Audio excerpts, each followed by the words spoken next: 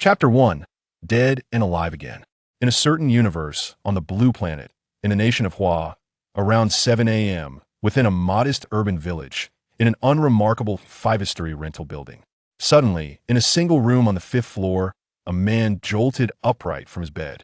After sitting up, he quickly crouched down, his eyes filled with intense vigilance as he cautiously surveyed his surroundings. It seemed as though he were on guard against some imminent threat. Gradually, he began to sense something amiss. The wariness in his eyes transformed into astonishment and disbelief. The lights were on. The man, named Qin Jin, wore an expression of incredulity. He slowly opened his mouth, his eyes widening as he murmured, "Where is this? How can this be possible? Wasn't I cornered by the impactor, about to be killed? How'd I end up in this place? Did someone save me? How could that be possible?" He observed the room, where the table and walls bore a yellowed, aged appearance, marked by the passage of time. Yet the environment was not particularly dirty or disordered. The lights illuminated the space, and a laptop on the table was on the screensaver mode. "Impossible," Qin Jin whispered in disbelief, staring at the long-lost illumination and the powered-in computer. How many survivors in this apocalyptic world could afford such luxuries? And how could they utilize such advanced appliances? Countless thoughts raced through Qin Jin's mind in an instant, but he could not arrive at any conclusion. After 5 seconds, as a seasoned survivor of the apocalypse, he understood the importance of assessing whether his unfamiliar surroundings were safe. Otherwise, it would be comical to be unaware of the danger lurking around him. He carefully rose, striving to make no sound, as familiar sights began to slowly converge with the countless images he had recalled in his mind. The astonishment in his eyes deepened. Could it be a dream? No way. I'm entirely awake. And what about my body? Where have my injuries gone? Qin Jin confirmed that the door was tightly closed, and it seemed that there was nothing within the room that could harm him. He made his way to the window, cautiously keeping close to the wall. There, he stole a glance outside. Below, a breakfast shop selling rice rolls was bustling, with several small tables occupied by patrons enjoying steaming hot meals. Nearby, men and women on electric bicycles hurried past, and a woman was leading a child by the hand, the child's school uniform indicating that they were headed to school. Hiding behind the wall by the window, Qin Jin's body began to tremble slightly. His mind felt as though it had been packed with a bomb, which had just been ignited. What on earth was happening? These survivors, how could they be so relaxed while venturing outside? After nearly half a minute of bewilderment, Qin Jin finally seemed to recall something. Like a person lost in the desert for days, on the brink of dying from thirst, who suddenly spots an oasis with a crystal-clear lake, he feared that this might be a mirage. Clinging to a sliver of hope, he moved his body to the laptop on the nearby table and, somewhat clumsily, tapped the touchpad at its center. Unlocking the screensaver, Qin Jin cast his gaze towards the diminutive date displayed in the lower right corner. 2020-410. A wave of shock washed over him once more, swiftly followed by a dawning realization. He dashed into the restroom, peering into the mirror at the youthful visage that stared back at him. At last, he was certain. He had been reborn, transported back to 6 months prior to the outbreak of the apocalypse. Returning to his computer, he spent a few minutes processing this startling revelation. "Reborn," he exclaimed. "I no longer have to endure the hellish existence of the apocalypse." Excitement surged through him as he waved his hand in exhilaration, but then he seemed to recall something. Hesitantly, he opened his laptop, gazing at the familiar yet alien interface, navigating through various software icons and browsing an array of news articles. Minutes later, he found himself slumped in his chair, staring at the ceiling. "I have not traversed to another world or parallel dimension. I have merely returned to the past. In 6 months' time, I will likely have to face the apocalypse once more." Fortunately, Qin Jin possessed a robust mental fortitude. He soon accepted this reality, recognizing that compared to the inferno of the apocalypse he had previously endured, being back 6 months was indeed a significant advantage. Moreover, it could afford him the opportunity to prepare in advance. When the apocalypse descended, he could ensure a more comfortable existence for himself and his family. Remembering this, he hurriedly searched his room for his long-forgotten mobile phone, ultimately locating it by his bedside.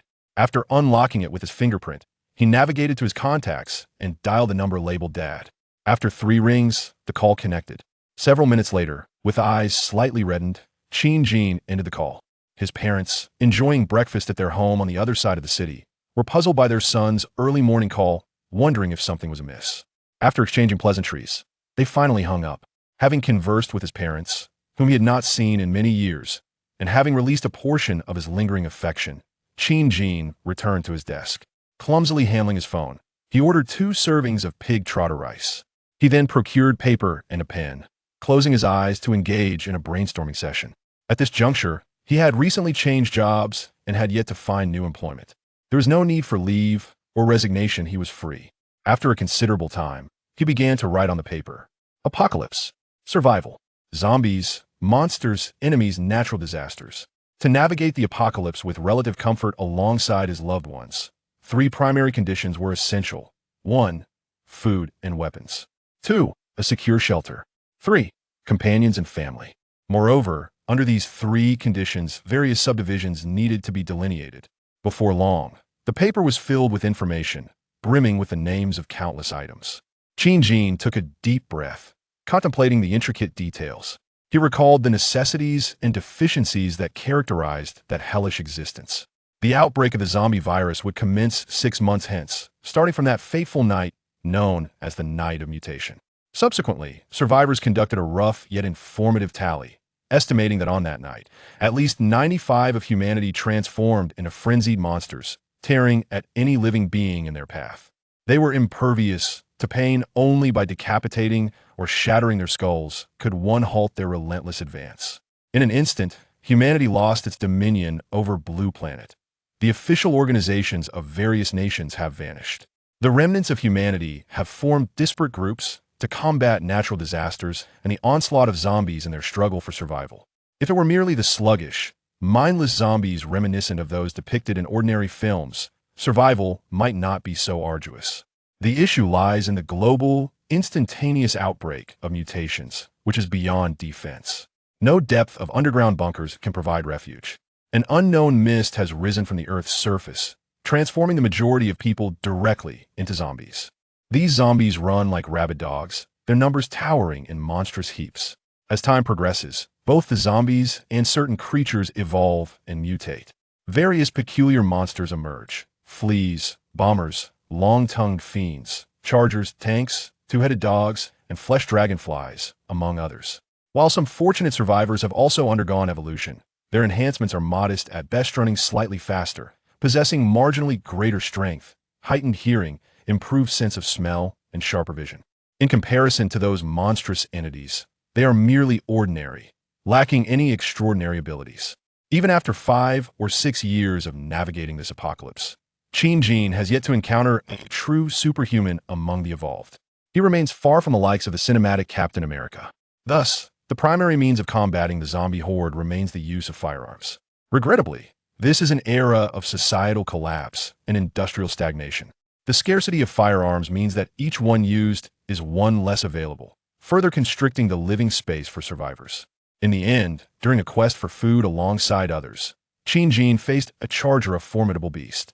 Despite a desperate struggle, he was ultimately cornered and presumably killed in a corridor, only to presumably perish and traverse into another realm.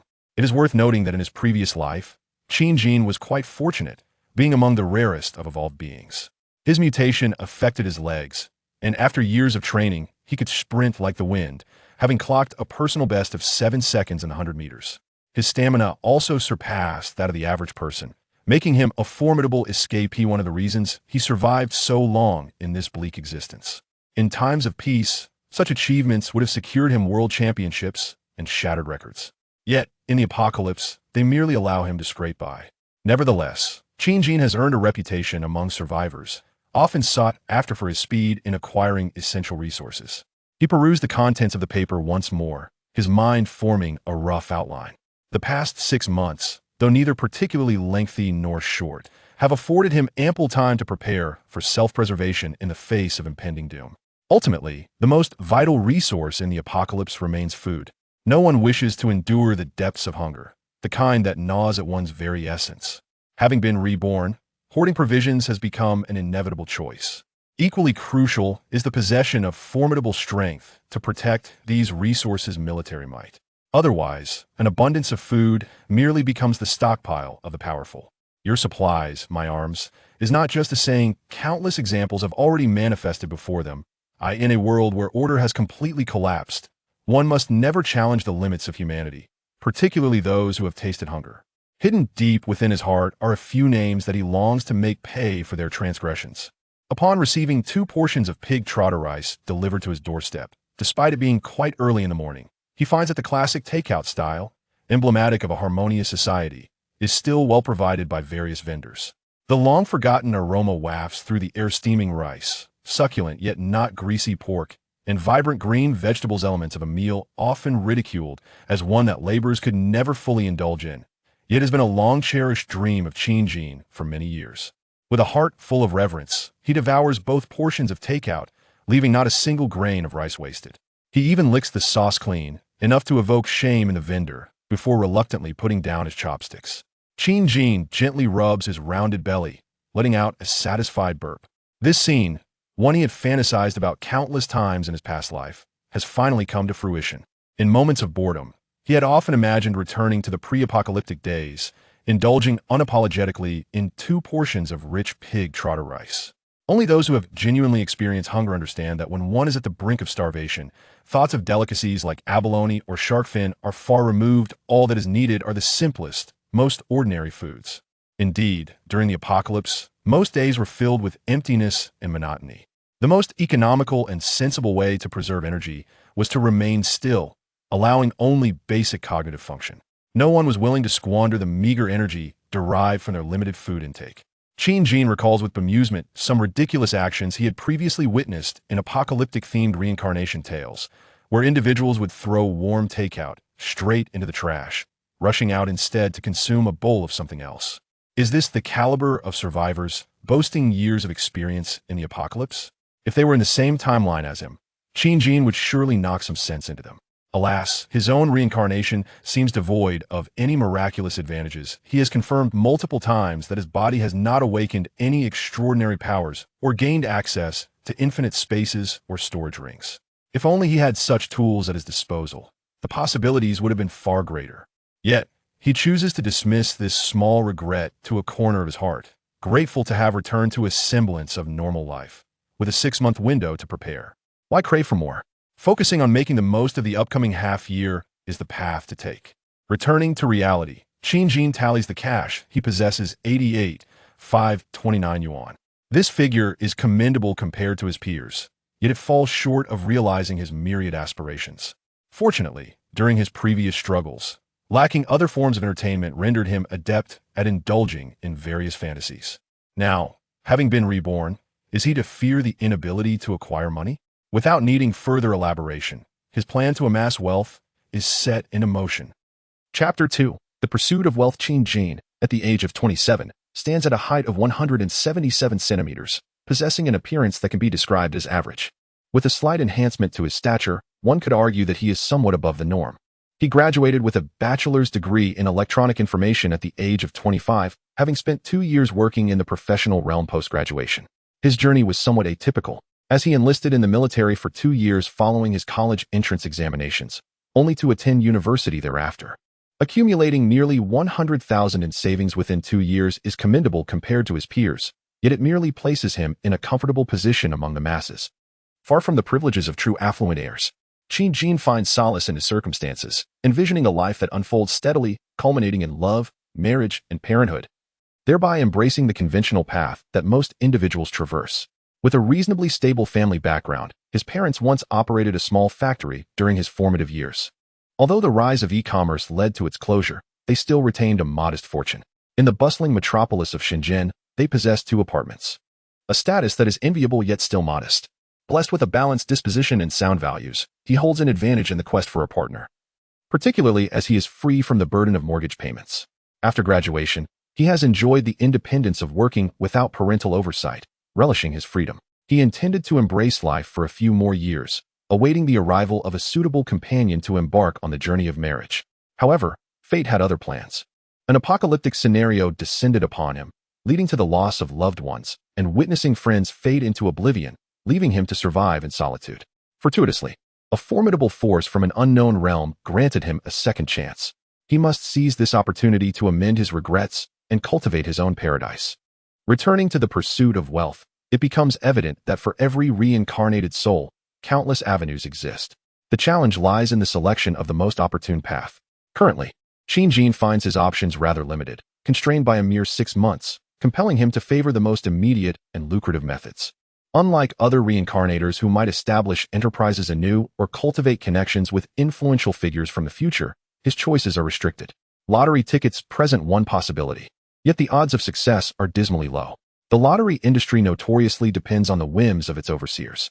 The numbers drawn are dictated by them. Even if one memorizes a particular draw, purchasing multiple tickets would likely trigger an overwhelming response from the data analytics, leading to a depletion of the prize pool, a perilous gamble indeed. Consequently, Jin has never attempted to memorize any specific numbers. It is a futile endeavor. As a reincarnator, his most immediate advantage lies in foreknowledge of significant events and their approximate timelines. For instance, he is aware that, by the end of April this year, 2 nations in the Middle East are poised for conflict. As an office worker with a commendable memory, he recalls the shockwave this news sent through the populace during the last week of April, resulting in a plummet in the stock market, with the Myanmar A-share market responding acutely. Naturally, Jin does not intend to invest in stocks at this juncture, as the time frame is excessively prolonged. While he retains memories of certain stocks poised for explosive growth due to forthcoming events, he recognizes that even better opportunities lie within the futures market, specifically in crude oil contracts, which have been consolidating around the 35 to 45 range for an extended period, driven by the tumult of war. Perhaps shadowed by the influence of a certain beautiful nation, the market surged dramatically to the staggering heights of 70 to 80 within a mere fortnight. While it may appear that the increase is modest, not even doubling, one must recognize that the futures market operates on a high-leverage basis. Jin lamented how exhilarating it would have been had he invested his entire fortune in leveraged long positions. Now, the opportunity lay before him, with only the lack of capital standing in the way. The larger the principal, the greater the potential gains in this wave of market activity. Recalling various loan apps, he downloaded them directly, continuing to search online for any that he may have overlooked, ultimately installing nearly 30 on his phone. Thanks to this prosperous era, the economy remained robust. The beautiful nation unleashed a flood of new currency, and hot money sought out avenues for investment. Jin disregarded the interest rates of each app as long as they were not fraudulent and the loan disbursement did not exceed 3 days. With the end of April approaching and the calendar now in mid-April, time was of the essence to secure funds quickly. By 3 in the afternoon, he had completed all the necessary loan applications. Out of the 10 apps with disbursement times within the next 3 days, nearly 20 had already transferred funds by the end of the day. His account balance swelled to $1.3 million. Conversations with a few banks and 2 major mobile payment platforms were still ongoing. With his undergraduate education and a history of consistent monthly income, securing an additional $1 to $3 million from each lender was well within reach. If he had real estate or vehicles to pledge as collateral, the amount could be even higher. Although his family possessed 2 properties, approaching his parents about selling a house for investment seemed implausible. Despite being a smart and obedient child throughout his upbringing, his parents were not open-minded to such ideas. Nevertheless, Jin decided to give it a try. Without overthinking, he dialed his father once more, directly expressing his intention to venture into entrepreneurship by establishing a factory for the cultivation, breeding, and processing of agricultural products. After understanding the situation, his father requested Jin to return home the following day. The next day, Jin arrived home, carefully outlining his plans. He did not consider it deceitful. He envisioned the factory as a sanctuary for the impending apocalypse. The conversation proved less challenging than anticipated. His father, Qin Guosheng, posed several inquiries and offered some advice before handing over the property deed for one of their homes. He remarked, "Jin, you are no longer a child. It is commendable to have aspirations. I shall not hinder you, but I must insist on overseeing the factory's initial stages. Having run a factory myself, I can offer assistance." Jin could hardly contain his delight. In an impending crisis, being with family was paramount, saving the effort of later finding excuses to gather. His mother, Zhang Li, added, "Your father and I will keep an eye on things. If you encounter difficulties, do not hesitate to consult us. Pursue your ambitions. If things go awry, you can always return to work, and you still have a home to fall back on, so do not worry about finding a partner." Jin was left speechless. He had acquired the property deed to one of his family's homes, one that had been in his name since childhood, far more easily than he had imagined. On that day, he headed straight to a nearby bank. It was already a bit late to sell immediately. By the time someone showed interest and the agent brought prospective buyers to view the property, the opportunity would have long since slipped away. The only viable option was to directly mortgage the property, which was the quickest method. Jin's residence was situated in a moderately priced area of Shenzhen, with property values reflecting this average, around 60 to 70,000. The 100 square meter apartment was appraised at approximately 67 million. By securing financing at the bank for the current maximum of 80, he could obtain 6 million with an agreed disbursement time of 2 days. Upon returning home, Qin lay on his bed, closing his eyes to contemplate any potential oversights as well as the intricacies of futures investment. His nature compelled him to ensure that he secured a sufficient amount of initial capital for this venture. Otherwise, he would find himself increasingly at a disadvantage. One step ahead would lead to further advantages down the line. 2 days passed in tranquility, devoid of any significant events. Apart from the occasional notification of incoming funds, Qin continued refining his material inventory, designing plans for the factory, shelter, and contemplating future development strategies. A relatively comprehensive framework began to form in his mind, awaiting his gradual realization. Ding! Qin unlocked his phone, glancing at the notification of 5,600,000, aware that his recent efforts had borne fruit. His previous savings of nearly 90,000, a small loan of 1.67 million from an app, additional ordinary loans totaling 1.7 million from several banks, a consumer loan of 500,000 from 2 payment companies, and the property mortgage of 5.6 million had culminated in a staggering total of 9.56 million. Just a step away from becoming a millionaire, a jest. This figure was currently the maximum amount he could muster, aside from the realm of high-interest loans in illicit sectors. He could not bear the thought of borrowing from friends and relatives, finding it too cumbersome and detrimental to the unfolding of subsequent matters. Time had now reached April 20th. If history remained unchanged, a significant event was set to occur in about a week. This period was opportune for establishing his futures trading account, securing high-value channels, and finalizing leverage and margin ratios, among other tasks that required attention. Next, with the funds deposited, Qin went directly to the securities trading platform, locating a professional manager to finalize a maximum leverage of 20 times. The margin requirements and leverage ratios vary across different futures products. For instance, commodity futures typically offer a leverage of only 6 to 12 times, government bonds up to 50 times, and crude oil futures can extend to 20 times, necessitating a 5 margin rate. Having opened the account, he promptly deposited 9.5 million.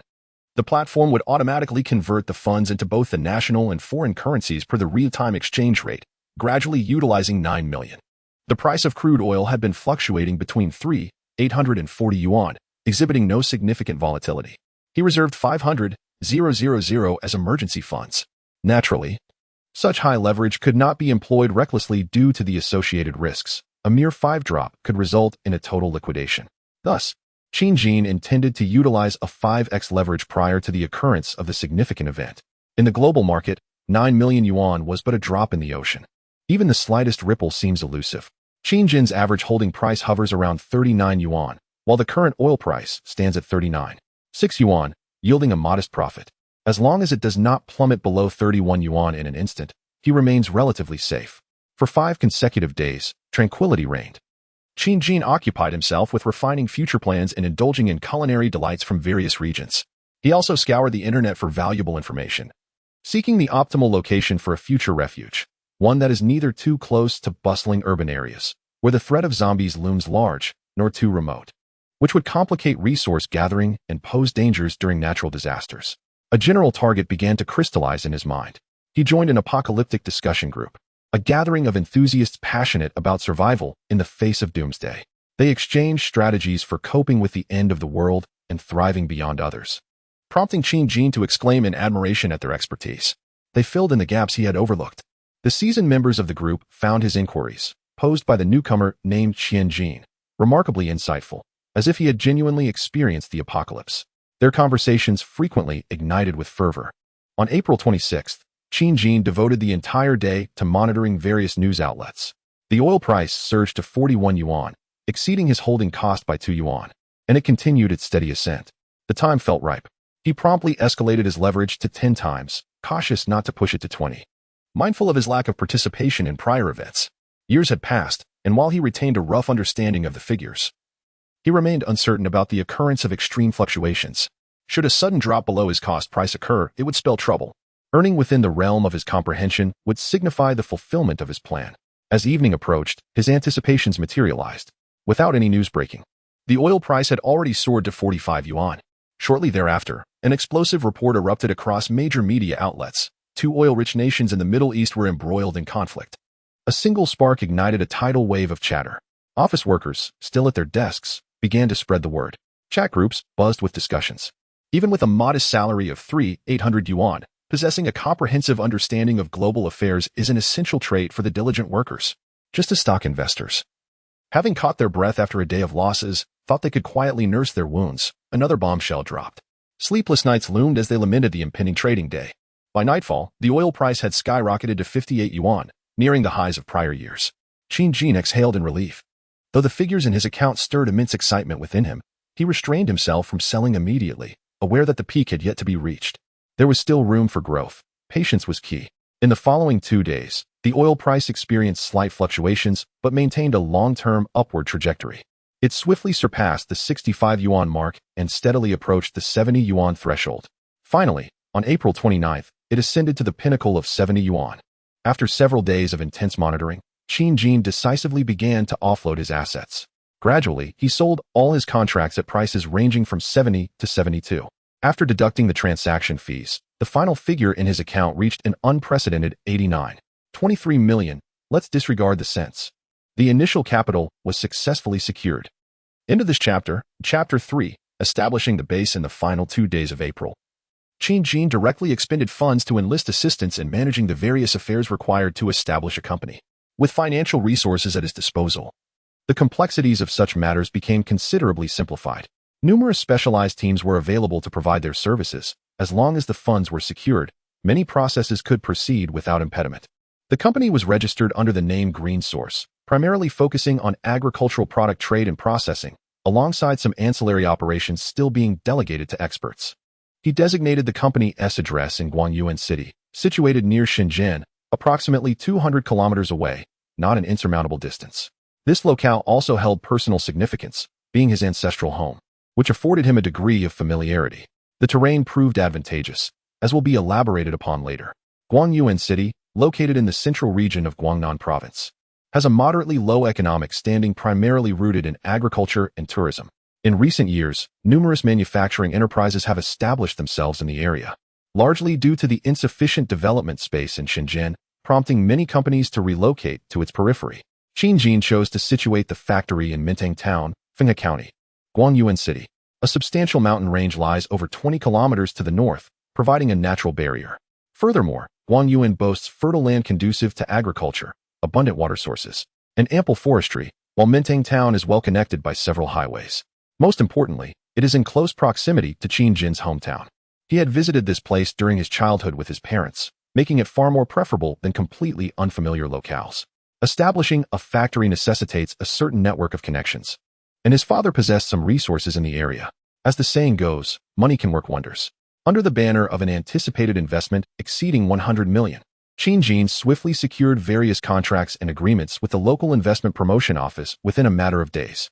The office, having seldom encountered enterprises of such investment scale, readily provided favorable policies. They granted him a plot of land, 30,000 square meters, for free usage over 5 years, with subsequent rental fees contingent upon tax revenues. Once the land was confirmed, Qin Jin promptly sought out a professional design firm. He conveyed his preliminary plans and requirements, instructing the design company to commence their work accordingly. Simultaneously, he began searching for a reputable construction team, deliberately avoiding acquaintances and small firms, opting instead for established construction companies from outside the region to prevent unnecessary complications, which will be discussed later. With over 5 months remaining before the impending apocalypse, there was no urgency to stockpile food supplies, even if he wished to. There was no space for storage. Thus, the primary focus remained on constructing a secure base. During this period, Qin Jin tirelessly traversed between the design firm and construction contractors, meticulously refining the details.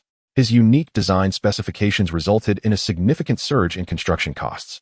Although he possessed nearly 90 million, a considerable portion needed to be reserved for future procurement of supplies once the base was completed, leaving around 50 million available for construction. Of course, commercial loans were already in the works, as there was no reason to forego such an opportunity. Once the company accumulated tangible assets, he could consider one final round of collateralization, but that was not a concern for the present. As for the funds previously borrowed, they were structured for repayment over a 6-month term, allowing him to pay only the interest each month for now. Why should one repay money earned through sheer capability? In circumstances akin to other loans and mortgages, the mortgage property is not intended for redemption, even though the selling price may be slightly higher. However, when factoring in various fees and taxes, the net gain is minimal, and the considerable investment of time and manpower may render it less advantageous than seeking additional opportunities within the capital market. At present, such plans are not in motion, as the available funds are sufficient to initiate the project, primarily focused on constructing a base. The land where the Green Source factory is situated has recently been promoted by the China Merchants Group as a key investment area. This plot has been designated by the district government as a new industrial site aimed at attracting investment. The land has long been cleared and is ready for immediate construction. The factory is expected to cover an area of 30,000 square meters, equivalent to 3 hectares. It will be divided into office space, experimental zones, planting trial areas, ground-level warehouses, and factory sections. Additional facilities will include dormitories, recreational areas, and ponds. The blueprints provided to the construction team by Qin Jin include 2 subterranean levels, indicating a higher degree of construction complexity. Fortunately, the soil quality in this location is suitable, otherwise, costs could escalate dramatically. As May arrived, various construction matters were finalized, and funds were allocated to secure the necessary permits. An initial payment of 20 million was transferred to the construction team's corporate account. Consequently, large machinery began arriving en masse, heralding the commencement of construction. After donning a safety helmet and presiding over a groundbreaking ceremony, Qin Jin emphasized to the construction crew the imperative of maintaining quality and efficiency. The basement will play a pivotal role in the future, necessitating his direct oversight. The first underground level is planned to encompass an area of 10,000 square meters, strategically positioned not at the center of the factory, but rather along the periphery in an elongated shape. The higher sections will boast a ceiling height of 4.5 to 5 meters, while the lower areas will range from 3 to 3.5 meters. It is anticipated that over half of this area will be designated for underground grain cultivation, with the remaining sections partitioned for the construction of numerous storage rooms, all equipped with waterproof and moisture-proof measures.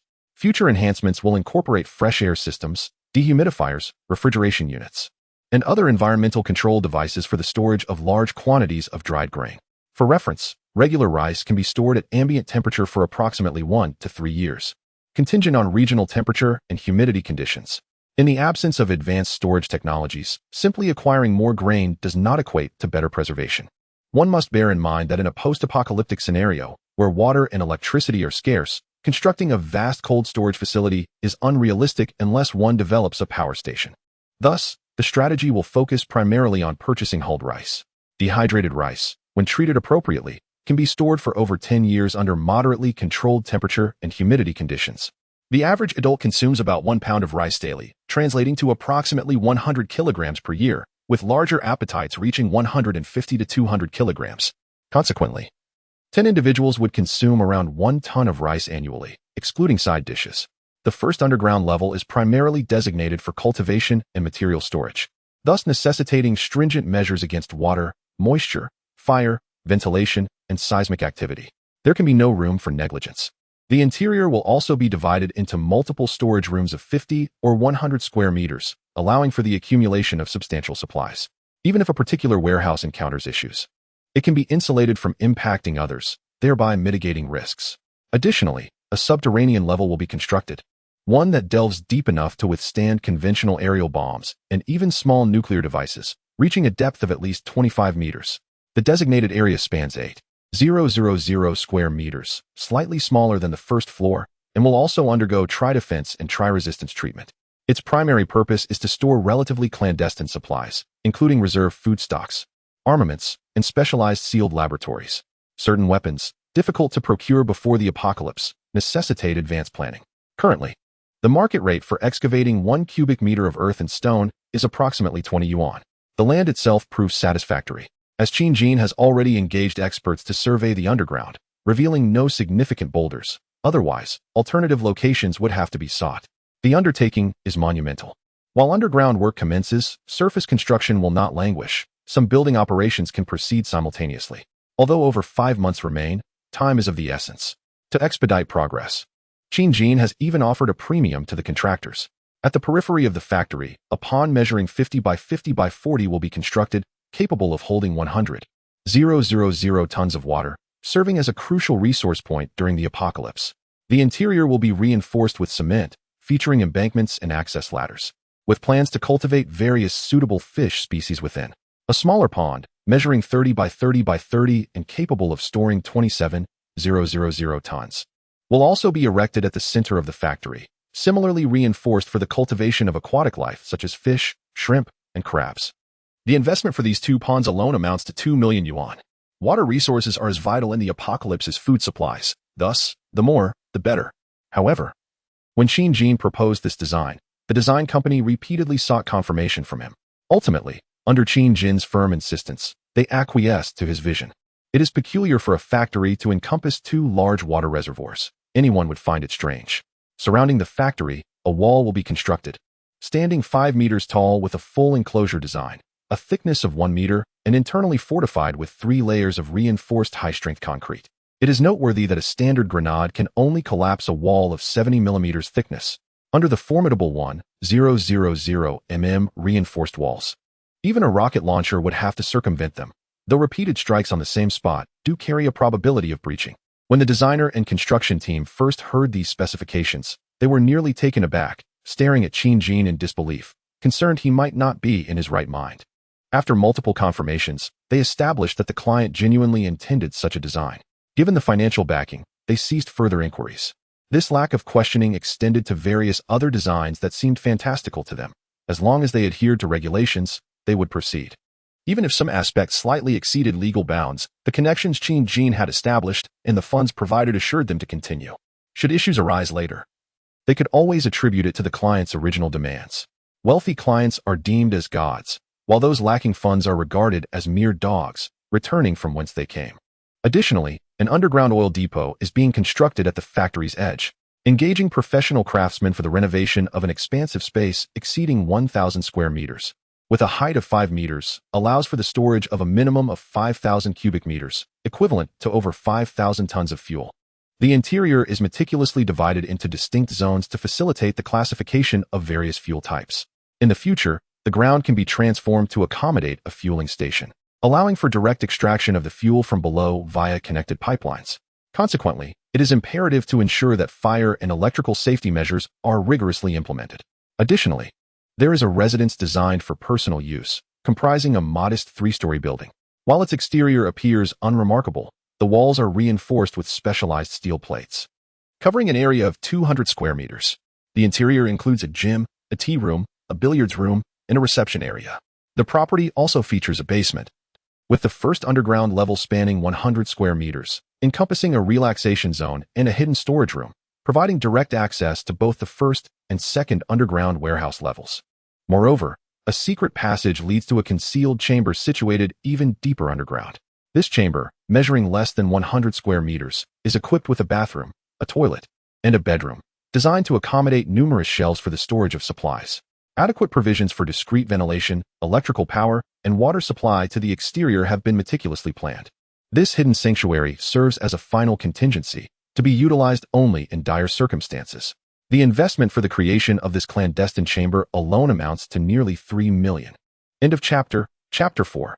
Constructing the base. The construction of the base is in full swing, with dust swirling everywhere. The underground and surface spaces are being diligently developed. Qin Jin has taken up residence in a nearby hotel. As the base is not situated in a remote wilderness but rather amidst an industrial area where several enterprises have already established their offices. A few kilometers away, there are numerous residential neighborhoods and small commercial districts, ensuring that dining and accommodation are not significant concerns. After all, it is unreasonable to expect all workers in a planned industrial zone to reside in dormitories. Some individuals inevitably require personal space. Each day, whenever he finds the time, Qin Jin visits the site to monitor progress and exert pressure on the construction teams.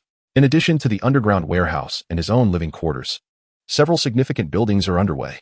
2 dormitory buildings for relatives and friends are planned, each 5 stories high, covering an area of 200 square meters. Each floor will host 45 units, 4 on the ground floor and 5 on the upper levels, all designed as 2-bedroom apartments, with 24 units per building. The 2 dormitories will provide a total of 48 apartments, accommodating those with families. Similarly, 2 dormitory buildings for ordinary personnel will be constructed, each also 5 stories tall. spanning 300 square meters. Each floor will have 10 units, primarily designed as one-bedroom apartments, with some featuring single rooms equipped with private bathrooms. Together, these two buildings will offer 100 units, sufficient to house at least 150 individuals. Thus, the accommodation facilities alone can cater to between 200 and 300 residents. These spaces are intended for Qin Jin's partners and friends in the future. In a post-apocalyptic world, notions of absolute fairness are a distant dream. Such ideals are unattainable. Additionally, there will be 2 office buildings, each 4 stories high, designated for administrative tasks and adaptable as circumstances dictate. A multifunctional building comprising 5 stories and covering 200 square meters will house a cinema, a library, multiple classrooms, and recreational areas. Once stability is achieved in this new world, amenities such as billiards, table tennis, and internet CAFS will be introduced, ensuring a balance between work and leisure. Furthermore, 2 large factory buildings will be erected, each occupying over 1,000 square meters to facilitate various operations. Due to current financial constraints, the initial focus will be on establishing a robust framework, covered simply with iron sheeting. Equally vital is the construction of a greenhouse, projected to occupy 1/3 of the entire base, approximately 10,000 square meters. This area will be divided into multiple large and small greenhouses, all featuring sunlit panels on the roof. Some of these panels will be mechanically operated, allowing for remote opening and closing. This 10,000 square meter expanse, equivalent to 15 acres of greenhouse, will serve as a crucial site for food cultivation in the aftermath of the apocalypse. Hence, it is imperative to utilize the finest materials that are durable, resilient, and corrosion-resistant. In addition to the sunlight panels, solar panels will be installed on the roof to harness and store energy during the day for release at night. Naturally, relying solely on solar energy will not suffice, and supplementary operations will be necessary.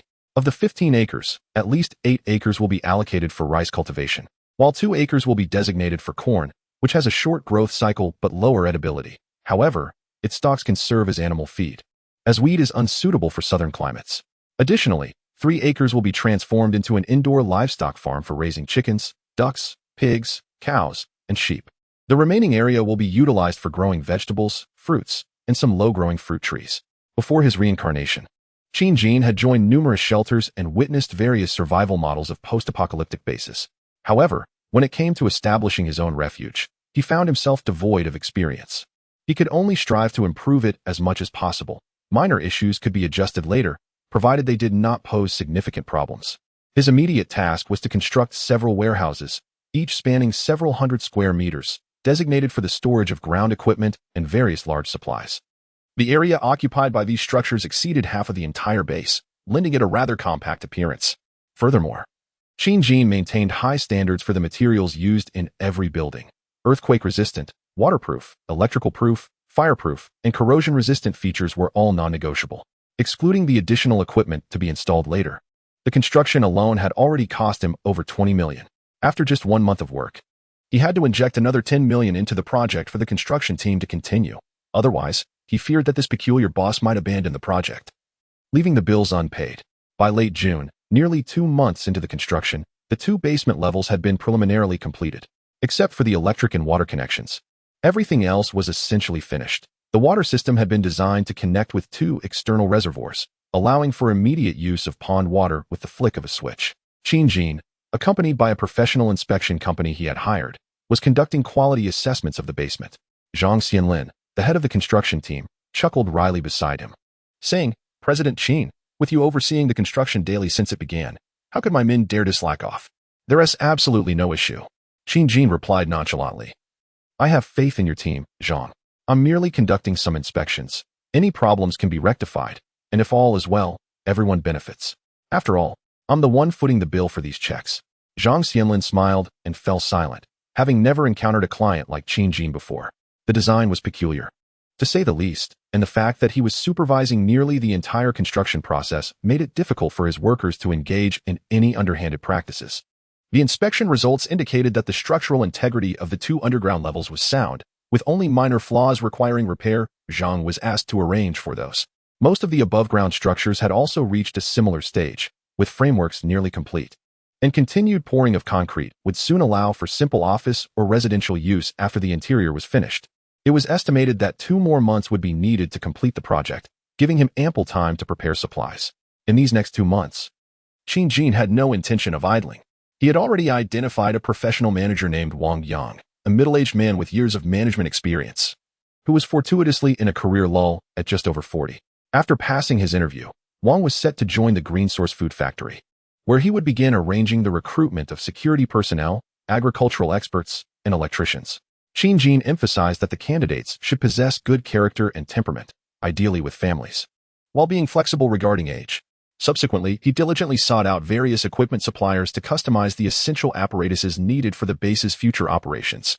The basement has been constructed with various pre-reserved interface locations, and now it is time for the installation of specialized ventilation, refrigeration, insulation, moisture retention, waterproofing, and fireproofing systems. A contemporary and advanced indoor environmental system has been installed in both levels of the basement, while simpler systems have been implemented in the above-ground structures. This ensures a degree of comfort during extreme temperatures. Next, the establishment of a robust electrical system is paramount. A company specializing in electrical equipment has been engaged to design a comprehensive self-sustaining energy system. Corrosion-resistant, retractable state-of-the-art solar panels will be affixed to the rooftops of each building. Additionally, a designated area within the base has been allocated for the construction of commercial power generation equipment, with thousands of batteries procured, capable of storing up to 80,000 kilowatt-hours. Typical non-high energy consuming factories utilize between 1 to 3 kilowatt-hours per day. If the stored power at the base is utilized judiciously, it is expected to last for over a month, potentially longer with careful management. The base will be equipped with extensive surveillance systems, which are inherently long-term operational devices, along with various electrical appliances, round-the-clock lighting, ventilation, and insulation systems in the basement, as well as air exchange systems in the greenhouse above. Some systems will operate continuously, while others will function intermittently, with an anticipated daily consumption of 400 to 700 kilowatt-hours. The actual consumption will only be ascertainable during dire circumstances, rendering current estimations uncertain. Solar power generation, utilizing photovoltaic technology, is an efficient method of energy conversion reliant on sunlight. Therefore, the primary electrical source for the base hinges on this resource. Hydropower and wind energy are not feasible options due to geographic limitations, and the high cost of wind energy equipment suggests that investing in additional batteries and solar panels would be more prudent. Assuming an 8-hour daily sunlight exposure, 1 kilowatt of solar power can generate 8 kilowatt-hours. After accounting for battery and inverter efficiency, which is approximately 80, the daily output would be around 6 for kilowatt-hours. Considering sunlight availability and other factors, an average 60 to 80 square meter rooftop can produce approximately 4 kilowatt-hours. The goal is to install solar panels on all greenhouse rooftops, aiming for coverage exceeding 10,000 square meters, resulting in a daily production of 500 kilowatt-hours. Moreover, over 10 generators have been procured to supplement power generation during periods of insufficient solar energy. In this apocalyptic scenario, the notion of generating electricity from zombies has crossed Qin's mind, leading to the idea of fixed devices, such as bicycles or treadmills, where mechanical movement could potentially be converted into electrical energy. However, consultations with professionals have indicated that this method is exceedingly inefficient. A single bicycle pedaled for an entire day may not even yield 1 kilowatt-hour, and controlling the zombies' movement poses significant challenges. Their varying speeds would further diminish efficiency. To generate 1,000 kilowatt-hours in a day under ideal conditions, one would require over 1,000 bicycles operating continuously.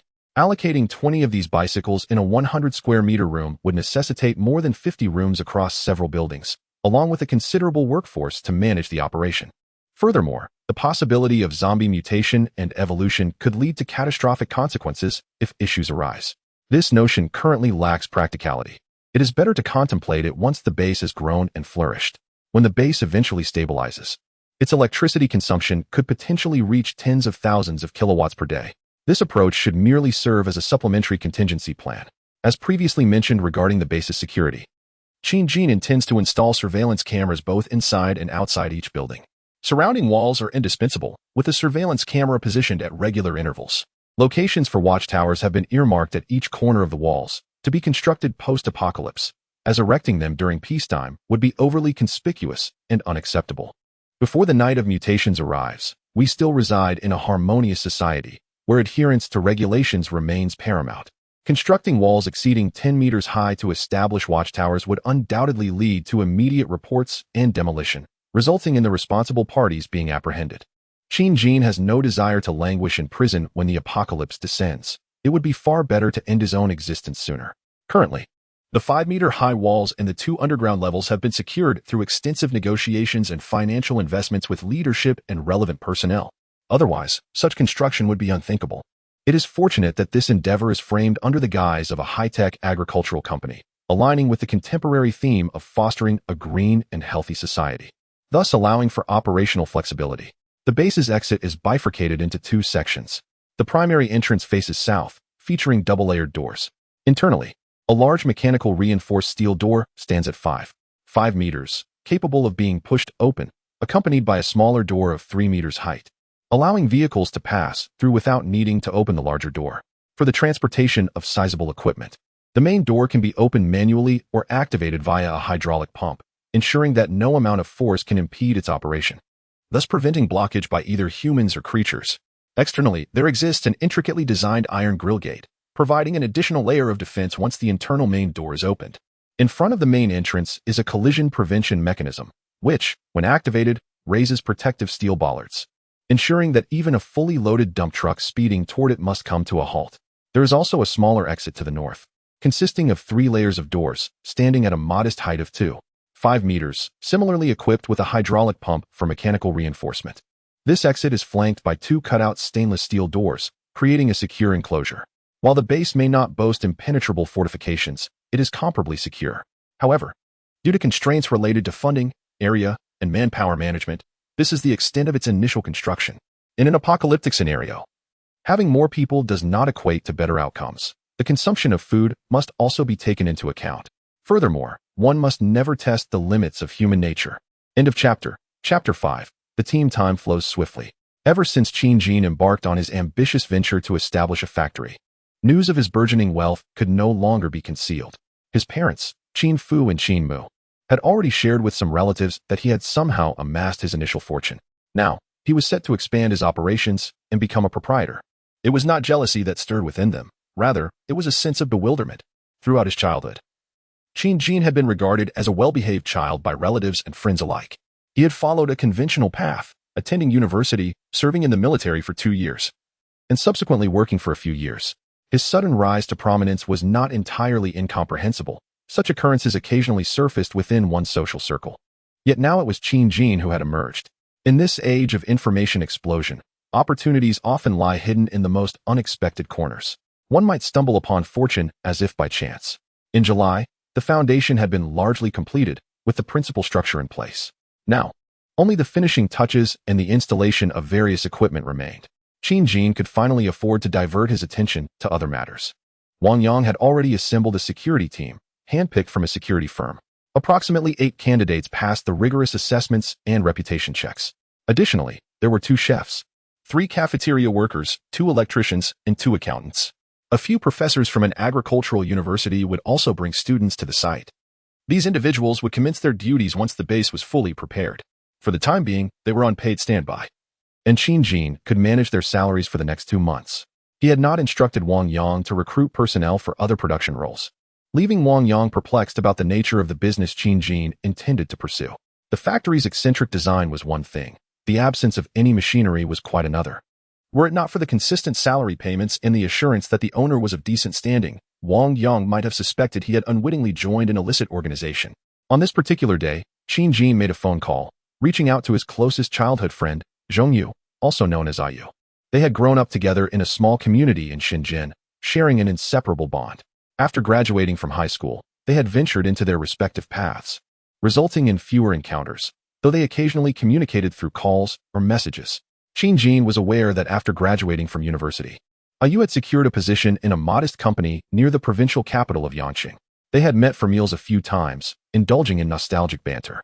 In the apocalyptic world of his previous life, after the night of mutations, he had lost contact with Ayu. It was likely that Ayu had either transformed during the early days of the apocalypse or had fallen victim to the undead. In such a hellish environment, seeking out a friend was an impossible feat, with even parents becoming elusive. He could only recall those cherished moments when reminiscing about the past. In this new life, Qin Jin resolved to lend Ayu a helping hand. At the very least, he aimed to ensure the safety of Ayu and his family when the night of mutations arrived, as they could assist him in the future.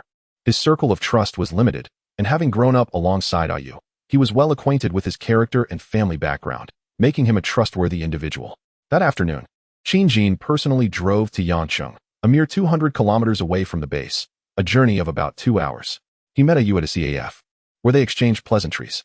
During their conversation, he learned that Ayu was currently employed at a small company, earning a modest monthly salary of 8,000 yuan, living an unremarkable life.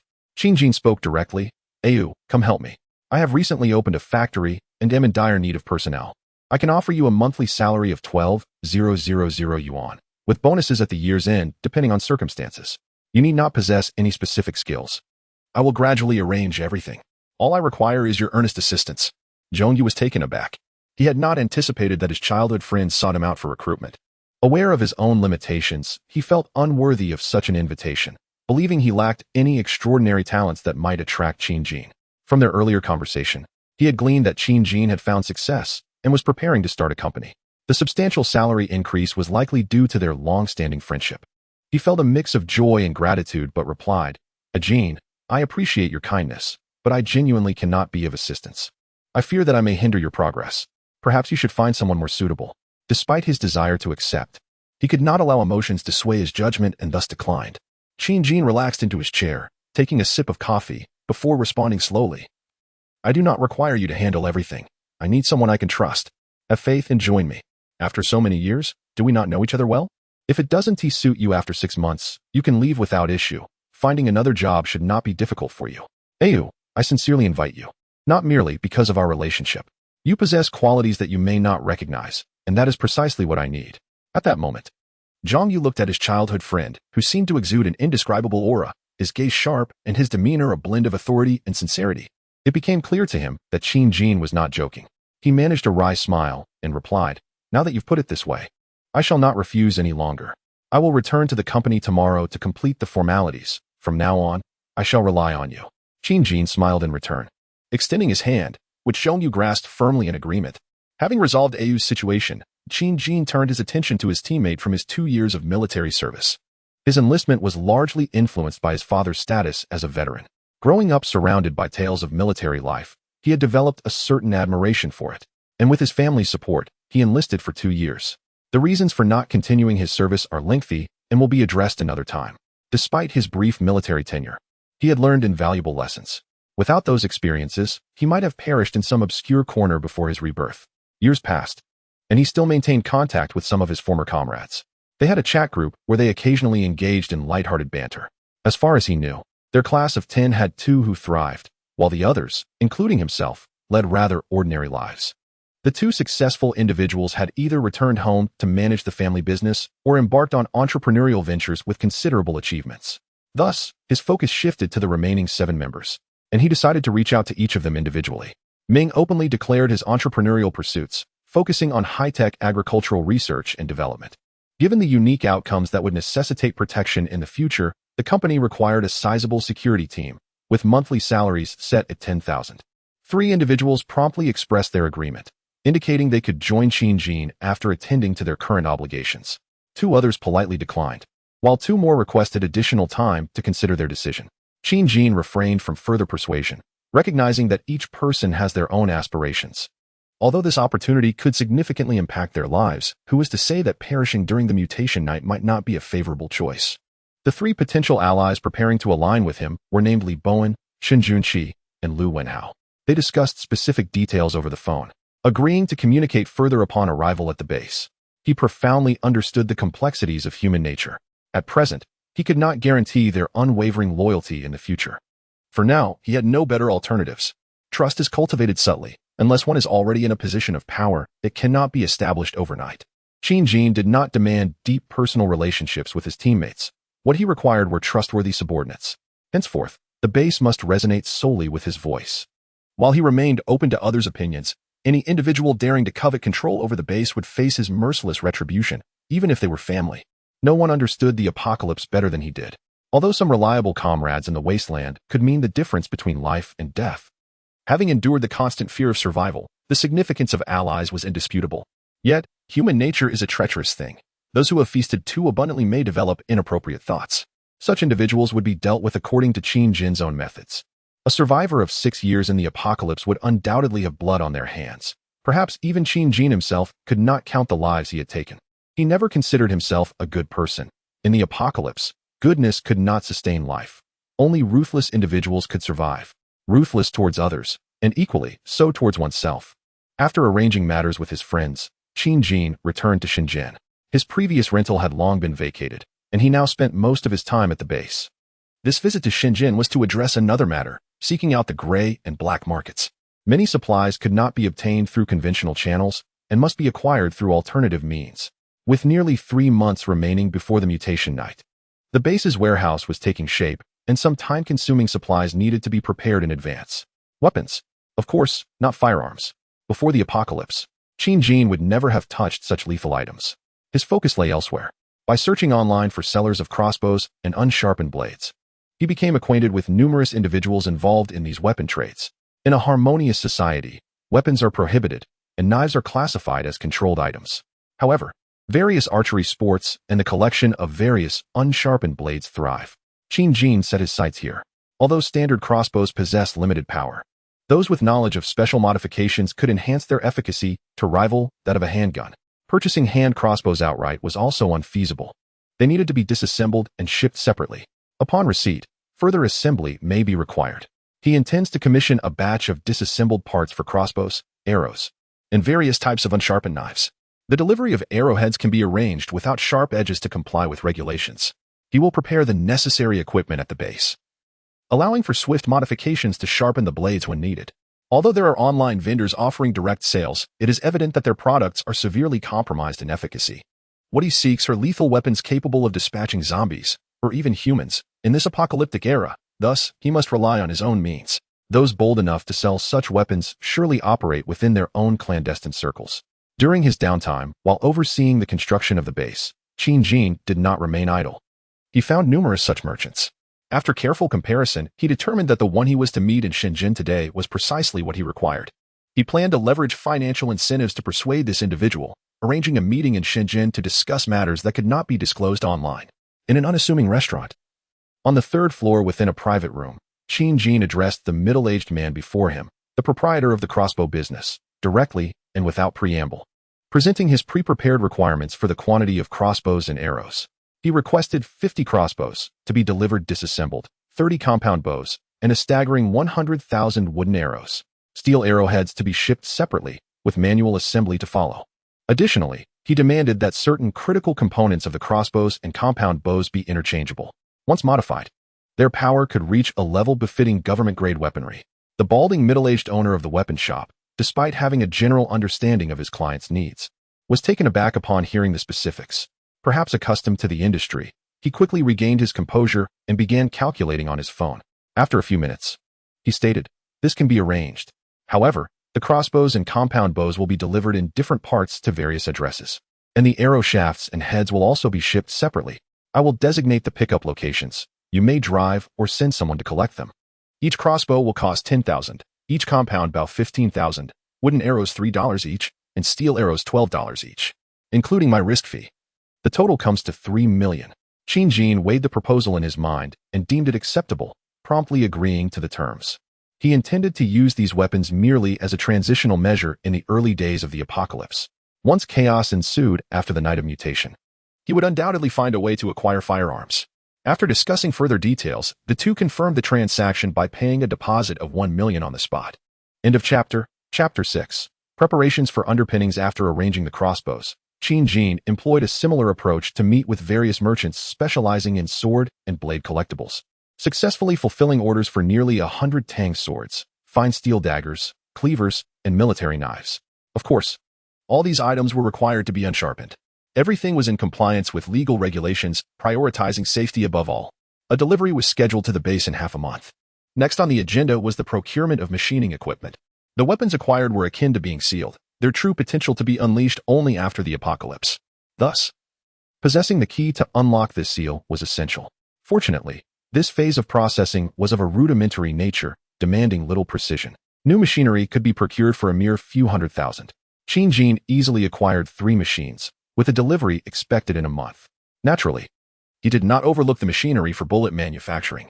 Although firearms were currently absent, this did not preclude their future acquisition. In a world beset by the undead or human adversaries, such direct weaponry would be indispensable.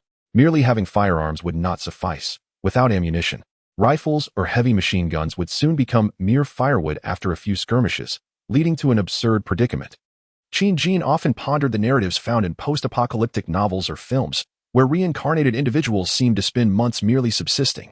Did they not consider their next meal after filling their stomachs? The logic eluded him.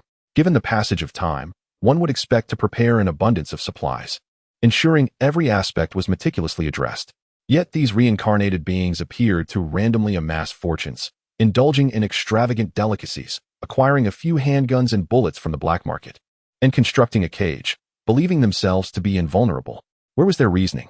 How could such individuals survive beyond 3 chapters? They seemed to poison the audience's sensibility. In less than 5 minutes, Qin Jin could conceive over 10 methods to eliminate such protagonists. Moreover, one should never underestimate human ingenuity when faced with the desperation of starvation in a post-apocalyptic world. Thus, he harbored no sense of security. The adversaries he envisioned were not solely the undead and natural disasters. Far more threatening were the living. In this era of information, even a 70-year-old grandmother engages with videos and novels, let alone the younger generations. Should his base become exposed after the cataclysm, while others languished in hunger and cold, he could easily envision the tempest he would face if even a hint of his base's situation were to leak out. What he considered a fortress might appear riddled with vulnerabilities to those possessing exceptional skills. However, he did not know such individuals, and finding such experts in reality was no simple task. All he could do was fortify his defenses as much as possible. Since perfection was an unattainable goal, he would resort to stacking shields, stacking them fervently. Once his defenses reached a certain thickness, he could disregard the majority of threats. Surely, some might question why Qin Jin did not report to the higher authorities. He had contemplated this option, having done so with careful consideration. The reporting organization encompasses several scenarios. 1. By drawing the attention of the celestial overseer through his extraordinary ability to foresee certain events, he finds himself under stringent surveillance. Deprived of freedom, the state, still lacking sufficient concern, is incapable of withstanding the mutation night, resulting in 95% of humanity transforming and societal collapse ensues, while he remains imprisoned, awaiting a grim fate. 2. Alternatively, by capturing the celestial overseer's gaze, the state mounts a vigorous resistance, thereby mitigating fatalities during the mutation night and significantly increasing the number of survivors. Small factions emerge to resist the zombies. Yet, one must not forget that beyond the zombies, various natural calamities loom. Given his knowledge, it is utterly impossible to sustain such a multitude of survivors. When the devastating disasters strike, rendering vast lands barren and freezing them over, the majority of humanity will inevitably perish, and he will likely continue to be confined, exploited for his remaining value. 3. At the outset of his report, he faces skepticism, being subjected to harassment from various departments, failing to capture the attention of the highest echelons. His information is suppressed at some stage, and he remains under close surveillance or is even incarcerated, despondently awaiting the apocalypse. 4. In some cases, his report is dismissed outright, branded as the ramblings of a madman, thereby hindering subsequent plans. In every scenario, his loved ones meet grim fates, rendering each option a poor choice for him. He is merely an ordinary individual, never intending to save a multitude. Undoubtedly, those close to him will be saved, while others who are agreeable and compliant may be selectively integrated into the base for mutual survival. Some may perceive him as selfish and cold-blooded. Regrettably, he acknowledges that such selfishness and emotional detachment have been his means of survival. He harbors no desire for respect or affection from others. In fact, he wishes for them to fear him, provided they refrain from disturbing his quest for a stable existence alongside those he trusts. Any entity that poses a threat to him or his companions is deemed an adversary. They must be eradicated. In the ensuing days, arrangements are made for Zhong Yu's settlement within the base, allowing him to accompany and supervise the final stages of construction while familiarizing himself with the facility. Li Bowen and 2 others also report for duty. They are assigned as leads of the security team, ostensibly to oversee the safety of the base through a rotating 3-shift system. Additional security personnel recruited by Wang Yang will also be integrated into this management structure, with each leader overseeing 3 to 4 individuals. Qin Jin deliberately maintains a certain distance, encouraging them to address him as Mr. Qin, displaying a more approachable demeanor only in private. He must establish authority in advance, yet not be perceived as aloof, all in pursuit of effective leadership in the future. Having endured years of life in a post-apocalyptic world, He has previously joined other teams and even led small groups in survival endeavors, but ultimately remained alone due to various reasons. Divergent paths lead to divergent fates. Prior to embarking on this journey, one must either trust in his leadership or part ways. He seeks a team he can fully command. After organizing his subordinates, he proceeds to prepare for other matters. Through online channels, he invests resources to connect with a gray market firm, meticulously cataloging all visible mineral resource points across Huagua. He procures over 10 tablets and multiple hard drives in advance, downloading both free and paid maps available on Blue Star. The available information prominently features various coal mines, petroleum resources, iron, ore, and more. Collecting such data personally, provided one refrains from reckless maneuvers, does not contravene the law. Encompassing a myriad of resources within 1,000 kilometers surrounding the green source base, such as energy points, hospitals, enterprises, talent hubs, and road information, will lay a solid foundation for the base's eventual development. Sensitive aspects shall remain untouched for the time being. Currently, only publicly accessible information is gathered. Such details would have been easily misconstrued as espionage by relevant authorities before the apocalypse. Qin prefers to invest in professional expertise for this task. A thorough compilation is essential, requiring both digital and hard copies to be meticulously prepared. Furthermore, information concerning more secure military installations remains a red line he is not yet prepared to cross. It is only hours before the impending night of mutations, or during its onset, that he plans to acquire these more clandestine details. Such transactions cannot occur solely online. They typically entail numerous convoluted processes, a complexity the author does not fully grasp. Fortune favors the prepared, while misfortune looms for the unprepared. Stability is paramount. The information currently amassed is sufficient for him to ponder for an extended period.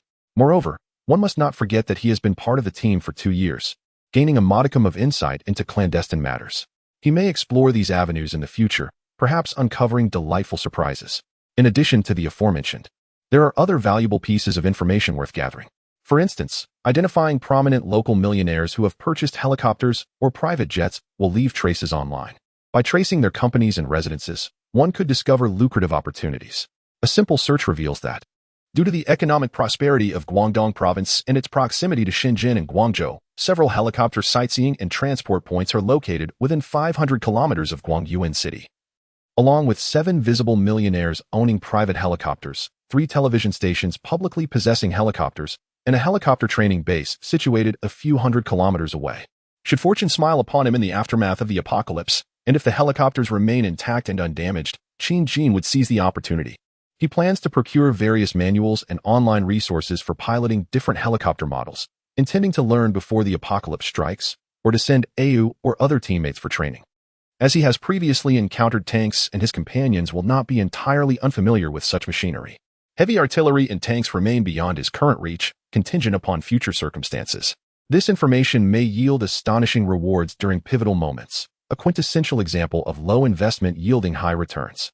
As a reborn survivor from the apocalypse, he feels compelled to capitalize on this second chance. He will not forget the countless times he charged at monsters wielding cold iron rods, or the desperate sprinting to evade zombies, even as he evolved, only to be pursued relentlessly. He yearns to escape such harrowing experiences. Reflecting on this, he resolves to forge a different path. Qin could not help but conduct another thorough inspection of his body. Aside from the invigorating vitality and boundless energy coursing through him, he discerned no other peculiarities.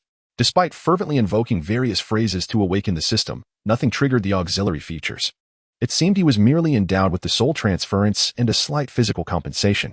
A silent curse lingered on his lips, directed towards an unknown entity. Why did protagonists in novels possess an array of extraordinary abilities while he found himself devoid of such advantages?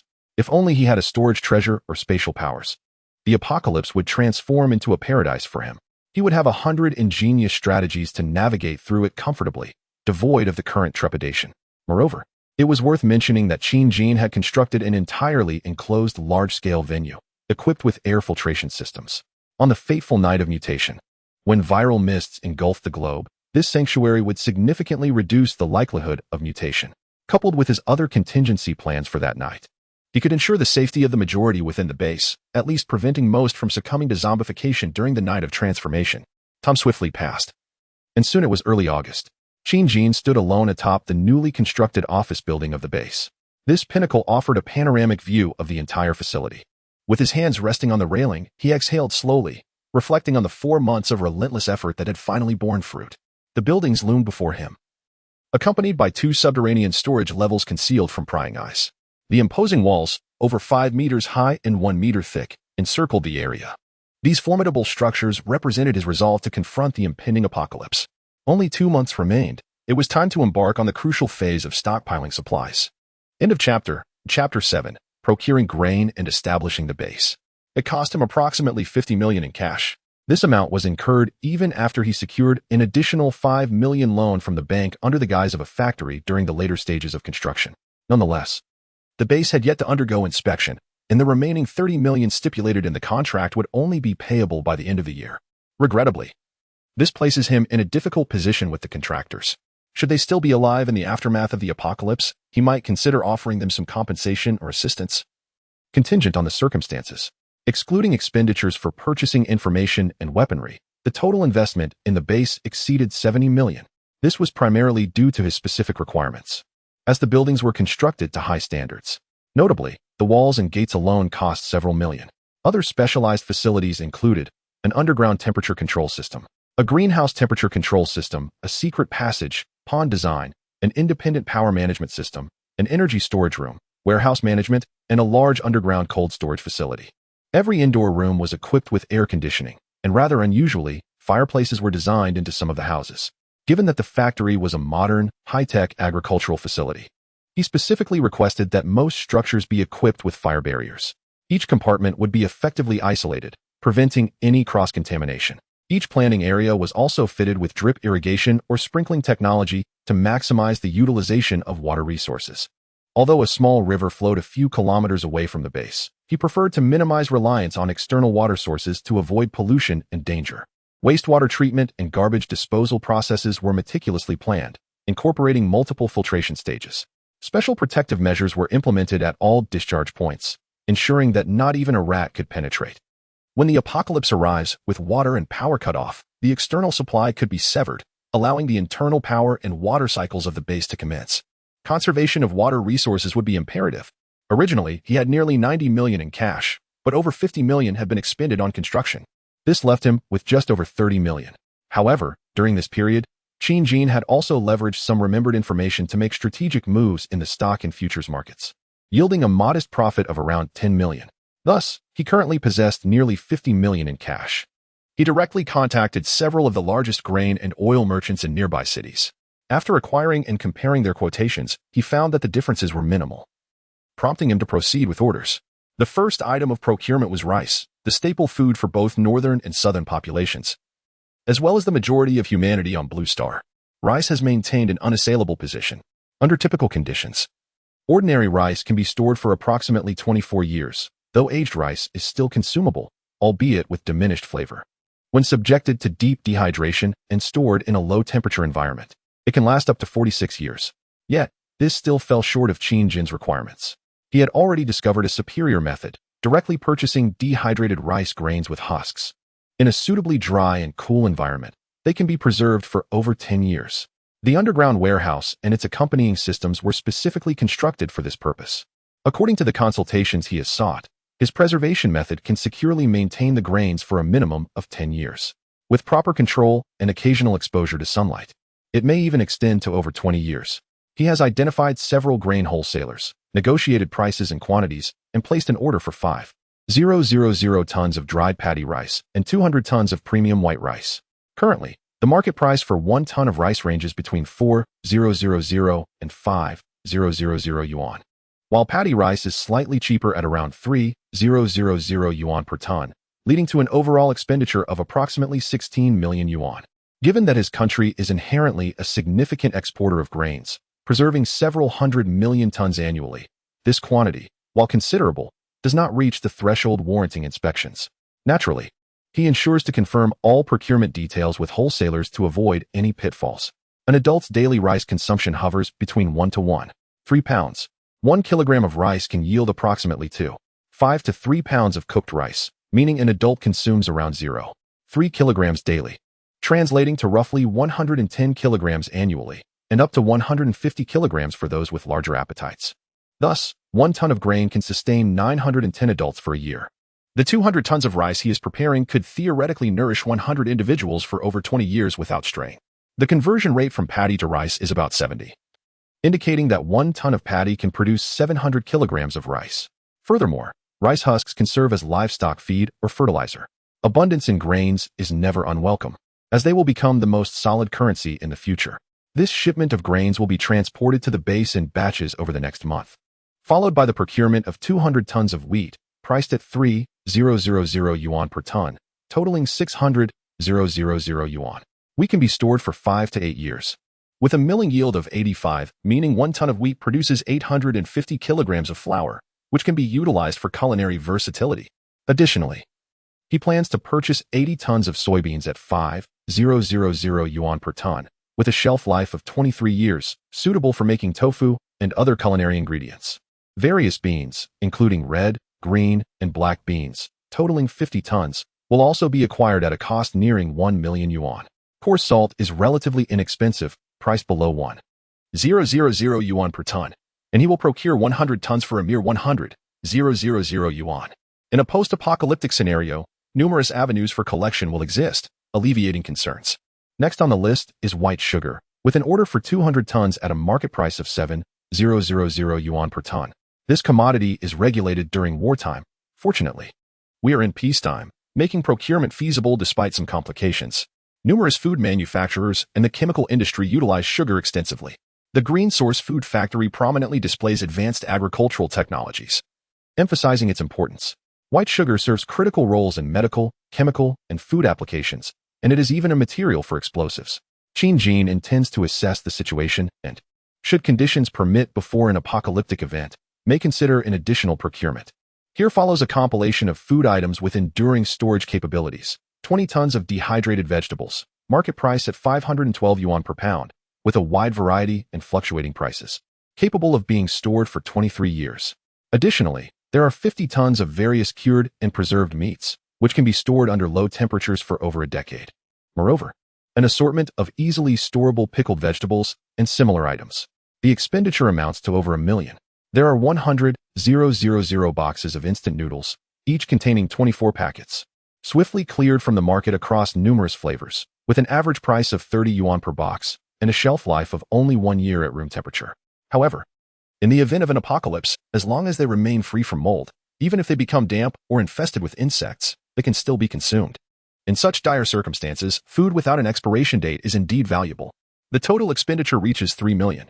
Furthermore, there are 50,000 boxes of compressed biscuits, each box containing 48 packs, priced at 150 yuan per box, anticipating a total cost of 7.5 million. Each small pack of these biscuits weighs 120 grams and, when soaked in water, can yield a full basin of dough, ample enough for an adult's daily sustenance. A single box weighs 5.7 kilograms, sufficient for one individual to consume over the span of 12 months. Additionally, 300,000 cans of various types are procured, averaging 10 yuan per can, totaling 3 million. All these are provisions suitable for long-term storage.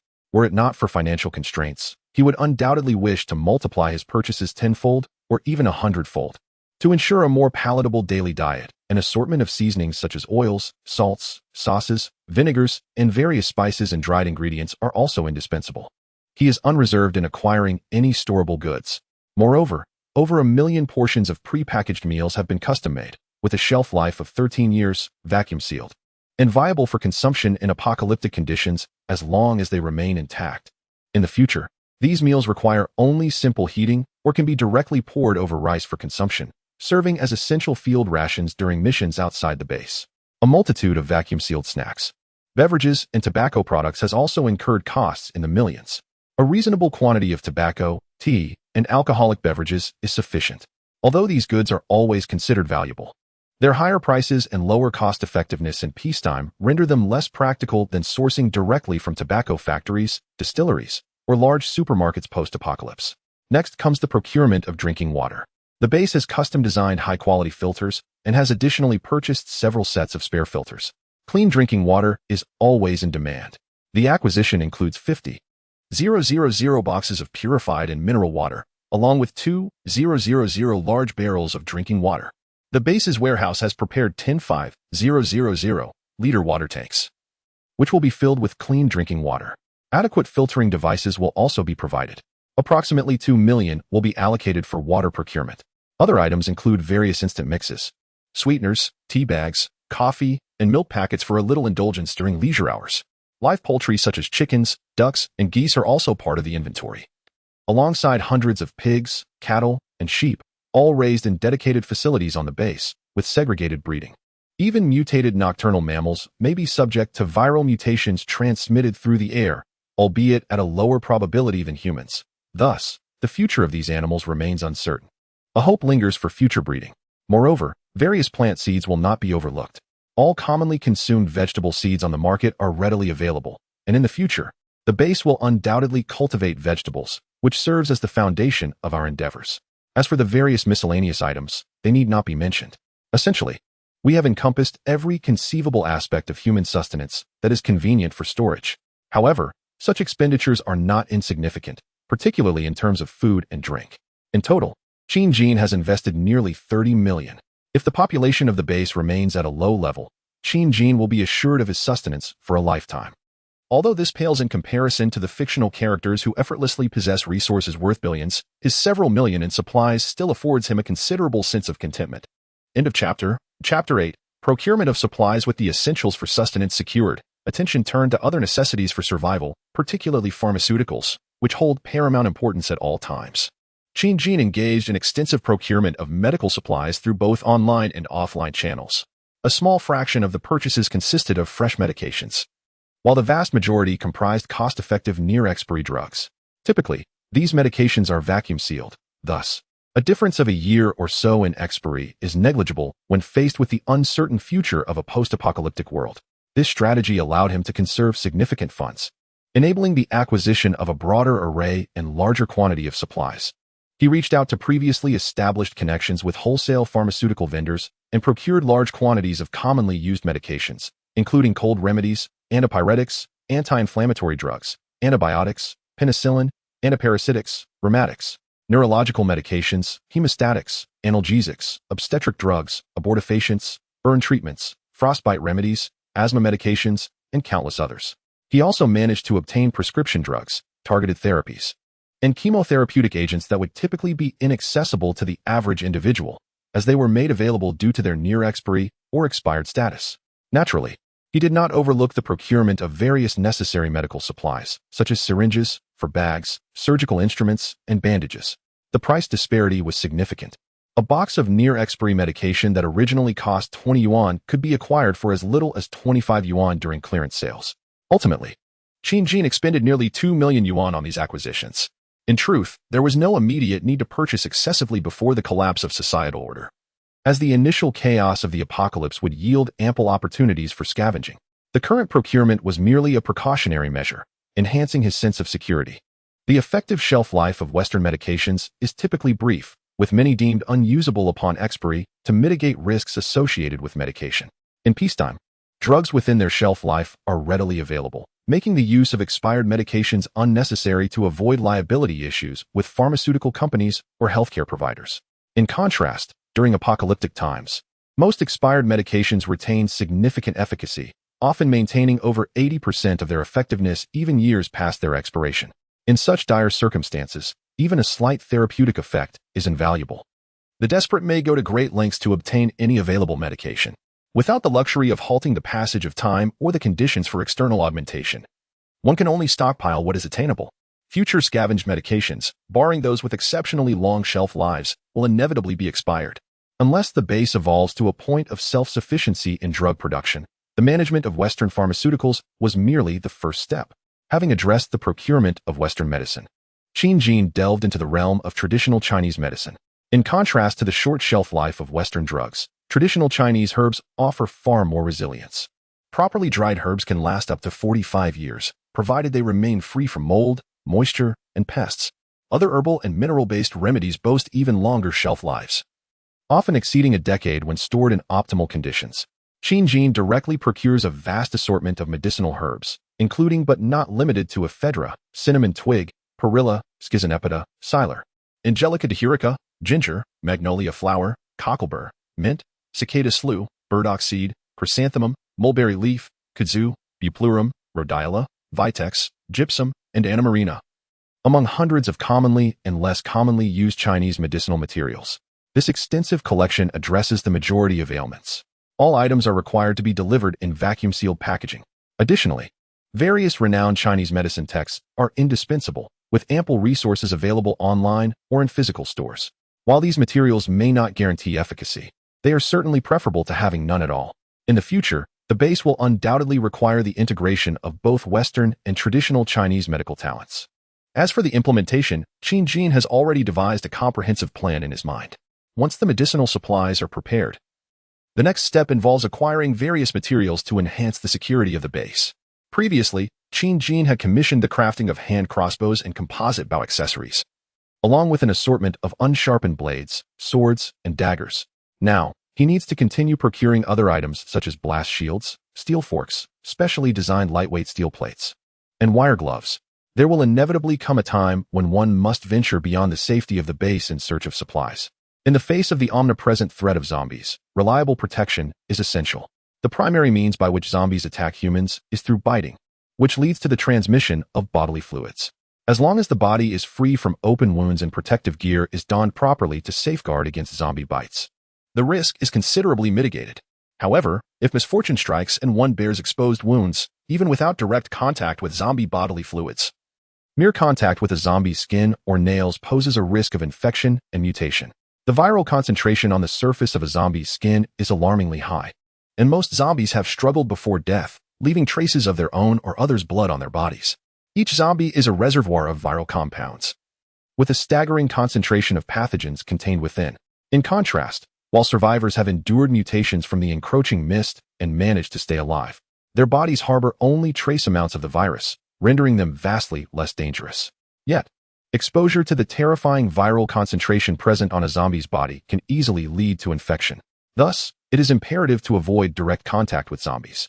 Qin Jin firmly recalls the ironclad rule. In the apocalypse, one must keep a distance from the deceased, for all who die will inevitably undergo a transformation into zombies. Whether swiftly or gradually, all human bodies carry minute traces of the virus. Once a person dies, their immune system fails, allowing the virus to proliferate uncontrollably, ultimately resulting in mutation. Therefore, it is critical to promptly dispose of the deceased.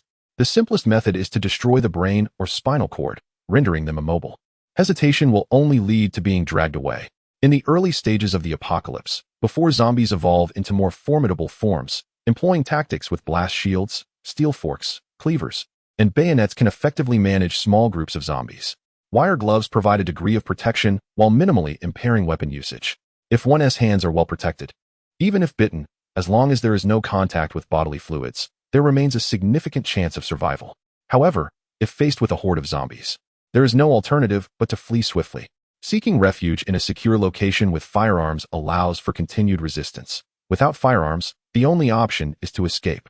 The mutations induced by the virus in certain organs of the zombies render them stronger and more primal, with heightened sensitivity in both hearing and smell. Zombies possess an insatiable craving for flesh and blood. Even if survivors seek refuge in elevated locations, the relentless pursuit of zombies will only grow, continuing until every morsel of human flesh is devoured. In a formidable base where Qin Jin had previously been, he overheard some conjectures suggesting that zombies could be regarded as aggregates of single-celled organisms. They are driven by a singular thought: hunger. Each cell controlled by the virus yearns for the sustenance of flesh. When the virus occupies different cells in the original host, it manifests various functions. Brain cells issue commands to seek out flesh, while the nose detects its scent, the ears discern the direction of sound, and limbs tear apart prey. Curiously, the eyes appear to have degenerated severely, akin to advanced cataracts, allowing only the perception of nearby objects and light. An experiment once conducted involved a zombie missing a patch of flesh on its face.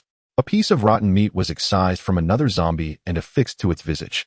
Remarkably, after some time, the flesh began to regenerate upon the zombie's face. This suggested that the flesh of different zombies could recombine. Although not all zombies exhibited this ability, and certain conditions seemed necessary, the revelation was astounding. This experiment might hint at a terrifying answer. When Qin Jin sought to uncover more secrets to pass the time, others expressed ignorance regarding subsequent developments, leaving him uncertain whether they were genuinely uninformed or simply unwilling to share. Before his rebirth, he had no fixed abode and often went hungry, leaving little time to ponder such matters. Should circumstances permit in the future, he considered it worthwhile to investigate this potential answer, perhaps a means to address the zombie dilemma. Beyond basic protective gear, he had also commissioned a steel spear crafted from lightweight steel, designed for disassembly into 3 segments.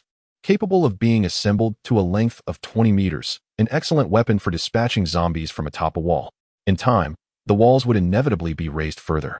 And should they surpass 20 meters, this weapon would likely require an upgrade, primarily due to issues of weight and strength. Currently, the 10-meter lightweight steel spear weighs 5 kilograms, making it challenging for an adult to wield for more than an hour without fatigue. This foreshadows significant concerns regarding weight and structural integrity for lengths exceeding 20 meters.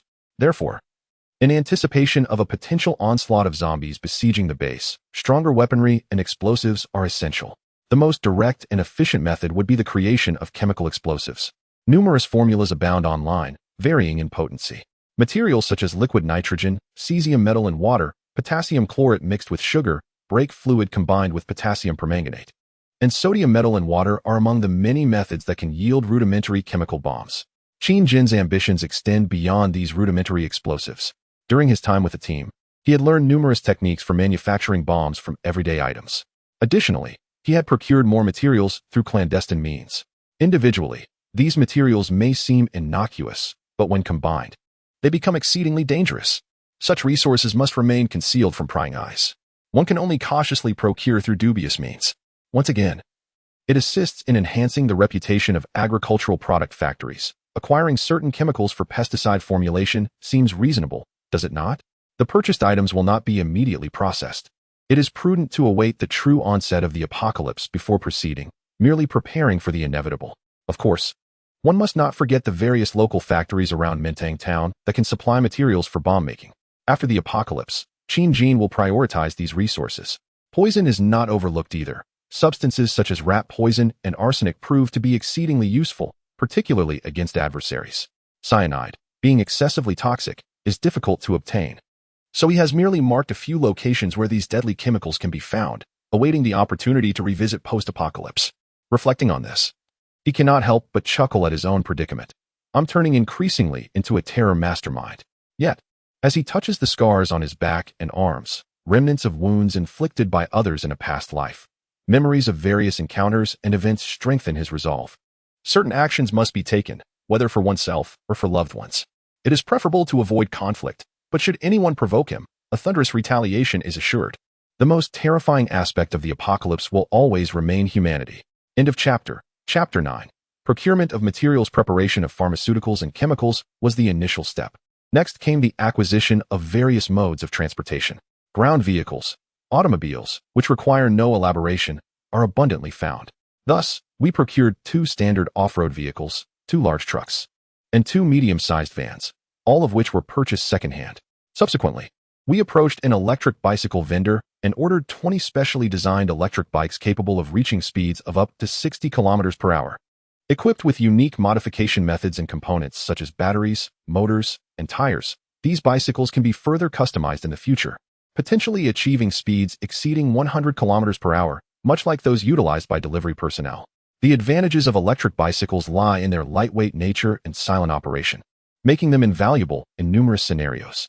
By sacrificing some space to carry additional batteries, a range of 150 kilometers can be effortlessly attained. Given that a standard electric bike requires approximately 1 kilowatt-hour to fully charge, we also ordered 50 snowmobiles, a mode of transport virtually non-existent in the southern regions. However, Qin Jin distinctly recalled their immense utility during the apocalyptic winters. Priced between 4,000 to 7,000 each, these vehicles represent a modest investment, amounting to only several hundred thousand when bundled together. With subsequent modifications, they will serve as ideal assets in snowy conditions. Additionally, we acquired 1,000 drones of various models. The price range for these devices is extensive, with economical options available for a few hundred each, while high-performance models can cost several thousand to tens of thousands. The affordable drones are intended for one-time tasks, whereas the more expensive, high-performance units can be reused for multiple operations, whether to lure zombies or to execute aerial missions. Drones are indispensable. Even if such technology could be salvaged post-apocalypse, the peace of mind afforded by preemptive preparation is invaluable, especially as certain plans must be enacted immediately upon the onset of disaster. Over 1 million was allocated for drone procurement. Qingjin also collaborated with various companies to custom order a range of equipment, including sound emitters capable of remote operation from 300 to 500 meters away. These robust devices feature a durable, perforated casing and are equipped with an internal battery allowing for 35 hours of continuous sound emission, with adjustable volume. A total of 500 units were specifically ordered. Numerous other specialized devices were also acquired, amounting to over 1 million in expenditures. All these items will serve as crucial lifelines in the future. In terms of communication, commercial walkie-talkies with an 18-kilometer range, professional walkie-talkies typically covering 3 to 10 kilometers, and military-grade walkie-talkies capable of exceeding 50 kilometers. With a relay station, the range surpasses 100 kilometers. Signal enhancement devices were also included. The military-grade equipment required a significant financial outlay to procure, likely being outdated or modified models, yet they remain highly functional. We directly purchased 300 standard units, 200 professional units, and 30 military-grade units. Specialty items included protective clothing, rain gear, snow vehicles, anti-slip chains, inflatable boats, corrosion-resistant umbrellas, specialized ropes, grappling guns, lubricants, oil extraction equipment, sunglasses, diving gear, gas masks, night vision devices, high and low-frequency speakers, searchlights, infrared equipment, thermal imaging devices, metal detectors, compact life detectors, and various types of sensors, all acquired in substantial quantities. Next comes the realm of daily necessities, a variety of mobile phones, tablets, laptops, desktop computers, projectors, headphones, speakers, and numerous gaming consoles. Countless films, music, and blockbuster games, both free and paid, have been downloaded and purchased in advance. These items will serve as perfect sources of relaxation during leisure time. For entertainment-related electronics, minimal preparation suffices, as these are easily found in the early days of the apocalypse. However, online resources must be amassed now, for once the internet is severed, all will be lost. Essential supplies include flashlights, small fans, hand-cranked generators, hand-cranked fans, several grain threshers, various battery types, water heaters, and more. Office necessities such as printers, paper, dehumidifiers, dryers, water filters, sterilizers, and exhaust fans have also been procured. The library at the base is filled with books covering almost every field: electronics, medicine, survival, management, technology, cooking, and more. In terms of daily living items, an array of supplies has been gathered from the supermarket, including tissues, utensils, diapers, formula, sanitary pads, towels, bed linens, shoes, toothbrushes, toothpaste, comforters, kettles, and flashlights. For clothing, a substantial number of specially designed cold-resistant garments have been tailored, including unisex clothing, rain boots, snow boots, and hats. Fuel for cooking and heating has been stockpiled: gas, kerosene, solid alcohol, coal, honeycomb coal, and smokeless coal, along with fire-starting materials and firewood stored in the base warehouse. Civilian heating coal is priced at 1,000 yuan per ton, and a reserve of 100 tons was amassed for just over 100,000 yuan. Furthermore, the procurement of fuel resources is of utmost importance, as numerous devices will require it. Thus, a dedicated fuel depot was constructed during the initial establishment of the base. Ordinary individuals cannot purchase large quantities of gasoline or diesel from gas stations, except for specialized operations or corporate needs, which require specific permits to arrange fuel deliveries. Qingjin approached this challenge from two angles. On one hand, he collaborated with audacious merchants to purchase fuel at a premium using pre-acquired barrels, although the quantities were kept modest, leading to moderate progress. On the other hand, he directed vehicles to refuel and then siphon the fuel into storage. He instructed Li Bowen and a few others to drive heavy trucks daily to fill their tanks and return to the base to transfer the fuel into the depot. The fuel tank of a small car holds 65 liters, that of a truck holds 140 liters, and a heavy truck S-tank can hold 400 liters. 1 liter of fuel weighs approximately 1 pounds, or about 0.73 kilograms. Thus, 100 liters of fuel weighs around 1 ton. Every day, Li Bowen and Shin Junshi were tasked with repeatedly driving the base's heavy trucks back and forth, managing to accumulate around 10 tons of fuel daily. Combined with direct purchases, the goal for the final 2 months was to stockpile as much as possible. This energy source is indispensable for transportation and power generation. By the later stages of the apocalypse, the fuel at gas stations would have been nearly exhausted by survivors. These 2 months were indeed busy, characterized primarily by a relentless focus on acquisition. One could say that during the final 2 months before the apocalypse, Qingjin worked diligently yet joyfully. Various grains and an assortment of supplies were transported to the base, subsequently unloaded and categorized in different warehouses for storage. Almost every day, one could observe cargo vehicles incessantly entering and exiting through the main gate of the base. He had yet to disclose the matter of these supplies to his parents or relatives, and only he, along with Zhong Yu and Li Bowen, was privy to the operations. On the surface, Li Bowen and the others could only see some rather ordinary supplies, which were of little concern to anyone else. Although they found it somewhat peculiar to hoard such a diverse array of materials, after months of adaptation, they had come to accept Qin's eccentricities. Who could argue against the idiosyncrasies of a suddenly flourishing entrepreneur? The essential grains, weaponry, and certain compounds were strictly confidential, known only to him. He personally operated the forklift to gradually transport these items to the underground storage on the second level. Each primary warehouse was equipped with a temperature and humidity control system, ensuring the materials could withstand the ravages of time. In his residence, the basement of the base's independent three-story building had been transformed into a secure chamber, containing a plethora of vital information. This would serve as invaluable resources for the future. Over the past 2 months, he had not found the time to indulge in the last vestiges of a beautiful life. While the world may still offer countless beautiful women and delectable cuisines, all of it was fleeting. What he sought was enduring beauty and survival. Thus, stockpiling food and supplies provided him with immense satisfaction. Each day, witnessing the warehouses fill more and more instilled a profound sense of security and happiness within him. As someone once remarked, happiness stems from comparison. Indeed, during the apocalypse, while others suffered from hunger, he and his friends could feast. That was true happiness. He did not perceive this as selfishness. This cataclysmic event might herald a new wave of biological extinction, perhaps instigated by Blue Star itself. There was simply no other explanation for the mutating mist that surged across the globe's surface, accompanied by the ensuing natural disasters. It could not possibly be man-made. Even if he were to be reborn with extraordinary abilities or an unbeatable advantage, he had no intention of becoming some sort of savior. Moreover, he had not yet attained such power. Why would he risk the hard-won sanctuary and limited supplies to assist strangers outside, only to be betrayed? Even if others labeled him cold-blooded and inhumane, he was unfazed, for they would not be entirely incorrect.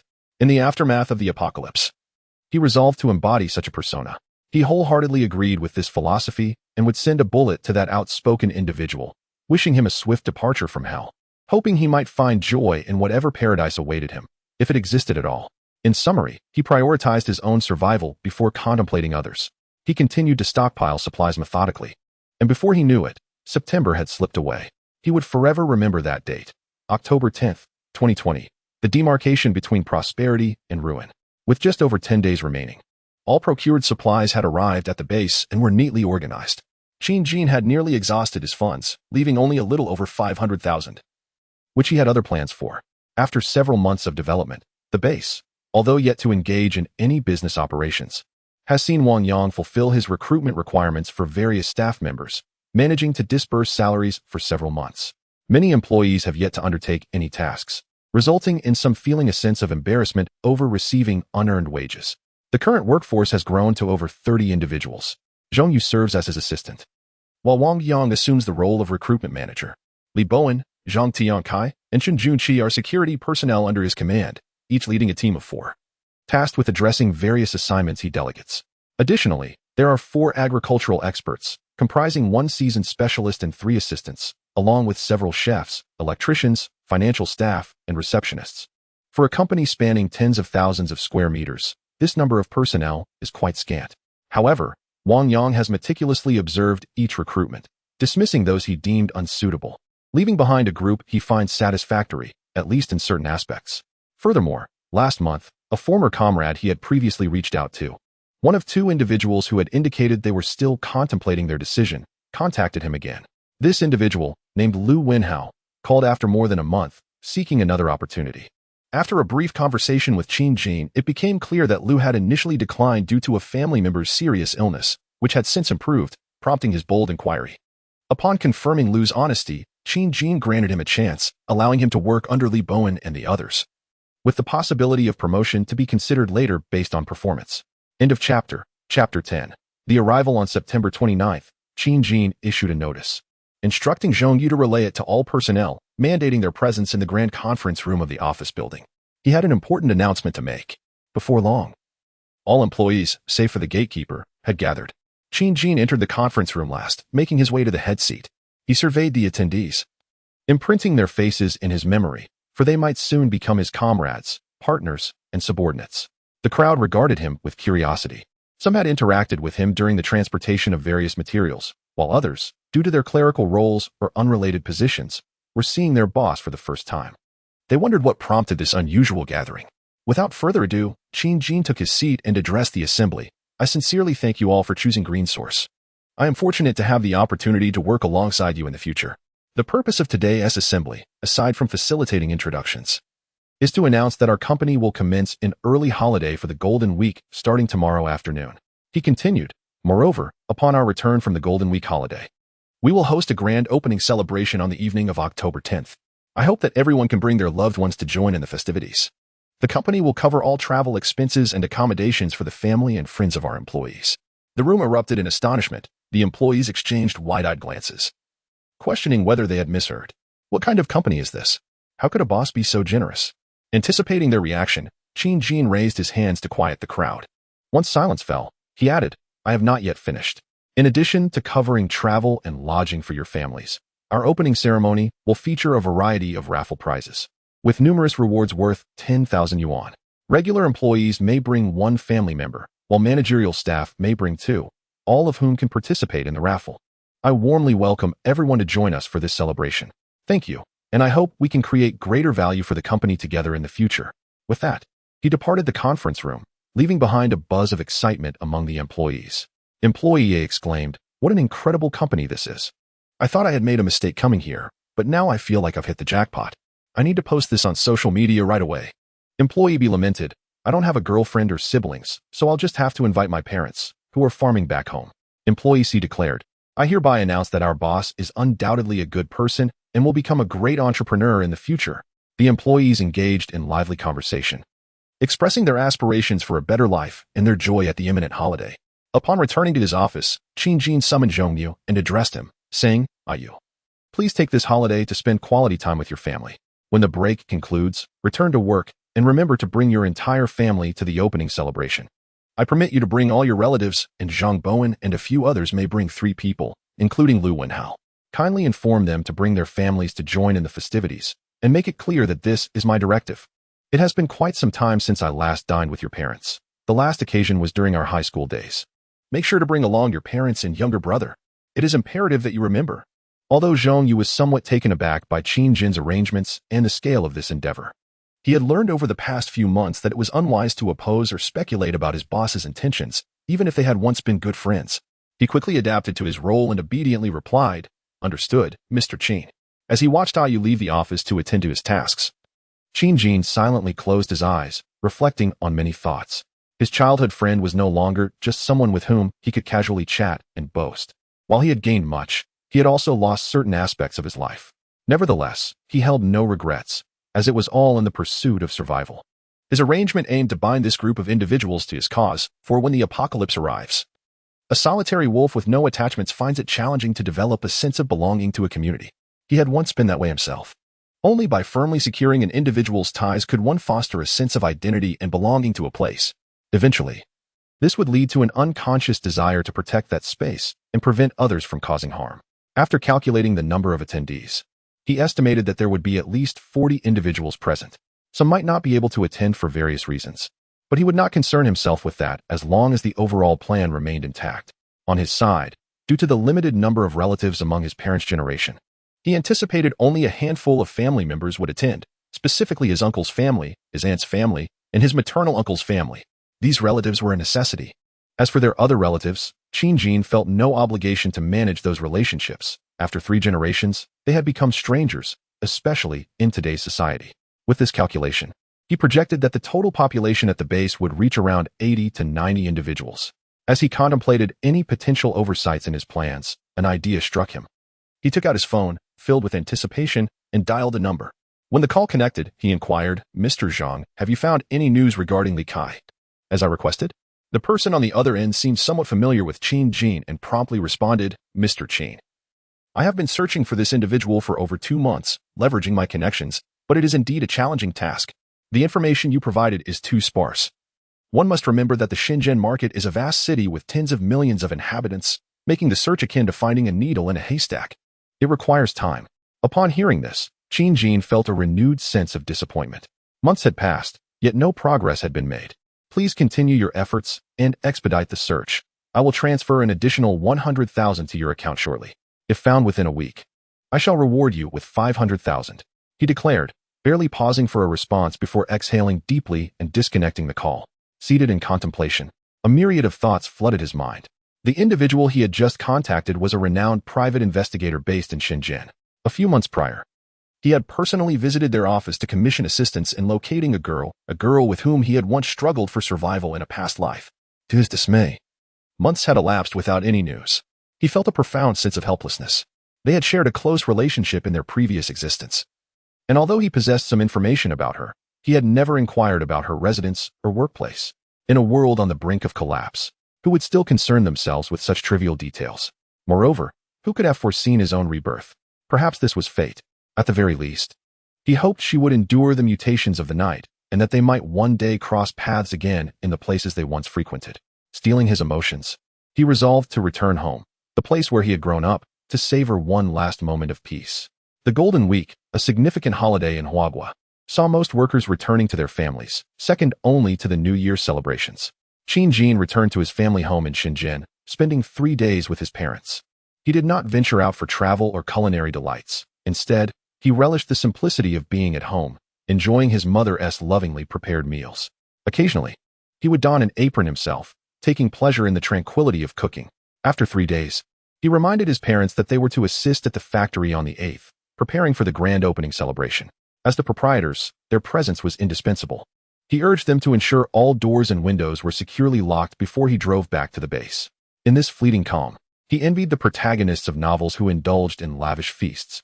His own heart did not yearn for extravagant delicacies, but was instead weighed down by a sense of oppression and the helplessness in the face of impending turmoil. At the factory, he meticulously inspected the supplies in each warehouse, verifying that every item was adequately stocked and that nothing was overlooked. He checked that the supporting systems were functioning properly and that spare parts were prepared. Each room bore the imprint of his footsteps, leading him to the warehouse and the planting area, where he scrutinized every corner to ensure it met his stringent standards, quietly noting improvements to be made in the coming days. Even the soil for planting was not neglected. It had to be rich, black earth. Finally, he examined the surrounding walls. These would be their lifeline, and there could be no compromise. He surveyed inch by inch, feeling the texture until he had completed the circuit. Arriving at the gatehouse, he entered to find a middle-aged man seated within. Upon noticing the boss's presence, the man quickly set aside his phone, rose to his feet, and respectfully greeted him. "Good day, boss." Qin Jin waved his hand dismissively, stepping inside to find a chair and sit down, casually engaging in conversation with the gatekeeper. He remarked, "I remember you. Your name is Zhang Dong, isn't it? Keep up the good work." The gatekeeper, Zhang Dong, was taken aback, astonished that the esteemed owner could recall the name of such an insignificant figure. A flicker of warmth stirred within him. Thus, the two exchanged pleasantries. Before long, evening descended. Qin Jin turned to leave, returning to his abode within the confines of the factory. Unbeknownst to him, he had become the proprietor of a medium-sized enterprise, an achievement he had never envisioned.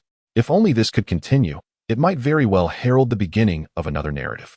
Alas, there were obligations that could not be neglected. He needed to ensure that the base was operating at its utmost potential according to his specifications. The waiting commenced. On October 8th, the workers concluded their respective holidays, dragging their weary bodies back to their posts. The holiday was merely an embellishment. Work remained the central theme. The personnel of Liu and Company also returned to their duties. Some employees, whose homes were distant, brought along relatives to partake in the grand opening ceremony as soon as the holiday concluded. In just a few days, some chose to arrive early. Virtually all employees brought family members, save for a few who faced genuine inconveniences. Qin Jin silently noted this through the personnel statistics, finding it aligned with his expectations. The next step was to prepare for the celebration, arranging catering, decorating the venue, and organizing speeches, among other tasks. There was much to undertake, not to mention several lingering matters from the pre-apocalyptic days that required attention. End of chapter. Chapter 11. The Night of Mutation, October 10th. The grand opening ceremony of the Green Source base has finally arrived. Naturally, the venue is set within the factory premises. Although it is termed a celebration, it is essentially a lavish dinner organized by the company itself.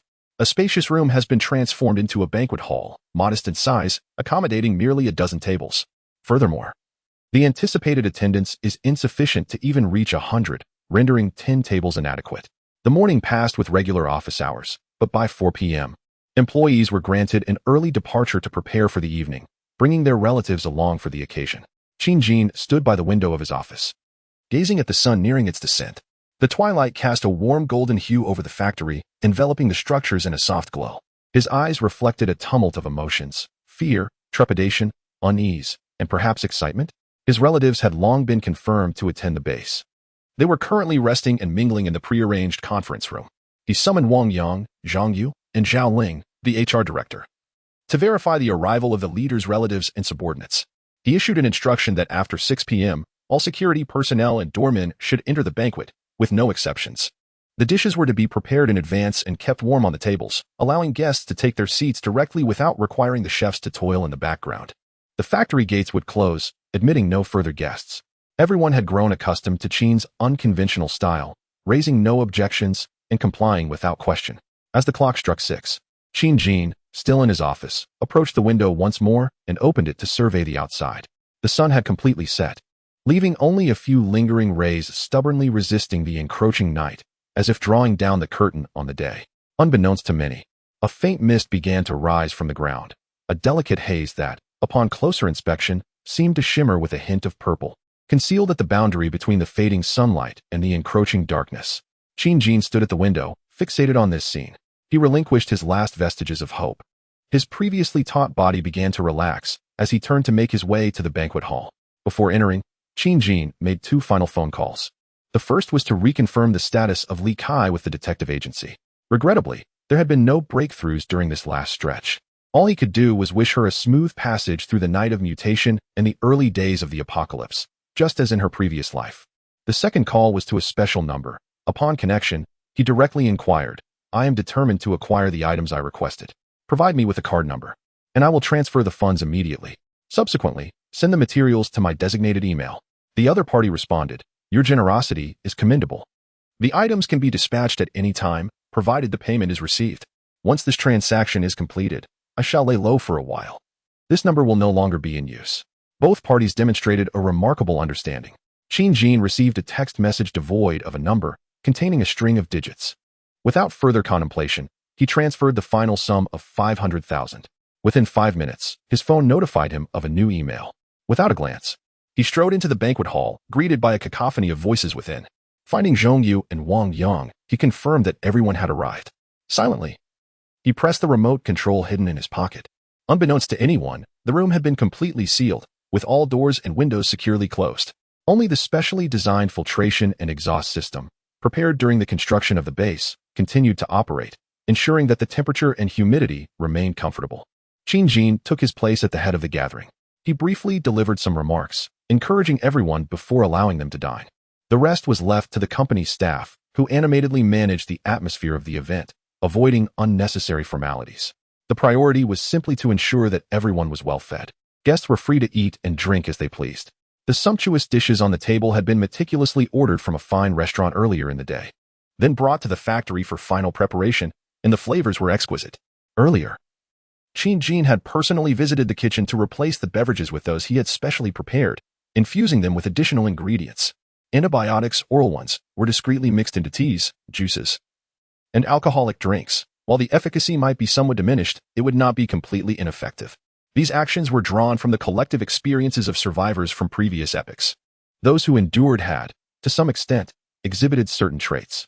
After all, having distanced themselves from the modern world, devoid of any electronic entertainment, they aimed to minimize energy expenditure each night.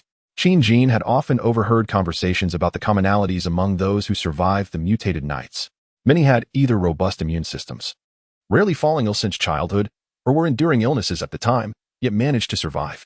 Some were even long-term patients receiving intravenous therapy who had persevered. Thus, his actions aimed to create a relatively sanitized environment. Based on subsequent developments, survival through the initial 46 hours of the mutated night would lead to a decline in the pervasive viral mist, reducing its concentration to levels that would not induce mutations in humans.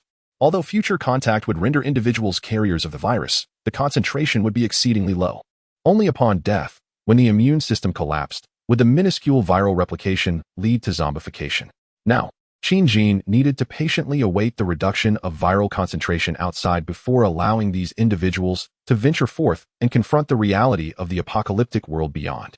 At that moment, his father, seated at the same table, seemed to sense his unease and inquired, "Jean, what is troubling you?"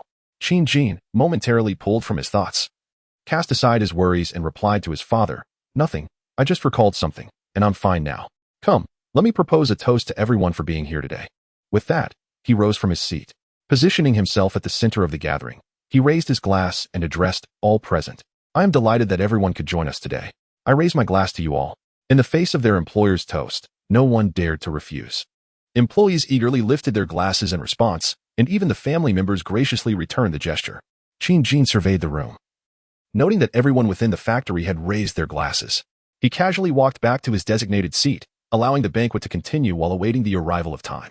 Observing his demeanor, Qin's father at the table remarked, "We understand the immense pressure you must be under. To suddenly establish a business like this has indeed taken us by surprise for quite some time. However, rest assured, should you encounter any challenges, feel free to confide in me or your uncle. We will certainly lend our support. Though we may be aging, we still possess a network of connections." Qin smiled appreciatively, expressing gratitude for his father's encouragement. After a while, he rose once more, seeking out Zhongyu at the adjacent table, offering a toast to their group and engaging in conversation with the long-absent Zhong father. Subsequently, he proceeded to visit other tables, toasting each in turn. During this process, he also discreetly observed the guests dining and drinking, ensuring that everyone was partaking adequately while paying attention to their physical responses. Thankfully, there appeared to be no anomalies at the moment. The meal progressed swiftly, and as the clock struck 8, Qin instructed his employees to commence the game segment, which featured prizes. Winning teams or individuals would be rewarded with cash incentives, much to everyone's delight, for who does not relish the allure of money? He had no intention of releasing them before midnight, with numerous activities planned ahead, including a lottery with dozens, if not hundreds, of prizes, sufficient to sustain engagement for an hour or two. Ultimately, he could command them to stay, though it might not require such an extended duration.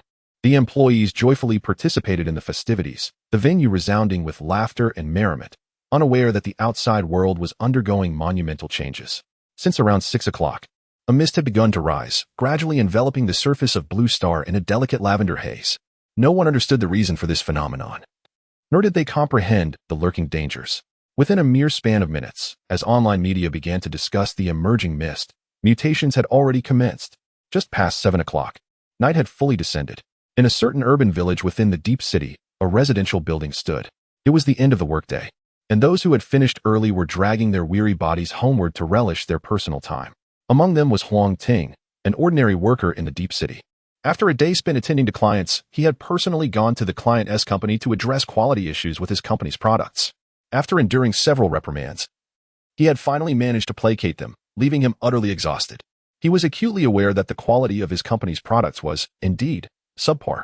His role revolved around crisis management, extinguishing fires wherever they arose. Though it was disheartening, he persevered for the sake of a reasonably good salary, a sentiment shared by many workers. Today marked his son's birthday, prompting him to expedite client matters in order to leave work early. On his way home, he purchased a cake to celebrate this special occasion, believing that a sense of ceremony should not be overlooked. Despite his wife's frequent complaints about frivolous spending, the thought of his son's joyous smile brought a subtle uplift to the corners of his mouth, a rare moment of happiness in his life. He resided on the 5th floor of a building in an urban village. The landlord, unwilling to install an elevator, forced him to ascend the 5 flights of stairs. Each time he found himself breathless, he would grumble about the landlord's stinginess. Yet, he knew that if an elevator were installed, the rent would inevitably rise, prompting him to seek a more affordable, elevator-less abode. His body and his words often found themselves at odds. Today, however, he ascended to the 5th floor with unexpected ease, taking 2 steps at a time. Before long, he arrived at his doorstep. Although the corridor showed signs of wear, it remained relatively tidy.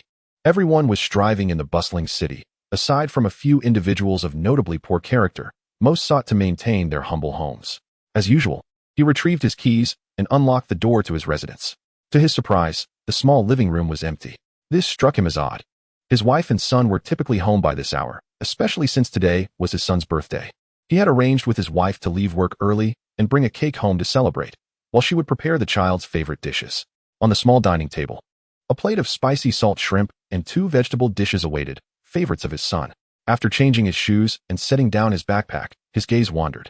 Given the modest size of their home, a simple 2-bedroom layout, he easily heard sounds emanating from the slightly ajar kitchen door. Was his son perhaps in there?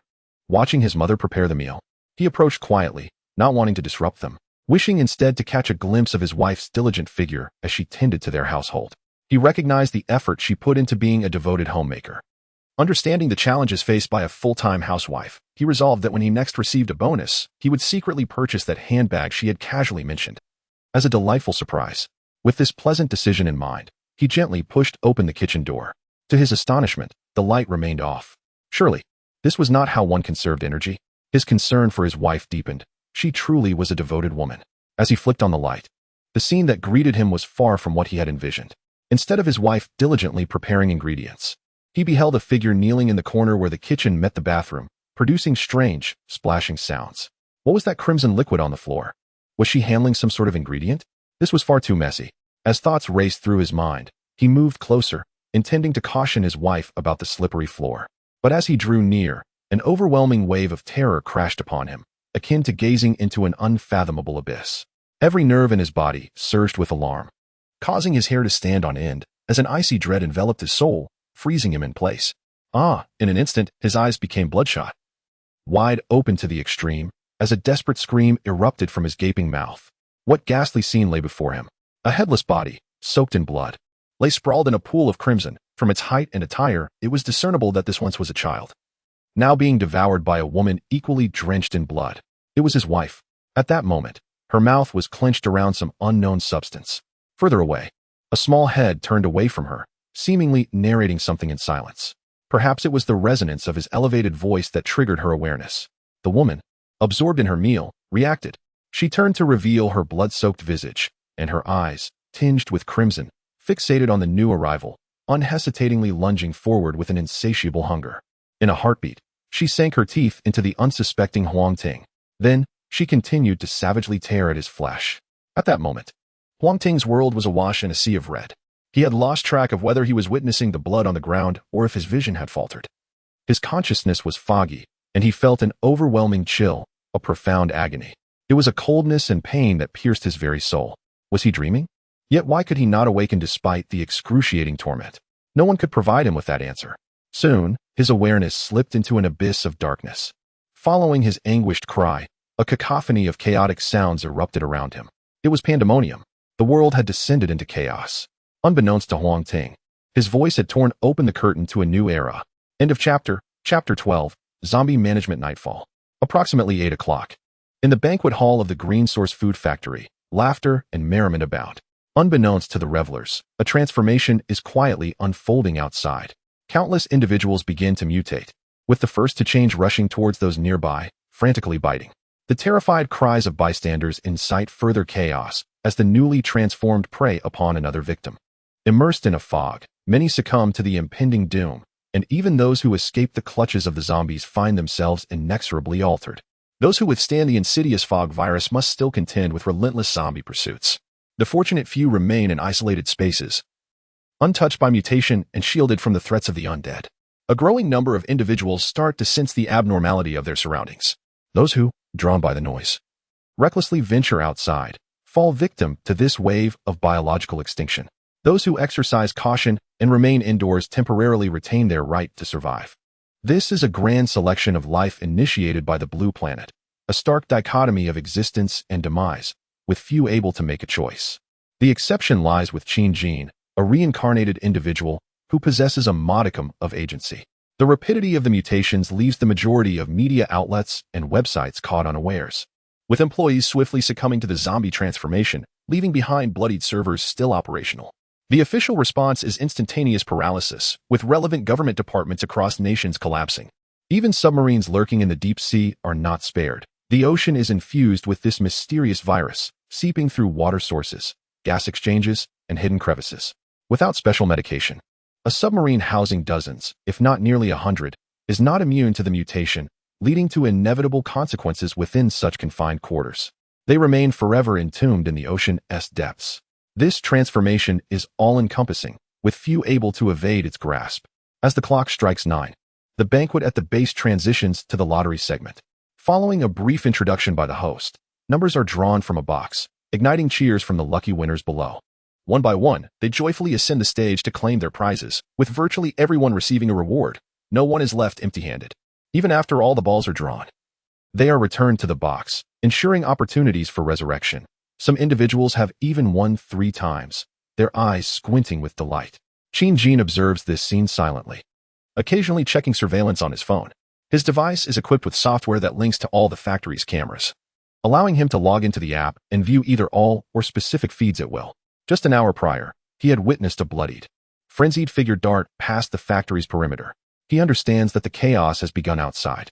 In his previous life, he had narrowly escaped the initial onslaught, returning home from work and taking refuge in the humble abode he rented. The footage still faintly reveals the presence of a lilac-hued mist swirling in the air. It is not yet time to take risks, and we shall maintain our composure for as long as possible. Minutes have passed, and many have already won prizes.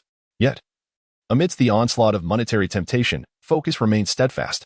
Some individuals occasionally glance at their phones, noting that the media seems to be behaving oddly. A few voices emerge, speaking nonsensically as if driven to madness. At that moment, the host once again draws a winning ball, exclaiming, "Number 76, congratulations to the winner of this grand prize. A substantial sum of 2,000 yuan. We invite the winner to come forward and claim their reward." Everyone begins to survey their surroundings, wondering who this fortunate soul might be. This is a significant amount, equivalent to several days or even half a month's salary for many. Only Boss Qin would be so generous. After a while, no one has stepped forward to claim the prize, and curiosity about the winner lingers, sparking hushed discussions. Jin also regains his awareness, casting his gaze upon the nearby employees. Suddenly, one employee exclaims, "I remember Xiao Zhou is number 76. He showed me earlier. Where is he? Why has he come to claim his prize? Oh, it's Xiao Zhou. He mentioned feeling dizzy and is resting at that table by the pillar. I'll go get him." Another employee, seemingly acquainted with Xiao Zhou, rises to head towards the service table obscured by a column. "Stop." A sharp voice booms from the front table. Everyone turns their attention, and the person heading towards the corner halts in their tracks. It is their boss. Jin swiftly rises, his expression grave as he strides towards the corner. It appears he conceals something beneath his coat, pressed firmly against his left hand. Additionally, his former comrades, Zhong Yu and Li Bowen, quickly react, trailing behind Jin. They are security personnel and assistants to the boss, having been with him for several months, thus displaying a modicum of decorum. Reaching the corner, Jin finds a man sprawled on the service table. Although his face is obscured, his attire suggests he is quite young. If his memory serves him right, this young man is Zhou Bin, an agricultural expert as Prot G at the company. Recently graduated, he joined the firm under his mentor's guidance. Zhou's family member present is his girlfriend. The company's policy includes friends as family, which is why he chose to bring her instead of his parents, perhaps to flaunt a bit. The girlfriend had been preoccupied with the lottery, dismissing his discomfort as he went to rest nearby. Little did she anticipate that his condition would indeed draw the attention of their boss. She muses, "Will they have to take him to the hospital? How embarrassing. Perhaps I should find a stronger boyfriend in the future." Zhou, having focused solely on studies and research, may not satisfy her expectations, leading her to occasionally seek companionship elsewhere, a source of frustration. All of this is Zhou's fault. At that moment, Zhou lies motionless, hands cradling his head on the table. It appeared that the external sounds had no effect on him at all. Jin's expression darkened. Something was amiss. Indeed, as others called out, Xiao Zhou seemed to respond slightly, his body convulsing slowly, as if intermittently struck by an electric current. Soon, he lifted his head. It was a pallid face devoid of color. Some dark blue veins were visible on the surface. His pupils had almost vanished, leaving only the whites of his eyes, accompanied by engorged capillaries and drool trickling from his gaping mouth. Each detail vividly depicted his abnormal state. At that moment, the others dared not entertain thoughts of a zombie. After all, such occurrences were too fantastical. Most believed it to be merely an episode of epilepsy or a similar ailment. Unsteadily rising, Xiao Zhou seemed to have completed his final transformation. He gradually ceased his trembling, fixing his gaze upon Jin at the forefront. Without uttering a word, for there was none to say, he lunged at him with an open mouth. Although Zhong Yu and Li Bowen had anticipated some form of aggression, they were taken aback by Xiao Zhou's sudden attack on their boss, their reactions slightly lagging. Jin, positioned before them, remained entirely unfazed. He appeared to be well prepared. As Xiao Zhou charged forward, Jin swiftly sidestepped, delivering a kick that sent Xiao Zhou crashing to the ground. in rapid succession. He executed 2 grappling techniques that dislocated Xiao Zhou's arms, and then pinned him down by stepping on the nape of his neck, his body pressing against Xiao Zhou's back. Ready to counter any potential resistance. This newly transformed zombie posed little challenge. He could subdue it without the use of his hands. Capturing it alive would merely be a slight inconvenience. Within mere seconds, they witnessed a frenzied individual subdued by their boss. The onlookers were left in a state of shock. Reborn and his companions hurried over, eager to assist Qin Jin in switching roles or rescuing Xiao Zhou, but Qin Jin halted them with a raised hand. Regardless of how others perceived the situation, he continued to issue commands. Find someone to bring a thicker rope. Reborn personally rushed to procure the rope, and soon after, Qin Jin adeptly turned Xiao Zhou over, skillfully avoiding his mouth, and bound him to a load-bearing pillar at the edge of the area. The crowd was left speechless. How ferocious! Even if Xiao Zhou had succumbed to his affliction and attacked others, such treatment seemed excessive. To be bound to a pillar was indeed a stark display of force. At this moment, Xiao Zhou was still baring his teeth, seemingly indifferent to his dislocated arms, continuing to growl at the people in front of him, devoid of any indication of human consciousness. It was at this juncture that some individuals began to comprehend the gravity of the situation. They trembled, their faces pale, drenched in sweat, eyes wide with fear as they stared at their former colleague. Zombies. In an era inundated with countless portrayals in film and media, most people, save for a few elderly, understood what such a creature resembled. Zombies? No, it cannot be. How could something from the realm of cinema manifest in reality? Absolutely impossible. Some already clutched their heads in despair, struggling to accept the truth, murmuring to themselves. Xiao Zhou, cease your antics. Are you masquerading as a zombie? I am certain this is your intention, correct? Please, put an end to this. It is quite embarrassing. Li Yin, Xiao Zhou's girlfriend, moved slightly closer yet hesitated to approach him directly, hoping to inquire. Primarily, she wished to avoid having her boyfriend engage in such a vulgar display. Although it undeniably attracted attention, she felt that such behavior was excessively conspicuous in this setting. Moreover, should her boyfriend truly transform into a zombie, she, being the only person he had brought along, would inevitably be subjected to extensive questioning by the authorities afterward. What an inconvenience! She had other commitments on the morrow. Had she foreseen such an occurrence tonight, she would not have acquiesced to Xiao Zhou's invitation to his company's grand opening celebration for the sake of a promised reward and lavish dinner. Despite her earlier delight at winning the prize twice, her response was met with his low, guttural growls. Most attendees had begun to retreat slowly, with some even attempting to open the doors to exit the venue, only to discover they had been securely locked. At this moment, several Boulder employees were capturing photographs and recording videos, eager to share them on social media or various platforms. Though fear lingered in their hearts, their bodies betrayed them, prioritizing the need for social validation. Mr. Qin, what should we do? How should we handle Xiao Zhou? We are looking to you for guidance. Reborn had finally grasped the gravity of the situation. They had arrived just moments later than Qin Jin, initially paralyzed by shock. Now, they sought to ascertain the next steps. This was indeed a zombie. He was at a loss for how to manage this predicament. It surpassed their professional purview. For now, refrain from taking any drastic measures. Let us wait. You all should maintain guard at the entrance. No one is to leave. Additionally, remain vigilant for any signs of others exhibiting unusual behavior. I fear there may be more mutations. Qin Jin narrowed his eyes, addressing them directly. Despite implementing several precautionary measures, individuals within the venue had begun to exhibit signs of mutation. This was not entirely unexpected. He had considered the possibility and deemed it prudent for others to prepare mentally. His greater concern lay with his relatives. He hoped none among them would undergo mutation. Just days prior, he had dined with them, during which time he had taken precautions to fortify their meals. Logically, their immunity and resistance to the virus should be stronger than that of others in the short term. Yet, certainty eluded anyone. Mutation was an unpredictable phenomenon. Who could say with any assurance? Not even he himself could guarantee his own safety, given his own resurrection. Thus, Xiao Zhou, now a mutated zombie, remained confined to a corner of the venue, while others congregated on the opposite side. Interest in the lottery game had dissipated entirely. In light of this catastrophic transformation, no one knew what the morrow would bring. Panic reigned supreme.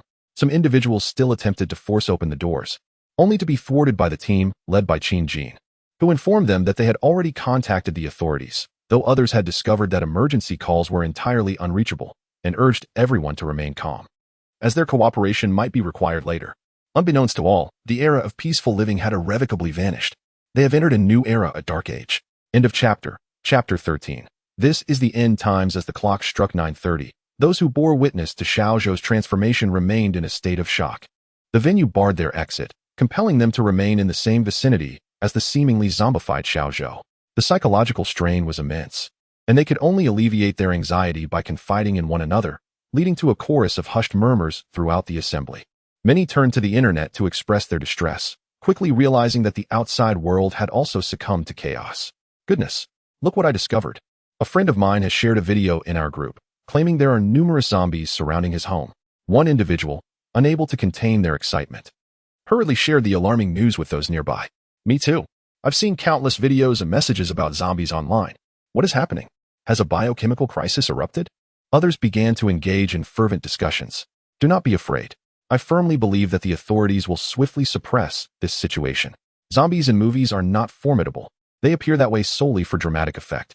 Once the official forces deploy their advanced weaponry, they can eradicate anything. Someone knowledgeable about films remarked. Indeed, zombies are mere paper tigers. It is only a matter of time before someone comes to our rescue. Let us remain calm and not scatter. But I must question the fortitude of this door. Should we reinforce it?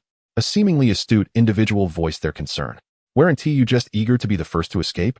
A companion called out, revealing the inconsistency in their words. I am deeply worried about my parents and younger brother. I only brought my husband with me this time. I wonder if the others are hiding safely? Some women could not suppress their soft sobs, and the atmosphere within the crowd grew increasingly tumultuous. A palpable sense of impending collapse permeated the air. Qin Jin observed everything, his mind already devising a plan. Perhaps being a relative of the owner afforded his parents and other kin a semblance of composure. Several of his direct subordinates, including Zhong Yu and Li Bowen, managed to maintain a reassuring presence, likely due to the presence of their families. Earlier, he had distributed some weapons, batons, riot shields, and the like that had been stockpiled at the venue to Zhong Yu, Li Bowen, Zhang Tiankai, and Chen Junqi, urging them to lead their teams in restoring order. He himself concealed a compact crossbow, having modified it in advance. The steel bolts it discharged could easily penetrate a human skull. Now, it was merely a matter of waiting for these individuals to gradually accept the grim reality that the end times had arrived. In stark contrast to the order still maintained within the Green Source Base venue, chaos reigned outside. Unbeknownst to the gathered crowd, an increasing number of humans were transforming into zombies. Since the early hours, more than 90% of humanity had already succumbed to this fate.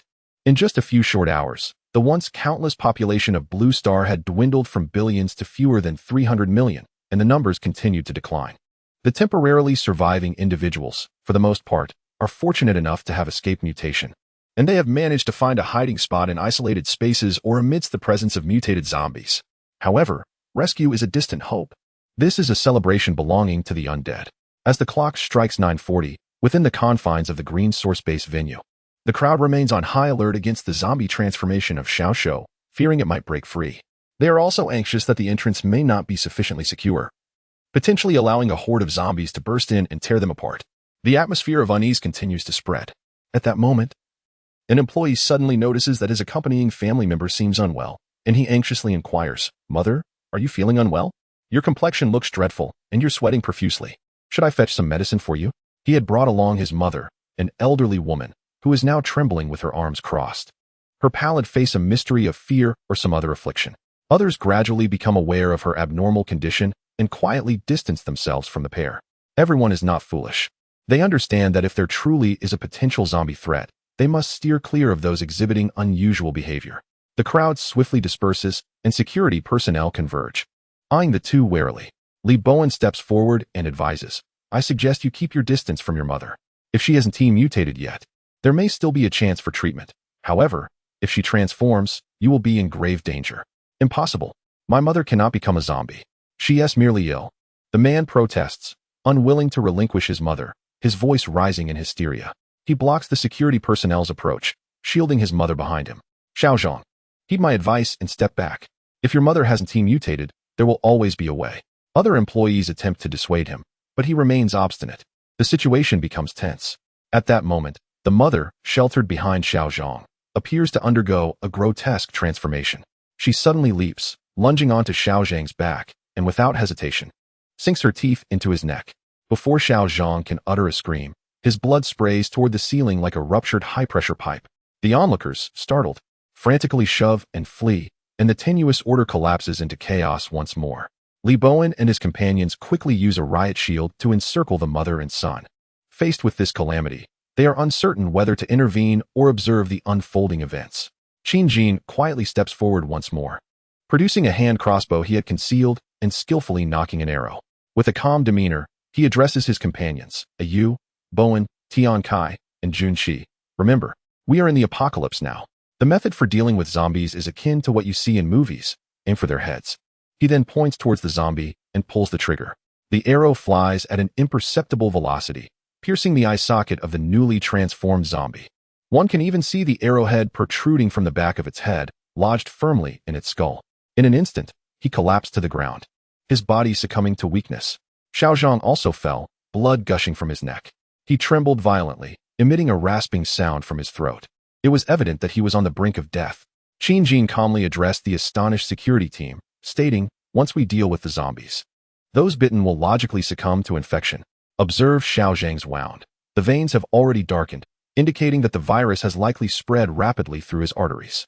At this juncture, we must act decisively. As he spoke, he approached Zhang Tiankai, the closest person, and seized a hefty anti-riot baton. Without hesitation, he moved to Xiaozhang's side and delivered a forceful blow to his head. A peculiar muffled sound echoed. Xiaozhang's skull caved in, and blood splattered onto the nearby furniture, rapidly expanding the crimson stain. Qin Jin struck several more times, reducing Xiaozhang's head to an indistinguishable mass of red and white before finally ceasing his assault. He turned to the bewildered security team and instructed, "Remember, to combat zombies, one must utterly destroy their skulls. Do not harbor any illusions. If possible, it is best to smash it to pieces, just as I have done. When striking, be mindful of the angle of blood splatter. Aim to strike with the back of the baton facing you, and avoid positioning the head's orifices towards yourself, lest blood splatter upon you. Should you accidentally get blood on you, remain calm. As long as it doesn't reach your eyes or open wounds, you should not mutate." He added, "I learned this online. This is the apocalypse. It's time for everyone to adapt quickly. If there's no rescue, we must save ourselves." He handed the blood-soaked baton back to Zhang Tiankai, who received it in a panic, staring at his boss as if he had seen a ghost. How incredibly fierce. Before the team could fully process the events, Qin Jin returned to his relative's side. He fetched a cup of tea and a cloth to clean his hands. Earlier, he had noticed something peculiar. It seemed his strength had increased. In his previous life, he was an evolved being, but only his legs had evolved, granting him swiftness. His arm strength had remained relatively unchanged. After delivering several blows, he realized that Xiaozhang's head had caved in rather quickly. Initially, he thought Xiaozhang's skull was simply fragile, but upon delivering subsequent blows, he sensed something was amiss. It felt as if his strength had indeed augmented. With his extensive survival experience from his past life, he knew that it shouldn't have been so easy to get blood on himself while smashing a skull. It appeared that perhaps he had gained a modicum of evolution during this night of mutation. In his previous life, his leg strength had enhanced after 2 months of the apocalypse. He recalled that when he ventured out, driven by hunger, he had discovered his remarkable speed while fleeing from zombies. This was rather promising. If his leg evolution continued as normal, and his arms were now evolving as well, he would certainly be a formidable survivor, capable of handling a few minor zombies with ease. He concluded that, in the presence of numerous zombies, prioritizing escape would remain paramount. As Qin Jin busied himself with cleaning, his mother, having regained her composure from her shock, approached him and said, "Jin, how impulsive you are. Did you just commit murder? What should we do? Will we be arrested once we step outside?" Qin Jin looked at his frantic mother in silence, while his father remained remarkably composed. He urged his wife not to entertain such wild thoughts, asserting that Qin Jin had merely acted in self-defense. Xiaozhang was on the verge of becoming a zombie, and he had acted to protect everyone. Many others echoed Qin's father's sentiments. Given the uncertain state of the world, Qin Jin's actions had indeed benefited the group. Under the current circumstances, why provoke the person with the highest theoretical authority in the room? Order was soon restored, as no one dared to act recklessly under Qin Jin's formidable presence. Simultaneously, everyone began to scrutinize those around them, fearful of another potential mutation. They knew they needed to distance themselves quickly, otherwise, a bite could turn one into the next Xiaozhang. After ensuring the situation was under control, Qin Jin approached the security team to instill a sense of urgency. He emphasized that to save everyone's lives, a resolute attitude was imperative, otherwise, their loved ones could be in peril. Through their phones and tablets, they were inundated with distress calls from the outside world, all pleading for help. The team began to grasp the gravity of their predicament. Hesitation could lead to a delay in rescue, resulting in them or their loved ones falling victim to the zombies. Even if repercussions followed later, at least they would still be alive. Death now meant the end of everything. Noticing the increasingly serious and sharp expressions among the team members, Jin realized his words had resonated. He then moved to a corner of the venue, unlocking a cabinet that had remained secured. From within, he retrieved an assortment of machetes, crossbows, and protective gear. These weapons had been purchased unsharpened, but during the recent Golden Week, he had discreetly sharpened a portion and hidden them in the venue. The moment to utilize them had arrived. He distributed the crossbows, machetes, and protective gear to his father, uncle, cousin, and a few close friends, as well as to the team leaders among the security personnel. Instantly, their combat readiness and defenses were significantly enhanced. Those who received the weapons felt an invigorating surge of confidence after their earlier brushes with the mutated zombies, although they were still somewhat dazed. Jin surveyed the armed individuals with satisfaction. Suddenly, he recalled something and approached his relatives, handing 2 sets of machetes and protective gear to his cousin and uncle. He addressed his cousin, Aja, saying, "You are a grown man now. You must learn to protect everyone. Take this and familiarize yourself with it." Jin, his cousin, felt as though he had unwittingly joined some extraordinary society. Wasn't he merely attending his older cousin's company opening? How had it escalated to this? What an unexpected turn of events. How had he transformed into survival mode? End of chapter 14, 2 Days of Mutant Night. The clock struck 11 in the evening. Fortunately, since the transformation of Xiao Zhang's mother into a zombie, no further mutations had occurred, allowing both the crowd and Jin to breathe a sigh of relief.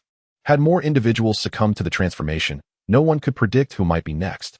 Jin harbored concerns for his own family, particularly for his grandmother, who at over 70 was the eldest among them.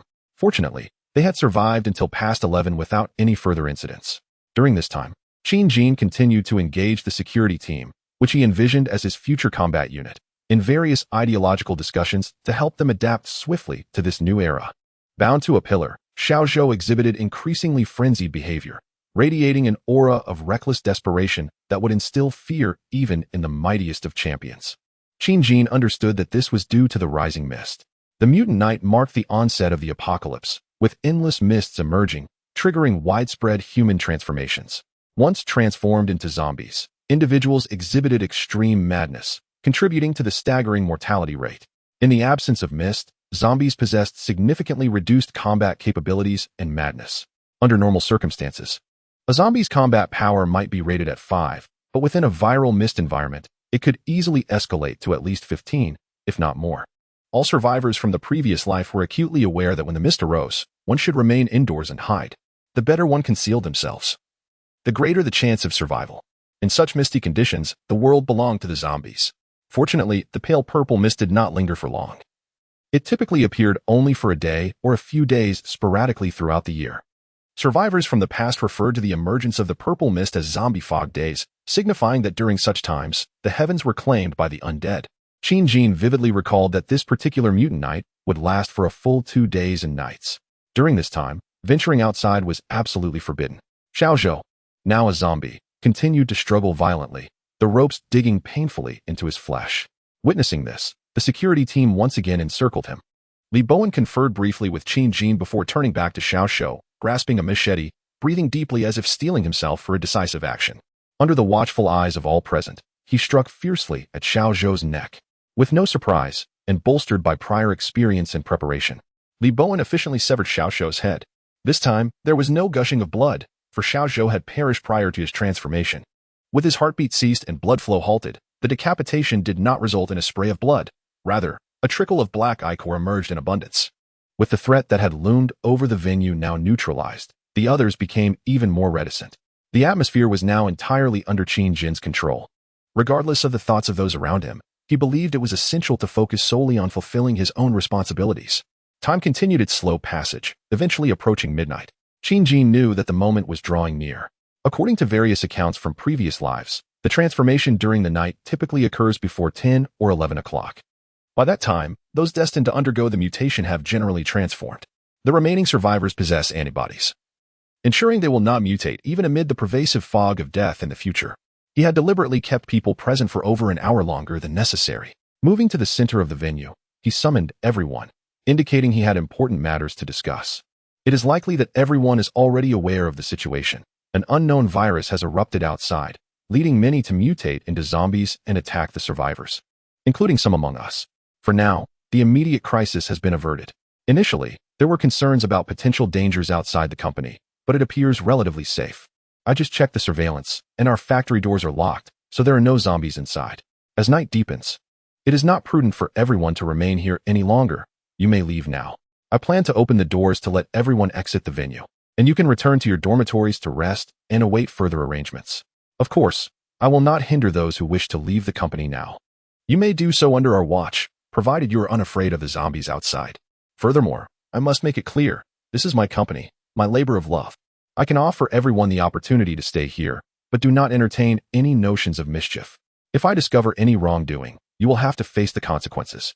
Having said this, he disregarded the crowd's reactions and walked toward the main entrance, retrieving the keys from his pocket. He unlocked the door and pushed it open, allowing a gust of cool air to sweep in. The October breeze carried a hint of chill, awakening those within. One by one, they departed the venue, their expressions a tapestry of complexity. The future that awaited them was uncertain, and no one provided guidance. The only one privy to the situation, Jin, did not engage in further conversation, except with his relatives, to whom he could offer some comfort. The security team had long made arrangements. Someone would need to keep watch throughout the night. Personnel would be assigned to monitor the doors and surveillance carefully. Additionally, those returning to their dormitories needed to remain vigilant. The entire factory area would be patrolled regularly, lest anyone unexpectedly mutate without notice. This night was destined to be one of sleeplessness, while the outside world descended into chaos. The employees of Green Source Company found it impossible to rest. Some were trembling in solitude, others worried about loved ones outside, while many frantically made phone calls. Previously, numerous individuals had attempted to contact their friends and family, but no one could connect. There was no one to answer. They scoured the internet for signs of improvement, hoping to learn if official organizations were mobilizing to suppress the zombie threat. Regrettably, no official media had emerged to disseminate any information. It felt as though all media had vanished, leaving only desperate pleas for help scattered across various online platforms, evoking a growing sense of despair. There was not a single piece of good news to be found, only an array of unsettling information, cries for assistance, missing persons reports, curses, analyses, everything except the sight of a rescue team. Regardless of other circumstances, once Jin ensured everyone had departed, he reconvened with his own relatives. His relatives were arranged in another dormitory that overlooked his own. During the construction of the base, careful consideration was given to the layout, ensuring that the dormitories for ordinary employees were built separately, while the accommodations for his family were in close proximity. Consequently, his own quarters became even more exclusive, accessible only to his parents. After soothing his relatives once again, he advised them to prioritize their safety and rest well, promising to make further arrangements for them the following day. The entire factory area fell quiet once more, save for the occasional patrolling security personnel. Jin did not return to his quarters. Instead, he proceeded to his office on the 5th floor. Time was approaching 2 o'clock, and he intended to catch a brief nap, as there were numerous tasks to arrange and address in the morning. The night of mutations was set to last for 2 days, and idleness was not an option. Even though he could not venture outside, there remained ample preparatory work to undertake. The next day, at 6:30 in the morning, dawn had just begun to break. The delicate lavender mist lingering in the air showed no signs of dissipating. On the 5th floor of the Green Source Factory's office building, Jin had already awakened for some time. After completing a quick wash in the restroom, he felt invigorated and promptly called Zhongyu, instructing him to notify his relatives and all security personnel, except for those deemed essential for guarding, as well as several company leaders to convene. By 7 o'clock, everyone he had called upon had gathered in the large conference room, with the exception of a few maintaining security within the factory. Fortunately, the conference room was spacious enough to accommodate 30 to 40 individuals, albeit a bit cramped. At that moment, everyone could see each other's weary eyes, a testament to the fact that no one could have rested soundly after such a terrifying upheaval. Jin opened the meeting directly, addressing the exhausted assembly. I have summoned you all today to assign tasks. Everyone here, aside from my relatives, are individuals I have personally interviewed and fought alongside. Thus I trust each of you. You are all aware of the current situation, given the zombies that roam outside. It is a considerable fortune that we have this safe environment within the factory, and I hope we can all uphold it. While I have arranged for security personnel to patrol in 3 shifts, their efforts alone will not suffice. I urge the rest of you to lend your support as well. As he spoke, his gaze turned to his relatives, and he continued, Father, Uncle, Big Uncle, Aunt, Aja, I need each of you to join the security team, assisting in maintaining safety within the factory. Mother, little aunt, Qin Lu, sister Dan Dan, cousin, Luo Dan Dan, Si Ling, cousin, Qin Si Ling. You are temporarily tasked with overseeing the order in the company cafeteria. We still have some food supplies sufficient for a while, but there will come a day when they run out. Therefore, we must establish rules. A fixed quantity of food will be consumed daily, and it is imperative that everyone adheres to these regulations. Failure to do so could jeopardize us all. Those who threaten our survival will be sent outside. Everyone understood the gravity of the situation. Venturing outdoors now is tantamount to courting death. Qin Jin continued, asserting, the main gate of the factory shall only be opened with my explicit consent. Even if someone outside cries for help or claims that rescue has arrived, the door must remain shut. Not to mention the possibility of the individual being infected, there exists the chance that a malicious person might masquerade as a rescuer. Every unnecessary mouth to feed only burdens our collective resources. Therefore, without my permission, absolutely no one is to open that door. This declaration served to establish his authority and assert the command of the base, a sentiment easily grasped by any rational individual. Qin Jin elaborated further. Our final directive is to bolster our internal strength, augment our defensive capabilities, eliminate all sources of instability, and forge a sanctuary that ensures our survival. I hope everyone will strive together. He then proceeded to outline more detailed arrangements for each individual. Unbeknownst to them, these plans had been conceived several months prior. Rather than being a product of a single night's contemplation, by securing control over food and weaponry, others would be deterred from recklessly encroaching upon their territory. Most of those absent were relatives of the current security personnel. Aside from a few employees, the majority could be considered part of their own ranks. The trust in Qin Jin remained relatively strong, primarily due to his position as the highest authority in the area and his commendable performance during the previous night's assembly, which left little room for dissent. Before long, the group dispersed, each attending to their respective duties. Notably, several managers had to coordinate with their former subordinates to ensure everyone was apprised of the current state of the base. The entire facility swiftly sprang into action. End of chapter. Chapter 15. Preparation and reminder arranged for relatives to liaise with the base administrators. The security personnel and Zhongyu were retained by him.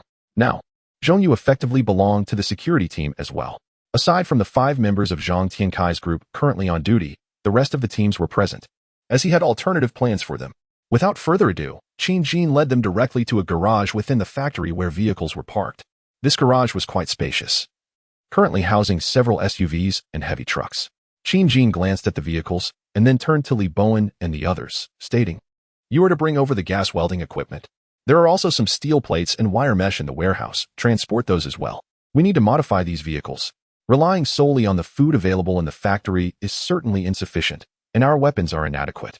The fog will eventually dissipate, and we must venture outside to search for supplies. You will be the first group to accompany me. Therefore, please prepare yourselves. We will reinforce the vehicles. For the sturdier they are, the safer we shall be. I hope everyone approaches this task with earnestness. Bowen, you will henceforth be the combat personnel within the factory. But our current numbers are still insufficient. I require you to select additional individuals from the remaining staff to bolster our ranks. I expect the combat team to consist of no fewer than 20 members. In the future, a portion will remain at the base to maintain security alongside my father and his team, while the others will accompany us in our search for resources. Just convey that it is my command. Those willing to join are welcome, while those who prefer to stay may assist in the base's construction." Having addressed the combat team and finding no objections, they began their tasks. Li Bowen also went to seek additional personnel from the former company leadership. With approximately 10 family members of Qin Jin and over 20 combat team members, including families. Subtracting Zhong Yu's family and several company leaders and their families left around 30 to 40 remaining employees and their relatives. After excluding some older and younger family members, it was necessary to select individuals from this remaining group of 50 to 60 for the combat team. Once Qin Jin had given his instructions, he took the lead in modifying the vehicles. There was much to accomplish in the 2 days before the fog lifted, and time was of the essence. During recruitment, special attention had been given to those with mechanical repair skills for the security team, and now their expertise was invaluable. Qin Jin, having previously studied and understood the mechanics, worked swiftly alongside knowledgeable individuals. By midday, they had reinforced 2 SUVs and 2 heavy trucks with wire mesh on all windows. The windshields were fitted with removable steel grids, while the front and rear were fortified with heavy bumpers and protective rails designed in advance. The tires were also reinforced with additional welding. The vehicles, at first glance, exuded an intimidating cyberpunk aesthetic.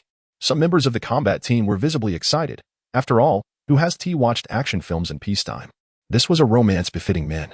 By the end of the morning, substantial progress had been made, and with a concerted effort in the afternoon, they anticipated completing the remaining protective modifications. After thorough testing and inspection, they would be ready to venture forth. Concurrently, there was a need to address some mutated livestock, as the mutation rate in animals was significantly lower than in humans, affecting less than half of them. However, the mutations have infected some nearby bites, leaving only a small fraction remaining. Fortunately, it was divided into numerous compartments for management. Otherwise, not a single one would have survived. The remaining poultry and livestock must be nurtured properly, as their eventual proliferation will serve as a vital food source. At the very least, the feed for livestock is more readily obtainable than the grains consumed by humans. During lunchtime, everyone at the base gathered in the company cafeteria. The morning had already announced that henceforth, all meals would be served here. The venue from last night had long since seen the bodies removed and cleaned. Yet, given the circumstances, returning to the cafeteria for meals felt more appropriate. The food was quite simple, with everyone receiving a standard of 1 meat dish, 2 vegetable dishes, and a soup. There was ample rice, and even Qin Jin did not receive any special treatment, at least not yet. The apocalypse had only just begun, and there was no need to starve the people. Such actions would yield counterproductive results. Most individuals found the meal rather bland. Just last night, they had feasted lavishly. But in the span of a single night, the world had drastically changed, creating a stark contrast. This morning, it was also known that the Green Source base had issued some regulations and was reportedly organizing personnel to venture out in search of supplies. Many felt a shiver of fear upon hearing this, with so many frenzied zombies outside, who would feel secure within the base. Ultimately, only 6 individuals were willing to join the combat team. Those who opted out were, on one hand, genuinely frightened by the external threats, while many clung to a sense of false hope, believing that the authorities had not yet collapsed and that a structured rescue team would soon emerge. They deemed it too perilous to venture out now, preferring to remain sheltered within the base, especially since the management seemed unlikely to take any drastic measures against them. Surely, they wouldn't simply cast them out to feed the zombies? Among the 6 who joined the combat team, surprisingly, there was a woman, which drew some raised eyebrows. In Qin Jin's estimation, joining the combat team did not necessarily mean they would be dispatched from the base. They might instead be assigned to defensive duties within. However, he chose not to voice this. For now, it was merely the initial round of selection. In the future, the personnel within the base would undoubtedly be divided into core and ordinary members, undergoing successive rounds of testing and assessment. The original combat team members were a given. They needed to adapt swiftly to the new era. Once they possessed the capability to independently seek out supplies, his burden would be considerably lighter. What is this? I have never encountered such unpalatable food. Even if we must conserve resources, there is no need to be this miserly. Perhaps the situation outside will stabilize soon. While everyone quietly consumed their meals, a woman's voice cut through the murmurs. The crowd turned to see it was Li Yan, Xiao Zhou's girlfriend from the previous night. Realizing everyone was staring at her and no one echoed her sentiments, she felt a twinge of embarrassment. At a loss for words, she lowered her head and began mumbling inaudibly to her food. Speaking of which, Li Yan was quite attractive in her 20s. Standing at about 5 feet 6 inches, with a curvaceous figure and fashionable attire. Without makeup, she was a solid 5 out of 10, with a bit of embellishment. She rated a 7. It was no wonder she had captivated not only Xiao Zhou but many men around her. Since entering society, she has never endured hardship. Perpetually immersed in the sweet nothings of sycophants, and has long considered herself a goddess. Qin Jin cast a cold glance around before resuming his meal in silence. At present, he had no time to deal with such individuals. Should they dare to engage in any inappropriate behavior in the future, he would remind them whose territory they were in. The lunch concluded amidst a heavy silence. Qin Jin rose and addressed everyone. This morning, you should all be aware that we have established some new regulations. These are designed for our survival. If anyone has differing opinions or better suggestions, I welcome you to voice them, as our ultimate goal is to create a safe environment. Our food supplies are not infinite, and our weapons may not always withstand the onslaught of zombies. Therefore, we must seek opportunities to replenish our provisions and strengthen our defenses. We are not venturing out immediately. We will consider it only when it is relatively safe. Hence, I hope more people will join us to contribute to the factory. Those who have made plans are still welcome to come in. After speaking, he surveyed the room, placed his tray in the designated spot, and then departed. In the afternoon, the fervent modification of vehicles continued, now including weapon enhancements. They extended machetes and affixed more user-friendly sheaths. Shields were also adjusted to improve both defensive capability and maneuverability. Each individual's protective gear came with specific instructions. It could be said that if they encountered a small number of zombies, as long as they did not act recklessly, Qin Jin was confident he could lead them safely back and forth. As he observed the modification work nearing completion, he retrieved several drones and attached specially designed soundballs previously ordered, instructing the combat team on their usage and tactical deployment. Zhang Tiankai and the others were astonished. Their boss appeared remarkably professional. Qin Jin casually deflected their admiration, explaining that he had always enjoyed flying drones and was an enthusiast of survival in apocalyptic scenarios. Possessing some unusual gadgets was entirely normal, an argument difficult to contest. The day swiftly passed. Throughout, the surveillance occasionally revealed crazed zombies wandering outside. Amidst an industrial area housing other factories, perhaps there were additional survivors, but unfortunately, no one could assist anyone else. The 5-meter-high walls of the Leviathan base remained a reliable barrier for the time being. The mutations had only just begun. Unlike later stages when survivor numbers dwindled and zombies began to congregate, forming various scales of hordes. Thus, the day unfolded without significant incident. After sharing a communal meal in the evening, everyone returned to their respective quarters to rest. That night, Qin Jin returned to his room. Although he had taken a short nap the previous night, he felt reasonably refreshed. However, after a day filled with various tasks and arrangements, he sensed a degree of fatigue. The base had now established a new preliminary order. The next steps involved continuing to consolidate and strengthen their forces. In the evening, he took a moment to pull out his phone and browse the internet, a quintessential product of this information age, which he recalled would soon vanish in a few days. If circumstances allowed, he contemplated the possibility of building a local area network within the base in the future. The online landscape remains an oppressive tableau. An increasing number of media outlets have succumbed to disconnection, perhaps due to server devastation, or perhaps they have simply collapsed without maintenance. The platforms available for the survivors to voice their pleas for help are dwindling. Those that still exist are permeated by despair, primarily filled with cries for assistance and the dissemination of negativity, rendering hope ever more elusive. Qin Jin perused the remaining media platforms, letting out a resigned sigh. Though he is a reborn individual, he is not a savior. Beyond salvaging his own existence, he possesses no surplus strength. He has contemplated disseminating information on resisting the mutated knights across the internet, yet how many would believe it? The logic invariably circles back to seeking official answers. It merely treats the symptoms, not the root cause.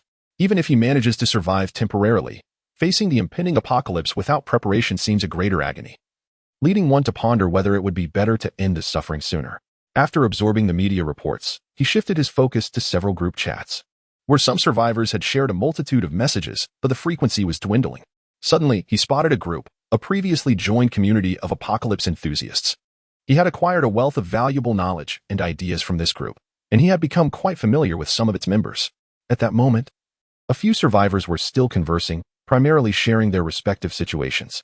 After observing for a while, he decided to contribute a message in the group.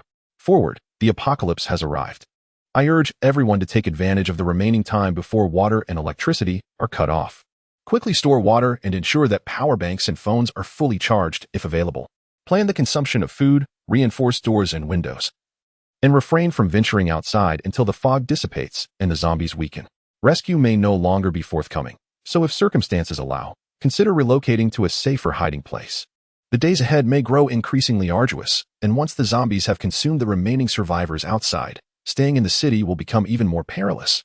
Forward is Qin Jin's online moniker, one he has used for quite some time across various platforms. Soon, a survivor responded in the group. Skywalker, Forward speaks truthfully. I advise everyone to swiftly gather water and charge their devices. If the situation deteriorates and rescue does not arrive, one could survive for several days without food. But lacking water, one would face death within 2 to 3 days. However, what is the basis for Forward's assertion regarding the fog dissipating and the zombies weakening, as well as the need to change hiding places? Could you elaborate further?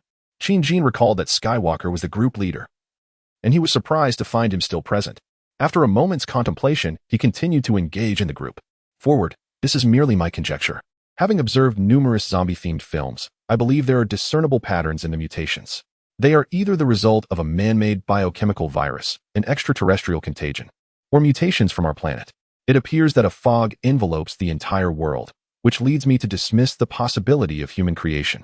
Forward, furthermore, this is a narrative deduction. The present zombies exhibit an unprecedented level of madness, far surpassing those depicted in films.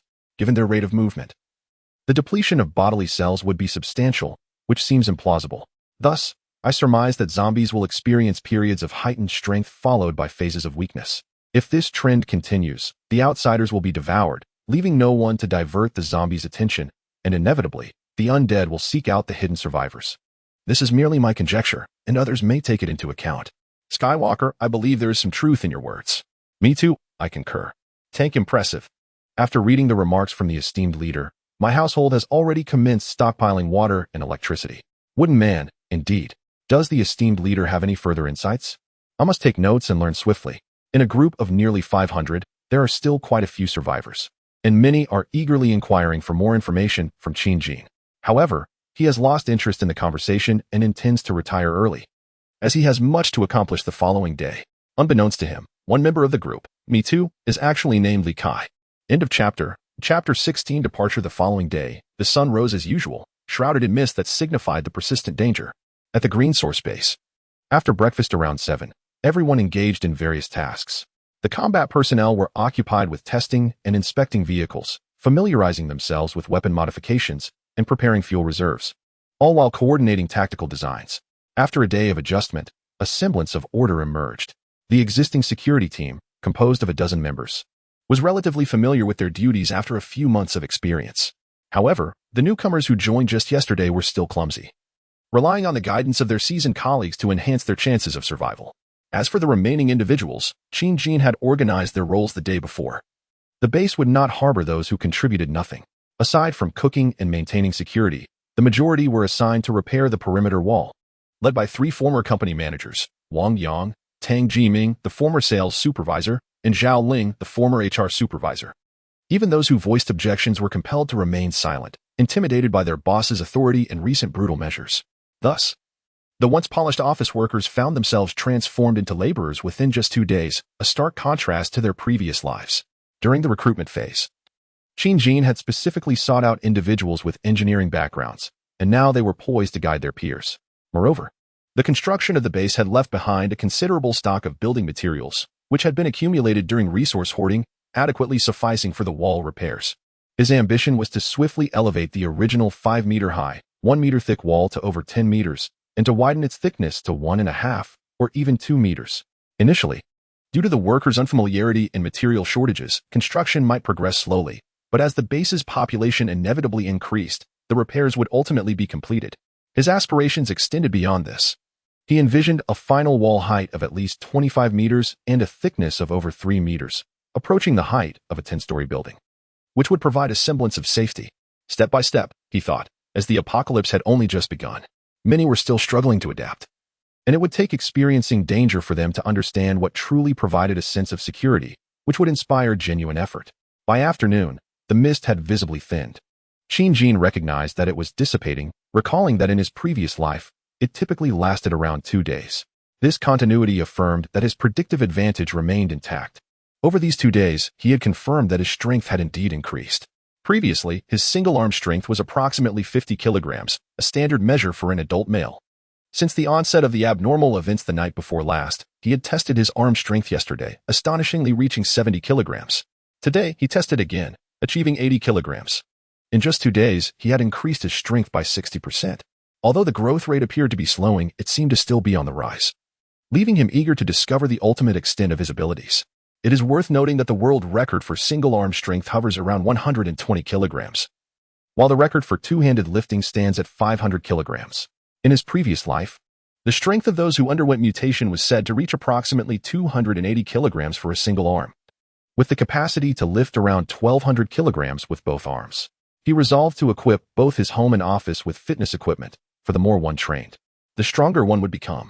In his previous life, under conditions of inadequate nutrition, his swift legs could achieve 100 meters in a mere 7 to 8 seconds. This time, with proper nourishment and training, he might surpass his former self. Even though the mutations of survivors would never reach the fantastical levels of shattering mountains or parting rivers as depicted in novels, nor could they rival the evolved zombies of later stages. Merely running faster and possessing greater strength would undoubtedly enhance their chances of survival. As the clock approached 5 or 6 in the afternoon, the fog had dissipated by 90%. It was evident that it would soon vanish entirely, and the occasional zombies wandering outside appeared noticeably lethargic. The once frantic and swift movements had transformed into a slow jog. Qin understood that the fog would soon clear. It was time to commence his plans. After dinner, he convened the squad leaders of the combat team, the management of the base, and close family members, including his parents and Zhongyu in his office. He announced that the following day they would embark on a mission to scavenge for supplies. The attendees would be divided into two teams. One, consisting of around 20 combat team members, would accompany him, while the other, comprising about 10 individuals, would remain at the base under the supervision of Qin's father and uncle. Including other staff members, the total number of personnel defending the base would exceed 20. With Qin's father, uncle, and aunt all equipped with crossbows, they should be able to handle any significant issues that might arise. Should anyone dare to create chaos while they were away, they would not show mercy. Regarding his son's expedition, Qin's father was far more accepting than Qin's mother, who harbored concerns. Over the past couple of days, he had quickly adjusted his mindset. For the sake of his large group, survival necessitated venturing outside. Qin called forth those who would remain at the base, leaving only those who would accompany him on the morrow. Among the combat team squad leaders, a few stayed behind to assist his father, while others, including Li Bowen, Chen Junqi, and Lu Wenhao, would join him. Lu Wenhao had been promoted to a temporary squad leader, and should he perform well, he would have the opportunity to be formally recognized. Zhongyu would also accompany them, having already established a connection with Qin's parents, thus seamlessly integrating into Qin's circle of kin. Notably, Zhongyu's younger brother, Zhongming, expressed a desire to join the combat team. As a child, he often played with Qin and, having grown up, occasionally sought him out with his brother. Recently, having witnessed Qin's decisive and fierce tactics, he developed a sense of admiration for strength and promptly requested to join the combat team, eager to contribute. Qin did not refuse. Rather, he welcomed the initiative. In this apocalyptic world, there was no room for the idle. Everyone needed to exert effort to ascend, while those who chose complacency could simply await their demise. That evening, they meticulously reviewed their tactics, contingency plans, rescue procedures, and escape strategies, striving to ensure a safe departure and return. It was not until nearly 10 o'clock that everyone dispersed to rest. Qin remained in his office, retrieving a tablet to double-check the locations they planned to scour the next day. Confirming that the offline maps and routes were satisfactory, he meticulously plotted their course, finally settling down on the office couch to prepare for sleep by 11. Tomorrow's battle is of utmost importance, a crucial element for the rapid development of the base in the future. Thus, success is the only option. October 13th, 6:30 a.m. The horizon is gradually brightening, and nature stirs from its nocturnal slumber. At the Green Source base, the combat team gathered at the vehicle storage area by 6 o'clock, meticulously verifying all items to be taken, ensuring that every piece of protective gear and weaponry was accounted for. They lined up before the base leader, awaiting further instructions. Qin, standing before the team, was also prepared. With a sweeping glance over the assembled ranks, he recognized their potential as a vital force for the base's resurgence. With a serious demeanor, he addressed them. We are on the brink of confronting a new era outside, fraught with challenges, man-eating zombies, and myriad unknown threats. But shall we cower in fear? We shall not. For there are others here who rely on our return. Should the undead dare to impede our path, we will crush their skulls. Should the enemy attempt to harm us, we shall sever their limbs. Remember, we are not heroes. We are a band of fiends, fighting merely to survive. We are the relentless specters, tearing apart all to extend our existence. The combat team felt a surge of adrenaline. Previously, they had merely followed orders without contemplating the future, often adopting a day-to-day mindset. However, under their leaders' galvanizing rhetoric, clarity emerged. Indeed, their prior labor was solely for the sake of family and self-preservation. Now, in this new guise, it was for loved ones and their own survival, albeit in a more direct and brutal manner. Humanity has, since its primitive origins, evolved atop the corpses of other beings. And though it later concealed its primal instincts upon becoming the dominant species on Blue Planet, that wildness remains dormant. Once stirred, it can rush forth. The latent warrior within each team member seemed to awaken, their previously pervasive fear of the outside world diminishing significantly. They longed to strike down a zombie immediately to satiate their bloodlust. Observing the uplifted spirits of his comrades, Qin nodded in satisfaction and bellowed, "Board the vehicles." With fervent urgency, the team swiftly took their places in the 5 modified vehicles, 2 off-road, 2 heavy trucks, and 1 cargo vehicle, which had been modified just the day before. Qin settled into the passenger seat of the foremost off-road vehicle, utilizing the intercom to confirm with the squad leaders in each vehicle that all was in order. And they gradually approached the gate. Once more, he requested the gate's watch personnel to confirm the outside safety before opening the gates. The guards assured him that no zombies lurked outside, and the gate, which had remained shut for several days, began to creak open. Without hesitation, Qin Jin's lead vehicle surged forward, followed swiftly by the others. The convoy rapidly vanished from the sight of the remaining personnel.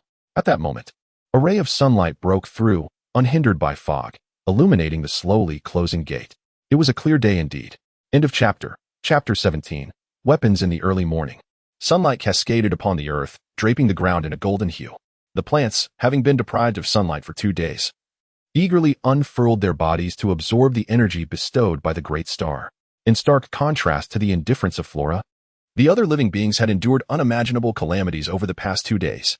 The roads were littered with haphazardly parked vehicles, and numerous buildings bore the scars of destruction. Puddles of dark red blood occasionally marked the roadside, testament to the horrors that had unfolded in this place. At that moment, a convoy of vehicles approached, stirring up wind that sent plastic bags and papers swirling through the air. Leading the convoy were 2 modified off-road vehicles, followed by 2 heavy trucks and a cargo truck, all clad in menacing armor. This was the group led by Qin Jin, having just departed from the Green Source base. They had not ventured far from the base and found themselves on a nearby national highway, momentarily free from danger. Qin Jin's objective for this expedition was unequivocal: to secure firearms from the nearest police stations.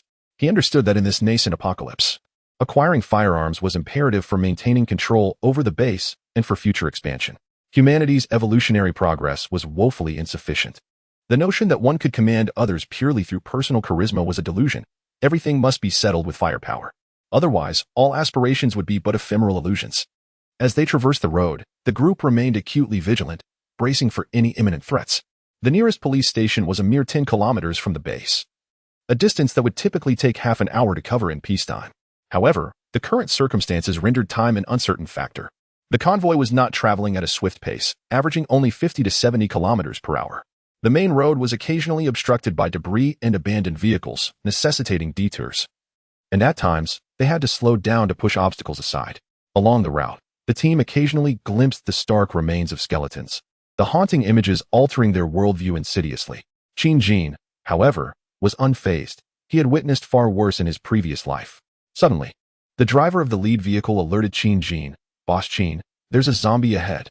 Shifting his focus to the front of the vehicle, Qin Jin indeed spotted a figure standing in the distance. The individual was ragged, covered in blood, and upon closer inspection, it was evident that the left arm was severed at the elbow. It stood silently in the middle of the road, unmistakably a zombie. Drawn by the sound of the vehicles, it began to lurch toward the convoy. After a brief moment of contemplation, Qin Jin commanded the driver beside him, "Accelerate and ram it." "Understood, boss." With a roar, the lead off-road vehicle surged forward, breaking away from the convoy and charging toward the zombie. The solitary creature was struck down like a toppled block, its remains scattering in all directions, limbs soaring through the air before plummeting to the ground several meters away. The vehicle then came to a halt, and the occupants disembarked to inspect the reinforced collision beam at the front. There was a slight deformation, yet it did not hinder continued use. It seemed that the modifications had indeed proven effective. The vehicle proceeded onward. Blood that had splattered earlier now adorned the windshield, prompting the driver to press the button for the wiper fluid. After several determined attempts, the wipers finally cleared a small, unobstructed area, restoring the driver's line of sight. The front of the car was smeared with blood, rendering it increasingly grotesque. Silence prevailed throughout the journey. A destination that was supposed to be reached in 24 minutes took nearly 40, as they encountered the occasional zombie along the way. They dodged whenever possible, but when avoidance was futile, they simply barreled through, crushing the creatures beneath them. Upon arriving at their destination, Qin Jin used the intercom to instruct the convoy to halt. The lead vehicle was drenched in blood, its collision bars severely distorted, a testament to the numerous zombies encountered along the road. This was a lingering consequence of the recently concluded corpse fog, leaving the undead in a persistent frenzy. Their destination was the police station of a county, which encompassed the town of Mintang. The large entrance stood wide open, with several police cars haphazardly parked nearby. Some vehicles bore the marks of having been engulfed in flames, now reduced to mere skeletal remains emitting wisps of black smoke. Several dismembered zombies crawled slowly, likely former humans who had not transformed during the night of mutation, only to be later caught and bitten by others. Now, due to their impaired mobility, they had yet to find a shaded refuge. In this apocalyptic world, many zombies with missing limbs or festering wounds were initially untransformed, only to fall victim to others later. Those with intact bodies often belonged to the first wave of the mutated. Some unfortunate souls had their necks or brains crushed by zombies, forfeiting their chance to transform, while others had been devoured to the bone before they could even begin to change. Zombies favored the shade, and once the sun rose during the day, they typically sought nearby shadows to linger in. Unless provoked, they remained dormant, unlike the night when they roamed freely. Thus, human survivors preferred to act during daylight, avoiding excursions after dark. The convoy did not drive directly to the police station, but instead opted to park at a street corner several dozen meters away. A direct confrontation was out of the question. Cunning strategy was the only way to minimize losses. After observing the surroundings for a while, Qin noted the stillness. There were no moving zombies in sight. The area was dotted with low buildings, providing a relatively open view, suggesting that any concealed zombies might be lurking within. He then activated the drone he had brought along, sending it soaring towards the police station. It hovered 3 meters in front of the entrance. Once he confirmed the position was adequate, he pressed another button, causing the drone's sound ball to emit a familiar tune. You are my little apple. No matter how much I love you, it is never too much. The sound ball was custom-made for Qin, having undergone meticulous tuning for both high and low frequencies, boasting remarkable penetration that could reach far distances. In an instant, a surge of agitation erupted, as if some monstrous entity had been roused from slumber, with roars reverberating from the structures around them, even drowning out the sound of the ball. Soon, a horde of zombies surged forth from the various buildings, racing towards the position of the drone. In a mere 10 seconds, nearly 100 zombies had appeared within sight, while Qin remained relatively composed. The other combat team members felt their legs weaken, as this was their first encounter with such a multitude of zombies, some even darting past their vehicle, mere inches away. The number of zombies accumulating beneath the drone continued to swell. Qin instinctively elevated the drone's altitude to 5 meters, focusing particularly on the police station, which was continuously spewing forth more zombies. The relentless undead reached out towards the drone, and within just a few minutes, their mass had stacked up to 3 meters high. The zombies trailing behind climbed over their fallen comrades in a chaotic fashion, creating a towering mound reminiscent of an anthill.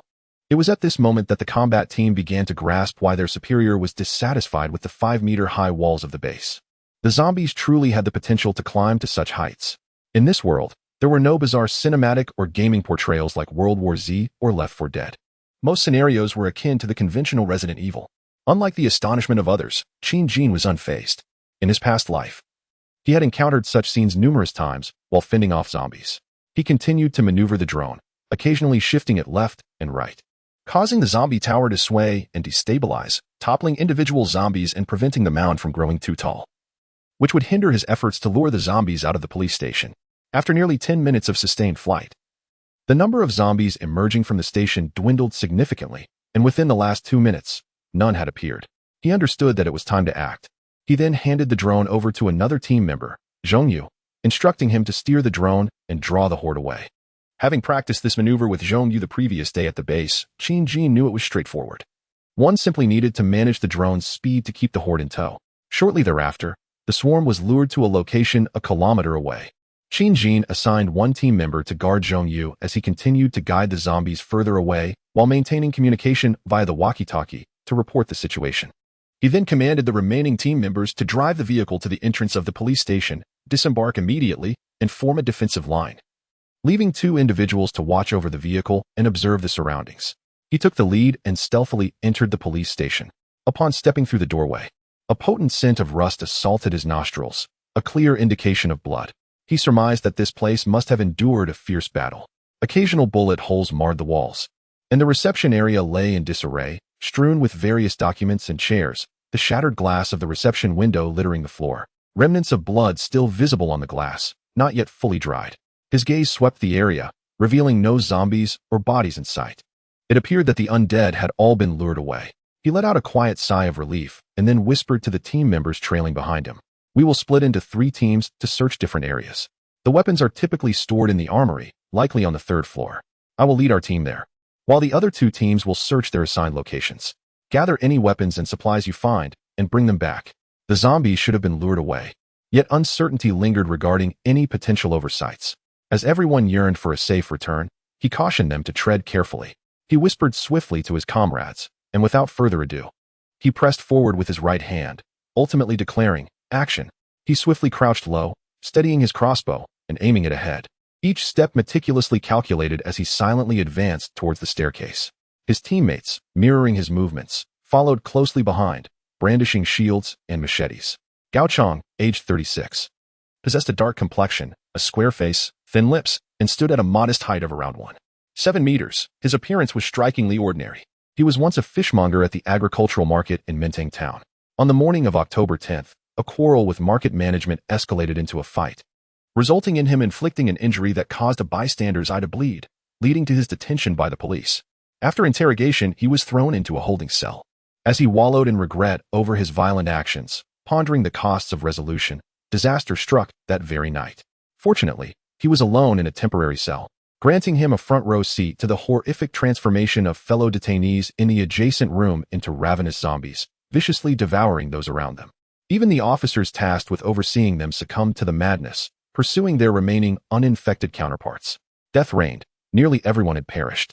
He felt as though he were spiraling into madness, unable to fathom the reality unfolding before him.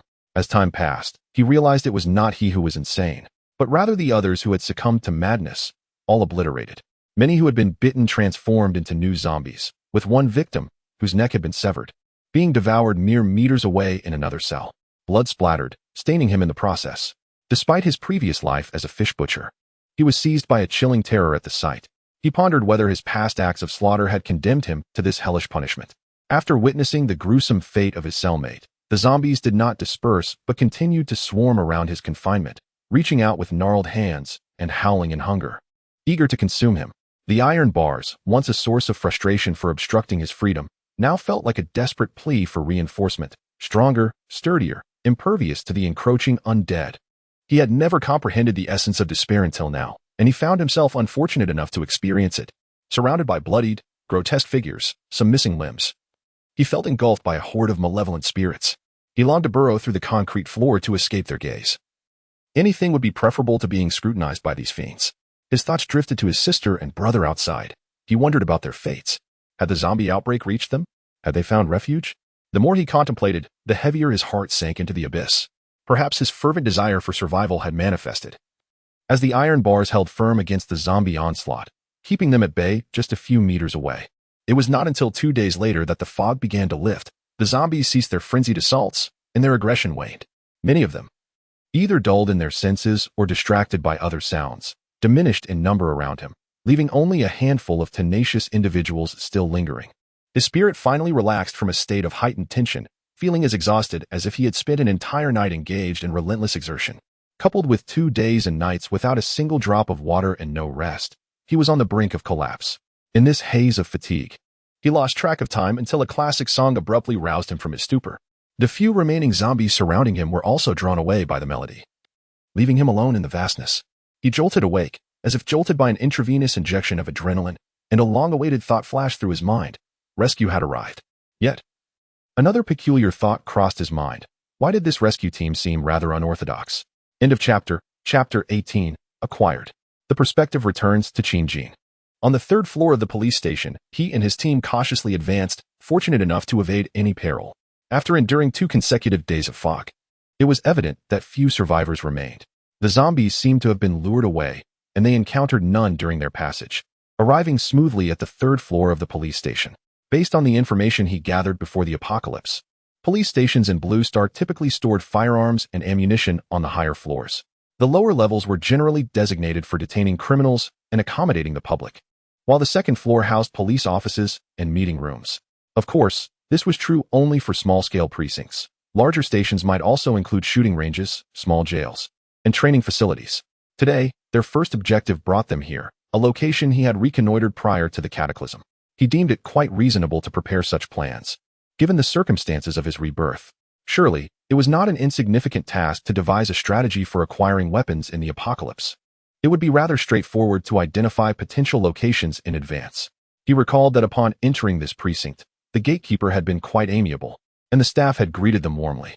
Although he had not located the armory at that time, through simulations of the terrain and building layout, alongside consultations made possible by financial resources, he could easily ascertain the general location of the weapon cache. Upon reaching the 3rd floor, They found themselves in a long corridor lined with numerous rooms. Most doors stood ajar, while a few were closed, leaving uncertain whether they were locked. The tactical team followed Qin Jin, proceeding cautiously as they visually inspected each room. A glance would suffice to determine if a room was not their target, allowing them to move on swiftly. After traversing a substantial number of rooms without success, Qin Jin kicked open a locked door, only to discover an unoccupied space devoid of any significance. An unease began to foster among the team, as their initial endeavor seemed to be faltering. Suddenly, Qin Jin's attention was drawn to a room they had just approached. It was a scene of utter chaos, with bloodstains and scattered documents strewn about. A large pool of blood marred the floor, suggesting that someone had bled out in that very spot, saturating the area extensively. His gaze fixated on a pile of tattered clothing in the corner of the bloodstained room. Confirming that the space posed no threat, he hastened over. Using a crossbow bolt, he prodded the garments and uncovered a handgun, mostly concealed beneath the debris. He had previously noticed what appeared to be the stock of a gun. At last, he had found one. Qin Jin was unperturbed by the blood that stained the firearm. He picked up the clothing and wiped the gun on a clean section, confirming it to be a common model, the 64 type, which still contained 3 rounds of ammunition. A slight smile crept across his lips, and his brow relaxed. Finally, there was a glimmer of success. The weapon's former owner might have been valiantly resisting the zombies, only to be overwhelmed before exhausting their ammunition. He instructed his team to continue searching within the room. Indeed, they soon discovered a magazine beneath the table, containing an additional 7 rounds of ammunition. Without a hint of hesitation, he affixed the firearm to his waist and exited the room to search further, gesturing for his team to follow. The team remained silent. It was only natural for the boss to claim the first firearm he had discovered. Meanwhile, Li Bowen's squad was conducting their own search on the first floor, where the number of rooms was relatively limited. Beyond the reception hall lay the dining area and several temporary holding rooms for detainees. Fortune smiled upon them when, during their search, they stumbled upon an interrogation room and, much like Qin Jin, discovered a deceased individual's handgun within, along with a spare magazine. They secured a total of 17 rounds, which Li Bowen promptly stowed away.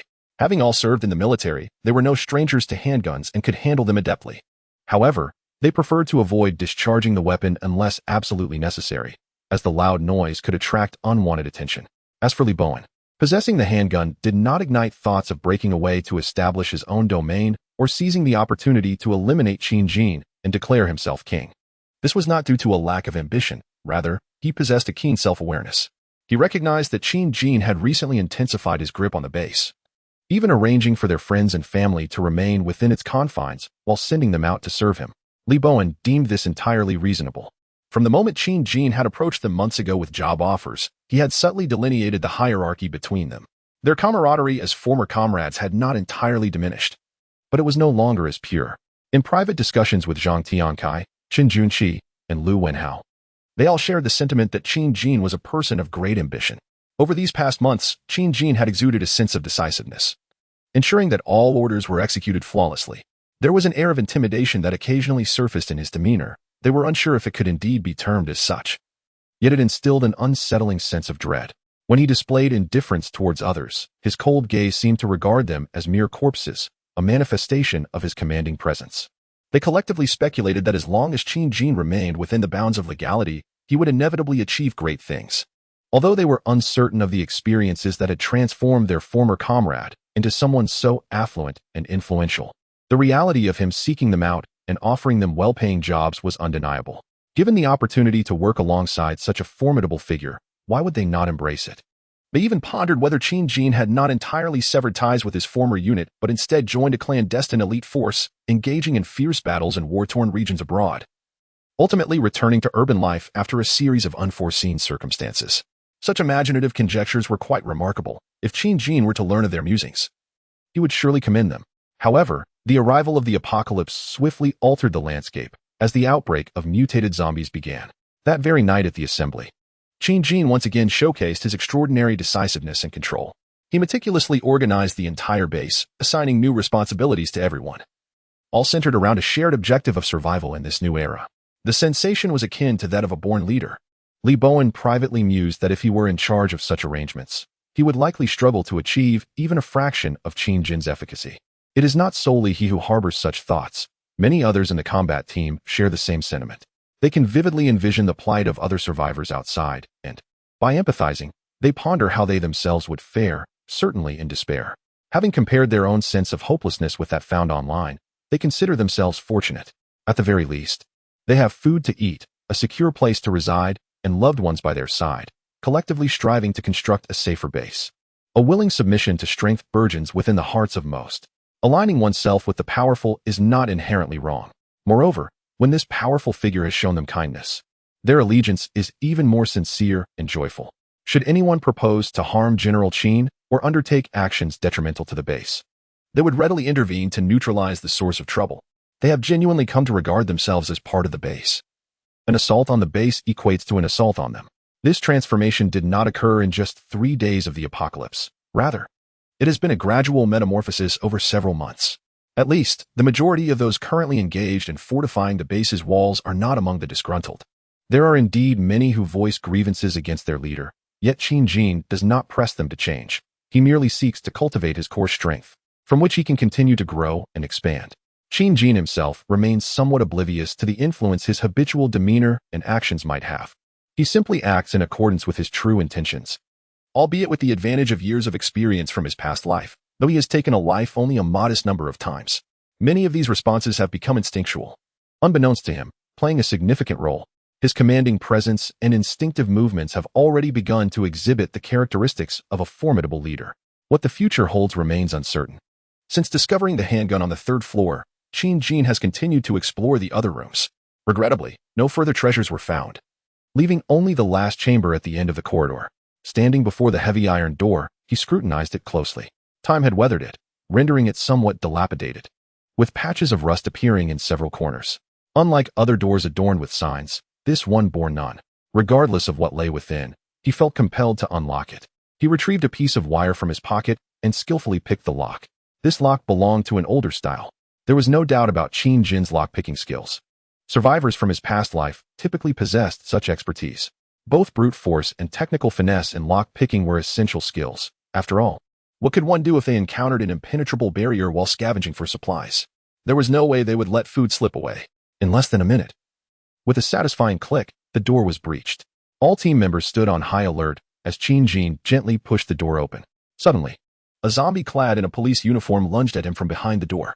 Anticipating this, Qin Jin sidestepped, delivering a swift kick to the zombie's side, sending it sprawling to the ground.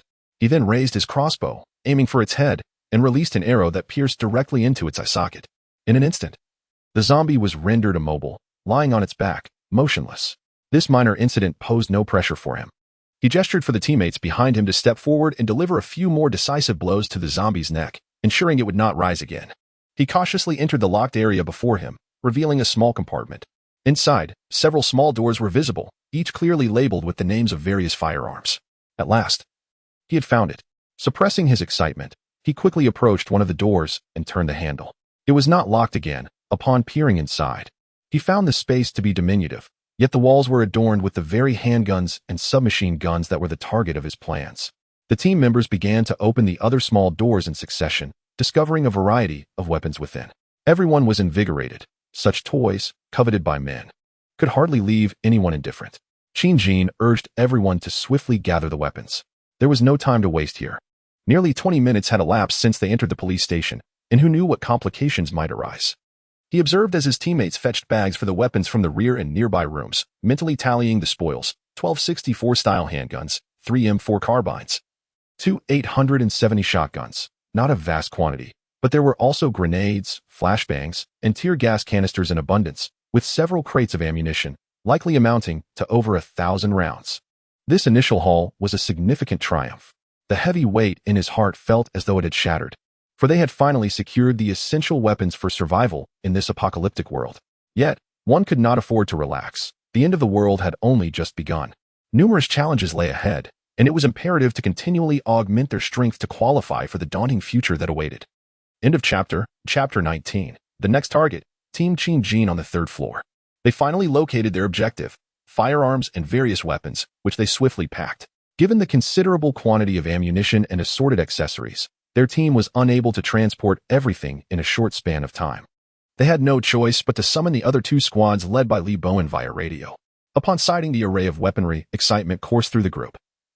These were the very tools that would bolster their chances of survival. The atmosphere was electrifying as they meticulously gathered every item in the room, leaving nothing behind. Even paper documents were collected, for who knew if these materials might prove useful for future reference or for the maintenance of their firearms. They could not afford to overlook anything. Better to transport it all and sort it out later.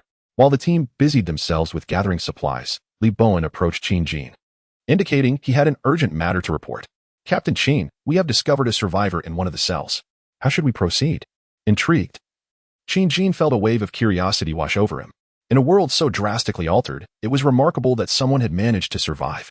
Feeling buoyed by their recent acquisition of weapons, he decided to investigate the survivor. Under Lee Bowen's guidance, they swiftly arrived at a particular location filled with temporary cells, where they encountered a visibly distressed individual named Gao Chong. Please, I beg you, save me. I just want to leave this place. I haven't done anything wrong. I was merely caught in a fight and imprisoned. I'm just a fishmonger. Please help me. I feel like I'm dying. Gao Chong, upon realizing new arrivals had come, could not help but plead for assistance. After being roused from his slumber by a chorus of voices which had drawn the zombies away, he had witnessed a group enter the police station. However, it seemed they had little interest in his plight. They merely searched for supplies, asked him a few cursory questions, and left. Just like that, they abandoned him in this hellish confinement. He felt as if he were on the brink of despair. Was his earlier response insufficient, leading them to believe he was unworthy of rescue? Did they truly conduct themselves so casually with taxpayers' money? He was determined to lodge a complaint. Despite the uncertainty of his future, he felt an overwhelming sense of fatigue and regret. His body ached, and his spirit was weary from the world's cruelty. Why did everyone seem to conspire against him? Why had he not simply paid the protection fee to the market's authorities that day? Why did he throw that punch? He had only wished to earn a little extra to support his younger sibling's education. Just as he wallowed in regret, his senses dulled. He was suddenly jolted by the sound of footsteps returning. This time, he resolved to make a good impression, to seize any opportunity that might lead to his salvation. He was parched, famished, and engulfed in despair, deeply worried for the safety of his siblings outside. Through tears and snot, he implored, I am Gao Chong from the know. For fish stall at the Minting Town Agricultural Market. I grew up here. I am truly just a law-abiding fish farmer. I beg you, please save me. I am not a bad person. Oh, are you also from Minting Town? Qin Jin inquired, his curiosity piqued. He directed 3 questions at Gao Chong. Why are you here? Has anyone else come in these past few days? What advantage is there for me in rescuing you? Gao Chang was momentarily taken aback, not anticipating the arrival of a young man he had never encountered before. Noticing Lee Bowen, who had previously taken the lead, standing quietly behind Qin Jin, he surmised that this newcomer was likely their leader. Summoning the last of his energy, he hastily formulated his response. Fearing he might falter if he hesitated, I was bullied by the city management, and, unable to restrain myself, I struck one of them and was subsequently captured. To my knowledge, no one else has entered this room in the past 2 days. One person has been devoured, while the others have transformed into monsters. As for the last question, if you can help me escape, my life will be yours from that moment on. I am willing to do anything for you, as long as it does not endanger my younger siblings. Qin Jin internally scoffed, finding Gao Chong rather straightforward. He pondered whether to label him foolish or astute, as he had carelessly revealed his vulnerabilities. A thought flickered in his mind. Perhaps they could employ someone to manage the fish farming in the base pond. As Gao Chong fell silent, seemingly deep in thought, anxiety gripped him. He understood that should he miss this opportunity, he might not survive to see another potential rescue. He hadn't consumed food or water in 3 days, and his body was nearing its limit. Qin Jin deliberated for only a few seconds before he strode over to the padlock of the iron bars, deftly demonstrating his lock-picking skills. Watching Gao Chong's growing despair due to the lack of response, he finally approached the door lock and worked on it. With a decisive click, the iron bars, which had evoked both love and hate in him, swung open.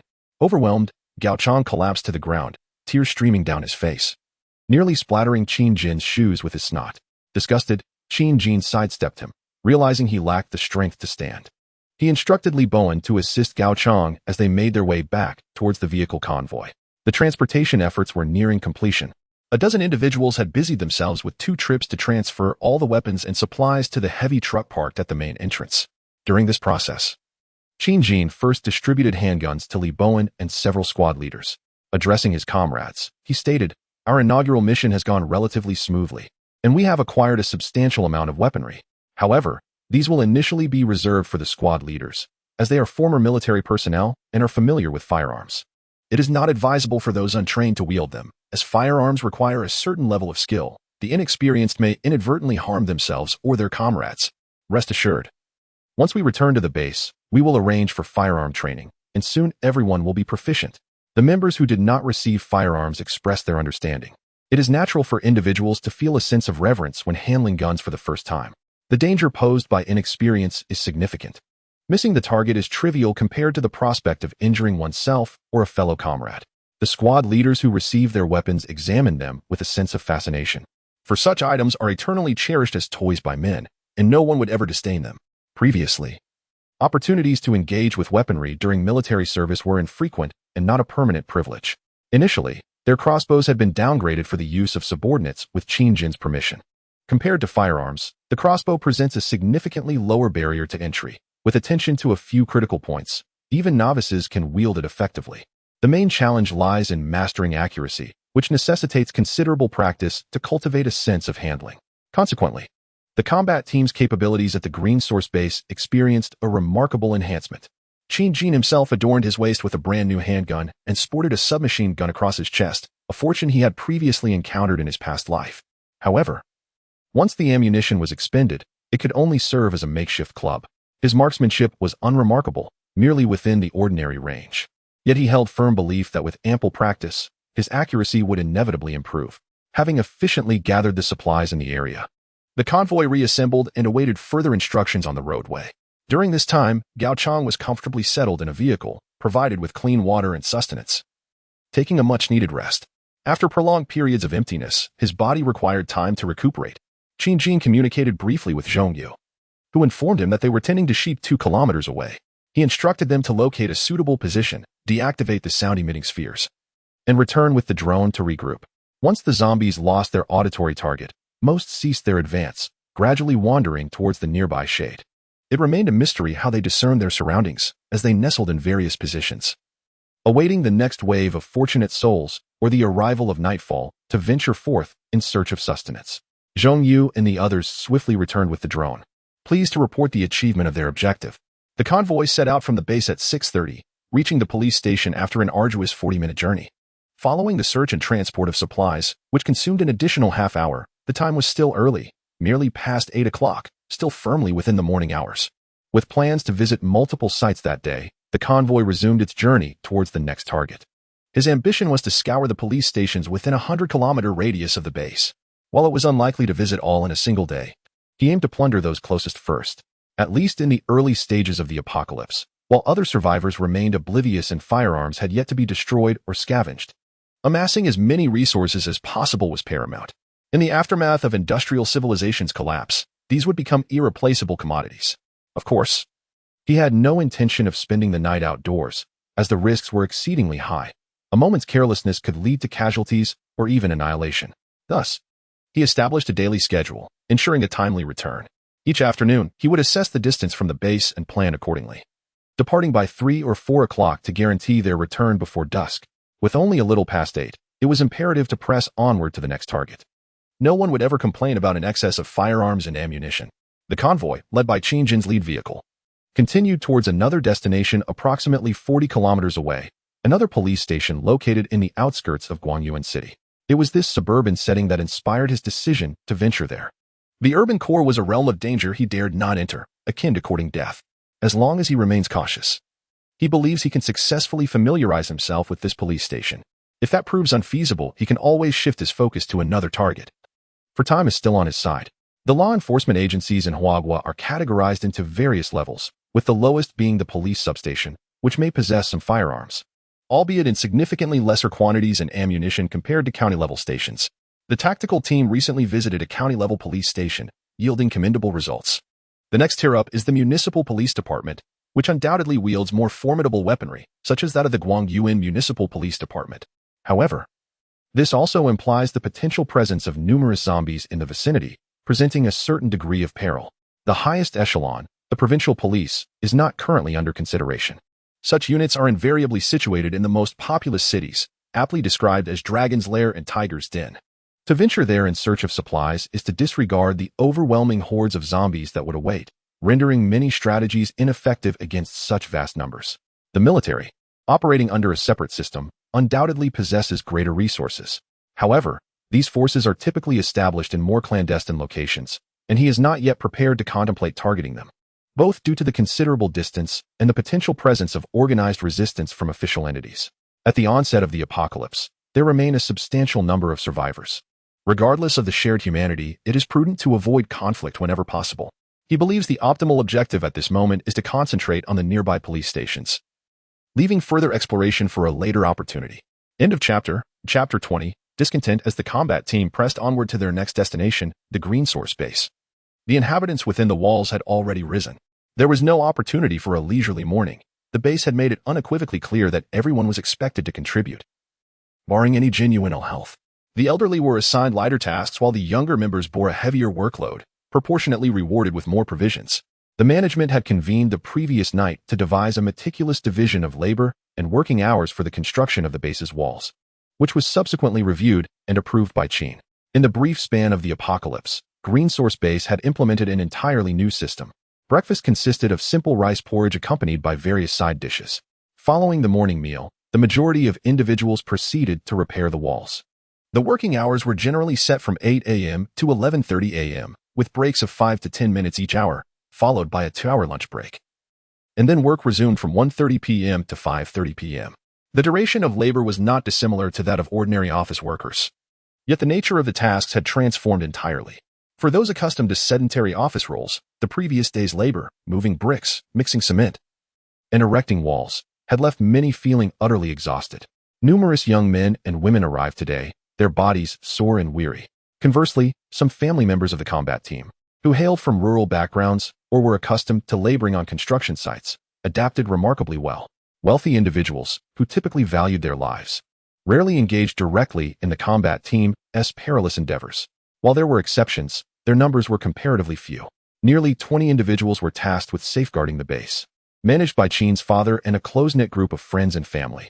The 4 corners of the base had swiftly been transformed with scaffolding into 4 makeshift observation towers, utilizing frameworks that Qin had prepared prior to the apocalypse. These structures, filled with cement, could easily reach 2 stories in height within a day, serving the dual purpose of guarding against external threats and monitoring activities within the base. While power and water supplies remained intact, many facilities were still operational, prompting the base to expedite its construction efforts.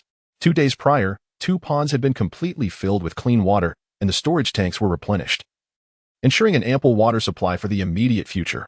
Regarding food supplies, Qin had assured everyone that with careful rationing, they could sustain themselves for several months.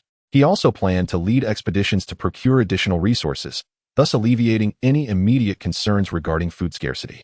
He had yet to disclose the specific quantities to anyone, intending to entrust the management of the supplies to a reliable individual once the base achieved greater stability. He harbored deep mistrust towards others, including his parents.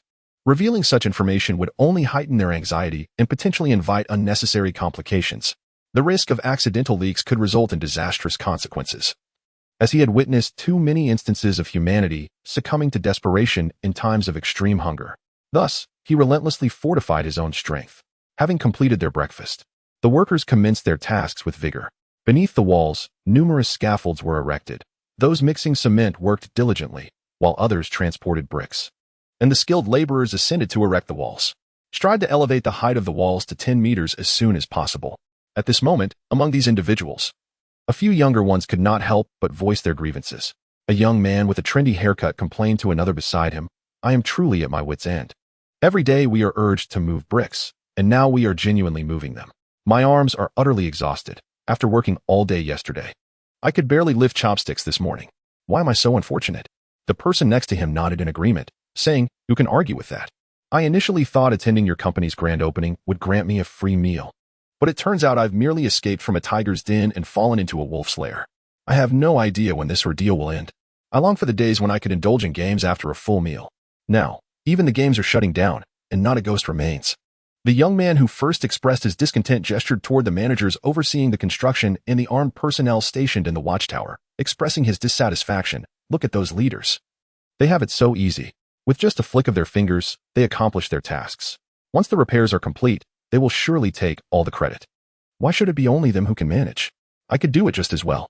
Several others nearby murmured their assent, indicating that if they were in charge, they would certainly ease the burden on everyone, sparing them from such arduous labor. Initially, the wall stood at 5 meters high. What zombies could possibly leap that high to breach our defenses? It seems they simply wished to exploit those of us who remain. Most of them were skeptical about the notion that the walls were insufficiently secure against the terrifying zombies, although they were aware of the outbreak of the zombie virus outside. The majority of information online consisted of written lamentations, with only a few hurried snapshots and videos. However, the clarity of those images was disheartening, rendering it difficult for the remaining survivors, who still clutched their phones, to grasp the true horror of the zombies. Those who managed to capture effective close-up shots of zombies had mostly perished. Many survivors still believed that zombies merely ambled about like mindless husks. In reality, once mutated, a zombie's bodily functions cease, becoming entirely governed by the virus, which liberates the body from its inherent limitations. A normal human brain regulates the threshold of strength to prevent exceeding certain limits, which could lead to strains and injuries. However, after transformation into a zombie, this restriction is lifted, theoretically allowing the full power of a human body to be unleashed. Yet, due to physical impairments en masse, most zombies may not match the strength of an adult male, but they remain exceedingly formidable. Imagine a zombie capable of pushing aside nearly 100 pounds of weight. Their joints may become stiff, yet they possess the speed of a brisk adult jogger. Coupled with their acute sense of smell and hearing, it is exceedingly difficult for an untrained individual without a weapon to confront a single zombie. The terror escalates during foggy days, as zombies exhibit enhanced capabilities, making it nearly impossible to confront them head-on. They observe their boss dispatching zombies with ease, akin to slicing through melons, leading them to underestimate the threat posed by these creatures. Completely unaware, it was due to Qin Jin's extensive experience in dealing with zombies, coupled with his evolved strength, and the fact that the zombies had only just begun to mutate, their powers not yet reaching their zenith, that such an effect was observed. The young individuals within this small circle, while half-heartedly attending to their tasks, engaged in banter regarding certain operations at the base that they found distasteful, feeling a sense of camaraderie with each exchange, growing ever more spirited in their discourse. At this moment, Li Yin, a woman transformed by her former boyfriend's mutation, also entered the conversation. She desperately craved a circle in which to vent. In recent days, she had encountered numerous harrowing tales from the outside world online. Any initial unease and the slight sorrow of being out of touch with her family had long since been forgotten. She realized that others fared even worse than she did, and this revelation brought her joy. The more she witnessed the misfortunes of others, the more elated she felt. Last night, unable to restrain herself, she shared some conditions within the base with various media outlets and on her social network, yearning for others to envy her. She even surreptitiously captured images of the mutated night feast and the formidable, sturdy walls, posting them to showcase the safety of her surroundings. She wanted the world to know that even in the apocalypse, she could enjoy a life of comfort and indulgence. She envisioned herself as an unattainable goddess to others. Even a former friend, whom she had never particularly liked, for women can often still refer to one another as friends while engaging in mutual comparisons, was a woman who was wealthier, more attractive, and in better shape than she. Frequently, those who once fawned over Li Yin would shift their affections to this rival, causing her immense private frustration. Now, although this adversary was still alive, her circumstances seemed dire, as she implored Li Yin to rescue her, willing to pay any price.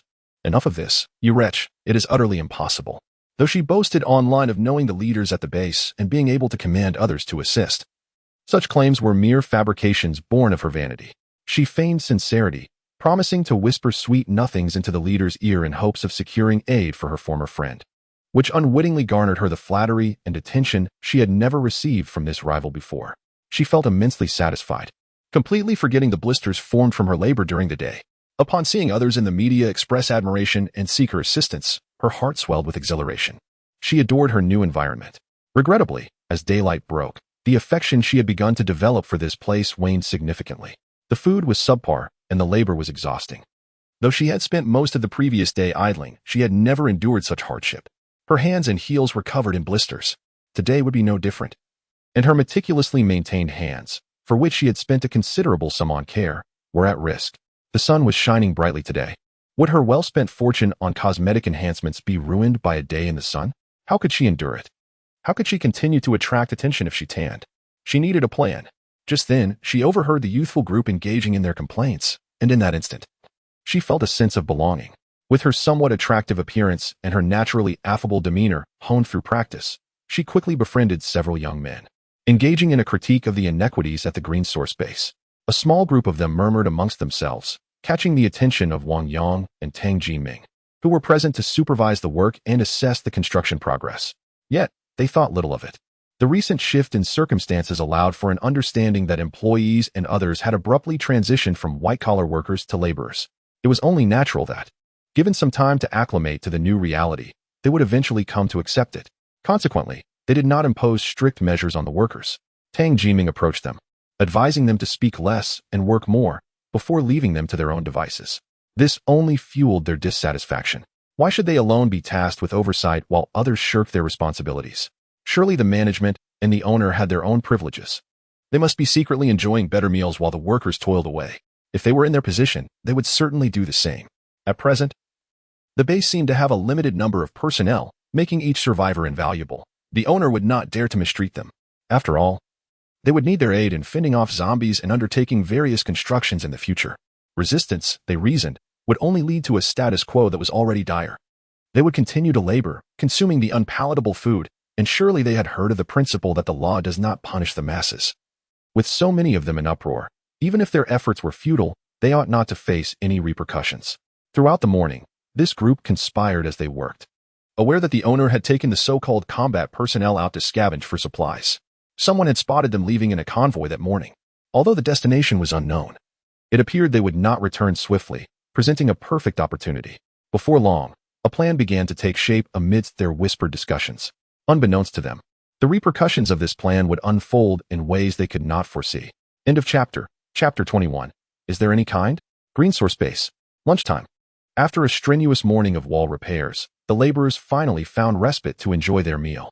Those accustomed to physical toil felt the work intensity was manageable, with the hours even proving quite agreeable. After all, who among the farmers has not arisen at dawn, laboring until noon for a meager meal? Many migrant workers typically begin their shifts by 6 o'clock in the morning. However, some who had seldom engaged in strenuous work found the demands overwhelming. The first day had been bearable. Most gritted their teeth and persevered. Yet, after a night of lactic acid buildup, they suffered the consequences, each lamenting their aching bodies. At lunchtime, everyone gathered in the dining hall, standing in line for their meals. The youthful group that had formed earlier in the day sat together, with Li Yin among them. She directed her grievances at the man who had first voiced his dissatisfaction that morning. Brother Wang, look at this. The lunch is still so scant and unpalatable. How can they justify such meager offerings after our diligent efforts? This is nothing short of exploitation. Just look at my hands. They're blistered, and my face is sunburned. How will I face anyone in the future? I once thought I had a bit of charm, which gave me the courage to ask you to be my boyfriend. Now, I'm too embarrassed to bring it up, she lamented, feigning tears as her eyes struggled to produce a single drop, leaning closer to the man beside her. Don't cry, Yin Yin. I'll speak on your behalf shortly, assured the man named Wang Minglong. With an average appearance, but a height approaching 6 feet, he had previously worked in sales at another company, where he had garnered some success due to his eloquence.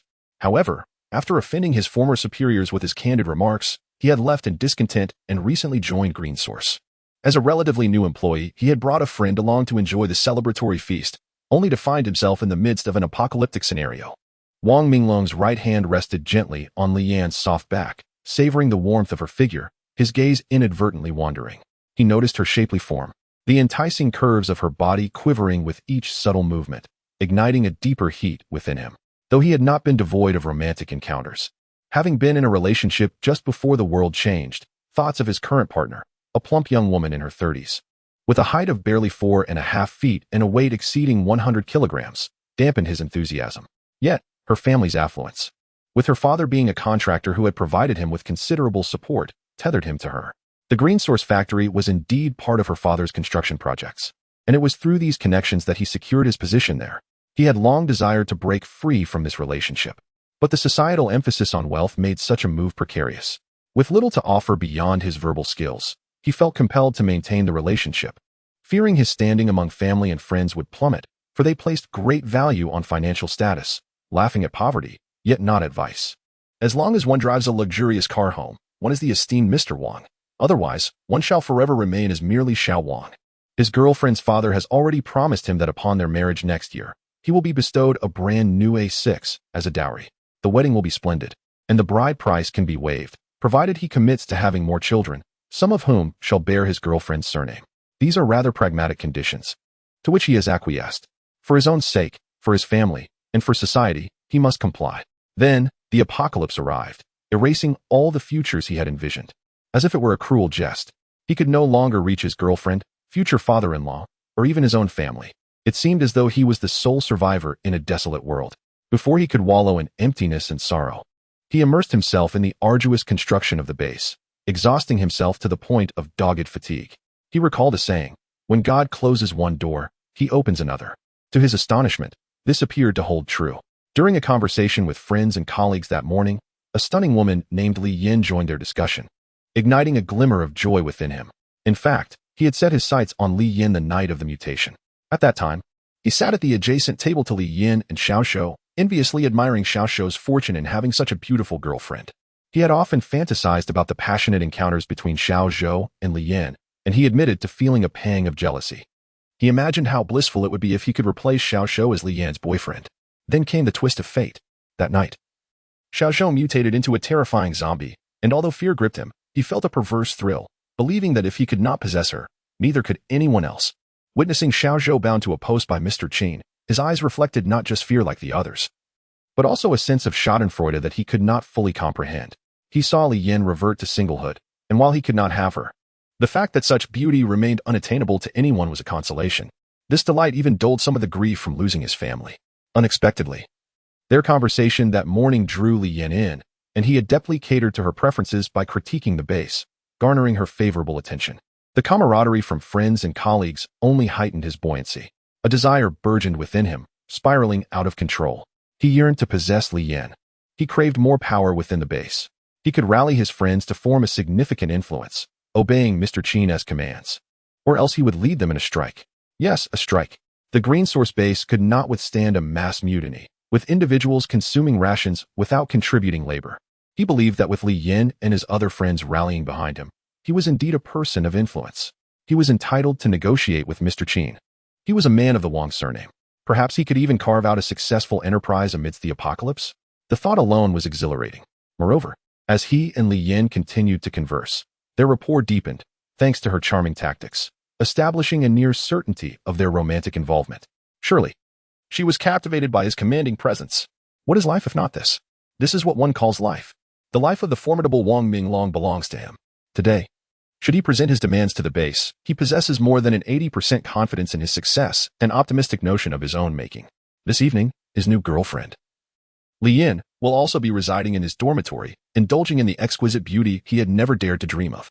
His hand gently caresses her back, offering solace. Gliding over her delicate waist, inadvertently nearing her posterior. After a moment's hesitation, he refrains from crossing that boundary, seemingly apprehensive about the intensity of the situation. Wang Minglong resolves to hold back, deeming it inappropriate to lose himself in the moment, as it might impede the important matters ahead. Surely, savoring the fruits of victory later in the evening would be far sweeter. He rises abruptly, his demeanor shifting from frivolity to unwavering resolve, as he strides confidently to the center of the dining hall. With a deep breath, he surveys the room and, addressing the bewildered onlookers, proclaims, "Do the nobility and the powerful alone possess worth? We have been subjected to inequitable treatment. We are being exploited.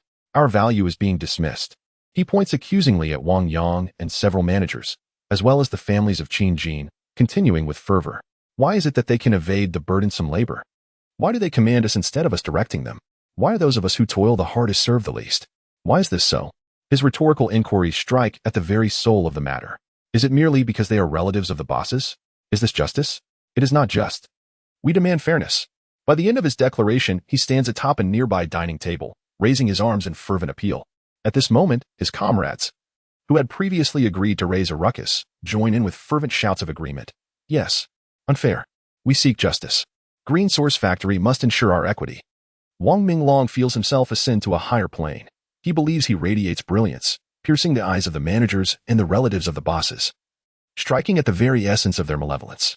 They ought to kneel in repentance before him, and he might, with some reluctance, grant them forgiveness. All that is required is for them to heed his words henceforth, to follow his lead, and he may consider bestowing upon them some benefits. Applause begins to ripple through the crowd, emanating from Li Yin and the members of Wang Minglong's small circle. Upon seeing Li Yin's encouraging, flushed face, his satisfaction grows. He feels the aura of a protagonist enveloping him. Once he ascends to higher echelons of the base, he shall ensure she is generously rewarded.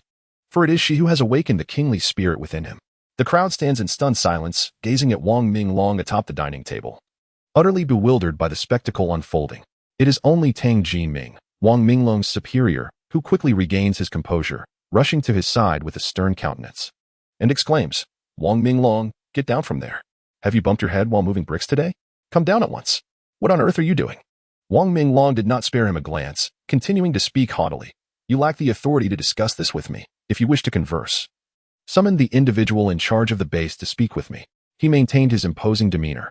Tang Jinming was somewhat bewildered. The boss had just stepped out, and now this upheaval had erupted at home. How could he possibly explain this to President Qin upon his return? After a moment, it was Qin's father who first reacted. Approaching on his own, he understood that after his son's departure, he was perhaps the only one at the base with any clout, with no option to evade. He exchanged glances with Zhong's father and a few members of the security team before stepping forward. Soon, Qin's father stood 3 meters away from Wang Minglong. Looking up at the ambitious young man, he spoke slowly. "Young man, if you seek fairness, feel free to express your thoughts. My son is not here today, but as his father, I can take note of your concerns." Wang Minglong tilted his head slightly to assess Qin's father, contemplating for a moment. He recognized him as President Qin's father, a figure of considerable weight. Currently, this elder was likely the only one capable of engaging in meaningful dialogue. With a tone of assuredness, he responded leisurely, "We require fairness. Each of us deserves our own independent dormitory, better meals, and improved working conditions. And weapons." A murmur of surprise swept through the cafeteria as many overheard Wang Minglong's demands, unable to contain their astonishment. They wondered if he had lost his senses. Qin's father was momentarily taken aback, seemingly unable to comprehend the breadth of Wang's aspirations. After several seconds, he was taken aback into laughter, suppressing his anger as he inquired, "Oh, quite an interesting perspective. Tell me, young man, how many individuals are in need? How much food and weaponry do you require? Provide me with the numbers so I may make arrangements." Wang Minglong was somewhat astonished. He had not anticipated that President Qin's father would be so perceptive. Could it be that his own charisma had captivated the elder? It seemed plausible. He raised his hands high, gesturing to his cohort, and declared loudly, "We currently have 13 members. Everyone is welcome to join us. The more supplies, the better. Anyone who feels wronged can join our cause. I will strive to create a better living environment for all." The timing of his bold declaration during the meal was strategic, aimed at gathering like-minded individuals into their small collective. The larger their numbers, the greater the influence he would wield, and the more substantial the share of resources he could claim. This was his intent. Unfortunately, aside from the 20 individuals Qin had taken with him, only around 60 remained in the cafeteria. His group of 10 had yet to attract any new members, and they stared at him with expressions of disbelief. A sense of frustration welled within him. These people truly did not recognize their own fortune, and he vowed to make them regret it in the future. Qin's father observed the scene, noting that the dissenters were primarily those clustered around Wang Minglong. No longer feigning ignorance, he signaled to the security team, which had been on standby, and commanded loudly, "Surround them." End of chapter 22. "No, listen to me, surround them." With a commanding voice from Father Qin, the guards stationed at the base swiftly moved forward, encircling Wang Minglong and his group. Armed primarily with crossbows and riot shields, they created a formidable barrier around the group, training their weapons on them, but refrained from further action, awaiting Father Qin's next directive. The onlookers, displaying their wisdom, began to discreetly disperse. They prioritized safety over finishing their meals, fearing that being mistaken for the troublemakers would lead to dire consequences. Wang Minglong was bewildered. What was happening? This was not how the script was supposed to unfold. Why did they resort to violence so abruptly? Shouldn't negotiations have continued? They could have bargained, reducing demands bit by bit. This was the conventional trajectory of such encounters. A cold sweat began to bead on his back, and with a pallid complexion, he addressed Father Qin. "Old Qin, are you sure about what you're doing? This could undermine the unity of the base. You're only creating trouble for Qin." Father Qin, exasperated yet amused, sneered at the group. The members of the small faction appeared equally taken aback by the turn of events, rendered somewhat helpless and uncertain. A few astute individuals attempted to blend back into the crowd, but were swiftly rebuffed by the base guards, leaving them visibly more distressed. Li Yin, one of the instigators, seemed to sense the shift in atmosphere. Her earlier smugness had evaporated. Now, her expression was tense, her eyes darting around, lost in thought. Wang Minglong could no longer maintain his stance atop the dining table. He staggered down, barely managing to keep his balance, his once dominant aura deflating significantly. The crossbows aimed at him sent a chill down his spine. October had turned slightly cool, Yet beads of sweat dampened his attire, and his complexion grew increasingly ashen. Nevertheless, he clung to hope, suspecting that Father Qin might be orchestrating a scenario favorable to him, perhaps attempting to negotiate. Wiping the perspiration from his brow, he grit his teeth and declared, "Old Qin, you truly are shrewd. I concede, let us negotiate. Surely we can agree on fewer demands?" He continued, "I trust you do not wish for discord within the base. We merely seek a modest increase in our benefits. We harbor no intentions of causing disruption. If you could grant us a little, I would dutifully return to work. Wouldn't everyone agree?" At this point, he could not help but turn to the small faction. Emphasizing his leverage, he needed to clarify his stance. If he failed to regain control of the situation, it would surely spiral into chaos. The small faction, left with no choice, nodded in reluctant agreement. Li Yin regretted ever encouraging Wang Minglong. She had not anticipated that someone so vocally boastful would crumble so easily in the face of a more formidable opponent. What to do now? She began contemplating her own escape route. "Look, Old Qin, we merely wish to improve our circumstances. We mean no malice. We are all part of this base, after all. Allowing things to escalate would not bode well for Qin's future control over the hearts of the people here." He continued to speak with a hardened resolve, recognizing that he had no path of retreat. Qin's father truly laughed this time. He had seen through these individuals and was no longer inclined to waste time. He addressed Wang Minglong, stating, "I cannot predict how my son will ultimately deal with you, but I am certain he will not negotiate with you." He ordered, "Bind them all and take them away. Those who dare to resist shall face dire consequences." As the final words echoed, the team members responded with fervor. Advancing towards the group, Wang Minglong and his associates were left dumbfounded. They had merely sought to improve their benefits, yet without any negotiation, they were met with aggression. "This is not my affair. I was misled into believing I would gain something by joining them. I have done nothing. Please spare me." One individual pleaded with a mournful expression. The onlookers displayed disdain. Many had not expressed such sentiments moments ago, and their earlier expressions could not deceive anyone. Their pleas for mercy fell on deaf ears. It was too late. Faced with numerous crossbows, none dared to resist. Even if they could break through the encirclement, would they truly escape the base? And beyond the base, there were zombies waiting. One by one, they surrendered with faces filled with despair, still begging for mercy. Yet no one paid them heed. All were obediently bound with their hands behind their backs. Wang Minglong and Li Yin were no exceptions. There were 13 individuals in total, 11 men and 2 women. At this moment, Li Yin was still pleading, her pale face trembling, panic evident as she choked out, "I am innocent. I was deceived into joining. I do not know them at all. Please let me go. I beg you." The principal offender, Wang Minglong, was utterly stunned. His mind blank. The arrogance that once surged within him had dissipated entirely, leaving him feeling as though he had aged several years in an instant. His stature diminished. It was only when he found himself bound and being escorted away from the dining hall that he seemed to awaken from his stupor. He struggled violently, momentarily breaking free from Lu Wenhao, who was escorting him. Turning to Qin's father and the base's administrators, he shouted, "No, listen to me." Lu Wenhao, noticing the principal offender's audacity to break free, suspected an attempt to assault Qin's father and struck him on the back of the head with a baton without hesitation. He then dragged the unconscious principal offender toward the holding area, apologizing to Qin's father. "I am sorry, I did not secure him properly." Qin's father waved his hand, instructing the remaining diners to continue their meals. As the crowd settled back into their silence, they resumed eating their unfinished food, each lost in their own thoughts. Many were unaware that Qin's father had once been a small factory owner in his youth, a man who had fought in the marketplace. How could he be intimidated by a handful of young people? In the afternoon, the base continued to repair the walls, albeit with a reduced workforce of several people, leaving the area feeling rather empty. No one inquired about the fate of those individuals, and the consequences awaiting them remained unknown. All that mattered was to follow orders and work diligently. At least for now, they had food and shelter, so why ponder further?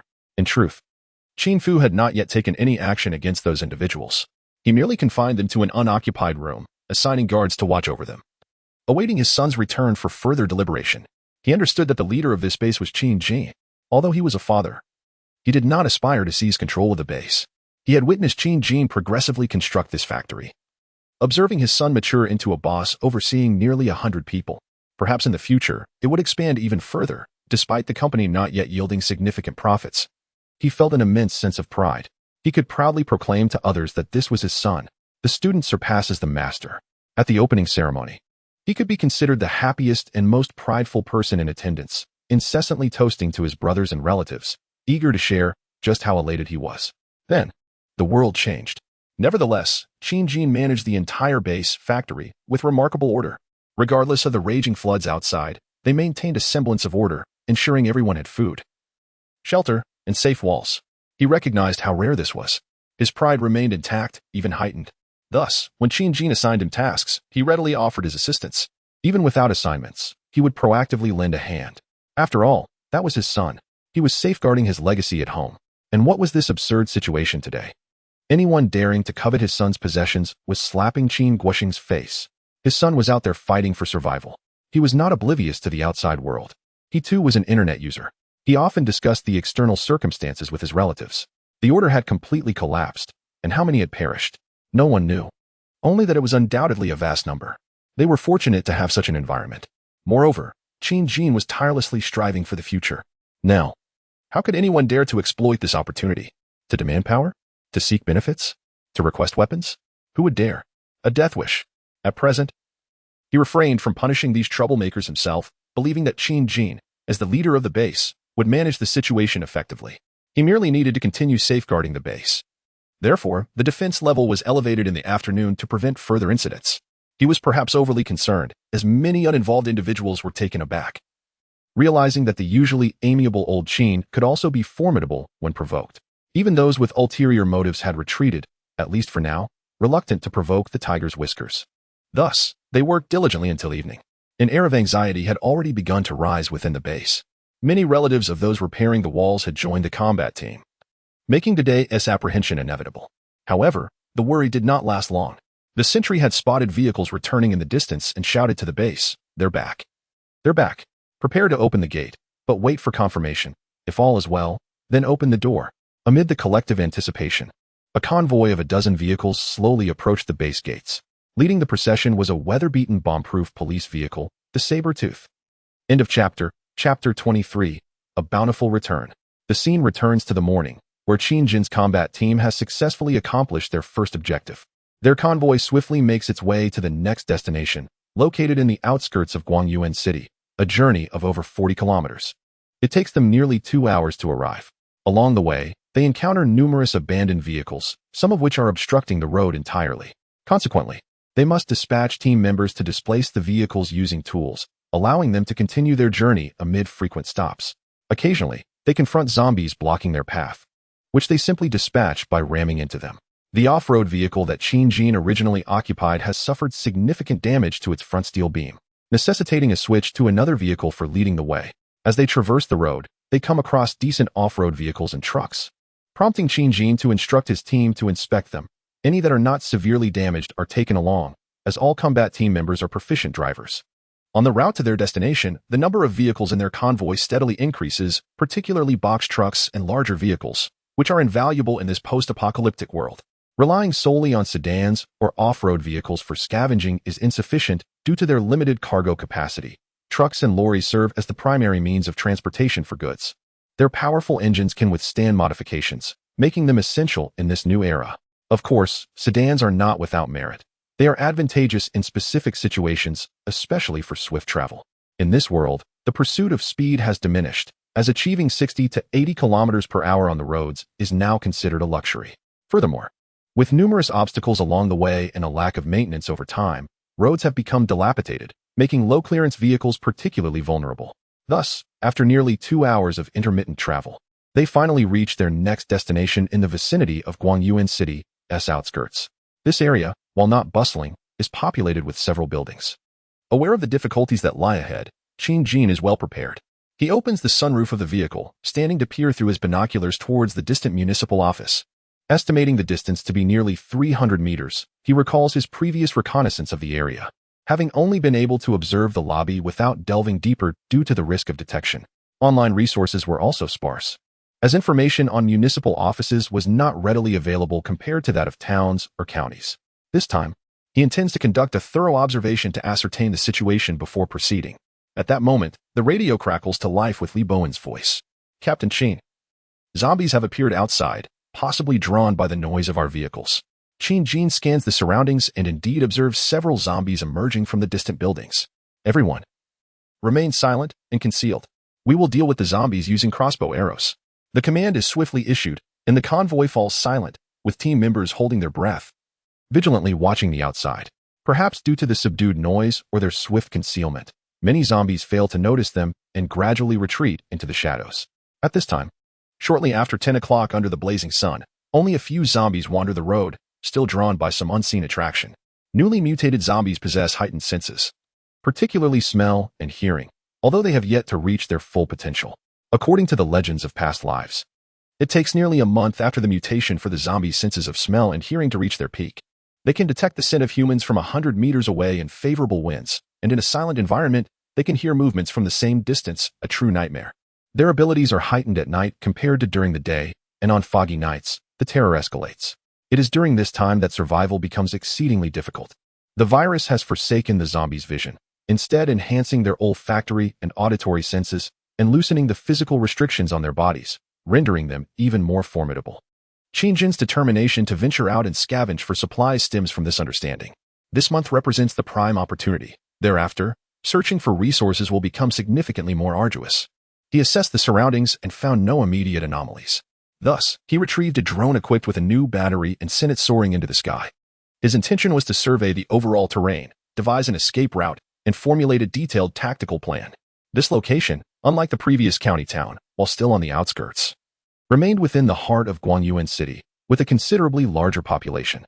This signified a more terrifying number of zombies, necessitating heightened caution. The drone circled the area twice. While team leaders Li Bowen, Zhang Tiankai, Chen Junqi, and Zhong Yu gathered inside his vehicle. Through their discussions, they swiftly established a route. Subsequently, the drone flew towards the city bureau. This bureau was vast, occupying an estimated area of over 10,000 square meters, enclosed by walls and fences. There were 3 buildings, the tallest of which boasted 15 stories, with the adjacent structures standing at 5 and 7 stories, respectively. At this moment, the entire bureau was shrouded in silence. Smoke billowed from the parking lot, and some windows of the building, remnants of a fire. The ground below was littered with vehicles in disarray, a testament to the chaos that had unfolded. Suddenly, Zhang Tiankai, gazing at the drone's feed, exclaimed, "By heavens, it's a saber-toothed tiger." He pointed at a massive vehicle on the screen. The others turned their attention to see a large, imposing vehicle before them. Qingjin maneuvered the drone closer, and they all discerned that it was an armored, bomb-proof police vehicle, painted entirely in black, with 4 oversized wheels, reinforced windows, and a roof adorned with powerful searchlights, a behemoth aptly nicknamed the saber-toothed tiger. The sight left them salivating. Such a vehicle could captivate the gaze of any man. A coveted toy for every big boy's dreams. It was imperative to retrieve it for the base. An unspoken agreement formed among them. After 10 minutes of deliberation, they had crafted a plan. They would employ the classic kite strategy, albeit with modifications tailored to the environment. The initial step would be to lure the zombies out of the city bureau, sending someone to draw them away as far as possible. Meanwhile, the others would drive into the bureau's courtyard, block the exits with several large trucks, and search the buildings. The plan was straightforward and received unanimous approval. The team leaders communicated with their respective members before commencing action. This time, they deployed 2 drones, directing them to the center of the road opposite the city bureau. The specialized sound-emitting device was activated. This sound-emitting sphere produces sound directed towards a specific direction, while other directions emit sound at a significantly reduced volume. It is a small product developed through financial investment prior to Qingjin's involvement, possessing modest technological sophistication, yet proving to be remarkably practical. The curiosity of Zhong Yu and others was piqued regarding the origin of such an intriguing device. Qingjin could only attribute it to his past hobbies, which led him to tinker and create it himself. He even offered a simple explanation of its principles. The sound-emitting sphere contains basic circuitry along with a microcontroller and a wireless receiving RF module. Upon receiving a remote control signal, it sends a signal through the I/O port to activate the power supply for the speaker. It is also capable of unit management, enabling sound emission in various directions, powered by a 3,300 mAh 18,650 battery that allows for 5 hours of continuous operation at full power. All at a cost under 50 Chinese yuan. The group listened in astonishment, genuinely impressed by their boss's comprehensive knowledge. Suddenly, a familiar male voice rang out, announcing the collection of refrigerators, air conditioners, water heaters, washing machines, and old electronics. Instantly, the city bureau resembled a pond disturbed by a stone, ripples of chaos expanding outward. Within mere seconds, a horde of zombies surged forth from the main entrance of the tallest building in the bureau, hastening towards the direction of the drone. with additional zombies pouring out from the other two buildings. Within just a few minutes, hundreds of zombies began to gather around the drone. Some had been attracted from other locations, much to the astonishment of the combat team. It was anticipated that the numbers would soon exceed 1,000. Observing that no new zombies were emerging from the Bureau's structure, Jean recognized that it was sufficient. Completely clearing the area was unrealistic. Certain individuals, for various reasons, remained inside and would require their intervention. He instructed the two team members controlling the drone to manage the horde carefully, guiding them away from the area while assessing the situation for regrouping or finding a safe place to wait. After about 10 minutes, seeing that the drone had successfully attracted the surrounding zombies away, the remaining team members swiftly activated their vehicles and entered the Bureau. Upon entry, they positioned 2 large trucks to block the entrance, while the others disembarked to organize their equipment and prepare for action. Well, this vehicle is truly formidable and impressive. Jean, I just checked inside. It's in perfect condition and can be started. The fuel tank is full. We can drive it away together when we leave. Zhang Tiankai, unable to contain his excitement, rushed to inspect the saber-toothed vehicle, which was a magnificent beast. The others gazed in awe at the enormous vehicle, measuring 7 meters in length, 36 meters in width, and 3 meters in height. Jean, of course, had no objections. Without wasting any further time, the team leaders gathered their members and commenced their search in the largest building on the premises. This time, the leaders were armed with handguns and submachine guns, while the team members wielded crossbows and machetes, with nearly every individual equipped with one. Their overall strength had significantly improved. However, given the larger area to be searched, no one dared to be complacent. They continued to divide into 3 smaller teams. Jean and Lu Haowen formed one team, Li Bowen and Zheng Yu another, while Chen Junqi led a third team independently. Upon entering the lobby, they were greeted by a scene of utter devastation. After confirming the absence of zombies, the group wasted no time and swiftly dispersed according to their prearranged plan. Jean led his team to quickly locate the staircase, intending to commence the search from the 3rd floor. Unaware of the armory's location, he opted for a thorough search. Given that it was daytime and the premises were secured by walls and railings, a team member was stationed at the vehicle parking area to remain vigilant of the surroundings. Under normal circumstances, eliminating all zombies within the precinct would eventually lead to a gradual resolution of the situation. Once the team assumed their combat stances, silence enveloped them as they moved with purpose. The mutation outbreak had occurred during the night, when the municipal office of Guangyuan City had already closed for the day, leaving behind only a handful of personnel, primarily those working overtime or on the night shift, alongside a few citizens who remained for various reasons. The outbreak had overwhelmed the location, leading to its destruction by the increasingly numerous zombies. Inside the building, an eerie stillness prevailed. Emergency lights flickered in the corridors, and several doors stood ajar, with documents and supplies strewn across the floor. Occasional bloodstains marred the walls and ground, suggesting a violent upheaval, evoking the unsettling atmosphere of a horror film. Indeed, reality had become a horror narrative. The combat team meticulously searched each room, paying heed to the signage on the doors. Most rooms appeared to be offices, and it seemed that during the chaos of the night, many remained relatively intact. However, they found nothing of value. 10 minutes later, Jean's squad reached the 9th floor, whereupon the team members promptly dispersed to inspect the rooms, realizing that this approach was more efficient. As Jean entered a dimly lit room, he was suddenly startled by a furious roar echoing from the corridor behind him. He swiftly turned back, only to witness a team member being tackled to the ground by a zombie clad in a police uniform. Without hesitation, he leapt forward, delivering a powerful kick to the zombie's arm, sending it crashing against the wall, where it crumpled to the floor. Before the creature could regain its footing, Jean drew his machete and executed a swift, decisive strike, severing the zombie's neck with precision. The entire encounter transpired in less than 5 seconds. Once he had confirmed the threat was neutralized, he turned to the downed team member, inquiring, "Are you all right?" "I'm fine," the shaken team member replied, clearly rattled by the ordeal. He had barely managed to react with his shield just as the zombie lunged at him upon opening the door. After ensuring he was uninjured, Jean instructed him to report any wounds, and if unscathed, to continue with the mission. Not wishing to indulge in unnecessary conversation, he noted the member appeared physically unharmed and reminded the other approaching teammates to keep a vigilant eye on him while resuming the search.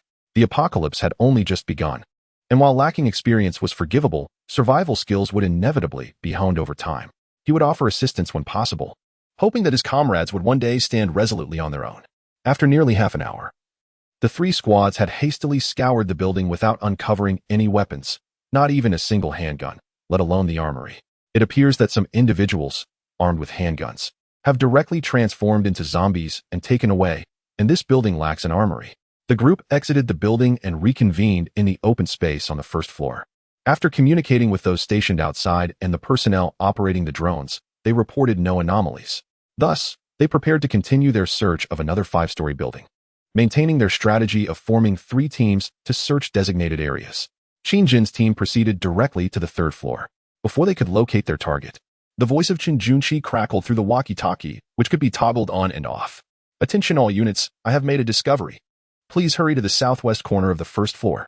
I repeat, please rush to the southwest corner. Upon hearing this, Qin Jin's team wasted no time, abandoning their search on this floor and hastening down the stairs to the 1st floor. Upon arrival, they found Li Bowen's team had just arrived as well. Having previously searched the 2nd floor, they quickly made their way towards the southwest direction indicated by Qin Junqi. After navigating several corners, they finally spotted Qin Junqi and his group standing before a heavy iron door, above which were inscribed the bold characters weaponry and equipment. Suppressing his excitement, Qin Jin rapped on the iron door and leaned in to listen intently for a moment before retrieving his trusty tool to tamper with the lock.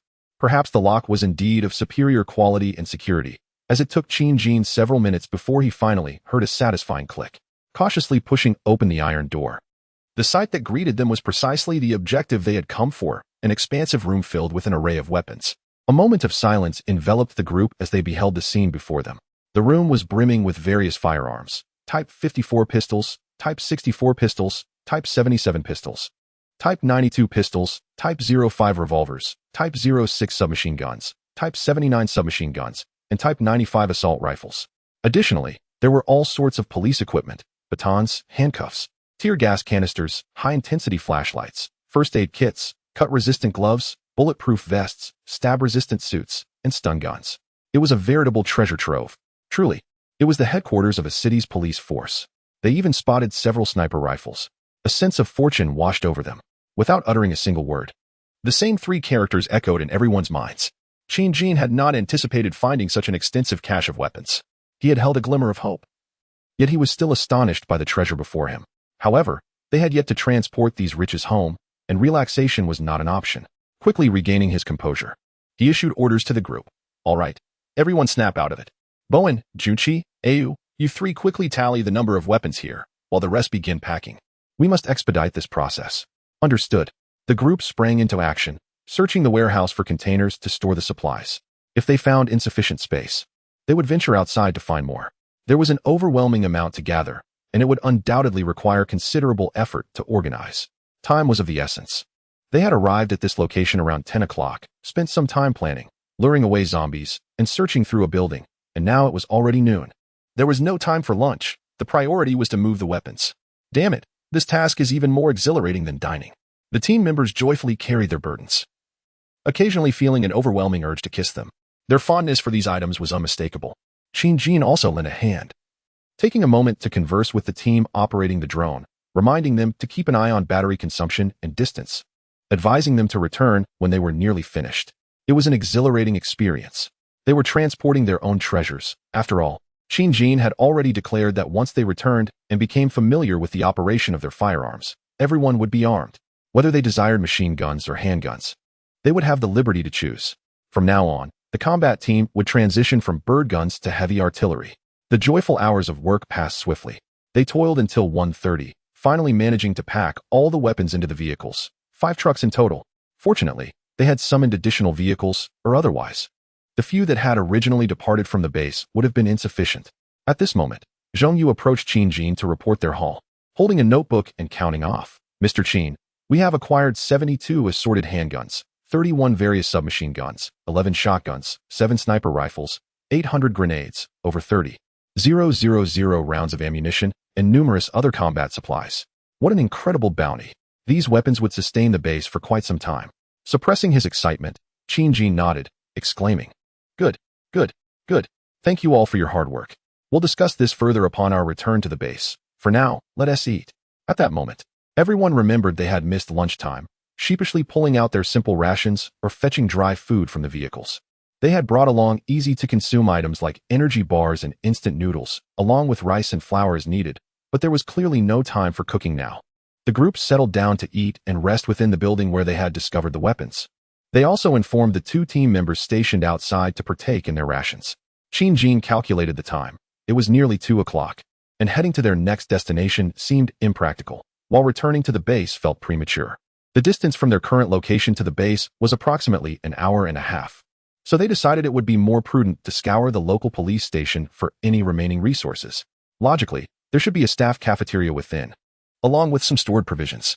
After conferring with several squad leaders, they swiftly received unanimous agreement. They resolved to continue their operations after lunch, aiming to gather any remaining supplies from the area. Setting a time limit of 1 hour, they quickly organized into 3 teams. Indeed, they discovered the cafeteria, procuring hundreds of pounds of rice and flour. They also found various oils, seasonings, and some undamaged vegetables and meats, which they eagerly packed for transport. They didn't overlook any desirable items within the building, such as medical kits, cigarettes, and snacks. Personal effects were fair game. After all, it was a zero-cost acquisition. They would take as much as they could within the allotted time. When the clock struck 3, their search concluded. They even salvaged fuel from the vehicles in the parking lot, using their siphoning equipment to fill their tanks to the brim. Everyone was thoroughly exhausted after a long day since early this morning. Had it not been for the excitement bubbling within, they would have long succumbed to fatigue. Qin observed that the team members were ready and communicated with the herding team to ensure their departure from the flock. He also started the 2 trucks blocking the way, allowing them to move aside. Without hesitation, he took his place atop the fully fueled Sabertooth. The deep roar of the engine echoed, and all vehicles sprang to life. At that moment, the team members hardly considered that this might attract zombies. Even if they did, the creatures would be unable to catch up. The Sabertooth led the convoy onto the highway, with the rest of the vehicles following suit. The herding team also returned from nearby, and in no time, the convoy swelled to 15 vehicles, double the number that had originally set out.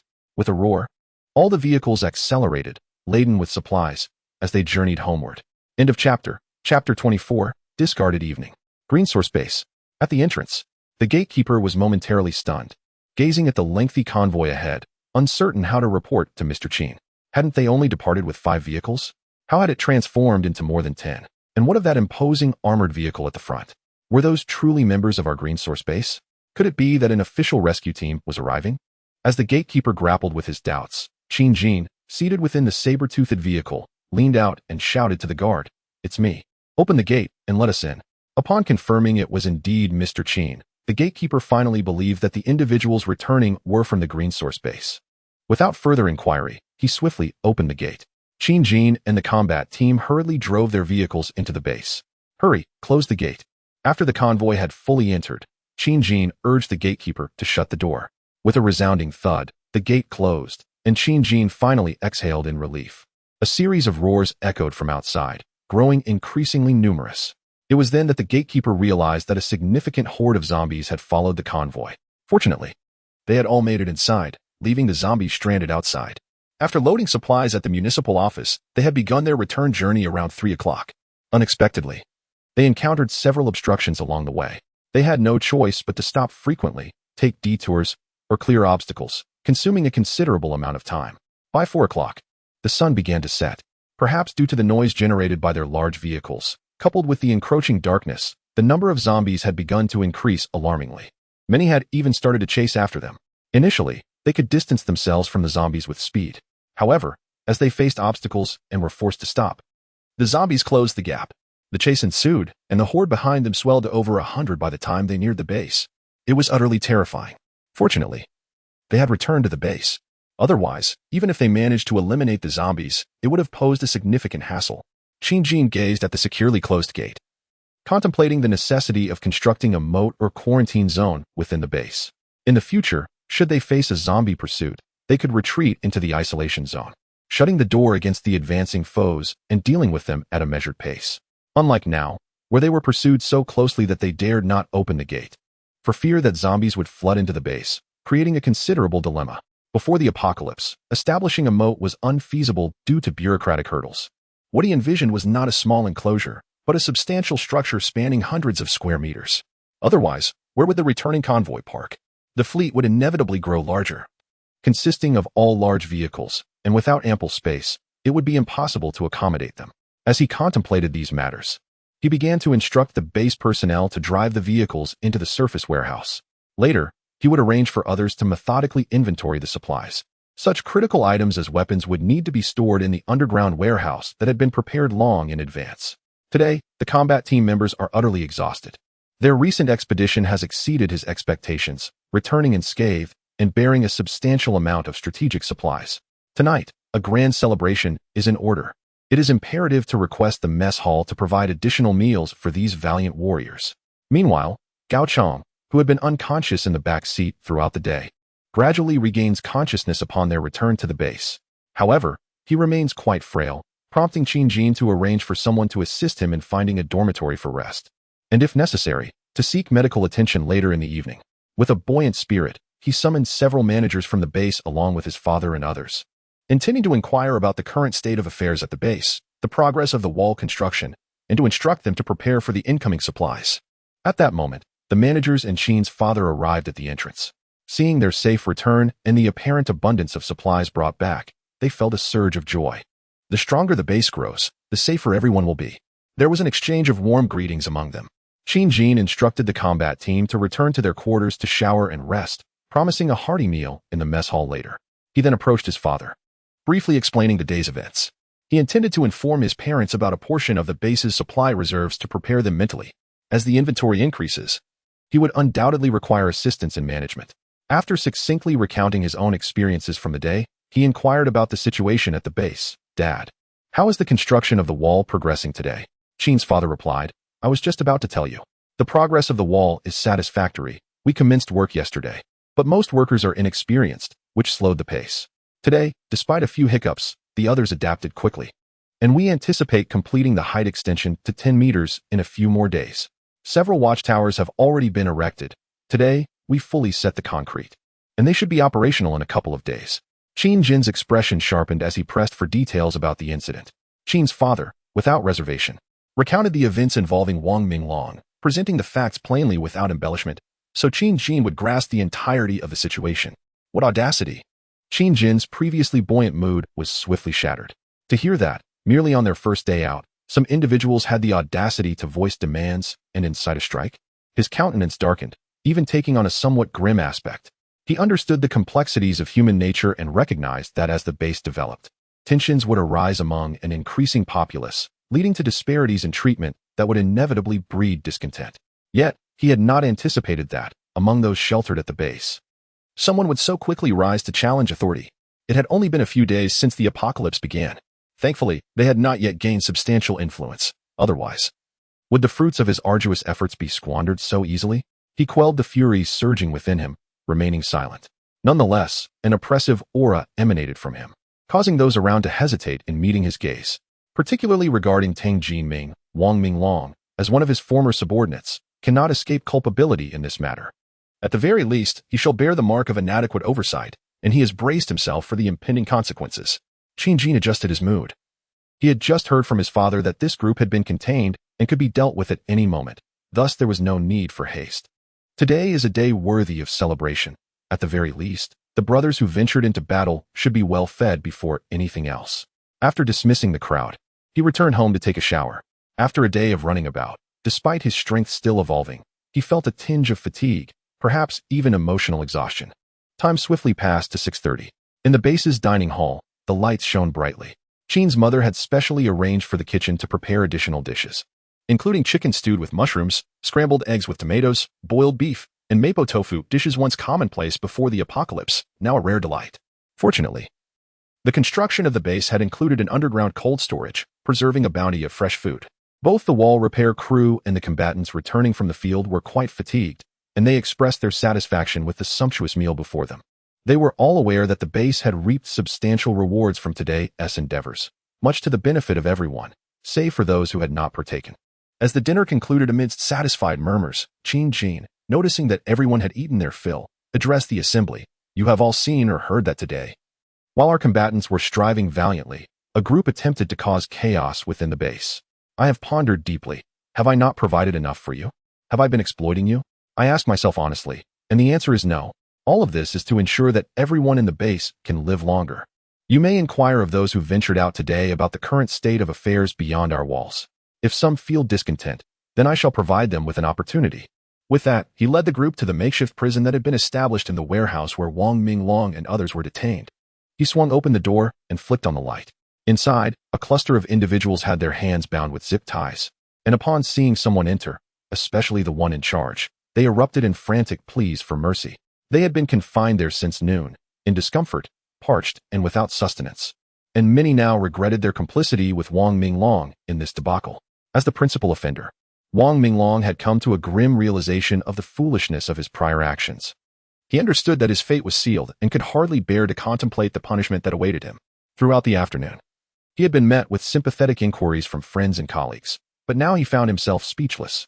Particularly, Li Yin, who had been fervently supportive in the morning, now regarded him as a foe, hurling curses in his direction.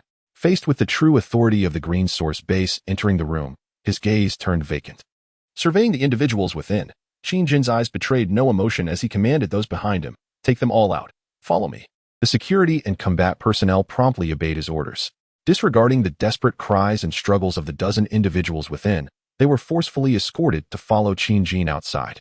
Upon arriving at the open space before the main gate of the base, they were presented before the onlookers within the compound.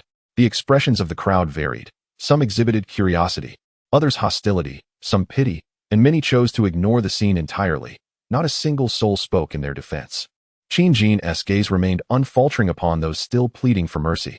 He uttered not a word, nor did he intend to hear their explanations. Having committed their transgressions, they must now face the consequences. Without any semblance of a trial, he coldly commanded the guards facing the gate, as well as the gathered crowd, "Open the door and cast them out." A cacophony erupted among both the crowd and the insurrectionists. Many questioned if they had misheard. Cast them out. Qin Jin had previously coordinated with the sentinels at the gate, instructing them to remain vigilant for any zombies outside. If the coast was clear, the door was to be opened. If there were threats, they were to create diversions elsewhere along the walls. At this moment, he needed the entrance to remain uncontaminated. The guarding team signaled, and the small side door of the gate slowly creaked open, revealing the ominous world beyond. In the distance, faint streetlights flickered, casting an eerie glow, reminiscent of a gaping maw ready to devour. "Are you truly going to cast us out to our deaths, Boss Qin? Please spare me. I am not at fault. I was deceived by that man named Wang. I am willing to work harder, to repair the walls every day. I'll do anything. Please, spare me." The cries of despair echoed, many collapsing under the weight of their realization. Upon the return of their leader, the punishment they faced was dire. "Boss Qin, I am innocent. I have no ties to them. I am willing to serve you. Do with me as you will. Please, release me." Li Yin too succumbed to despair, her heart-wrenching sobs piercing the air. Tears streamed down her face, not from defiance but from sheer terror. Her hair was disheveled, and she struggled wildly, attempting to barter her beauty for a chance at clemency. Alas, Qin Jin remained entirely indifferent to her plight, setting aside her self-proclaimed goddess-like appearance. She was merely a threat to the sanctity of his base. The combat team, having endured a day of challenges, had undergone a shift in mentality and now wholly obeyed their leader as commands, pushing the group step by step towards the exit. "Hurry, we must silence them lest their cries attract the zombies," Qin Jin urged, his expression unyielding. In a matter of moments, the 13 were unceremoniously expelled beyond the gates of the base. With a clang, the side door sealed shut, disregarding the anguished pleas of those still outside, who pounded against the door in desperation. He surveyed the remaining individuals within the compound, his countenance unchanged, as though the preceding events bore no relation to him whatsoever. Clapping his hands, he addressed the gathered crowd, "Disperse. Those with tasks, attend to your duties. Those with no business here, return to your rest." With a sudden lead, he departed, leaving behind a crowd of astonished onlookers. Hisses filled the air as, once he had gone, some began to react, drawing in sharp breaths, glancing at one another, uncertain of what to do next. Has he truly exterminated them all? How ruthless is Qin?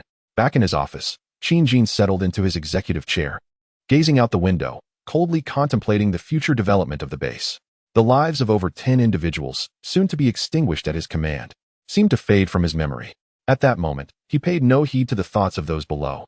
Gathering this group had merely been a matter of convenience. Establishing a company necessitates manpower, and the evolution of the apocalypse also requires a certain degree of human resources.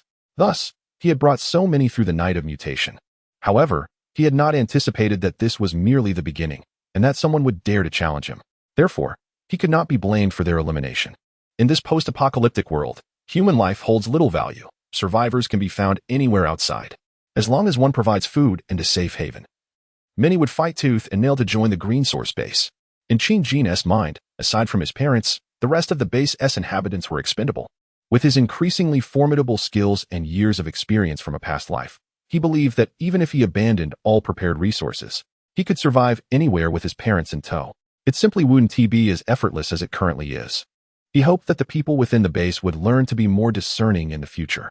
End of chapter. Chapter 25. Water and power outage. Nightfall envelopes the green source base, where a throng of individuals desperately assaults the gates with their heads. They utter a cacophony of pleas for mercy, curses, and expressions of regret, encapsulating the essence of remorse and despair. Their fervent performance soon captivates an audience. A horde of zombies approaches at a brisk pace from the distance.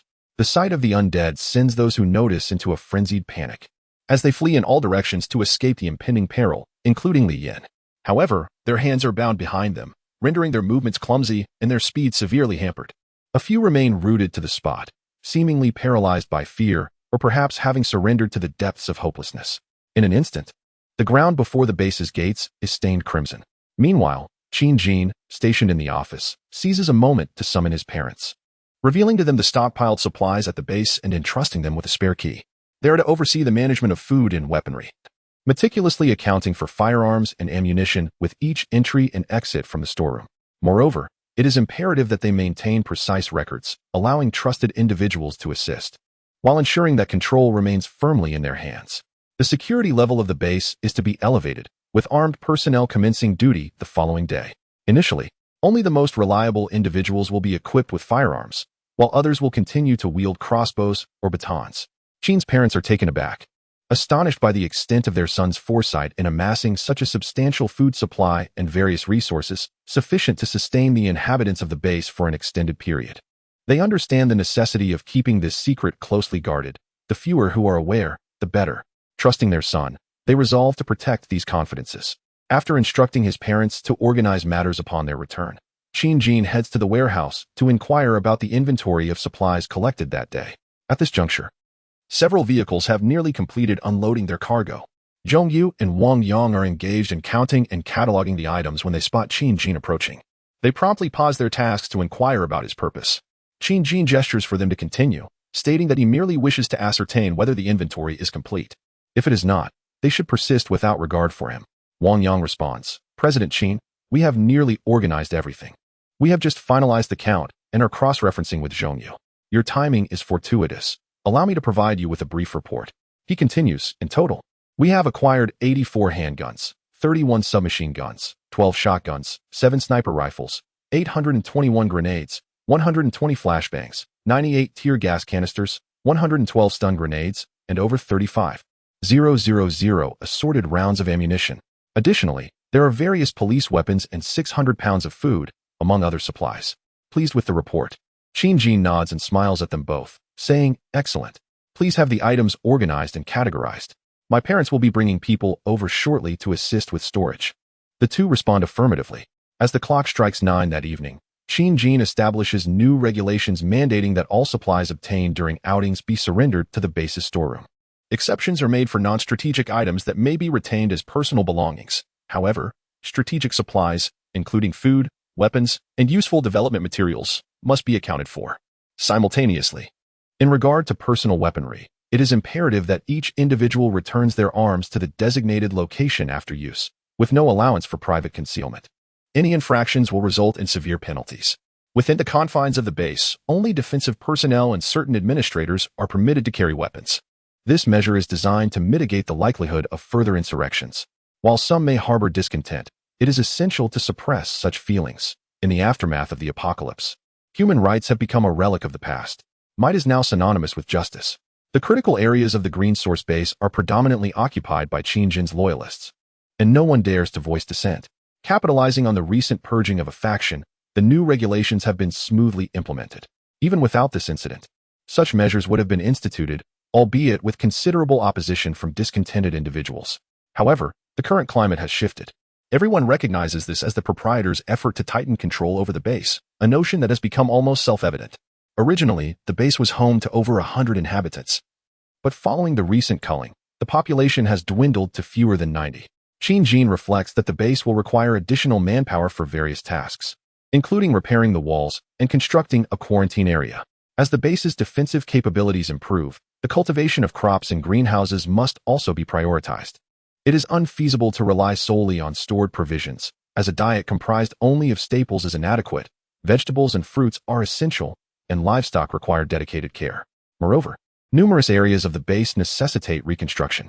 Once water and electricity are cut off, personnel will be needed to manage both resources. In the periphery, he plans to erect a fence of barbed wire around the entire base, providing an additional buffer against the onslaught of zombies. The teams tasked with scavenging for supplies must also be trained and expanded. It is untenable for him to lead every operation personally.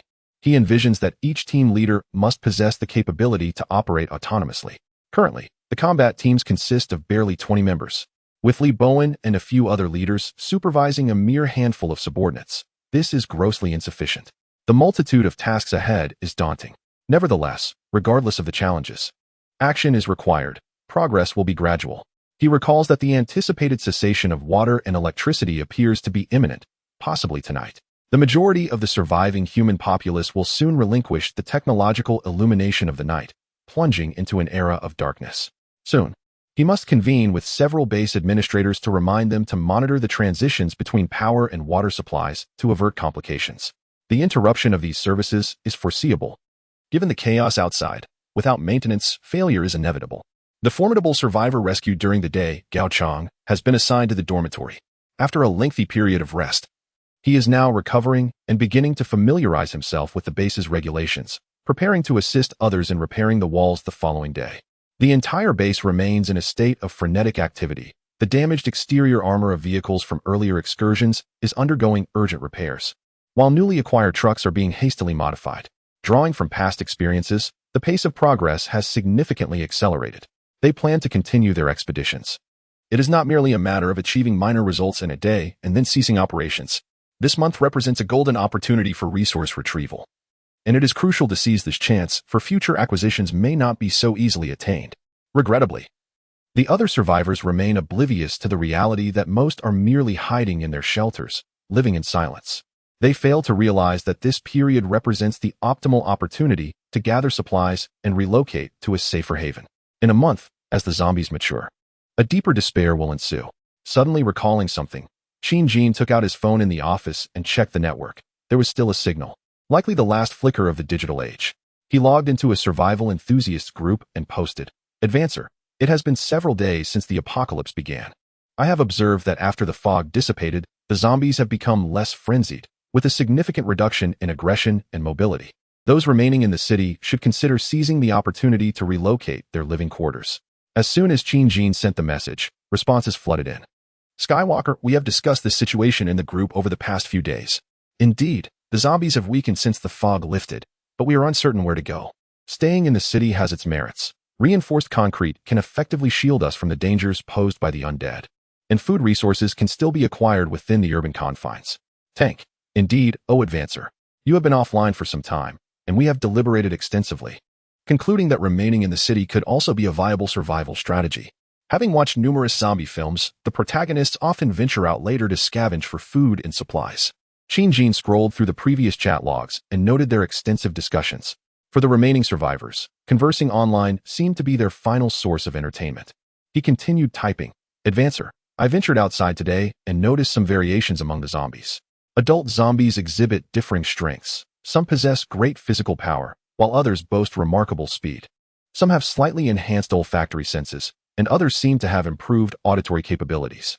I fear that the zombies may evolve with diverse attributes in the future. Advancer, should they continue to evolve, the density of the city could give rise to terrifying zombies. For instance, those with extraordinarily acute senses may detect humans from considerable distances. The risks associated with foraging for food will escalate significantly." Wooden Man, wow. Advancer, you actually ventured out today? Impressive. Tank, incredible. The master is indeed remarkable, roaming around just after the fog lifted. By the way, were you seeking the crystal cores within the zombies, which supposedly enhance strength upon consumption? I have read many apocalyptic novels where the protagonists go out to slay zombies for upgrades. Could we possibly do the same? Haha. Qin found himself speechless. The imaginations of these apocalypse enthusiasts were quite expansive, and he too had pondered the notion. Advancer, regrettably, there are no suspicious items such as crystal cores within the zombies. As it stands, humans cannot slay zombies to become stronger. Skywalker, what a pity. We had even discussed this possibility. However, the zombies were far more formidable than those depicted in films, making it impossible for anyone to engage them without sustaining injuries. Moreover, it appears that none among us have awakened any special abilities, and no one has yet killed a zombie. After contemplating for a moment, Qin Jin continued to type, Advancer, you may decide for yourselves. I merely wish to offer a suggestion. Here in Guangyuan City, Guangnan Province, if anyone is nearby, they might consider coming to my location. The environment here is quite pleasant, and for the time being, issues concerning food, drink, and security have been resolved. In 10 days, I will pass through this address. Those who arrive first may wait for me here. Subsequently, Qin Jin shared the address of a gas station in the group chat, which is over 60 kilometers from the base, as he plans to pass through this location later. He harbored certain thoughts about the apocalypse survival enthusiasts in the group. These individuals possess vivid imaginations, frequently offering fantastical ideas, and prior to the cataclysm, he drew considerable inspiration from them. Thus, he extended an olive branch. If anyone genuinely wishes to come, he would be more than pleased to welcome them into the base, which is currently in dire need of talent. Many in the group felt a stirring desire to act, yet the omnipresent zombies outside rendered their decisions difficult. Furthermore, some individuals were in different provinces, making the journey too far. No one explicitly expressed their intent to go, as they were not truly acquainted with one another and harbored a degree of wariness unless driven to desperation. After discussing this, Qin Jin said no more. Exiting the group chat, he briefly perused other media platforms, finding that many of the apps he frequently accessed were no longer operational, and those that were filled with despair. After one last experience of the digital age, he shut it down. Henceforth, his phone would serve merely as a flashlight, camera, or gaming device, devoid of the capacity for calls or internet access. This night was destined to be tumultuous. The base remained brightly lit, with vehicle modifications, inventory organization, and preparations underway for the next day's ventures. The defensive protocols for the remaining personnel were intensified, while the combat team engaged in daytime reviews and firearms training. All was in motion. The Liyuan base was gradually adapting to this new era, following Qin Jin's directives. What the future holds remains uncertain, yet at least at present, the individuals within the base are not entirely engulfed in despair. They possess the motivation and courage to survive, even if the path ahead may be arduous. As the clock struck 11, most tasks were nearing completion, some engaged in conversation, others in personal hygiene, and many tucked away in their blankets, engrossed in their phones, with sleep still far from their minds. Suddenly, a loud crack echoed, plunging the entire base into darkness. End of chapter. Chapter 26. The external forces enshrouded in darkness. The green source base was engulfed in darkness, illuminated only by a few safety indicator lights casting a faint green glow. A subtle murmur began to resonate within the base as numerous individuals emerged from their dormitories, questioning the sudden loss of electricity. What had transpired? Was there some calamity afoot? Everyone, please remain calm. Return to your respective rooms, urged the base administrators, including Wang Yang, Zhao Ling, and Tang Jiming. The power outage is due to external circumstances. There is no crisis within the base. Repairs are already underway. Our base possesses its own internal power supply. Let us keep the noise down to avoid attracting any outside zombies. They had been forewarned by President Qin to prepare for a potential power and water cutoff, and now, their preparedness proved invaluable. As the crowd quieted, they recalled the warnings from the combat team that had returned earlier in the day. Zombies are drawn to sound, and it was rumored that the accumulated hordes could rise to several meters high. The realization of the terrifying nature of the zombies outside struck them, prompting a collective urgency to fortify the walls. Some individuals eagerly anticipated the dawn, wishing to commence the necessary work immediately. What they were constructing was not merely a wall. It was a shield for their survival. The administrators swiftly pacified the crowd, and before long, the lights of the base flickered back to life. In President Qin's office, several administrators gathered to report the situation. President Qin, we have switched to the internal power supply, except for essential electricity needs, such as the cold storage, temperature control for the storeroom, surveillance systems, and lighting in critical areas. Non-essential power has been shut off. The water supply remains intact for the moment, but it is not expected to last long. I am acquainted with the personnel at the Guangyuan City water plant. They will likely cease operations soon after the power outage, and water conservation efforts will continue until the supply is cut off. Qin Jin nodded in agreement. Good. Aside from essential areas, let us minimize energy consumption. Starting tomorrow, All lights should be extinguished after 11 at night, except where absolutely necessary. In dormitories, portable lamps or solar-powered lights may be used, and individuals should recharge them during the day. Furthermore, we will begin tracking our daily power consumption against solar charging outputs. I require precise figures to ascertain our self-sufficiency. Understood, replied Wang Yang, Zhao Ling, and Tang Jinming. Present were Qin's father and Zhong Yu, who helped establish the management protocols following the power outage. That evening, Tang Jinming took it upon himself to reflect on his actions, leading to President Qin granting him another chance, an opportunity to redeem himself.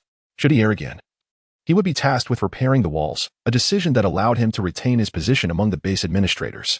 The group was then dismissed to rest. Qin Jin continued to rest on the sofa in his office tonight. He had been exceedingly busy lately, with numerous plans requiring meticulous refinement. Remaining in the office allowed him to address work matters promptly, thereby enhancing his efficiency. He was fortunate that his office had been designed spaciously and comfortably, serving both as a workspace and a refuge. He also contemplated the addition of some simple fitness equipment in the future, enabling him to exercise at any moment. Such measures, he mused, would surely expedite the evolution of his strength and agility. Today, he had sensed a tingling sensation in his feet, a lightness that grew increasingly pronounced. Affirming his belief that the abilities from his past life had not been lost, but rather were manifesting more rapidly, it appeared that his rebirth was not devoid of advantages. At the very least, his physical constitution was superior to that of ordinary individuals. He eagerly anticipated the prospect of continual growth and strength and wondered what he might ultimately become. As time passed, the base began to settle into a state of rest. In the outside world, in the affluent district of Yancheng, Guangnan Province, a young man held his phone aloft for illumination as he approached the window. Gazing out at the darkened cityscape, he sighed softly. Has the power finally gone out? He turned and flopped onto the expansive, 3-meter-long bed behind him. The soft mattress cradled his form as he interlaced his fingers behind his head, allowing his thoughts to wander aimlessly. His name was Li Su, a 29-year-old self-proclaimed drifter. Though in reality, he was a wealthy heir. His parents were businesspeople, often absent from home, leaving him to reside in a luxurious standalone villa in Yanqing. After the outbreak of the mutation night, he had sheltered in his room, untouched by the mutations and unbitten by zombies, thus narrowly escaping disaster. He indulged in apocalyptic survival games and outdoor survival activities, often spending money on various gadgets, and had even attempted to be a content creator focused on survival. Unfortunately, his efforts did not gain traction, leading him to abandon that pursuit. Nevertheless, he established several survival and outdoor adventure groups online under the alias Skywalker. Indeed, he was the group leader, known as Skywalker, of the survival community that Qin Jin was a part of.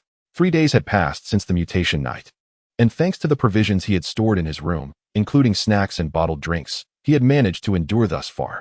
His room was equipped with an en-suite bathroom, sparing him the indignity faced by many survivors confined to cramped quarters. He recalled the recent words from the group about the weakening of the zombies outside. Indeed, even the mutated housekeeper who had once pounded on his door no longer did so.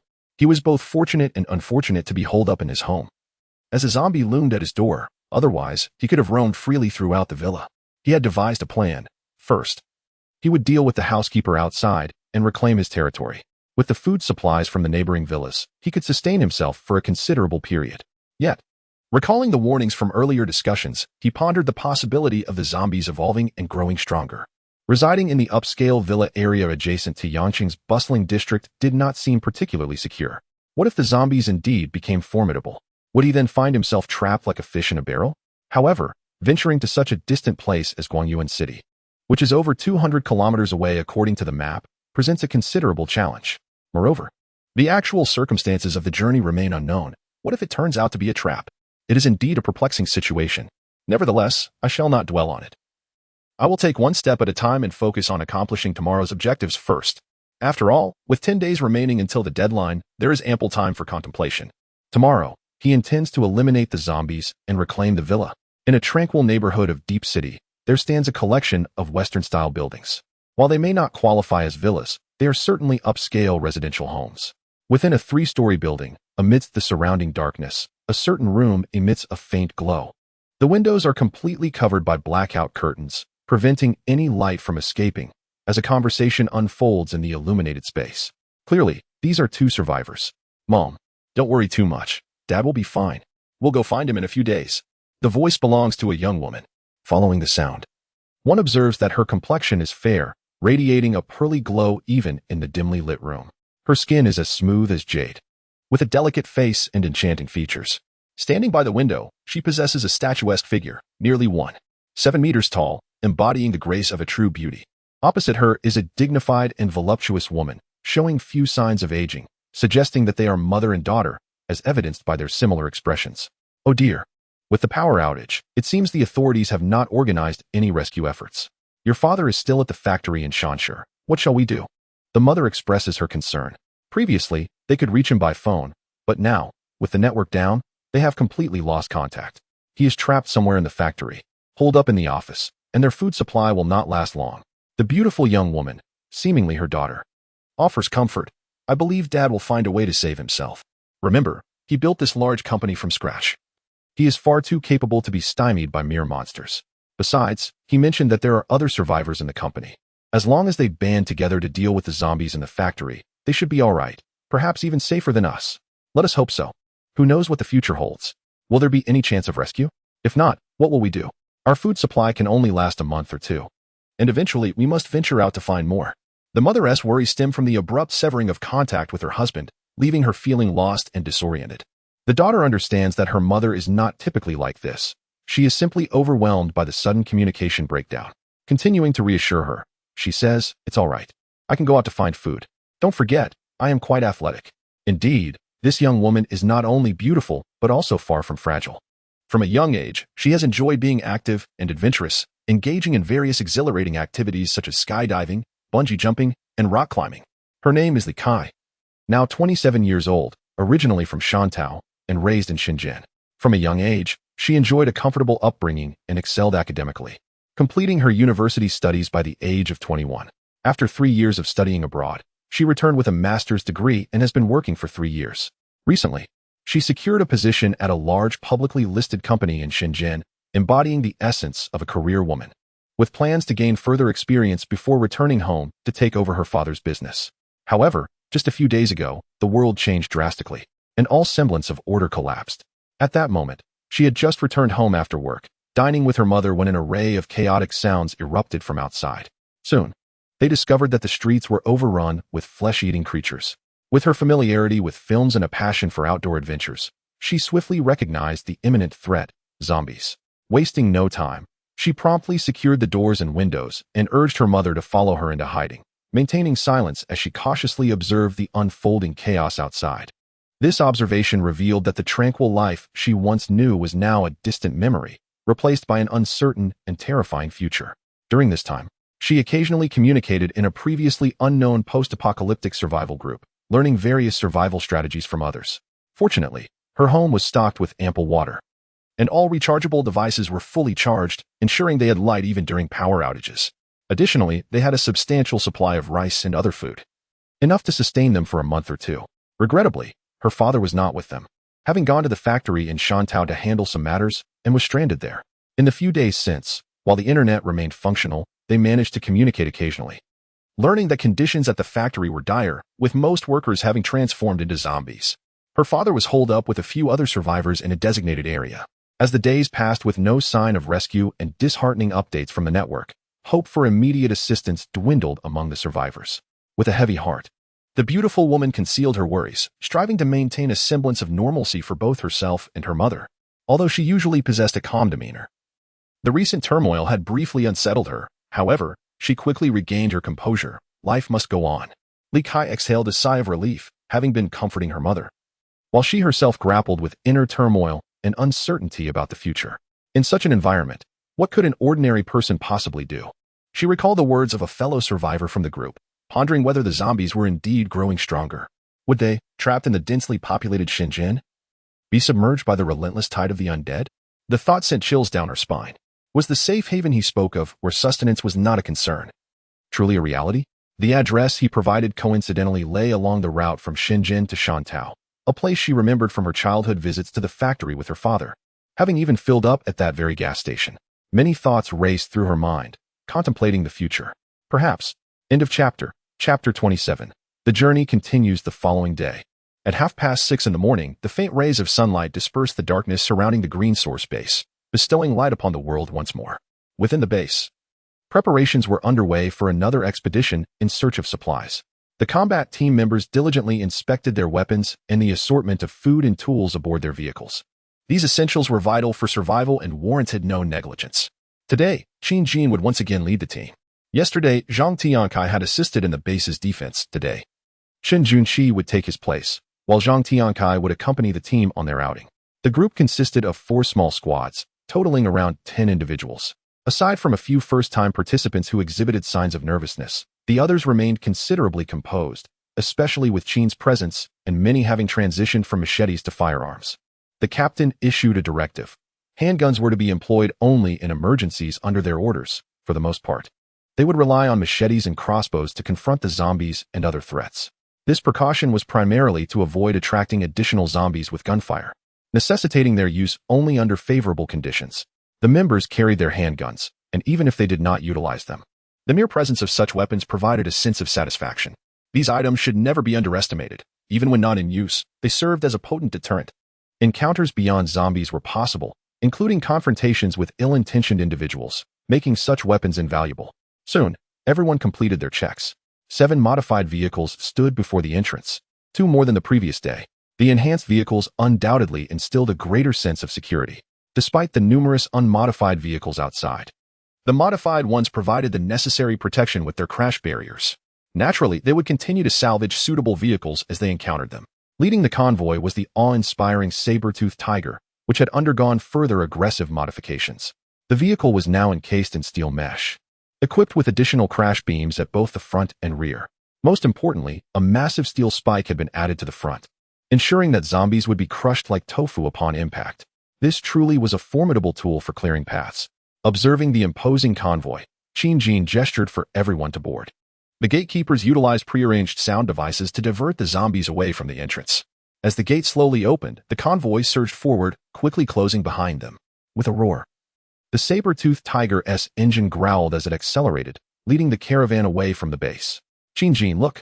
Exclaimed the driver, Zhongyu, pointing ahead at the zombies drawn by the vehicle's noise.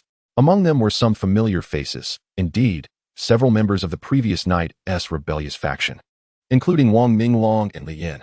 The leader of the insurgents, now missing his right arm, was bound and tattered, his body marred by numerous bite wounds, with a significant portion of flesh torn from his left cheek, exposing his teeth and gums. 2 pallid, bloodied eyes, void of life, were hastily dragging what remained of a left arm towards the convoy. As for the other figure, Li Yin, who had elicited his desire just yesterday, she was now missing a chunk of her scalp, exposing her skull. Had it not been for the minimal bites marring her face, she would have been nearly unrecognizable. Her hands, bound behind her, were gnawed to the bone in several places, while her soiled jeans were drenched in blood, and her upper garments had vanished entirely. Of her once ample breasts, only one remained, and the remnants bore the marks of gnawing, faintly revealing artificial implants. That solitary breast quivered with each of Li Yan's hurried steps, as if it might dislodge at any moment. Qin Jin maintained a stoic expression, tilting his head forward. Zhongyu understood the cue and pressed the accelerator once more. The saber-toothed tiger roared, hurtling towards the horde of zombies at nearly 100 miles per hour. The sound of thuds echoed as the vehicle, akin to a bowling ball, shattered every zombie in its path. They truly disintegrated. Limbs and severed body parts were violently scattered in all directions. No zombie could retain its form before such a monstrous force. The remaining few were either knocked aside or crushed by the following vehicles, leaving a gruesome tableau of blood and flesh in their wake. Within mere days of the apocalypse, these individuals had transformed into cold-blooded killers under Qin Jin's leadership. While some may have struggled with their conscience, they pressed on, forcing themselves to adapt to this merciless new reality. They were the chosen ones, all cognizant of the grim truth. To survive, one must eradicate the undead. Those unable to accept the new rules of this world would find themselves devoid of worth. The convoy continued onward, the bloodied remnants serving as a stark reminder of their brutal existence. Only those who understood the times would be deemed worthy of survival. It was a harsh truth, yet it reflected the current reality. Today's objective remained the procurement of weapons, with the first destination being a police station located 50 kilometers in the opposite direction. Given the operational strength and coordination of the current team, seizing it posed little challenge. In this era, the more weapons, the better. With food supplies temporarily secured, the focus would shift to scouring all police stations within 100 kilometers of the base. At the base, shortly after 7 o'clock, all personnel had risen. Breakfast was served in the cafeteria at 7:30, with no allowances for tardiness. The primary task for the day was still the fortification of the walls. Apart from those on security duty, nearly everyone had arrived. This included Qin Jin's relatives and other Management S families, all treated equally without exception. Even Qin Jin's parents, who were not on duty, occasionally came to lend a hand, which left others with little to say. The previous day's handling of the Resistance Alliance had left some feeling unsettled, perceiving Qin Jin's actions as overly harsh. However, after hearing the accounts from the expedition team about the external conditions and viewing various photographs and videos captured on mobile devices, they began to comprehend how rare their existence at the Green Source base truly was. Realizing that the wall repairs were for their own safety and that of others, they worked with renewed vigor today. With 2 days of experience under their belts, the construction progress surged remarkably. Today, Gao Chong joined others for an early meal, and afterward, they set about repairing the towering wall. Gazing at the impressive structure, which stood 7 meters high and was astonishingly thick, his eyes widened in disbelief. Had he ever encountered such a grand wall before? Surely, this place must have once been a prison. If he hadn't spoken with someone nearby, he would have been convinced that this site had once been a penitentiary. His mind was clouded with doubts, as he wondered if the ordeal he had endured had left him slightly unhinged. The sense of security here was overwhelming. Although he had been somewhat disconnected from the outside world during his confinement, he had glimpsed the chaos through the car window after his rescue. The scene could only be described as pandemonium. There was not a soul in sight, only the relentless presence of the undead. He pondered the whereabouts of any surviving humans and felt a surge of concern for his siblings. If only Ah Xing and Xiao Lan could find their way to this haven. Alas, worry would not change his circumstances. He resolved to focus on his own well-being for now.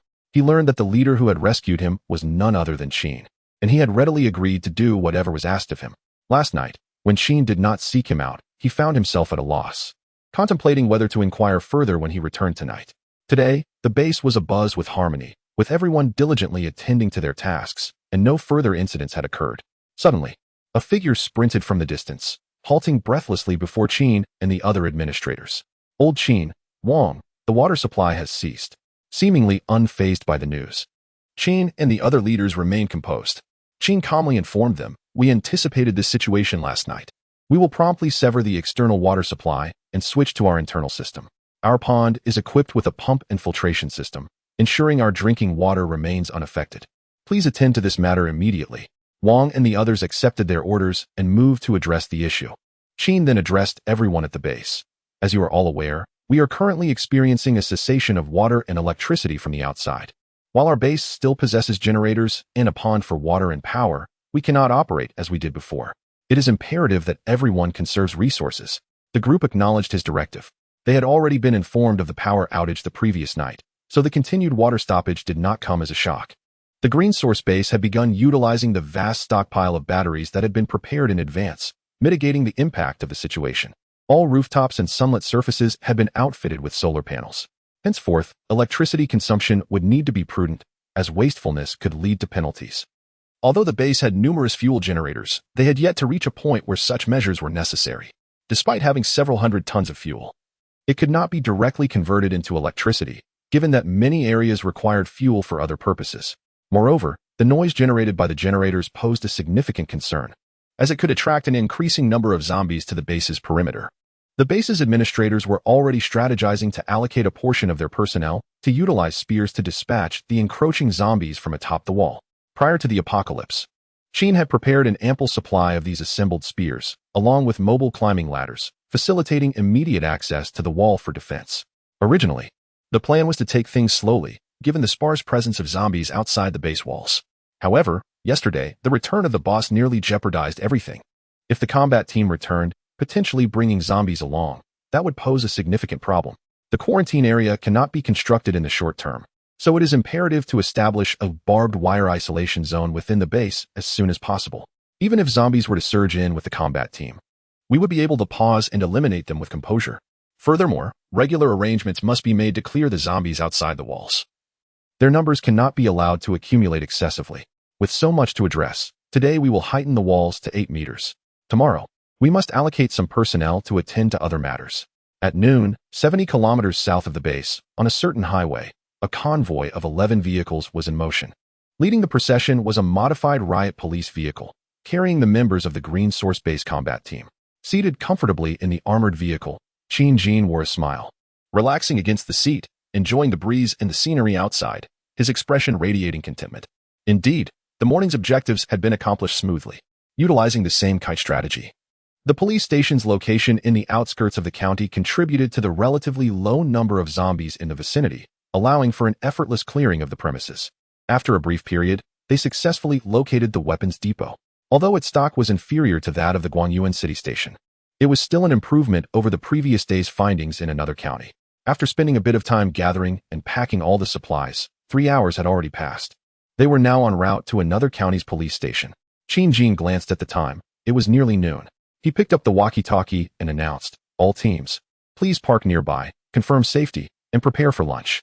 Soon, everyone parked their vehicles on the highway.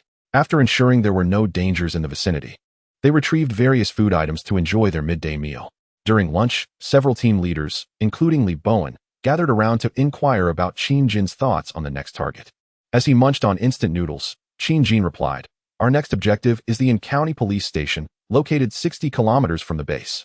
At our current pace, we should arrive around 1 o'clock after lunch, allowing for a 2.5-hour return trip, which means we can spend approximately 2.5 hours there. That should be ample time if we work efficiently," Li Bowen remarked, instinctively pondering the logistics. They had become much more adept at quickly selecting positions upon arrival. Employing their kite strategy, clearing the area, scavenging, and swiftly loading the supplies onto their vehicles. If necessary, they could prioritize weapons over less critical items for the time being.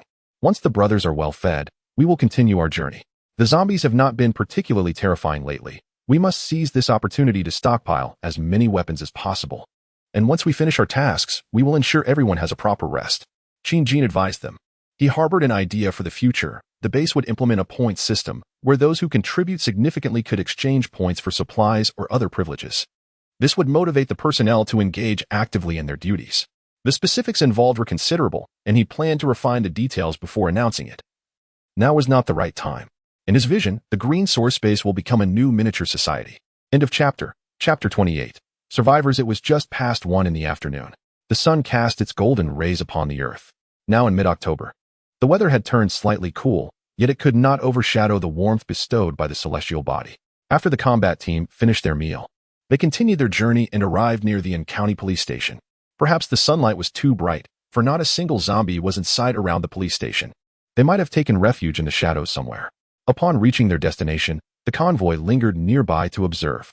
Qin Jin utilized a drone for reconnaissance and soon noticed an anomaly. Zhong Yu, who was also observing, seemed to have sensed it. He remarked to Qin Jin, Mr. Qin, it's rather strange. The police station's doors are all shut. This will make it quite difficult to lure out the zombies, won't it?" Qin Jin had noticed the same thing. The main building of the in-county police station had all its entrances firmly closed. Although there were some signs of chaos at the entrance and surrounding areas, overall, it appeared considerably calmer than previous police stations they had encountered. Perhaps this endeavor would not be as straightforward as anticipated. Qin Jin muttered to himself. Withholding an explanation from the puzzled Zhongyu, he continued to survey the area, formulating an evacuation route before directing the team members operating the other drones to begin attracting the zombies. "Let us draw all the surrounding zombies away first. Then we can take a closer look." With practiced ease, the experienced team members quickly maneuvered the drone to the optimal position. Once the sound device was activated, within mere minutes, hundreds of zombies emerged from various directions, converging beneath the drone. It wasn't until more than 10 minutes had passed without any new zombies joining that the horde was successfully lured away into the distance. "Boss, not a single zombie has emerged from the police station." Li Bowen also noted the oddity and reported to Qin Jin. The drone had been hovering in front of the police station, yet there were no signs of zombies attempting to break free. Everything seemed highly suspicious. Even with the doors closed, the zombies ought to have been banging against them. However, upon closer observation, all was eerily silent. It truly seemed as if no one was inside. There's no need to overthink it. The surrounding zombies have already been drawn away. So let us proceed and take a look. Prepare the team for immediate combat, Qin Jin remarked with a sense of gravity, while those managing the drones remained outside. The rest of the team drove into the police station's courtyard. After securing the gate, they disembarked and readied themselves for battle, awaiting their leader's command. As Qin Jin approached the main entrance, he gazed at the blood-stained doors and was about to pull out a wire for his lock-picking technique when, unexpectedly, voices emanated from within. "Who are you? Was that noise from outside made by you? Are you an official rescue team?" A male voice inquired from inside. Qin Jin swiftly raised his right fist, signaling the combat team to halt and remain silent. He focused intently on the door, contemplating for a few moments. Subsequently, he gestured to the squad leaders, instructing all combat team members to conceal their firearms. They were to keep their weapons within easy reach, while holding only crossbows and melee weapons. Once everyone had secured their firearms, he addressed the voice inside. "We are not a rescue team. We are merely passing through." "Who are you? And why are you inside the police station? Could you open the door and allow us entry?" He did not respond to the person opposite him, but instead posed several questions. The silence stretched for a full half-minute. Just as Qin Jin and his team of combatants began to grow somewhat impatient, preparing to take the next step, the door creaked open. A middle-aged man, weathered and cautious, leaned against the door, carefully scrutinizing Qin Jin and his team of combatants standing before him. Noticing the weapons in the hands of the combatants, such as machetes and crossbows, the middle-aged man grew even more wary. Sensing that Qin Jin was the leader of this group, he continued, "What brings you out here? There are monsters everywhere that devour humans." Qin Jin, perceiving the man's unease, explained, "We are not villains. We are a team searching for supplies and food. May we enter and rest for a while? We can also exchange information. We have been out here for 2 days and have gathered some insights. Information exchange is acceptable, but we do not have the food you seek. Please wait a moment." The man did not fully trust Qin Jin's words, yet he seemed intrigued by the prospect of an information exchange. He closed the door, presumably to confer with any other potential survivors. Qin Jin remained patient, knowing that at this moment, nothing would be more enticing to the survivors than safety and sustenance, with information from the outside world being a close third. In the days prior, the internet had still been operational, providing glimpses into the conditions faced by survivors across various locales. However, first-hand accounts from those who had ventured outside would undoubtedly be more detailed. The members of the Green Source did not wait long. Soon, the door reopened. It was once again the weathered man, who gestured for Qin Jin and his team to enter. Qin Jin signaled to his combatants to be prepared, leading the way inside with confidence in his abilities. Given that the apocalypse was still in its early stages, humanity had not yet descended into complete chaos. As they passed through the police station's entrance, they were greeted by a spacious lobby that bore little evidence of disorder. It seemed to have escaped the turmoil. At that moment, more than 20 individuals were present. Aside from a few officers in uniform who were cautiously observing their entry, various survivors were gathered, including a couple of children. The attire of several men and women hinted at their professions: delivery workers, white-collar professionals, homemakers, and the like. A police officer who appeared to be in charge approached the combatants, with the weathered man trailing behind him. Addressing Qin Jin, he said, "Hello. I am an officer from this precinct. My surname is Li. You may call me Officer Li," glancing around at the other combatants who had entered. The man who introduced himself as Officer Li continued, "I see that you exhibit a certain level of discipline. Could you share your circumstances with me? And what is the situation like outside?"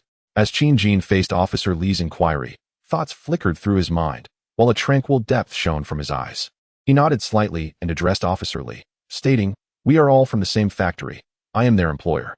We ventured out in search of food and various supplies when we stumbled upon this place, intending to rest and gather resources. To our surprise, there are so many people here." Officer Li assessed the credibility of Qin Jin's words. Observing the fully equipped group, he noted their apparent lack of fear, in stark contrast to most survivors in this area, who were still haunted by the terrifying events of recent days, leaving him in a state of doubt. Perceiving the skepticism in Officer Li's gaze, Qin Jin continued his explanation. "Some individuals from our factory have indeed transformed into zombies. We incurred considerable costs to deal with them and subsequently secured the factory gates. We ventured out in search of supplies only after observing that the zombies outside had calmed down. With society in disarray and production ceased, food and resources have become essential. Thus, we organized a team to seek them." Disregarding whether his counterpart believed him or not, Qin Jin inquired, "I see there are quite a few of you here. Are you local survivors? What is the situation like? Are there other survivors nearby?" Officer Li found it challenging to gauge the trustworthiness of Qin Jin's earlier statements.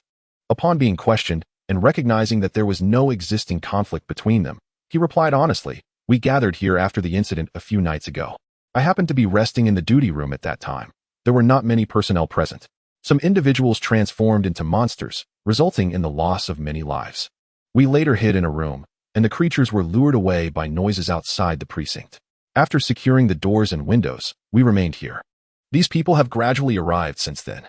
Indeed, the circumstances here aligned closely with Qin Jin's expectations. With a general understanding of the situation, he refrained from further trivialities and said to Officer Li, Officer Lee, given the circumstances, would you consider a trade? We have managed to find some food during our search over the past few days, and I wish to exchange it for some supplies. Oh, what supplies do you wish to exchange? Officer Lee appeared somewhat intrigued. They had been trapped here for several days, surviving on meager rations, which was not a sustainable solution. However, acquiring food from the outside world seemed a promising option. I proposed trading food for weapons, pistols, machine guns, and ammunition, Qin suggested. Absolutely not. Officer Lee's expression darkened as he vehemently rejected the proposal. Firearms are official property.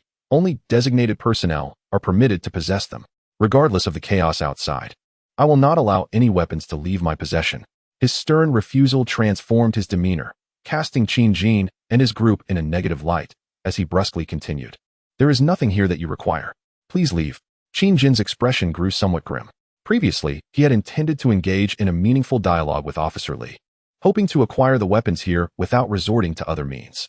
However, to his astonishment, the mere mention of firearms prompted the other party to usher him out.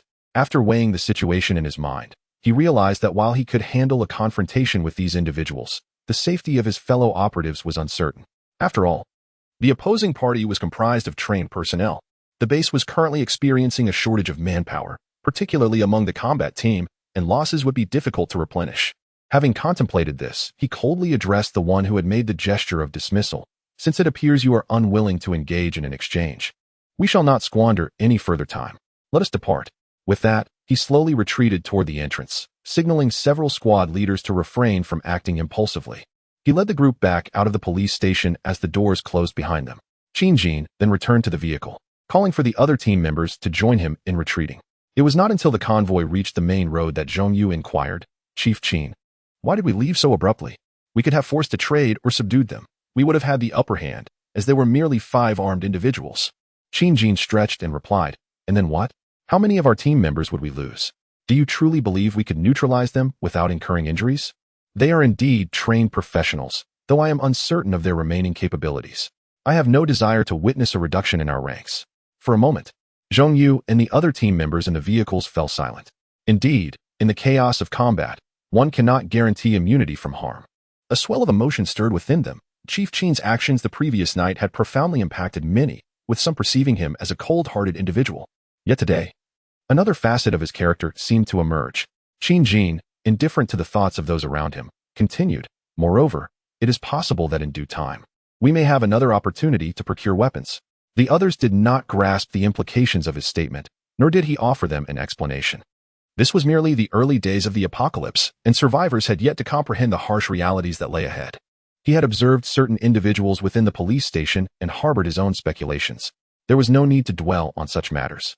Since this objective was not suitable, it was best to let it go for the time being.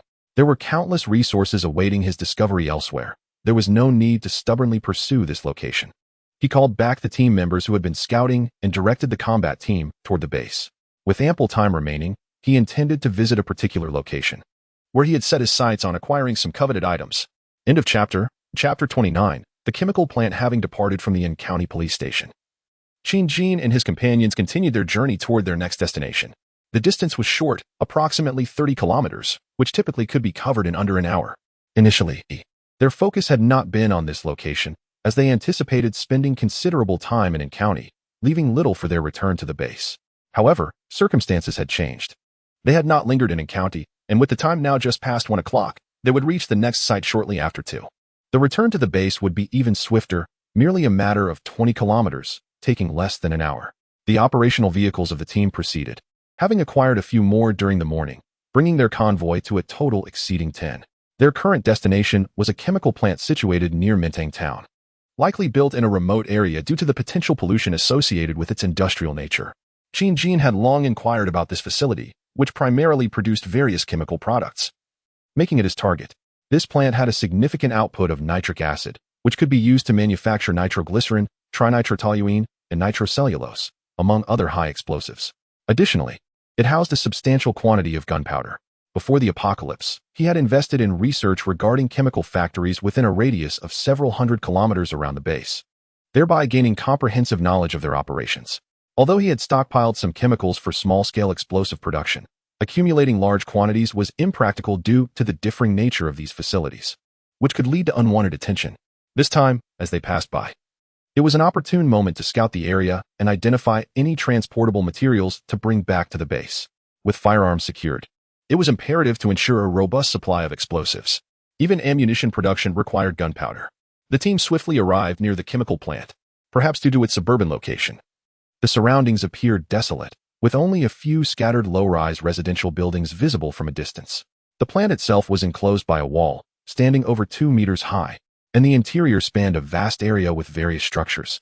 Without deploying drones for reconnaissance, signs of disorder within the factory premises were already apparent. Li Bowen approached Qin Jin, inquiring, "Shall we deploy the drones for reconnaissance first, Chairman Qin?" Qin Jin replied, "Yes, let us send the drone around to assess the situation. If there are zombies present, we will draw them away before conducting a thorough search." Acting swiftly, the drone ascended into the factory grounds, providing a clearer view. It revealed signs of chaos. With vehicles and buildings displaying evidence of disturbance, several large doors stood ajar, and faint traces of dark red blood marred the ground. Undoubtedly, zombies had once roamed this place. Perhaps due to compliance with safety regulations, despite the outbreak, there seemed to have been no fires or similar disasters, which could have triggered far more severe calamities given the multitude of chemicals present. As the reconnaissance concluded, the drone activated its sound device, unleashing a raucous melody that stirred the factory. Numerous zombies clad in blue work uniforms emerged from various buildings, hastily converging towards the source of the commotion. At that moment, during the anomalous night, the factory was likely bustling with activity, with numerous personnel present. However, following the onset of the mutation, the majority of them met with disaster. Within a mere few minutes, hundreds of zombies emerged, interspersed with figures clad in white uniforms and ordinary clothing. These individuals may have been management or senior staff, now transformed into members of the horde. After several minutes, no new zombies appeared. Lu, the drone operator, adeptly guided the swarm towards the open factory gates, intending to lure them further away. Previously an ordinary employee at Green Source, Lu joined the combat team following the catastrophe. His prior hobby of flying drones endowed him with substantial experience, leading to his repeated assignment for kite missions. With multiple successful operations under his belt, he had garnered acclaim from Qin Jin and other team members for his recent effective diversion of zombies. Soon, the horde was drawn away from the factory area, meandering along the main road into the distance, with their ultimate destination uncertain, possibly limited by the drone's operational range. The combat team skillfully maneuvered all vehicles into the factory premises, securing the sole entrance before the members disembarked, ready for vigilance. Qin Jin surveyed his surroundings. This factory was significantly larger than Green Source. Perhaps due to its previous production of hazardous materials, the workshops and warehouses were distanced from one another. Aside from a few office buildings and dormitories, most structures comprised large warehouses and equipment. Observing the towering 2-meter walls, he contemplated the potential of this site as a backup base or sub-base. This chemical plant was located in Mutation Town, adjacent to Mintang Town, approximately 20 kilometers from the Green Source base, which could typically be reached in half an hour. With its preliminary walls already established, the defensive capabilities appeared adequate. The various chemical products here could also serve as vital resources for future expansion.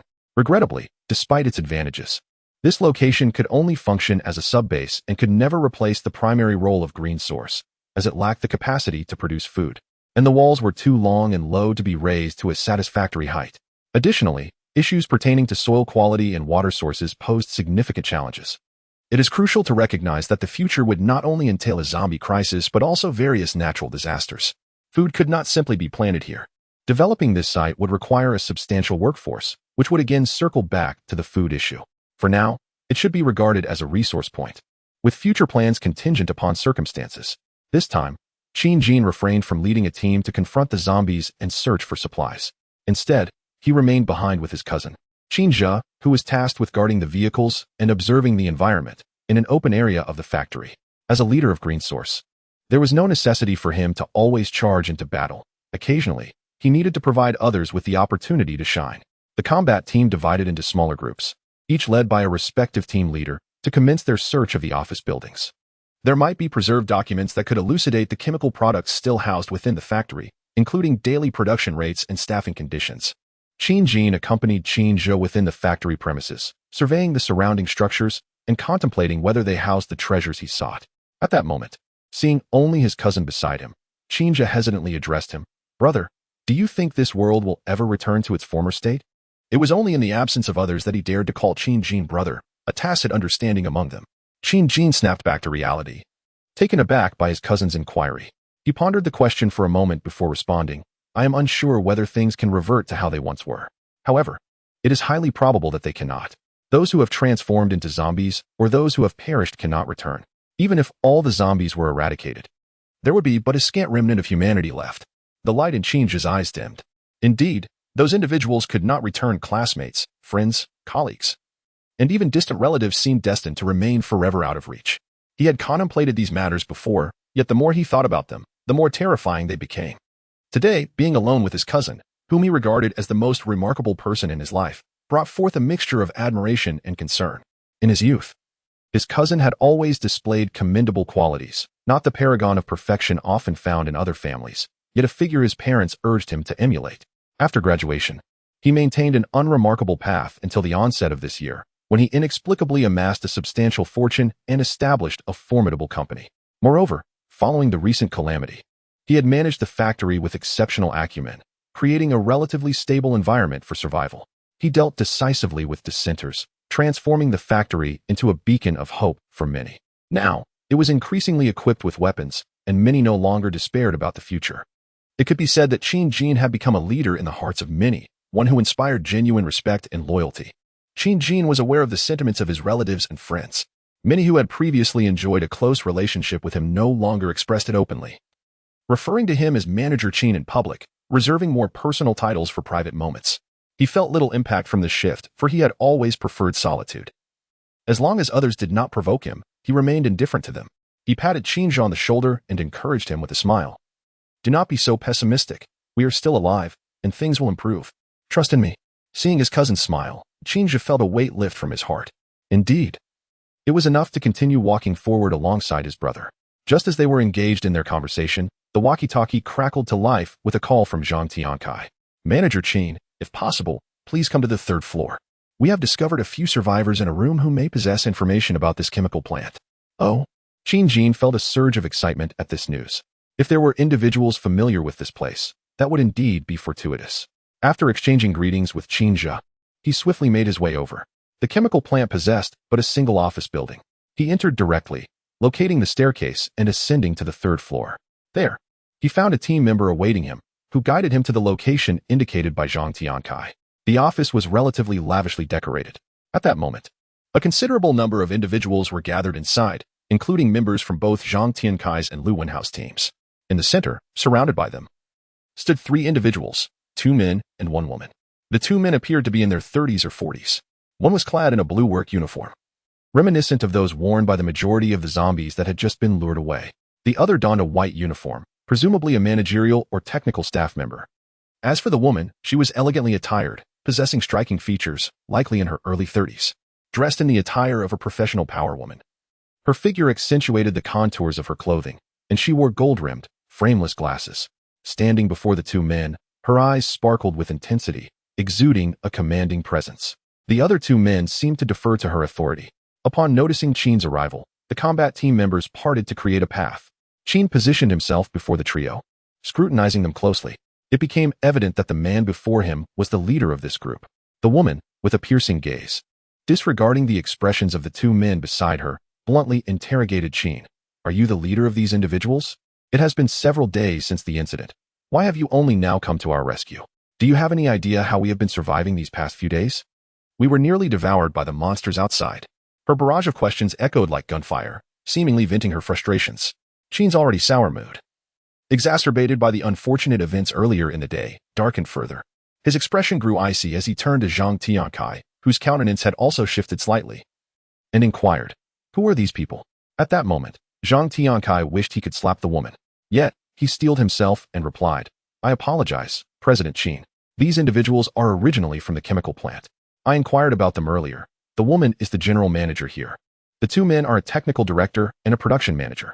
When we discovered this room, they mistook us for a rescue team upon seeing living people. We asked them a few questions, but before we could explain, we brought you here. I am truly sorry. Ah. So these individuals thought we were a rescue team come to save them, Qin mused internally, gaining insight into the woman's tone. It seemed she believed there was still order outside. Disinterested in the woman, he found himself intrigued by the technical director. Ignoring the domineering woman, he directly addressed the technical director. You are the technical director here, correct? Would you be interested in joining me? He extended the olive branch without hesitation. Upon hearing this, the woman beside him was incensed. How could the apparent leader disregard her? After all this time, there had been no acknowledgement of her presence. When had she ever been treated in such a manner?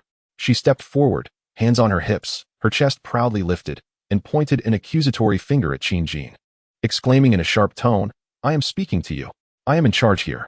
No one is permitted to leave without my consent. Furthermore, you must assist me in escaping immediately. My father is a director at Tianxin Group. I am also the general manager here. If you help me out, I shall ensure you receive recognition in the future. And you, tell me the number at once. Once I am out, I will lodge a complaint against your superior. Is this how you treat victims? I will sue you." End of chapter. Chapter 30. Attracting talent. Confronted by the lady's reprimand, Qin Jin's expression grew increasingly grim. He found himself perplexed by the persistent emergence of individuals lacking awareness of the situation. As for Officer Li at the police station today, he was a dedicated professional. Qin Jin had no words to express his admiration for such unwavering commitment. Although such tenacity might seem foolish in a post-apocalyptic world, one could not help but respect those who stood firm. It was precisely their resolve that had once fostered a stable and prosperous society. However, the dissenters from yesterday's base and the woman he encountered today, did they not contemplate their own predicaments? Qin Jin had no desire to engage with her further. It was not that he lacked appreciation for beauty, but he had no interest in a woman with such a tempestuous temperament. Casting a cold glance at her, he redirected his attention to the technical director he had just met. He resolved that even if the man refused to accompany him today, he would still consider taking him by force. He possessed some knowledge of explosive formulas, yet it would be far more prudent to enlist a professional skilled in such matters. Even if this individual were not adept at concocting bombs, any expertise in handling chemical substances would be invaluable, as the base was in dire need of such talent. Moreover, who could believe that a technical director of a chemical plant would be incapable of working with explosives? The technical director seemed to sense that the leader of the group held him in higher regard. Cautiously glancing at the woman, he addressed Qin Jin. "Hello. I am indeed the technical director here. My name is Dong Hui. I have been working at this chemical plant for nearly a decade since completing my doctorate. However, I am unclear about what you mean by come with you. What is the situation outside? We were chased by monsters a few days ago and hastily took refuge in this office. We lost our phones and are unable to call for help. After waiting several days, we finally see you. Could you kindly enlighten us about the circumstances beyond these walls? Thank you very much." This man, Dong Hui, exhibited a far more understanding demeanor. He was not boisterous or overbearing. Rather, he bowed his head respectfully and succinctly introduced himself while posing his inquiries. This was the behavior of a rational individual. Encountering someone so attuned to the current realities greatly enhanced Qin Jin's willingness to communicate. Despite the woman beside him who still appeared irate, yet eager to hear about the outside world. Turning to Dong Hui, he said, "We are not a rescue team. We are merely a group seeking supplies. We do not know the extent of the calamity affecting the world, but at least in our country, it seems that the majority of people have transformed into flesh-eating zombies. Order has collapsed. There is no rescue, nor organized groups. Everyone is struggling to survive on their own." Well, that is not entirely accurate. We could be considered a survival organization as well. When I asked you to come with me, it was an invitation to join our survival team. Upon hearing Qin Jin's words about the collapse of order, the three individuals were rendered speechless. The worst-case scenario had come to fruition. They had considered such a possibility but dared not entertain the thought. After all, how could such a formidable species as humanity be obliterated overnight? How could this be? Surely, the man before them must be fabricating tales. Before this group of armed individuals, along with the recent circumstances, there were clear signs that many humans were unwilling to accept. Ignoring the disbelief of several, Qin Jin continued to address Dong Hui, stating, "The outside world has been annihilated. Come to our base. We have a secure place, food, and medicine. Everyone is striving to survive." At that moment, Dong Hui, a technician, felt a tumult of emotions. The once stable society had crumbled, and the chances of reuniting with family and friends seemed bleak. Overwhelmed, he struggled to respond to Qin Jin's invitation. However, another man, a factory manager, reacted more swiftly than Dong Hui. Perhaps sensing that Qin Jin had not extended an invitation to him, he eagerly introduced himself, saying, "Greetings. Leader, I am Wang Bin, and I have worked here for over a decade. I possess extensive management experience. Please take me with you. I am willing to do anything." Just moments ago, he had been following the woman, but as the tide turned, he quickly aligned himself with the combat team. Displaying the shrewdness expected of an experienced former manager, adept at navigating changing winds. Qin Jin glanced at him, but offered no response. The base was not in need of additional managers, and unless this man possessed some unique skill, his return would amount to little more than assisting with repairs to the perimeter wall. He decided to observe further. The remaining woman, witnessing one companion aligning with others while the other grappled with existential doubts, found herself in a state of loneliness. Yet, perhaps accustomed to her previous domineering ways, she did not lower her stance.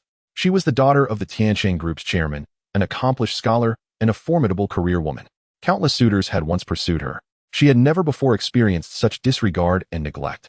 She began devising a plan to compel this group to serve her, ideally leading her to her father and other relatives. Once she secured a reliable backing, even if the outside world had descended into chaos, she intended to continue living a life of comfort. Seeing Qin Jin's indifference to his earlier self-recommendation, Wang Bin grew increasingly anxious. He feared that this group might abandon him, having been trapped in this room for several days. Surviving on water and snacks that had now run out, he realized that if no one came to rescue them, their fate would be dire. Frantically, he contemplated any leverage he could muster to enhance his value. In a flash of insight, akin to a detective's revelation, he recalled that if this group had come seeking provisions, it was unlikely. There must be another reason for their presence. Perhaps they coveted something within the chemical factory. Enlightened, he urgently addressed Qin Jin again. I am familiar with all the types of chemicals in this factory, their quantities, daily production, storage methods, and transportation methods. I can assist you in managing these materials. Qin Jin, who had previously been indifferent, instantly turned his gaze toward him. A smile formed within Qin Jin.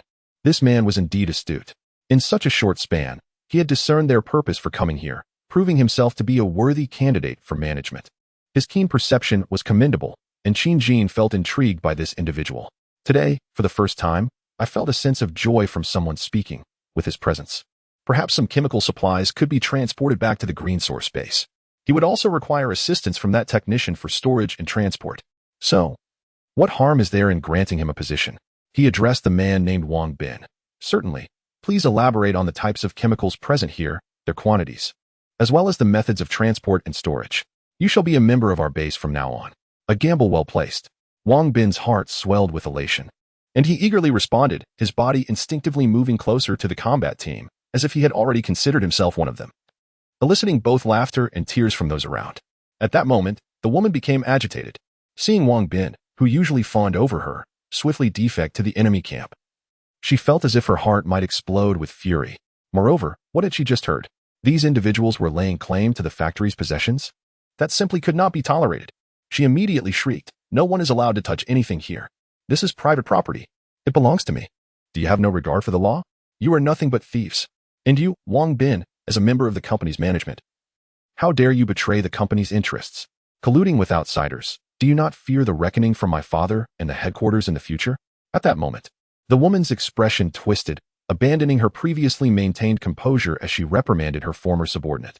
To Wang Bin's astonishment, he did not dare to retort, lowering his gaze, seemingly intimidated by her words.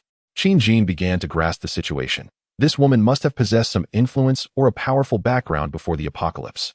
Otherwise, how could such a charismatic woman have spent several days in a room with two robust men without any incident? He had previously found it peculiar, but it appeared her background inspired fear. Of course, how long this trepidation would last remained uncertain. Noting Wang Bin's silence, the woman, filled with rage, turned her attention to another man, saying, "Dong Hui, think carefully about who has given you the opportunity to work here for so long. It is my father. Without my family's assistance, how could a mere farmer like you rise to this position? And your parents, who was it that funded their medical treatment? Without us, they would have perished like beggars on the streets." This statement seemed to awaken Dong Hui, who suddenly lifted his gaze, his eyes fixed intensely on the woman. Gritting his teeth as he declared, "Gui Qing, I have had enough. I know you look down on me, but you cannot insult my parents." After addressing the woman named Gui Qing, Dong Hui approached Qin Jin and said, "I am willing to join you, but can you help me find my parents? Regardless of their fate, I only seek an answer. If you can provide me with a glimmer of hope, I would gladly dedicate my lifelong knowledge to you." Qin Jin gazed into the man's eyes, recognizing the unyielding determination within them. It was clear that such a person could not be easily deceived. Nor did he intend to deceive him. It was stated, "Certainly, as long as you diligently perform your duties in the future, our personnel will specifically keep an eye out for the relatives and friends of our own. Moreover, should circumstances permit, we will initiate a search for our kin." "All right. I shall join you. If you require anything from here, I can assist in procuring it. I am well acquainted with every screw and component in this place." After Dong Hui concluded his remarks, he retreated to his previous position and ceased speaking. In a brief span, 2 key individuals from this chemical plant joined the Luyuan base, effectively granting Qin Jin access to detailed information regarding the plant. This exemplifies the efficiency of those who recognize the tides of circumstance. Once the situation is clear, aligning with them becomes the optimal choice. They had just witnessed through the window how the zombies were diverted and observed the weapons they carried.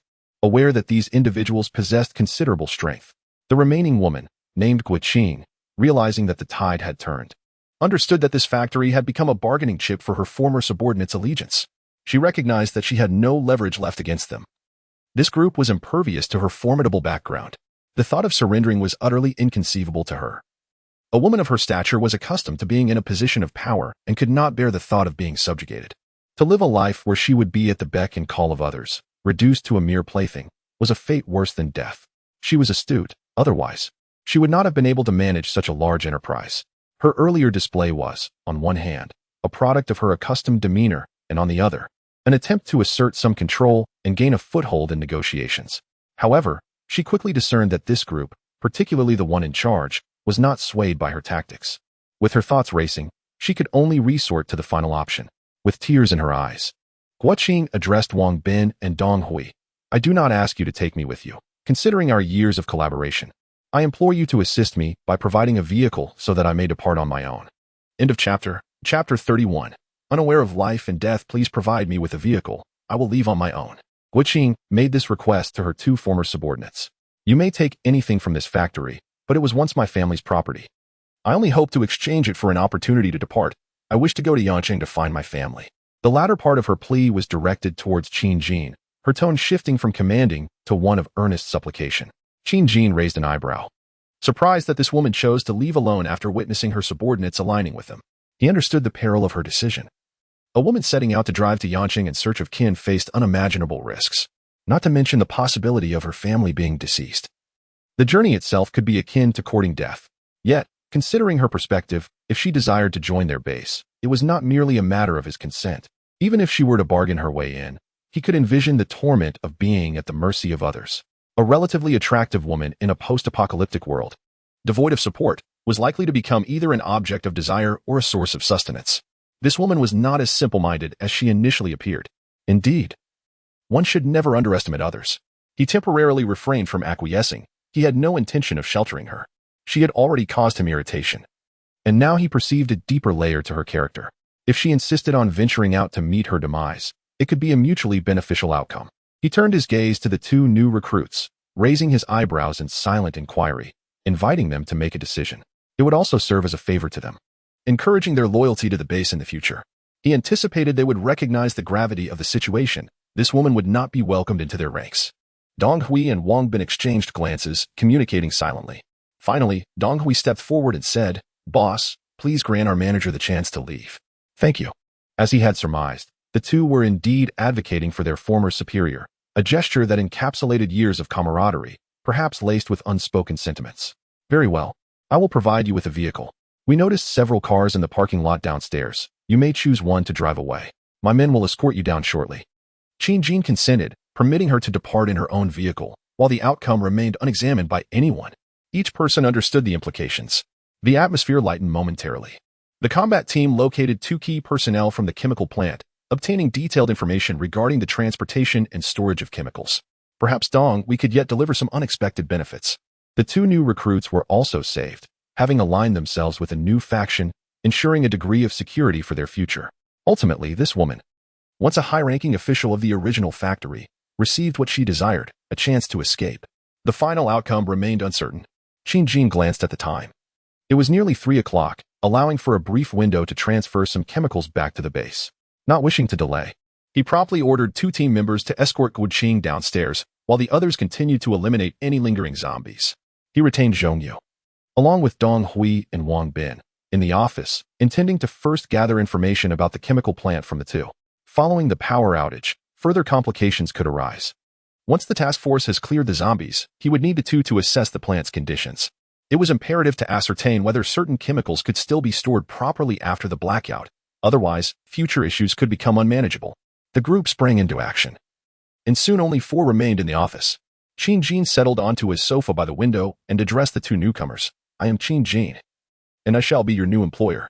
Now, do share what available materials this chemical plant possesses, and whether you are capable of producing explosives for me. Speak boldly. The outside world has already descended into chaos. There is no need for pretense. We must possess the means to protect ourselves, employing every possible method. Zhong Yu instinctively activated the recording device and retrieved pen and paper to take notes. Dong Hui exchanged a glance with Wang Bin, then turned to Qin Jin with a serious expression, stating, Mr. Qin, it is certain that no ready-made explosives exist within the plant at this moment. However, we do have a stockpile of nitroglycerin, sulfuric acid, toluene, potassium nitrate, sulfur, methanol, ammonia, chlorine gas, and other materials, all of which can be utilized to create explosives. Though their potency may vary, I am familiar with several formulations and can concoct liquid explosives. Solid explosives are also feasible, with stability adjustable according to requirements. All necessary chemicals are available on site. Should you have any specific requests, I can attempt to accommodate them. If we need to transport materials from here, I know their locations and can guide you. Once we relocate, we will need to set up a new laboratory, so I recommend we also move some equipment. Qin Jin's spirit soared. He felt as if he had encountered an enchanting beauty in Dong Hui. This individual must be safeguarded. His life was more precious than that of most others. He silently vowed that unless absolutely necessary, he would not allow Dong Hui to leave the base. He must be securely protected within the confines of the base, contributing to its vitality. Wang Bin, observing the excitement in Qin Jin's eyes, realized that the new boss had recognized Dong Hui's value.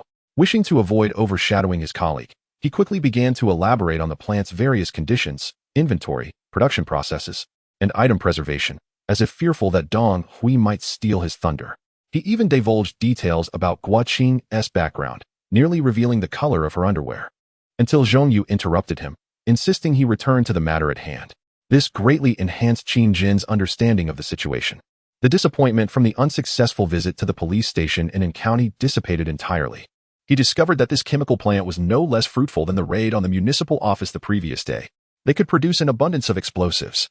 They could even formulate gunpowder here, and with the right materials, they could manufacture firearms and ammunition at the base.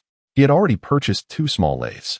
If it is insufficient, then let us continue to procure several superior machines from outside. The address has long been purchased, and the method of bullet production will certainly not be overlooked. It is merely the initial proficiency that may be lacking. However, once the personnel at the base become acquainted with the process, will there still be concerns regarding ammunition scarcity?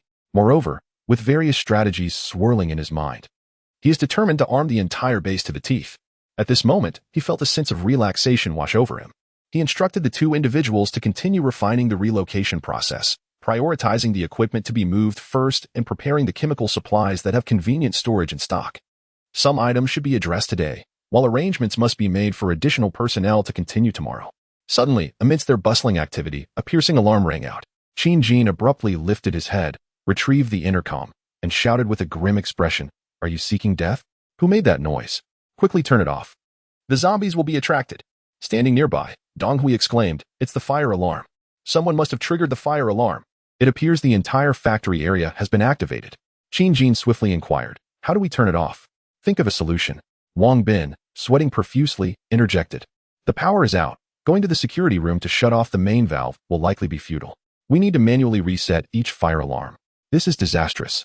Numerous buildings within the chemical plant are equipped with several fire alarms, and it will take considerable time to silence them. The zombies will inevitably be drawn closer."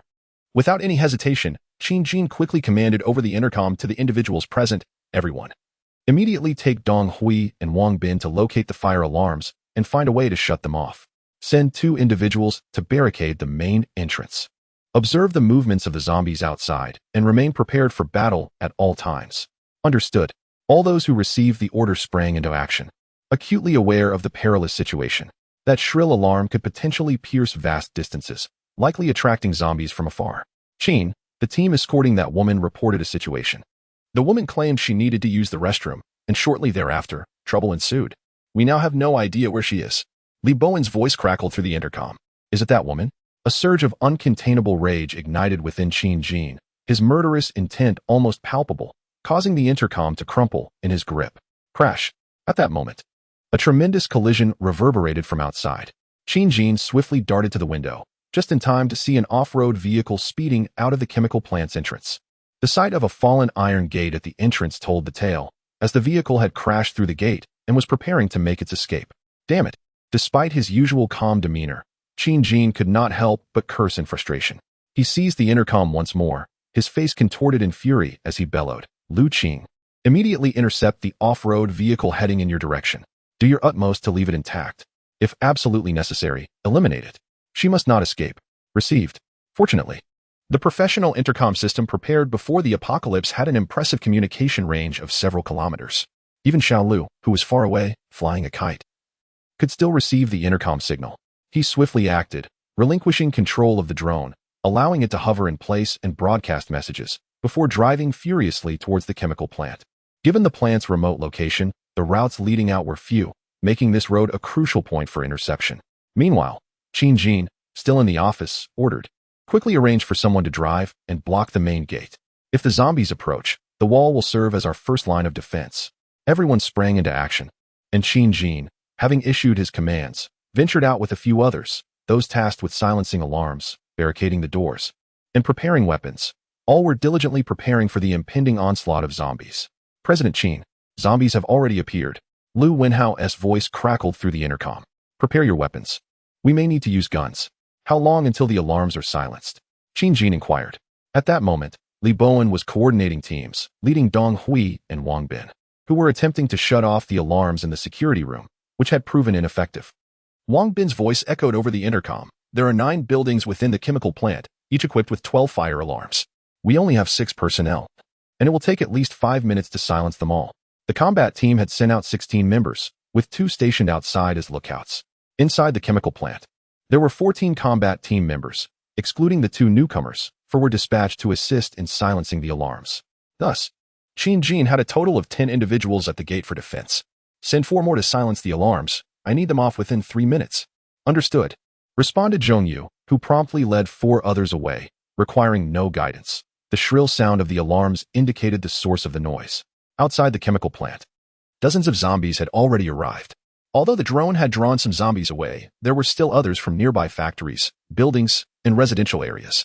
The piercing alarm, in this apocalyptic blackout, could be heard over a kilometer away.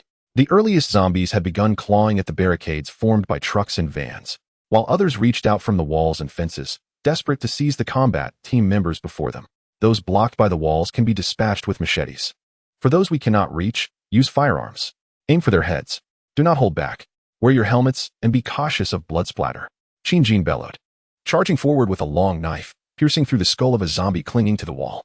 The remaining combat team members brandished their weapons and surged towards the zombies, resulting in a chaotic scene of carnage. End of chapter. Chapter 32. Crisis averted in front of the chemical plant. Qin Jin led several team members in a frenzied battle against the encroaching zombies. Within a mere minute, dozens, nearly 100, of the undead lay defeated at the main entrance.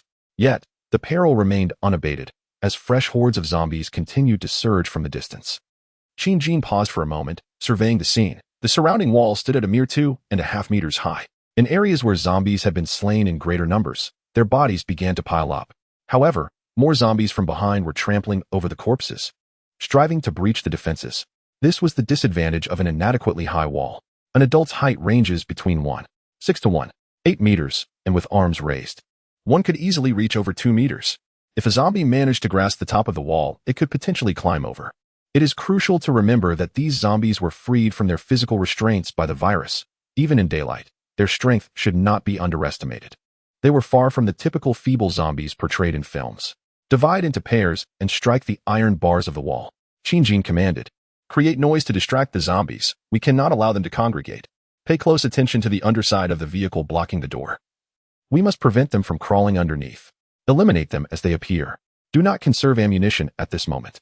With calm authority, he took the lead, retreating to a distance and striking the bars with his machete, producing a resounding clatter. Instantly, several zombies were drawn toward the sound. The initial trend of accumulating corpses began to disperse. The other 2 team members, inspired by his example, also moved to a distance to strike the bars, sharing the burden of distraction while occasionally dispatching any approaching zombies. The pressure significantly diminished. Nevertheless, Qin Jin remained vigilant, fully aware that the alarm must ultimately be silenced. Otherwise, the relentless influx of zombies would inevitably overwhelm their defenses. Time was of the essence for Dong Hui and the others. Meanwhile, attention shifted back to Xiaolu. After maneuvering the drone in a stationary hover, he and another team member hastily drove towards the base, remaining alert for any suspicious vehicles. According to Qin, a four-wheeler had come racing from the chemical plant. They cautiously observed while navigating, and after traversing over a kilometer, they indeed spotted a vehicle approaching. Xiaolu focused intently. It was unmistakably an off-road vehicle, bearing signs of impact on the front. Confirming it was their target, he pressed the accelerator firmly, hurtling towards the oncoming vehicle with the intent of a mutually assured collision. Through the windshield of the off-road vehicle, he could faintly discern a woman. It was Guoqing, the general manager of the chemical plant. At that moment, she was momentarily bewildered, having just stirred up a bit of trouble for the group at the chemical plant. She had not traveled far when she found herself confronted by a vehicle charging madly towards her. With no other option, she instinctively slammed on the brakes. The screech of tires filled the air. Xiaolu, seeing her brake, released the accelerator and applied his own brakes. The two vehicles narrowly avoided a collision. The distance between them mere inches. Xiaolu wiped the cold sweat from his forehead, commending his own fervor for having successfully halted the opponent. He swiftly drew his pistol, while another team member brandished a crossbow, aiming it at the woman across from them. Xiaolu bellowed, "Raise your hands. Exit the vehicle immediately. And should you dare to move, I will shoot you dead. Hurry." As he shouted, he advanced towards the driver's seat. Guoqing was equally startled. Barely having come to a stop, two armed figures emerged, pointing weapons at her, an unsettling scene reminiscent of a cinematic thriller. Before she could fully comprehend the situation, one of them smashed the butt of a gun against her car window. The glass shattered with a resounding crash, scattering shards all around. Guoqing instinctively ducked as Xiaolu reached in to unlock the door, subsequently yanking it open and pressing the gun against her head. "Unbuckle your seatbelt. Now, get out." At that moment, he resembled a ruthless criminal. Were it peacetime and a director to witness this, they would surely be eager to cast him in a film. "Please, don't do this. My family is wealthy. Whatever you desire, I can provide if you just find my father." Guoqing pleaded, tears streaming down her face. Her hair in disarray, embodying a woeful damsel. She felt bewildered, having narrowly escaped one danger only to fall into another. What had transpired in the world? Had a mere few days of captivity rendered her unable to grasp the current state of affairs? Was society so chaotic now that anyone could emerge on the street to rob her? Xiaolu paid no heed to her lamentations, as he observed his teammate had effectively controlled the situation with the crossbow aimed at the adversaries. He took the initiative to unfasten the woman's seatbelt, then roughly seized her arm, pulling her from the driver's seat with considerable force. Guoqing tumbled to the pavement, landing awkwardly. Before she could gather herself, her professional attire became soiled and disheveled, her fitted skirt revealing far too much as the man twisted her arm and forced her down onto the concrete. Her hands were swiftly bound with shoelaces, pain radiating through her body. Xiaolu showed no mercy, swiftly rendering the delicate woman akin to a discarded puppet. His teammate observed in astonishment, swallowing hard, exclaiming, "Lu Gu, where did you used to hang out? That's incredibly impressive." With the target now fully subdued, Xiaolu exhaled in relief. Hearing his teammate's inquiry, he shyly replied, "I was just an ordinary homebody, occasionally enjoying fitness, gaming, and watching movies. But now, in this apocalypse, you heard how furious Qin was over the intercom. I've never seen him so enraged before. I was just a tad heavy-handed out of fear the target might escape." "Just a tad," his teammate remarked, observing the woman, now kneeling under Xiaolu's knee. Groaning in pain, her hands bound and her clothing torn and disheveled. Silently, he gave Xiaolu a thumbs up, reiterating, "Impressive. You really are ruthless." Xiaolu bashfully responded, "Women only slow down my draw." Xiaolu retrieved the walkie-talkie, disregarding Guoqing's desperate pleas for mercy, and reported on the team channel. "Report, boss. We have intercepted the off-road vehicle. Inside is a woman, now under our control. How shall we proceed?" A profound silence lingered on the other end for nearly 10 seconds before Jin's voice finally resonated. "Well done. Keep her restrained and await my orders." It was her. Guoqing lay on the concrete pavement, her delicate visage marred by dirt and gravel. Ignoring the pain coursing through her body, a torrent of realization surged in her mind. These two individuals were affiliated with the people from the chemical plant. This was dire. At that moment, the tide of fear within her swelled uncontrollably. Just as she had set a trap for them, she had been ensnared herself. The pretense of faux tears and a pitiful demeanor was rendered unnecessary, this time. The tears flowed freely, a manifestation of sheer terror. With no regard for the abrasions from the pavement, she wailed loudly, pleading for mercy, once again invoking her wealthy background in a desperate bid for freedom. Yet, her hopes were misplaced. Xiaolu and his companions had witnessed the dawn of a new era. Wealth and status had long been relegated to the annals of history. Now, it was a matter of who possessed greater strength. Xiao Lu hoisted her up and tossed her into the back seat of their vehicle for his teammates to behold. He resolved to drive away. Remaining here was not a viable option. Who knew when the boss would issue further instructions? It would be wiser to return to the drone site and ascertain if the situation with the corpses had escalated, as they would also need to retrieve the drone. At the chemical plant, Qin Jin and his team were valiantly resisting the onslaught of zombies at the main entrance. Dong Hui and Wang Bin, working in tandem, hastened to deactivate the alarm. They were now at the final building. Within, 2 alarm bells continued to blare. Li Bowen commanded, 2 individuals to each direction, quickly. Wrap this up. The rest, follow me back to assist the boss in defense. They were unaware of how long their leader could withstand the onslaught. Should the zombies breach their defenses, it would spell doom for them all. The group complied and dispersed towards their respective targets. Qin Jin and his team were nearing the end of the factory's perimeter. Even while drawing the majority of the zombies away, they were reaching their limit. The number of encroaching zombies was approaching 500. Several team members, engaged in relentless combat, were becoming fatigued after just a few minutes, and their defensive line was on the brink of collapse.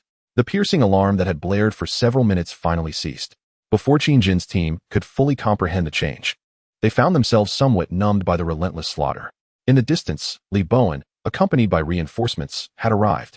"Boss, we are here," he exclaimed, panting heavily as he approached Qin Jin. "Let's not discuss anything else. Help us fend off the zombies." Qin Jin instructed the newly arrived team members. They quickly grasped the situation, wasting no time in arming themselves and joining the defensive ranks against the undead. With the addition of fresh forces, the immediate crisis was significantly alleviated. Observing the circumstances, Qin Jin realized they could hold on for now, but prolonged engagement would inevitably deplete their stamina, posing a new threat. With a flurry of thoughts, he swiftly activated the intercom and called out to Xiao Lu outside the chemical plant.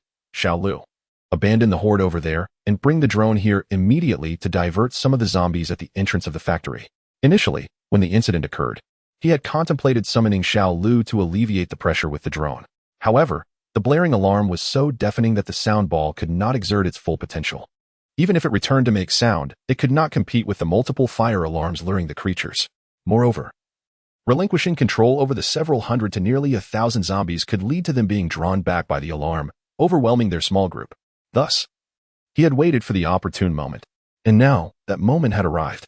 Upon hearing the command, Xiao Lu hastened towards the chemical plant with the drone. The nearby horde, now devoid of sound, became disoriented and gradually dispersed. A fraction of them, hearing sporadic gunfire from several kilometers away, turned to investigate. Fortunately, these were not the fully matured zombies that would emerge in a month's time. Otherwise, their heightened senses would have drawn them all to the chaos at the chemical plant. Xiao Lu arrived near the factory within 2 minutes. Upon witnessing the horde besieging the plant, he exclaimed in shock. Without hesitation, he maneuvered the drone forward, activating the sound ball, which promptly attracted a significant number of zombies to pursue the drone instead. The occupants within the factory realized they had been saved. As more and more zombies were led away, the threat of breaching the walls diminished. Qin Jin ordered the cessation of gunfire, both to conserve ammunition and to avoid producing excessive noise that might attract more zombies. These creatures seemed endless. The new horde followed the drone further away. At this juncture, the zombies faced 2 choices: to pursue the drone or to continue their relentless assault on the factory's walls and gates. Some among them could still detect the tantalizing scent of humans, persistently seeking to savor their elusive prey. The zombies surrounding the chemical plant were ruthlessly dispatched by the combat team, their numbers dwindling until the last of them fell. The dark blood of the undead stained a vast area before the entrance of the factory. Aside from Qin Jin, whose improved physical condition granted him some remaining stamina, the other team members were left with numb arms, utterly exhausted, and sought places to rest. This marked the Green Source-based combat team's first encounter with a zombie siege. Relying on a wall of modest height, along with rudimentary tactics and combat skills, they expended nearly 1,000 rounds of ammunition to eliminate several hundred zombies. Such an achievement could only be deemed mediocre, a sentiment Qin Jin, as a reborn individual, reflected upon. End of chapter. Chapter 33. Execution and return. Assessing the damage to weapons and equipment, they confirmed that neither they nor their comrades had sustained any injuries. Apart from the 2 individuals, including Xiao Lu, who were outside keeping watch, the rest of the team, along with 2 new members, gathered not far from the entrance of the chemical plant to rest. Dong Hui and Wang Bin, having silenced the fire alarm, joined in the effort to fend off the zombies. In just over half an hour, they had navigated a perilous crisis, fortunately without any casualties. Qin Jin glanced at the time. It was already past 4 o'clock. Given the recent battle, everyone was utterly exhausted. It appeared there would be no time to handle the transportation of chemicals today, so he instructed Wang Bin, Dong Hui, please assess the supplies here. We won't have time to move anything today. We can return later. Bo Wen and Wen Hao, check the defenses of the chemical plant. We cannot allow any zombies to enter after we leave. The rest of you, gather your belongings. We will depart for the base in 10 minutes. The group dispersed to carry out their tasks. Qin Jin then took out the walkie-talkie and said, Xiao Lu, lead the horde away for a bit. Then return with that woman. We will meet at the intersection outside the chemical plant in 15 minutes. A response came promptly. Time passed swiftly, and the others who had completed their tasks returned to the convoy. After confirming that nothing was left behind, the team reboarded their vehicles and exited the chemical plant. As the main entrance had been damaged, they had to use a truck found within the plant to barricade the entrance, preventing any zombies from wandering inside. The issue of survivors entering was momentarily disregarded. If there were indeed survivors in such a remote chemical plant, there was little that could be done. The convoy, consisting of more than 10 vehicles, resumed its journey. Perhaps the zombies had been lured away by the earlier distraction, as they encountered no further undead on their way to the designated intersection. Upon arrival, they found Xiao Lu waiting in an off-road vehicle. Seeing the convoy approach, he quickly rejoined them. After halting, he disregarded the struggling Guoqing, pulling her from the back seat and presenting her before Qin Jin and the combat team. Boss, the woman you requested is here. At that moment, Guoqing's hands were bound behind her back, and her once neat attire was now soiled from her struggles during capture. Her high-heeled shoes were nowhere to be found, and her stockings were torn in several places. Her formerly refined visage was marred with dirt, hair disheveled, rendering her unrecognizable from the formidable woman she had once been. Even in such a pitiable state, the gazes of those present held no trace of compassion, only coldness, including Dong Hui and Wang Bin. This woman had nearly led them all to their doom. Had they not swiftly silenced the alarm and relied on the chemical plant's walls to fend off the zombie invasion, it was likely that very few of them would have survived. Guoqing understood the gravity of her actions, captured by this group. The punishment she faced was beyond her imagination. However, she would not relinquish hope so easily. Addressing the leader of the group, Qin Jin, she argued defensively, Sir, I merely heard the bell ring and, fearing the monster's approach, hastily left, resulting in the door's damage. As for why it rang, that is truly not my concern. Qin Jin harbored an intense disdain for this woman. Upon entering the office earlier, he had endured her haughty demeanor, only to be subsequently deceived by her. He believed that unless he had lost his mind, he could never trust her again. At this moment, he felt no desire to engage in conversation with her, instead continuing to cast a cold glare at Guoqing. Realizing she could not breach their defenses, Guoqing turned to her old acquaintances, her eyes brimming with tears as she implored Dong Hui and Wang Bin. I truly did not intend for this to happen. Please, speak to them on my behalf. It is all a misunderstanding. Considering our long-standing friendship, my father has also treated you well in the past. In response to her excuses, Dong Hui averted his gaze, unwilling to engage with her. Wang Bin, more diplomatic, replied with a pained expression, Manager Gua, I cannot assist you in this matter. Your actions have indeed been far from honorable. Guoqing felt a surge of anger. Those who had once flattered her had now turned their backs. If it were not for her current predicament, she would have ensured they faced the consequences. Little did she realize that her previous actions had effectively betrayed her former colleagues. No one offered her a sympathetic glance. As time pressed on, and knowing there remained a 20-kilometer journey back to the base, Qin Jin recognized the urgency of their departure to avoid complications before nightfall. Thus, he decided to waste no further time. Amidst the gazes of all present, he approached Guoqing alone, sparking curiosity about how he would handle the situation with her. Understanding that her fate rested with him, Guoqing prepared to unveil her final strategy. Lowering her voice as he drew near, she implored, I can be your woman. You can do as you please with me. Please, take me in. I possess extensive experience and can assist you in management. Indeed, Guoqing's ultimate concession was to submit herself to the leader of this group.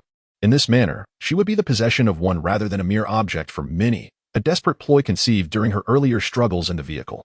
If she could ensure this man's satisfaction, perhaps she could eventually gain some measure of power, allowing her life to be more tolerable. She envisioned how to please this man she had previously scorned, confident that it would not be long before he succumbed to her allure. As she spoke these words, she coyly twisted her body, squeezing her thighs clad in torn stockings, her hands arching backward to accentuate her bosom. exuding an air of shameful submission that would only heighten the desire for conquest. Such a woman knew how to present herself. Were it an ordinary individual, they might have yielded to the impulse to draw a weapon, initiating a struggle in such an intimate setting. Alas, in response to her elaborate preparations, Qin Jin across from her displayed a calm demeanor, uttering two succinct phrases. "Are you finished? Then let us be on our way." With a lightning-quick motion, his right hand seized the machete at his waist, executing a swift thrust before retracting the blade and turning back to the vehicle. What just happened? A collective confusion engulfed the onlookers. Suddenly, Guiqing felt a chilling sensation at her throat. The others soon noticed a slender crimson line appearing on her neck. With a soft hiss, a warm stream of blood gushed forth, splattering the concrete beneath her feet in a vivid scarlet. It was only then that Guiqing began to comprehend the gravity of the situation. She attempted to cover her neck with her hands, desperate to stem the flow of blood, but her wrists were bound, rendering her efforts futile. Instead, she gazed skyward, her throat emitting a series of gurgling sounds. Confusion clouded her mind. Had she been struck? In mere seconds, a wave of weakness enveloped her, causing her to collapse onto the ground. Her brain, deprived of oxygen, rendered her already muddled thoughts even more obscure. Yet, amidst the chaos, a fleeting thought crossed her mind. Is this what dying feels like? Soon after, her consciousness succumbed to an abyss of darkness. Blood surged forth freely, enveloping Guiqing in a pool of crimson. Meanwhile, Qin Jin had reached the saber-tooth vehicle. Observing the others still in a state of shock, he furrowed his brow and called out, "Let us go, we're in a hurry to get home." The group snapped back to reality. "Wow, the boss is incredible," one exclaimed. A single strike to the throat. Such lightning-fast reflexes. Almost no one had comprehended the entirety of the event. It transpired in the blink of an eye, and the boss had turned with effortless grace, not even glancing back at the outcome, a testament to his confidence. The astonishment was palpable. Previously, they had known Qin Jin to possess commendable skills, having subdued a newly mutated zombie during the fateful night of the mutation, yet he had since exhibited little in the way of extraordinary prowess. However, this recent display had unveiled the terrifying extent of his capabilities. As the master of the Green Source base, not only was his management commendable, but his combat prowess was also formidable. The admiration within the group deepened. He was indeed a true powerhouse. Unbeknownst to them, Qin Jin himself was reflecting on the strike. It had been a calculated move. In his past life, while his legs had undergone some evolution, his upper body strength had remained rather ordinary. Now, however, both his legs and arms were evolving, granting him strength that surpassed anything he had previously imagined. Speed could be converted into kinetic energy, and similarly, once strength reached a certain threshold, it could be transformed into speed. This had resulted in a strike that was nearly imperceptible to the untrained eye. Moreover, he sensed that his reflexes had also enhanced. In that moment of focus, he experienced a peculiar sensation of time slowing down, albeit subtly, yet undeniably present. How fascinating! It appeared that not only had his limbs grown stronger, but other aspects were also transforming. It seemed prudent to take the time to explore these changes further. After their initial awe, the others ceased to linger and promptly boarded the vehicle. After all, lingering in one place for too long raises the fear of a zombie invasion. And with the stench of blood permeating the air, it is inevitable that the undead will eventually appear. Once everyone boarded the vehicle, they followed the lead of the saber-toothed tiger, heading towards the base. As they passed by Guiqing's lifeless body, many could not help but steal a few glances. Just moments ago, this woman had been pleading for her life, and many believed the boss might show mercy. Empathetically speaking, several thought her appearance was quite pleasing, and taking her home as a mere object of desire would not be out of the question. If the boss had accepted her plea, they would have been left with no choice but to swallow their thoughts, despite the fact that this individual had previously betrayed them. But now, there was no room for hypotheticals. She had transformed into a cold corpse, and the consciousness of Guiqing had vanished from this world. Many were further shocked by the boss's decisive ruthlessness. Previously, abandoning Wang Minglong and his group outside the base to fend for themselves could be deemed as indirect murder. But today was different. It was a living being brutally slain, without hesitation, cleanly executed, with blood splattering mere meters away from some onlookers. Awe and trepidation weighed heavily in the hearts of many, instilling a deeper respect for the boss's merciless nature. The newly joined Dong Hui and Wang Bin trembled, for it was their first encounter with true murder. The flesh-eating zombies could still be categorized as monsters, but witnessing one of their own commit such an act invoked an unparalleled terror. They felt as if they were witnessing the true nature of their new employer for the first time. The individual who had initially communicated with them so amiably possessed such a terrifying side. They could only wonder what their future held. silently hoping they had not stumbled into a den of wolves. As for the demise of their former leader, they harbored a more open-minded perspective. Acknowledging that she had indeed chosen her own fate, it was fortunate they had refrained from delivering a final blow. With a myriad of thoughts, the group drove towards the base. End of chapter. Chapter 34. Adjustments at Green Source Base. At 5:30 in the afternoon, as the sun dipped below the horizon, the guard on duty scanned the road outside, anticipating the return of the combat team from their mission. Moments ago, the team had communicated via intercom that they were 2 kilometers away, nearing the base, and requested the clearing of zombies around the gate in advance. The personnel within the base had become quite adept. Upon hearing the imminent return of their leader, they promptly activated the loudspeakers installed at various points along the perimeter wall. The sounds drew nearby wandering zombies away from the entrance, effectively ensuring a brief respite for the gate's access. Indeed, just a few minutes later, a convoy of a dozen vehicles appeared at the distant corner of the road, led by none other than the leader's steed, the saber-toothed tiger. The convoy proceeded through the now open gate, which closed once all vehicles had entered the base. Upon their return, the makeshift isolation area, hastily constructed with barbed wire and steel rods, proved its worth. Spanning nearly 200 to 300 square meters, it comfortably accommodated 10 or so vehicles. Qin and the other combat team members disembarked, meticulously inspecting both the interiors and exteriors of the vehicles. Their primary concern was safety, checking for any zombies that may have clung to the undercarriage during transit, or ensuring no zombies or humans had inadvertently entered the trunks while parked. In the future, as the number of personnel increased, a designated observation period would be established to prevent any potential concealment of bites from zombies. This was the very intent behind Qin proposal for the isolation area. It allowed for the mitigation of risks before they could escalate. Dong Hui and Wang Bin also exited their vehicles, surveying the Green Source Base. If all went according to plan, this would be their home for a considerable duration.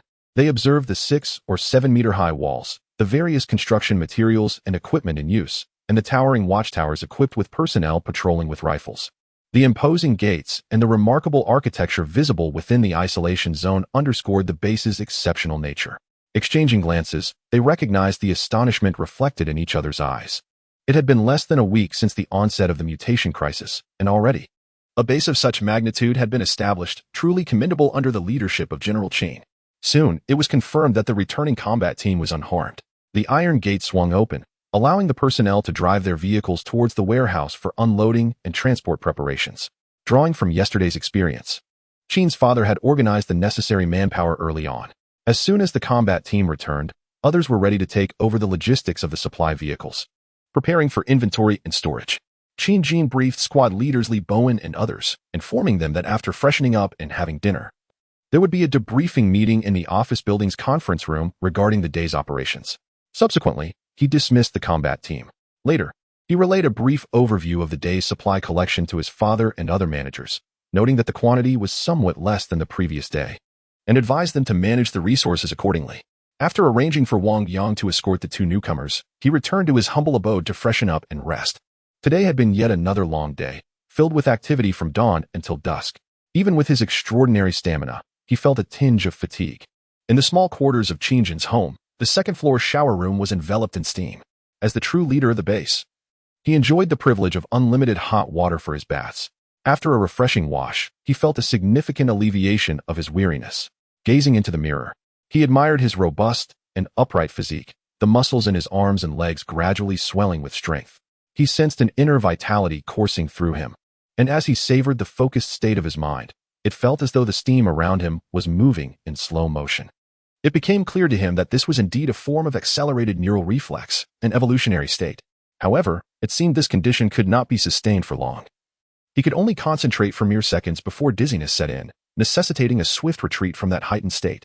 It appeared that this ability was to be employed sparingly, rather than as a daily norm, and he pondered whether he would be able to enhance it further in the future. Once he had completed his ablutions, it was time for the base's communal dinner, which was served between 6:30 and 7 o'clock p.m. in the dining hall. As night descended, apart from essential facilities, the base remained illuminated by energy-efficient LED lights situated at intervals along the walls and buildings, while most areas fell into darkness. For illumination, one could utilize mobile phones, flashlights, or other tools. During the day, devices could be charged via solar energy or at designated charging stations established by the base. Currently, the infrastructure did not support electricity in every dormitory, Solar power was limited, and the demand for electricity was vast. Only with future advancements could the base hope to restore the once unrestricted access to power. Water usage was also rationed. Each dormitory had previously implemented a system utilizing IC cards for hot water access before the apocalypse. Cold water supply had ceased, and each individual was allocated an IC card, conferring a weekly limit of 0.3 cubic meters, 300 liters, for bathing, washing, and toilet needs. Daily showers were an impossibility, however. Quick washes and occasional toilet visits were manageable. This, of course, pertained only to private water usage. The base also provided communal drinking water facilities and public restrooms, which were free of charge and overseen by staff. Once a personal allocation was depleted, individuals could still access the public restrooms. Otherwise, a blockage in their own dormitory's toilet would result in unpleasant consequences. Many aspects of life were gradually transforming to adapt to this new era. After dinner, most individuals without duties returned to their dormitories to rest or engaged in casual conversations in public areas of the base. In the early days of the apocalypse, many found it challenging to transition fully, leaving behind the information age to revert to a communal living style reminiscent of a simpler time. Those with tasks still needed to modify and maintain vehicles, oversee renovations of base facilities, and summarize daily production progress. As night deepened, the green source base remained a hive of activity. In the conference room of the office building, Qin occupied the head seat, with all combat team members present. After a period of rest, spirits had revived considerably, and they awaited their leader's address. Qin began with a direct approach, stating, "Those who did not venture out are likely aware that we encountered numerous challenges today, yet we have also gleaned some valuable insights, both in terms of resources and combat experience. Allow me to elucidate some areas where our handling was inadequate. I hope we can all learn and grow together. Firstly, regarding our encounter with the survivors from the county police station, this was our initial experience, and none of us had prior knowledge on how to respond. Our decision to infiltrate their stronghold was rather unwise, as we were unprepared for the fact that they were armed. Considering the potential for crossfire and the risk of casualties, we ultimately opted to withdraw. In future situations of this nature, we must first ascertain the internal circumstances before making a decision, or alternatively, lure them out. These would be far superior strategies. We cannot relinquish the initiative. Next, concerning the incident at the chemical plant, we failed to monitor a woman harboring resentment towards us, allowing her the opportunity to act alone and create disturbances. Fortunately, we managed to resolve the issue this time, but what if next time is different? Some may not return. Therefore, we must be decisive. Regardless of the excuses presented, we must maintain constant vigilance. Even if the adversary needs to attend to personal matters, they must be monitored closely. For our lives, and those of our comrades, depend on it."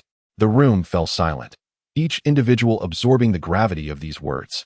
Particularly, the two members who had been tasked with watching over Guiqing bowed their heads, unable to meet the gazes of their peers. Their timidity allowed the adversary's words to distract them, resulting in dire consequences. Moreover, during our resistance against the zombies, our combat team exhibited several shortcomings. For instance, the drones were stationed with Lu Qing, Little Lu, and when the fire alarm ceased, those inside the chemical plant had no other drones to divert the zombies, a significant oversight. As your leader, I bear responsibility for many matters, but you cannot solely rely on me for crafting combat plans and complete preparations. I aspire for each of you to possess independent survival skills in the wilderness. Remember, your life must be in your own hands. Zhong Yu, Li Bowen, Zhang Tiankai, Chenju Qi, Lu Wenhao, you 5 squad leaders must strive to exceed the expectations of others. Shortly, everyone will have the opportunity to voice their opinions here. Where we fall short, let us collectively rectify it. To survive longer in this new era, we must grow stronger. Indeed, to prolong our existence. Strengthening ourselves is the only path forward. Relying on the charity of others is futile. Even in times of peace, it was challenging. It is even more so now. Thus, the more than 20 members present earnestly shared their insights, collaboratively refining our strategies for navigating this new world. Qin felt a sense of satisfaction as he observed this. This was the team he had envisioned. As they continued to develop their capabilities independently, perhaps he could afford to ease his burdens. He did not linger for long, allowing the team to proceed while he departed the meeting room, for as a leader, he had many other pressing matters to attend to. The progress of the base construction, the living conditions of the personnel, the inventory of supplies, and the base's defenses are all critical matters that require personal attention and direction for resolution. It is not an easy task to be a leader. It is far more than simply waiting for subordinates to act. Such an approach is a recipe for disaster, leading either to marginalization or eventual collapse. As Qin exited the office building, he noticed an individual seemingly waiting for him at the entrance. The man recognized Qin and hurriedly approached, maintaining a cautious distance of nearly 2 meters as he respectfully addressed him. "Hello, Mr. Qin. I am Gao Chang, the one who returned yesterday." Upon the man's approach, Qin immediately recognized him and curiously inquired, "I remember you. Speak up. Is there something you wish to discuss?" Gao Chang collected his thoughts and articulated his prepared remarks. "I have come to express my gratitude for your rescue and to inquire if there might be a way I could be of assistance to you." He paused briefly before continuing. "I mentioned yesterday that my life now belongs to you, Mr. Qin. I will do whatever you ask." "Oh?" Qin discerned the underlying intent in his words. It was unusual for someone recently rescued to be so eager to offer their services without ulterior motives. "I had plans for you, but your enthusiasm is unexpected. How about you help me tend to the fish in the 2 ponds within the base? It should not be a difficult task. Also, be forthright. Do you have anything else to say?" Gao Chang seemed taken aback by Qin's perception of his intentions. After a moment of hesitation, he summoned his courage to reply, "Yes, Mr. Qin, I will take on the fish-raising task, which is manageable with occasional oversight. Additionally, I hope to join the combat team here. May I inquire about your reasons?" Qin asked with curiosity. Gao Chang clenched his teeth and finally expressed his thoughts. "I desire more opportunities to venture outside, even if it means facing zombies. My younger siblings are still out there, and I wish to find them if the chance arises. Do you believe there is hope for their survival?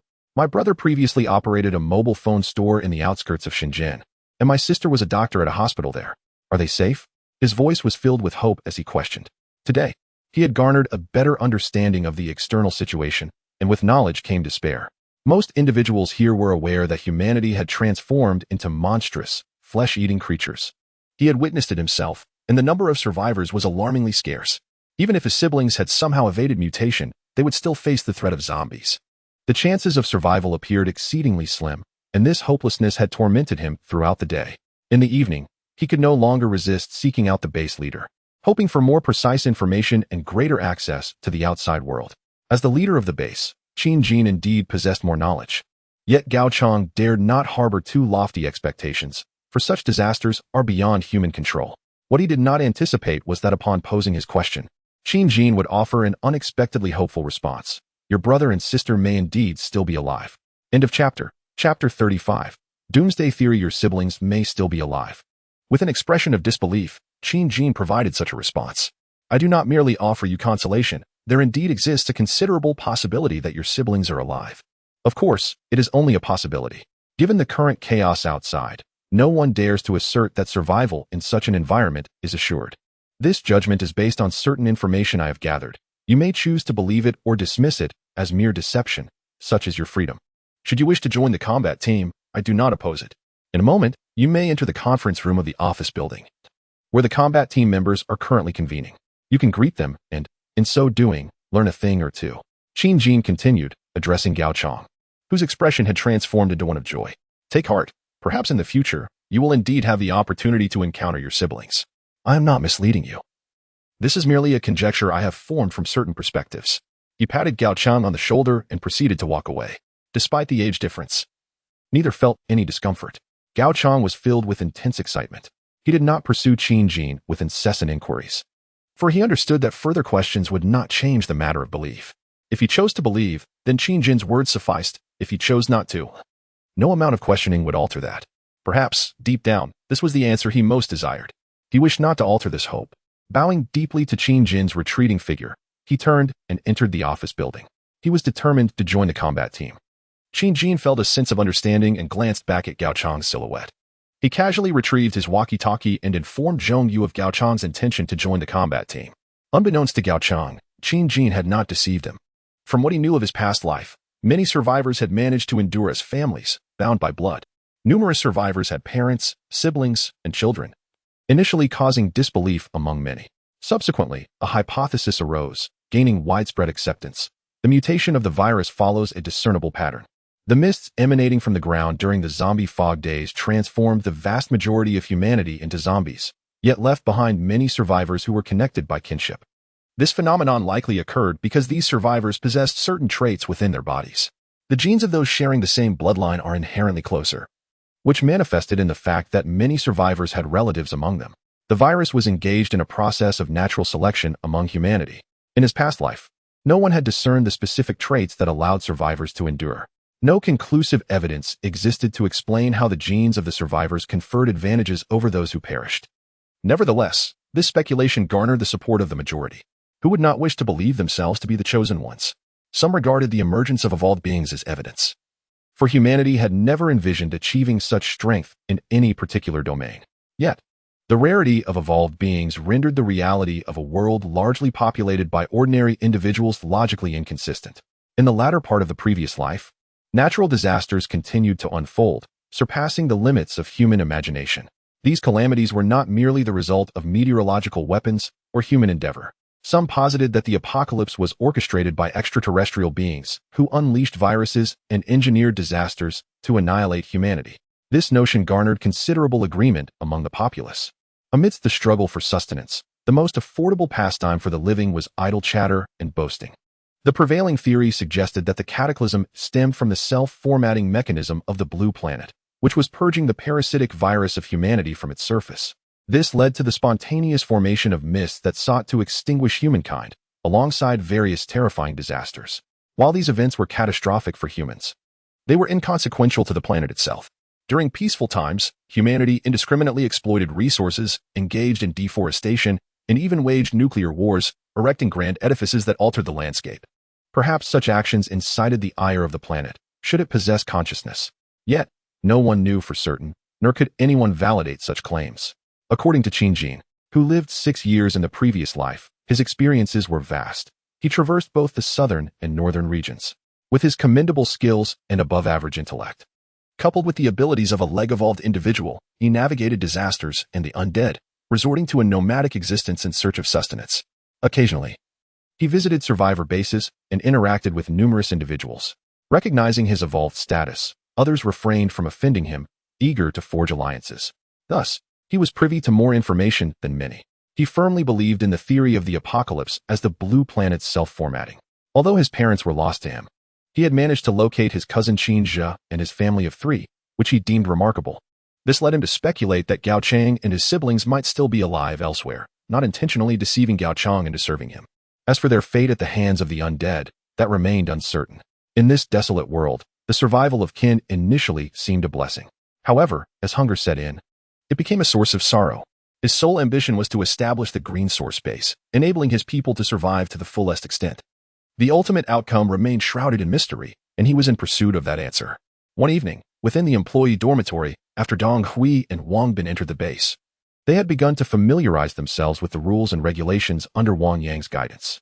They dined together in the cafeteria, gaining insight into many aspects of their new environment. At that moment, the two were resting in their dormitory.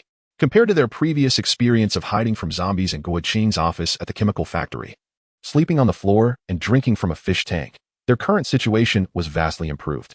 They were consuming the scant snacks Guo Qing had left in the office, barely enough for sustenance, leaving them ravenous. In just a few days, they had begun to feel the gnawing anxiety and hunger. Now, encircled by high walls, sleeping in a proper bed, with vigilant guards patrolling outside, they felt an overwhelming sense of security. The death of the former leader, Guo Qing, has become an established fact, and no one dares to mention it anymore. Their only wish now is to survive. It is truly astonishing that such a place has emerged in just a few days. Suddenly, I find a glimmer of hope for the life that lies ahead. And look, can you believe it? President Qin is actually dining on the same fare as us in the evening. Wang Bin, lying in bed, conversed with Dong Hui across from him. Indeed, Qin Jin usually dines with everyone in the cafeteria unless special circumstances arise. Yes, the leader of this base is indeed President Qin. This is my first encounter with such a person, and I am at a loss for words to describe him. I hope we can survive well here. As for our families, we dare not think of them anymore. For now, we can only focus on our own well-being. Indeed, Wang Bin has a family. But after days of despair, he has long ceased to mention them. Let us concentrate on ourselves for now. The rest is left to prayer. As the two were engaged in their idle chatter, a sudden knock echoed at the door, accompanied by a call from the opposite side. Dong Hui, please come out. President Qin has something for you. The two quickly rose to open the door, encountering Wang Yang, who had received them earlier that day. Without delay, Wang Yang led Dong Hui away from the dormitory towards a warehouse. Wang Bin remained behind, sighing, TSK, old Dong has really soared, with skills like that. It's hard not to envy. Wang Yang swiftly brought the bewildered Dong Hui to a warehouse at the edge of the base. where several individuals awaited them, including Qin Jin and a few former factory employees, among them Qin's father. Upon Dong Hui's arrival, Qin Jin wasted no time and stated directly, "Engineer Dong, I heard during the day that you can manufacture a variety of explosives. Although we have yet to bring back the materials from the chemical plant, we already possess a considerable amount of chemicals. Here is a list. Could you help us prepare some explosives tonight? The power doesn't need to be overwhelming. Safety and stability are paramount, as I have a use for them tomorrow." He then handed over a list. Dong Hui promptly took it, adjusted his glasses, and examined it meticulously. In a short while, he confidently replied, "No problem. There are plenty of items here that can yield at least a few stable bombs. Provide me with some glass bottles or sealed boxes, and I will compile a list of some common materials that I will need. I can produce them tonight." Qin Jin was overjoyed. Today's greatest gain was undoubtedly this talent. He realized that Dong Hui alone could rival the arsenal of a police station. With a grand gesture, he assigned several individuals who had some knowledge of chemistry, brought by Qin's father, to assist Dong Hui in his work. This warehouse was conveniently situated at the edge of the base, far from the residential and agricultural areas, ensuring that as long as no major accidents occurred, they would be fine. Naturally, he cautioned Dong Hui and his team to be careful and not to blow themselves up. In the future, this place would be designated a confidential unit of the base, and under Qin's father's guidance, the significance of Dong Hui was also recognized. Moving forward, personnel would be assigned to monitor and protect this location. Starting tomorrow, he would no longer need to repair the city walls. His focus would solely be on advancing research here. Additionally, he planned to procure scientific instruments from the chemical plant or other external locations to benefit Dong Hui. If utilized effectively, this individual could become a formidable asset. Of course, vigilance was equally essential. After addressing matters concerning Dong Hui, he would prepare for the tasks of the following day, intending to divide the combat teams. Presently, the operational unit consisted of 5 squads, each comprising 5 members following recent reinforcements. The majority of these individuals had prior experience in the field, and several squad leaders had been cultivated since the pre-apocalyptic era. They had demonstrated significant progress through the trials of the past few days. Each of these leaders could be regarded as a small elite in their own right. Particularly Zhongyu, who had once been an ordinary childhood friend. Previously a typical office worker, he had been recruited by Qin Jin a few months prior. During this time, he had undergone extensive training alongside Li Bowen and others, absorbing a wealth of new ideas. It would not be an exaggeration to describe his transformation as profound. No one would suspect his previous status as an ordinary laborer. Tomorrow, the teams would be separated. Qin Jin would lead 3 squads to continue searching for remaining weapons within the police station, while the other 2 squads would assist the base personnel in transporting materials from the chemical plant. This location had already undergone a preliminary sweep. Thus the challenge was not overly daunting, eliminating the need for a large number of combat personnel. Considering this was the first time taking base members outside, 2 combat teams were dispatched for support. As they became more accustomed, perhaps a single team would suffice, or even no combat assistance at all. The individuals within the base also needed to develop their skills. They could not rely indefinitely on combat team members for protection. In his vision, every person should possess the capability to combat zombies. As they grew stronger, the demand for resources would inevitably increase. Currently, the base's walls were being erected at a rate of 1 meter per day and had now reached a height of approximately 8 or 9 meters. It was anticipated that within a few days, they would achieve the initial target of 12 meters, at which point additional personnel could be liberated to pursue various other endeavors. End of chapter. Chapter 36. Neighbors. In the early morning at the Green Source base, the inhabitants have grown accustomed to their new way of life. By 6 o'clock, as dawn breaks, most individuals are already awake. The combat team has risen even earlier, readying themselves for the day ahead. Qin Jin leads Li Bowen, Zhang Tiankai, and Zhongyu on a mission to continue their search for other police stations. Meanwhile, Chen Junxi and Lu Wenhao, along with 10 others, including Wang Bin, embark on a journey to the chemical factory with a convoy of 7 trucks to procure supplies. The group splits into 2 routes. Within the base, efforts remain unrelenting. Qin's father and other administrators are diligently working on the construction of walls and additional facilities, striving to complete the heightening of the perimeter as swiftly as possible. Given its significance for everyone's safety, a contingent has been dispatched to transport materials from the chemical factory, yet this does not impede the progress of the wall's construction. After several days of labor, the workers have begun to acclimatize to the physical demands of their tasks, acquiring considerable knowledge of the techniques involved. Consequently, the pace of construction has accelerated, ensuring that overall progress remains steady. The atmosphere within the base is one of vigorous activity, continuing as per the established plan. 3 kilometers away from the green source base, in the same industrial zone, stands a sizable factory building. In one of the offices on the 7th floor, a group of individuals huddles by the window, their gaze is fixed on the distance where the green source combat team has just passed by on the road. One tall, gaunt man with a full beard speaks up, "Boss, that convoy has been out for a full 3 days." Another man, stout and with a brow that is missing a segment, grimly observes the departing convoy without turning his head, responding, "When they return this afternoon, keep a close watch on them, find out where their base is and who they are." "Understood, boss." The room they occupy is spacious yet dimly lit, illuminated only by a few flashlights casting beams across the interior.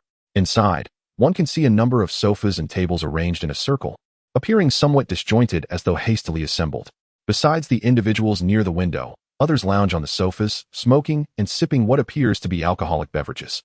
The air is thick with smoke, rendering it murky. The central table is cluttered with remnants of snacks, empty bottles, and various food scraps scattered about. Some individuals appear to have just awakened, their eyes bleary as they mumble incoherently. In a darker corner, shadows dance, revealing the presence of several men and women. Notably, 2 men are disheveled, their faces bruised and bloodied, suggesting they have endured a severe beating. Their hands are bound behind their backs, and they lie silently on the ground. Their fate's uncertain. Nearby, a stained mattress lies discarded, and atop it, 3 young women huddle together in a state of shock.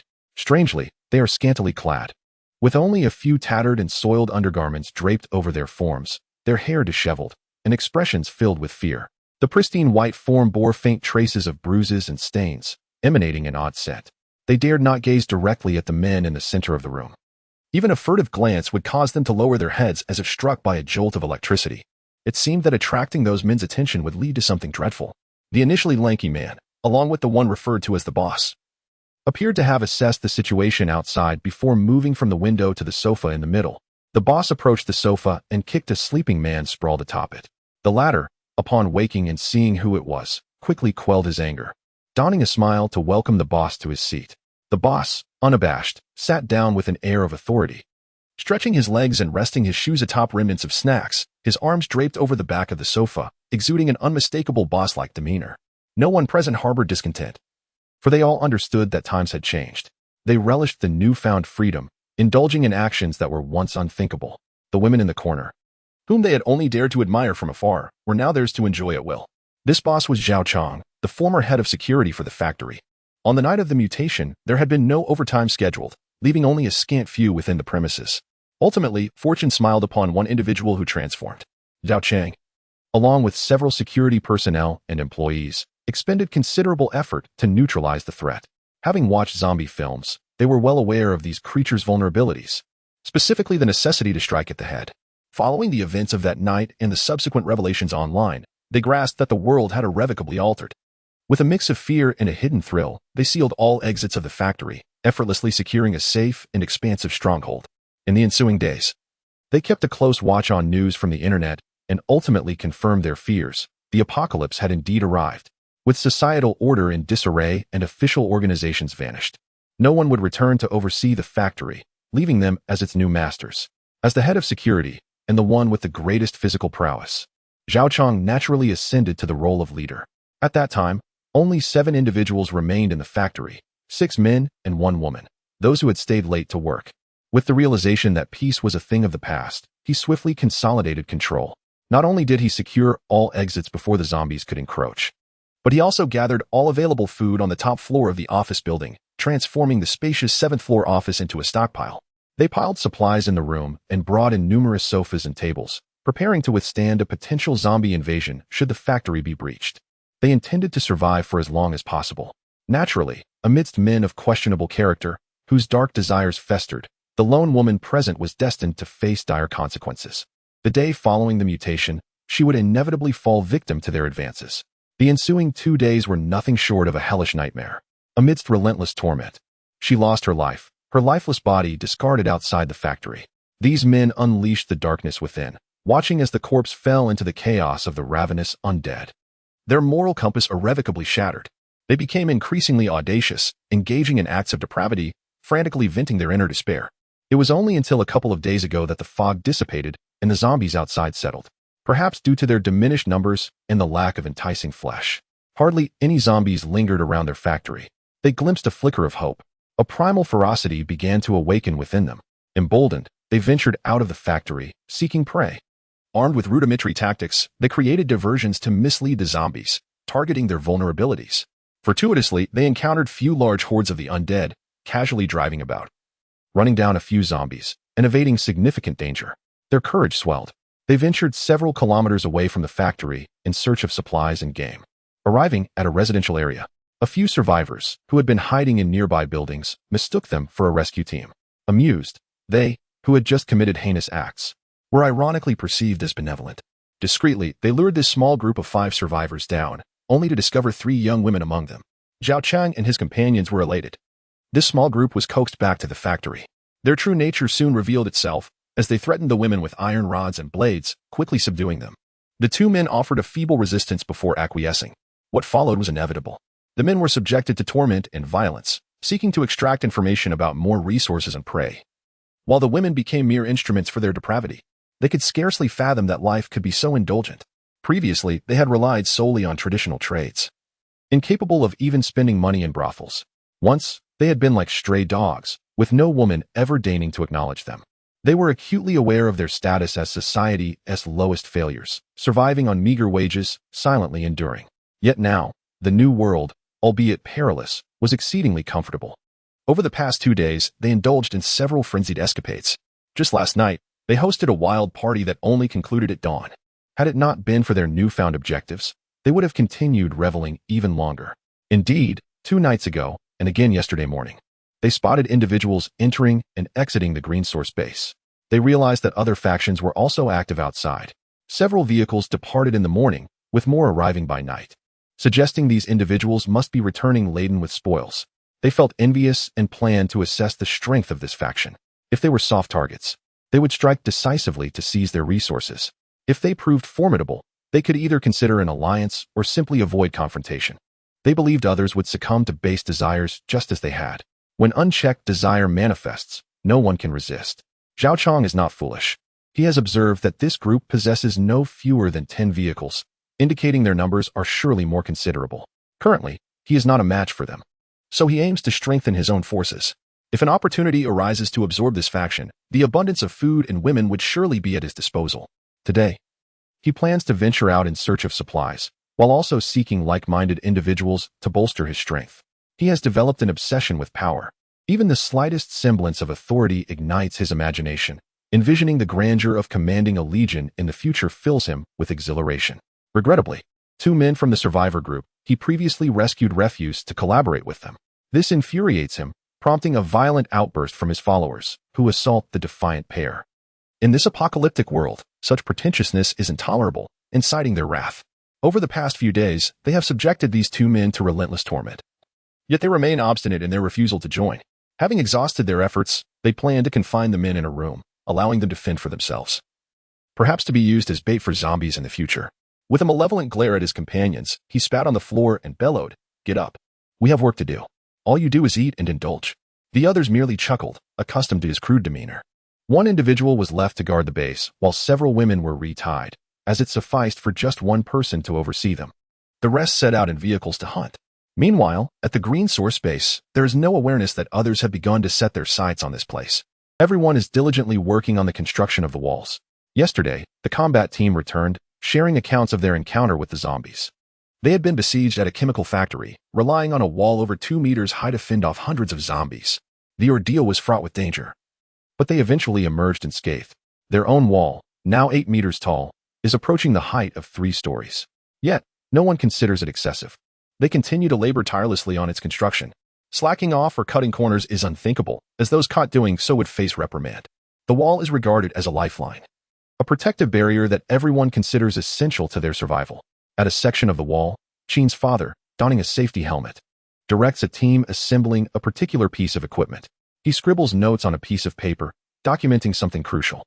The device has taken shape, featuring a movable base on wheels, extending a ladder-like structure that rests against the wall. At its summit, there is a sturdy iron basket capable of accommodating more than 5 individuals. It resembles an extended ladder from a fire truck. Additionally, there is a conveyor belt for transporting supplies, operated by manual pulleys to elevate items from below. This equipment serves a vital purpose. Specifically designed for direct assaults on zombies from the wall, Qin Jin had previously invested in the design and construction of a dozen such devices, now prepared for deployment. Indeed, the training at the Green Source base has commenced. Today, arrangements will be made for the on-duty personnel stationed at the base to engage in the extermination of zombies.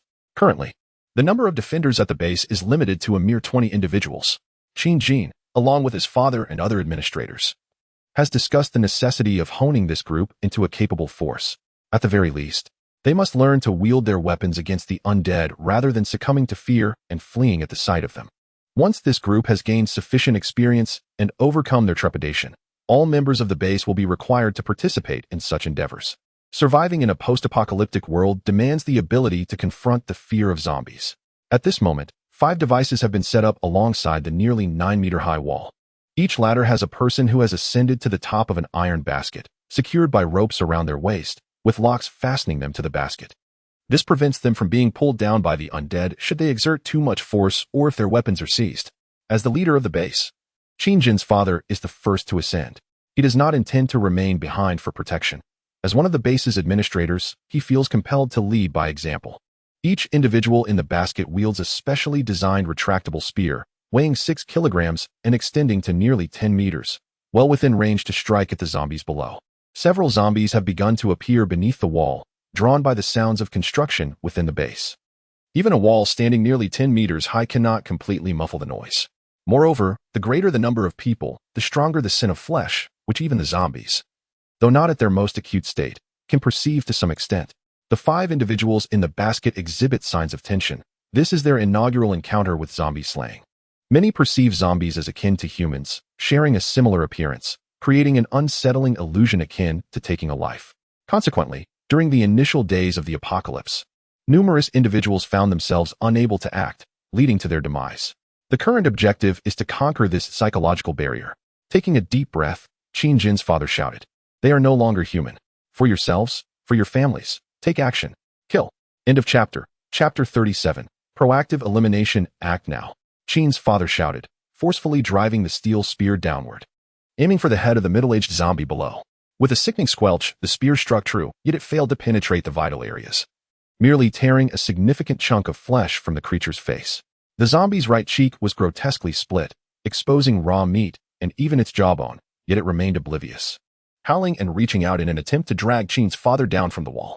Quickly, Qin's father retracted the spear to avoid being grasped by the zombie, a crucial point emphasized during their prior training. Regardless of the outcome, one must swiftly withdraw the weapon after an attack. The spear, not fully retracted, lingered 3 feet above the zombie's head. Seizing another opportunity, Qin's father readied his aim once more, exerting force as he plunged the spear toward the creature's skull. This time, his aim was considerably improved, striking directly into the zombie's eye socket. The zombie quickly lost its vigor, collapsing limply. Qin's father promptly withdrew the spear, marking the first zombie to fall at his hands. He exhaled softly, his hands still trembling slightly. Observing his state, the others nearby steadied themselves and launched their own assaults. In an instant, the zombies below began to suffer the onslaught from the Green Source base. Those fortunate enough sustained mere flesh wounds, while the unfortunate ones were struck fatally, trampled underfoot by their fellow undead.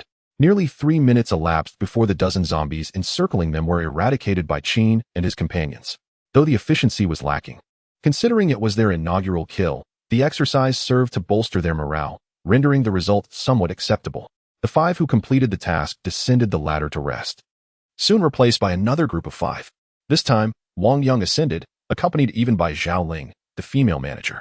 Having just dispatched a batch of zombies, they knew that merely activating the loudspeaker would attract new ones.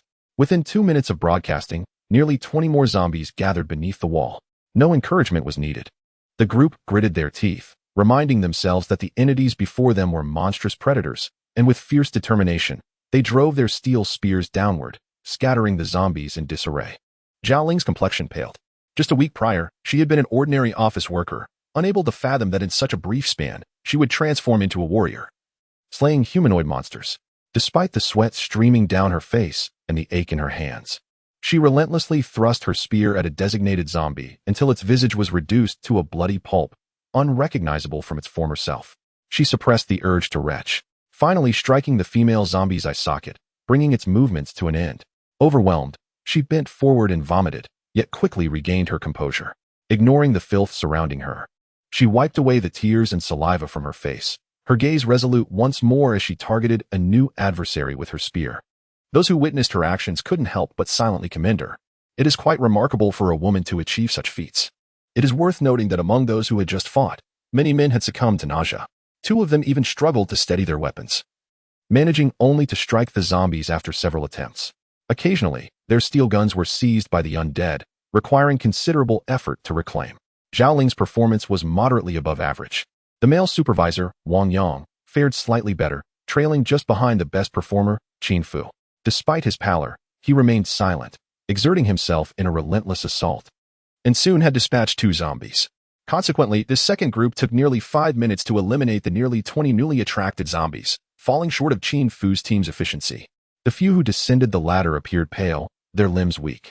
Yet, no one would mock or belittle them, for they had each personally slain zombies. Thus, groups of individuals took turns, including relatives such as Tang Jinming, Uncle Qin Jin, Aunt, and Elder Uncle, all of whom were part of the base's defense personnel and management, each claiming their share of the initial zombie kills. They toiled diligently throughout the morning, with some individuals returning 2 or 3 times before finally ceasing to attract new zombies. The training exercise was deemed highly successful. At this moment, nearly 200 zombies lay defeated at the base of the walls, likely encompassing all the surrounding undead.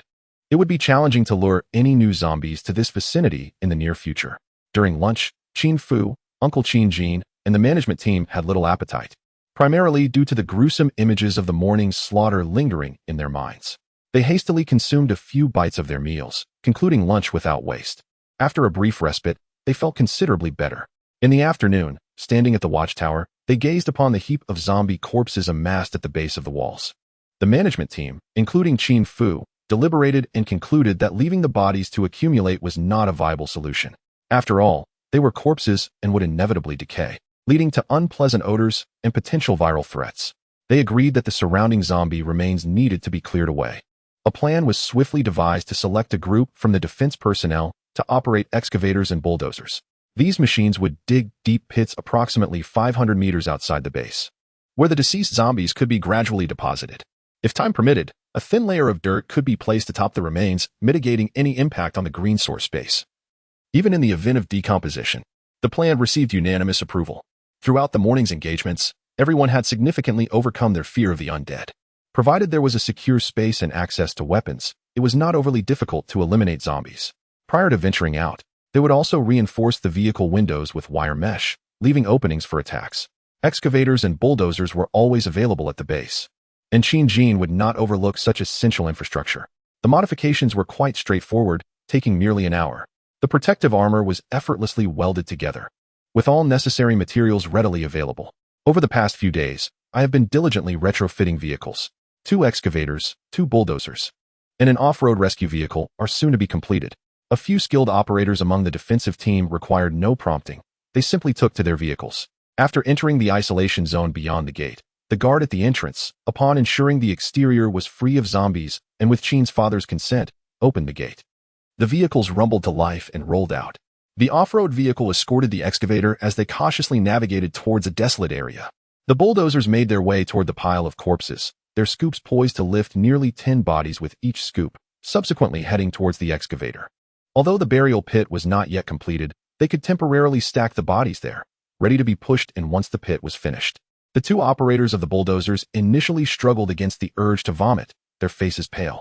After several trips back and forth, they gradually acclimated to the grim task. Such dirty work is indeed difficult to endure. However, it is a necessity, and someone must undertake it. For now, only they possess the skills to operate such machinery. Though more individuals will be trained in the future, Qin's father will meticulously document their contributions, which may serve to distinguish them from others at a later date. Each task will be recorded by their supervisors, noting who has accomplished what and who is reluctant to participate.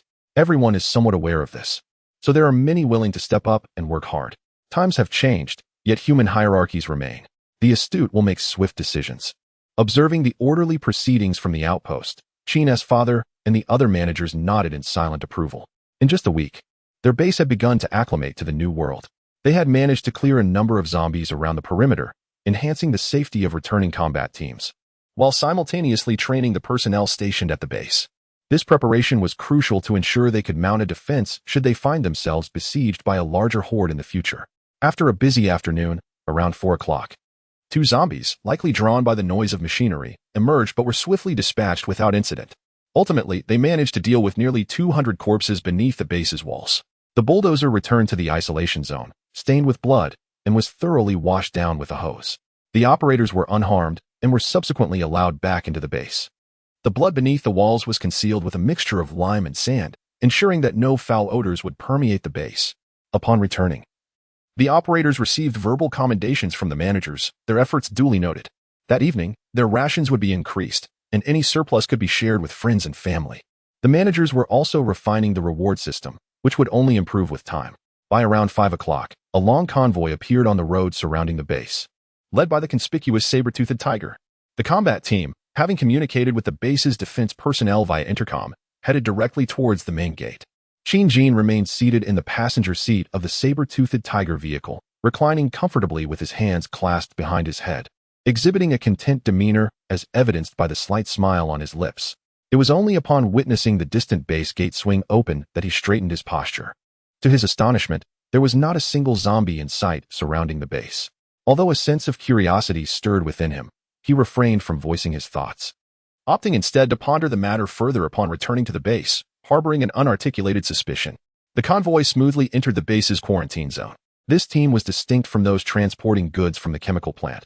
They had departed with merely 3 combat squads and 6 vehicles, yet upon their return, the number had swelled to a total of 13. The newly added vehicles included cargo trucks and heavy-duty trucks, even 2 fuel tankers, suggesting a bountiful harvest. After spending some time in the quarantine area washing away the remnants of zombie entrails and blood from the vehicles, and confirming everything was in order, the team drove all the vehicles to the designated unloading warehouse. Upon entering the base, Qin Jin encountered his father, uncle, Wang Yang, and others who had been awaiting his return. Curiosity piqued, he directly inquired, "Upon my return, I noticed there wasn't a single zombie outside. Did you all take the initiative to eliminate them today?" Wang Yang glanced at Qin Jin's father, recognizing the latter's intent to have him elaborate, and without delay, he responded with a smile, "Indeed, Mr. Qin.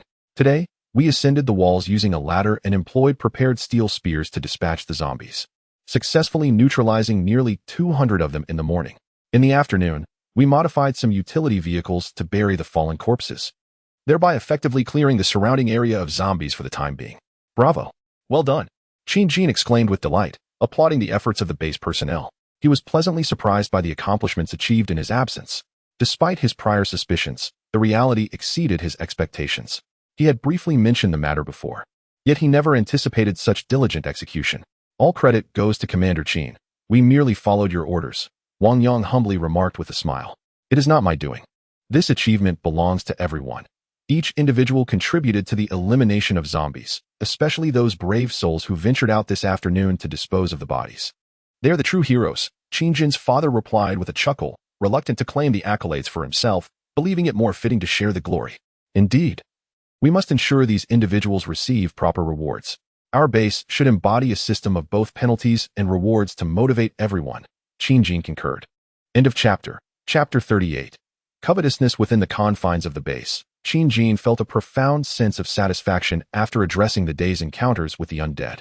This experience solidified his resolve to establish a formidable power. Henceforth, this place would serve as his unwavering foundation. He then took a moment to brief Qin's father and others about their ventures and achievements of the day. Their excursion proved fruitful. The journey to the police station in the morning was devoid of peril, allowing them to arrive in just an hour and acquire all the weapons within. Shortly thereafter, they swiftly advanced to another police station, where their efforts remained equally successful, culminating in the collection of armaments from 2 stations by midday. In the afternoon, they proceeded to yet another police station, securing the necessary supplies without incident. Thus, they had thoroughly scavenged all the major police stations within a 50-mile radius.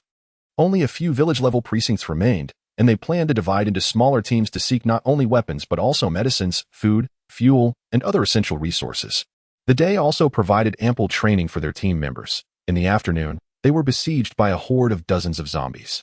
Utilizing the vehicle's defenses, they successfully eradicated the threat, emerging as seasoned warriors. Under the leadership of each squad leader, they would surely enhance their chances of survival. Indeed, Luck favored Qin Jin's combat team that day. They not only achieved their intended objectives, but also successfully repelled the zombie assault, turning the tide in their favor. It was during this moment, upon observing the absence of additional undead, that he contemplated utilizing the situation for training purposes. Otherwise, they would have simply accelerated their escape from the encirclement. Each kill was part of their calculated strategy. The total haul of firearms and ammunition from that day nearly rivaled the entire stock acquired from the Guangyuan City Police Station. It was no wonder that Qin Jin was in such high spirits on his return journey. Merely a week into the apocalypse, they had amassed a significant cache of weapons, ensuring their survival in the days to come.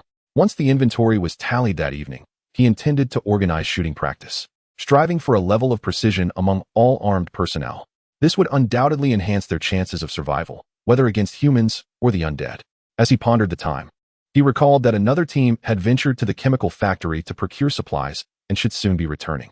Just then, as Qin Jin's group neared the vicinity of the base, they remained oblivious to the electric vehicle tailing them from a distance. The vehicle's exterior was cloaked in dust, suggesting it had been stationary for quite some time, and thus went unnoticed as they passed by. Only after the last vehicle had distanced itself did the electric car spring to life, following at a cautious distance, alternating in speed. Without a thorough examination, it was nearly impossible to discern that they were being tracked. Inside this vehicle sat 4 individuals, the very same Zhao Chong and his companions who had observed them earlier that morning. At that moment, they trailed the convoy, too timid to draw closer, content to shadow them from afar. Zhao Chong nibbled on a beetle nut, the source of which remained a mystery, vaguely uttering, "Damn it, this group has acquired even more vehicles. I wonder what treasures they have found. We are all survivors. Shouldn't they share some with us?" Though he spoke so, he lacked the courage to pursue them.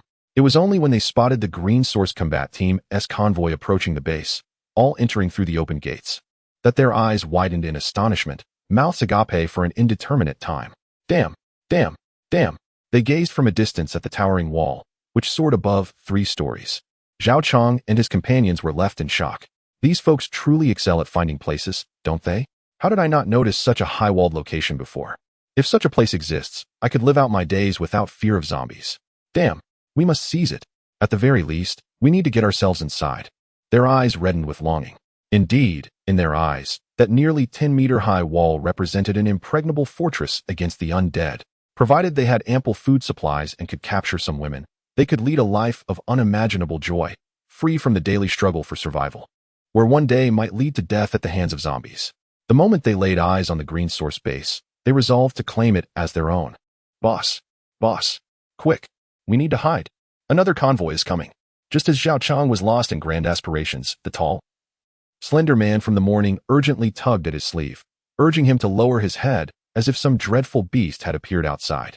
Zhao Chong's head was forced down, interrupting his daydream, and just as he was about to express his irritation, he heard the thunderous sounds of approaching vehicles. He stifled his voice and quickly ducked away from the window, draping the previously used clothing over himself for added concealment before cautiously peeking outside. Another convoy was rolling in, comprised of more than a dozen large freight trucks. Fortunately, they had been leaning against the roadside while tracking earlier.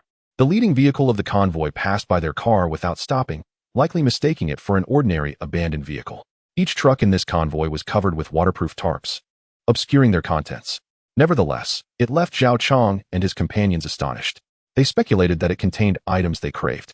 Indeed, this convoy belonged to the forces within the high walls.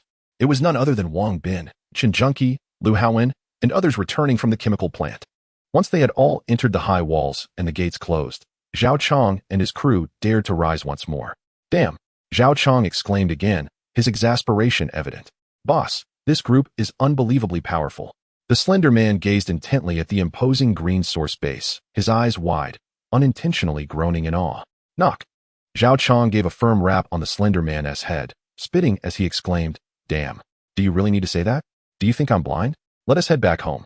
Boss, are we really going to concede and let them go? The tall, slender man cautiously inquired, cradling his head. Heavens, let them go? How could that be possible? First, we shall return to devise a plan, observe for a few more days, and see if they reveal any weaknesses. Besides, we have bolstered our ranks today by finding 4 new companions.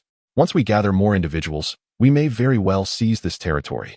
If all else fails, we can always negotiate our way in, perhaps even ascend to a leadership position where we can indulge in a life of abundance. Wouldn't that be splendid? "The boss is indeed wise," one of them remarked.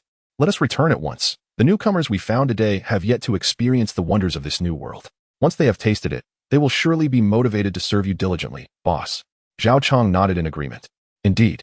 Today, we discovered 4 survivors among the surrounding buildings. They were hiding near a factory. All we had to do was announce, 'Rescue has arrived. Please come out quickly, or you will miss your chance.' Typically, any survivors would joyously emerge to join us. Occasionally, a few zombies might be drawn to us. But we can defend ourselves with our vehicles and dispatch the creatures with our machetes. If we encounter a larger horde, we can simply drive away. This method yielded us 4 men today, though regrettably, none were women." Zhao Chong, having served as a security guard for many years, possessed a keen ability to read people. He discerned that these individuals were merely ordinary folk. He was confident that with a little coercion and allure, once they experienced the thrill of unrestrained freedom, they would soon become his loyal subordinates. The 2 men who stubbornly refused to cooperate were merely anomalies.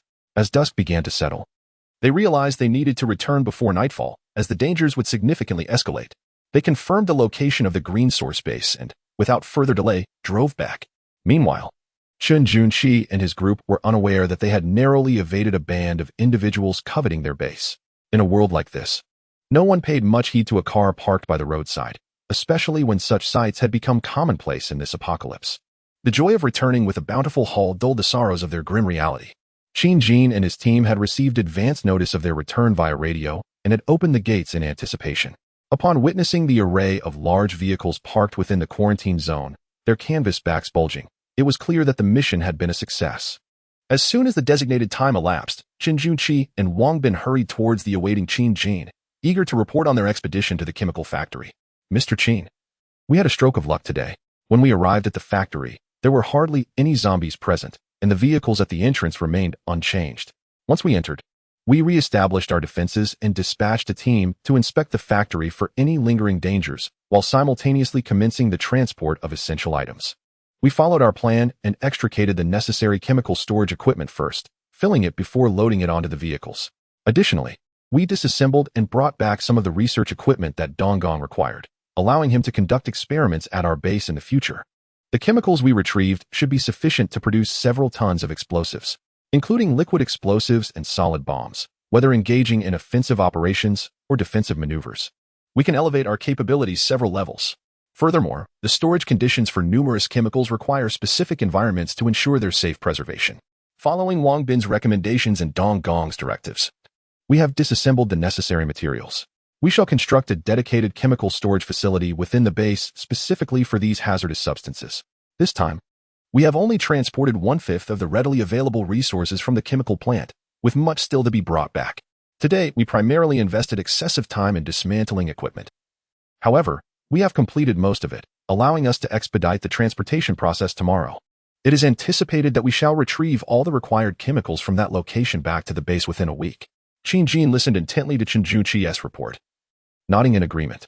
The situation aligned closely with his expectations, perhaps even surpassing them. The key was locating Wang Bin and Dong Hui, 2 individuals from the former chemical plant. With knowledgeable guidance, the efficiency of our efforts has indeed multiplied. Otherwise, had we relied solely on our team, it could have taken 10 days to 2 weeks to accomplish, and the safety would have been uncertain. A single misstep could have resulted in dire consequences.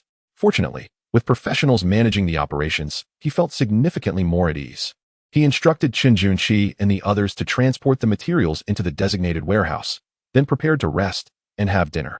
Today had been another bustling day, yet the overall gains were substantial. The personnel within the base acquired considerable combat experience, while those deployed outside returned with ample rewards. This evening, he intended to request the cafeteria to enhance the menu, treating everyone generously. The Leviuan base is steadily progressing according to his vision. Reflecting on the greater disasters that lie ahead, a surge of ambition welled within him. Let them come. We, Leviuan, shall stride through them all. End of chapter. Chapter 39. New Objectives Evening. Green Source Canteen. The personnel within the base are partaking in their dinner. Today, a selection of meat dishes has been added, allowing everyone to indulge heartily after a prolonged absence of such fare. Among them, several individuals who ventured outside the base earlier to undertake a cleansing mission have also been rewarded with an enhanced meal. Much like the combat team, their rations have been increased, along with the privilege of selecting a beverage of their choice, be it cola, coffee, tea, or beer. all of which had been prepared prior to the apocalypse and are now occasionally dispensed as a reward. After the meal, most of those without tasks depart, content to rest, while those with duties linger momentarily, leisurely chewing on toothpicks before resuming their labors. The evening at the Green Source Base remains bustling with activity, inspecting modified vehicles, inventorying newly acquired supplies, and monitoring the progress of construction. Each task demands considerable effort, as it is imperative to accomplish as much as possible before the golden search period concludes. In the office building of the base, Qin stands before the window of his office, reaching out to open it. A refreshing breeze sweeps in, the temperature having dipped below 20 degrees Celsius. He cannot forget how challenging the first winter had been in his previous life. Remarkably, even in the southern region, temperatures can plummet to astonishing lows. Therefore, it is essential to gather as many supplies as possible during this period, so that when winter arrives, the frequency of outings can be minimized. The base's walls have now been raised to over 9 meters, and it is anticipated that within a few days, the initial goal of 12 meters will be achieved. At that point, personnel will be reassigned to other tasks. The defensive personnel within the base performed admirably today, with everyone successfully accomplishing their first kill of a zombie. At the very least, they will no longer find themselves unable to steady their weapons in the face of such threats. In the future, there will be time to continue this training, ensuring that all individuals who have yet to engage in such activities are given the opportunity to hunt zombies, save for the elderly who are too advanced in age for such endeavors. Presently, there are no children within the base. The youngest individual is Qin's 19-year-old cousin, Zhang Jingchu, who has recently completed her senior year of high school. Just a month into her college journey, she now finds herself thrust into this apocalyptic reality. In Qin's vision, even his cousin, though not yet 20, must inevitably learn to eradicate zombies independently. In this era, one cannot cling to the notion of relying on others for protection. Self-preservation is paramount. The base also accommodates 3 elderly individuals over 60, all of whom are family members of the base personnel, including Qin's own grandmother. When Qin arranged for family members to attend the opening ceremony, no restrictions were imposed. Only a quota was established, allowing employees to choose whom to invite. This has resulted in a situation where Green Source Base is predominantly populated by young and middle-aged individuals. While he does not exclude children or the elderly, he possesses the means to support them. Should he encounter suitable individuals in the future, he would not hesitate to allow them to bring their families, provided they possess the abilities necessary for the base's needs. That evening, he made a trip to visit Donghui. He reconfirmed the supplies returned from the chemical plant today, which have the potential to be transformed into numerous explosive devices, albeit requiring a considerable amount of time. This is due to the necessity of ensuring both the stability and potency of the bombs, a balance that Donghui must carefully maintain through various adjustments and experiments, as he has never truly crafted explosives before. Such endeavors are not permissible during peacetime.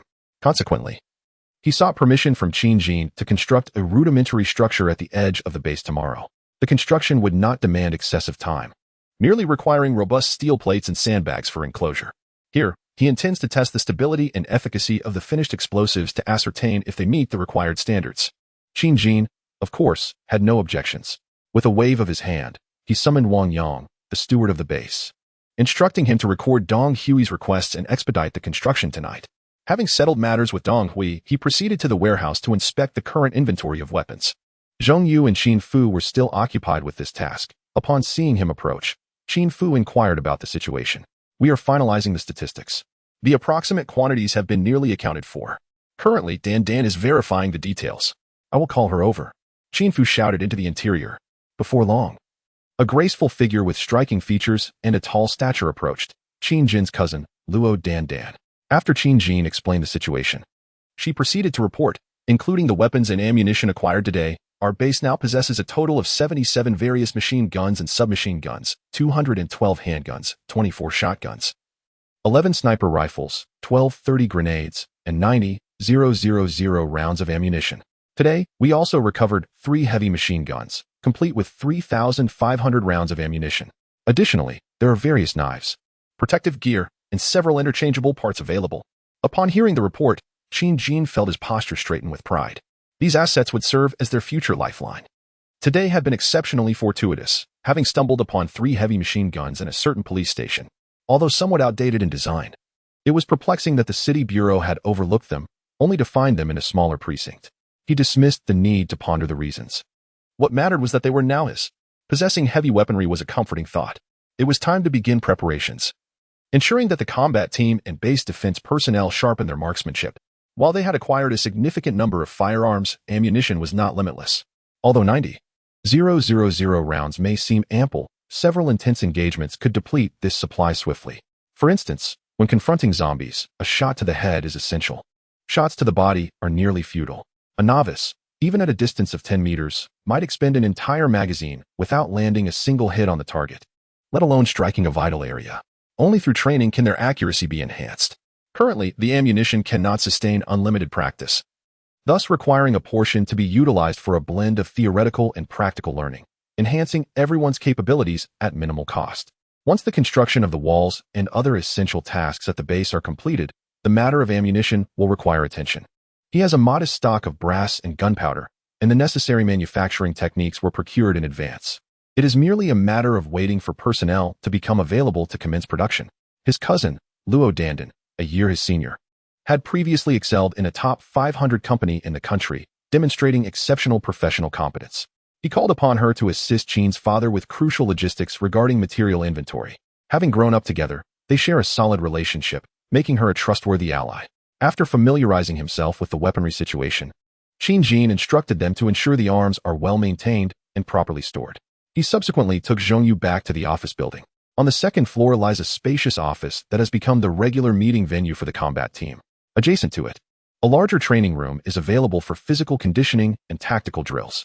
At 9 p.m., the combat team had yet to disperse for rest. They were engaged in reviewing the operational details of their recent excursion. Identifying shortcomings, they aimed to correct and optimize their strategies. Following 2 outings over the past 2 days, every member of the team had encountered and dispatched multiple zombies. Now, even when facing a solitary zombie, anxiety was significantly reduced, enhancing their survival rates during resource searches. Navigating through various buildings, one could never predict whether a zombie would emerge upon opening a door. Several squad leaders, former military personnel, had significantly outpaced others due to their training over the past 6 months. Well equipped, they could now handle 1 or 2 zombies with ease. Though they understood the necessity of retreating in the face of overwhelming numbers, after all, life is singular, and everyone would respond to danger with the utmost prudence. Upon Qin Jin's arrival, they ceased their discussions. The squad leader seated at the front promptly rose to offer his place to their superior. All combat members were well aware of their boss's formidable prowess, having witnessed his astonishing skills on multiple occasions over the past few days. Zombies appeared as mere playthings before him, dispatched with almost effortless precision. The nearby team members would often exclaim in awe, "Look at that superhero." Qin Jin was accustomed to such admiration. In his previous life, he had often walked the path of a lone wolf, having dispatched countless zombies. Now, endowed with various enhanced abilities that were continually growing stronger, he felt a familiar resurgence of power with each battle, having far surpassed his former self. It was difficult to fathom how far he could progress in the future. Intent on not delaying the combat team any further, he approached to outline the new mission for the following day. The larger police stations surrounding the base had already been thoroughly explored, leaving only a few smaller precincts with scant weaponry. A dedicated military operation to those locations would prove inefficient. Thus, he needed to adjust their objectives and formations. Starting tomorrow, the team would no longer conduct collective searches for police stations that were nearby. Venturing further afield posed significant risks, including the possibility of not returning the same day. Tomorrow, we shall commence our operations in smaller teams, each comprising 5 members, with 2 vehicles deployed. Along the way, should we encounter suitable vehicles, we shall commandeer them. Shortly, each team leader will visit my office to collect a list detailing various resource search locations and their respective priorities. Our objectives will encompass not only weapons, medicines, and food, but also tools and other vital supplies. Beginning tomorrow, we will broaden our search radius, while each team must remain vigilant to ensure their safety. If confronted with insurmountable challenges, it is advisable to withdraw and prioritize the transportation of readily obtainable resources. The teams led by Li Bowen and Zhang Yu each operate a fuel tanker, ensuring to siphon all the fuel from gas stations encountered en route. Lu Wenhao's team will continue assisting Wang Bin in transporting chemicals from the chemical plant. Meanwhile, Chen Junqi's and Zhang Tiankai's teams will adhere to the list, focusing primarily on pharmaceuticals, food supplies, and crucial electronic devices. I shall refrain from accompanying you all tomorrow. It is imperative that you take care of yourselves. The operational capacity of our combat unit must be augmented, and I shall select additional members to join your teams from the base. You may also recruit individuals you deem fit based on the criteria I previously outlined. Upon your return, I will conduct another round of assessments. Do you all comprehend? If there are no objections, we shall proceed as planned tomorrow." His words were numerous, yet all present absorbed their meaning. The combat unit expressed no dissent, having already been briefed by their respective leaders about the forthcoming team operations, thus preparing in advance. With fewer partners in the field, heightened vigilance becomes essential. The team leaders accompanied Qin to his office, each receiving a copy of the prepared resource list, complete with a rough route. He addressed the leaders. "You are the captains of our base's combat endeavors, and your performance in recent days has been commendable. You are my brothers, and I shall duly acknowledge your contributions to the base. I assure you that you shall not be neglected in the future. I urge you to prioritize your safety. Life must come first, for once lost, all else is meaningless." He patted several shoulders in succession before sending them on their way. Leaving the office in solitude, reclining in his executive chair, he indulged in a leisurely stretch, satisfied to have assembled a capable combat team ready to operate independently. The next phase is to foster their continued growth. With winter approaching, he has much to accomplish. He remains acutely aware of the impending disaster that will follow the nearly month-long zombie maturation period. By early to mid-November, an exceptionally terrifying acid rain will descend upon the globe, sparing no region from its devastation. Following the acid rain, corrosive mist will emerge, leading to the deterioration of the majority of national grain reserves and exposing food supplies.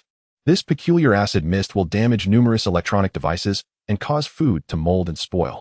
The acid rain will compact the soil, rendering subsequent cultivation exceedingly challenging. Aside from a few resilient plant species, the majority of flora and fauna shall perish before and after the onset of winter. In the short term, the survivors will be compelled to scavenge for food remnants within the confines of buildings. As time progresses, this endeavor will undoubtedly become increasingly arduous due to the depletion of resources. In the subsequent days of relentless calamities, cultivating sustenance will prove exceptionally challenging. Only a handful of hardy, edible plants capable of adapting to the new environment will barely suffice to stave off hunger. Qin must prepare thoroughly for the impending arrival of the first disaster, acid rain. End of chapter. Chapter 40. The two who fled. A new day dawned. The clock striking 6:30 in the morning, as the first light of day began to illuminate the sky. At the entrance of the green source base, the combatants preparing for battle and those tasked with transporting goods from the chemical plant were poised and ready. The temperature had dipped further, falling below 20 degrees, prompting the team members to don their jackets. There was a collective murmur among them regarding the unusually swift decline in temperature this year. However, apart from Qin, no one was aware that this was merely the beginning. A formidable convoy of over a dozen vehicles rolled out of the gates, with the majority heading towards the chemical plant. The other combat teams dispersed in various directions, swiftly vanishing into the intersections, each embarking on their respective missions. After bidding farewell at the entrance, Qin retreated to his office. He summoned Wang Yang, Zhao Ling, Tang Jinming, and others via intercom. In the absence of internet connectivity, their primary means of communication had become the intercom system. Within the green source base, only essential posts and a handful of administrative personnel had access to it. Before long, apart from Qin's father, who was supervising the construction of the perimeter wall, the other administrators congregated in his office. Without wasting any time, he stood before a movable whiteboard in the corner of the office and stated directly, as the administrators of the base, "You should have gathered data on our daily water and electricity consumption, as well as the usage of construction materials over the past few days. Please write down the data pertinent to your respective areas so that we can compile a consumption report." The group acknowledged his request. Having been briefed by Qin the previous evening about the upcoming meeting to report recent work, each individual was well prepared. One by one, they approached the whiteboard to document the figures from their respective domains. Before long, the board was filled with information. First came the factory's daily electricity consumption, which encompassed the internal circulation system in the basement, storage rooms, cold storage, surface construction and production, security monitoring, and daily living activities, amounting to approximately 700 kilowatt-hours under optimal conservation conditions. Regarding power generation, solar photovoltaic panels were installed atop all buildings and certain open areas within the base. Fortunately, due foresight and prior procurement, they had sufficient panels. Typically, a household with an 80-square-meter rooftop, receiving 8 hours of sunlight, would generate around 8 kilowatt-hours a day, 1 kilowatt 8 hours. After accounting for battery and inverter efficiency, which stands at approximately 80, a household would yield about 6 for kilowatt-hours on a sunny day. The expansive green source space, equipped with 5,000 square meters of solar panels, could generate around 640 kilowatt-hours on a sunny day, closely matching the consumption, though slightly falling short. This discrepancy was primarily due to the increased energy demands from ongoing construction projects, where certain electrical appliances could not be minimized. Despite these efforts, it became evident that the base's electricity consumption posed a significant issue. The unpredictability of sunny weather meant that on days of continuous rain or overcast skies, power generation would plummet drastically. Moreover, the supplies stored in the underground warehouse could not afford any power interruptions. The managers are already aware of the underground warehouse at the base, which contains an indeterminate quantity of supplies. Countless weapons and provisions are transported daily, making it impossible to conceal. A couple of days ago, Qin Jin informed all the managers, though he could not disclose specific figures. He merely mentioned that numerous storage facilities and cold storage units were constructed concurrently with the factory to hold provisions. In the short term, the base's food supply remained secure, serving to reassure the personnel. Observing the electricity usage, he chose to remain silent for the moment and continued his inspection. Regarding water consumption, the base has been producing approximately 25 tons of water daily for domestic use, primarily due to the demands of construction, while the other household needs are relatively modest. However, it is crucial to note that cultivation has yet to commence. Once planting begins, water usage will significantly increase, and with the cessation of tap water, reliance on 2 ground-level ponds is imperative. During rainy days, rainwater can be collected and stored in these ponds, but with the impending acidic rain next month, precautions must be taken. With a combined capacity of nearly 130,000 tons in the 2 ponds, as long as the water remains uncontaminated and is harvested during rainfall, it can serve as an inexhaustible water source. The underground water tank, measuring only 300 square meters, serves as the ultimate reserve for drinking water and will only be utilized in emergencies. Next on the whiteboard, the consumption of various construction materials is displayed: cement, lime, steel bars, and so forth. These materials are being rapidly consumed daily, as a significant amount is required to meet the standards for the walls and to construct various buildings, including isolation zones. As Qin Jin scrutinized the data on the whiteboard, he gained a rough understanding of the situation. The issue of electricity would be addressed later. If necessary, coal or fuel oil could be utilized for power generation. If subsequent plans proceed smoothly, the pressure on electricity should substantially diminish. As for water, it suffices to implement adequate protection measures. Currently, the pressing concern is the issue of construction materials. Once the walls are completed, the stockpile of building materials will be entirely depleted. It is not that he previously wished to stockpile more. Rather, various factors, such as finances, land occupancy, and fire safety approvals, have hindered him. The additional materials required for recent height increases alone would cost several million at market prices. To acquire more materials, he would have to curtail investments in other areas, as his financial resources are not limitless. Unlike the present scenario, where acquiring supplies simply requires retrieval, it seems that once the materials from the chemical factory are processed, he must begin sourcing construction materials. He dismissed the managers, allowing them to attend to their duties while he focused on the whiteboard, meticulously planning the next steps. Some considerations he had made prior to the apocalypse were undoubtedly less precise than his current evaluations. He intends to seize this opportunity to enhance the base further. Several kilometers away from the green source base, within a secluded factory, on the 7th floor of an office building, a large room houses Zhao Chang and his associates. Sunlight streams into the room, revealing a disarray of individuals sprawled across sofas and the floor, some still unclothed. It is not death that has claimed them, but rather a deep slumber. Zhao Chang has awakened, puffing on a cigarette, his expression devoid of emotion as he surveys the room, particularly the presence of several newcomers. Last night, in celebration of the arrival of 4 new men, they hosted a wild party. 3 women, unable to endure the relentless torment, have perished, while another was callously discarded outside the factory. The remaining 2 lie on a tattered mattress in the corner, their bodies bruised and exposed, their barely rising chests a feeble testament to their continued existence, indistinguishable from the dead. Perhaps their hearts have succumbed long before their bodies. Tears have been shed dry, their throats hoarse from screams, and pain pervades every inch of their beings. They remain oblivious to their transgressions, questioning the reason for their hellish suffering. Perhaps their departed sister found solace in an early death. Yet, they harbor an unquenchable desire for vengeance, even if they were to become the most vengeful specters. They yearn to annihilate this band of men. The depths of their vacant gazes are filled with bitter hatred, a longing to consume the flesh and blood of these tormentors.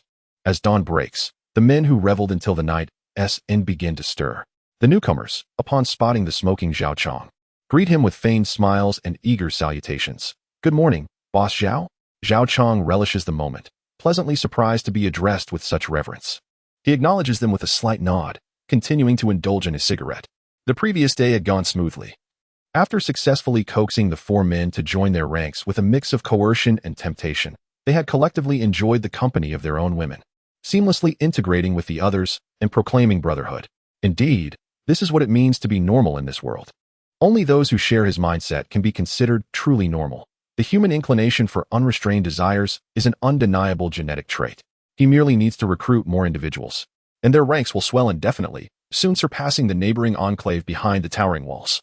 At that time, everything will belong to him, Zhao Chang. While Zhao Chang indulges in his fantasies, the door bursts open, and a tall, slender subordinate rushes in, his urgency palpable. Boss, it's bad. The 2 men locked in the first-floor warehouse have escaped. What should we do? Should we go after them? Zhao Chang, upon hearing this, strikes the slender man's head with force, his eyes blazing with fury as he spatters words. Damn it. Xiaoma, how incompetent can you be? You couldn't even keep track of 2 men. Are you only capable of eating shit and doing nothing? Huh? Damn it. Everyone, get up now. We're heading out to work. If we encounter those 2, we'll kill them. If not, we'll continue seeking new recruits. There is no need for such alarm over a trivial matter. What kind of behavior is this? You're all with me, Zhao Chang, destined for greatness. From now on, be sharp. Don't falter. Remain composed, understood? Remain composed. The group quickly responds, and the slender man known as Xiaoma apologizes while covering his forehead. They swiftly gather their belongings, rebind the 2 women, and set out. Today, their intentions extend beyond eliminating the 2 fugitives. They must also continue their search for companions and prey. Last night, they lost another, necessitating a swift replenishment. In their eyes, humans are mere quarry. In an environment of chaos, the desires within humanity expand infinitely. A group of individuals drove several vehicles, departing from the factory, heading in the opposite direction of the green source base, perhaps instinctively avoiding a place they deemed too perilous at this moment. Unbeknownst to them, this very choice led them to miss the 2 escaping figures. Sun Xiaolong and Sun Xiaohu.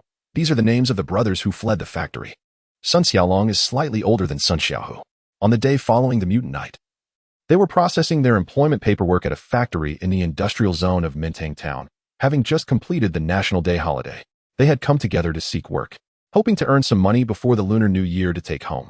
After graduating from high school, they served in the military for several years, and now, after returning to society, they have been struggling for quite some time.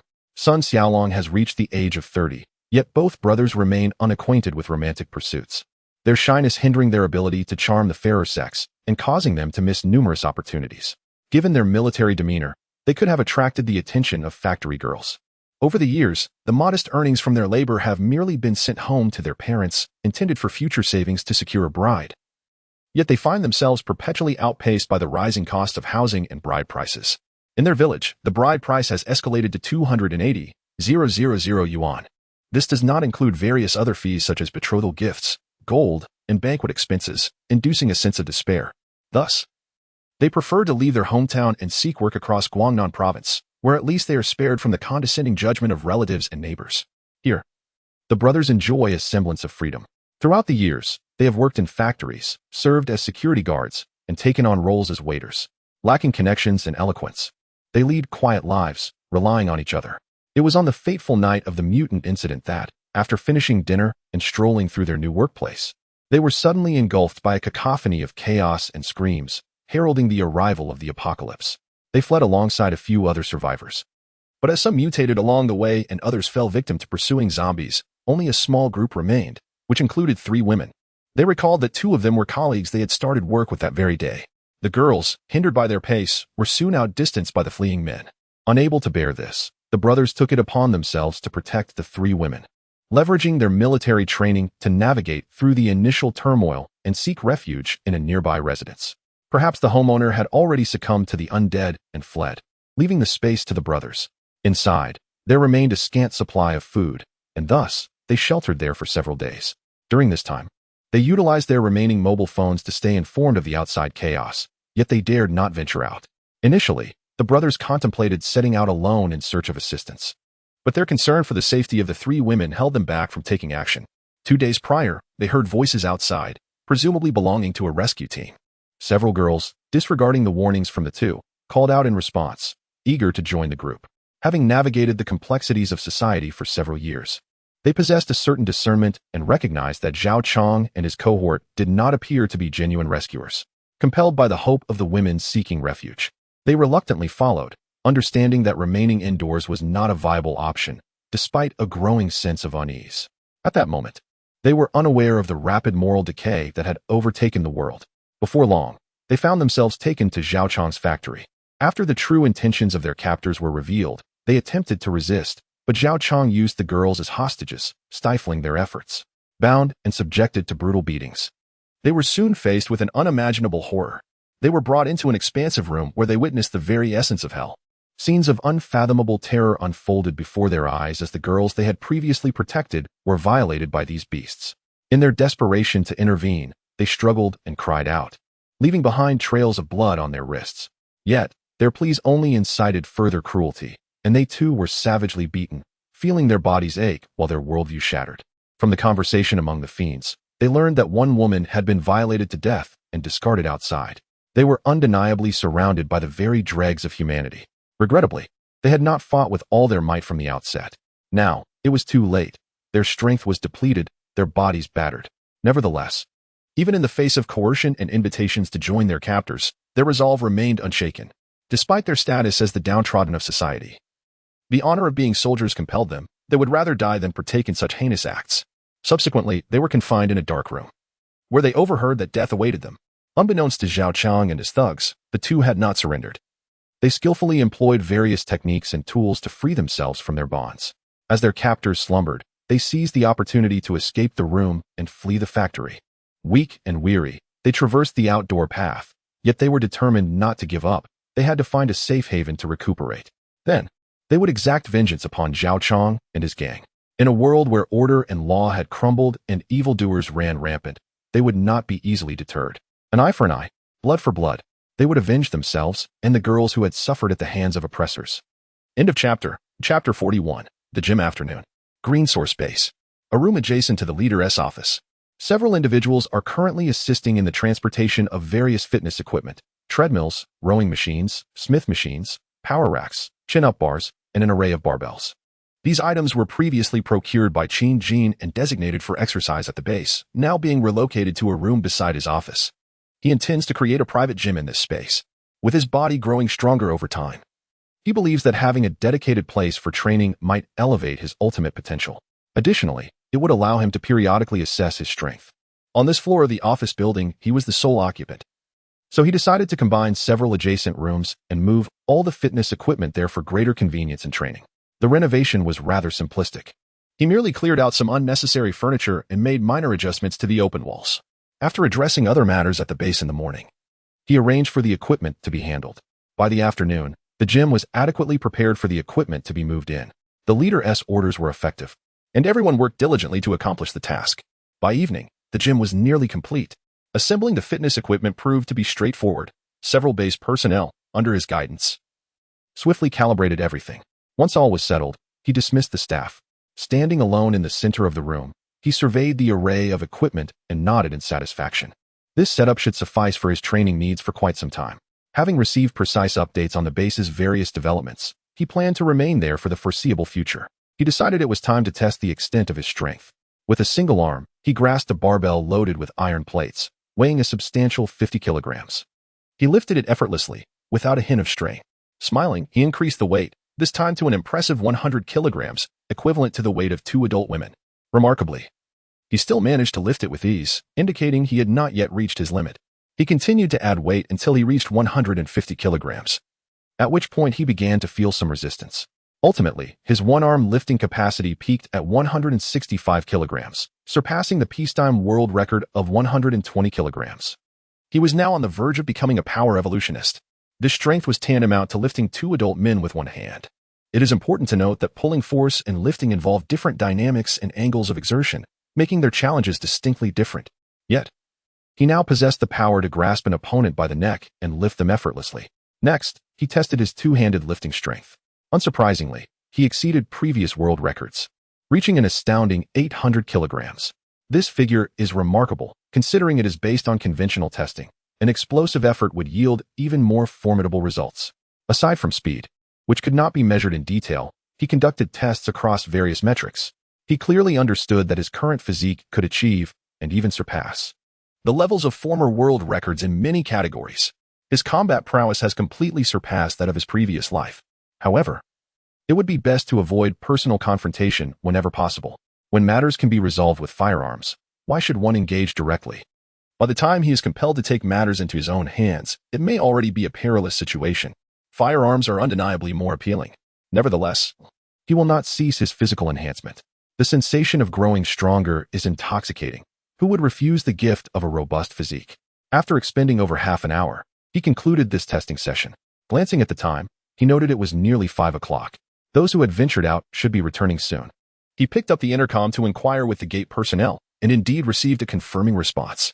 Moments ago, Wang Bin, who had been transporting materials from the chemical plant, had sent word that they were nearing the base. Qin Jin changed out of his sweat-soaked shirt, slipping into a clean one, and made his way toward the entrance, prepared to greet the returning individuals. Shortly after he departed, unnoticed by anyone, a figure entered the gym, Zhao Ling, the base's administrator. Today, Qin Jin had tasked Zhao Ling with overseeing the gym's affairs. After finalizing matters, he had forgotten to greet her. Zhao Ling approached to inquire if Director Qin had any further instructions. With the wall repairs nearing completion, she took the opportunity to check on the leader's satisfaction with the gym. Unfortunately, she missed him as he headed toward the main entrance. As she opened the gym door and peered inside, she found it empty. Just as she was about to turn away, her peripheral vision caught sight of a garment draped over a piece of equipment. Her eyes brightened. She walked over, examining the shirt with faint traces of sweat. A flush crept to her cheeks as she swallowed hard. Ensuring no one was around, she picked up the shirt, cradling it in her hands. After a moment's hesitation, she ultimately pressed it against her face and inhaled deeply. The scent was intoxicating. Her legs tightened, and her body felt weak.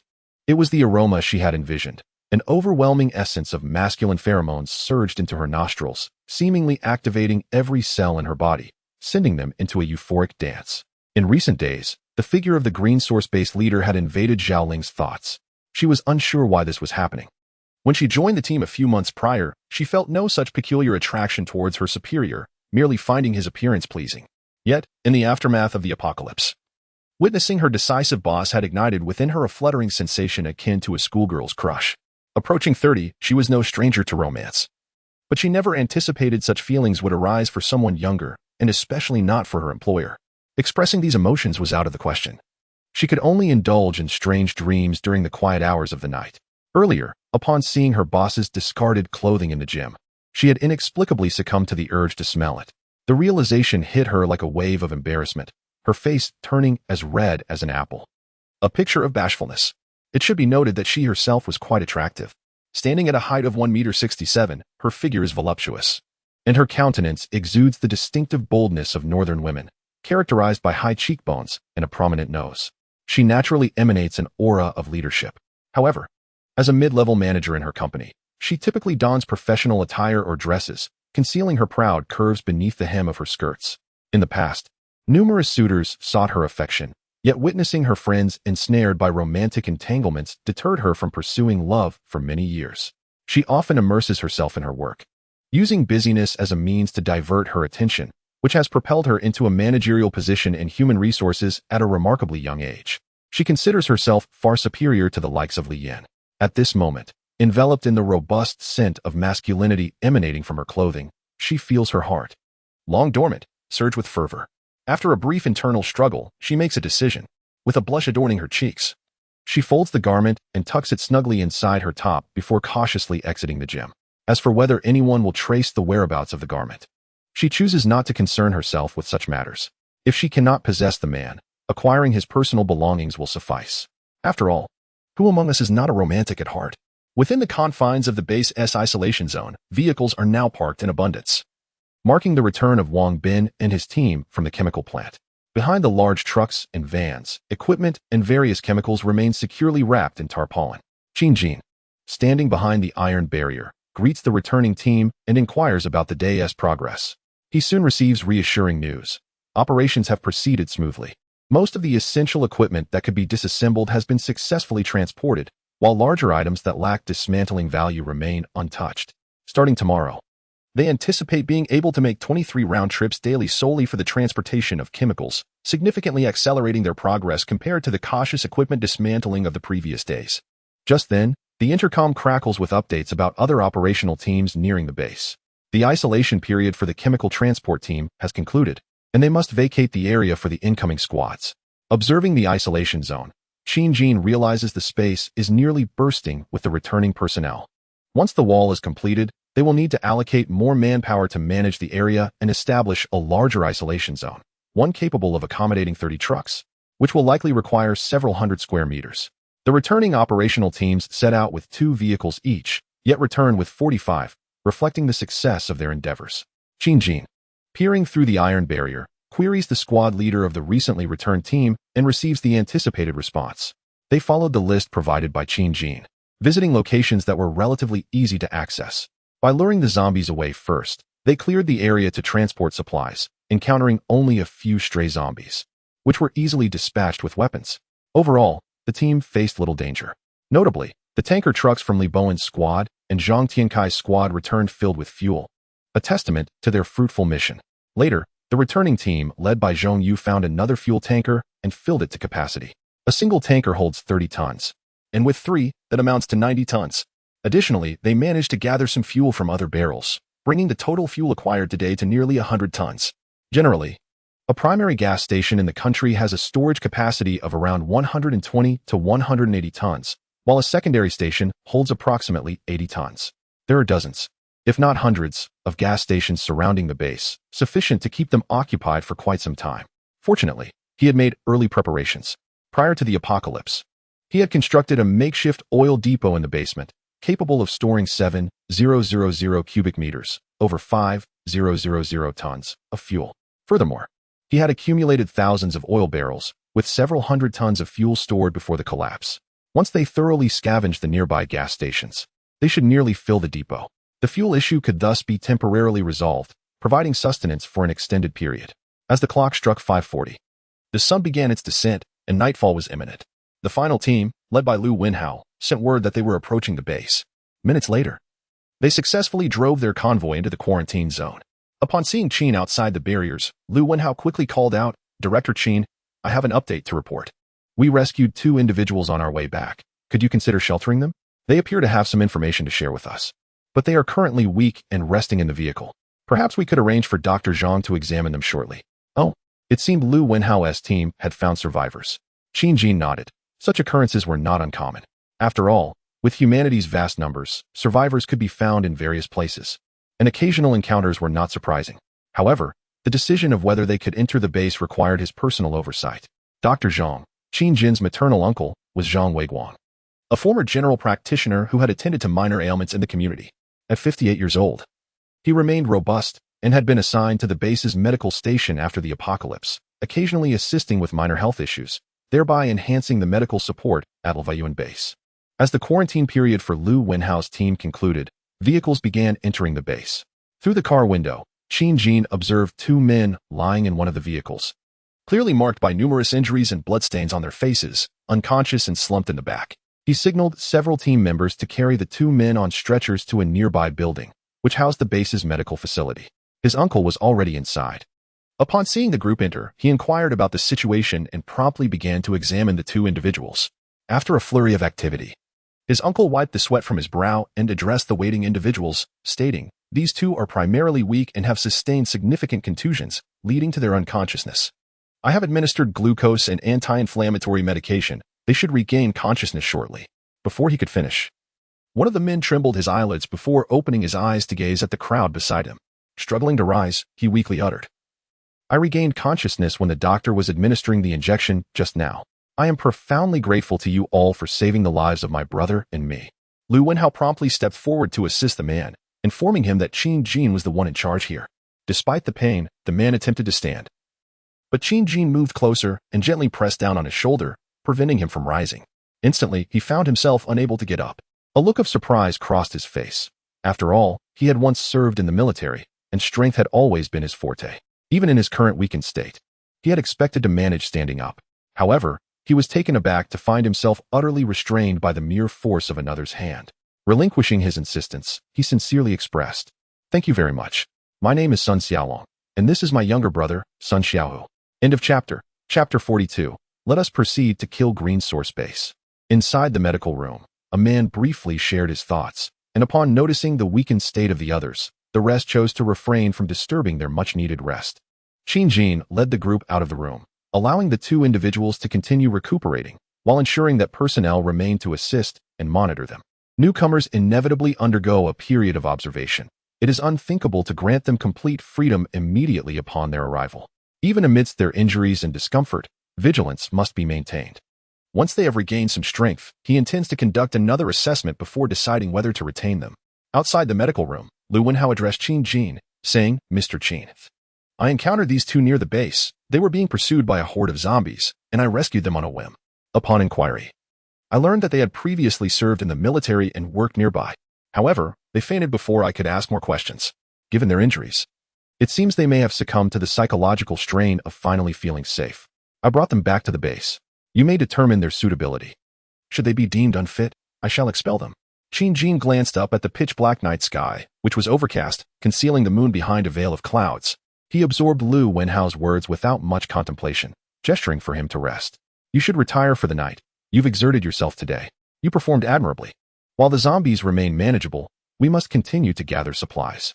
I will take charge of this matter concerning the two individuals. Leave it to me," he assured, patting Lu Wenhao on the shoulder and encouraging him to lead the others in taking a well-deserved break. After freshening up, dinner time approached. He resolved to check on the two later, allowing them some time to recuperate first, as he had other pressing matters to attend to. Post-dinner, the base remained a hive of activity, with most individuals engaged in various tasks. In this harsh reality, where nighttime offered no other forms of entertainment, it was acceptable for individuals to sit together, working while engaging in conversation, and even harnessing electricity. The workstations provided not only illumination but also charging stations for small appliances, making it a preferable environment compared to solitary confinement in their dormitories. During the day, chatting was not permitted due to tight schedules, but evenings afforded a degree of leniency. Qin Jin inquired about the operational team's findings from their scavenging efforts. As anticipated, the haul consisted primarily of food, equipment, and medical supplies, aligning closely with his list. He had directed the team to scour supermarkets, convenience stores, grain and oil shops, food factories, and hardware stores, locations teeming with essential resources. The array of long-lasting snacks aside, staples such as rice and flour were readily obtainable. Other necessities, including oils, salts, sauces, spirits, and tea, were also in abundance. In general, convenience stores were prime targets for scavenging, and essential items from supermarkets were not to be overlooked. It was imperative to acknowledge that as they approached the later stages of the apocalypse, when one finds themselves devoid of even toilet paper, the aftermath of such an experience can only be described with reluctance. Furthermore, the discomfort faced by women during visits from relatives, lacking essential sanitary products, is indeed quite distressing. In reality, these seemingly inconspicuous items play a pivotal role in our lives, often taken for granted during times of peace. It is only in their absence that one truly appreciates their convenience. The surrounding area boasts numerous points of retrieval, which will serve as the daily objectives for the combat teams. Whatever can be salvaged will be the consequences of neglecting to recover supplies. Especially with the impending acid rain and fog, could lead to the destruction of most exposed resources. Some might argue that abstaining from taking supplies for oneself, leaving them for other survivors, is a form of altruism. Such a notion is absurd. There are certainly individuals with such misguided ideals. Yet Qin Jin will not tolerate their presence within the base. If anyone harbors such thoughts, he will ensure they are swiftly removed from the premises. Today, the combat teams performed commendably, returning with several trucks laden with supplies, coupled with the vehicles retrieved in the preceding days. The number of cars within the base has swelled to nearly 100. This has resulted in a somewhat congested environment. It seems that some older or less functional vehicles will need to be parked outside. The base will also require expansion in the future. The nearest factories to the Green Source base are several hundred meters away. Qin Jin chose this remote location to minimize disturbances, though it does come with its drawbacks, notably the limited availability of usable buildings.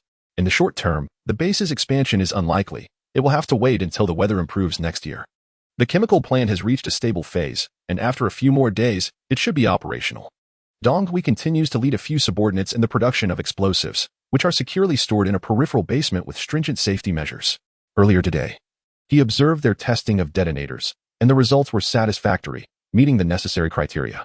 The focus now shifts to the continued manufacturing and stockpiling.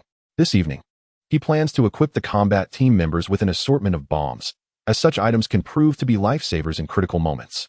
He has been occupied until nearly 10 o'clock at night, processing the day's achievements. Based on feedback from the combat teams, he has restructured and adjusted operational details for each squad. After addressing these matters, he suddenly recalled the 2 individuals rescued earlier in the day. They have had ample time to rest. They should be feeling considerably better by now. Without further ado, he promptly summoned Lu Wenhao to accompany him, as it would be appropriate for Lu to handle any delicate matters concerning those he had brought back. Before long, the group found themselves again at the entrance of the medical ward.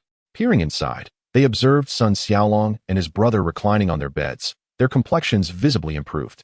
After receiving several hours of intravenous fluids and consuming some porridge, the younger brother had regained consciousness, and both appeared to be in good spirits. Upon recognizing their visitors, Sun Xiaolong quickly rose to greet them. "Mr. Qin, Brother Lu, greetings. We are much better now. Thank you for saving our lives. Please feel free to ask us anything. We shall not shy away from what we can accomplish." Sun Xiaolong responded earnestly. He had gleaned some understanding of the situation here through casual conversation with Dr. Zhang and the guards. He learned the names of those who had rescued them and discovered that this place was originally a factory owned by Mr. Qin, which had been transformed into a survivor's base following the apocalypse. However, he was not well versed in other intricate details. "You are still recovering from your injuries. It's sufficient for you to speak while seated. Our purpose in approaching you is to gather information. Entering here does not guarantee admission. A review process is required, though we currently lack clear standards for said review. Please, introduce yourselves." Qin Jin addressed the 2 men. Instead of sitting down, the 2 brothers remained standing, their posture straight, gazing attentively at him as they spoke.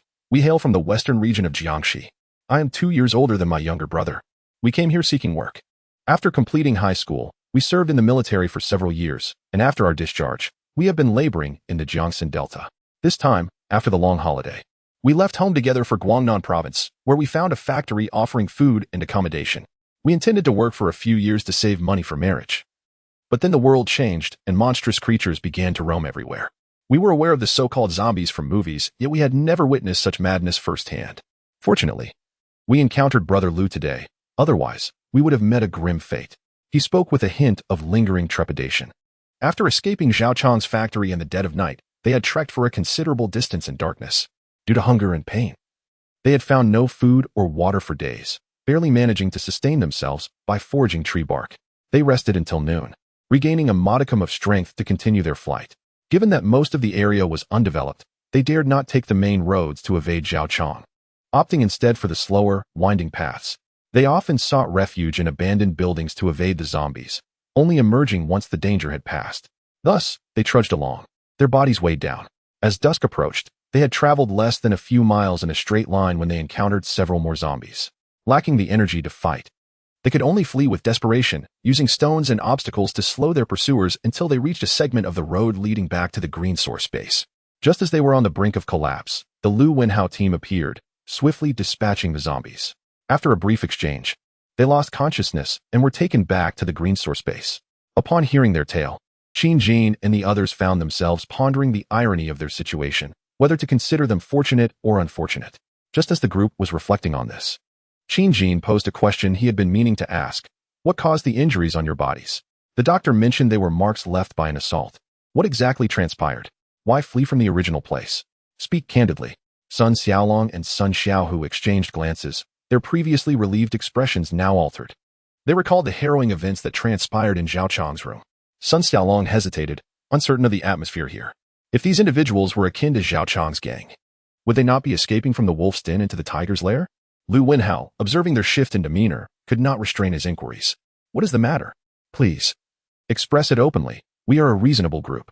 If there are matters you find difficult to disclose, it may hinder your integration into the base. So I advise you to share so we can address it collectively." After this, Qin Jin, standing beside him, refrained from pressing further, patiently awaiting the brother's response. The 2 siblings exchanged glances, ultimately deciding to confide their plight. Sun Xiaolong took the lead. "We were assaulted. There were 5 of us initially, including 3 girls, who were taken captive by a group to a factory where the women were subjected to vile treatment. They demanded we join them.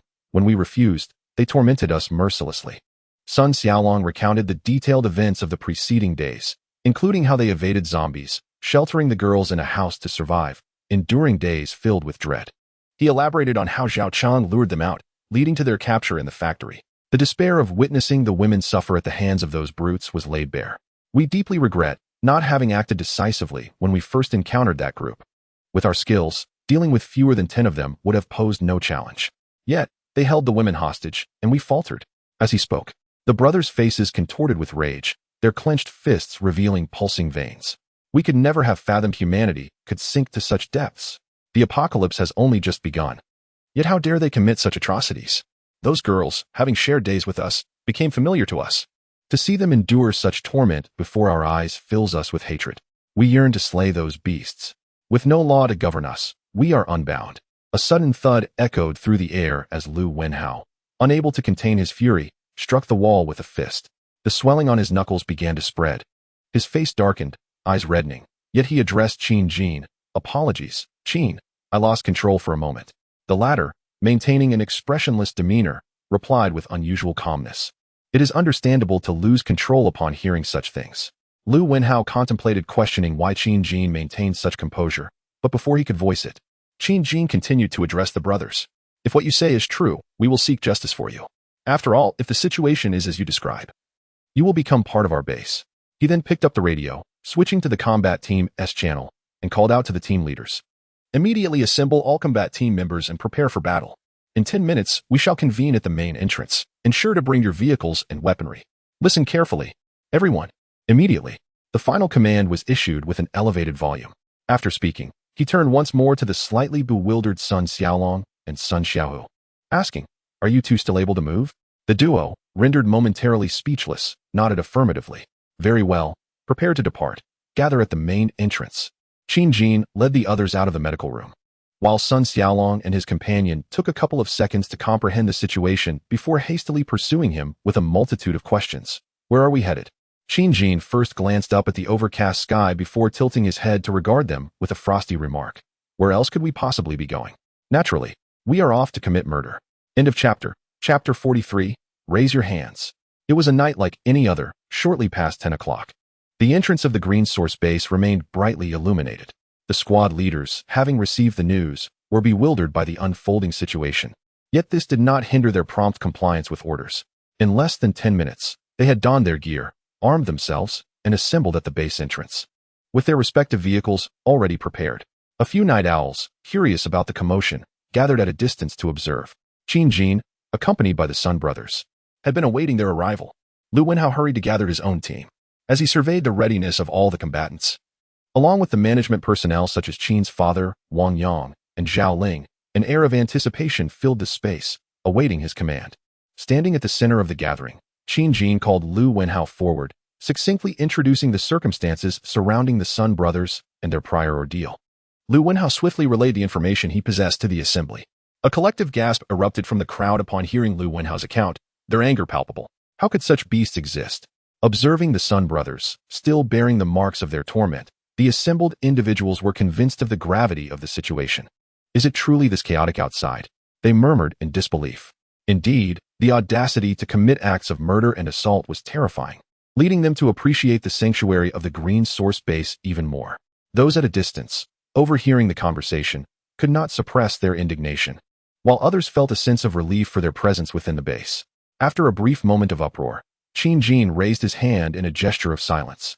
Those who noticed quickly hushed themselves, urging others to follow suit. The noise dwindled until not a single voice remained, all eyes fixed upon their leader. They understood the gravity of the situation. Soon, he would lead them to confront these perpetrators. The base is entering a state of heightened alert.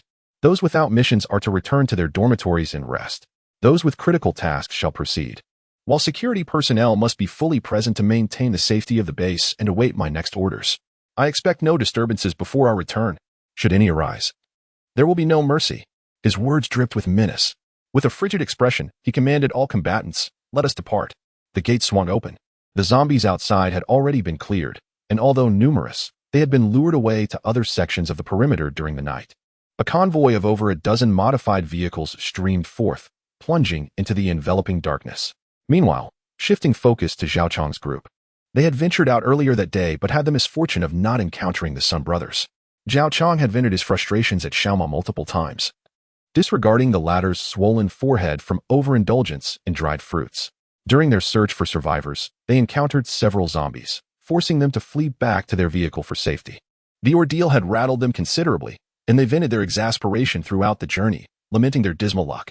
Fortunately, in the afternoon, while passing by a secluded village house, they attracted 3 male survivors under the guise of rescue, ensuring they would not return home empty-handed. Regrettably, they still failed to locate any female survivors. It remained a mystery whether women were more susceptible to becoming zombies or if there were other factors at play. Apart from the encounter with the Sun brothers, they had not come across any new prey. The slightly older survivors were acceptable as well, for they were not choosy. The 2 remaining at home were on the verge of becoming obsolete. Reluctantly, they led the 3 newly found companions, urging them to bring along their original supplies back to their factory headquarters. Upon reaching the premises, the newcomers realized they had entered a formidable territory. However, rather than feeling repelled, they found an affinity with Zhao Chong's actions, almost as if they had discovered a kindred spirit. Zhao Chong's earlier gloom began to dissipate as he enthusiastically introduced his new comrades to the factory and shared news of a nearby fortified refuge with high walls. The atmosphere grew fervent as everyone eagerly proclaimed their intent to gather forces and soon mount an assault to claim the place as their own. That evening, they convened in the spacious room on the 7th floor, indulging in the food and drink procured from the newcomers' homes. Spirits ran high as they engaged in lively conversations about the promising future that lay ahead. In just 2 days, their numbers had swiftly increased from a mere handful to over a dozen, a remarkable doubling. Zhao Chong felt a sense of satisfaction swell within him. The greater his influence grew, the more precious his position as leader became. Who could say that he wouldn't one day dominate the region? The very thought was exhilarating. He occasionally mused that this damned apocalypse was a paradise for the strong, like him. Sipping wine and feasting on provisions, he felt no anxiety about future food supplies. The world was vast, nations were powerful, and food reserves were abundant. Every city was replete with sustenance. Surely, these survivors could find nourishment with ease. There was no need for frugality. Comfort was the order of the day. The 3 newcomers, along with a few who had arrived the previous day, occasionally cast furtive glances at the 2 naked women in the corner, swallowing hard. Even those who had tasted the pleasures the night before felt a lingering hunger. Not to mention the 3 fresh arrivals.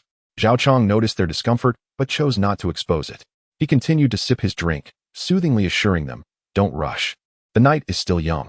Once everyone has had their fill, we will host a grand celebration to help the brothers unwind from the fatigue of recent days. I trust the 2 ladies will be accommodating, won't they?" Zhao Chong believed this was his unique method of leadership, first tantalizing the newcomers, then fulfilling their desires. This approach would surely cultivate their respect and allegiance. He silently commended his own cleverness.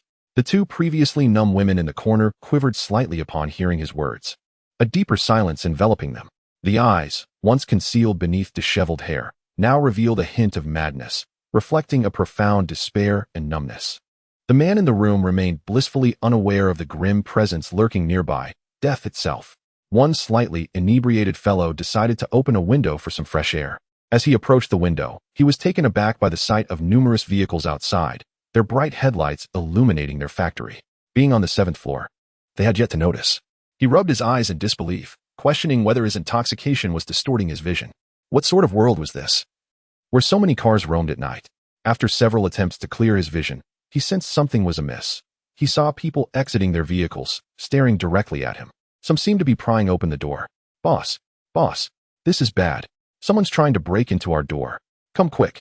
The group of men, previously indulging in food and merriment, felt the effects of the shout, their drunkenness dissipating. What time was it? How could anyone be approaching? Forgetting their feasting, they hurried toward the window. Indeed, a multitude of vehicles lined up at the distant entrance below. The gate had already been breached, and other cars were slowly proceeding into their factory. "Damn it," Zhao Chong exclaimed, unable to contain his frustration. Their stronghold was being invaded by strangers. And were those submachine guns in their hands? Good heavens. Were they legitimate rescue teams? Li Gui meeting Li Gui? Damn it. Xiaoma. Quickly take those 2 women to the nearby restroom and lock them in. Make sure to gag them. The others swiftly armed themselves. Let us not venture outside yet. Hold this room. We need to ascertain their intentions first.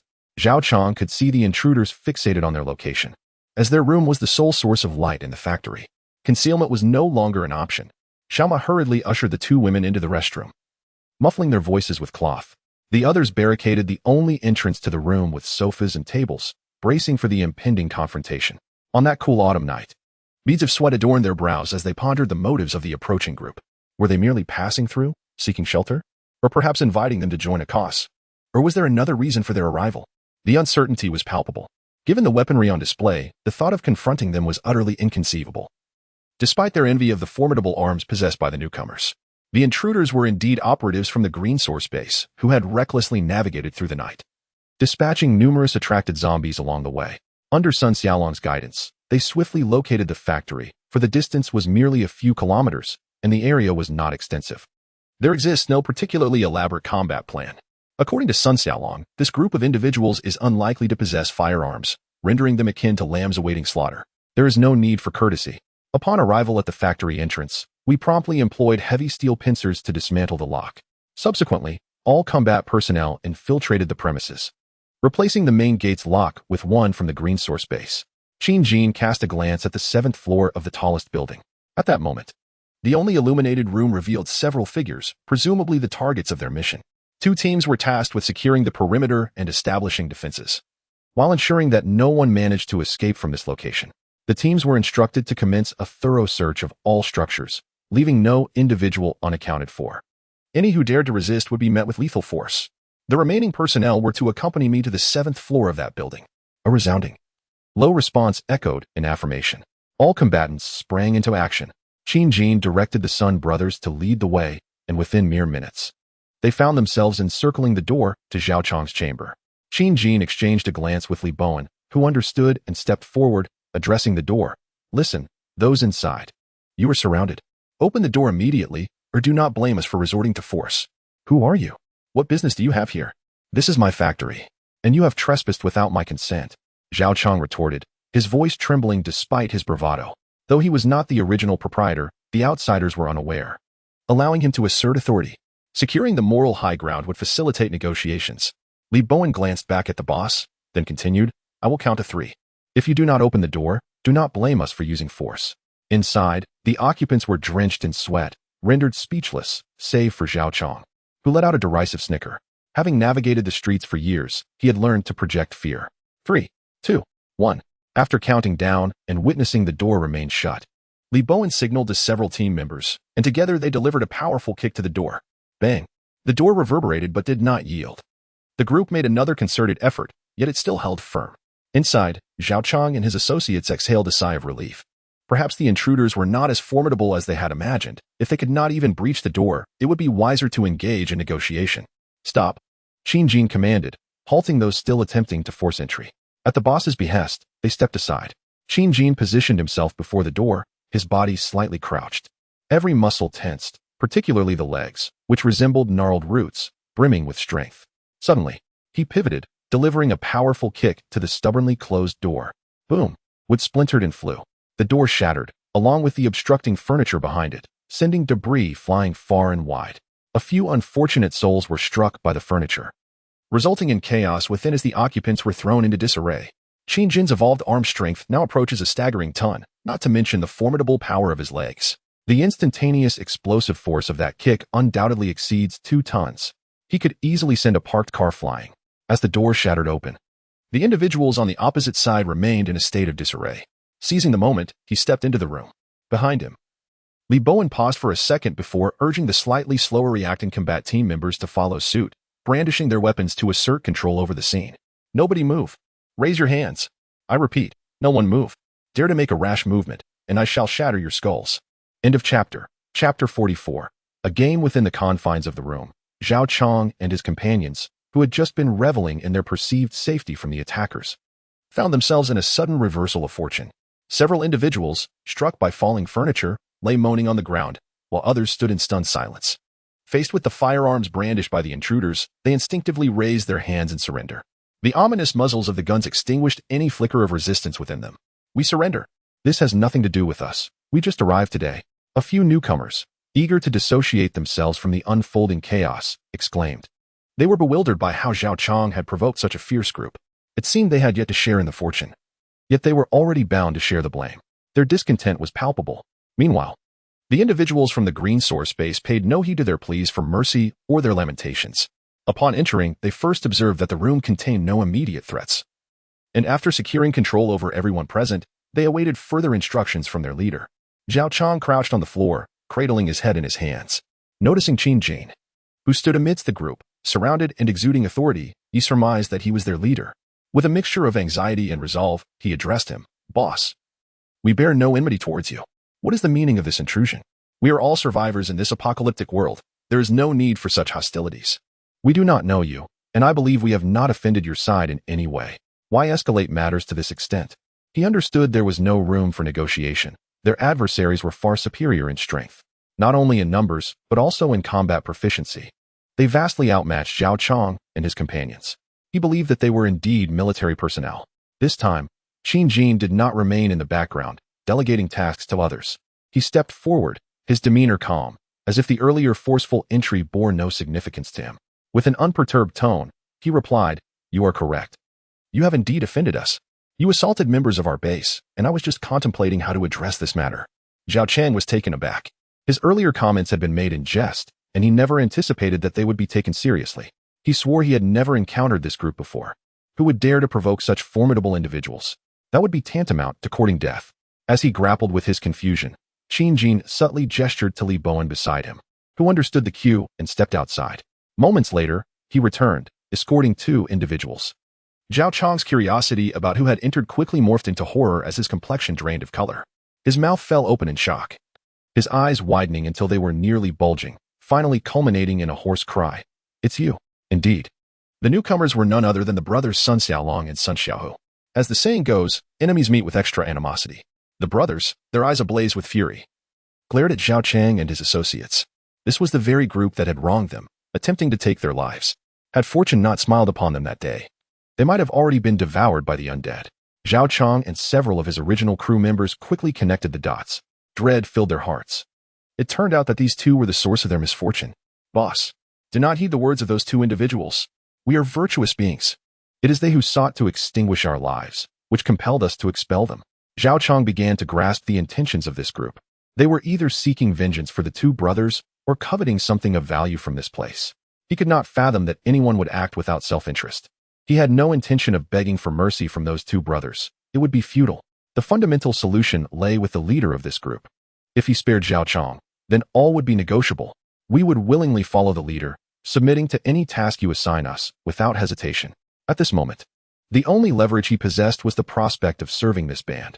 As long as he could join them, he would likely fare well in the future. Suddenly, Qin Jin across from him could not suppress a chuckle. He covered his forehead with a hand, laughing quietly before casting a mocking glance at Zhao Chang and inquiring, "Why is it that your ilk always seeks to join us at times like this? What gives you the right? Just because you possess the gift of gab?" His continuous questioning rendered Zhao Chang and his companion speechless. Indeed, from their perspective, these individuals, who seemed somewhat competent, might be perceived as utterly insignificant. Furthermore, "You have harmed the members of my base, and we shall return to exact retribution. This is entirely reasonable, is it not?"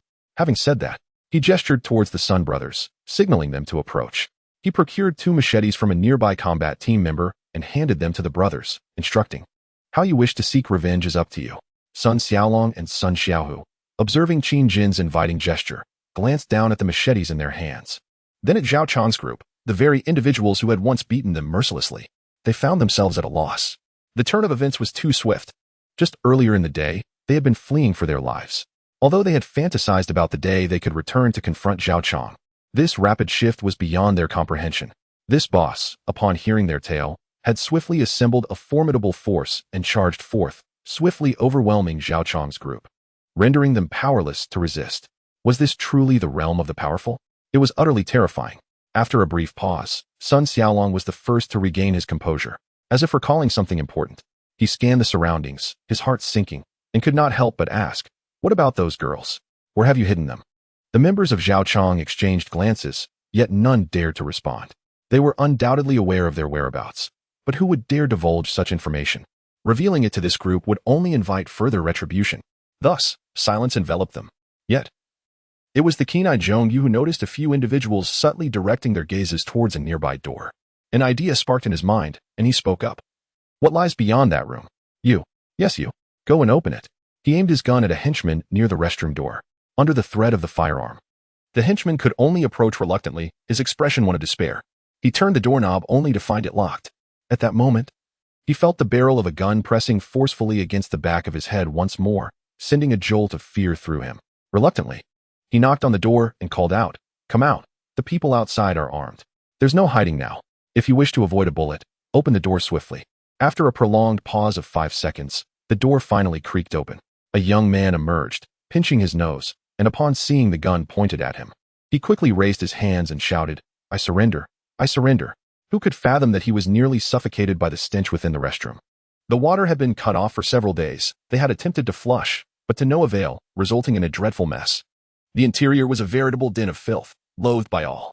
Jong-yu cast a disdainful glance into the restroom and directed the young man, "Go fetch the girl inside." With no other choice, he complied, bringing forth 2 women who were already on the brink of consciousness, now further disoriented by the noxious fumes. "What about the other one?" Sun Xiaohu approached, his heart heavy upon witnessing the state of the 2 women, yet curiosity compelled him to inquire. "She's dead," Zhao Chang replied. Acknowledging the inevitability of the truth and ceasing any futile resistance, a cold smirk playing on his lips. "How did she die?" Sun Xiaohu asked, his eyes reddening, though he already harbored an inkling of the answer. "Huh, weren't you supposed to have seen it as well?" Zhao Chang taunted. "Ah, you beast. I will kill you." Sun Xiaohu kicked Zhao Chang to the ground, and Sun Xiaolong, unable to restrain himself, joined in the assault on Zhao Chang. The knives had been discarded. They believed that dispatching him with bare hands would be a more fitting punishment. Though their strength had waned during the day, it surged anew, fueled by rage. After beating Zhao Chang, his subordinates were not spared. Despite their pleas for mercy, fists and feet rained down upon them mercilessly. The room was soon filled with anguished cries. The combat team refrained from intervening, though many clenched their fists in fury. "This has nothing to do with us. We just arrived today. We haven't done anything. We were forced to join them. Please spare us." The 3 unfortunate souls who had just entered were wailing in despair. Had they known, they would have remained in their previous location rather than accompany Zhao Chang and his crew. They had barely brushed against the women before being accused by another group. "We are innocent. We were deceived into coming here this afternoon, believing we were to confront the power behind the high walls. We truly haven't had a chance to do anything." One unfortunate soul lamented, his grievance palpable. Suddenly, the attention of many in the combat team shifted towards him, igniting a sense of trepidation within him.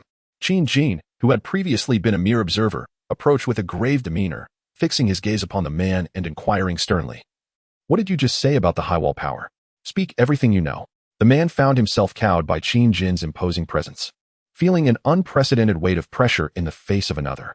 Under the gaze of the other party's eyes, he appeared akin to a plucked rooster, stammering as he responded, "I'm not entirely certain. I merely overheard those individuals mentioning the need to recruit more people to seize a nearby location surrounded by towering walls, where we could indulge in lavish feasts in the future. Truly, I am quite unclear." Suddenly, Li Bowen, who had been listening intently, approached and delivered a resounding slap across the man's face. The latter collapsed to the ground, his right cheek swollen and blood trickling from the corner of his mouth. Groaning incessantly, the members of the combat team were incensed. Unbeknownst to them, there were already those plotting against their base. Was this not a matter of life and death? In an instant, many of the originally passive combat team members joined in the assault on Zhao Chang and his group, transforming the previously quiet room into a cacophony of anguished cries. Minutes passed before they ceased their onslaught, taking a moment to catch their breath. Damn it, merely stepping out to uphold justice, and they encountered a faction intent on undermining their base. They suddenly felt far from secure. Who knew if other groups were also eyeing them? They had been venturing outside frequently. Perhaps others had taken notice of them as well. Even Qin Jin, who had been observing the unfolding events, thought the same. It seemed imperative to bolster the base's defenses. There were far too many threats lurking outside. Strengthening their defenses could never be excessive. Zhao Chang's group lay on the ground, moaning in pain, each member nursing their injuries. Yet the others felt no sense of satisfaction. Upon noticing the cessation of the beating, Qin Jin finally moved forward, grasped Zhao Chang by the hair, and lifted him up, coldly addressing the leader of the group. "How do you wish to meet your demise?" "Damn." This exclamation echoed in his mind as he silently screamed, "I refuse to accept this. Why must we be killed? This is the new era. What is wrong with enjoying a few women? Women are merely commodities. There are plenty to be had outside. I refuse to believe you can resist." Indeed, Zhao Chang was defiant. His dreams were just beginning. Why should they be shattered? The truth was, his arrival with a group stemmed from mere discontent with certain stories, but having just learned of their intentions to target their base, he could not remain indifferent.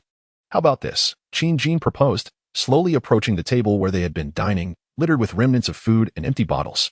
He sifted through the refuse, retrieving a pair of dice, previously used by Zhao Chang's group during their drinking games, among familiar faces. A smile crept onto Qin Jin's face. Yet Zhao Chang and his companions found no joy in this development. Qin Jin addressed Zhao Chang and his men. I offer you a chance. Let us engage in a game. We shall take turns rolling the dice. The party with the higher score shall emerge victorious, and in the event of a tie, we shall roll again. The loser shall face my hand in death. Should I win, I shall spare your life and permit your departure from this place. It seems quite fair, does it not? I assure you, I will not take your lives with my own hands, nor will my comrades resort to violence. Gazing upon the smile upon his face and the words he uttered, Zhao Chang and the others could only perceive him as a demon. End of this chapter. Chapter 45. It's your turn in the room. They gazed at the smiling man before them, his devilish words echoing in their minds.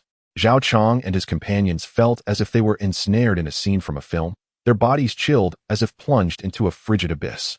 They were utterly at a loss, unsure of how to proceed. Engage in a game?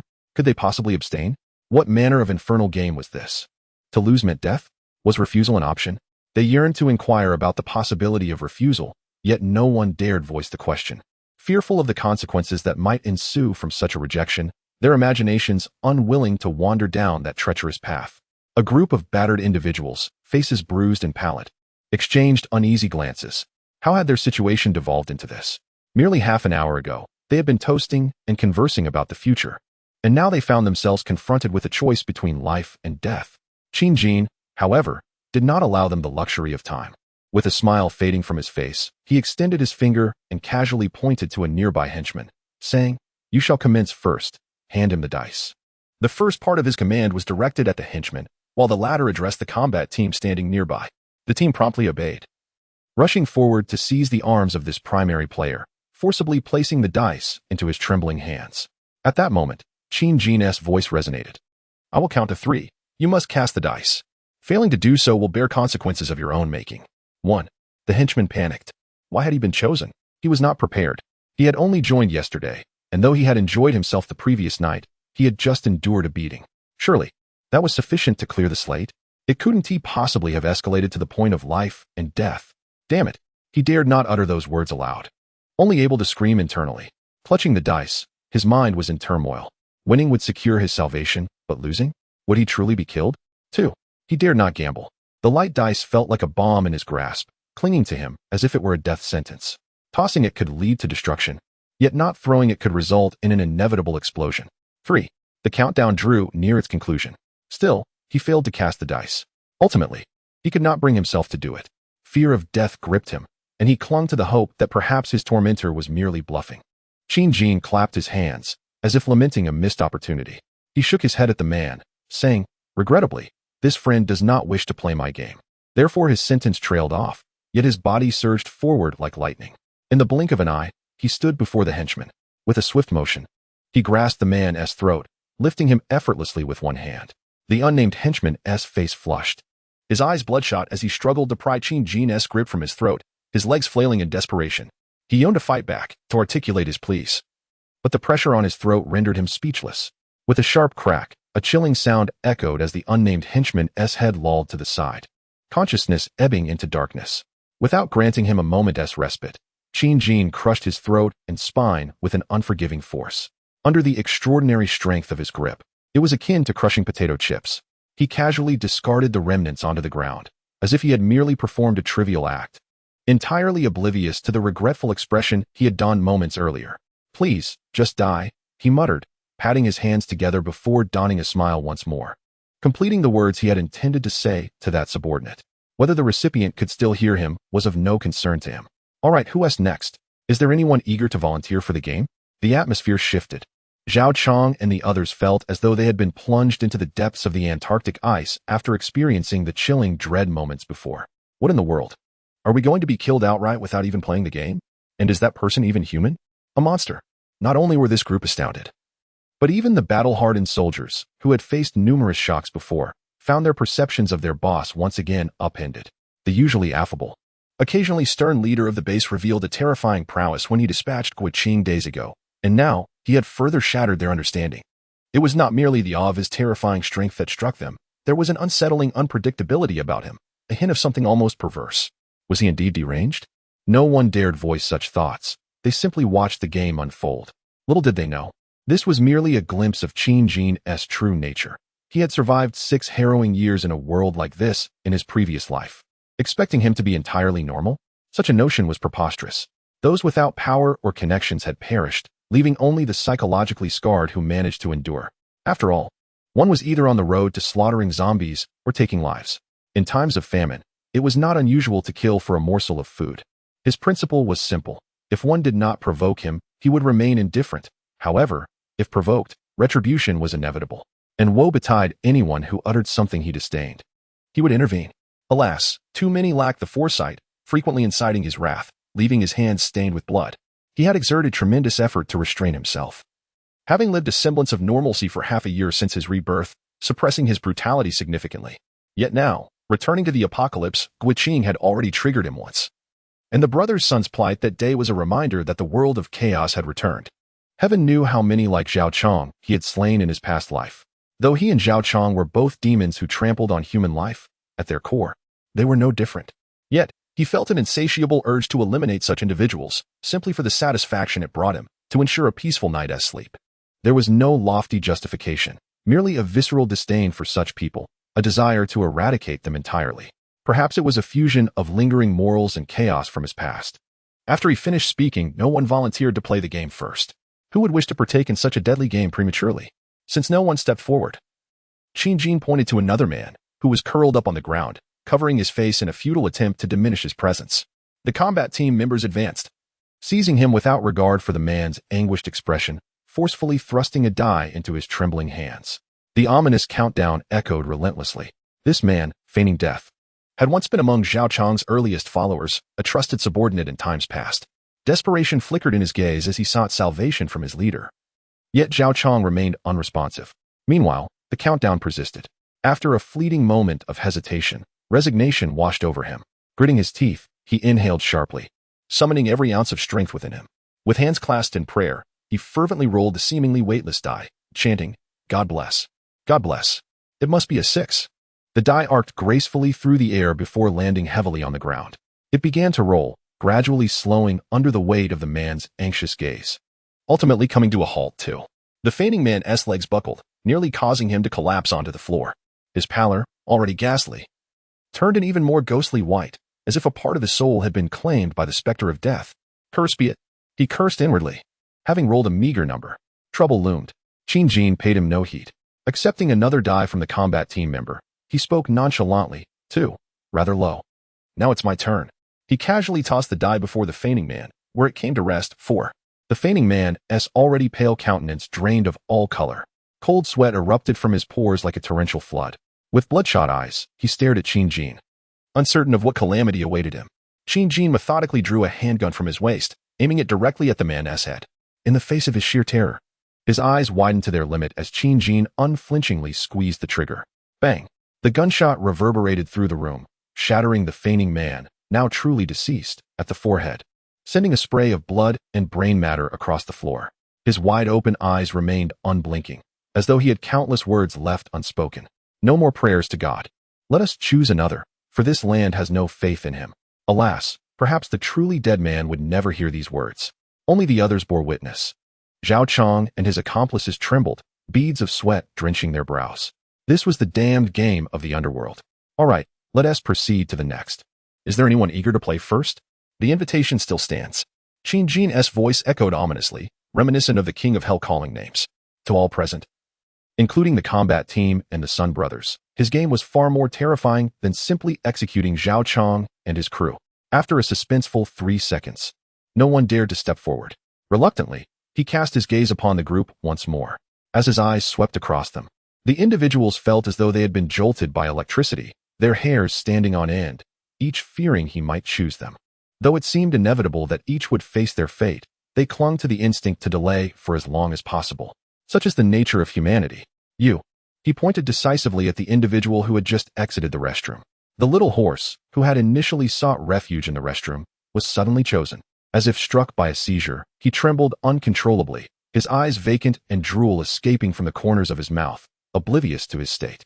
The combat team members, ever so considerate, forcibly placed the prepared dice into his hands, even assisting him in closing his palms securely to prevent them from tumbling out as the game began.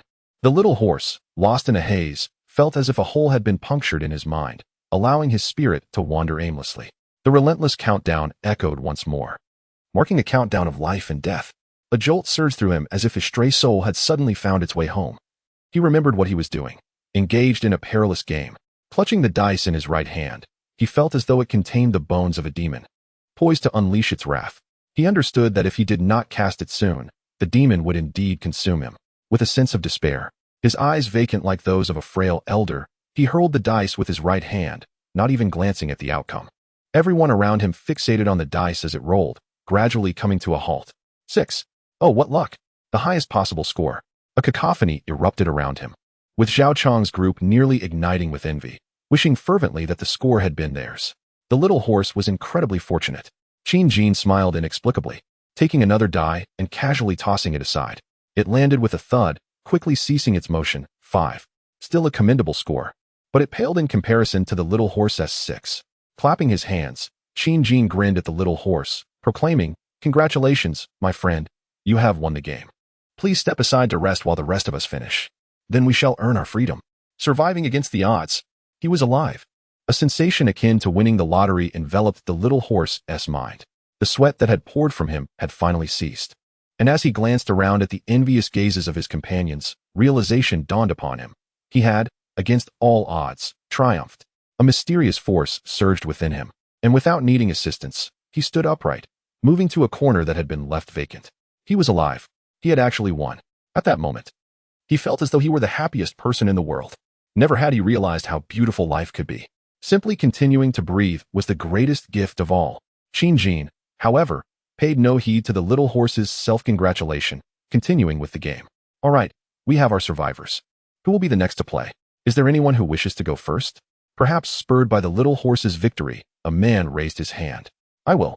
This man had arrived the day before and had a penchant for gambling, understanding that good fortune tends to linger for a while. He often frequented the casino, placing bets alongside those who had just begun to win, and had even garnered some modest gains from this practice, thus he had come to believe in it fervently. Finally, we have someone willing to engage actively in the game. This is how it should be, Qin Jin remarked with a smile, seemingly pleased that someone was eager to participate in his game. The man eagerly seized the dice handed to him by a teammate, rubbing them vigorously between his palms while inhaling deeply several times, oblivious to the unpleasant odor resulting from days of neglecting dental hygiene. Qin Jin saw no need to count down. There was no necessity when faced with such an enthusiastic player. It seemed he had amassed a sufficient reservoir of mysterious energy. Suddenly, the man hurled the dice into the air.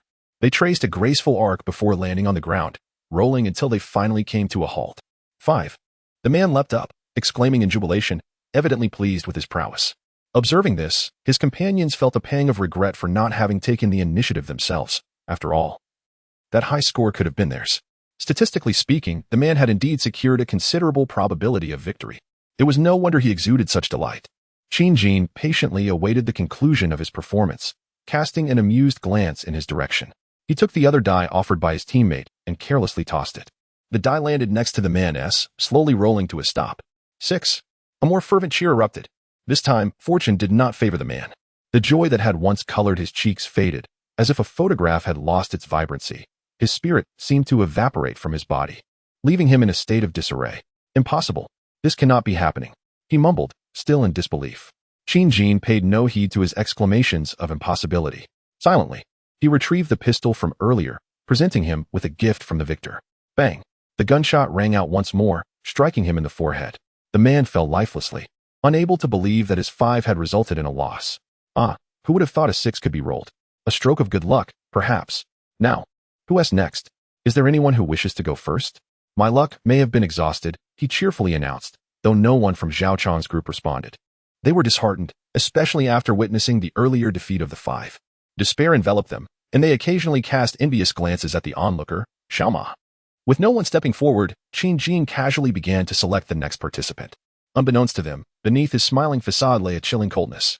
The game continued, and those chosen had no choice but to comply.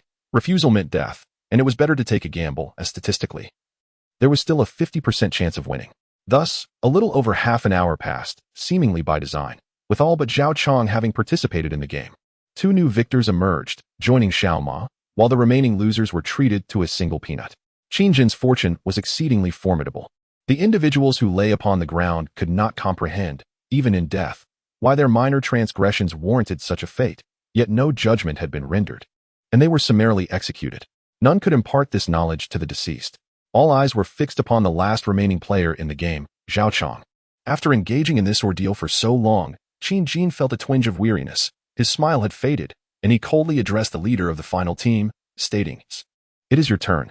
End of chapter. Chapter 46. Blood for blood. Kneeling in the center of the room, Zhao Chong felt an unprecedented wave of terror wash over him as he faced the gaze of all present. He perceived himself as a suckling pig laid bare upon the dining table, poised to be devoured by those around him.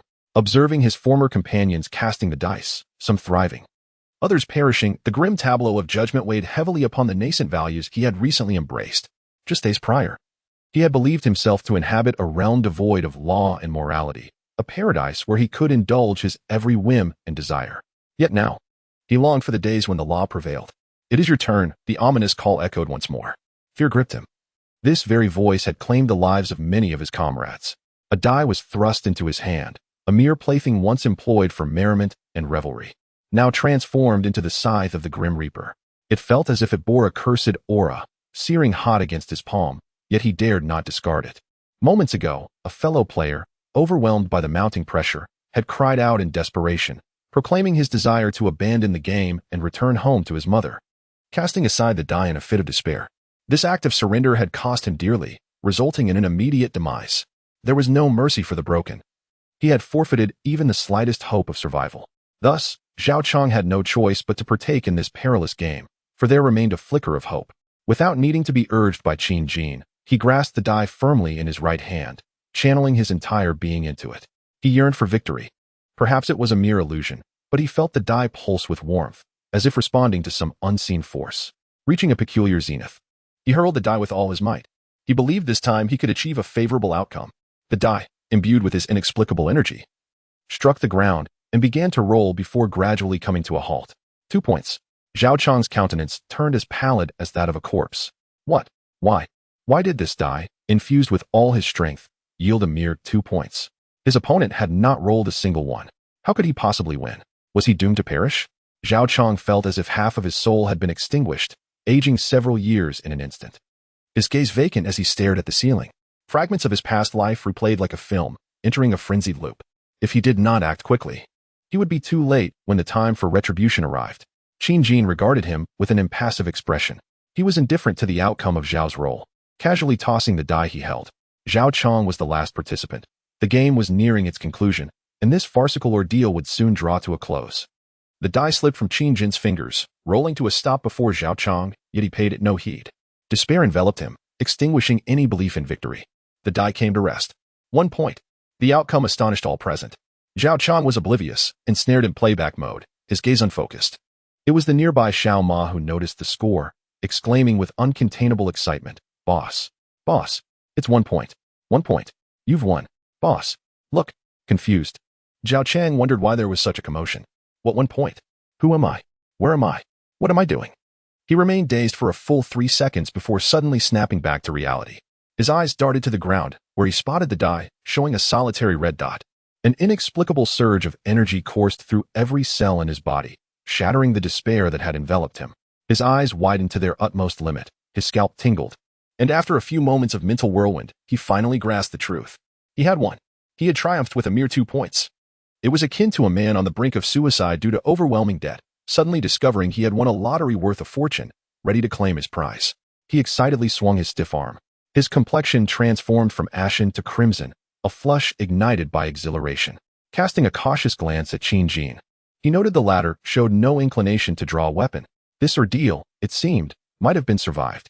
Only when he was ushered to Xiao Ma and his companions did he truly feel that his life had been spared. Thank heavens.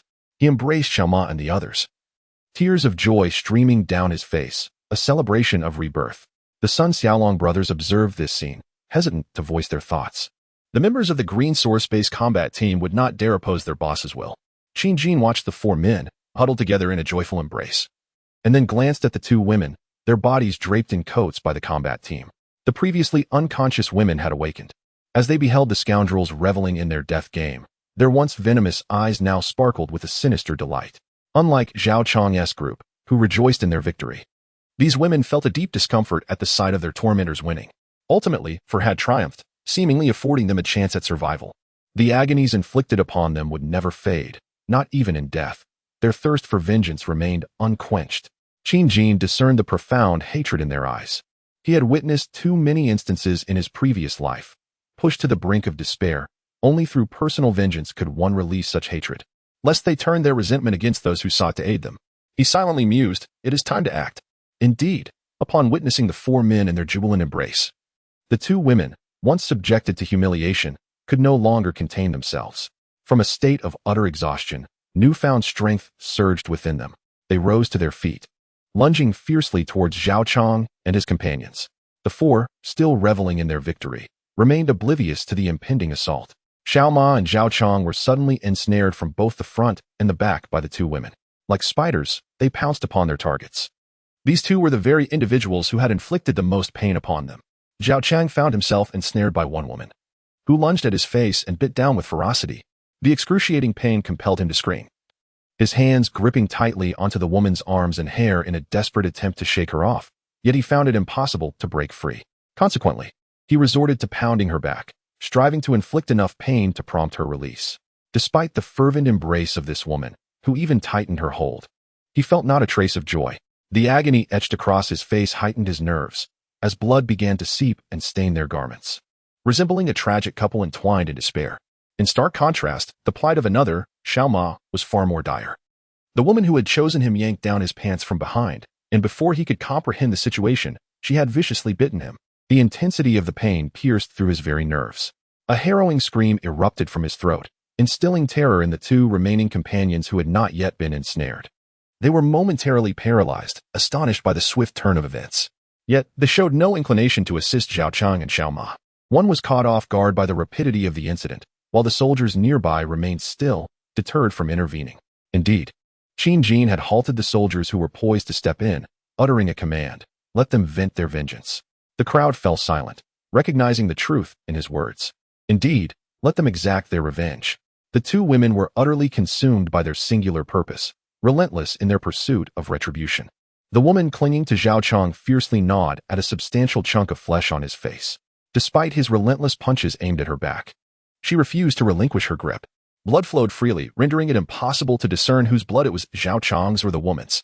It seemed as if she intended to channel all her strength and hatred into her bite, inflicting the most profound agony upon Zhao Chang. Conversely, Xiao Ma's situation was even more harrowing. Initially, he emitted a deafening scream, desperately attempting to push the woman away. However, the intense pain of his flesh being torn reminded him to refrain from such actions. Any movement brought excruciating agony, a stark contrast to his previous yearning for physical activity. He cried out for her to let go, pleading for mercy, yet his words fell on deaf ears. Met with the same indifference he had shown these women just days prior. The roles had been reversed. Suddenly, he sensed a loosening of her grip. The pain slightly subsided, only to be replaced by an overwhelming emptiness. It was fleeting. Almost instantaneously, a more intense agony surged forth. At this moment, he could no longer produce any sound, his body merely convulsing involuntarily. The woman atop him was drenched in blood. Ignoring the stunned onlookers, she spat onto the ground, her deranged eyes fixated on Xiao Ma. With a sinister smile and blood-stained lips, she uttered the most tender words, "Did you not ask me to assist you before? I have come." With that, her bloodied visage drew closer to Xiao Ma. The majority of those nearby were so terrified that they closed their eyes or turned away, unwilling to witness the impending horror. Unbeknownst to Xiao Ma, the protagonist of this grim tableau, he remained lost in his pain, as a peculiar sensation began to wash over him once more. Like an immense nuclear explosion detonating within his consciousness, he rolled his eyes back, frothing at the mouth, and soon succumbed to complete unconsciousness. He was agonizingly tortured to death. As she expelled the remnants of rotten flesh, the woman observed Xiao Ma's glazed eyes, his bloodied visage, and his ceased breaths. Seemingly regaining her composure, she scanned the room, finding only men frozen in fear. A melancholic smile graced her lips. This nameless woman stood, shedding the garment draped over her, revealing her form. Ignoring the stares of others, she straightened her back. Facing Qin Jin, a hoarse voice emerged from her blood-stained lips. I lacked the strength to slay the last two men. Yet I remember the way they looked at me. They were no virtuous souls. I am tainted. I loathe who I am now. Thank you for granting me this opportunity. To kill this man brings me satisfaction." She bowed deeply to Qin Jin and resolutely dashed toward the open window. To the astonishment of those present, she leapt out. A dull thud resonated from below. It was needless to inquire about the outcome. After all, they were on the 7th floor. The majority present could hardly fathom such fierce resolve from this woman. Qin Jin too felt a tinge of surprise. He anticipated that these two would fight tooth and nail for revenge, yet he did not foresee her choosing death after fulfilling her desire.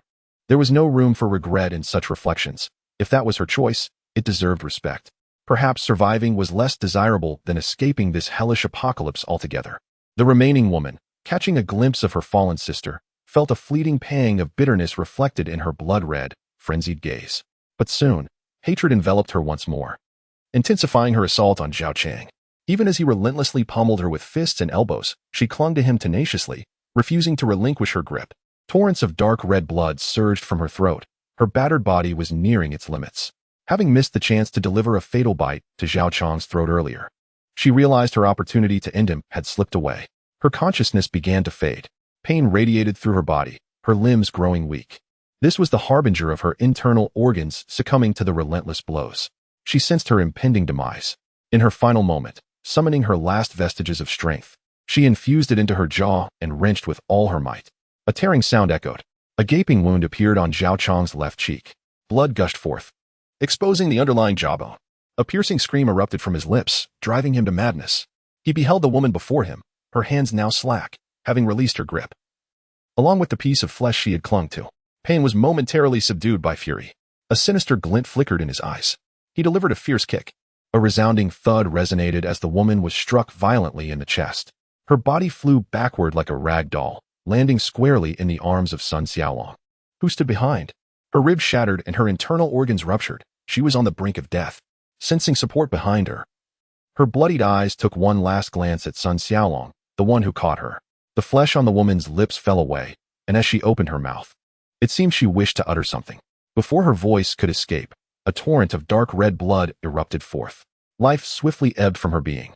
In her final moments, she cast a profound gaze upon Sun Xiaolong, one that conveyed apology, gratitude, and a tinge of regret. Ultimately, she collapsed in his embrace, her breath extinguished. With their last vestiges of strength, the two women exacted vengeance upon their adversary. Sun Xiaolong stood there, entranced, cradling the lifeless form of the woman, rendered immobile by the weight of the moment. End of chapter. Chapter 47. You deceiver. In the room, Zhao Chang's furious roar diminished as he delivered a powerful kick. He pressed his hand against his bleeding left cheek, gazing at the exhausted woman before him. As he regained a semblance of calm, an unsettling panic began to creep into his heart. He had killed her. Would this group seek retribution for his actions? While Zhao Chang and his companions were still mired in anxiety, Sun Xiaolong lifted his head, relinquishing the woman, and silently rose to his feet. The predatory glint in his eyes suggested he might pounce upon Zhao Chang in a fierce confrontation at any moment. The atmosphere grew tense, charged with impending conflict. Enough. This matter concludes here for tonight. Prepare to return to the base, Qin Jin declared. Upon hearing the leader of the Green Source base set such a definitive tone, the Sun brothers found themselves engulfed in a tempest of anger, unsure of how to express it. As for you three, since I have stated I will not personally kill you, neither will my team, including these two brothers. I shall not renege on my word. You may depart from here shortly. This factory now belongs to us. You have no objections, do you? It was a jest. In the current circumstances, Zhao Chang and his companions dared not voice any dissent. The firearms in the hands of their adversaries were no trifles, and these individuals were far more vicious than they could imagine. And no objections, we will leave at once. You may take whatever you wish from here. Zhao Chang grimaced through the pain in his face, forcing a smile that was more grotesque than sorrowful. Blood oozed from the gaping wound on his cheek, rendering his visage even more ghastly. The farce of the night had consumed a considerable amount of time. They had arrived around 10 o'clock, and after such turmoil, it was nearing midnight. The members of the combat team expressed no dissent. With the boss's decree in place, any internal disagreements would remain unspoken. The Sun brothers suppressed their rage as they observed the Green Source base members beginning to pack up and prepare to leave. Their initial resolve to confront Zhao Chang had deflated significantly, primarily due to their disillusionment with Qin Jin's decision. They had come expecting vengeance for their fallen comrades, but it seemed their hopes had been misplaced. Indeed, Qin Jin had listened to the brothers' grievances and had come to deal with Zhao Chang's group, not solely to avenge them. The notion of bringing his own men into such perilous circumstances just because they were joining the base was absurd. He had merely heard of the incidents that had transpired nearby, something he had previously disregarded due to his lack of strength in his former life. Now, fortified by the robust backing of the Green Source base, the latent ferocity within him had been stirred by their tales, compelling him to act upon a sudden desire for violence. Having vented his frustrations, he now felt somewhat liberated. The sensation of wielding power was indeed exhilarating. As for truly allowing Zhao Chang and his companions to escape, that was folly. They were covetous of his base. Under the boss's orders, the combat team had already begun to transport the bodies at the scene. Many had perished in the recent gaming session, yet fortune favored them, for they succumbed only to headshots, thus avoiding the risk of mutation. The combat team had long since surmounted their psychological barriers, each member dragging a corpse, swiftly transporting them to the first floor. They gathered the bodies together, preparing to dispose of them when the time came to open the door. Zhao Chang and his companions gazed at the bloodstains left in the wake of their dragging. Just 2 hours prior, these corpses had been sharing drinks and laughter. Now they had become nothing more than discarded flesh. A sense of melancholy washed over them, albeit briefly, soon overshadowed by the relief of their own survival. Before long, the bodies of Zhao Chang's comrades, as well as those of 2 women, were dealt with, and everyone had congregated on the factory's ground floor, awaiting their leader's command. Zhong Yu reported the factory's condition to Qin Jin. This factory, once dedicated to the production of hardware components, housed several machine tools and various steel materials, all of which could prove invaluable. Qin Jin nodded, instructing several team leaders to inform Qin Fu and Wang Yang back at the base, ensuring they took note of the situation. This location now belonged to them. They could periodically transport essential supplies back to Green Source, as the distance was negligible. There was no need for the combat team to intervene. The base's defensive personnel could utilize this site for training exercises. Everyone should possess the ability and courage to venture beyond the base to fulfill their duties. As the group organized their belongings, save for a few tasked with handling the corpses, the rest boarded their vehicles, preparing to depart for home. Zhao Chang and the Sun brothers lingered by the entrance, watching as Qin Jin and his team ready to leave. They stifled their elation, eager for their immediate departure, yet felt an oppressive weight standing beside them. They dreaded the possibility of a sudden reversal, fearing they might be slain. However, the Sun brothers found themselves in a quandary. Although they were grateful for their rescue, the lives of their female companions had been sacrificed for revenge, and they were troubled by the fact that these individuals allowed Zhao Chang and his group to leave unscathed. You all must leave immediately. This factory is now our territory. Qin Jin's cold voice cut through their thoughts. What? Zhao Chang and his companions were taken aback. Boss, you can't send us out. There are zombies out there. We would surely perish. Let us stay for the night. We promise to leave of our own accord by morning and ensure you never see us again. Zhao Chang hurriedly pleaded. The night had grown deep, and he felt ill-equipped to confront the lurking undead. I shall reiterate. Within 3 seconds, you must vacate my territory or face the consequences, Qin Jin stated impassively, showing no leniency in light of Zhao Chang's entreaties. It was as if this had been his intention from the very beginning. Gazing at Qin Jin atop the colossal armored vehicle, his frigid gaze left no room for doubt. Should they linger beyond the 3 seconds, a single bullet would seal Zhao Chang's fate. In the darkness of the post-apocalyptic night, a sense of dread enveloped the air. The protagonist, seething with unspoken fury, could only curse silently within the confines of his mind. His countenance, marred by a missing piece of flesh, twisted in agony, with occasional droplets of blood seeping forth. Clenching his teeth, he gestured to his remaining companions to proceed toward the entrance. Beyond that threshold lay a flicker of hope. If they could escape and find a secure refuge until dawn, their chances of survival would markedly improve. With the light of day, the undead would become less active, and they might yet locate a vehicle or a new haven to sustain their lives, far more promising than pleading for mercy from the reapers of death. He silently vowed that should he survive, he would ensure retribution upon this wretched group, particularly the leader. He must not fall into his clutches. The trio, trembling with trepidation, made their way to the door. At that moment, no zombies lurked outside, as a previous squad had undertaken a cursory clearance, aware that they too would soon depart. Stepping out of the factory, Zhao Chang and his companions inhaled deeply, their senses heightened by the unprecedented exposure to the treacherous night. Typically, they would remain hidden above, but now the oppressive darkness seemed to conceal ravenous beasts at every turn. Boss, which way should we go? One companion whimpered, instinctively inching closer to Zhao Chang, as if seeking solace. The harrowing choice between life and death had shattered his courage. He had only joined that very day, having narrowly escaped a fatal encounter. He regretted his allegiance to Zhao Chong, but recognized that, until they discovered an alternate route, they would need to collaborate to enhance their survival odds. Let us head that way. I recall a few buildings approximately 500 meters ahead. I scouted them earlier. There was no one there. We can take shelter for the night and figure things out come morning.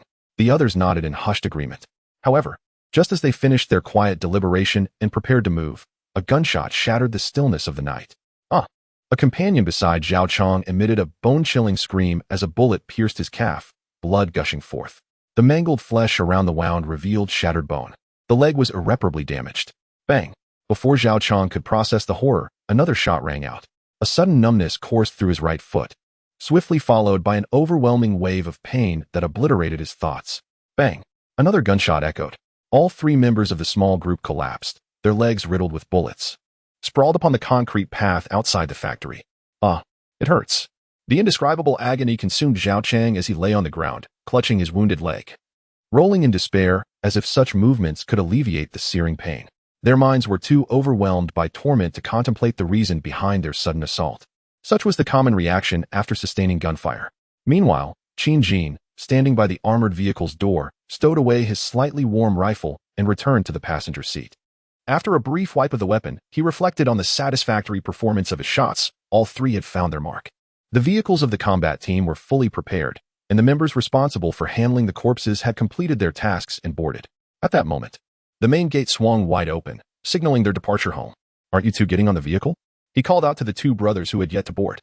Sun Xiaolong and Sun Xiaohu jolted back to reality from their shock. Just moments ago, they had witnessed their boss lean out, brandish his rifle, and open fire on Zhao Chong and the others. Before they could comprehend the situation, the three had collapsed into a pool of blood. "All right, let's go." They hurriedly found a nearby vehicle with available space and climbed in, eager not to be left behind. The leader's unpredictable behavior was truly baffling. His mood swings were erratic. The convoy rumbled out of the factory, and the last vehicle had someone thoughtfully secure the factory gate with a chain, preventing any intruders or zombies from entering. Zhao Chong and his companions wailed for a while before finally regaining some composure, or rather, adjusting to their newfound agony, allowing for simple thoughts to form. At this moment, Zhao Chong pondered the fact that they had been shot by that group. He watched as an armored vehicle passed by, disregarding the blood covering his body, and cried out in anguish, "Why? Did you not promise that if we won the game, you wouldn't kill us?" Blood trickled from his mouth, the result of biting through his gums and lips. He was consumed by pain and hatred. He had clearly promised not to kill them. From above, Qin Jin cast a detached glance at the questions rising from below and replied indifferently, "I did say I wouldn't kill you myself. I merely broke your legs. What happens next is a matter of your own fate." With that, he averted his gaze and resumed his position, closing his eyes to rest. After tonight's farce, he would have to forego some hours of sleep for washing up. The convoy callously passed by the three fallen individuals, enveloped in silence. Each person regarded the wretched figures with cold disdain, trusting their boss and carrying out orders, nothing more. Although witnessing the suffering of those below brought them a sense of satisfaction, the Sun brothers felt similarly vindicated. They watched the trio with glee, the weight of their previous frustrations lifted. Everyone understood that these individuals were doomed. At that moment, under the night sky outdoors, the sound of footsteps and gunfire spoke volumes. Zhao Chong could no longer contain himself, disregarding the potential consequences of offending those around him, unleashing a torrent of vehement curses upon them. Yet, his words garnered no ire from the others, for the convoy had already distanced itself. No one would bother to argue with a man on the brink of death. Indeed, just as the convoy was about to leave entirely, the darkness surrounding them began to stir. Some swaying figures emerged, revealing themselves to be zombies. Perhaps they had been drawn by Zhao Chong's agonized cries. Or maybe it was the scent of blood. In any case, they had gone mad. They charged towards the group on the road, eager to feast. Zhao Chong, witnessing the departing green source base, momentarily halted his outpouring of curses. This outburst seemed to alleviate his suffering. At this moment, he noticed zombies gradually appearing around them and hastily shouted to the two individuals beside him, "Damn it, you fools. Shut up. Don't attract the zombies." Unfortunately, it was too late. Even though the two beside him immediately suppressed their pain and fell silent, the zombies continued to rush towards them, showing no signs of halting. Damn! Zhao endured the excruciating pain in his right foot and forced himself to stand. He limped towards the factory gate, each step feeling as if a sharp dagger were twisting in his wound. contorting his face in agony. He had endured too much torment that night. He wished to return to the factory and seek refuge. The two on the ground, witnessing his struggle, attempted to rise and flee as well, but the pain was unbearable. Running with a bullet wound in the leg was a feat reserved for the realm of cinema. The kinetic energy of a regular bullet striking flesh would shatter the surrounding tissue, let alone a rifle bullet. A shot leg was utterly incapacitated. Without extraordinary resilience, one could scarcely endure the excruciating pain to move. Soon, the two were pounced upon by the zombies that arrived first. The screams and the sound of gnawing merged into a macabre symphony, painting the night in a deeper shade of crimson. Zhao was still pounding on the gate. By now, the last team member had secured the entrance with a heavy iron lock, leaving Zhao's frantic pounding unanswered in silence. Damn. In despair, Zhao leaned against the gate for support. Gazing at the two individuals consumed by the zombies, his eyes brimming with fear and resentment. He could find no escape. He could not outrun the zombies. The door was locked, and the walls were insurmountable.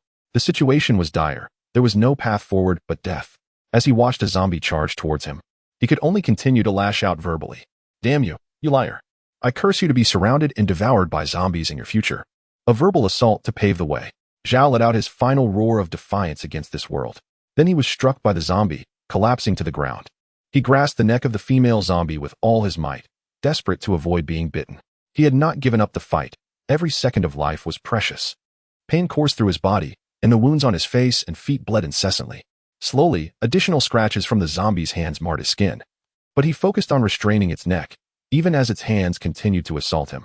Enduring the searing pain, he rolled over, pinning the zombie to the ground. Shifting to a dominant position, he contemplated whether he could eliminate this zombie and escape. In that fleeting moment, illuminated by the moonlight, he beheld the face of the creature beneath him. An inexplicable chill surged from his very core, enveloping his entire being, causing him to momentarily forget his agony. What had he witnessed? The zombie beneath him was, astonishingly, the woman they had toyed with and discarded just days prior, just as he had done then, pressing her beneath him. Regardless of her anguished pleas for mercy, her voice gradually dwindled until it vanished completely before him. After her demise, she was discarded like refuse from the factory. At that moment, the woman, akin to a vengeful specter, had tracked down her murderer. Was this retribution? Zhao Chong was momentarily dazed. His hands, slick with the blood from his own face, felt clammy. At that instant, a female zombie broke free and sank her teeth into his throat with ferocity. Excruciating pain surged through him, a primal alarm blaring within his flesh. A chilling sensation took root deep in his consciousness. As he hovered on the brink of death, he wondered if it was merely an illusion, but it seemed the female zombie mocked him. Then, his awareness succumbed to an abyss of darkness. Increasingly, more zombies surged towards him, eager to partake in this gruesome feast. End of chapter. Chapter 48. Departure. As night descended, the Green Source Combat Team, having just concluded their mission, returned to the base without incident. The state of emergency was lifted, and normal security measures were reinstated. They provided a brief account of the situation to those awaiting within the base. Upon learning that there were indeed individuals intent on targeting their stronghold, the remaining personnel were filled with righteous indignation, wishing fervently to join the fray and deliver their own retribution. Alas, their leader had already dealt with the adversaries. As the hours grew late, Qin Jin dismissed the others, urging them to rest, for they would need to venture out in search of supplies the following day. After the events of the evening, he too felt fatigued. He returned to his modest quarters, conducted a brief, cleansing ritual, and succumbed to slumber. Early the next morning, the personnel ready for departure were prepared. With vehicles serviced and fueled, under the guidance of their respective team leaders, they were set to embark on a mission to procure supplies. Qin Jin also rose with the dawn, engaging in brief discussions with the team leaders venturing out, reminding them to heed certain precautions. As you proceed today, should you pass by the gas station, be vigilant for any survivors within. If any are found, inquire whether they have heard of the Apocalypse Survival Group. If so, bring them back to the base. He produced a tablet and opened a map application, indicating a gas station located over 60 kilometers from the base on a pre-downloaded offline map. Given the operational pace of the search teams for fuel supplies, it was anticipated that they would reach this station within a few days. He recalled that prior to the power and network outage, he had invited individuals from the survival group. Some may have already made their way to that gas station. The base was currently short on manpower, and while food supplies were not yet under pressure, having additional hands during the early days of the apocalypse could yield substantial returns. Furthermore, attracting a few talented individuals would be advantageous. The team leaders acknowledged his instructions, Soon after, the main contingent rumbled away from the base to execute their respective missions. Returning to his office, Qin summoned several managers to convey important information. Once they had gathered, he addressed them directly. In the future, it is imperative to assess the living conditions of personnel within the base today. Record details of those living alone or in mixed arrangements. After humanity's demise, as long as a person's head remains intact, even if they have not been bitten by a zombie, there exists a significant likelihood they may transform into one. I wish for you all to understand this, and thereafter disseminate it gradually as rumors to ensure everyone remains vigilant.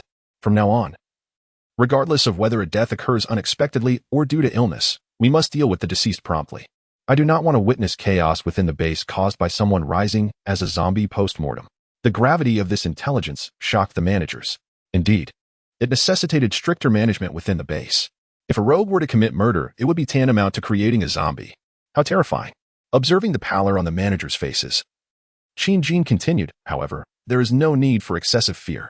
Our recent observations indicate that a normal human does not immediately transform into a zombie upon death. There is a process involved, likely linked to individual health or the concentration of the virus within. The transformation typically occurs within 1 to 3 hours. As long as we maintain vigilance and extinguish any emerging threats promptly, we should be fine. A collective sigh of relief washed over the group as they processed this information. With several hours of buffer time, they could prepare adequately, allowing for some time to manage any fatalities that might arise. The primary concern was during the night, when individuals returned to their rooms, making oversight challenging. It was no wonder the leader sought such data. Qin refrained from elaborating on the origins of this alarming news. This information was painstakingly acquired by the survivors of a previous life, who paid a heavy price to uncover it. Theoretically, every individual harbors trace amounts of the virus within their body. Upon death, the immune system collapses, allowing the virus to proliferate rapidly once it reaches a certain concentration. Mutations occur. This timeline is notoriously difficult to predict, as it varies with each person's constitution. Many humans suffered dearly in past lives due to this peril. Numerous survivors banded together for protection, yet incidents of injury or starvation leading to death were commonplace, often resulting in unaddressed corpses transforming into zombies that would then attack and devour nearby survivors. Eventually, as this information became widely known, individuals developed an unspoken understanding to remain vigilant against those around them. Should death occur, immediate action was imperative. At night, many would place a light piece of paper or a feather beneath their noses or on their faces to signal to others that they were still breathing. Those on watch would periodically check for any anomalies, ready to rouse their companions at the first sign of trouble. Each survivor from the past had their own unique method of survival. In the Green Source base, even if someone were to suddenly succumb to illness and transform at night, most individuals would still be in their quarters, and the internal personnel had swift measures to address such occurrences. After briefly outlining the precautions to a few individuals, they were allowed to return to their tasks. Qin stood alone before the expansive floor-to-ceiling window of his office, hands clasped behind his back, gazing into the distance. The towering walls had completely obscured the buildings outside, leaving only the sky visible within the confines of the base. In mid to late October, the temperature lingered below 20 degrees, a hint of chill in the air. The sun had just begun to rise, its warm rays dispelling the slight cold that clung to him as he stood clad in a single layer. His eyes followed the slowly drifting clouds, his focus scattered, lost in thought. In Yangcheng, within a secluded villa complex, a figure could be seen tinkering with something. Upon closer inspection, it was a fully armed individual modifying a vehicle. This was none other than Li Su, the leader of the previously mentioned Apocalypse Survival Group. After deciding to reclaim the villa, he devised a plan and, using traps and homemade weapons, successfully dealt with the zombie housekeeper in a rather thrilling yet safe manner. He transformed the entire villa back into his operational domain. Subsequently, he inspected the entire house, reinforcing several security vulnerabilities. The outer courtyard was also secured, significantly expanding his operational space. Food and various supplies were relocated to his room. And from a survival standpoint, he had made considerable progress. However, the food supply was limited, enough to last only a month if rationed carefully. Fully aware that he couldn't afford to be complacent, he began preparing to venture out in search of supplies, targeting the neighboring houses as potential sources. This neighborhood was relatively upscale, with few residents, and theoretically, the number of zombies should be low, increasing the likelihood of obtaining food. A couple of days ago, he made his preparations, outfitting himself with homemade armor, armed with a vegetable knife and an iron rod, and stealthily approached the neighboring house during daylight. Upon successfully entering the house, he unexpectedly encountered 4 zombies, which frightened him into turning away immediately. While he felt capable of handling one given adequate preparation, facing four at once compelled him to flee. Fortunately, he managed to close the neighbor's door just in time, evading their pursuit and returning home safely. During the day, zombies tended to hide indoors or in various shadowy corners, making it exceedingly difficult to eliminate them without prior preparation or specialized skills. It is essential to recognize that zombies possess considerable speed and strength. Confronting too many alone is exceedingly perilous. This initial setback profoundly undermined Li Su's confidence. The zombies he encountered were far more terrifying than those depicted in films. Were they to resemble the sluggish, feeble creatures from certain popular series, he would feel capable of single-handedly defeating 10. Regrettably, the current situation rendered even a few challenging, as he found himself contemplating the odds in one-on-one confrontations. He acutely sensed the advantages of teamwork in this apocalyptic world compared to the disadvantages of solitary survival. With a few more companions, he could have devised numerous alternative strategies. In the following days, having regained some confidence, he shifted his focus to the houses of two other neighbors. Alas, he returned empty-handed once more, as each of those locations harbored 3 or more zombies. He considered opening the door to lure the zombies away before searching for supplies. Yet the situation outside had taken a turn for the worse. He observed a significant increase in the number of zombies roaming the streets and often lingering near his home at night, as if they had sensed the presence of food. Recalling the discussions in the chat group about the zombies growing stronger, he meticulously observed for 2 days and concluded that it was likely true. It seemed that over the past few days, many remaining survivors had been located and killed by zombies, resulting in a considerable imbalance wherein the number of zombies far exceeded that of the survivors. Consequently, more zombies began to congregate around the remaining survivors. Coupled with the gradual enhancement of the zombies' sense of smell and hearing, it was only a matter of time before he was encircled by an even greater number of them. Occasionally, he gazed across the river towards the bustling areas of Yang City, reflecting on the once terrifying population density there, which sent a chill down his spine. Should the zombies evolve into a more formidable state, remaining here would likely lead to certain death. The simple iron bars and low walls of his home would offer little defense against a horde of zombies. With no other options available, he felt compelled to flee this place. Abandoning the pursuit of additional food and waiting for nearly hopeless rescue was akin to awaiting death. It was far more prudent to venture elsewhere and take a gamble. Remembering the location mentioned by the group, he consulted the offline map on his still-functioning phone, revealing a distance of nearly 300 kilometers from his current position. Under normal driving conditions, he could have reached it in 3 to 4 hours. Now, the timeline was uncertain. Nevertheless, with no other destination in mind, this location became his sole option, even if he failed to find the group. That area fell within the category of second or third-tier cities, where, theoretically, the density of zombies would be significantly lower than in Yang City. Finding new shelter might not prove too difficult. Having made his decision, he hesitated not. He resolved to cease any further attempts to engage with the neighboring properties and instead focused on preparing for his departure. As a devoted enthusiast of apocalyptic scenarios, he possessed a wealth of knowledge. Today, he was engaged in the modest modification of his off-road vehicle at home. Fortunately, his past passion for off-roading had led him to own a reasonably capable SUV. At this moment, he was installing a front guard and reinforcing the car windows with wire mesh. The tools that typically lay around his home proved to be invaluable, and by yesterday, he had nearly completed the modifications. Now, he was in the process of transporting and securing various supplies: food, water, portable chargers, flashlights, lighters, tents, clothing, and blankets. The vehicle was filled to the brim with an assortment of items. Observing the nearly overflowing car, he reluctantly decided against cramming in more, as it would interfere with driving. After locking the front door of his home, he cast a lingering glance at the residence he had inhabited for many years. Resolutely, he climbed into the vehicle and started the ignition. With the fuel tank still at 80%, reaching his destination should not pose a problem. If necessary, he had a siphon hose on hand and could borrow fuel from another vehicle along the way. Glancing at the time, it was around 9 o'clock. The sun had already risen. Without further delay, he gently pressed the accelerator, and the vehicle smoothly rolled out, approaching the already ajar iron gate of the courtyard, which he nudged open. However, 3 zombies awaited him at the entrance. Noticing the gate had swung wide open and the zombies were starting to lurch towards his car, he pressed the accelerator firmly and charged at the creatures. Thud. 2 of the zombies were sent sprawling like gourds as they were struck by the vehicle.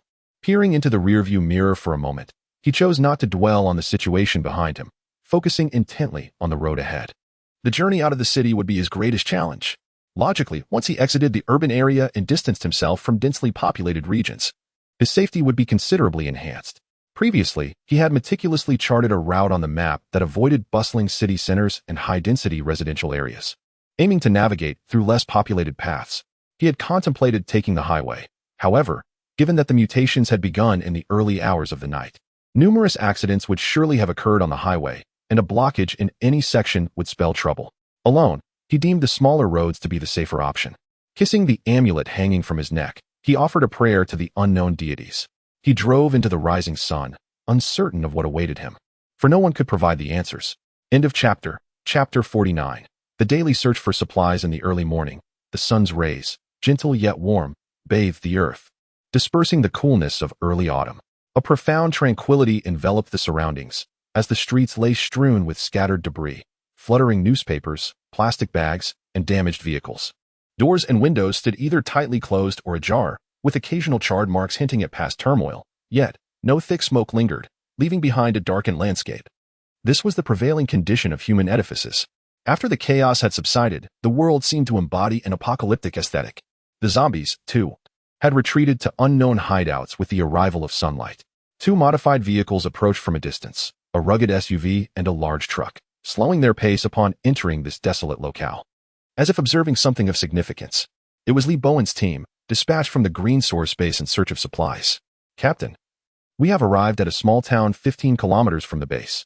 According to the map, there is a relatively large supermarket ahead, which shall be our primary target, reported Gao Chong, the recently recruited member now seated at the wheel of the SUV, tasked with this supply mission. Upon reaching our destination, confirm the escape route first. Then proceed to search for usable trucks or vans. The parking lot around the supermarket should have some vehicles. Let us locate one and fill it with fuel. Ensuring we have the means for transport today, Lee Bowen instructed. Indeed, they had limited their excursions to merely 2 vehicles each time. In the early days of the apocalypse, abandoned vehicles were plentiful, and fuel was readily available. There was no need for waste. It was more prudent to utilize them. Even if a vehicle ran out of fuel, they could salvage others for parts. Soon enough, they discovered their objective along a main road of the small town. As the largest supermarket in the area, it stood prominently. The external parking lot revealed several cars, albeit only smaller sedans, with no sight of larger trucks. It's typical not to find trucks in the parking lot, as deliveries usually occur via the back entrance. Let us explore the vicinity further, Lee Bowen observed, conveying his thoughts to the team before the vehicles resumed their exploration of the town. As anticipated, they soon located several trucks at a construction site and stumbled upon a large cargo truck parked at the roadside. The team members wasted no time in unlocking and claiming the vehicles for themselves. In no time, they had amassed a total of 6 vehicles. While the SUV had limited cargo capacity, the others could accommodate substantial loads. After ensuring the vehicles were in good condition and fully fueled, the team returned to park near the supermarket. Lee Bowen gazed at the supermarket's wide-open entrance and instructed one of his team members, Xiao Zhang, deploy the drone to lure the zombies away. Understood, Captain, replied Xiao Zhang. He retrieved a drone from the SUV, equipped with a sound-emitting device. Having learned the essentials of drone operation from Xiao Lu, the drone ascended gracefully, gliding towards the supermarket entrance, where it began to play popular music. The tranquility was abruptly shattered as a cacophony of noises erupted within the supermarket, and within mere seconds, several zombies burst forth. They howled, reaching out in vain towards the drones suspended in midair. A few minutes later, with the assurance that no new zombies had emerged, Xiao Zhang maneuvered the drone to begin its flight, guiding a throng of over 30 small zombies away from the supermarket. As the drone navigated through the air, additional zombies, drawn by the commotion, began to join the horde from the surrounding buildings. However, in no time, the nearly 100-strong horde was led by the drone to a location over a kilometer away. The drone continued its ascent, a high-end quadcopter purchased by Qin Jin, boasting commendable endurance and remote control range of 3 to 5 kilometers, thus enabling long-distance surveillance of the zombie swarm. The other members of the team adeptly parked their vehicle at the supermarket's entrance, arranging themselves strategically for defense and potential escape. Lee Bowen, leaving Xiao Zhang to monitor the horde and maintain vigilance in the vicinity, led the other 5 into the supermarket. Upon entering, they were immediately engulfed by darkness, accompanied by an odd, putrid odor reminiscent of various decayed and fermented foods. The supermarket, substantial in size, at least 1,000 square meters, had succumbed to a complete power outage. The operatives activated their powerful portable lights, which pierced through the gloom, revealing the interior's condition. Scattered across the checkout counters were various items, while some distant shelves lay toppled, others still standing in neat rows. The floor was marred with filth and bloodstains, all indicating the chaos that had transpired here. Without wasting a moment, Reborn took the lead, cautiously holding his rifle, which had been affixed with a short bayonet ready for immediate action. The other team members formed a protective formation behind him, each wielding shields, machetes, or crossbows, prepared to assist at any moment. The squad's combat strategy was straightforward. In encounters with small groups of zombies, they would first employ bayonets, machetes, or crossbow bolts, using shields for defense. When confronted with larger hordes, they would resort to gunfire without hesitation. Typically, after being drawn away by the drone, large groups of zombies were seldom encountered. Often, not a single one remained, and occasionally, a few that had been obstructed or remained for various reasons could be dispatched without firing a shot. Under the illumination of their lights, the supermarket's interior revealed itself, enveloped in an eerie and profound silence. Reborn, having long since conquered his initial fear, swiftly surveyed the surroundings, detecting no immediate threats. He turned to his companions and declared, "Preliminary visual inspection indicates safety. Let us split into 3 teams of 2 and commence a thorough search of the supermarket. Once we ascertain that all is clear, we shall begin collecting supplies." The team members nodded in agreement. The 6 swiftly dispersed, each group consisting of 1 in front and 1 in the rear for assistance. 5 minutes later, the team confirmed the absence of zombies throughout the supermarket, discovering instead 2 skeletal remains, marred by bite marks and partially intact, clearly victims of prior zombie attacks. Reborn approached the bones, retrieving 2 sheets to cover them, offering a final act of dignity in death, sparing them the indignity of exposure. "All right," he addressed his team. "Block the back door. We cannot allow any zombies to sneak in from behind. Little Zhang is guarding the front door. Everyone, let us commence the task of moving supplies." The team members dispersed, deftly searching for provisions. Rice, flour, and various grains were gathered without hesitation as they procured carts from the supermarket to facilitate their efforts. Bags of food were swiftly transported. Instant noodles, canned goods, and other sealed items were not overlooked. These were excellent provisions for long-term storage. Unlike perishable vegetables and meats that required refrigeration and could only be consumed in the short term.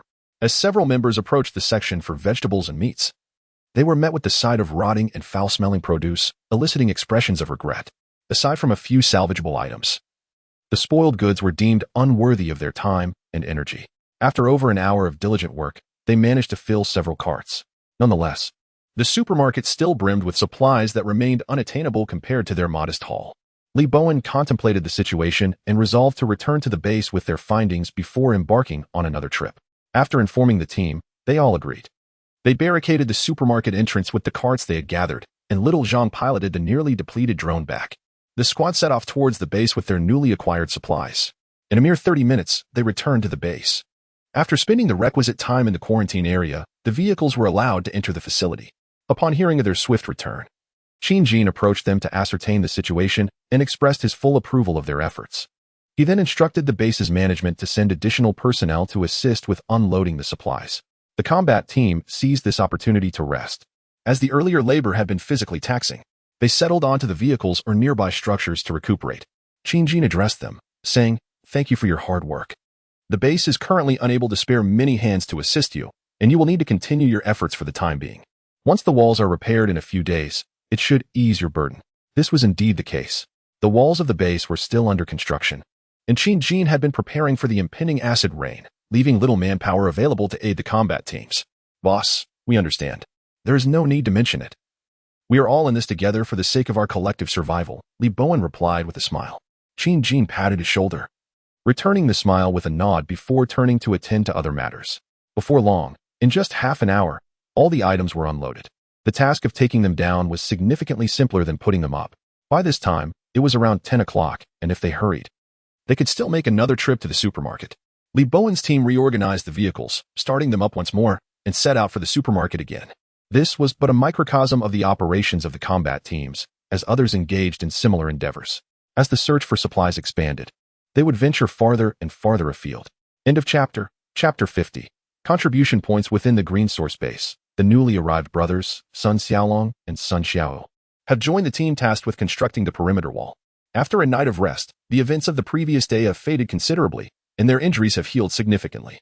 Initially, their ailments consisted mainly of superficial wounds, compounded by a brief period of malnutrition. However, with proper nourishment, their recovery has been swift. The events of last night are now behind them, and life must continue. The brothers have been assigned to a dormitory for rest. Tang Jinming, the base's administrator, provided them with several important guidelines before allowing them to recuperate. Unbeknownst to them, they remain under the vigilant scrutiny of the base's management. Having been brought in during the night and escorted out again under the cover of darkness, they have yet to witness the full scope of the base. It is only upon waking and stepping outside during the day that they realize they have joined a truly remarkable establishment. The towering walls and armed personnel patrolling with weapons in hand inspire a profound sense of awe. If told that this is a refuge built by humanity, they would wholeheartedly believe it. After breakfast, they glean the general circumstances of the Green Source base from conversations with nearby individuals. It is evident that this General Qin possesses exceptional capabilities. In such a short time since the onset of the apocalypse, he has managed to establish such a formidable base. Although many details and crucial information remain unclear, the events of last night, coupled with the scale of the base, offer a glimpse into its impressive strength. They cannot help but feel a sense of reverence for General Qin. In the morning, they joined others at the base to assist at the foot of the walls. The imposing structure, which appeared grand from a distance, felt even more magnificent when standing at its base. They pondered why General Qin felt the need to further raise and fortify such towering walls. While others might question this decision, the brothers, as newcomers, simply followed suit. At this moment, having a safe haven and a meal seems like a significant blessing, being inherently law-abiding individuals. They observed their fellow base members working diligently beside them and refrained from voicing any grievances. Instead, they too engaged wholeheartedly in the labor, taking the opportunity during breaks to converse with newly acquainted individuals and learn more about their surroundings. Gradually, they began to integrate into this large collective. Today at the base was bustling with activity. Throughout the day, aside from Team Li Bowen making several rounds, other squads returned in succession, bringing back an abundance of collected supplies. Whenever the sound of bells designed to draw in zombies echoed around the perimeter, they knew the gates would soon open to welcome back the battle-hardened teams. Witnessing truckloads of supplies being offloaded filled everyone with a sense of satisfaction. Although the base operates under a unified distribution system, with communal meals provided, only the combatants are permitted to retain a small portion of the items they procure during their missions, other than a few administrators. Most individuals are entitled only to the same standard provisions. This hierarchy is understandable, as the combatants are the ones risking their lives outside the safety of the walls. Nevertheless, it is still a privilege to have a private residence, food, and drink, along with access to hot water and daily necessities in the evenings. One can even charge their mobile phones and flashlights at the unified charging station. The Green Source base remains quite generous towards these low-power electronic devices for the time being. Even if one charges hundreds of such devices, it scarcely consumes a few kilowatt-hours. It is far more beneficial to enrich the lives of the internal staff, diverting their minds from idle thoughts. Although there is no internet available now, mobile phones continue to be humanity's finest tool for passing the time. Whether it be listening to music, watching downloaded films, or indulging in single-player games, these remain the preferred choices. If one has not downloaded resources, knowing that the apocalypse has arrived, then one can only express regret. Today, Qin Jin announced a new set of regulations at the base, which includes basic points and contribution points. Basic points are earned through completing low-risk tasks around the base and can be used to access existing benefits such as hot water and device charging. Henceforth, only those who engage in regular work will enjoy these fundamental benefits. Should anyone display apathy or cause any losses, corresponding points will be deducted, thereby reducing their allocations for hot water, charging opportunities, and daily necessities, ultimately diminishing their quality of life. Basic points are non-transferable. Each individual can only bind them to themselves. Initially, there were some murmurs of discontent among the populace, as these previously existing benefits now required labor-based distribution, leading to feelings of unfairness. However, the subsequent introduction of contribution points effectively alleviated such grievances. As the name suggests, contribution points are additional points awarded for making contributions, distinctly calculated separately from basic points. Once earned, they can be retained for an extended period and are transferable, not limited to personal use. Contribution points can be exchanged for a plethora of enticing items. The base has published a catalog of redeemable goods, featuring a dazzling array of products. Without delving into mundane daily necessities, 1 point of contribution can be exchanged for 5 packets of instant noodles, assorted snacks, 3 bottles of beer or other beverages, 2 packs of cigarettes, or various quantities of food items. Those brave individuals who ventured out to dispose of corpses have each been awarded 1 point of contribution today. On a more complex level, one can trade points for broader benefits. 3 points can secure a monthly allowance for electrical usage not exceeding 3 kilowatt-hours per day. 10 contribution points can facilitate a change in job roles to a more leisurely position, which no one would refuse. With 30 contribution points, one may request a private accommodation complete with a bathroom and furnishings, eliminating the need to share space with others. 50 contribution points allow for the admission of an individual, approved by the base, into the green source, a highly valuable option indeed. Furthermore, these points can be utilized for trading purposes, enabling individuals to post tasks and seek assistance from others, such as requesting combat team members to search for specific items during outings.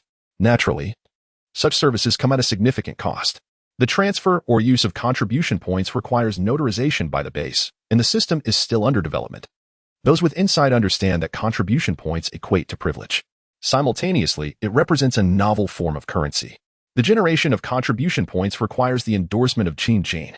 Only upon his signature and consent can an individual be designated to possess them. This measure effectively prevents fraudulent activities by others. Additionally, the redemption limit may fluctuate. As the base expands and develops, it is conceivable that contribution points could either be diluted or appreciate in value. Certainly, loopholes and opportunities for exploitation will arise, but these will be gradually rectified. Those audacious enough may wish to test the consequences of deceit. Qin Jin will meticulously oversee every contribution point, granting approval only when the inventory permits. For instance, combat teams frequently undertaking high-difficulty missions are bound to accrue contribution points more efficiently. Moreover, the inventions of technical talents such as Dong we could yield substantial points as well. This initiative has, to a certain extent, invigorated many individuals. As everyone possesses their own aspirations, when a pathway to fulfill these aspirations is available, a sense of direction for their efforts emerges. Green Source is evolving towards a model resembling a small society, becoming increasingly refined. It also conveys to all that only those who are useful will thrive here. Disobedience or lack of diligence may result in even the inability to obtain sustenance. With the implementation of the new system, Qin Jin has urged managers to heed the feedback from subordinates, and the majority of responses have been overwhelmingly positive, signifying the smooth execution of this initiative. No one dares to voice dissenting opinions.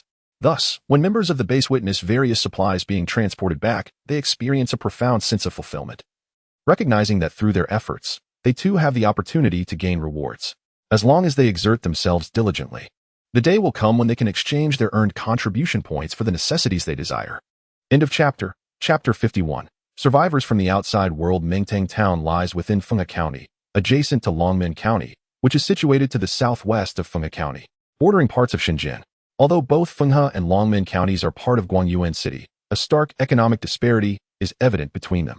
Unlike Fenghe County, which primarily focuses on agriculture with a secondary emphasis on light industry, Longmen County, being in proximity to Shenzhen, has witnessed an influx of various factories in recent years, leading to rapid economic development and a GDP that ranks among the highest in Guangyuan City. Consequently, there has been a significant increase in the population of migrant workers, primarily concentrated in the southwestern direction closer to Shenzhen, while the area nearer to Mengtang Town remains comparatively less developed. At this moment, in the northwest direction of Longmen County, 3 vehicles traverse the road. Leading the convoy is an SUV, its front bearing signs of damage and bloodstains, followed by 2 sedans. Through the tinted windows, one can see that the vehicles are filled with numerous occupants. In the front SUV, 3 men and 1 woman occupy the seats. The young man in the passenger seat, appearing to be in his late 20s, speaks to the driver, saying, "Brother, do you truly believe we can find a gathering place for survivors? We have been out for 2 days without encountering a single living soul." The young man's disheveled appearance, furrowed brow, and anxious demeanor, as he frequently glances outside, reveal the hardships he has endured during this journey. In the back seat, a woman in her 30s, stylishly dressed and possessing an agreeable countenance, voices her unease. "Indeed, Chun, you were the one who claimed there was a gathering of humans. We all followed you in hopes of survival. You must not lead us astray." The driver, known as Brother Chun, appears to be in his 30s or 40s. Although his appearance is somewhat unkempt, his eyes shine with a clarity that surpasses that of his companions. They are a group of survivors fleeing from calamity. The young man who questioned him is his cousin. Both reside in a modest residential complex within Fenghe County. By a stroke of fortune, they were dining together when the mutation occurred, and both managed to evade transformation, taking refuge in their home and surviving the initial wave of zombie chaos during the fog-laden night. Once the mist lifted and the zombies were drawn away by unknown forces, they cautiously ventured out to assess the situation. Their residential complex, though small and somewhat aged, is home to approximately 200 to 300 residents. Perhaps due to the collective luck of everyone being indoors at the onset of the crisis, many who remained untransformed survived. Those who became zombies either remained trapped within their homes or ventured out to hunt for other survivors. The residential area has become the most populated refuge for humanity.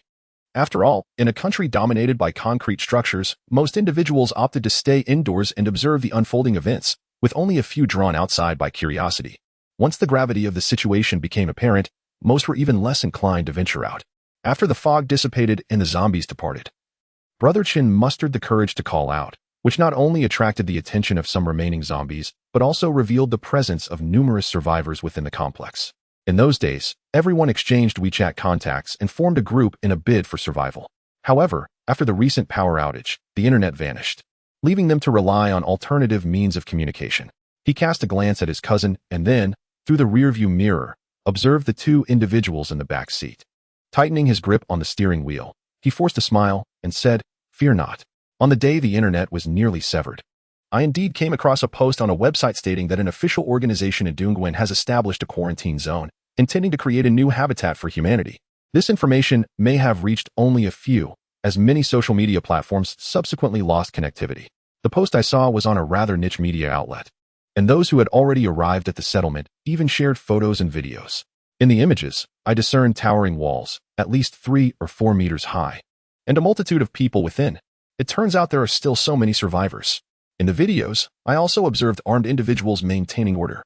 This is precisely where we should be heading. Chen spoke with a sense of yearning. In the preceding days, he too had been engulfed in fear, as the frenzy of the zombies was truly terrifying. Had they not mysteriously vanished, he would not have dared to venture out. It was the news of this human gathering that spurred him to take the risk. Naturally, he did not embark on this journey alone, so he shared the information with the residents of his community. Ultimately, apart from a few who were reluctant to leave, the majority set off with him toward the coveted settlement. In his excitement over the news, he neglected to capture screenshots or save the videos, and now, with the internet down, even if his phone had battery life, he couldn't log in. Consequently, he struggled to clarify matters to those who questioned him. After much explanation, others began to believe him, albeit with some skepticism, compared to remaining in a place where rescue was uncertain. Those who ventured out were all drawn to the officially established refuge for communal living. Safety is found in numbers. Chun joined them in their exodus, and they were more inclined to trust in the reality of their quest. After all, they were all in the same boat and had no need to fabricate a deceitful tale that could jeopardize themselves. Thus, their singular aim now was to reach that destination. Chen had memorized the address in Dongguan and had a general sense of its location. Yet, without internet access, navigation was impossible. They had been traveling for 2 days and had only covered a little over 100 kilometers. Along the way, they encountered zombies several times, forcing them to push through with steely resolve. Fortunately, they were not intercepted, although his SUV sustained some damage from colliding with a few zombies. Yesterday, lacking experience, they foolishly chose to set off at noon, believing that they could cover the 200 kilometers in 3 to 4 hours. However, shortly after departure, they encountered scattered zombies, which compelled them to take detours, causing significant delays and preventing them from exiting Funga County. They later learned to be wiser, avoiding more populated areas and making a few wrong turns, but ultimately arrived in Longmen County before nightfall. Last night, the plan was to find a desolate spot to rest in the car, but unexpectedly, they were startled by a zombie that appeared from nowhere. Terrified, they drove a considerable distance through the night before finally locating another place to pause and recuperate. Even so, throughout the latter part of the night, none of them managed to sleep well. Some even remained awake until dawn. Burdened by fatigue and unease, they hastened to continue their journey at the break of day. By 10 o'clock today, after 4 hours on the road, they barely reached the outskirts of Longmen County, approaching the junction of Shuncheng, Dongguan, and Guangyuan.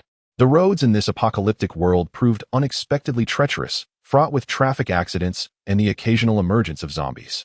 Speeding was not an option, and frequent detours were necessary. Upon arriving at this point, based on Brother Chun's recollections, they believed that a further 40 to 50 kilometers would lead them to the gathering place. With this hopeful thought in mind, they found a spot with a clear view at noon, stopped the car, and began to eat. The 2 vehicles behind them also carried survivors from the same community, each quietly consuming their respective provisions. Most of their meals consisted of snacks, as the circumstances did not allow for cooking. The apocalypse had only just begun, and the majority of humanity had yet to resort to stealing from others. The horrific prospect of cannibalism was still a distant reality, especially with the promise of a new place to reside on the horizon. This small band of survivors maintained a fragile equilibrium, and they believed that upon reaching the gathering place, they would be greeted by soft, comfortable beds, steaming rice, and delicious dishes, an enticing vision indeed. Most importantly, there would be tall walls and armed soldiers, symbols of safety far superior to any sense of security found in their former homes. In the minds of many, it was inconceivable for humanity to be vanquished by a mere virus. Once they regained their strength, they would surely rally and reclaim what was rightfully theirs. Zombies, in the face of advanced weaponry, were merely figures to be counted. Yet, little did they know that humanity had already crumbled to a great extent, with few well-organized factions remaining, and those that did were not particularly strong. Moreover, they were unaware that impending natural disasters would obliterate much of humanity's technological advancements. For groups like Brother Chin's, perhaps ignorance was a blessing. Once they finished their meal, they hastily tidied up, aiming to arrive at the gathering place by afternoon. Otherwise, remaining in the city at night would pose a significant danger. Within just 10 minutes of dining, Brother Chin urged everyone to resume their journey. As long as they encountered no further mishaps, it should not take long to reach their destination. Soon, this small group set forth, embarking toward the paradise they envisioned.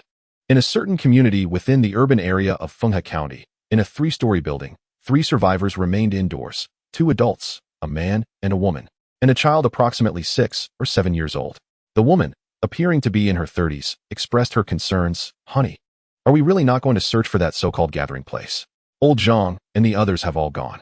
It was evident from her words that they were a family of 3, fortunate enough to have avoided any mutations. "Let us just stay home and be safe. The outside world is shrouded in uncertainty." A few days ago, when the internet was still functional, the streets were overrun with zombies. It is likely that the situation has not improved. Venturing out now would be tantamount to courting death. It is far safer to remain indoors, the man remarked to his wife. Yet, what if the place old Chin mentioned truly exists? Wouldn't our failure to investigate it be a regret? Our supply of rice and other provisions is dwindling, barely enough to last a month. What shall we do once it is gone? Shall we risk exposure to the undead in search of sustenance? You always insisted we wait and see. And now the easily accessible food has been claimed by our so-called neighbors, who refuse to share even a morsel with us. How can people be so selfish? Shouldn't they lend a helping hand in times of adversity? Faced with his wife's skepticism, the man took out a cigarette, inhaling its aroma without lighting it. This was his last one. He had already consumed an entire pack over the past few days.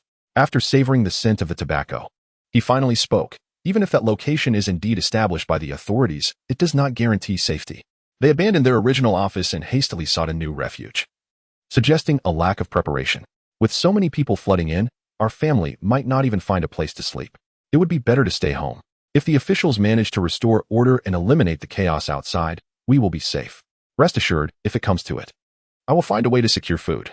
I will not let you and our child go hungry, he whispered, expressing his reluctance to join old Zhang and the others. His wife fell silent, continuing to frown as she busied herself with preparing dinner.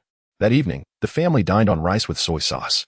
All other vegetables and meats had long been consumed, and without electricity, perishables could not be preserved. They now had merely half a bag of rice and some flour, along with a few condiments.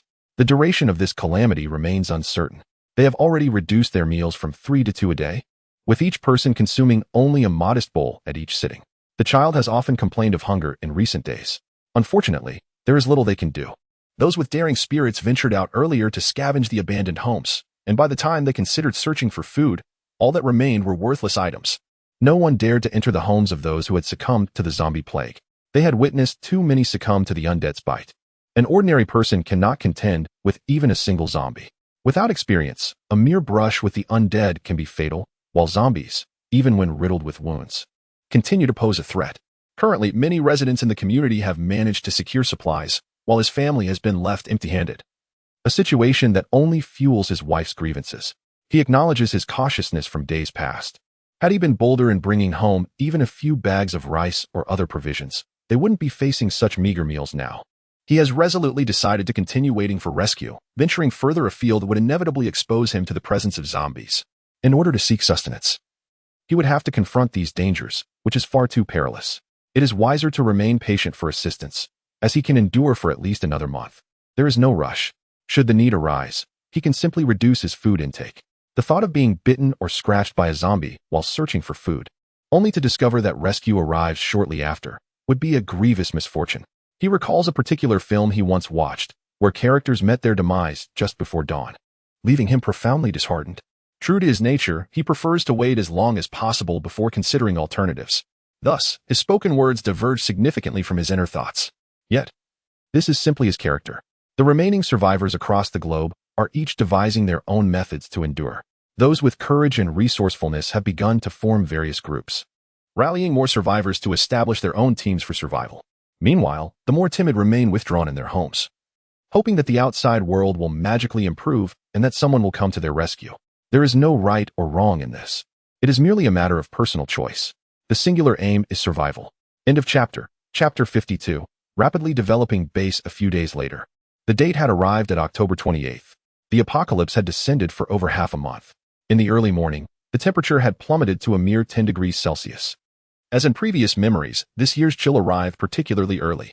Before November, many northern regions had already dipped below freezing, with the farthest north experiencing heavy snowfall akin to goose feathers. Even the southern areas rapidly plunged to temperatures typically encountered during the coldest periods of previous years. Jean found himself in the gym of the office building. Having just completed a high-intensity workout, he reflected on the past half-month of training. He felt his physical progress had transitioned from a phase of rapid growth to a more gradual enhancement, although he could still sense daily improvements. The past couple of days had seen a noticeable decline in intensity. Currently, he could lift 230 kilograms with one arm for short bursts, and his two-handed strength had reached an astounding 900 kilograms, surpassing the limits known to him from his previous life regarding strength evolvers. This figure represented his baseline strength, while his explosive power was likely even more formidable. The sensation of becoming stronger each day had deeply enchanted him, allowing him to embody the essence of a super soldier. However, he remained incomparable to those extraordinary beings capable of defying the laws of physics. His abilities were still within the realm of comprehension. He could potentially flip a car with all his might, leap 2 stories with a running start, or deliver a fatal blow to a bull. Such feats were remarkable, yet still limited. With his newfound strength, his physique had undergone significant transformation. Just moments after his workout, his explosive muscles filled his moisture-wicking attire, showcasing well-defined abs, pronounced musculature along his back, and robust thighs, each aspect a testament to his formidable presence. Alongside his physical prowess, his reflexes had also seen marked improvement, granting him the ability to perceive rapidly moving objects for extended durations. While he still fell short of the legendary bullet time abilities, his enhancements were not to be underestimated. He had yet to test whether he could discern the blurred trajectories of bullets, but planned to do so when time allowed. His vision, hearing, and sense of smell had all become significantly sharper, drawing him closer to the levels of those evolvers from his previous life. In essence, he had undergone a comprehensive transformation, evolving in multiple dimensions. When not venturing outside, he preferred to don loose-fitting shirts, allowing few to discern the terrifying strength concealed beneath his seemingly modest appearance. Remarkably, he had measured his height and discovered an increase of several centimeters, while his weight had soared to a staggering 103 kilograms.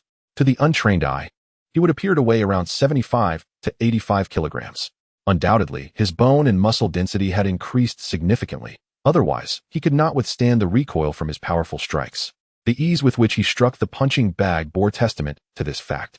While the advantages were plentiful, it was important to acknowledge that there were downsides as well. Recently, his appetite has significantly increased, consuming food equivalent to that of several individuals in a single meal. Only after a few days of physical enhancement did it subside slightly. Yet he still requires nearly double the amount of sustenance. Were it not for his position as the leader of a formidable faction, he would struggle to sustain such a powerful physique as in his previous life. Fortunately, the increase in strength is not excessively exaggerated, as he is far from being able to bend steel or shred garments with mere effort. Moreover, during this period, he has sensed an overwhelming surge of vitality coursing through him, as if an inexhaustible reservoir of energy is perpetually flowing. Lacking a romantic partner, he finds solace in working out at the gym every morning and evening, which alleviates his restlessness. In fact, he has even damaged a punching bag, necessitating that the combat team venture out to procure suitable fitness equipment to replenish his supplies. Standing before the gym's window, having concluded his workout, he pushed open one of the panes. A chill breeze swept in, refreshing rather than cold to him, and a faint vapor seemed to rise from his body. He gazed at the base ahead, a smile gracing his lips as a sense of satisfaction washed over him. The base has now begun to find its rhythm, with each individual discovering their role and purpose in this new world. At the Green Source base, everyone has largely adapted to their new lives.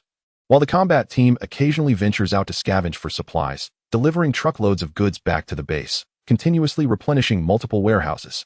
The perimeter wall was completed several days ago, achieving its initial goal of reaching a height of 12.5 meters, reinforced with steel wire. From a distance, it stands like a majestic dragon, towering at 4 stories high, providing an immense sense of security to all within the base. No one believes that zombies could breach such formidable defenses. However, Qin Jin remains unsatisfied. Following the completion of the wall, personnel did not rest idly. They immediately transitioned to other construction projects. Within the isolation zone inside the base's main entrance, the original barbed wire fence has been dismantled and replaced with a 5-meter-high wall. Due to its smaller scale, this project was swiftly completed in a matter of days. This isolation area has now transformed into a secure enclave, covering over 300 square meters, featuring a simple metal shelter for returning personnel to rest during their quarantine. Additionally, shooting positions have been established along the perimeter wall.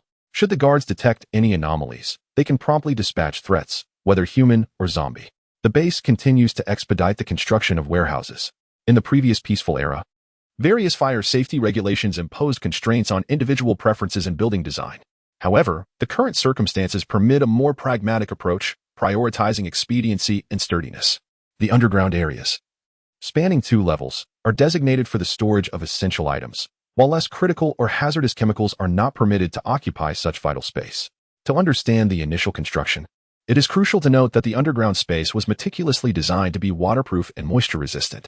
Consequently, it is currently utilized primarily for the storage of grains, weapons, and certain materials that necessitate stringent environmental conditions, such as pharmaceuticals and perishable foods. The above-ground space, however, does not demand such meticulousness. Numerous iron and concrete warehouses have begun to rise. There is no concern about them remaining unfilled in the future, given the frequency with which the combat team operates daily. As long as they are willing to construct warehouses, the combat team will ensure they are filled to capacity, exemplifying the joy of zero-cost acquisitions. The nearby chemical plant has long since relocated all movable items. Presently, the stockpiled chemical materials within the base are sufficient for the production of several tons of explosives and various pesticides, with the possibility of sourcing more from other locations if necessary. The warehouses and buildings erected before the apocalypse have now been largely filled, a stark contrast to their initial emptiness. The sheer volume of supplies now housed within them is indeed formidable, which is why the construction of new warehouses continues. Currently, there are over 100 vehicles, with many of the newly acquired ones relegated to parking outside the base. With the impending arrival of acid rain before the warehouses can be completed, they can only be temporarily covered with waterproof tarps, protecting what little they can. Every machine tool that could be retrieved from the outside has been brought back, with a significant number stored in the warehouse for future utility. The base's drainage system has also undergone thorough inspection and reinforcement, ensuring that the 2 ponds are functioning properly. No lapse can be afforded. Regardless of how heavy the acid rain may fall, this water resource will serve as a guarantee for both drinking and agricultural purposes. It is fortunate that the metal roofs were installed under pressure beforehand, as post-apocalypse construction would prove exponentially more challenging. Moreover, the soil for cultivation has not been neglected. Recently, personnel have been dispatched to excavate fertile topsoil, which has been stockpiled for use in both the surface gardens and the underground planting areas. Even as acid rain erodes the land, rendering it unsuitable for agriculture, the base will not be burdened by such concerns. During this time, preparations for the impending acid rain disaster have been initiated. Additionally, preparations for the winter calamities of this year are underway. Each winter post-apocalypse has presented a formidable trial. Even in the southern regions, the biting cold of ice and snow can be acutely felt. Therefore, starting today, arrangements have been made for the installation of heating devices, such as fireplaces and coal stoves, in every dwelling. Rooms equipped with ventilation typically house individuals of higher status, who can have small fireplaces constructed. For ordinary rooms lacking such facilities, makeshift stoves can be fashioned from concrete bricks. Qin Jin remains indifferent to the opinions of others. He simply issues commands, and execution follows naturally. This is the advantage of being the unequivocal leader. There is no contention for power or interruption of his plans. The green source base now accommodates around 90 individuals. Following the elimination of a recent troublemaking faction, several newcomers, such as Gao Chang and the Sun Brothers, have been welcomed. Notably, the Sun Brothers have recently joined the combat team, as their military experience would be squandered otherwise. The current number of team members has reached 30, nearing 1/3 of the base's total personnel. Subsequently, the defensive staff is also maintained at approximately 30, divided into 3 groups, rotating shifts in a timely manner 3 times a day. To uphold the security of such a large base, a team of 10 individuals is already considered quite compact. Qin Jin's uncle, Qin Guoqiang, his aunt's husband, Luo Xiaojun, and Zhongyu's father, Zhong Jiangwo, serve as the leaders of the 3 defensive subteams. Surveillance, the main entrance, and 4 watchtowers. These are areas that require constant vigilance to ensure safety and prompt responses. The remaining personnel on duty will patrol and inspect various regions of the base, checking for potential hazards related to water, electricity, and warehouses, among others. As long as no incidents occur, all is well. However, if an incident does take place, accountability will be enforced. Those confirmed to have been negligent will face expulsion from the base as punishment. During their off-duty hours, the defense personnel may also take on roles as construction workers, electricians, or transporters. Occasionally, they are called upon to assist combat team members in transporting items from large supermarkets, factories, or warehouses that have been deemed safe after clearance. On the surface, it may seem that the defense team bears the brunt of the workload. Yet, compared to the combat team, their responsibilities are comparatively lighter, as the combat team faces the perilous task of venturing outside daily, where even a minor mishap could spell disaster. In recent days, there have been instances of combat team members sustaining injuries, but due to their superior equipment and well-crafted operational plans, they have managed to avoid direct harm from zombies, thus preventing significant casualties. Qin Jin has personally visited the injured members, discussing their experiences and strategizing on how to minimize or avoid such occurrences in the future. The combat team has rapidly adapted to the new pace, with each member boasting a record of slaying numerous zombies. Confronting 12 zombies individually poses little challenge, and when positioned strategically, they can even dispatch 10 or more with their weapons. Their combat prowess has evolved dramatically. Correspondingly, the combat team enjoys the finest provisions and accommodations, followed by the defensive personnel and some managers, with ordinary members of the base receiving the least favorable conditions. Currently, no one dares to voice discontent, for these privileges have been earned through valor and sacrifice. To partake in these benefits, one must join the combat team to face the zombies head-on, or enlist in the defense team, which also occasionally ventures out to transport supplies or eliminate sporadically appearing zombies, and even deal with the unpleasant task of transporting bodies. Even some of Qin Jin's relatives, aside from those in prominent positions who enjoy certain privileges, receive the same treatment as ordinary members. Of course, this is primarily due to the voluntary nature of a few relatives. For instance, Qin Jin's elderly grandmother, whom he initially wished to keep free from labor and allow to enjoy her retirement, adamantly insists on contributing. Each day, she willingly assists in the kitchen, helping to harvest vegetables and prepare meals. His younger cousin, Qin Sailing, along with his aunt and other female relatives, have no formal positions yet have been actively involved in repairing fences or assisting in the kitchen and organizing supplies in the evenings. Apart from enjoying slightly superior living conditions compared to ordinary members, the other benefits remain identical. Qin Jin is indifferent to their circumstances. 3 administrators oversee the management of ordinary members, while Qin's father is responsible for weaponry and overall management, and his mother oversees food supplies. His cousin, Luo Dandan, assists in tracking the daily influx of new supplies. His uncle manages the internal medical situation of the base. Additionally, Dong Hui has been appointed as the head of the chemistry department, with Wang Bin serving as his assistant, tasked with handling the production and storage of explosives and other chemicals within the base. Dong Hui truly proves to be a talented individual, in addition to manufacturing explosives. He possesses the remarkable ability to create various chemical products, such as pesticides, disinfectants, laundry detergents, lubricants, and countless others. He truly lives up to his former role as the technical director of a factory. Notably, in the past few days, Qin Jin has established a new planting department, intended for future grain cultivation and research, along with a portion dedicated to livestock breeding. It is essential to remember that during peacetime, his food factory employed an agricultural planning team, which included a professor-level figure from Yangqing Agricultural University, Yuan Mu. During the grand opening ceremony of the mutated night, he made it a point to invite this esteemed individual. Fortunately, Yuan Mu graciously accepted the invitation, possibly due to the fact that he had been affiliated with the Leviuan food factory for the past few months, earning a salary. Otherwise, he might not have ventured to such a remote location. At this moment, Yuan Mu naturally assumed the role of the current head of the planting department at Leviuan base. Of course, should he dare to engage in any untimely actions, his tenure as a small leader would come to an abrupt end. Having endured over half a month of harsh reality, Yuan Mu has come to recognize that the world has changed. Surviving is already a stroke of luck, and being able to continue contributing to the industry he has dedicated half his life to is also commendable.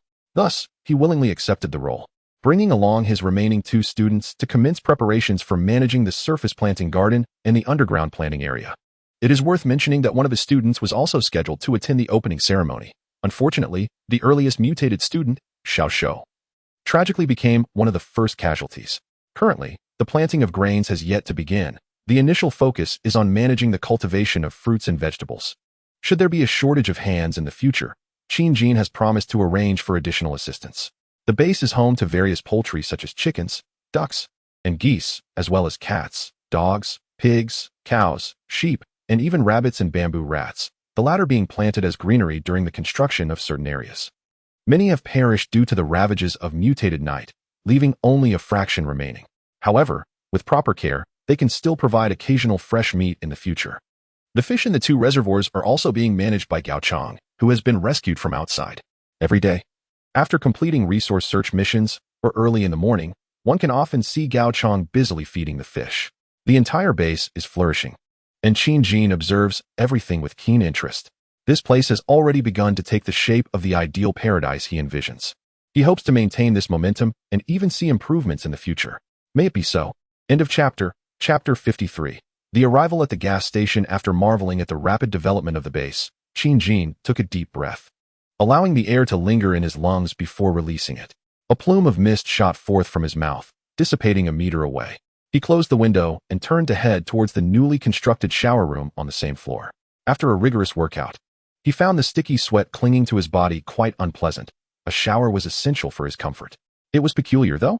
Recently, he had noticed a troubling pattern of misplacing his clothes. After finishing his workouts, his dirty garments left in the gym or shower room often vanished without explanation. Initially, he assumed someone had kindly gathered them for washing, but as days passed without seeing his missing items, he began to feel uneasy. He even inquired whether his mother had taken them for laundry, only to receive a negative response. Given that it was merely a few articles of clothing, he chose not to pursue the matter further. Moreover, due to his recent growth in physique, he felt that his old clothes were becoming a bit snug. It was the perfect excuse to acquire a new wardrobe of larger, more comfortable sizes, liberating his increasingly constrained brother. As he exited the gym and traversed the corridor towards the shower, he was suddenly enveloped by a faint, elusive fragrance. Was that perfume? It seemed to be mingled with some strange essence. He found it odd, unsure if he was mistaken, for his heightened senses had been picking up a plethora of peculiar scents and sounds within the base lately. He had yet to fully acclimate to these new sensations, rendering him uncertain about the reality of his perceptions. He thought, why bother with such trivialities? Once he finished his shower, there were numerous matters awaiting his attention. Indeed, he had become quite the busy individual. Acid rain was anticipated to arrive in just over a week, and there were still preparations to be made. In Longmen County, at a gas station situated above a highway, not a soul was in sight. The main building housing the toll booth and convenience store stood silent, its doors locked and windows shut tight. Inside, a man leaned against the window, occasionally glancing outside at the deserted road, seemingly awaiting something. This was Li Su, who had departed from home a week prior, having reached the gas station 4 or 5 days ago. He had anticipated encountering Jean shortly upon his arrival, but to his dismay, he found himself waiting for an extended period. According to Jean, he would pass this way 5 to 10 days after posting his message. Today marked the 10th day since that proclamation, yet he remained uncertain if Jean had indeed passed by on the 5th day. Perhaps he had arrived too late and missed him. It was no surprise that he had missed the 5th day's date. Based on his calculations, he had set out from home that morning, expecting to reach his destination by day's end, given the distance was only 200 to 300 kilometers. Alas, fate had other plans, as he encountered numerous traffic jams along the way.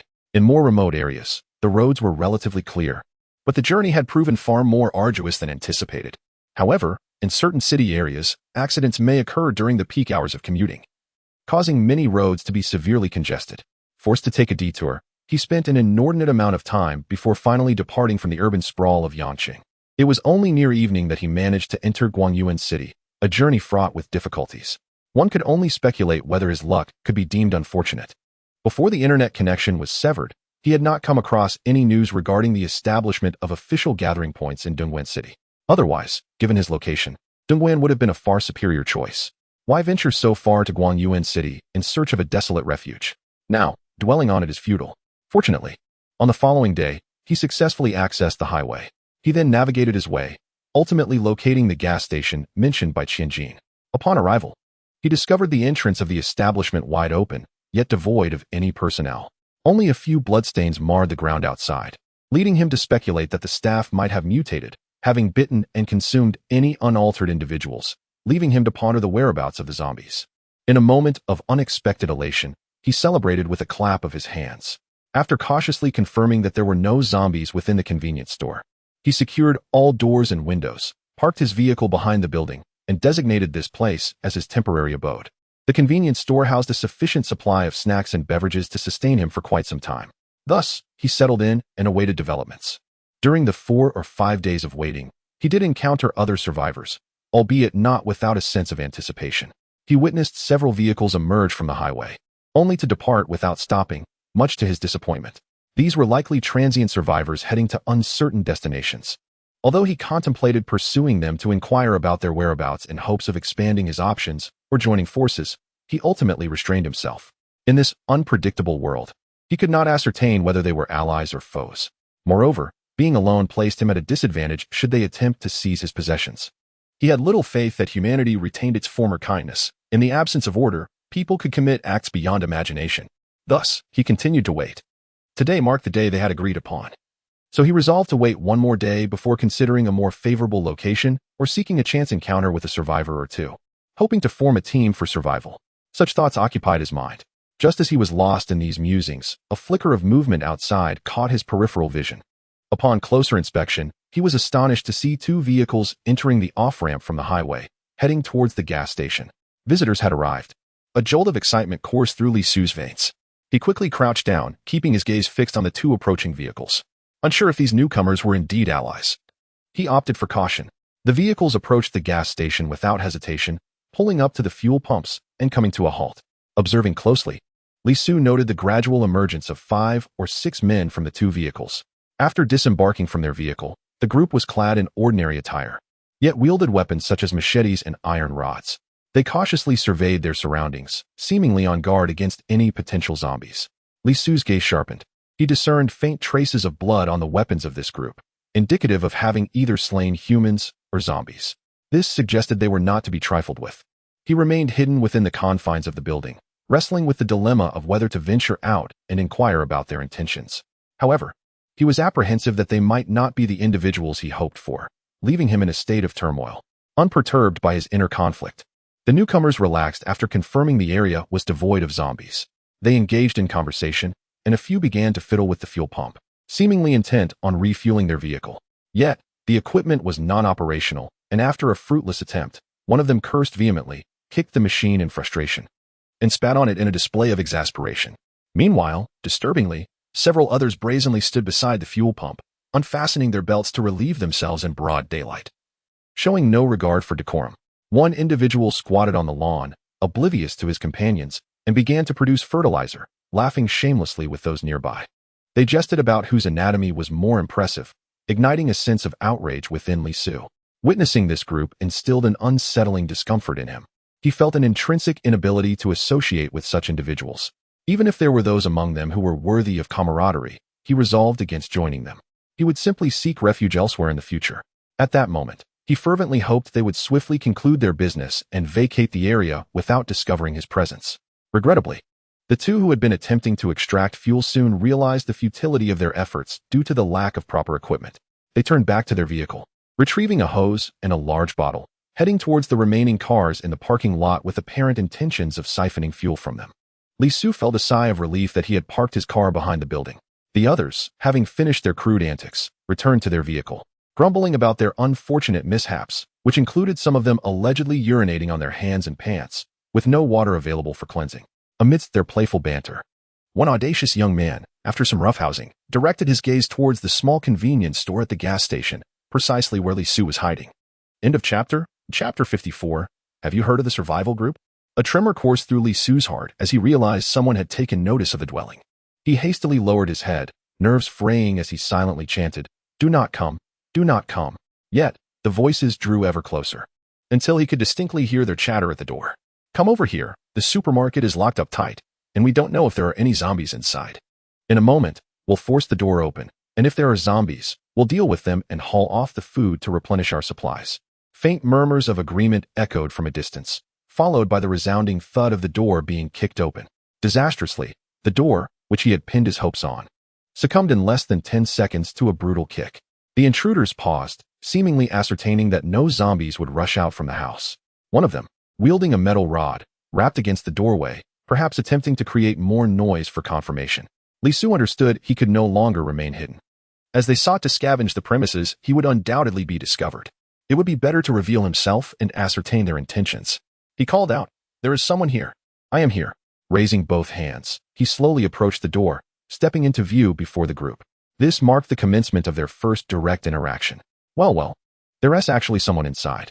I didn't expect to find a living person in such a remote place, remarked a brash young man, whistling and nudging his companions. What are you doing here? Who are you? A burly man, towering at nearly 6 feet tall with a face marked by rough features, stepped forward to question Li Su. I'm waiting for someone. Do you know anyone by the name of Qianjin? Li Su, seeing no reason for further concealment, posed the inquiry directly.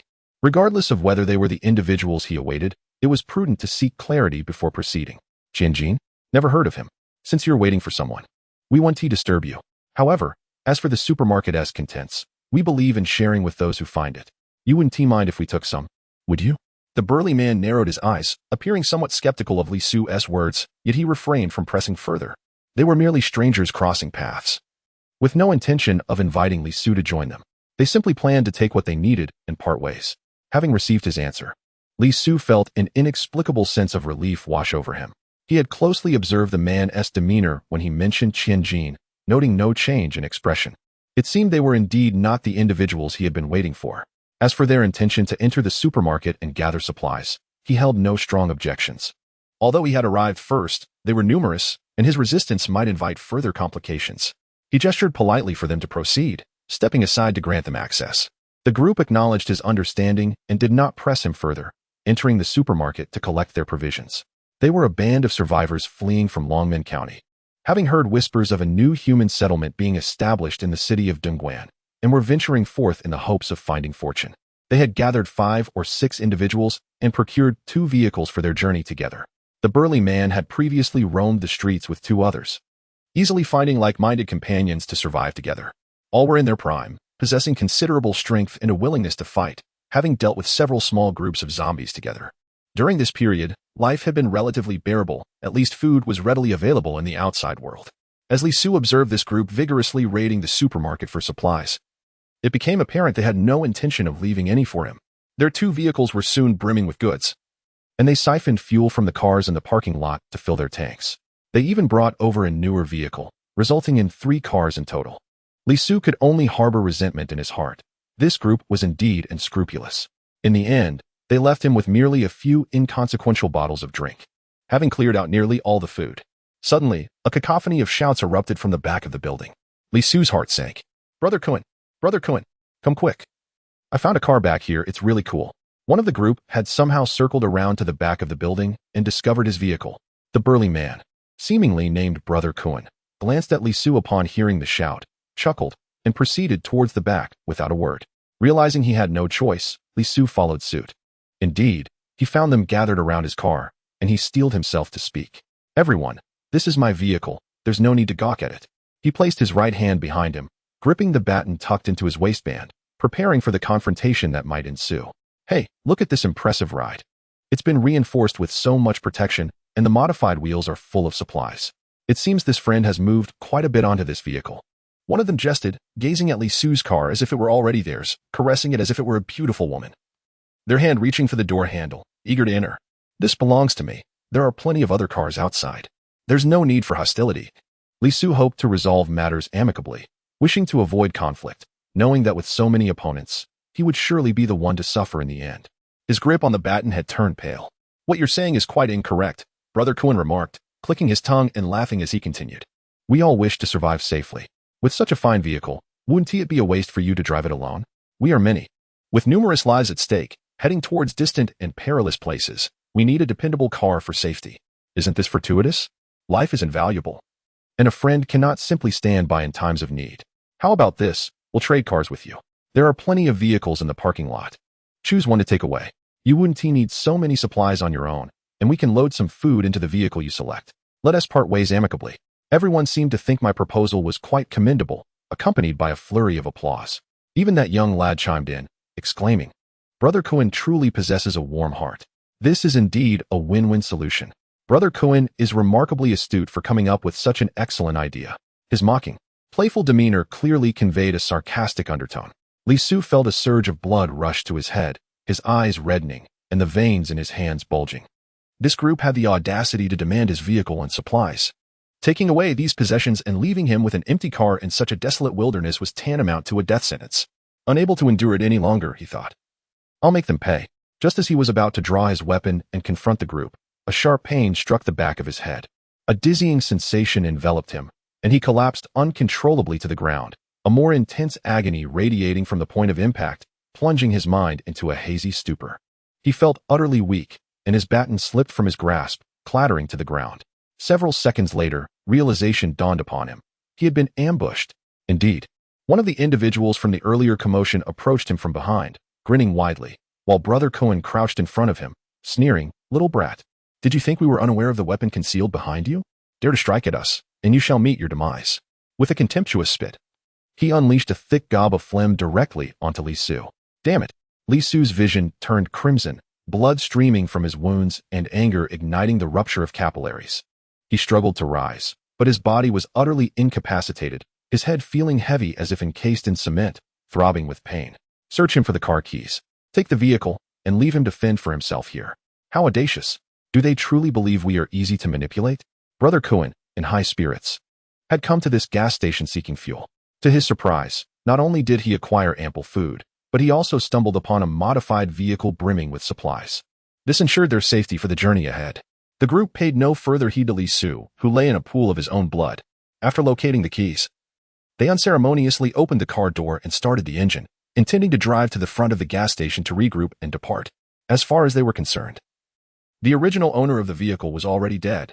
The blood on the iron rod wielded by one of them was evidence of the lives they had taken from other survivors. They had been acquiring vehicles and food in this manner during their time here. In this lawless world, they acted with impunity. Just as the entire group settled into the vehicle, preparing to depart, Li Su felt his spirit dimming, on the brink of unconsciousness. Suddenly, the distant roar of engines pierced the air. A convoy of 7 large vehicles thundered into the gas station. Leading the charge was an armored police vehicle. Outfitted with heavy-duty steel mesh across the windshield and windows, a formidable ram affixed to the front, and hints of fresh blood visible in the crevices. Behind them were several large trucks covered with waterproof tarpaulins, their contents a mystery. Before Cohen and his companions could make their escape, they were encircled by a newly arrived convoy. As they stood in astonishment, several individuals disembarked from the lead police vehicle, each armed with submachine guns or handguns, commanding them to exit their vehicle. "Everyone out. We have questions for you." From the vehicles behind, armed personnel emerged, clad in bomb-proof gear or unknown protective equipment, wielding firearms and crossbows. It was evident to the naked eye that these were no mere toys, they were genuine weapons. Who were these individuals? Were they agents of the authorities or formidable figures from elsewhere? How could they possess such an arsenal? "Get out of the vehicle. Hands off the steering wheel. Place them where we can see them. Otherwise, we will fire." Cohen and his companions were bewildered. The exhilaration they had felt from their recent success evaporated, replaced by an overwhelming dread of the unknown. They gazed down the dark barrels of the weapons aimed at them, the cold, murderous glares of their captors leaving no room for doubt. Noncompliance would lead to violence. Reluctantly, they exited their vehicle, raising their hands in submission, appearing as meek as kittens. The once brash young man among them now resembled a turtle retreating into its shell, head bowed low, fearful of being noticed. "Esteemed gentlemen, may I inquire about your business?" "We are eager to cooperate." Cohen, the de facto leader of the group, stepped forward to speak. Having once navigated the underbelly of society, he was not rendered speechless by fear. He was, however, concerned that his companions might provoke these fierce individuals, which would spell trouble. From the group emerged a man wearing a helmet, cradling a submachine gun. He removed his helmet, revealing a face that appeared to be in his late 20s. His piercing gaze fixed on Cohen. It was, in fact, Lee Bowen from the Green Source base. Following the directives of Chief Cheen, they had swept through numerous locations surrounding the base, including all nearby gas stations. Their team had now arrived in Longman County. a location specifically noted by Chief Chain for inspection. Today marked the appointed time for their visit, and after gathering substantial intel in the morning, they had proceeded here to fulfill their superior's orders. Along the way, they had not only utilized their own vehicles but had also acquired 3 newly found heavy trucks, thus expanding their convoy. A few off-duty security personnel had joined them to assist in transporting supplies. Their number swelled to 10, all heavily armed. Lee Bowen's police vehicle was not the formidable saber-toothed tiger of Chin Jin, but rather a different, modified riot police vehicle, boasting commendable protection and power, enhanced to appear even more imposing. Upon reaching the gas station, they observed that Kuen's group seemed poised to depart, prompting them to encircle them, eager not to miss the opportunity to fulfill their boss's mission. Upon closer inspection, they were taken aback. These individuals do not possess the appearance of virtuous beings, despite their own self-perception. Consequently, they were not inclined to exercise politeness. If it necessitated a more forceful approach, so be it. What mattered was the urgency for a resolution. Thus, in response to Kuen Go, he chose to disregard his words and voiced his inquiry directly. Have any of you ever heard of the Doomsday Survival Group? Or have you encountered others here before? Speak candidly. End of chapter. Chapter 55. Rescue and return. Confronted with Lee Bowen's inquiry, Kuen Go momentarily found himself at a loss. What? An apocalypse survival group? Hadn't the internet been severed long ago? Who could possibly still be online engaging in group chats? It was only upon hearing the question about whether anyone was at the gas station that he suddenly recalled something. A chill ran down his spine, and he forced himself to suppress any signs of knowledge. He reminded himself to maintain an air of composure, feigning confusion as he responded. I've not heard of any apocalypse chat group. What is that? A survivor organization? We merely passed through here today, intending to refuel and leave, but to our surprise, there's nothing left. Perhaps it was all taken by other survivors long ago. Kuen Go believed he had managed his expressions flawlessly, his response seemingly impeccable. Little did he know, Lee Bowen had already gleaned something from his accomplices. As soon as he finished his question, the young man behind Kuen Go lowered his head even further. If he were a turtle, he might have withdrawn his head entirely into his shell. Lee Bowen sensed that something was amiss with this group. He took a step back, signaling his companions, and commanded, "Search." Several combat team members adeptly tightened their control over the group, their weapons now aimed squarely at the vital points of their bodies. Safeties disengaged, exuding an unmistakable threat. Any sudden movement would be met with gunfire.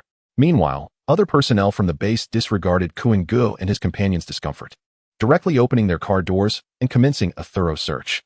A cursory glance into the vehicles revealed a relatively normal state, albeit with an abundance of supplies and food, suggesting they had just looted a small supermarket. The 3 vehicles were laden with provisions. One imposing SUV appeared to be modified, hinting that this group possessed some survival skills. Suppressing his curiosity, Lee Bowen instructed his team to continue their exploration, particularly focusing on the supermarket building adjacent to the gas station, ensuring they paid extra attention. Kuen Go and his companions felt a wave of irritation as they witnessed the disregard for their feelings, the intruders rummaging through their possessions. They fully empathized with the treatment that Li Su had just endured.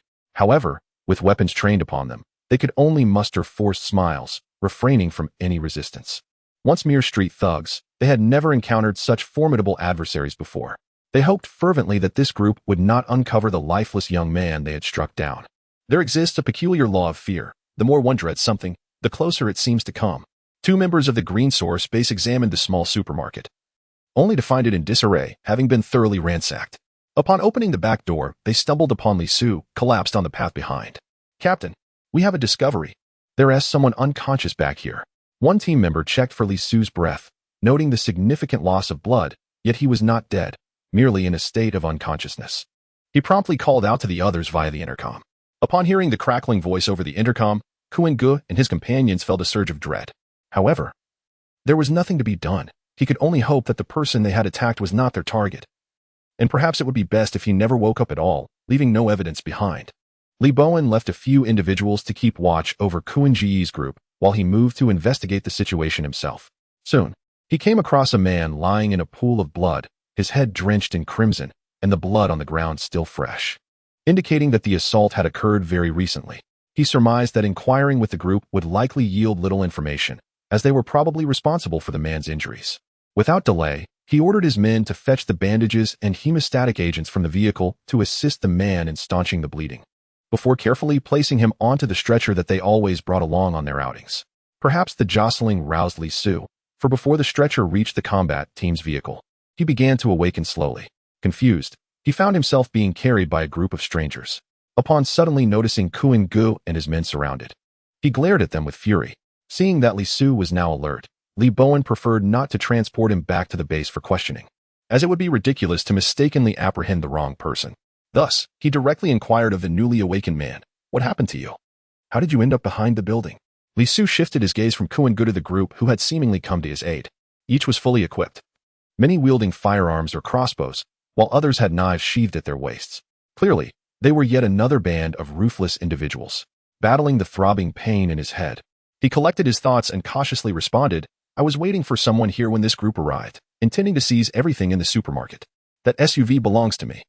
They discovered it and forcibly took it, injuring me in the process." Li Bowen listened intently, finding his suspicions confirmed. He had already doubted that this man had sustained his injuries from anyone else, as the group would not have concealed the truth. Then, recalling that the man had mentioned waiting for someone, he tentatively asked, "Could you tell me who you were waiting for?" Li Su hesitated. To be honest, he did not even know the true identity of the person he was waiting for. They had only exchanged a few words online without verifying any codes. And then the internet connection had been lost. Feeling somewhat troubled, yet clinging to a glimmer of hope, he voiced the thoughts that had been gnawing at him. "I don't know the name of the person I'm waiting for. We met online, and I only know his username is Qianjin. We agreed to meet here." Eureka! Although Li Bowen was unaware if the boss's online name was indeed Qianjin, the man's account of meeting online and arranging to rendezvous here indicated that he was likely their intended target. He promptly asked, "Do you know of a group called Survival in the Apocalypse?" Upon hearing that familiar name, Li Su's eyes widened in shock. Ignoring the freshly bandaged wound on his head, he forced himself to sit up, excitement palpable as he exclaimed to Li Bowen, "I know it. I am the traveler from that group. Are you Qianjin? How wonderful. I have waited so long for you." At that moment, he desperately longed to release all his pent-up emotions, having waited in silence for several days. Today he nearly fell victim to a robbery that could have cost him his life. Were it not for a stroke of luck at the last moment, he would likely have met his demise. Finally, he encountered the individual he had set out to find. Li Bowen smiled as he gently pressed down on his shoulder, advising him not to become overly agitated lest his wound bleed anew. He continued, "I am not the person you refer to as Qianjin. Rather, my employer has tasked us with coming to retrieve you. Shortly, we will attend to your injuries and later escort you back to our base to meet the boss, who may very well know the identity of the Qianjin you seek." Upon hearing that the man before him was not Qianjin and that they were sent by a superior, Li Su pondered whether Qianjin had a connection with these newly emerged individuals, perhaps even a close relationship. After all, who else could possess the power to command them? Could it be that the boss was indeed Qianjin? Curiosity enveloped him. It appeared that this figure, who was quite knowledgeable on the internet, held significant influence within a formidable faction. With this newfound intrigue, he felt a substantial weight lift from his heart, as if he had at last discovered his organization. How splendid! Li Bowen encouraged him to lie back and rest, assuring him there was no need to worry about how to deal with Kuan Gu and the others. He gestured for his team to lift Li Su onto a stretcher and load him into a vehicle for further care, insisting they ensure he did not perish en route, as that would complicate his report back. Once arrangements were made, he turned back to scrutinize Kuan Gu and his group anew. The bravado these individuals had feigned moments ago had now evaporated.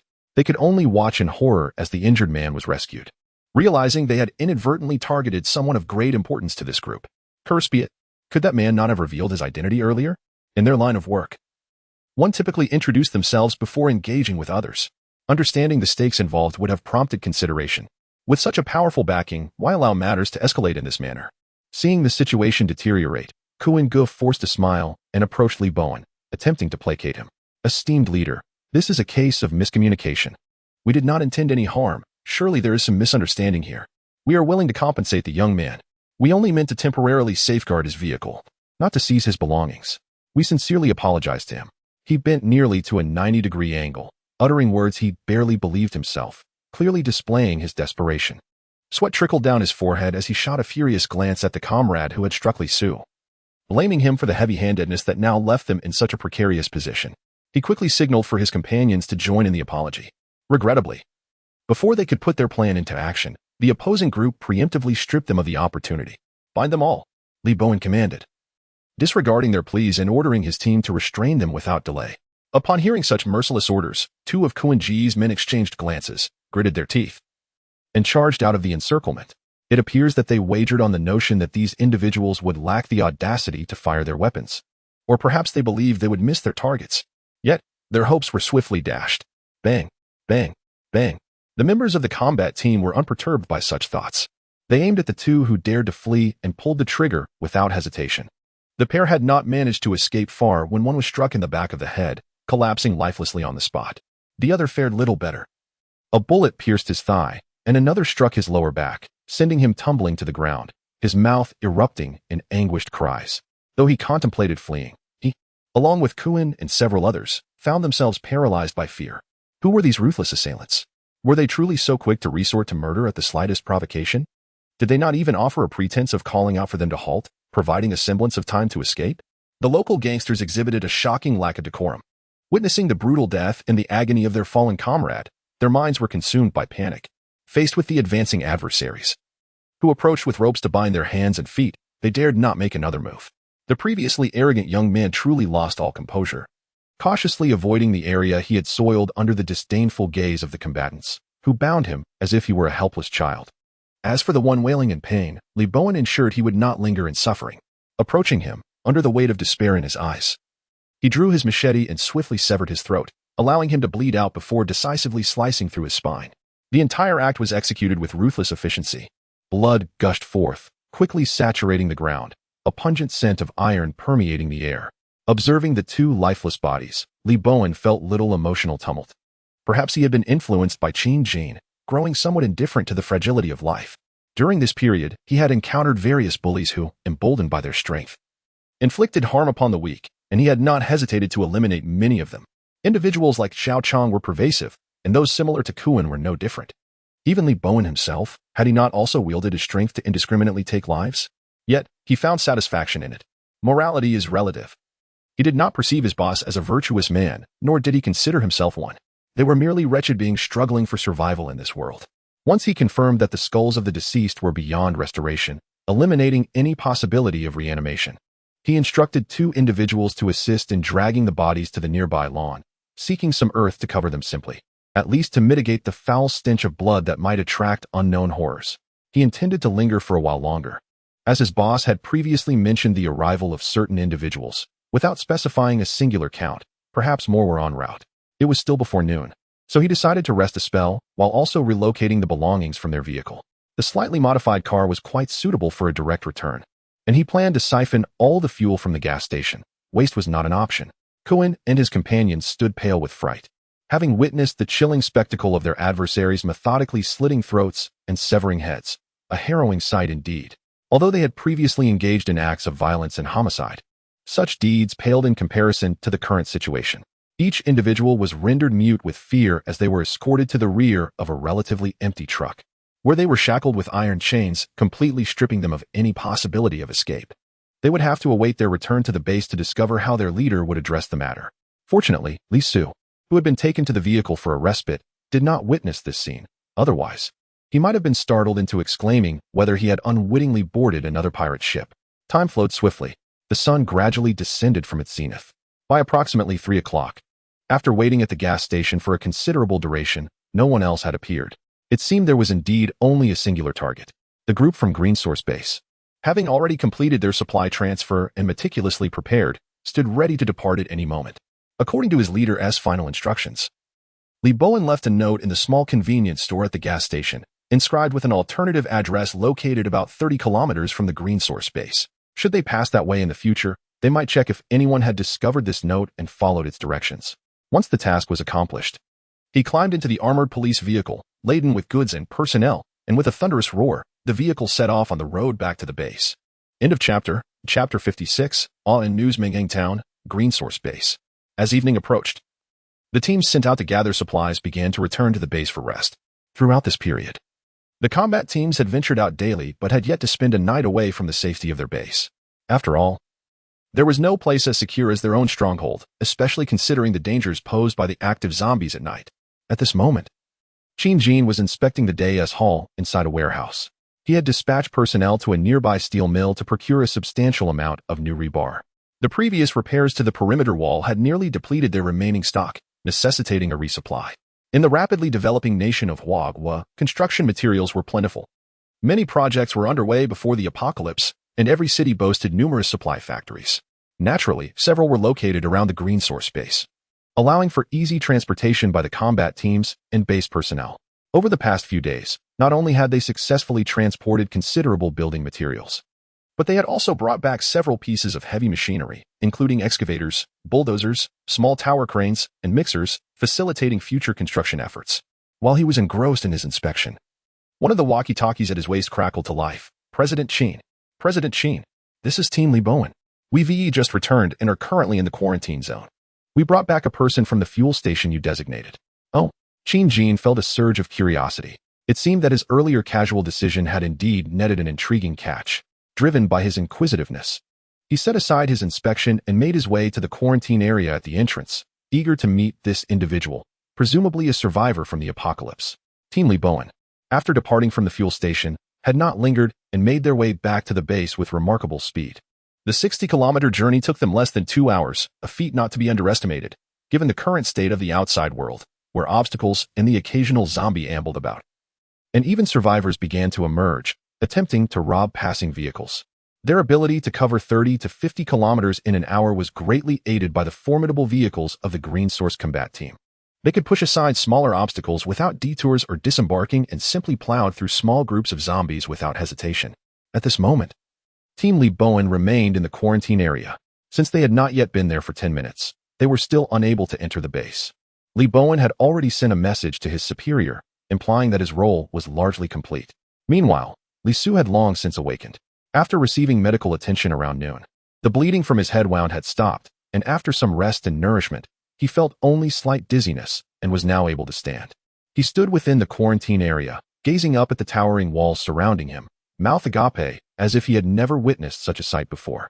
Just moments before arriving at the base, he had remained at the back of the vehicle and had not seen the exterior walls of Green Source. It was only upon the vehicle's arrival at the quarantine area that he realized he had reached the residence of this group. Upon disembarking, he found himself in an unfamiliar locale where the sky loomed above, yet was encircled by towering walls, one side reaching an impressive height of over 10 meters. The entire space was elliptical, covering an estimated area of several hundred square meters, and even with nearly 10 vehicles parked within, it did not appear congested. Both grand gates were firmly shut. One appeared to be the entrance they had used, while the purpose of the other remained a mystery.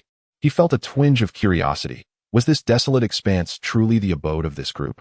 There was not even a ceiling. Such stark simplicity. Within the quarantine zone stood a small metal shed designated for special circumstances, which indeed contributed to the area's emptiness. However, atop the walls, a guardroom was visible, serving as a vantage point for monitoring both the external surroundings and the inner quarantine zone. At that moment, 2 armed sentinels were stationed in this makeshift outpost, maintaining vigilance. After a brief period of curiosity, perhaps 10 minutes of observation had elapsed, when Reborn called out to the personnel stationed on the wall, who saluted and confirmed their acknowledgement before the internal gate to the base swung open. As the door creaked ajar, several figures came into view, seemingly awaiting their arrival. Reborn approached, making his way toward the tallest among them, a man of approximately 1.8 meters, clad in a crisp white shirt. His bright gaze and above-average appearance exuded an air of authority. After a brief exchange, the man nodded and issued a few directives to Reborn, who then signaled for the other team members to drive into the base. The man, with a composed demeanor, approached Li Su, who had just been escorted back to the base. Their eyes locked, as if the man were scrutinizing him intently. Li Su felt ensnared by an unusual aura. An array of questions swirled in his mind, yet he found himself at a loss for words. Gazing up at the man, who was slightly taller than himself, his mouth agape and his mind momentarily blank, he realized that this was none other than Qin Jin. Having just gathered some information from Bowen, he had come over to meet his online acquaintance. To his astonishment, this marked his first encounter with an online friend, and it unfolded in such a peculiar setting. Noticing Li Su's bewildered expression, Qin Jin smiled and initiated the conversation. "Greetings, I am the proprietor here, Qin Jin. I am the one known as advancing from the Apocalypse Survival Group. It is a pleasure to finally meet you." With that, he extended his right hand in greeting. Li Su, momentarily dazed, quickly regained his composure and grasped Qin Jin's hand. He had heard the name. This was indeed the very person he had been searching for. "I sought you with great difficulty. It's finally a pleasure to meet you," he exclaimed, his excitement evident as he vigorously shook Qin Jin's hand. The past few days had been a torment, spent in solitude and fear, where even the slightest sound could incite terror, as he dreaded the appearance of monsters lurking nearby. At last, it seemed he had found a semblance of belonging. Although the other party had yet to make any explicit declarations, he felt he had no choice but to cling to this lifeline. Advancing, Qin Jin. I shall refer to you as Director Qin as they do. I am the leader of the Apocalypse Survival Group, Skywalker. It is truly a delight to meet you. I am sincerely grateful to the person who saved me today. Should I ever find myself in need, please do not hesitate to call upon me. Li Su willingly offered himself to this place, although the specifics of the situation remained somewhat unclear. He had conversed with the team members who were attending to him during the day and gathered that this group seemed quite decent at the very least, devoid of any intolerable vices. Qin Jin released his right hand, smiling as he patted Li Su's shoulder, nodding in acceptance of his allegiance. Little did he anticipate that such a casual gesture would attract the attention of the leader of the Doomsday Group. He recalled that this leader had provided him with considerable inspiration for useful designs, and he had even consulted him regarding certain aspects of the base's construction plans. Since he had originally invited this individual, and the initial meeting had been pleasant, it seemed only natural to welcome him. Moreover, he believed that this person must possess unique qualities that could further contribute to the development of the base. Consequently, he began to guide Li Su on a tour of the Green Source base. This was Li Su's first encounter with a place he had envisioned countless times. Upon entering, he was greeted by a vast open space, flanked on both sides by an array of vehicles, the sheer number of which was beyond counting. Some were parked beneath metal shelters, while others were left exposed to the elements. Further in the distance, various buildings could be seen, many resembling warehouses or factories rather than multi-story residential structures. Although there were several buildings, they were relatively modest in height, ranging from 3 to 5 stories. At that moment, numerous individuals were bustling about, preoccupied with their tasks. Occasionally, they cast curious glances in their direction, only to quickly avert their eyes upon noticing the presence of their boss, as if they were apprehensive of the formidable Qin. Qin Jin briefly updated Li Su on the situation when Wang Yang arrived. Wang Yang had almost become Qin Jin's dedicated steward, responsible for welcoming newcomers. Upon hearing that there was a new arrival, he hurried over. Qin Jin entrusted Li Su to Wang Yang, as he had other matters to attend to. Recognizing his boss's apparent regard for the newcomer, Wang Yang did not dare to be neglectful, politely providing Li Su with detailed information and arranging for his accommodation in the staff dormitory. Li Su found himself overwhelmed with an abundance of new information, gradually gaining a clearer understanding of the situation. He felt an overwhelming sense of belonging. This place was truly extraordinary. In stark contrast to the chaos outside, it represented a new, small society where most things were meticulously organized, albeit under the governance of a singular authority. Indeed, one could say that Qin Jin was the local sovereign here. After settling into the small single room that Wang Yang had prepared for him, Li Su felt that, while it may not rival the luxury of his previous villa, the sense of security it provided was unparalleled. In that moment, he found himself filled with anticipation for his new life. Following the handover of Li Su to Wang Yang, Qin Jin proceeded to a building within the base. This is a building that has been specifically renovated for the purpose of storing items of little utility or those intended for disposal. It could aptly be referred to as a reserved garbage retention room. On the ground floor, several rooms have been constructed. At this moment, the group led by Kuan Ge has been confined here. They were hooded during their journey, completely oblivious to their whereabouts. They only realized they had arrived at a certain location after being roughly ushered out of the vehicle and walking a short distance before their hoods were removed, revealing a relatively spacious room. The ceiling features a single fluorescent tube, and the absence of windows is notable, although a ventilation fan is present, seemingly with only one entrance and exit. Near the entrance, there is a table covered by a cloth, concealing its contents, while 2 men stand before them, scrutinizing their every move. "Boss, these are the individuals we encountered at the gas station today," spoke Li Bowen, a man whose fierce demeanor struck terror in the hearts of Kuan Ge and his companions. Next to him stood Qin Jin, who nodded in acknowledgement of Li Bowen's words. He had briefly recounted the events leading up to their capture, explaining that this group had intended to rob Li Su before their unfortunate luck led them into the hands of the strike team. Perhaps their luck would soon take a turn for the worse. The formidable figure they perceived as threatening was now deferentially yielding to another man, hinting at a higher authority whose control over their freedom, and perhaps their very lives, was evident. "Boss, Commander, we truly did not intend any harm. We were merely misguided and accidentally injured your people. Please grant us another chance. We are willing to do anything." Kuan Ge took the lead in pleading for mercy. Having completely shed the earlier air of confidence he once possessed, his companions quickly followed suit, hoping for a more favorable outcome.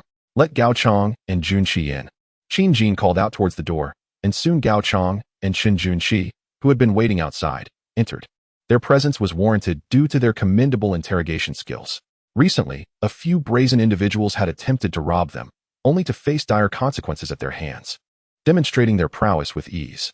Kuan Gu and his group offered no resistance, readily divulging all the information they possessed, even without the need for separate interrogations, as most of the details were not particularly significant. However, there was one piece of information that piqued Qin Jin's interest. This group intended to reach a survivor gathering area in Guangqing. It was not entirely surprising, as many such survivor enclaves had emerged in the past, and he himself had visited several. It was astonishing that only a few days into the apocalypse, a faction was already taking shape. He had prepared well in advance to establish his current scale, leaving him curious about how others had fared in their development. Should the opportunity arise, he would be eager to learn more about that sanctuary. End of chapter. Chapter 57. Leading the team personally to complete the interrogation. Qin Jin intended to depart. He gestured to Gao Chong and Chen Junxi, then stepped out of the room.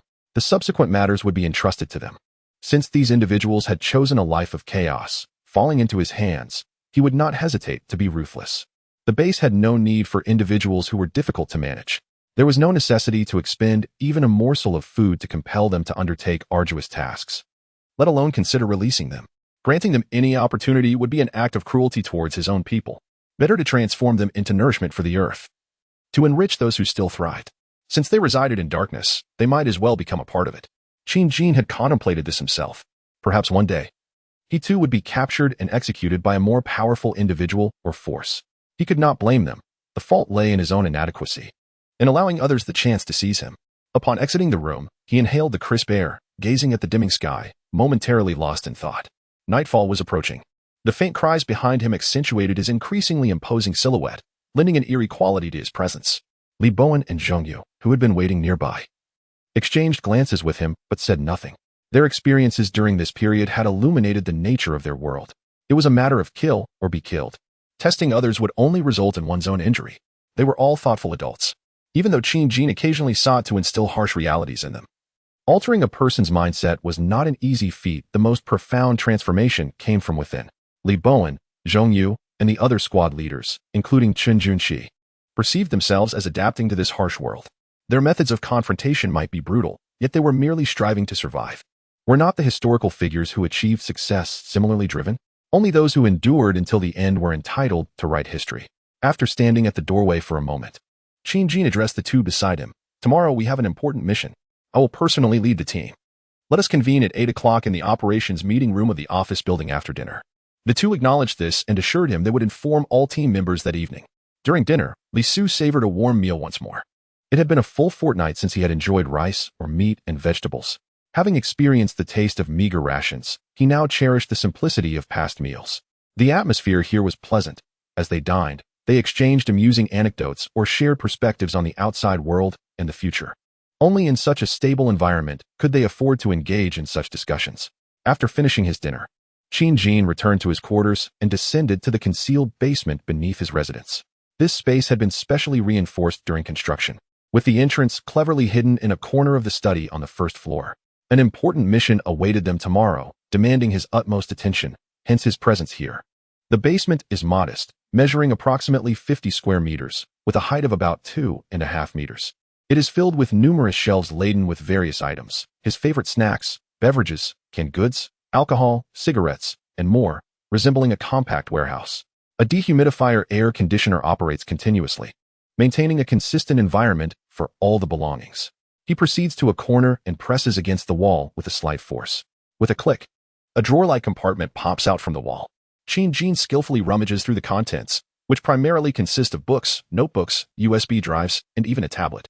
Selecting one of the notebooks, he extracts it and flips through its pages, seemingly having found his target. He uses his phone to capture several photos of specific pages before returning it to its place. After restoring everything to its original state, he gradually exits the basement and his residence, making his way to the rooftop office of the office building. He retrieves a tablet and opens a mapping application, sequentially entering the addresses he just photographed. There is no doubt, these addresses were meticulously prepared in advance. They are locations in the vicinity that may possess helicopters. There is a high likelihood of discovering some commercial helicopters at these sites. Indeed, his new objective is helicopters. This mode of aerial transport is incredibly advantageous. In a world where communication is fraught with difficulties and information is scarce, possessing a helicopter would confer an unparalleled advantage. For now, he does not need to consider military helicopters. The timing is not yet right. Commercial helicopters will suffice for the moment. Once he acquires a commercial model, he can later scout military zones. A typical helicopter can reach speeds of approximately 200 to 300 kilometers per hour, with a range of about 800 kilometers. By ensuring the aircraft is equipped with ample additional fuel, it could theoretically achieve a range exceeding 2,000 kilometers. This would enable him to gather information from locations over 1,000 kilometers away within a single day. Alternatively, he could transport supplies and personnel. For instance, reconnaissance of the military district in Ju City, located 700 kilometers away, could be accomplished in less than half a day. Once he confirms that there are no resisting forces or supplies in the area, he can devise a plan to acquire more weapons and heavy firepower. He could also conduct route reconnaissance to gather road information during flight, allowing for extensive preparations in advance. The advantages are numerous and cannot all be enumerated. With over a week remaining before the onset of acid rain, the base has already begun to operate smoothly, and the combat team has received preliminary training, even enhancing his own personal combat capabilities significantly. If not now, when? Moreover, with the impending acid rain, should these precious items be damaged, he would be utterly devastated. Thus, tomorrow, he will personally lead a team to recover as many of these treasures as possible. During the peaceful months prior, he had taken the opportunity to participate in helicopter pilot training. Under the influence of his financial prowess, the instructor had thoroughly prepared him, endowing him with a certain degree of independent flying capability. Moreover, he subsequently invested his own funds to acquire a considerable amount of relevant driving knowledge. Particularly in locations frequented by the affluent and those possessing helicopters, he sought confirmation regarding the types of aircraft from various sources. As long as the vehicles were operational, he was confident in his ability to return to base. At 8 p.m., in the operations conference room, the assembled team members were all in position, their gazes fixed on the leader at the head of the table, eagerly awaiting his address. Qin Jin rapped his knuckles on the table and surveyed the familiar faces around him. Most were individuals he had previously led, though a few new members had joined, emerging from the defensive ranks and recent recruits, such as Gao Chong and the Sun brothers. Without delay, he articulated the mission for the following day. Addressing the assembly, I will personally lead the team, anticipating several days away, including overnight stays. Tomorrow, all squads will execute their tasks concurrently. This evening, each squad must inspect their equipment. I have already arranged for provisions and weaponry to be prepared for our departure. After this meeting, you will proceed to the equipment area to collect supplies, ensuring we have sufficient fuel and other necessary gear. This mission allows for no failure. Success is our only option. We will venture into Yangcheng, Shenzhen, and possibly even Dongguan, with a likelihood of reaching central areas near Guangyuan City. The precise locations will remain confidential for now, but I will disclose them later. Given the elevated level of danger, I urge everyone to approach this with utmost seriousness. Qin Jin then produced a tablet, connecting it to the projector and displaying an image that detailed various items, food, weapons, equipment, and tactical arrangements. Take a look. We will be away for several days. If anyone has good suggestions, please feel free to share. The other team members exchanged glances, with a few senior captains quickly responding with inquiries and additional insights. As the meeting progressed, others joined in with their own valuable suggestions. There was a palpable sense of confidence regarding the impending mission. They had all grown significantly in recent days. Their weaponry had been upgraded substantially, and nearly all had become proficient with firearms. Although there had been occasions where they refrained from shooting to conserve ammunition or avoid drawing unwanted attention, they could at least hit targets at close range. The meeting lasted over an hour before the participants dispersed to prepare for their departure the following day. The vehicles had already been modified. They merely needed to be loaded with supplies. After the others left, Qin Jin sought out his father, uncle, and several administrators, reiterating the arrangements for their upcoming absence. He had previously informed them to prepare certain items during the day, and this evening served as the final confirmation. Upon our departure, it is imperative that you maintain order at the base. Should any signs of chaos arise, do not hesitate to quash it immediately. The others were well accustomed to his iron-fisted and unyielding demeanor and acknowledged their understanding. In recent days, each had faced bloodshed, albeit that of the undead. Occasionally, they would attract the zombies to the walls, and nearly everyone within the base was compelled to personally slay the undead, undergoing a baptism of sorts in this apocalyptic era. After fulfilling all obligations, Qin Jin returned to his office. Settling into his executive chair, he retrieved a bottle of foreign liquor from an unknown source. Pouring himself half a glass and lit a cigarette. In the past, he seldom indulged in alcohol, for excessive drinking would dull his senses and impair his judgment of danger. Thus, when he acquired alcohol in his previous life, it was primarily bartered with other survivors who had a penchant for drink in exchange for provisions. The same applied to cigarettes. Although he smoked, he would only do so in secure locations. When alone outside, he feared the scent would attract not just the undead, but also human survivors, who could often be more terrifying than the zombies themselves. However, circumstances had changed. Now, within the safety of the base and possessing a stronger physique, even if he were to intoxicate himself tonight, he would have metabolized it by morning and returned to normalcy without consequence. Consequently, his cravings for both alcohol and cigarettes had significantly increased of late. He took a gentle sip. The rich, spicy flavor coursed through his tongue and throat, eventually settling warmly in his stomach. After inhaling deeply from his cigarette, the tip glowed a brilliant crimson as the tobacco burned rapidly. He ceased only when he felt a slight constriction in his lungs.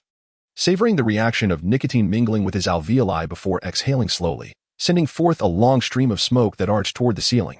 Unbeknownst to him, it had already been more than half a month since the world had fallen into chaos. He relaxed his mind, slightly squinting his eyes, relishing this moment of safety and tranquility. The following day, as dawn broke, the temperature dipped below 10 degrees. A chilly breeze swept through, heralding the end of autumn and the imminent arrival of winter. The Green Source Base's combat team had assembled their equipment and was conducting final checks. This mission promised to be more arduous than any before, and diligence was paramount. 10 vehicles were set to depart, leading with Qin Jin's modified Sabertooth. The front of the vehicle had been fitted with newly crafted, larger, and sturdier ramming horns and guardrails, designed to clear any obstacles encountered along the way. Following closely was Li Bowen's fortified police vehicle, accompanied by several modified trucks and heavy-duty vehicles, even including 2 empty semi-trailers. These vehicles were not laden with excessive supplies. Aside from essential provisions for this outing, anything else could be scavenged along the route. Their expedition aimed to procure more resources for the base. The combat team, comprising 30 members, completed their checks and climbed into their vehicles. In the isolation zone, once Qin Jin confirmed everything was in order, he notified the gate guards. The massive doors began to creak open. Under the watchful eyes of others, the convoy slowly ventured onto the external road. Before long, the convoy vanished into the distance. What outcomes awaited this journey remained a mystery. End of chapter. Chapter 58. A heist in mind in the early hours, just past 7 o'clock. On a road in Mengtang town, the sun had just begun to rise. The golden rays had yet to grace the earth, and a few nocturnal zombies continued their aimless wandering along the road. Unaware of the sun's impending dominance, they remained unperturbed in the coolness, failing to seek shelter. Suddenly, the tranquility was shattered by the thunderous roar of engines. Several zombies turned their heads, searching for the source of the commotion. Upon pinpointing the location, they hurriedly shuffled in that direction. The sound, undoubtedly, emanated from the Green Source convoy. A few kilometers away from the base lay an entrance to the expressway. Qin Jin prepared to lead the convoy onto the highway towards their first destination, the outskirts of Yangqing. There, a helicopter training facility awaited them. Approximately 320 kilometers from the base, the farthest of their targets, yet also the most promising. He had personally completed his helicopter pilot training there and was well acquainted with its usual state, where dozens of various aircraft typically rested for student instruction. Given the timeline of recent events, there was a high probability that helicopters would still be stationed there, rather than seeking out the few solitary targets. Why not aim for a grander prize? Leading the charge was the saber-toothed tiger, piloted by the adept young Liu, who was skilled in flying drones. Spotting a few zombies drawn towards the noise ahead, he remained unfazed, gripping the steering wheel tightly as he barreled towards them with unyielding resolve. Like a game of bowling, the zombies collided with the steel behemoth, producing a series of squelching sounds. They were swiftly torn apart, their blood and flesh splattering across the roadside. The convoy remained unthreatened. The saber-toothed tiger's newly upgraded alloy horns sustained no damage, aside from minor traces of blood and remnants of flesh, exhibiting no signs of wear. The convoy pressed onward, veering into an intersection before entering a toll booth at the expressway entrance. At that moment, the toll station was devoid of life, scattered debris littering the area, and the barriers meant to halt vehicles had seemingly vanished. This fortunate circumstance spared the convoy any delay, allowing them to seamlessly ascend onto the highway. With their sizable trucks and trailers, maneuvering through smaller roads proved challenging. Thus, clearing only the obstacles on the expressway would, in theory, expedite their journey. Given the recent movements of survivors, many barriers on the highway might have already been cleared, benefiting the convoy. Before long, The convoy cruised along the expressway at a speed of approximately 80 kilometers per hour. Theoretically, at this pace, they would reach their first destination around 10 o'clock. However, reality often diverges from theory. Indeed, it was not long before they encountered vehicles involved in an accident, causing the convoy's speed to significantly diminish. Understanding the need for caution, the vehicles maintained a safe distance to prevent collisions among themselves. Ahead, only a few cars were entangled in the mishap, mostly sedans. And the decelerating saber-toothed tiger could faintly discern some zombies still trapped within the vehicles. It is estimated that the individuals inside the vehicle have directly mutated. There are also some cars with their doors ajar, leaving one to wonder where their occupants have fled. The convoy has reduced its speed, temporarily foregoing the need to disembark for any cleanup. In some narrower passages, they simply scraped by. If necessary, they would push through with their vehicles. As the aesthetics of the cars are no longer a concern, chipped paint and minor deformities matter little. As long as the main structure remains intact, the vehicle is still deemed serviceable. Thus, the convoy progressed at varying speeds, encountering no significant challenges. It remains a mystery whether the former occupants of the abandoned vehicles have transformed into zombies or simply vanished. Occasionally, a few scattered zombies could be ignored and crushed beneath the wheels. Fortunately, they did not encounter any situation that completely obstructed the road. By approximately 10:30, after traveling nearly 3.5 hours on the highway and covering over 200 kilometers, they were finally preparing to exit the expressway. The remaining few dozen kilometers would necessitate travel along the national highway. At the outskirts of Yanqing, they located an exit and left the highway, momentarily halting the convoy upon reaching the surface road.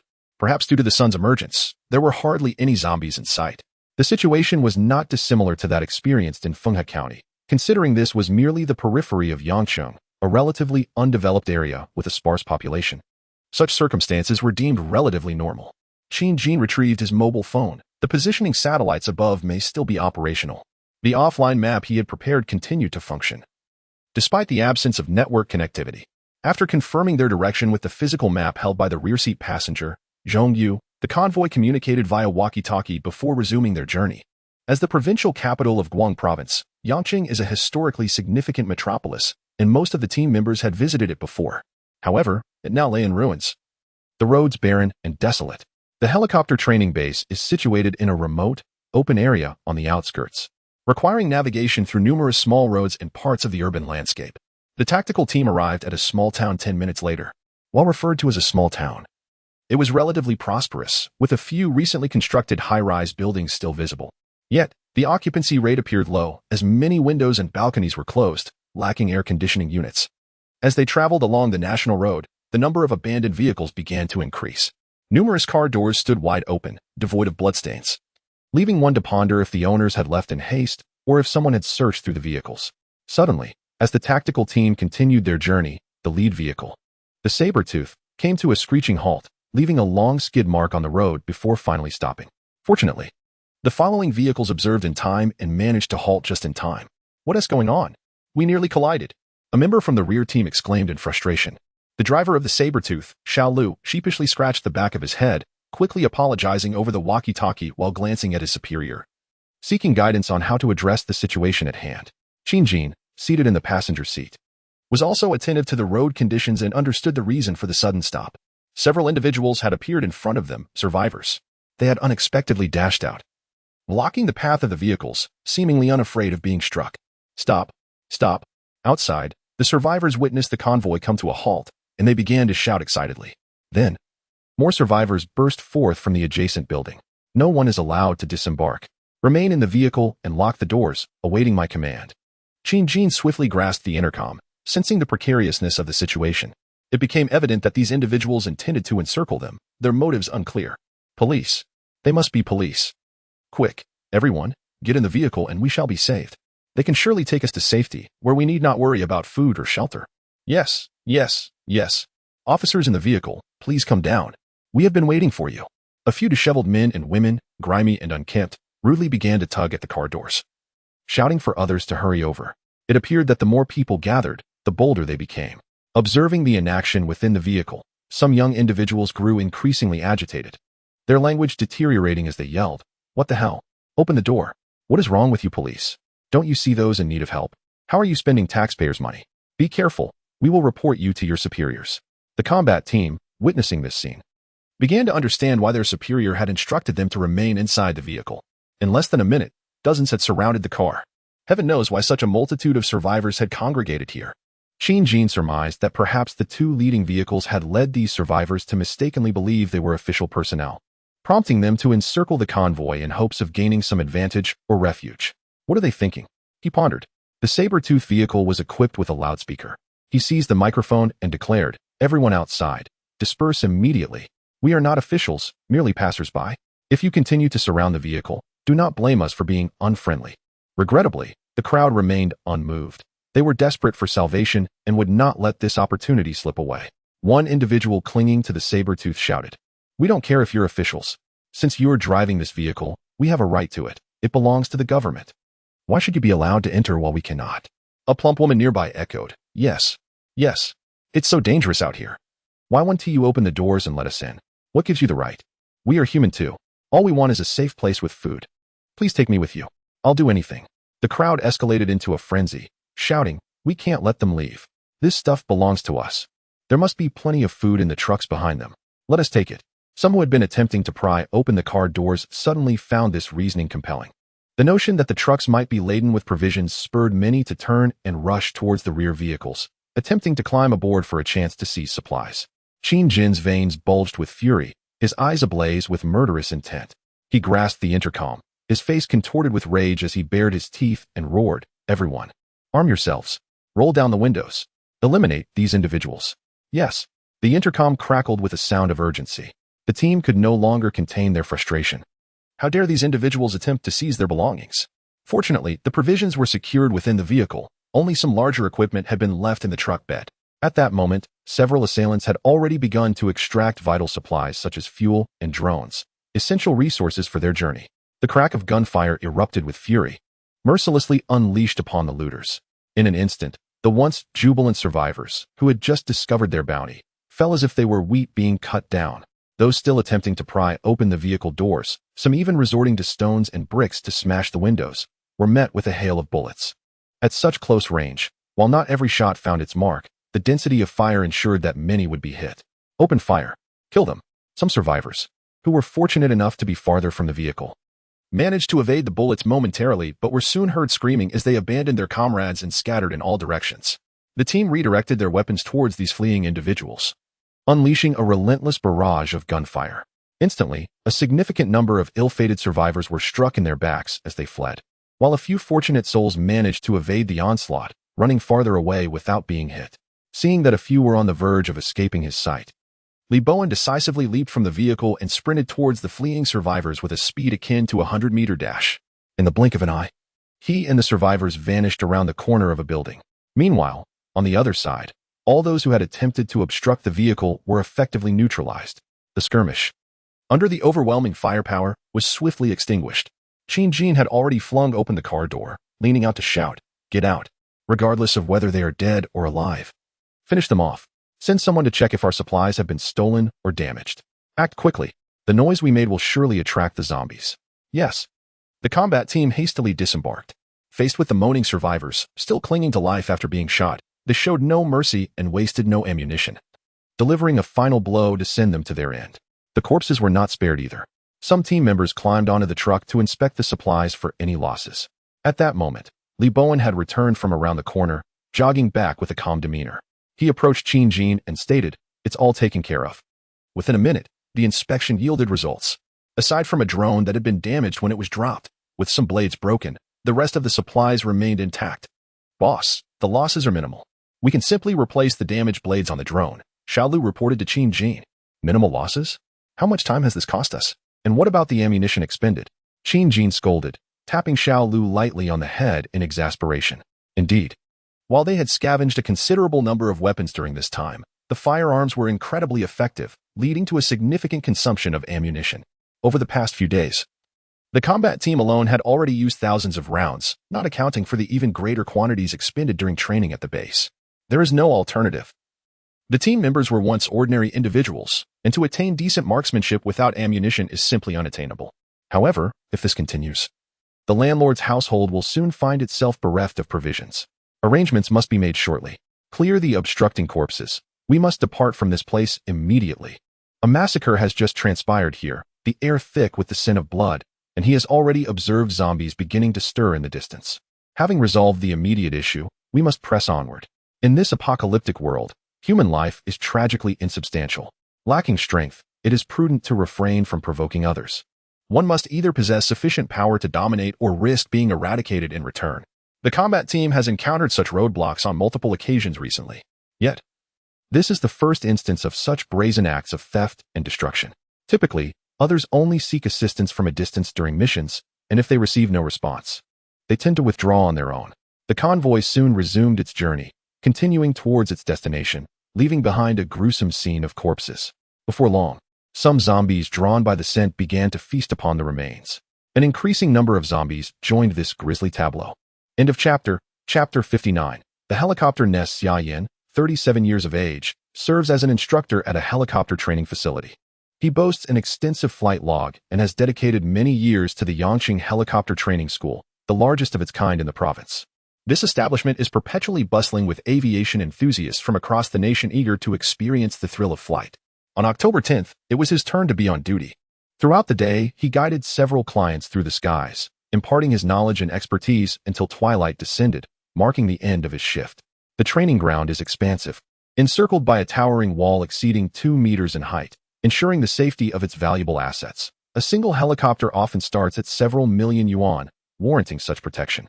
The structures within the grounds, while not towering due to the requirements of the airfield, are numerous. There are several office buildings, a cafeteria, exhibition halls, and ample accommodations for instructors and staff, as well as upscale lodgings for visiting clients who wish to stay overnight, given the facility's somewhat remote location and limited transportation options. He recalls that fateful evening of the 10th, when all appeared serene shortly after he had dined. He was resting in his quarters, engaged in a video call with his wife and children, sharing amusing anecdotes. Suddenly, a cacophony of commotion erupted outside. Upon rushing to the balcony to investigate, he realized that the world had irrevocably changed. For the subsequent days shrouded in a fog of despair, he remained confined to his room, trembling with fear as he observed the calamity unfolding beyond his walls. Soon, silence enveloped the facility. It became evident that no other living souls were present. The combination of the fortified perimeter and the locked gates had trapped the zombies within the training base. Those harrowing nights were marked by the chilling sounds of human screams and the terrifying growls of the undead. The relentless pounding on the door by the zombies was utterly horrifying. Fortunately, the iron door of his quarters proved resilient against the external onslaught, holding firm against the desperate attempts of the creatures outside. Through his mobile phone, he gleaned the grim reality of the world beyond. An apocalyptic catastrophe had befallen humanity. After 2 days, the mist began to lift, and the frenzy of the zombies subsided. By daylight, they dispersed from his doorstep, though a few stragglers continued to wander nearby.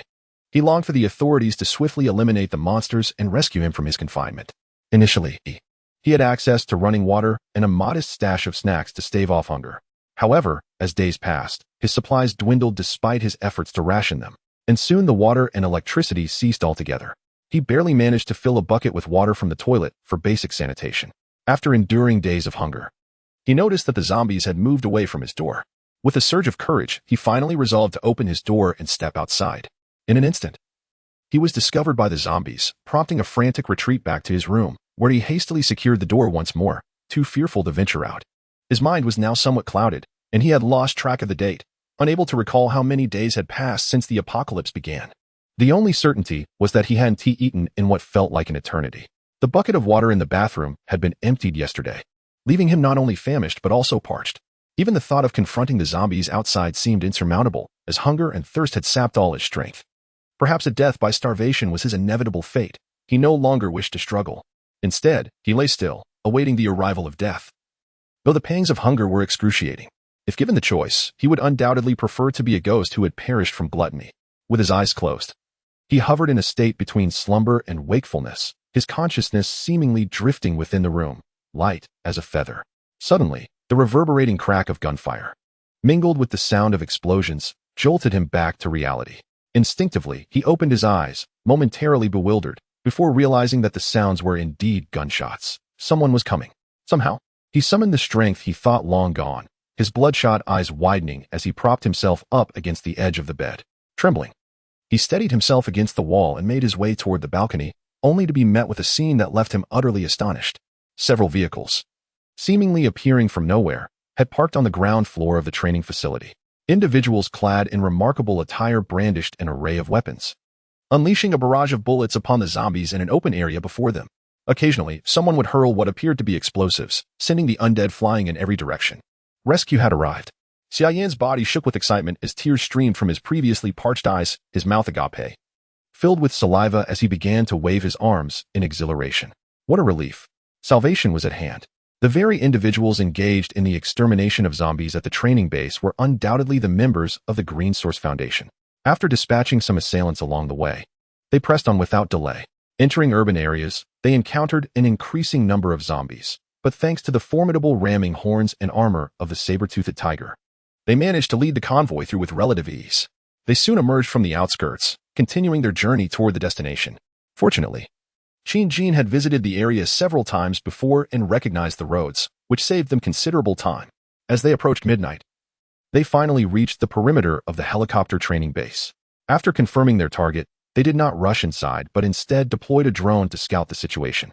It wasn't long before they had a clear picture of the interior, especially the numerous helicopters parked on the tarmac, causing Qin Jin to instinctively clench his fist in triumph. Fortune was on their side. The drone footage revealed that most helicopters appeared intact, though some had sustained damage. With shattered glass, a few had crashed to the ground, likely the result of someone attempting to escape by flight, only to fail. It was also possible that they had mutated during flight. The reasons remained uncertain, but it was indeed a pity for the helicopters. Subsequently, the drone soared through the skies, surveying the entirety of the training ground for the presence of zombies and assessing the environmental conditions. Perhaps due to the midday sun, the zombies were predominantly sheltered within the buildings. Only when the drone approached the structures did they emerge in pursuit, and not a single living soul was encountered throughout the reconnaissance. They speculated that perhaps everyone here had succumbed to mutation and met their demise. Given that several exits were sealed and the zombies, devoid of intelligence, could not operate doors, it was plausible that those trapped inside were the earlier inhabitants. With clarity in their findings, they were now prepared to act. Rather than rushing into an assault, they took a moment to enjoy a modest lunch, inspect their gear, and deliberate on a straightforward strategy before officially commencing their offensive. Once again, the drone was deployed to lure the zombies, while they readied themselves to breach the premises. When the drone emitted sound, it attracted a significant horde of zombies, prompting them to deploy the homemade explosives crafted by Dong Hui, which they hurled into the throng. What transpired next was reminiscent of the scene that Xia Yan had witnessed earlier. He had been in such a deep slumber that he had not even heard the drone's sounds. Under the overwhelming force of the explosives, coupled with the barrage of bullets, over 100 zombies were swiftly annihilated. The combat team ceased their gunfire, mindful of conserving ammunition. The remaining dismembered zombies, still clinging to life, were dealt with swiftly. Boss, on the 4th floor of the building to the right, there's a survivor waving at us. Lu Wenhao, with keen eyesight, quickly spotted the excitedly gesturing Xia Yan and conveyed the information to Qin Jin. All right, let's bring this individual down for questioning. The team should disperse and ensure that every last zombie in the vicinity is eradicated. Understood. The combat team promptly acknowledged the orders and set off with their respective squads to execute the mission. This was their forte, having engaged in such operations consistently over the past period. Qin Jin patted Xiao Lu, who was still controlling the drone, on the shoulder and instructed, raise the drone high and monitor the entire area. Should any zombies approach or if anyone nears the training ground, report immediately. Xiao Lu nodded in agreement, well versed in such tasks. With the arrangements complete, Qin Jin stood by the vehicle, awaiting updates from his team and curious about the survivors' situation.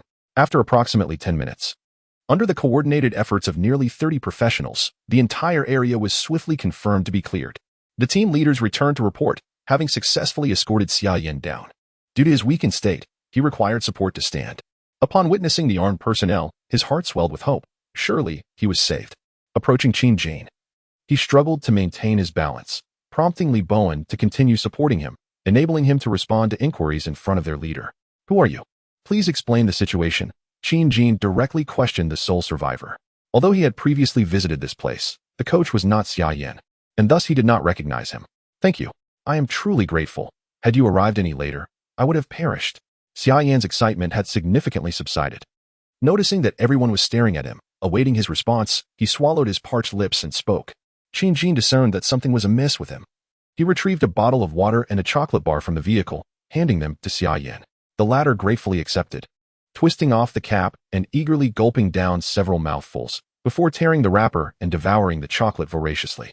In his fervor, he even swallowed hard.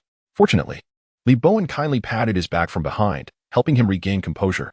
The others remained patient, observing as Xia Yan consumed his sustenance, exhaling a breath as if he had been revitalized, and awaited his continued response. Xia Yan felt an overwhelming sense of happiness. He had never realized how delightful chocolate could be. His emaciated body was ravenously absorbing the sugar, his stomach operating at full capacity, restoring considerable strength to him, and even clearing his mind.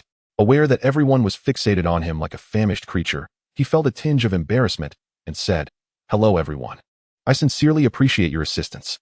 My name is Xia Yan, and I am the helicopter instructor here. I have been trapped for many days, nearly starving. The monsters outside are terrifying. Thankfully, you arrived and dealt with them. What is the situation like in the outside world now? Has the government begun to restore order?" His introduction transitioned into a query, as he yearned to know about the world beyond. After losing power and internet access, he had been anxious about the fate of his family and the possibility of the government vanishing. Fortunately, it seemed that rescue had finally arrived. Upon hearing his profession, Qin Jin's eyes lit up. A helicopter instructor. What a valuable asset. In this apocalypse, what is most precious? Food, weapons, secure shelter. These are indeed vital. But skilled individuals are equally invaluable. He had thought he was the only one capable of piloting a helicopter and had planned to teach others gradually. Now, with a living helicopter instructor before him, he must ensure he was brought back. This person could not be let go. Qin Jin exchanged a knowing glance with Zhong Yu. As Qin Jin's former secretary, Zhong Yu easily comprehended his intent and could surmise that his boss would not allow this opportunity to slip by. Even Zhong Yu recognized the necessity of keeping this individual. He approached Xia Yan with a smile, extending his hands as if they were longtime acquaintances, and warmly addressed him. "I apologize. We are not affiliated with the government. No one knows the current state of affairs outside. It may well have ceased to exist. We are merely a group of survivors navigating this new reality, seeking food and resources, striving to create a safe haven for our loved ones to continue living peacefully, nothing more. Today, fate has brought us together, and you shall now be one of us. I assure you, you shall never go thirsty or hungry. We will protect you." A cascade of swift words left Xia Yan momentarily stunned, struggling to process the information. These individuals were not government agents, yet their attire, weaponry, and vehicles appeared exceedingly professional. Upon hearing assurances of protection and the prospect of being taken in, a sense of tranquility settled within him. At the very least, it seemed these individuals had no intention of abandoning him, correct? After all, it was certainly preferable to perish from hunger in this place. Venturing out offered a chance to inquire about the current state of affairs outside. Zhong Yu continued to engage him in casual conversation, generously producing some candies and cigarettes from his person to offer him. He might as well have lit a cigarette for Xia Yan himself. Qin Jin found this display somewhat intolerable. He had not expected his former secretary and childhood friend to possess such a side. A social butterfly indeed. Observing that this individual was already ensnared in their grasp, he redirected his focus toward the primary objective of their undertaking. Turning, he led the group towards the area where the helicopters were stationed. The space designated for the helicopters was quite expansive, situated a considerable distance from the buildings. They walked several hundred meters before arriving. The sight of various helicopters displayed outdoors nearly elicited gasps of wonder from the group. Who could resist such magnificent toys? A glance around revealed a treasure trove. After counting, they noted that aside from 6 that had crashed in the vicinity, there were a remarkable 9 still resting in place. Goodness, they had struck gold. They had truly stumbled upon a helicopter haven. End of chapter. Chapter 60. The burden of happiness within the helicopter training facility of Yangqing. Multiple helicopters unfolded before the astonished eyes of all the combat team members, leaving some nearly drooling with excitement. Gazing at these marvels of human ingenuity, tools capable of conquering the skies, the imminent prospect of possession stirred exhilaration within everyone. The thrill was palpable. Even Qin Jin could not suppress the surge of emotions within him. He had not anticipated that the first target he pursued would yield such a resounding triumph. Moreover, the outcome exceeded all expectations. Indeed, he had chosen his target wisely. He recognized the models before him, all civilian variants of helicopters, one of which he had piloted during his earlier training. It was only natural. This facility was originally designed as a training base for civilian purposes. Thus, military models were absent. The helicopter closest to him was particularly familiar. It was the same small model he had practiced flying before. Designated as the AC-310. This domestically developed helicopter boasts a capacity of 1 ton and serves a multitude of purposes, employed by numerous television stations for interviews and filming. utilized by rescue teams for life-saving missions and even for short-distance transport. It is also the mainstay of training aircraft, allowing instructors to teach two students simultaneously. Equipped with 3 rotor blades, the helicopter has a maximum length of 9 meters and is classified as a small helicopter. Its top cruising speed reaches 176 kilometers per hour, with a standard cruising speed of 159 kilometers per hour. The maximum takeoff weight is 900 kilograms, with an effective load capacity exceeding 400 kilograms. When fully fueled, it can fly approximately 600 kilometers. While the specifications are fairly ordinary, they are exceptionally practical by removing unnecessary components and carrying additional fuel. It theoretically can transport 34 individuals over a distance of 800 to 1,000 kilometers. This means it can traverse back and forth between locations 400 to 500 kilometers apart, sufficient to extend the influence of the green source base far and wide. This was merely the most basic model, yet it was also the most prevalent. A quick count revealed that of the remaining 9 helicopters, 6 were AC-310s. Qin continued to observe these helicopters, even reaching out to touch the exterior of the fuselage. What a treasure! As he walked further, he spotted another, larger helicopter, which he recognized with ease. It was an AC-352. This medium-sized, multi-purpose helicopter features 5 rotor blades, weighs 14 tons, and boasts a fuselage length of 19 meters, with a wingspan nearing 20 meters. Its cruising speed is astonishingly between 280 to 300 kilometers per hour. Notably, its takeoff weight reaches 7.5 tons, with an effective load capacity of 4 tons. By removing some seating and other comfort features, it can accommodate over 20 passengers. When carrying extra fuel, it can travel back and forth over distances exceeding 1,000 kilometers. For the green source base, it is undoubtedly a strategic asset to be safeguarded at all costs. As all gathered marveled at this grand treasure, their excitement soared. The strength of the green source base had indeed magnified. Alas, as everyone continued to observe, the final 2 helicopters seemed to encounter unforeseen complications. Previously, the distant view obscured clarity, allowing only a rough estimation of the aircraft's quantity, 9 in total. However, it was unexpected that the last 2 planes would encounter misfortune. Among these, one was also an AC-352, yet its exterior bore the marks of scorching, while beneath its body, a vehicle had collided with it. The sight of the charred remains of the vehicle and a carbonized corpse within suggested that during the chaos of the mutated night, a survivor, in a panic, had unknowingly crashed into the aircraft. Not only did this individual perish in the flames, but the helicopter also suffered the consequences. Qin examined the areas of charred fuselage near the engine, noting that even the tail wings bore signs of having been scorched. An unsettling thought gripped him. Could this aircraft be irreparable?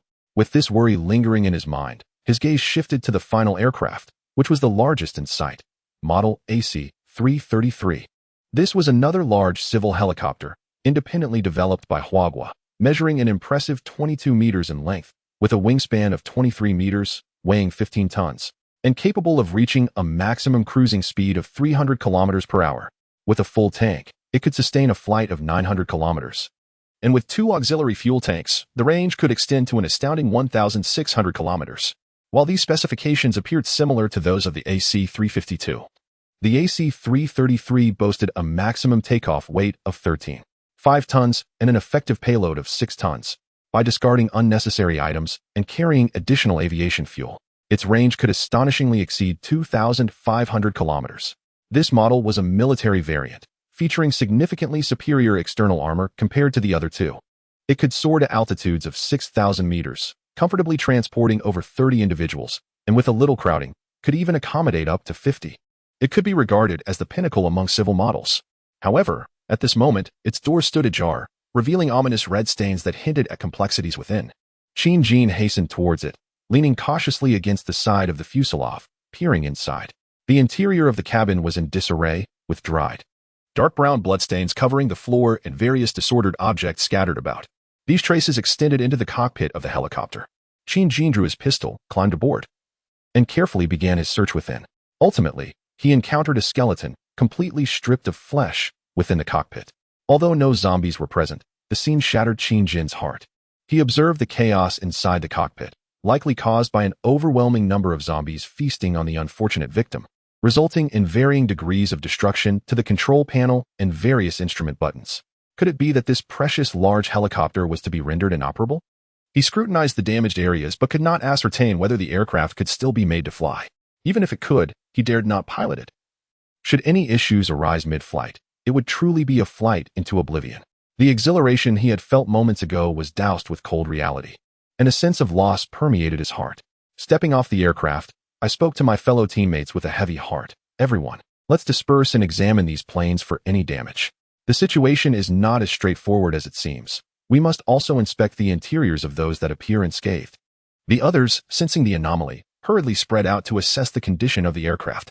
Before long, we reconvened to share our findings. Out of the 6 small helicopters, 3 were found to be intact, while the remaining 3 exhibited varying degrees of damage. Some bore evidence of having been gnawed upon by zombies, while others displayed signs of rough handling, resulting in damaged controls and buttons. Moreover, one helicopter had visible marks of a collision, likely caused by a vehicle trapped beneath a medium-sized helicopter.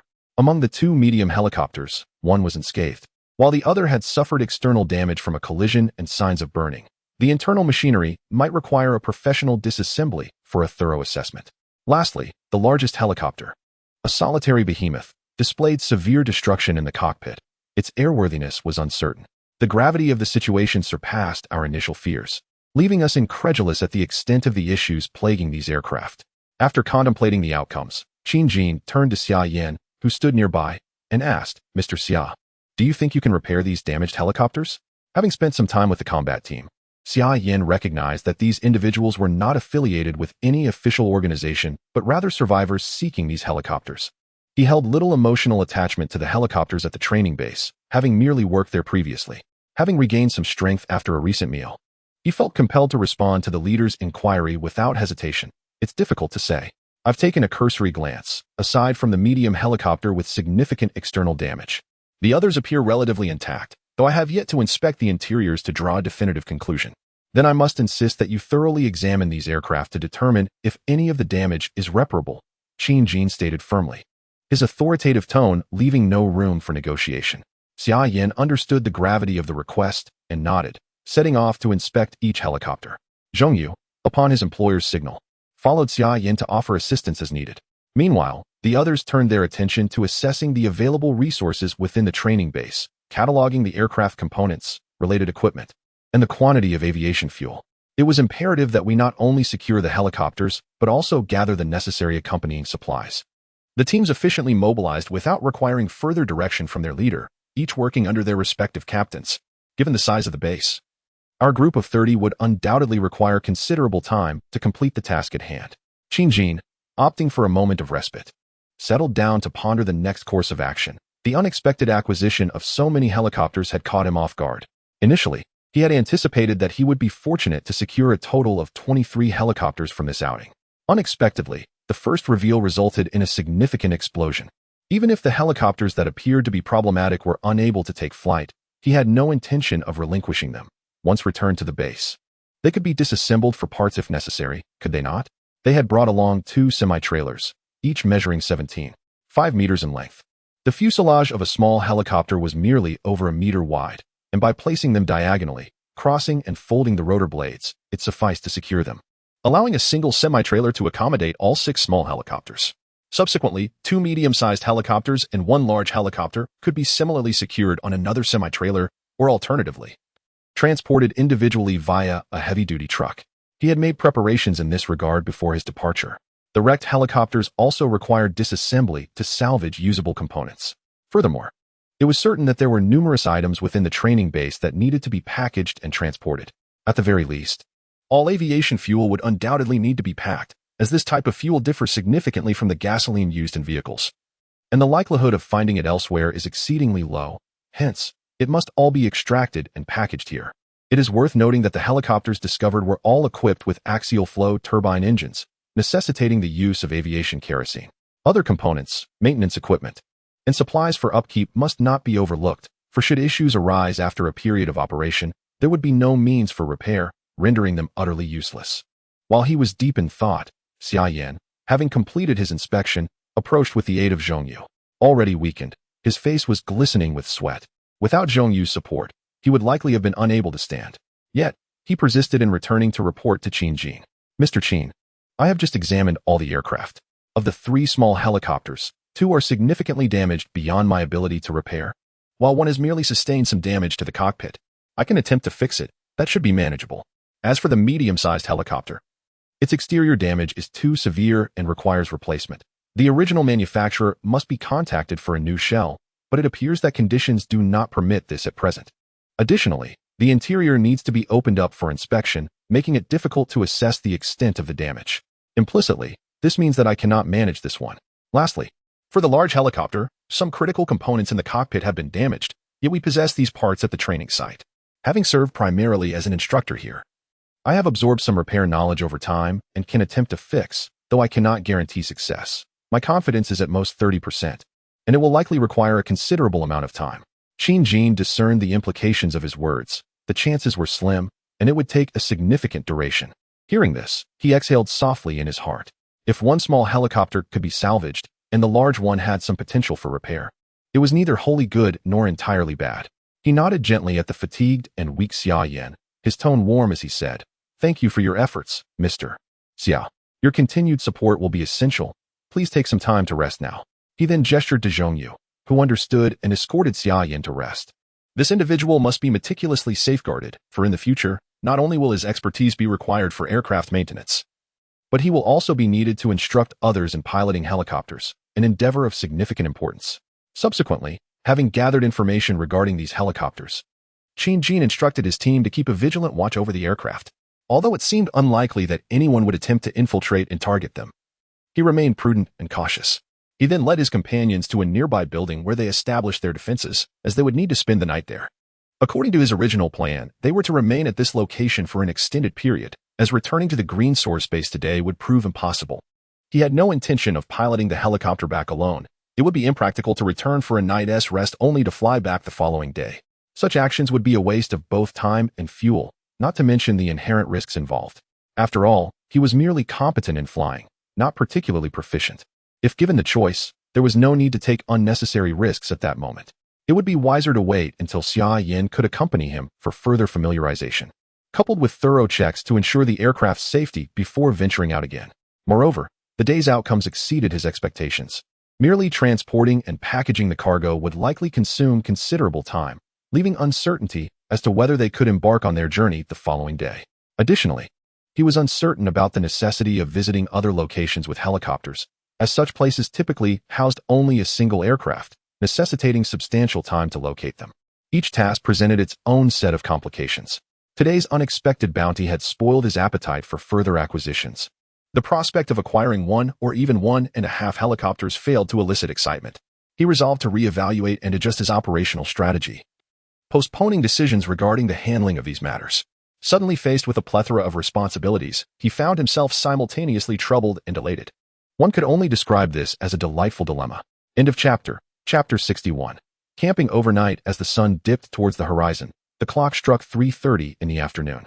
Within the training grounds, the combat team had preliminarily completed their search and inventory of supplies, reporting their findings to Qin Jin. Numerous tools and equipment related to the helicopter were present, estimated to require the loading of 3 trucks and heavy-duty vehicles for transport. Additionally, other valuable resources were available, including a substantial quantity of food in the cafeteria, as well as computers, electronic devices, and paper documents related to aircraft and educational materials within the buildings. It was imperative to take these items, which would necessitate another heavy-duty vehicle. After accounting for 1 truck designated to carry the large helicopter, only 1 heavy-duty vehicle remained available for the operation. Furthermore, it was discovered that approximately 150 tons of aviation fuel were still present at the training base. This facility typically hosted numerous clients daily, leading to considerable consumption, making the remaining fuel volume entirely reasonable. Given the standard size of an oil barrel, which weighs around 200 kilograms, this equated to over 750 barrels. However, this left the remaining heavy-duty vehicle unable to accommodate the entire load. Consequently, the team brainstormed solutions together. They had brought several empty fuel barrels, and with additional barrels available on site, it was anticipated that they could securely bind approximately 300 barrels in the available spaces on the trailer attached to the helicopter. The remaining heavy-duty vehicle could carry nearly 100 barrels, leaving over 350 barrels still to be addressed. Ultimately, after deliberation, it was decided to venture out in search of a fuel truck or another heavy-duty vehicle. Otherwise, their requirements could not be met. Given that this area belonged to Yangcheng, locating a fuel truck or heavy-duty vehicle should prove manageable. Furthermore, Qin Jin adjusted the plan, deciding not to return the following day. Instead, he intended to utilize the training base as a temporary headquarters, dispatching Xia Yin to pilot the helicopter in pursuit of the remaining targets. Direct flight would significantly expedite the operation. They would merely need to circle the target location. If the objective was present, they could descend for inspection. Ideally, if they could fly directly, they would simply return afterward. If complications arose, they would have no choice but to abandon the operation. During the earlier briefing, Zhang Tiankai had also delivered encouraging news. The brothers Sun Xiaolong and Sun Xiaoyu, who had joined his squad, possessed prior experience in piloting helicopters. It remained unclear which unit they had served in previously. Qin Jin promptly summoned them for direct inquiry. Their response revealed that their previous unit had recognized their exceptional physical fitness and had assigned them to pilot testing. They had nearly met the required standards, even qualifying as potential reserve combat pilots.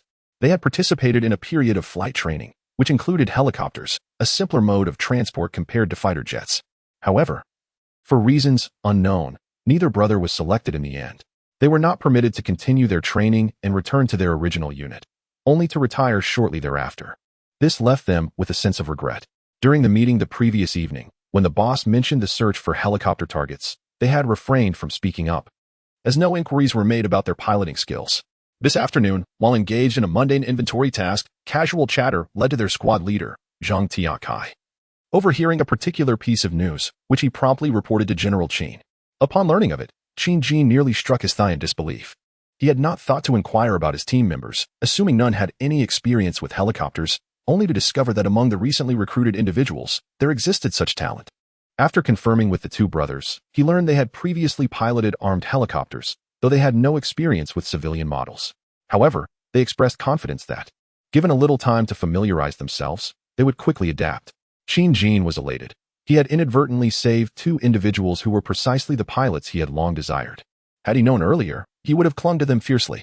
When dealing with Zhao Chong, he had nearly let these two slip away. Had that occurred, he would have been severely regretful. With these two skilled individuals on his side, should they indeed acquire an armed helicopter in the future, suitable pilots would be readily available. This is indeed a blessing from the heavens. Later that afternoon, within an office building at the training ground, he summoned all the captains to relay the meticulously prepared plan and discuss how to allocate the tasks. Some were assigned to manage the loading of supplies, others to handle aviation fuel, while additional personnel were designated to enhance the defensive measures for the night. Given that they intended to spend the night here, reinforcing their defenses was imperative. The existing 2-meter-high iron fence would scarcely withstand a significant zombie assault, necessitating further preparations. The captains swiftly conferred with Qin Jin and contacted their respective team members to set about their tasks. Xia Yin was retained for further rest, as he would need to pilot the helicopter the following day, taking Qin Jin and the Sun brothers to inspect other objectives. With the mission clearly defined, everyone's enthusiasm soared. Since the onset of the apocalypse, this was their first night away from the Green Source base, and with safety diminished, bolstering defenses was the only viable course of action. With only 2 to 3 hours until darkness fell, swift action was required. Qin Jin remained in the third-floor reception room of the office building, a locale with which he was somewhat familiar, as they had chosen this structure as their headquarters for the night. Due to the proximity to the flight zone, buildings could not be constructed too tall, typically limited to 3 stories. After securely locking the first-floor entrance and windows and sealing the stairwell, they effectively thwarted any zombie incursions. This meeting room also featured 2 large floor-to-ceiling windows, originally designed for clients to observe the flight area and environment, which now served the purpose of allowing them to monitor external conditions throughout the night. Time passed swiftly, and by the evening hours of 5 or 6 o'clock, the operational team had completed all conceivable defensive preparations. This included checking and securing the perimeter wall of the training ground, locking all vehicles parked downstairs. And while procuring fuel posed a challenge, other more easily transported supplies had been loaded and covered with tarpaulins. Weapons, ammunition, and food had all been moved into the conference room of the office building.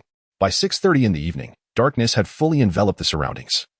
Apart from the chirping of insects and the occasional whisper of the wind, not a single sign of movement could be discerned outside. Following the power outage, the only source of light from the outside world was the moon, casting a faint glow. Otherwise, darkness enveloped everything. The night watch was divided into 5 shifts, each team responsible for 2.5 hours. The first to take guard was the Zhongyu team, whose members paired off to occupy 2 elevated buildings in the training grounds. In the conference room, additional team members remained on standby, ready to monitor the situation regarding vehicles and supplies. Each sentinel was equipped with a pair of night vision goggles, allowing them to discern the external environment despite the obscurity of night. Such devices were plentiful, as Qin Jin had prepared a substantial stock, complemented by resources gathered during recent supply missions. The supply of equipment was ample, and those tasked with night watch duties frequently utilized the observation capabilities from the watchtower. At this moment, most personnel had congregated in the conference room. The central table had mysteriously been dismantled, replaced by a large pot that was crackling with burning firewood sourced from an unknown origin. Inside the pot, a medley of food simmered, revealing glimpses of both meat and vegetables. The fragrant aroma wafted through the air, igniting the appetites of those who had toiled throughout the day. Soon, under the direction of the assigned personnel, generous ladles of soup were poured into bowls of instant noodles, supplemented with ample portions of meat and vegetables.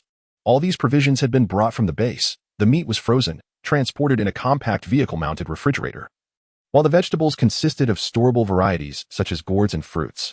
Unfortunately, leafy greens had yet to be cultivated on a large scale, making them impractical to transport. Nonetheless, this bounty was a rare treasure. The sounds of satisfied slurping filled the air, and the joy evident on their faces was hard to conceal. With no comparison, there could be no suffering. They had witnessed the dire conditions faced by those outside.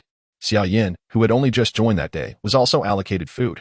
He cradled a steaming bowl of noodle soup, heaped with an abundance of meat and vegetables, and his craving was insatiable. He wasted no time, devouring the meal heartily, relishing the warm sensation filling his stomach, a feeling he had dearly missed. God knows how he had endured the past days, had his belt not been faux leather. He might have succumbed to hunger long ago. Thankfully, he had finally been rescued and had inadvertently aligned himself with this group. There was no room for dissent. From the gaze of Qin Jin and the warm welcome from the enthusiastic squad leader, he understood what they saw in him. It was his professional skills. Hence, he felt no aversion. Merely surviving without succumbing to starvation was a blessing. He had gleaned a fair understanding of the external circumstances, and venturing out alone might spell his end. Aligning with these individuals seemed the wisest course of action for the present. Tomorrow, he was to embark on a mission. Initially weakened by hunger, after eating and resting, he felt significantly revitalized. He believed that after a good night's sleep, he would be ready to pilot a helicopter without issue. Qin Jin joined him for the meal, engaging in casual conversation with the team members, having forged connections with many during their early missions together. At this moment, the atmosphere on site was quite harmonious, though most of the time it was he who posed questions while others responded, with only a few captains engaging in more substantial dialogue with him. Thus, dinner concluded amidst cheerful banter among the group.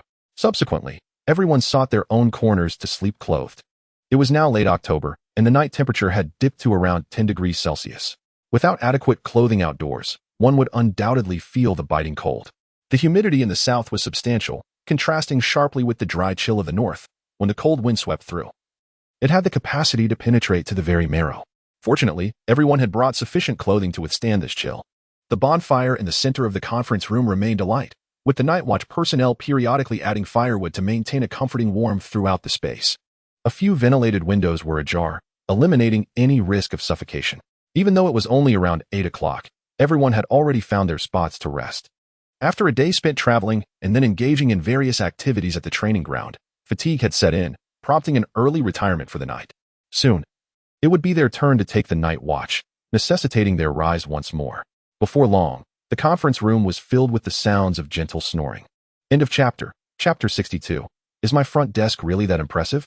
Qin Jin had not yet succumbed to slumber. He sat alone in a corner on a chair, gazing out at the pitch-black night through the floor-to-ceiling windows. As the leader, he felt compelled to engage in some reflection and contemplate whether any aspects of his plans had been overlooked. Occasionally, he would pick up the pen and notebook he carried with him, jotting down notes and sketches until the clock approached 10. Still lacking in drowsiness, he decided to rise and quietly exited the conference room, making his way to the rooftop of the office building. With only 3 stories, the rooftop was the highest point, providing a refreshing breeze. Upon his arrival, he noticed 2 operatives already stationed there. To avoid startling them, he courteously cleared his throat to signal his presence. The 2 individuals quickly aimed their weapons at him, but upon recognizing their employer, they promptly lowered their arms and greeted Qin Jin with apologies. "Good evening, boss. We sincerely apologize. We didn't expect you to come up, so we were a bit on edge." As Qin Jin approached, he realized that the 2 sentinels on duty were, in fact, the only 2 female operatives in the team. He waved his hand dismissively and spoke softly. "It's all right. Maintaining vigilance is commendable, but ensure you have a clear line of sight before firing. Hitting a monster is one thing, but injuring a comrade is unacceptable. I couldn't sleep. So I came up for some fresh air. Please, continue with your duties. With that, he leaned against the rooftop railing, resting his hands on the barrier, and closed his eyes, savoring the cool breeze.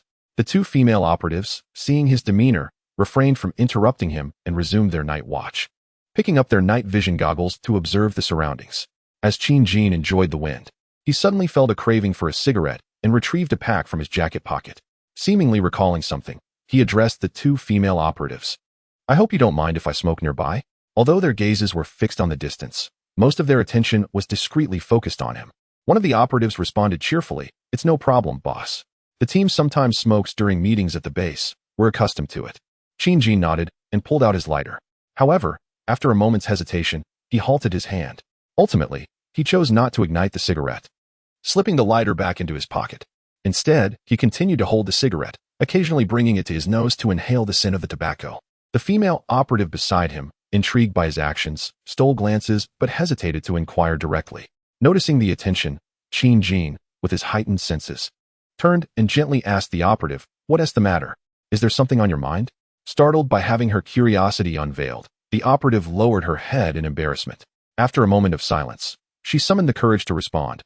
"I'm just curious why you asked us, yet you decided not to smoke, Mr. Qin." "Oh, I merely feel that smoking is unwise at present. The scent of tobacco may attract the attention of zombies lurking in the distance, hence I shall refrain from indulging."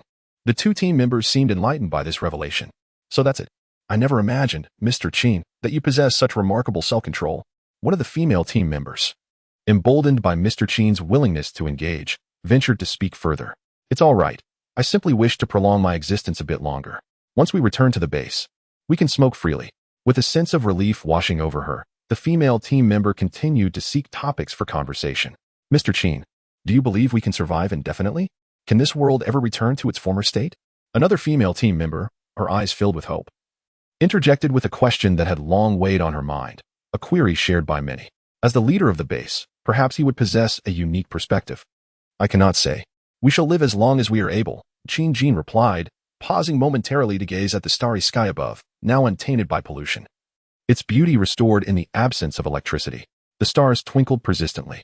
He then turned back to the female team members and continued, "However, everything we do now is for ourselves, for our loved ones, to extend our lives. As for returning to the peaceful days of old, I dare not entertain such thoughts. For many have perished and can never return. We cannot treat their passing as if nothing occurred. It is imperative that we remember them. We are also diligently working to construct a new zone of peace. The Green Source Base was established for this very purpose, regardless of the external circumstances. I hope that upon our return, everyone will feel the warmth that resides there. You are all striving alongside me for this cause." Under the vast expanse of stars, Qin spoke with conviction. The two female team members were captivated by the mysterious light shimmering in his eyes amidst the darkness, feeling their spirits uplifted by an immense force of inspiration. The anxiety and apprehension that had long lingered within them were suddenly dispelled, replaced by a newfound essence, hope. This, perhaps, was the answer they sought. Thank you, Mr. Qin, for illuminating our path." They expressed their gratitude to their seemingly radiant leader. The confusion that had clouded their minds dissipated. The insight gained from their superior was a treasure they resolved to share with other equally bewildered comrades in the future. Seeing the clarity and determination in their eyes, Qin felt a surge of joy for them. Suddenly, a voice crackled through one of the female team members' walkie-talkies. It was their captain, Li Bowen. Yao Lei, at your 4 o'clock position. A zombie has breached the perimeter. Please address this immediately. Please acknowledge. Received, Captain." The team member named Yulei suddenly adopted a serious demeanor, disregarding the presence of Qin beside her. She grasped the bough that leaned against the wall and donned her night vision goggles, directing her gaze toward the location mentioned by the captain. Qin followed her gaze, and although he lacked night vision equipment, his evolved eyesight allowed him to discern a vague figure approaching them with small, deliberate steps. At that moment, a buzzing sound erupted nearby, followed by a sharp whistle piercing through the air. Qin recognized it. The sound was produced by a bowstring releasing an arrow with great speed. The figure that had been running moments ago collapsed instantly, rolling forward for over a meter before coming to a halt, motionless. Qin was taken aback. He could faintly see an object lodged in the figure's head. If he wasn't mistaken, it was the arrow that had struck true.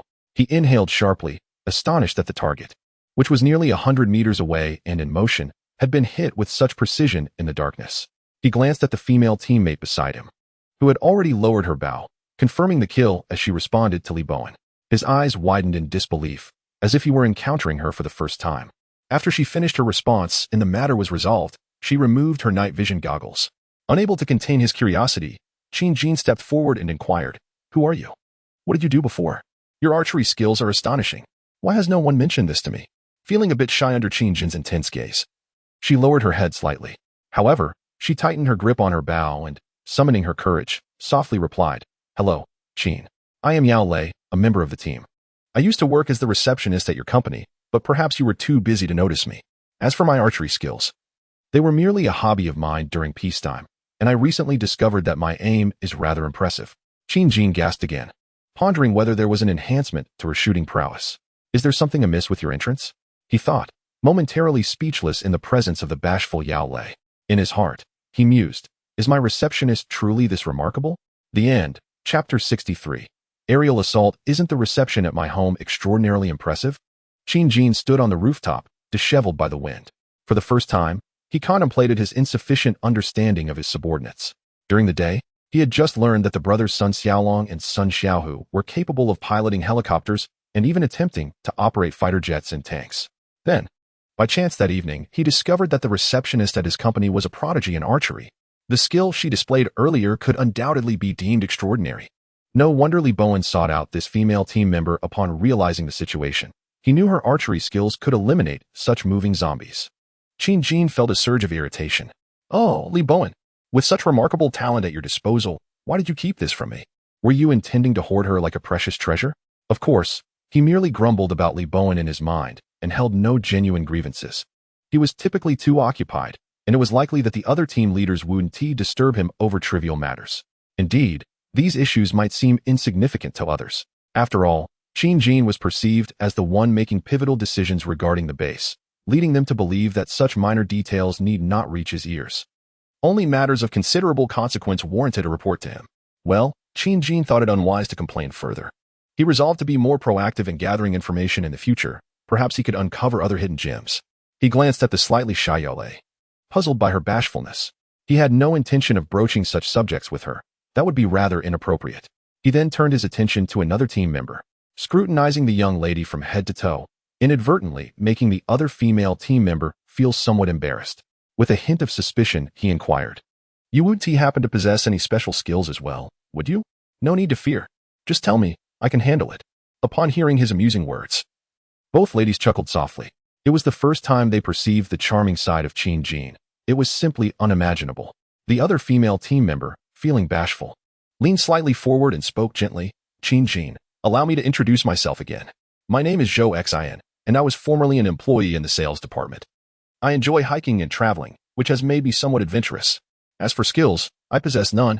I am quite ordinary. Lei's archery is renowned within our squad. None of us can compare." Zhou Xin succinctly shared some details about their team as previous missions, with Yao Lei occasionally chiming in, and the three continued their pleasant conversation.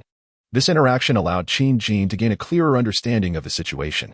He couldn't help but sigh in relief. It was only natural. How could genius be so commonplace? Following the earlier scene, the bonds among them grew closer, and they continued to share amusing anecdotes from peacetime in this period, enjoying each other's company. Qin relished this moment of camaraderie. Although the dimming light and the snugness of his attire, along with his vague recollection of the two girls' appearances, rendered him somewhat distracted. Conversing with them provided him a modicum of relaxation. He gleaned insights into the psychological states of others in the wake of the apocalypse, as well as their various grievances. It was evident that everyone faced their own struggles. Silently, he resolved to undertake a certain endeavor upon the successful completion of this mission and his return to the base. Time passed swiftly, and the incident of the zombies breaching the walls did not recur. Perhaps the earlier zombie had encountered a flaw in the barricade, or it was simply a particularly agile specimen that managed to scale the 2-meter-high wall by stepping on its fallen comrades. Such feats were conceivable for a creature drawn by the scent of human flesh, especially with the presence of several dozen individuals in their vicinity. The strength of the zombies at night was significantly augmented compared to their daytime counterparts. After a period of evolution, many zombies had experienced enhancements in their capabilities, exhibiting increased strength, as well as heightened auditory and olfactory senses, a development that Qin found quite understandable. He communicated with Li Bowen atop another building via radio, urging him to bolster vigilance in this regard and to relay the message to the next team on duty.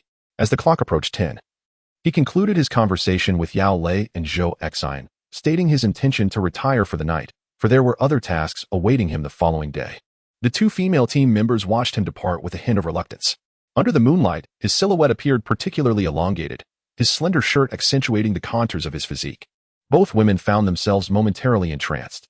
After his figure faded from view, Yao Lei snapped back to reality, gripping Zhou Exine's arm and exclaiming in a hushed tone, Exine, pinch me.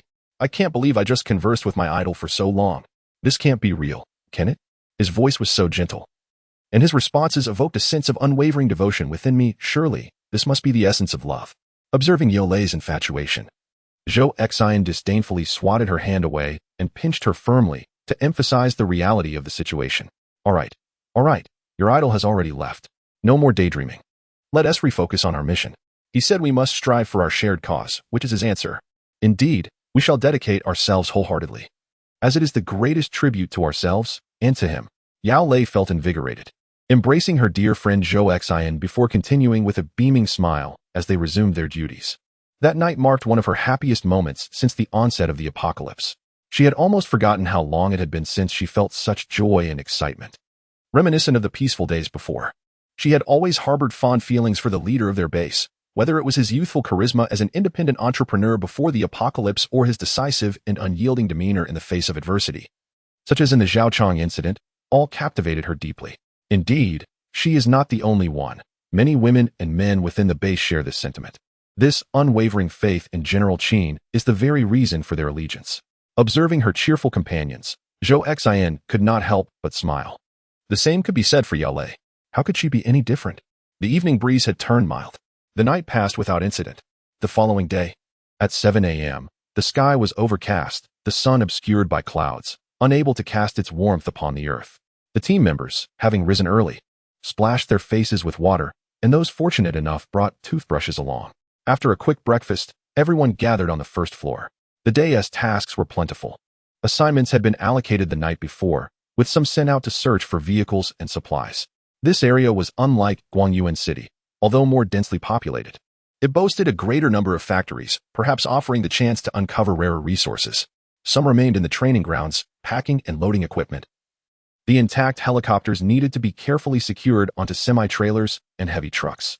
Fortunately, forklifts and engineering vehicles were available for transportation. Additionally, damaged aircraft were to be returned to the base, as their parts might prove useful in the future.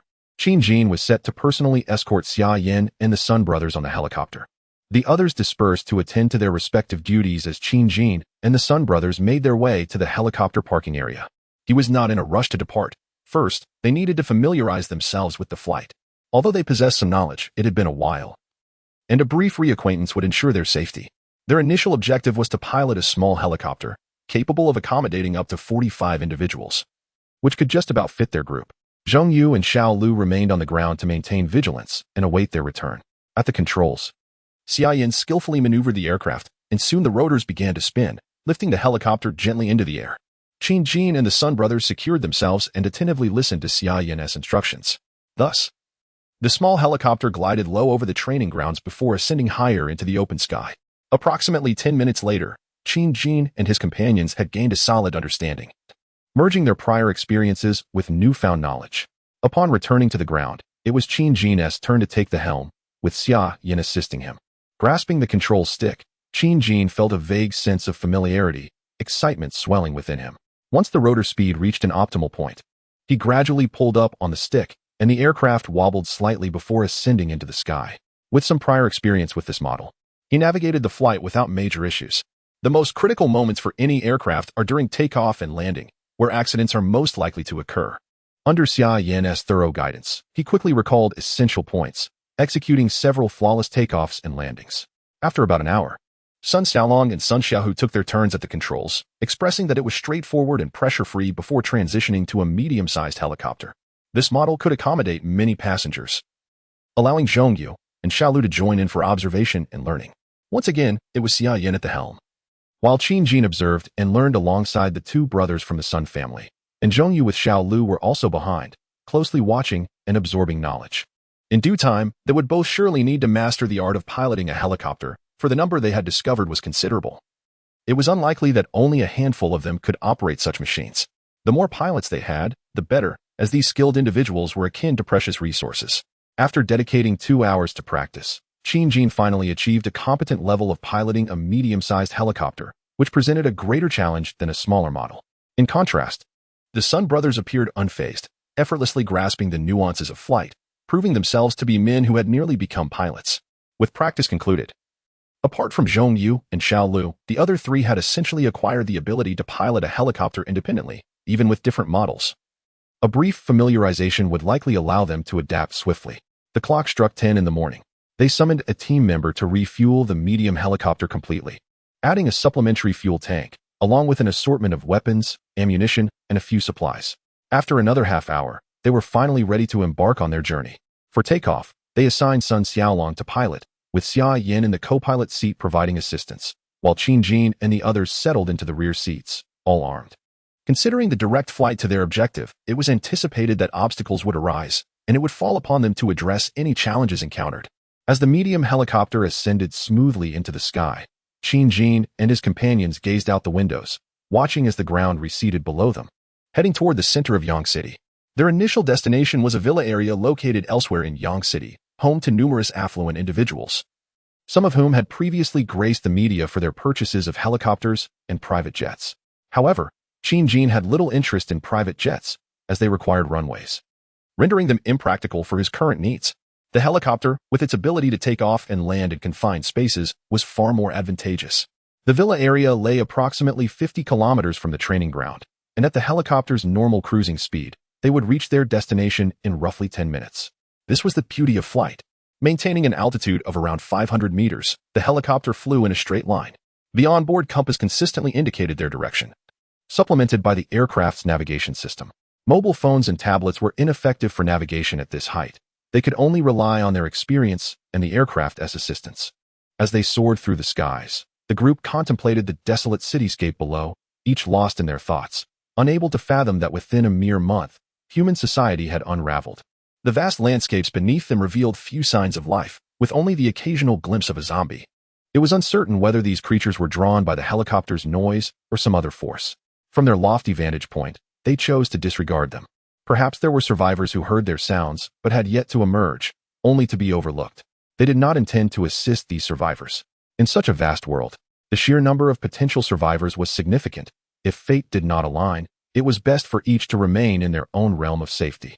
End of chapter. Chapter 64. The Base in Wan City, Part 1. A resounding roar echoed across the sky and land as a sizable helicopter hovered approximately 50 meters above a villa district. It circled the area for nearly 5 minutes, seemingly without locating its target, before ascending and flying off in another direction. This was the moment when Qin Jin and his companions emerged. Their journey from the training ground had been smooth, taking merely a few minutes to arrive. However, upon their arrival, they found no trace of the helicopter. After a thorough search yielded nothing, they marked the location off their list and proceeded to seek another. Their next destination was a television station. According to previous reports, this station was situated somewhere in Yang City, where a helicopter for interviews was typically stationed on the rooftop. This would be their subsequent target, approximately 70 kilometers away. In Wan City, within the confines of a lengthy circular wall, several buildings stood prominently. Among them, a few taller structures appeared to be classrooms and other educational facilities. Besides the buildings, there were ample open spaces, yet they had been occupied by numerous tents and makeshift shelters, haphazardly scattered within the walls. Some areas bore the remnants of former soccer and basketball courts. The wall enclosed these elements, forming the rudiments of a base. As midday approached, many individuals could be seen moving about, all heading towards a particular building.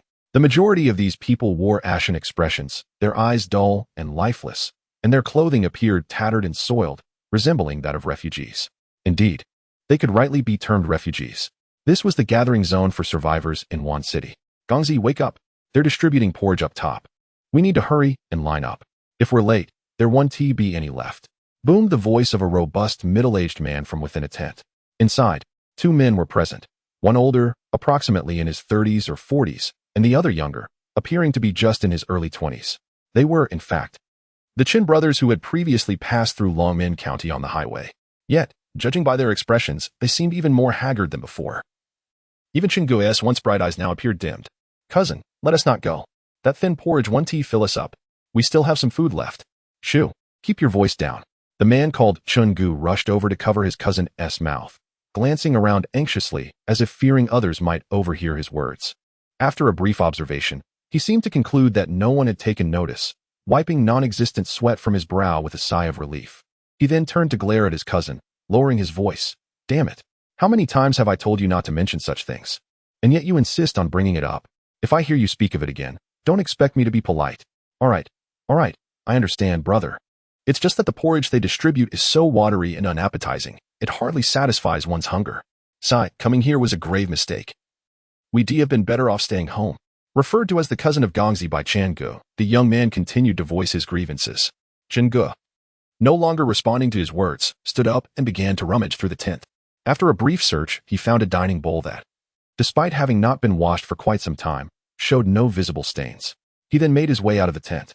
Before departing, he glanced back at his cousin Gongzi and, with a tone reminiscent of disappointment and unfulfilled potential, remarked, I am going to fetch some porridge.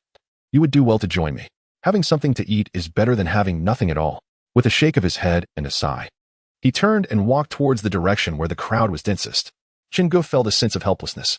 That day, he had accompanied his cousin and several other neighbors through numerous hardships to finally reach their destination, the city of Dongguan, where they discovered this gathering place for survivors. Initially, they had been filled with excitement, believing they had found an Eden. However, upon passing through the checkpoints of the gathering area, they quickly realized that the reality was far from their expectations.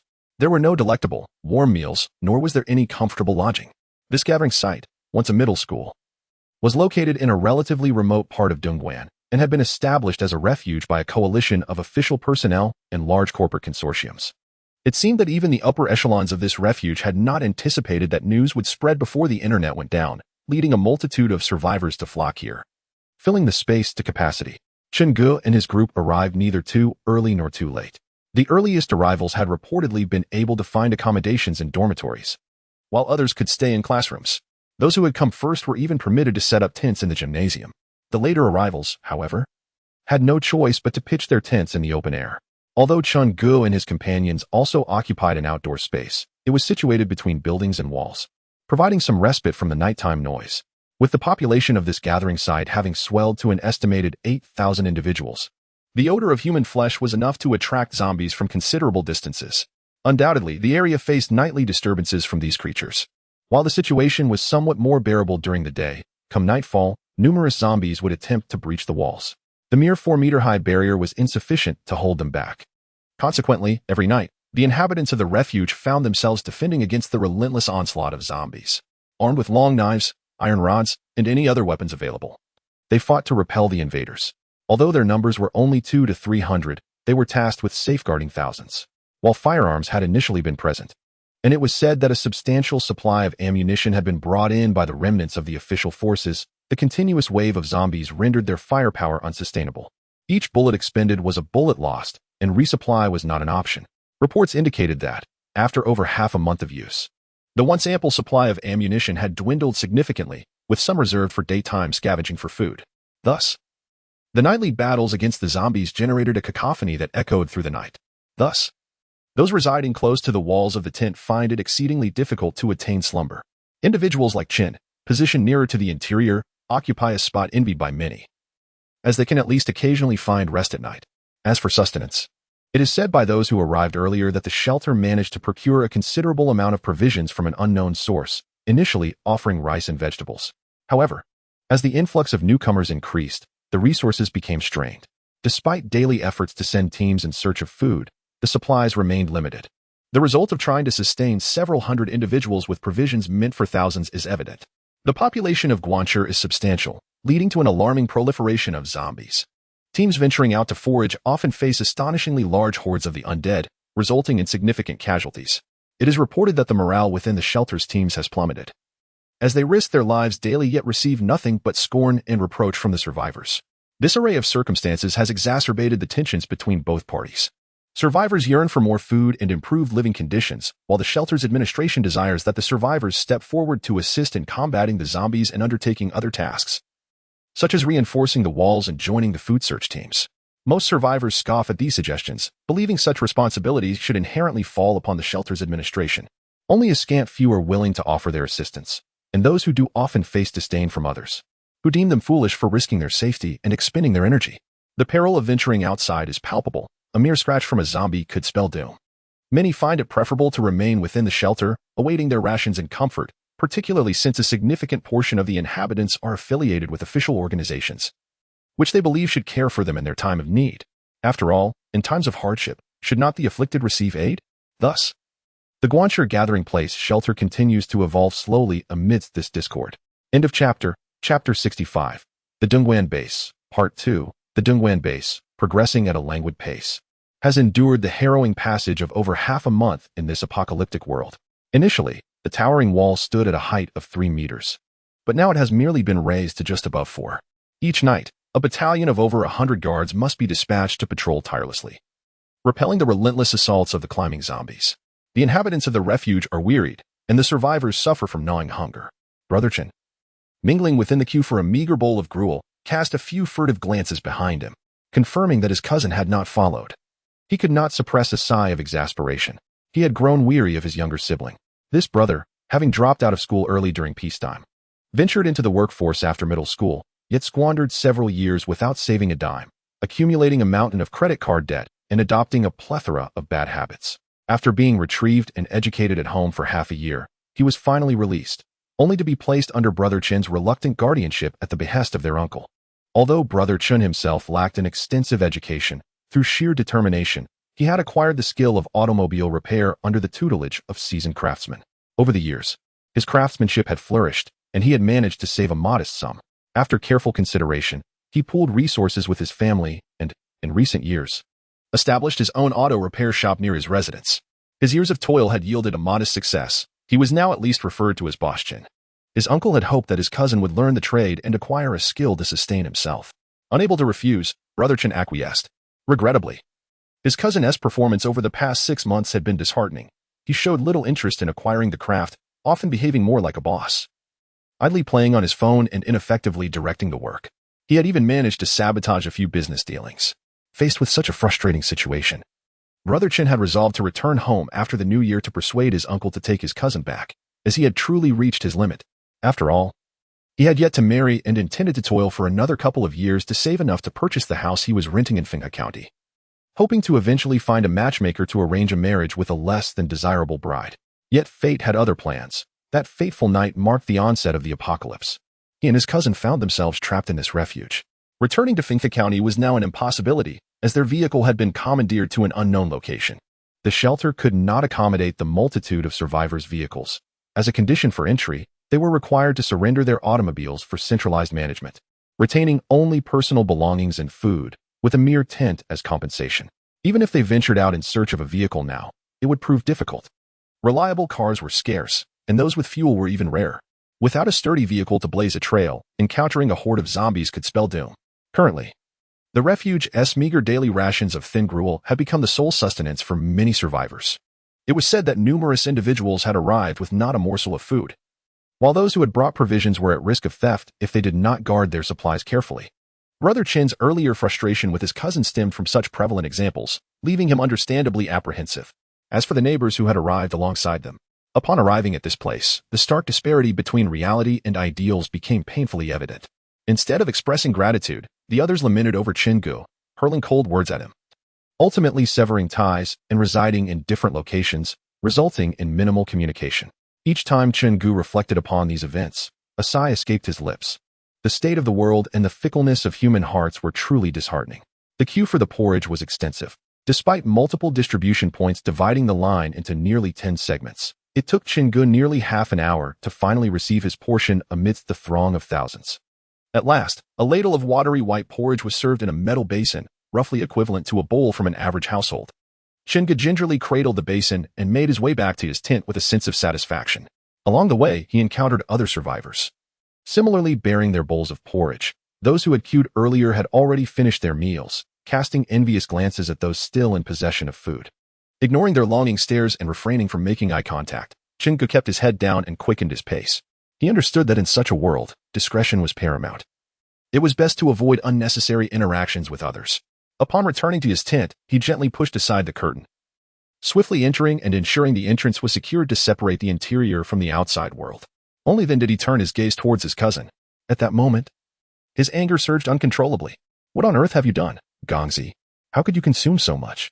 Did I not explicitly instruct you to refrain from eating these provisions unless absolutely necessary? His ire was directed at the scattered snack wrappers on the ground, remnants of chocolate bars and nearly half a pack of compressed biscuits. These were the supplies he had concealed for a dire moment, intended as sustenance for survival. Cursing under his breath, he set down the thin porridge and rummaged through the corner of the tent, unveiling a pile of belongings. To his dismay, he discovered that the several packs of snacks he had originally stashed away were now nearly depleted, leaving only a small bag of rice, scarcely 2 pounds, as their final reserves. His eyes reddened as he glared at his cousin, a look that seemed to convey the desire to consume him instead. Come on, brother. It's just a little food. I only had a few snacks, and I didn't take it all. I even left you some rice. Shingo felt as though he had swallowed a burning coal, rendered speechless. His hands, tightly gripping the rice bag, revealed the tension within him. He understood precisely why his insufferable cousin had left behind a bit of rice. It was simply because rice was cumbersome to cook. Had it been snacks, he was certain his cousin would have devoured every last morsel. My cousin patted his well-fed belly, comfortably narrowing his eyes, and casually remarked, "Brother, please don't be upset. Soon, we shall have an abundance of food. I'm planning to join the Snow Wolf gang, and tomorrow I will venture out with them to search for provisions. You simply need to guard the house and wait. I promise to bring you delightful treats. Perhaps, once I discover something valuable to offer the shelter, we may even relocate to the gymnasium." The gymnasium is a substantial indoor structure within the shelter, housing some of the earlier survivors. It stands as the most favorable accommodation available for newcomers outside of their own group. Many aspire to secure a place there. Upon hearing this, Shin's anger did not dissipate significantly, yet he managed to restrain himself. He merely scoffed inwardly at his cousin's words. Do you even know what kind of individuals inhabit the Snow Wolf gang? Do you dare to join them? He suppressed his fury and retorted. To his knowledge, that group was not to be trifled with. They were a band that had recently congregated in the peripheral tent area, disgruntled with the provisions and living conditions provided by the shelter, and were actively recruiting individuals to expand their ranks, aiming to scavenge for resources themselves. I've inquired with a few acquaintances, and the Snow Wolf gang has nearly 100 members now. It's a sure thing. With so many of us, encountering and dispatching a zombie will be a trivial task. Who would dare stand in our way? We've already mapped out our plan to set off for a large supermarket tomorrow. Once we locate it, we can take whatever we desire. I will certainly not forget your kindness, brother, and will save some delectable morsels for you. My cousin confidently articulated their scheme, seemingly envisioning the blissful scenario of finding food and relocating to the gymnasium. His eyes crinkled with joy, and a broad grin lit up his face, as if he were lost in a delightful reverie. Shin let out a derisive snicker, feeling a portion of his earlier anger dissipate. He found himself amused by his cousin's foolishness. A resolute decision began to form in his mind. End of chapter. Chapter 66, The Base in Guan City, Part 3. In the recesses of his mind, Shin made a resolute decision. He silently returned to his humble quarters, where the confined space allowed him to sit with a mere turn. He cradled the bowl of slightly cooled rice porridge and, under the disdainful gaze of his cousin, sipped it slowly. As the warm nourishment entered his stomach, it alleviated the gnawing hunger that had plagued him. Though not entirely satiated, the discomfort of prior hunger dissipated. He continued to meticulously lick clean the watermarks on the bowl until not a single drop of porridge remained visible before stowing it away. Next, he retrieved their belongings, methodically sorting out his share and separating their possessions. With an impassive expression, he addressed his cousin, Gongzi. My care for you ends here. From now on, we shall lead our own lives. You need not concern yourself with sharing your fortunes with me. As long as you can take care of yourself, that suffices. In the future, do not seek my assistance, for I shall not require yours. Let us part amicably. Upon concluding his words, he drew a line in the dirt of the tent's center, as if establishing a boundary. The only thing I can offer you is this half of the tent. This shelter was acquired by my own means, thus it rightfully belongs to me. Out of respect for our bond as brothers, until we find alternative accommodations, we shall squeeze together. A derisive snicker escaped his cousin's lips, evidently surprised that his seemingly ineffectual elder cousin could muster such resolve. Yet, the younger man remained unfazed. With a sneer, he replied, Very well, since you wish to part ways, I have no objections. Moreover, I shall generously gift you this tent. With that, he seized his portion of belongings, consisting of little more than a few garments and trivial items, and made his way towards the exit, glancing back at Shin with a grin. Brother, I'm off to seek my fortune. When I am wealthy, I shall not forget you. Chen offered no response, merely watching his cousin's retreating figure and waving goodbye, marking the formal dissolution of their brotherly bond. Even if his cousin were to achieve great success, Chen had no intention of ingratiating himself with him. He possessed his own pride and way of life, fully aware of his cousin's nature, artful in words but lacking in action when it truly mattered. He had resolved to seek out the shelter's leadership that very night. Joining the night watch seemed a prudent course, while venturing outside posed considerable danger. Aiding in defense during the night appeared manageable. After all, fatalities among the night watch were infrequently reported. The rift between the brothers had long been foreseeable. Given their fundamentally incompatible natures, one a dreamer, the other a pragmatist, Chen mused that an early separation was preferable, as it spared them from the grim prospect of conflict. Lying within the tent, he surveyed the space that was once again solely his own, a sense of tranquility washing over him. The severance from his cousin felt akin to laying down a heavy stone that had burdened his heart. Thus, he drifted into a slumber with the porridge in his belly. Time passed unmeasured. In a state between wakefulness and dreams, Brother Chen seemed to hear a whirring sound near his ear, interspersed with the shouts of many people nearby. Suddenly jolted awake, he sat upright. The familiar whirring reminded him of the sound of a helicopter. Unable to linger in sleep any longer, he rushed out of the tent, discovering that many people had emerged, gazing upwards at the sky. Indeed, there was a helicopter circling above. What was happening? Brother Chen felt bewildered. Wasn't this the apocalypse? How could there still be helicopters? Could it be a craft from the shelter? No, he had never seen one before. Perhaps it was a helicopter that had just returned from a search mission? That would be splendid. Such a development would signify a substantial increase in the shelter's resources, and life could improve for everyone. Alternatively, it might belong to an official organization reclaiming lost territories, intending to drop supplies or negotiate with the shelter's inhabitants. That would be promising. If that were the case, they must keep a close watch. If they hesitated, they might miss their chance. Many shared Brother Chun's confusion and thoughts as the crowd around him engaged in loud discussions, yet none possessed the answers, merely fixating their eyes on the helicopter overhead. Just as everyone pondered the situation, the helicopter unexpectedly veered off and flew away in a certain direction. In the blink of an eye, it vanished from sight, taking its sound with it. What was this? Just like that?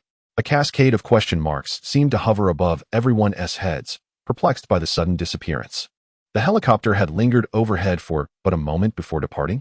After waiting for a while with nothing further occurring, many could no longer resist returning to their tents. Lying down would require less energy, and the chill outside was becoming quite uncomfortable. Brother Chun, seeing no further developments after a time, also returned to the tent to rest. This incident weighed on everyone's minds, but did not disrupt their daily lives. Meanwhile, within the shelter's administration, chaos ensued, alarming all the higher-ups. They believed that the organization had been restored and that aid was on the way. However, their joy was short-lived as hope quickly dissipated. Yet, they did not relent. They promptly dispatched individuals to investigate the situation, seeking to ascertain the origin of the helicopter, its purpose, and its intentions. Those tasked with this mission were left dumbfounded. How were they to gather information? They could not fly, and these higher-ups seemed solely focused on results, oblivious to the challenges faced by those executing the tasks. Left with no choice, the shelter sent out some individuals to drive along the direction the helicopter had taken, hoping to uncover any clues. Naturally, they could not pursue too far, returning empty-handed before darkness fell. Additionally, the shelter dispatched others to inquire among the survivors, searching for any who might possess knowledge of the event. However, those survivors, speaking with great conviction, offered answers that were nonsensical, leaving the workers with throbbing headaches. Ultimately unsure of how to report back to their superiors, the ultimate outcome remains unspoken. This incident serves merely as a fleeting episode in the narrative of the Wan City Refuge, where life continues in its unaltered rhythm. In the distance, a helicopter soars across the sky, far from the Wan City shelter. A group of men aboard engages in animated conversation. Upon closer inspection, it is revealed that they are none other than Qin Jin and his companions. Indeed, they had just passed by the refuge. After an exhaustive search for several destinations, fortune has not favored them. The sites marked for helicopter activity either lead to improper locations for landing or, when reaching a helipad adorned with an H insignia, they find no helicopter in sight. At one location, they did discover a helicopter, but it lay in ruins on the ground, its fate unknown. They have scoured 5 locations. Swift as the helicopter may be, they have merely flown over the targets in Yang City, returning with nothing but disappointment. Qin Jin begins to suspect that their luck may have been entirely spent in locating the helicopter training grounds. Why else would they be so unfortunate? returning empty-handed from 5 separate sites? Alas, the search for an aircraft proves to be a formidable challenge. Fortunately, their initial endeavor yielded a bountiful harvest. Had they been forced to drive to each location, their search in Yong City alone would have consumed countless days. It is worth noting that 2 of the sites were situated within the city, where their arrival triggered a considerable horde of zombies, numbering in the thousands, causing a wave of unease among them. The towering mass of the undead reached heights of over 10 meters. They were flying at an altitude of 50 meters. Yet even in motion, the sheer presence of the horde was palpable, as if the zombies' claws were reaching out to them. In a state of panic, they hastily retreated.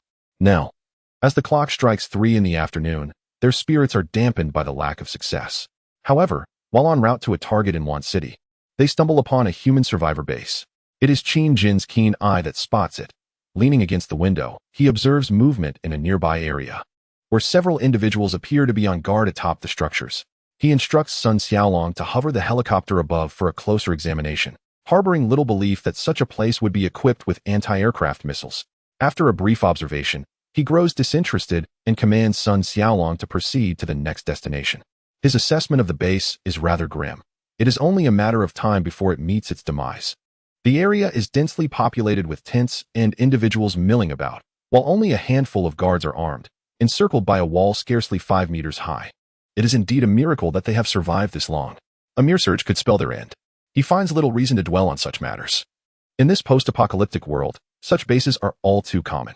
Survivors inevitably find ways to congregate, only to be overwhelmed by adversity, leading to cycles of gathering, collapsing, and regrouping. Ultimately, only the strongest, most cunning, and resilient survivors remain. He himself was once of that ilk. In this lifetime, I aspire to live with greater ease and grace. End of chapter. Chapter 67. A new helicopter. After departing from the refuge in Guanshi, Sun Xiaolong piloted the helicopter without pause, continuing towards the next destination. Guanshi was not particularly large, and the next target was merely 30 kilometers away, requiring only about 10 minutes to reach. This time, their objective was a prominent corporation, rumored to have a chairman who owned a private helicopter, typically stationed on the roof of the company headquarters. 10 minutes swiftly elapsed. As they approached their destination, Sun Xiaolong maneuvered the helicopter to lower its altitude, while the passengers in the rear began scanning the ground for the aircraft. "Boss, look over there." Suddenly, Xiao Lu shouted towards Qin Jin, pointing in a certain direction below. Due to the helicopter's loud noise, communication was often reduced to shouting, otherwise, words would be lost in the din. Following Lu's indication, Qin Jin indeed spotted, about a kilometer away, a helicopter resting atop a tall building. Without precise navigational guidance, minor deviations were expected. Upon receiving this information, Sun Xiaolong skillfully steered the helicopter closer, soon hovering above the building. The group surveyed the helicopter below, noting its pristine appearance, undamaged and in good condition. They were elated. Their target was indeed viable. "Xiaoyan, can you pilot that helicopter down there?" Qin Jin bellowed from behind Xiaoyan. "It shouldn't be a problem. It's also a medium-sized helicopter, although different from the model we previously flew. Just give me a moment, and I am confident I can take off." Xiaoyan replied, scrutinizing the helicopter beneath them before shouting back to Qin Jin. Qin Jin signaled with an OK gesture and then instructed Sun Xiaolong to descend further. They were preparing to land on the rooftop of the building. The structure was substantial, with a rooftop area spacious enough, approximately 200 to 300 square meters, capable of accommodating several helicopters without issue. Soon, under Sun Xiaolong's adept control, the helicopter gradually descended onto the rooftop. "Do not shut down the engine. Maintain power. We must be ready for immediate takeoff," Qin Jin shouted to Sun Xiaolong before leading the others out of the helicopter. The wind howled fiercely, the airflow generated by the rotor blades creating a cacophony across the rooftop. The group wasted no time.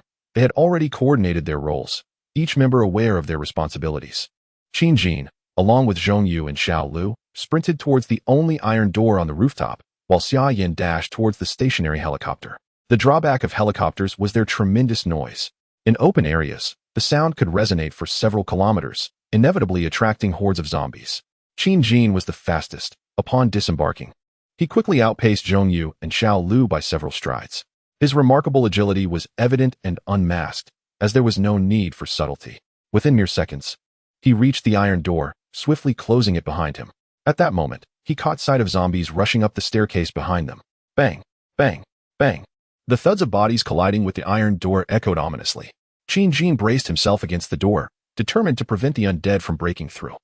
Zhong Yu and Xiao Lu, who arrived later, quickly assisted in holding the iron door, alleviating some of the pressure for their boss. Xia Yin, hurry up. There are too many zombies. We cannot hold on much longer. Qin Jin shouted back at Xia Yin, who had just reached the helicopter. He was uncertain if Xia Yin could hear him. His hands remained firmly pressed against the iron door, unwilling to relent even slightly. While Zhong Yu and Xiao Lu exerted every ounce of strength they had, they were acutely aware that should the zombies break through, chaos would ensue. Xia Yin understood the urgency. He had heard Qin S shout, but had no time to respond. Upon reaching the helicopter, his eyes swiftly scanned the control panel. He quickly deduced the flying mechanism, his hands flying over the switches, frantically activating various controls before finally igniting the engine. The helicopter, stationed atop the building, began to slowly rotate its blades. It was operational. Witnessing this, Qin Jin and the others were filled with elation, yet they remained vigilant, continuing to brace against the iron door. Suddenly, a cloud of dust settled upon Qin Jin's nose, causing a slight itch that made him instinctively look up. And he was jolted with alarm. Parts of the iron door embedded in the wall were beginning to loosen. What sort of shoddy construction is this? The wall was crumbling. Fissures expanding along the edges of the door, and it was evident that soon the zombies would breach the entire structure. You two, hurry back. If Xia Yin can take off, let him. If not, abandon it. This door won't hold. Qin Jin shouted at Zhong Yu and Xiao Lu, the urgency palpable. The iron door was faltering, and if the zombies broke through, they would all be doomed. There was no room for maneuver on the rooftop. Ah Jin, you go first. We'll hold it. Zhong Yu, frantic, even forgot to address him properly. He could not abandon his childhood friend to flee alone. Damn it. I have a way to escape. You can't outrun me. Just go. Let Sun Xiaolong take off. I'll catch up. Seeing the fierce determination on Qin Jin's face, Zhong Yu recognized he was not jesting. Relenting, he seized Xiao Lu and hastily made his way to the helicopter. He resolved that if Qin Jin fell behind the zombies, he would return to offer support at any cost.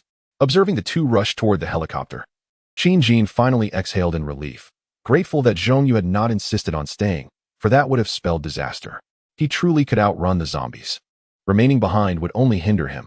In mere seconds, the two had reached the helicopter, which had notably increased its throttle and began ascending slowly. The helicopter piloted by Xia Yin also seemed to have reached a sufficient rotor speed and was lifting off the ground. Qin Jin glanced at the widening fissures at the edge of the iron door, now alarmingly pronounced. No longer willing to hold the door, he turned away, driving his right foot against it with force, leaving a deep imprint. Like an arrow released from its bow, he darted toward Zhong Yu's helicopter. The moment Qin Jin withdrew his support, the iron door was instantly overwhelmed by an uncountable horde of zombies, crashing to the ground. The zombies, drawn either by the sound of the helicopter or by some instinct, surged frantically toward the two helicopters. Certainly, they were utterly unable to match Qin Jin's speed. In mere seconds, Qin Jin had darted into Sun Xiaolong's helicopter and shouted, "Take off." There was no need for his command. The moment Sun Xiaolong saw his boss return to the helicopter, he forcefully pulled the control stick and throttled up, causing the helicopter to swiftly ascend from the ground. It wasn't until they had flown several meters away from the rooftop that Qin Jin and the others could finally take a moment to assess the situation regarding the zombies and Xia Yin. Fortunately, Xia Yin had also managed to leave the rooftop, now hovering nearby. Meanwhile, the zombies on the rooftop continued to frantically reach out, as if trying to pull them down. From the collapsed iron gate, more zombies continued to surge forth. Soon, the entire rooftop was nearly overcrowded. Some zombies positioned near the edge began to be pushed off by their companions, falling like dumplings through the air until they landed on the ground, becoming a puddle of flesh. At this moment, everyone finally felt a sense of relief. The previous moments had been perilously thrilling. Had they not made it in time, they might have faced total annihilation. The drawbacks of the helicopter were starkly evident at this moment. They could still see from above that more zombies were emerging from below, rushing towards the very building they had just vacated. It was clear that these creatures were intent on climbing up to locate the source of the noise. They had essentially become a moving beacon for zombies. A sense of trepidation enveloped them, causing them to sweat profusely even in this weather. Qin Jin had not anticipated the situation to be so dire. It seemed that future landings in the helicopter would have to be approached with caution. Once they lingered, they would be effectively inviting the zombies to approach. If they were slow and a zombie managed to grasp the helicopter, it could potentially bring the entire aircraft down. The answer was all too evident. It was highly probable. Let us head back. We won't pursue the subsequent target for now. We shall return to the training ground. He shouted to Sun Xiaolong, while also gesturing to Xia Yin and the other helicopter to follow suit. Without further hesitation, both helicopters flew towards the training ground. leaving behind the rooftop still teeming with zombies, disoriented by the wind. End of chapter. Chapter 68. Preparing for the return journey at the training ground. The combat team that had set out in the morning to search for vehicles had already returned. They successfully retrieved 5 heavy trucks and a fuel tanker, sufficient to transport all the aviation fuel. Additionally, they discovered some rather rare supplies in Yang City, which they planned to transport back to the base. The combat team within the training ground was even quicker in their preparations. The materials and fuel were already ready, and upon the return of the new vehicles, they instinctively began loading without needing any instruction. The work proceeded in an orderly fashion, showcasing the execution capabilities of the Green Source combat team. As the clock approached 4 o'clock, a series of booming sounds echoed across the skies. The personnel at the training ground recognized that it must be the return of their leaders. Sure enough, moments later, 2 helicopters appeared in the sky. In addition to the one that had departed in the morning, there was another. It was only natural for their leader to return with gains. Everyone had grown accustomed to such occurrences. Once the helicopters landed, Qin Jin and his team emerged, greeted warmly by the captains, including Li Bowen. As Qin Jin and his companions distanced themselves from the helicopters, they finally felt a sense of tranquility in their ears. Even though they had worn noise-canceling ear protection throughout the flight, their ears had endured significant strain from the penetrating noise. Now, they felt liberated from that torment. Upon seeing the approaching captains, Qin Jin inquired about their situation. All had completed their missions without issue. He addressed the captains, instructing them to prepare everything for departure, stating, "We will stay one more night and head back to the base tomorrow morning." Everyone nodded in agreement. Refraining from questioning why they wouldn't continue searching for more supplies by air, they understood the importance of following orders. If asked, Qin Jin would explain that flying wasn't as straightforward as it seemed. Disembarking without proper preparation was perilously risky. Lacking geographical advantage could spell disaster. Moreover, their current haul had exceeded initial expectations, rendering the remaining targets less significant. Those could be addressed another time. The night passed without incident. The following morning, a light rain fell. The training ground was shrouded in a veil of misty drizzle, and the already mild temperature dipped further. The personnel at the Green Source base were up and ready, preparing for their return. Although numerous aircraft had been located, Qin Jin, as the leader, did not intend to fly back directly. He planned to escort the convoy. The importance of these supplies was too great, and he could not afford any mishaps along the way. Naturally, he could not pilot one of the aircraft to escort the vehicle convoy, as that would be akin to courting death. In the dreary weather, team members felt the fine rain soaking them, but fortunately, their outer garments were largely waterproof, preventing them from feeling excessively cold. Once the team members boarded their vehicles, Qin Jin took his place on the Saber-Tooth, casting a glance at the dozen or so trucks laden with supplies behind him. He picked up the radio and notified the main force to set off. The gates of the training ground swung open, and the convoy streamed out, forming a long line of vehicles as they slowly departed from the area. Whether there would be another opportunity to return remained uncertain. They chose a path distinct from the one they had previously traversed, aiming to evade areas densely populated with zombies, thereby mitigating some of the inherent dangers. The inclement weather compounded their challenges. The roads were slick and treacherous, and the convoy advanced into the shroud of rain at a pace slower than before.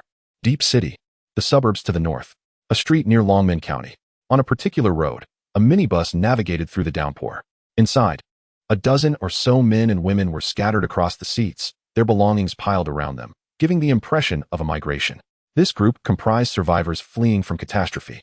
"Brotherly, you mentioned going to Guanyuan City. Do you truly believe we can find a place to survive there?" One disheveled woman, her hair unkempt and her face marked by neglect, approached the driver's seat and anxiously inquired. She appeared to be in her 20s, dressed somewhat neatly. However, the remnants of long untouched cosmetics marred her complexion, and her greasy hair added to her disarray. Such appearances were commonplace among survivors in this post-apocalyptic world, where the absence of running water and electricity left even the most basic necessities scarce. The man at the wheel, referred to as Brotherly, was around 34 or 35 years old. He too was not particularly clean but maintained a semblance of order. Upon hearing the woman's query, he turned slightly to respond, "Asian Haven T, we discussed this already? We can't linger in Deep City any longer. It is prudent to seek out that refuge in Guanyuan City. If it exists, we may find solace. If not, the population there is likely smaller, and consequently, the zombie presence should be diminished, offering us a measure of safety." He resumed his vigilant driving, cautious of any zombies that might suddenly appear, while continuing to reassure the group. Everyone deliberated long before setting out. Why question now? Rest assured, we shall be fine. We must trust in Sister Huang and Donglen. We all wish to survive. Upon hearing Brother Lee's words, Asia nodded, seemingly comforted as she returned to her seat, clutching her bag tightly and falling silent. Yet, the occasional furtive glance she cast toward the shifting landscape outside betrayed her lingering unease. This was the first time they had ventured from their dwelling in search of a new haven since the world had changed. They had all resided in the same community, united as survivors. After the apocalypse, their neighborhood became a refuge during the day, as the zombies concealed themselves, allowing the bolder individuals to venture forth in search of supplies. This gradually forged connections among the living, for the community was small enough that a shout could summon attention. Their decision to leave was straightforward. The zombie threat had escalated alarmingly. During the day, they felt relatively secure, but at night, the relentless pounding on their doors by the undead rendered sleep elusive. Some among them speculated that the zombies were growing stronger. Initially, disbelief prevailed until the shocking event 2 nights prior, when a fellow survivor was brutally slain and consumed after the zombies breached their door, compelling them to accept the grim reality they faced. If they do not depart soon, it would inevitably be them who fall victim to the increasingly formidable zombies under the cover of night. At that moment, a survivor revealed an intriguing piece of information, stating that someone in her social circle had posted a message on the media before the internet was severed. In a certain location within Fenghe County of Guangyuan City, a refuge has been established. It boasts towering walls that ensure the safety of its inhabitants. To persuade the others, this survivor, having charged her phone with a salvaged power bank, astonishingly managed to retrieve an image from the internet. The photograph depicted a formidable wall, measuring at least 5 or 6 meters in height. Numerous individuals could be seen engaged in various activities nearby. Upon examining the date of the post, it became clear that it was made only a few days after the onset of the apocalypse. If those from the green source base were to behold this image, they would undoubtedly recognize it instantly. That is indeed the green source base. End of chapter. Chapter 69 Crisis. The location depicted in the photograph is unmistakably the green source base. This image was disseminated by the late Li Yin during her time at the base. The individual possessing the photograph is either a close friend or merely tangentially connected to her. However, at this moment, no one is inclined to pursue that inquiry. The objective of this group is now unequivocally clear: to seek a more secure refuge for survival. The small community in Deep City has become untenable, unless one is unafraid of death. Seated in the vehicle, a woman named Asian cast a glance at the man who relayed this news, then turned her gaze towards the mother and daughter who had discerned the increasing strength of the zombies. Yet she refrained from approaching them with questions. Much had already been said and asked. Her impatience had merely driven her to seek out the driver, Brother Lee, with whom she was more familiar. The other passengers on the minibus remained silent. The world had grown perilously brutal, leaving them little inclination for casual conversation. They clutched their belongings tightly, their eyes glued to the window, ready to devise means of self-preservation at the first sign of danger. Their unity was superficial. They were merely a temporary assembly striving for survival. In the left corner of the minibus sat 2 women. One appeared to be in her 40s, her countenance weary and pallid. Although faint wrinkles were visible at the corners of her eyes, her former elegance could not be entirely obscured. The other woman looked significantly younger, donning a baseball cap with a delicate scarf wrapped around her neck. Her long hair was fashioned into a bun at the back of her head, resting upon the scarf. Despite the smudges on her fair complexion, she remained enchanting, her bright eyes fixed on the scenery beyond the window. This was none other than Li Kai and her mother, Huang Kailan. After the fog dissipated, they observed their surroundings for several days. On a day devoid of zombies, they managed to connect with other neighbors to devise strategies for survival. Following the disruption of electricity and water supply and the loss of contact with her father, they experienced a period of sorrow, but had since regained their resolve. They no longer harbored any hope for rescue. The only priority was to live well, as that would afford them opportunities in the future. Li Kai had noted the increasing strength of the zombies outside. She had seen posts from a group of apocalypse enthusiasts, which, combined with her observations, led her to a swift conclusion. After conferring with her mother, they shared this information with the other survivors in their community, resulting in a collective decision to venture out in search of the refuge depicted in the photograph. Li Kai recalled that in the apocalypse enthusiast group, an individual named Qianjin had once invited everyone to join him at his residence, providing the address and time. At that time, she had not been prepared, or rather, her mother was still mourning her father, making relocation unfeasible. Now, it was too late. They had missed the window Qianjin had previously mentioned. It was likely that by the time they reached that gas station, no one would be there. They dared not take such a chance and opted instead for a group approach, which appeared to offer a greater possibility of safety in their search for the refuge portrayed in the photograph. In recent days, they have not been idle. Instead, they have taken some rice and cooked it into fluffy grains, sprinkling salt to create numerous rice balls that can be stored for a considerable duration under such weather conditions. This should suffice to sustain them until they locate the refuge, one would hope. Over half a month has passed since the apocalypse, and many easily consumable foods have already been exhausted. The majority of survivors are left with only rice and flour, which require cooking before they can be ingested. After departing from their previous dwelling, finding a place to cook has become increasingly challenging. This method was devised by them and shared with their neighbors. Consequently, the neighbors maintain a seemingly favorable impression of the mother and daughter duo, treating them with courtesy and expressing gratitude for the valuable advice offered. However, what they truly think remains a mystery. The minibus navigates through the downpour, carefully avoiding obstacles on the road, its speed hindered. The passengers refrain from urging brotherly, as he is the one who procured this vehicle from outside. Yesterday, after considerable effort, they managed to find some fuel, which was entirely poured into the tank of this minibus. Theoretically, it should be capable of covering several hundred kilometers, enough to reach their designated sanctuary, one would hope. Having left their homes behind, devoid of the protective steel and concrete, the sense of security among the group has plummeted to an all-time low. Suddenly, the minibus accelerates, causing the passengers to lean back. Brotherly shouts from the front, "Hold on tight." A series of dull thuds resound from the front of the vehicle, and the body jolts as they continue forward for some distance before the speed decreases once more. Brotherly apologetically addresses the passengers, "I'm sorry. There were 2 zombies blocking the road, and I had no choice but to accelerate through. Is everyone all right?" The passengers, while taken aback, respond with assurances of their well-being. In these dire times, colliding with zombies is an unfortunate yet common occurrence. One cannot simply halt and await demise. This incident is but a fleeting episode on their journey. On this rainy day, the number of zombies on the road is slightly greater than usual, possibly due to the overcast skies. The vehicle continues toward its destination, occasionally encountering more zombies obstructing their path, which they bypass without hesitation. The front of the minibus is becoming increasingly battered. Blood from the impact splatters across the windshield, and as the wipers sweep across, the vehicle acquires a grim hue reminiscent of the apocalypse. After approximately an hour of travel, they have barely covered 10 kilometers. Primarily due to the plethora of obstacles, the dense population of the city, and the peak hour traffic, leading to predictable results. The roads are littered with wrecked vehicles, some completely blocked, forcing the group to find alternative routes. There are several paths from Shin City to Gwangyuan City, but the nearest one they discovered has been entirely congested, necessitating a detour along a longer route.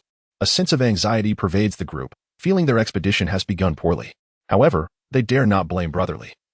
Anyone behind the wheel would face the same predicament, and the external conditions are indeed harsher than they had anticipated. Not long after changing routes, the minibus suddenly screeches to a halt.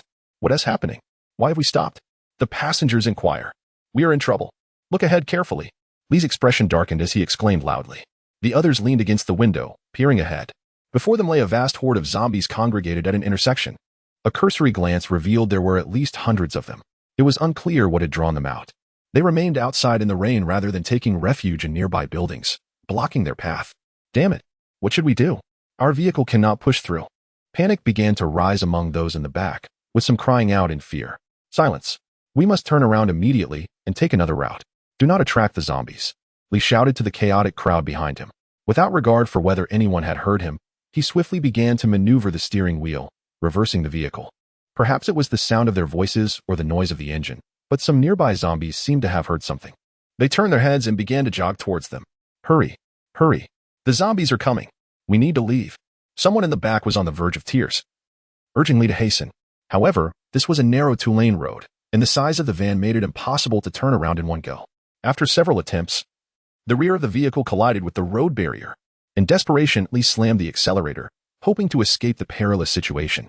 Suddenly, his heart sank. The accelerator yielded no response. They had lost power. The more one fears something, the more it seems to materialize. The vehicle stood stranded in the middle of the road. On one side were the advancing hordes of zombies, while on the other, the driver was frantically trying to restart the engine, drenched in sweat. The passengers were on the brink of madness. The zombies certainly would not wait for them. Before long, some zombies had already arrived beside the van. They pounded on the doors, slamming their bodies against the vehicle, having caught the scent of flesh and blood within that metal canister. Chaos erupted inside as cries and curses mingled. Fortunately, the group had the sense to roll down the windows before the zombies arrived. Li Kai gazed at the ever-growing number of zombies outside, despair settling in her heart. They were surrounded.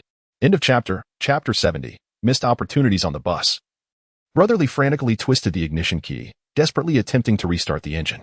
His eyes widened in panic, veins protruding from his forehead, as beads of sweat dripped onto the steering wheel like currency. Yet, the minibus stubbornly refused to roar to life. The engine emitted a feeble, bovine-like groan, utterly lacking in power. The horde of zombies continued to swell, now threatening to obscure the windows entirely, leaving little room for light to penetrate. Inside the vehicle, many passengers were huddled in despair, clutching their heads, either sunk in their seats or sprawled across the aisle, lacking even the courage to meet the gaze of the undead. Only a handful of survivors retained the resolve to grasp their weapons and face the encroaching zombies, bracing for the moment when the minibus windows would inevitably give way, forcing them to fight for their lives. Among them were Li Kai and her daughter, each wielding a metal rod and a kitchen knife, respectively, steeling themselves against the looming threat outside. However, their eyes reflected a profound sense of hopelessness.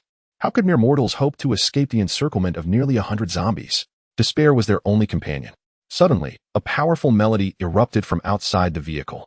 It was a tune commonly associated with square dancing in peacetime, now blaring at an astonishing volume. One zombie turned its head, drawn towards the source of the sound. Yet, it had not gone far when bang, its head exploded, and it collapsed. More and more zombies were lured away from the minibus by the raucous song.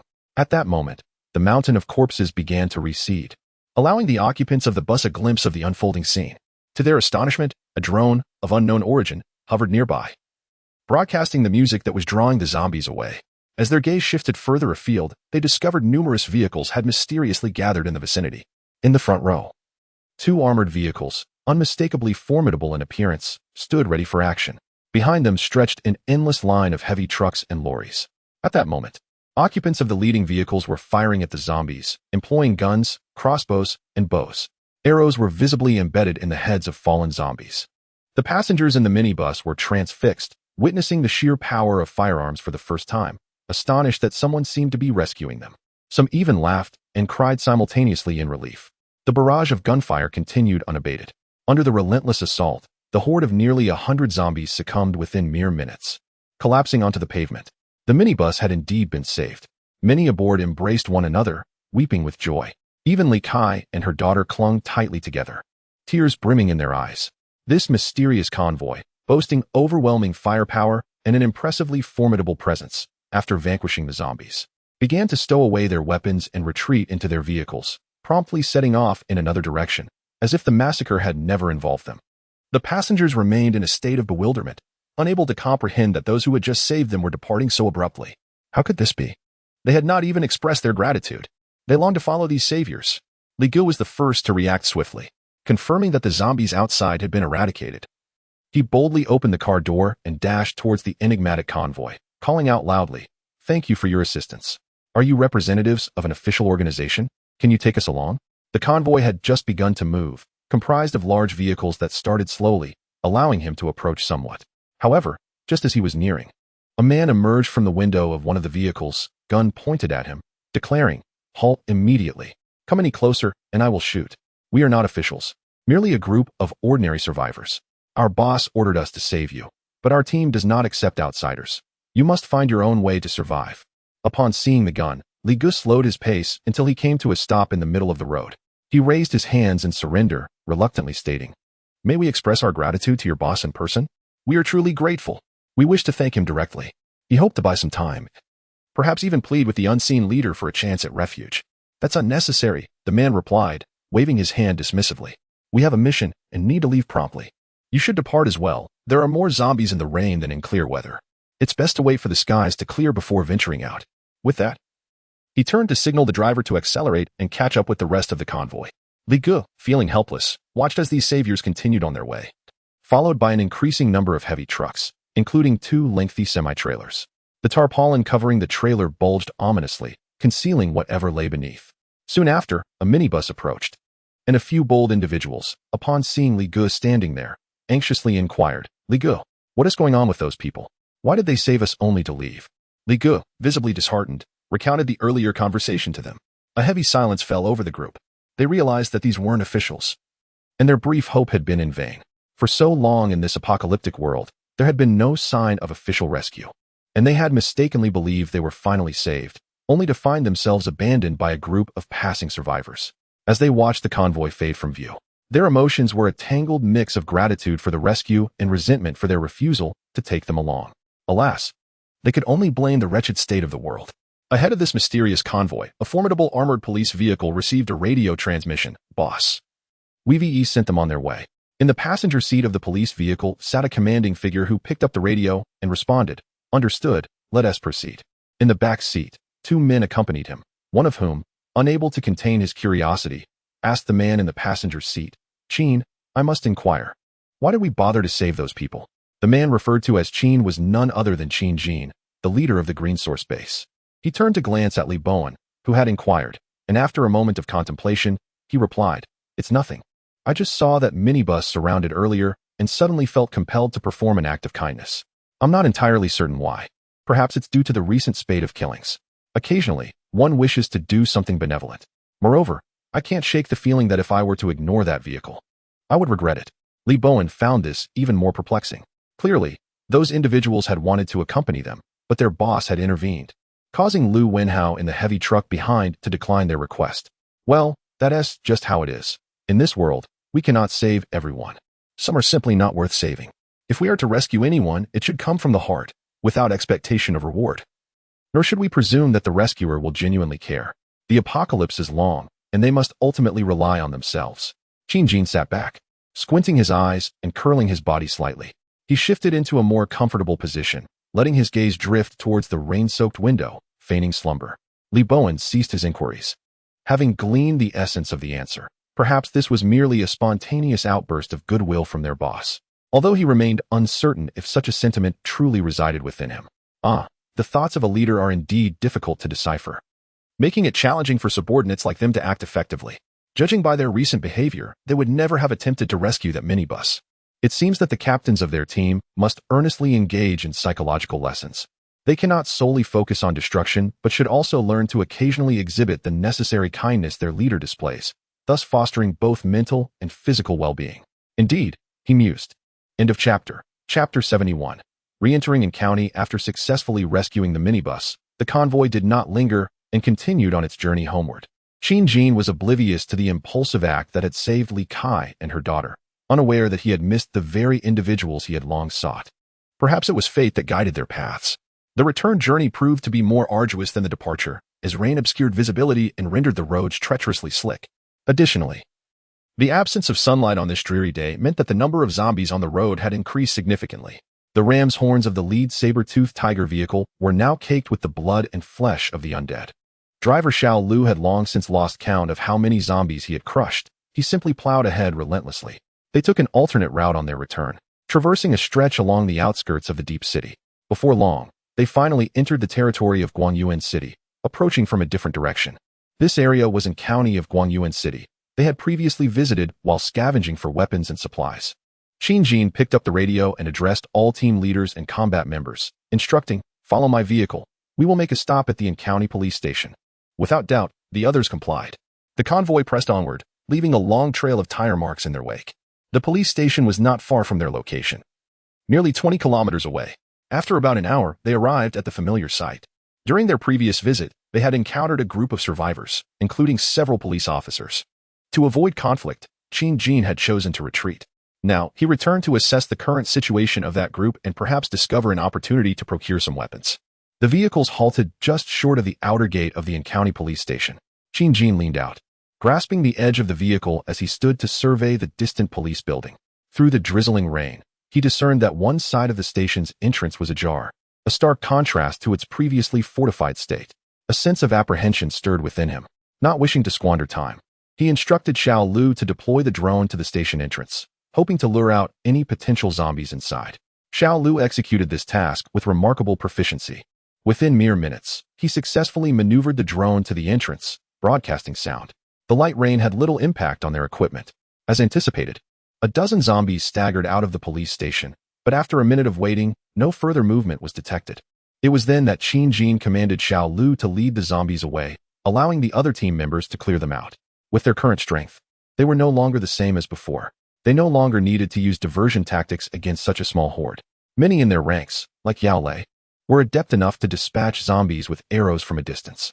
Disregarding the ongoing zombie cleanup, Jin, accompanied by 7 or 8 team members, stealthily entered the police station, while the majority of the remaining members stayed behind in the vehicles to maintain a defensive position. Upon entering, an unpleasant odor assaulted their senses, an amalgamation of mold, excrement, and decay. The combat team members grimaced at the noxious stench. Jin's gaze flickered, filled with unease. The scent was all too familiar to him from his past life. It was a smell often encountered in certain survivor groups after they had existed in one place for a while. Most survivors had to ration even the dirtiest water, leaving no surplus for bathing. Consequently, the odor emanating from their bodies was quite pronounced.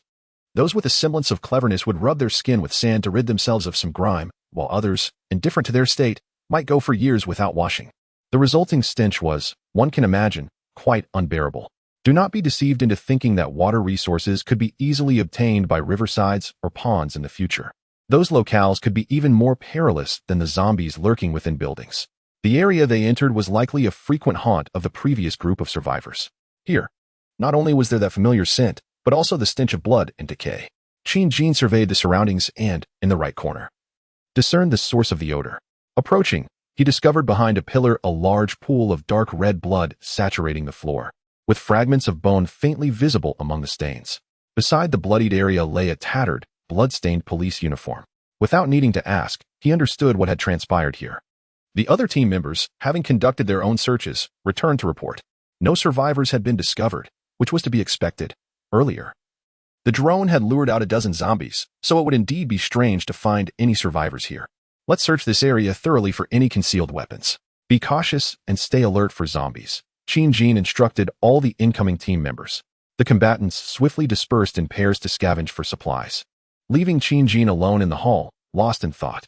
His visit to the county police station was twofold. It was on his way, and he had ample time to explore whether there might be any bargains to be found. During this period, ammunition had been depleted significantly, and he had already exhausted most locations around the base that contained munitions. This police station, being relatively large, was his last option. If any survivors remained, he was willing to trade some food for weapons and ammunition. Given that over half a month had passed, he believed the inhabitants must have begun to experience food shortages, making them more inclined to engage in barter. If communication proved challenging, he had ways to ensure it became feasible. However, upon arriving, it seemed that this group of survivors had encountered some misfortune. His memories from his rebirth were vivid, and he felt a sense of familiarity with a few of the zombies drawn out earlier. They were likely survivors he had previously encountered here. Yet, for reasons unknown, they had transformed into the undead. Even an unnamed officer had become their meal. The complete explanation eluded him, and he had no desire to waste time unraveling it. His purpose for being there was solely to acquire weaponry. Before long, word arrived from the searching combatants that some weapons and ammunition had been discovered in a room on the second floor.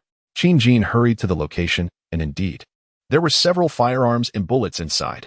There were over a dozen handguns for machine guns, and while the exact number of bullets was hard to ascertain, it was estimated to be nearly 1,000 rounds. This was less than what he had encountered in most of the previous stations. He surmised that the original quantity was likely greater. However, some individuals had already appropriated a portion of it, leaving the remaining items shrouded in mystery as to why they were abandoned here. Time was of the essence, and he promptly instructed the combat personnel to swiftly transport the supplies. It was already noon, and once they managed to secure the items and grab a bite to eat, they would need to hasten back to the base. The subsequent tasks proved to be straightforward. The team members adeptly loaded the firearms and ammunition onto the vehicles, ensuring that nothing was overlooked before they departed. Within the convoy, the remaining team members had long since concluded their simple meal. Any zombies that occasionally approached were swiftly neutralized by the team using crossbows or bows, virtually silent weapons. In the aftermath of the apocalypse, the combatants had experienced rapid growth. Faced with the specter of death, everyone exerted themselves to the utmost in learning and training, resulting in commendable proficiency in marksmanship and archery. Jin returned to the convoy and briefly communicated the situation to a few squad leaders via the intercom, subsequently allowing the team to proceed. And county was merely a few dozen kilometers from the Green Source base. Even the light rain would not significantly impede their progress. The formidable convoy resumed its journey, gradually disappearing into the curtain of rain. After their departure, within a tall building near the in-county police station, a tightly shut window trembled slightly. A pair of eyes flickered past. End of chapter. Chapter 72. Let us enjoy a hot pot in the afternoon. At the Green Source base, a gentle drizzle fell, creating shallow puddles on the ground. Occasionally, individuals hurried by with umbrellas, splashing small droplets of water. The recent construction dust had been washed away by the rain, revealing the pristine new buildings that dotted the landscape. The green source base had been established not long ago, and with the recent addition of numerous structures, it exuded an atmosphere of freshness and renewal. At the entrance, the guard Zhang Dong was on duty.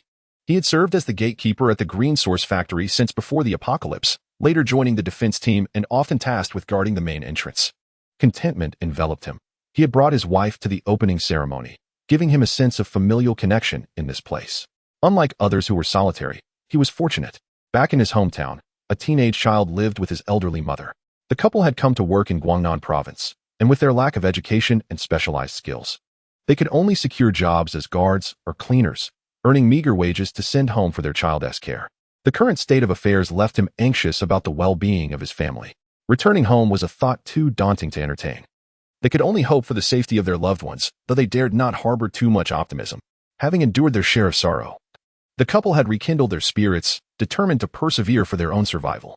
After all, life must continue. Particularly when they were acutely aware of the many who had perished outside.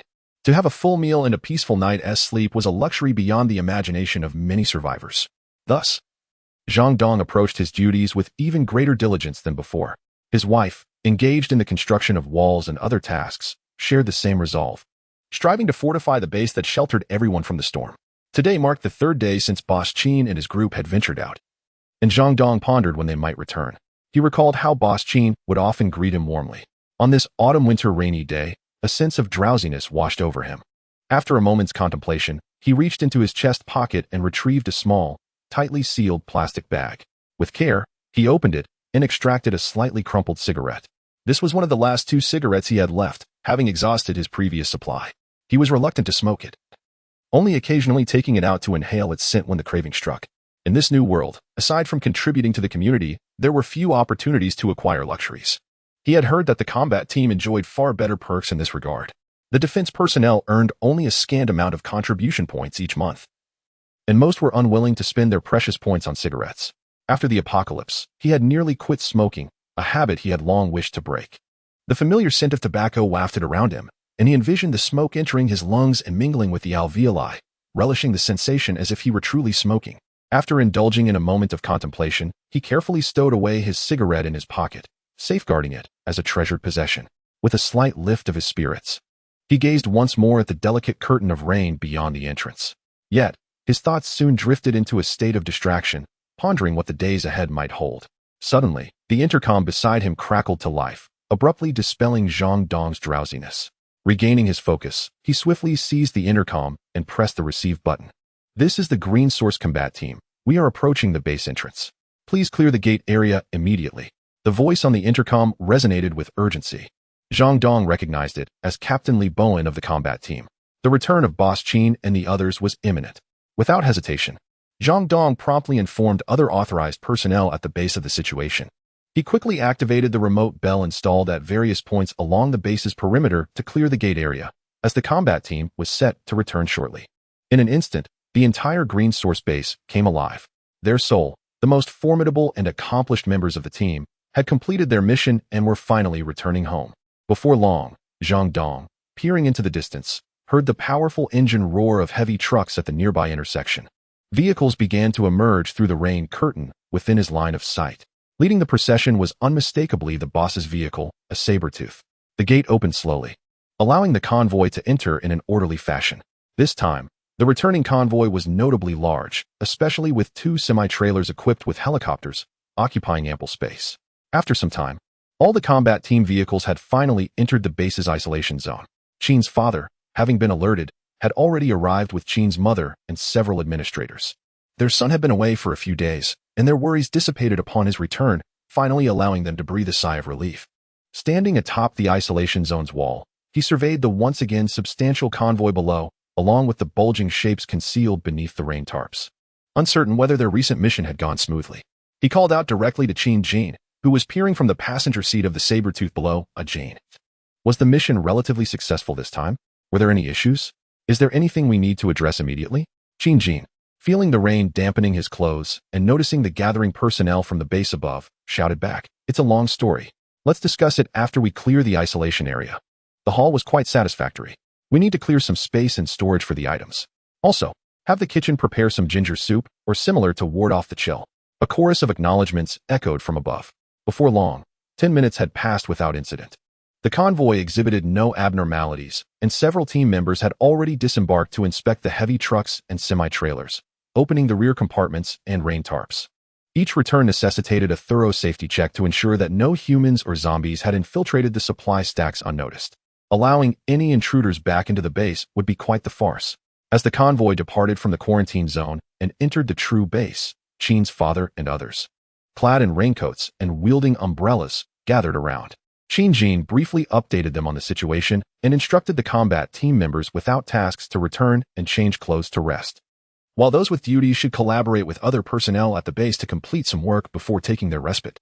With November approaching, the temperature hovered around 10 degrees Celsius, and the incessant rain posed a risk of colds for the fatigued combatants, necessitating extra caution. The subsequent tasks were somewhat simpler. Upon learning that Mr. Qin and his team had successfully procured several helicopters from outside, their expressions radiated delight and wonder. Their astonishment was infused with joy. As they rejoiced in the fortification of the base, the items from the heavy-duty trucks were being methodically unloaded, with particular attention paid to the helicopters. The operators of the forklifts remained utterly focused, wary of any lapse that might jeopardize these precious assets, for even a minor mishap could render them irreparable. Qin also took a moment to converse with several base administrators regarding the recent developments, confirming that operations continued as planned without any significant issues, a most reassuring sign. He feared a recurrence of past incidents, where certain individuals, plagued by mental instability, might disrupt the peace during his absence, thereby forcing him to relinquish some of the provisions he had meticulously prepared. After a leisurely exchange with Qin's father and Wang Yang, both parties gained a clearer understanding of each other's circumstances, leading to preparations for the reception and storage of supplies. Of course, a celebratory feast was in order for the evening. The combat team, having endured several days of labor with scarcely a warm meal, deserved a hearty reward upon their return. This evening's special treat would be a hot pot to ward off the chill, perfectly suited to the dreary weather. End of the chapter, Chapter 73, Here and There Evening. Within the green source base, in the conference room of the office building, the seats had been arranged in advance, and several large pots were set up throughout the venue. A variety of vegetables, meats, and dishes filled the tables, creating a sumptuous display. At this moment, steam rose from the pots, with bubbling red oil and broth swirling within. The aroma wafting from the melting hot pot base permeated the entire gathering. After returning to the base, the combat team members had completed their tasks and returned to their homes for cleansing and rest. They had changed into their casual attire typically worn around the base. Now, they had all gathered in the conference room where meetings were usually held. At the head of the table, Qin had also arrived. After finalizing the handover of responsibilities, he returned home, shedding the somewhat odorous clothes he had worn for days without washing, and indulged in a refreshing bath. Emerging rejuvenated, he made his way to the agreed-upon venue for the hot pot gathering. Come, I raise a toast to everyone. I sincerely thank you all for accompanying me on this mission. It has been a challenging few days, enduring the elements outside. It hasn't been easy for anyone. Let us celebrate our efforts, Qin proclaimed, lifting his filled glass. After finishing his words, he downed the drink in one go. Nonsense. We all ventured out for the base. It is our duty. One of the leaders, Zhongyu, quickly interjected, urging everyone to raise their glasses in unison to toast their leader. The room was soon filled with a chorus of cheers and clinking glasses. Tonight, let us feast and drink heartily. Although we live in a post-apocalyptic world, we still have some food left. Occasionally, we deserve to indulge, and today is a joyous occasion. Let us enjoy ourselves, Qin said with a smile, his satisfaction with the successful retrieval of the helicopter, which significantly bolstered the base's strength, made this gesture of gratitude all the more fitting. The atmosphere in the conference room was vibrant, filled with laughter and camaraderie as everyone relished the long-awaited vegetables and meats, sharing stories and enjoying the company of comrades who had faced life and death together. The greenhouse within the base had long been planted with seasonal vegetables. Varieties such as radishes, potatoes, napa cabbage, bok choy, and cilantro, common vegetables from the southern regions, had been cultivated before the apocalypse, though their supply had become limited subsequently. Many had been harvested and stored for future use, prepared in the dining hall as needed. As for the meat, only frozen supplies remained, which had been well stocked beforehand. Recently, the dining hall's consumption had been low, and the combat team returned with even more preserved meats for the freezers. It was uncertain just how many frozen food warehouses and store refrigerators they had emptied. Pork, beef, and lamb were all available, along with an abundance of essential sauces for the hot pot. In that moment, the group seemed to forget the harsh realities of the apocalypse, instead reveling in what felt like a simple gathering among colleagues. Laughter and joy filled the venue, with even Jean joining in, relishing the sense of absolute relaxation. Although the dining hall of the base did not serve hot pot, the proprietor, in good spirits, added an extra meat dish for the evening, uplifting everyone's mood and instilling a sense of hope for the future. The aroma of food wafted throughout the entire green source base, seemingly detached from the desolation of the outside world. In stark contrast to the merriment at the green source base, in Fenghe County, where Brother Chen once resided, there was a household with tightly shut doors and windows. However, faint glimmers of light seeped through the gaps in the curtains. This was a family of 3, fortunate enough to have survived since the night of the mutations, while many of Brother Chen's companions chose to venture out in search of refuge. This family opted to remain behind, retreating into their home and relying on their stored provisions to endure.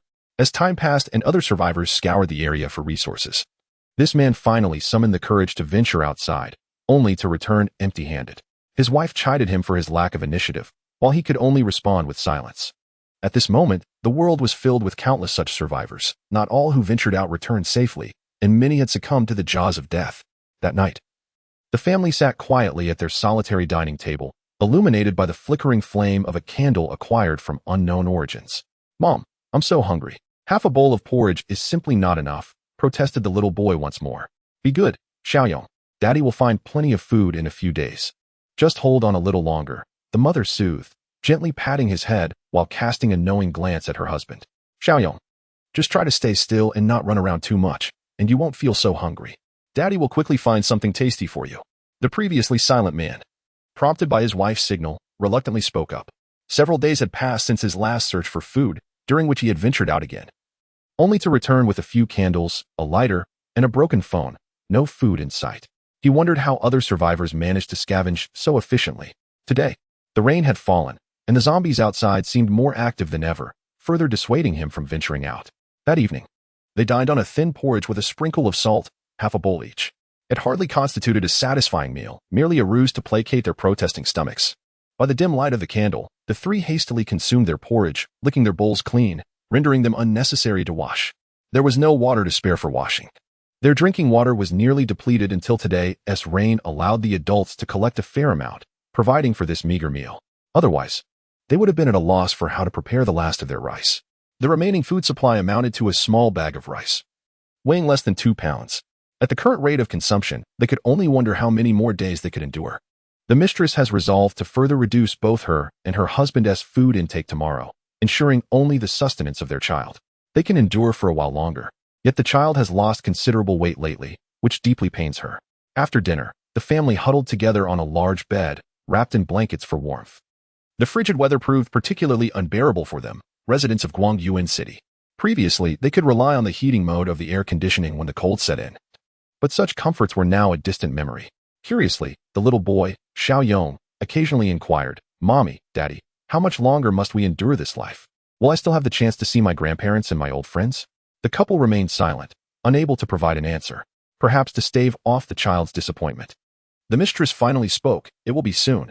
Once the official rescue teams eradicate the zombies outside, they will come here and rescue us." "But Mommy, you said it would be soon last time, and a long time has passed since then. How long is soon?" The mother, uncertain, merely reassured, "It will be soon. Just wait a little longer." Disheartened, Xiaoyong retreated beneath the covers.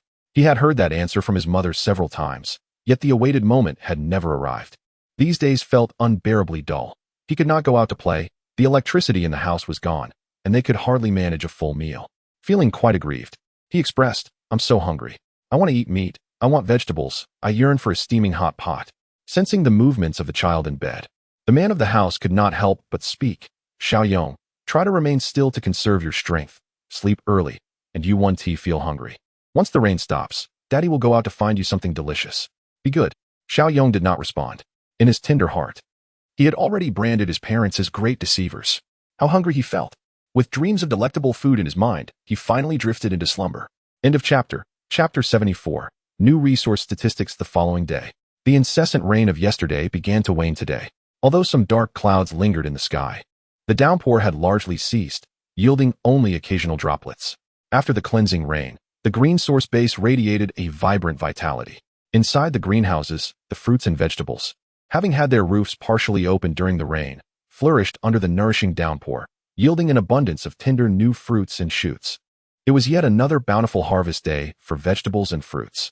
In the morning, the personnel of the base were already up and about, having completed their breakfast and commenced their daily tasks.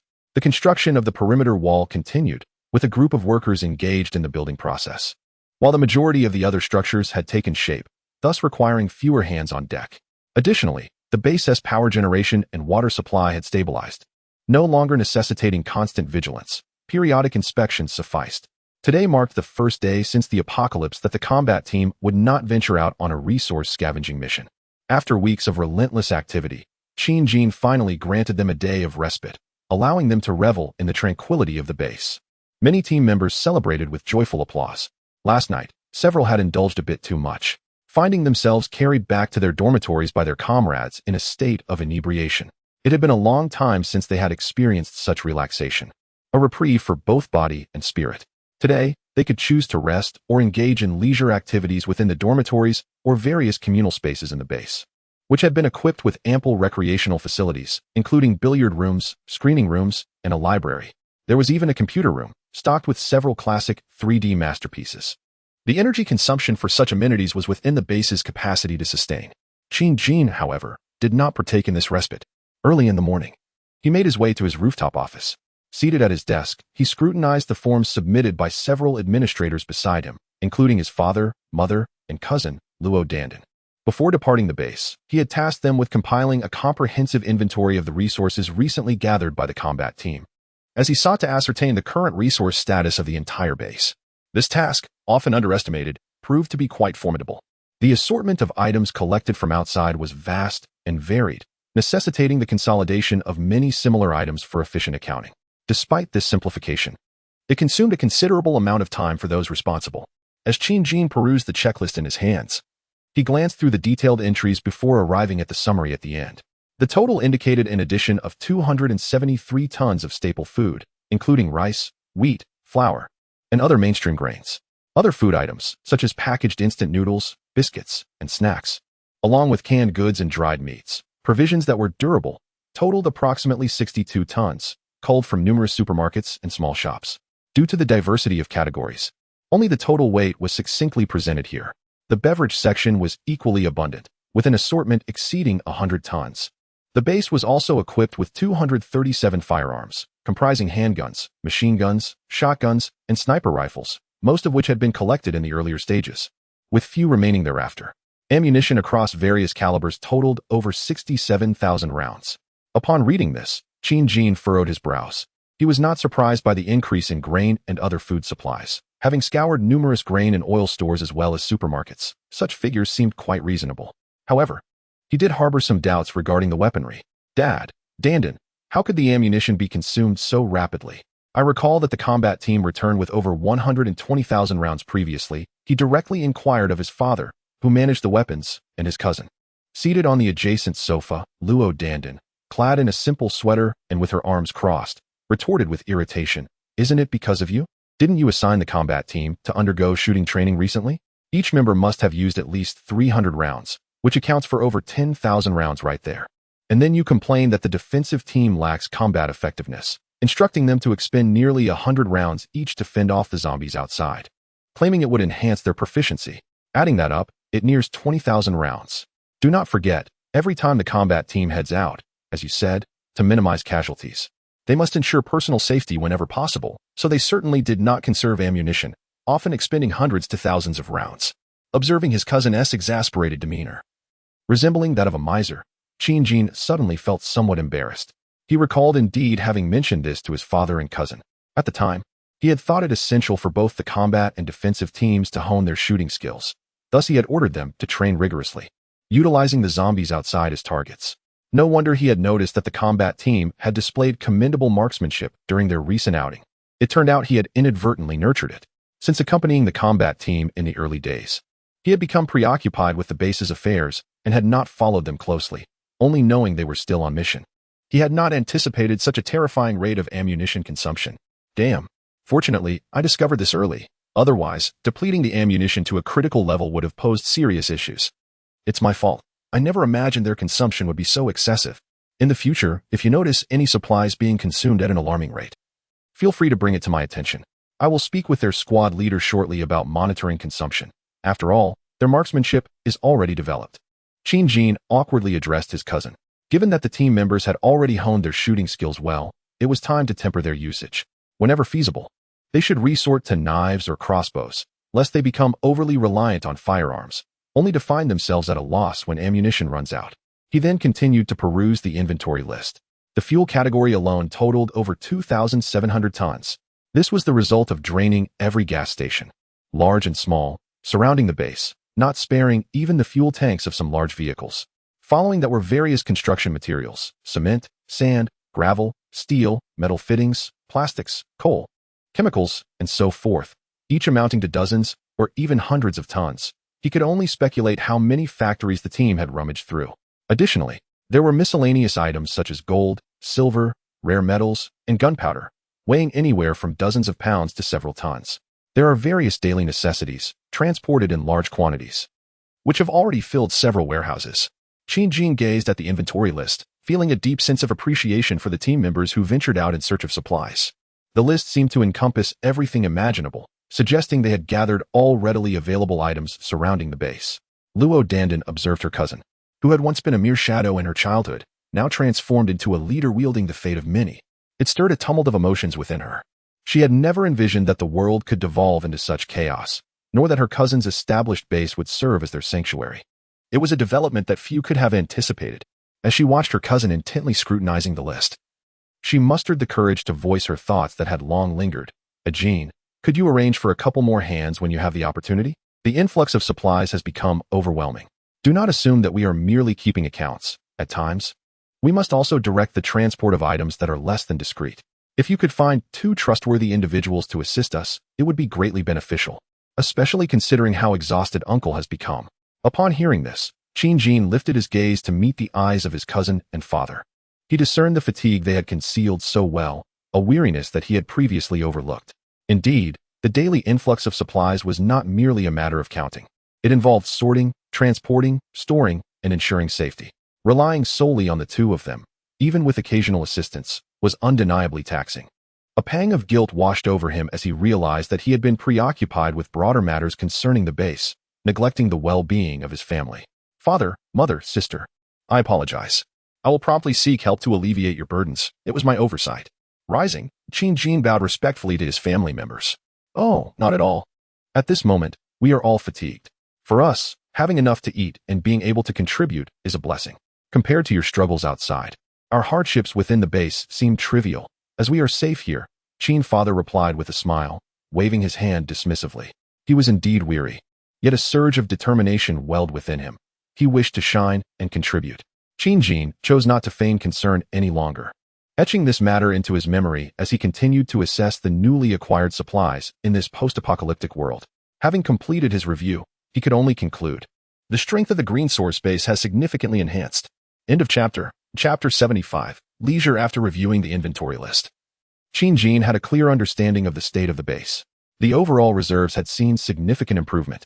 The supply of various materials was temporarily sufficient, and many strategic items had also been located in abundance. Thus, the next step was to continue to thrive in this environment. He dismissed his parents and cousin, who had been reporting on the inventory, and strolled out of the office building. The helicopter that had been transported back yesterday was already being set up with a rain shelter and a future hangar, with construction underway in full swing today. Given the unpredictable nature of upcoming weather, such a precious asset could not be carelessly exposed to the sky. Any damage would bring about grief without recourse. After observing the construction site without noticing anything unusual, he turned and made his way to the greenhouse. This area was thriving with a variety of vegetables and fruits. And after yesterday's nourishing rain, many new sprouts had emerged today. Several individuals were already busy here, and as Qin Jin approached, a somewhat weathered middle-aged man with muddy pant cuffs greeted him, nodding in acknowledgement. Mr. Qin, what brings you here today? The man inquired. Qin Jin waved his hand and responded with a relaxed demeanor. Professor Yuan, nothing much, just taking a stroll and happened to pass by. By the way, Has there been any issue with the planting lately? This Professor Yuan was none other than Yuan Mu, an agricultural expert he had invited before the apocalypse. The two students he led had become responsible for cultivation at the green source base. They had recently reached the harvest period for some vegetables, providing the dining hall with a variety of fresh dishes, which received high praise from everyone. Everything is going smoothly, Yuan Mu replied with a smile, revealing a few teeth. His recent life had been relatively calm and stable, free from the burdens of heavy labor such as constructing walls, focusing solely on guiding his students and managing the plantation. I've noticed that there are still many unused planting areas at the base. Does Mr. Qin have any other plans? Yuan Mu raised his query. Indeed. The green source base had constructed several large greenhouses, but currently, only one or two were being utilized for vegetable cultivation. The others remained dormant. He was uncertain about the boss's intentions.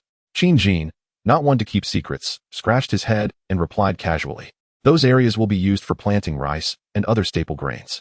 Since winter has arrived, I think it's better to wait until spring after the new year to plant. Yuan Mu nodded in understanding.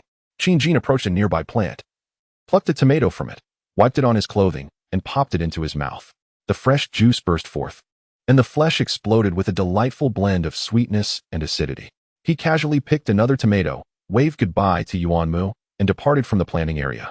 As he walked and ate, gazing at the green source base he had built, a profound sense of satisfaction welled up within him. It was through his efforts and the cooperation of everyone that the base had come to fruition. Before long, he arrived at the pond. At this moment, makeshift rain shelters have been erected over both ponds, safeguarding all open areas. The shelters are constructed of high-quality plastic material, impervious to high temperatures and corrosion. He ambles toward a pavilion beside the larger pond, a structure he had specifically suggested during the factory's construction, intended as a tranquil retreat for employees to unwind after work. Presently, with everyone occupied elsewhere, the pavilion stands empty. He settles onto a wooden bench within, as a gentle breeze wafts through, bringing a refreshing chill even to his robust frame. Yet, the sensation is predominantly one of comfort. Suddenly, a splash disrupts the pond's surface, sending ripples across the water. A startled fish has leapt. Observing this scene in silence, Qin Jin feels a profound sense of relaxation. Perhaps he might consider bringing a fishing rod next time. Gao Chang has managed the fish in the pond quite well. While he revels in this tranquility, a figure approaches from a distance. The individual is cradling a handful of grass in his left arm and carrying a plastic bucket in his right, dressed casually. As Qin Jin focuses, he realizes the person is none other than Gao Chang, the very individual he had just contemplated. The only ones with the leisure to wander at this hour are he and the combat team members on leave. Ah, President Qin, you're here too. Gao Chang exclaims upon spotting the leader of the base, promptly setting down his bucket and offering a greeting. Indeed, I was merely taking a stroll and ended up here. I just noticed the fish in the pond. You've done a commendable job raising them, Qin Jin remarks. Gao Chang, slightly embarrassed by the compliment, scratches his head and chuckles. Oh, it's nothing. There have been many who are far more skilled at fish keeping than I. As he speaks, he tosses the grass he has gathered into the pond and retrieves a large scoop from the nearby bucket to sprinkle feed. Before long, the combination of grass and feed attracts various species of fish vying for sustenance. Qin Jin watches, thoroughly engaged. There is indeed a vibrant essence of life here. The practice of raising fish in such ponds does not pollute the water. On the contrary, the ecological balance fosters a continuous flow, enhancing the water quality and diminishing harmful microorganisms. Ultimately, the water used by the base undergoes filtration and disinfection, rendering any potential impact negligible. After feeding the fish, Gao Chang tidies up his tools, appearing ready to depart. Observing him, a thought stirs in Qin Jin's mind once more. He calls out to Gao Chang, his voice low and steady. Gao Chang, I recall you mentioning your desire to find your siblings. Does that sentiment still hold true? Gao Chang, momentarily taken aback by the sudden inquiry, responds without hesitation. Yes, I have always missed them. I believe in your words, President Qin. They must still be alive somewhere. If given the chance, I will certainly reunite with them. His resolve is evident, and he recalls the assurance Qin Jin had previously offered him. Very well, Qin Jin replies. I hope that you will meet again one day. After Qin Jin uttered these words, a particular thought took root in his mind as he continued to gaze at the pond, swaying gently in the breeze, lost in contemplation. Observing that his employer had lapsed into silence, Gao Chang refrained from further interruption, feeling somewhat perplexed by the earlier query. He quietly departed, cherishing the rare day off, eager to prepare for endeavors that might enhance his chances of locating his siblings in the future. Qin Jin lingered in the pavilion for a full half hour before rising to leave. He returned to his office, opened the inventory list he had been reviewing earlier, and retrieved some maps and a tablet, typically secured in his drawer. He meticulously engaged in a form of calculation. Time always seems to fly when one is immersed in focused work. After 2 hours of diligent effort, he successfully formulated a plan that had crystallized during his time in the pavilion. As for the nature of this plan, he designated it as the Family Reunion Initiative. End of chapter. Chapter 76. The Family Reunion Plan. At noon, all personnel who had completed their duties at the base gathered in the dining hall for a meal. It was a rare occasion that the combat team members remained indoors, filling the hall to capacity. Since the base had dealt with a faction of troublemakers, the total population had stabilized at around 90. This was the result of stringent control. Otherwise, encounters with survivors during outings would have led to an overwhelming influx, risking chaos within the base. One could only imagine the harrowing experiences endured by those who managed to survive outside. Admitting them could potentially incite disorder, making it wiser to refrain from doing so. For now, the green source base was flourishing. Although many tasks were demanding, the concentrated efforts of the personnel allowed for swift resolutions. During mealtime, laughter and chatter filled the air as everyone had grown accustomed to their new lives. The ordinary staff discussed recent constructions at the base and future possibilities. The defense team recounted tales of how they had effortlessly dispatched several zombies that had approached the walls that day. The combat team, in particular, enjoyed the admiration and adulation of others as they shared their thrilling escapades from their outings, eliciting gasps of astonishment during the more intense moments. They relished the attention. Despite engaging in the most perilous tasks, they were among the best-treated individuals at the base. One must balance risks with rewards. At that moment, Qin was also dining in the hall. Observing the lively scene and the conversations around him, he opted to remain silent. This was entirely natural, after all. One could hardly expect people to refrain from speaking during meals. This was not a prison. Everyone was simply striving to survive. While seriousness was required during work or missions, there was no need for such tension during meals or breaks. Appropriate relaxation was beneficial for both body and mind. Although the green source base could be described as a den of ferocity in peacetime, it did not hinder the playful side of its members, which they reserved for their companions. Qin swiftly finished his meal, despite his appetite being more than twice that of an average person. The fact that he was a voracious eater had long been recognized by the base's community as the indisputable leader of the base, who would dare voice any objections to his hearty appetite. After placing his tray aside, Qin did not immediately depart. He moved to the front of the dining hall, a position from which he could see everyone. Noticing their attention shift towards him, he cleared his throat and said, "This afternoon, with everyone gathered, I have an important announcement to make." Curiosity sparked among the crowd. It had been quite some time since the boss had spoken so formally since the onset of the apocalypse. Continuing, Qin expressed, "I recognize that everyone has begun to adapt to this new life, and I have observed the changes in you all. For this, I extend my heartfelt gratitude for your support. Without you, there would be no green source base as it stands today." With that, he bowed slightly to all present. Applause erupted, echoing through the hall. Initially, there were only sporadic bursts of applause, which gradually transformed into enthusiastic clapping, with some individuals even shouting, "Boss, no need to thank us. This is our duty. It is a blessing for us to remain at Green Source. Compared to those outside, we are indeed fortunate. And all of this is thanks to you." Many responded with expressions of gratitude towards the boss, and those filled with emotion even reciprocated their thanks aloud. Indeed, without the boss, we would likely be doomed. Where would we find the opportunity to sit here comfortably and dine? We ought to express our gratitude to the boss. Many echoed this sentiment. Everyone is acutely aware of how precious our current lives are. Qin waited for a while, allowing everyone to voice their thoughts before raising his hands in a calming gesture. The clamor in the hall gradually subsided. He gazed at everyone present and laid bare the plan formulated earlier that morning. To all present, you are now my family and friends. I know some of you already have loved ones here, but many more remain outside. As you are aware, our combat team returned yesterday with several helicopters. Therefore, I intend to initiate the reunion plan. The specifics are that all personnel in the base can report the names and addresses of their loved ones they wish to rescue. The limit is set within a straight-line distance of 1,200 kilometers from our base, and we will dispatch helicopters to search and rescue those individuals you wish to save. A wave of exhilaration swept through the crowd. Gasps of disbelief filled the air as they exchanged incredulous looks with one another. Some could not resist pinching themselves, the sharp sting affirming that they were not dreaming. Gradually, the astonishment on their faces transformed into tears of joy. Heaven knows how many beloved ones they have been longing for outside. Among them, Gao Chong and Dong, we could no longer contain their emotions in the presence of so many. Tears streamed down their faces as they thought of their families. In an instant, many in the dining hall embraced one another, overcome with joy and tears. They were beyond elated at the boss's proposed plan. Qin Jin observed the frenzied crowd, refraining from interrupting them, allowing them a moment to process their emotions, as it would be inappropriate to disrupt such a chaotic scene. After waiting for 5 minutes, the commotion in the dining hall finally began to settle. At this moment, Qin Jin raised his hands once more, signaling for a pause. Everyone quickly hushed those nearby who were still excitedly conversing, eager to hear what the boss had to say next. I fully understand everyone's sentiments. And now that you have all had your say, I will proceed with explaining the remainder of the reunion plan. After a brief pause, ensuring that all attention was focused on him, he continued, as you know, the outside world is chaotic and perilous, which limits our ability to go anywhere.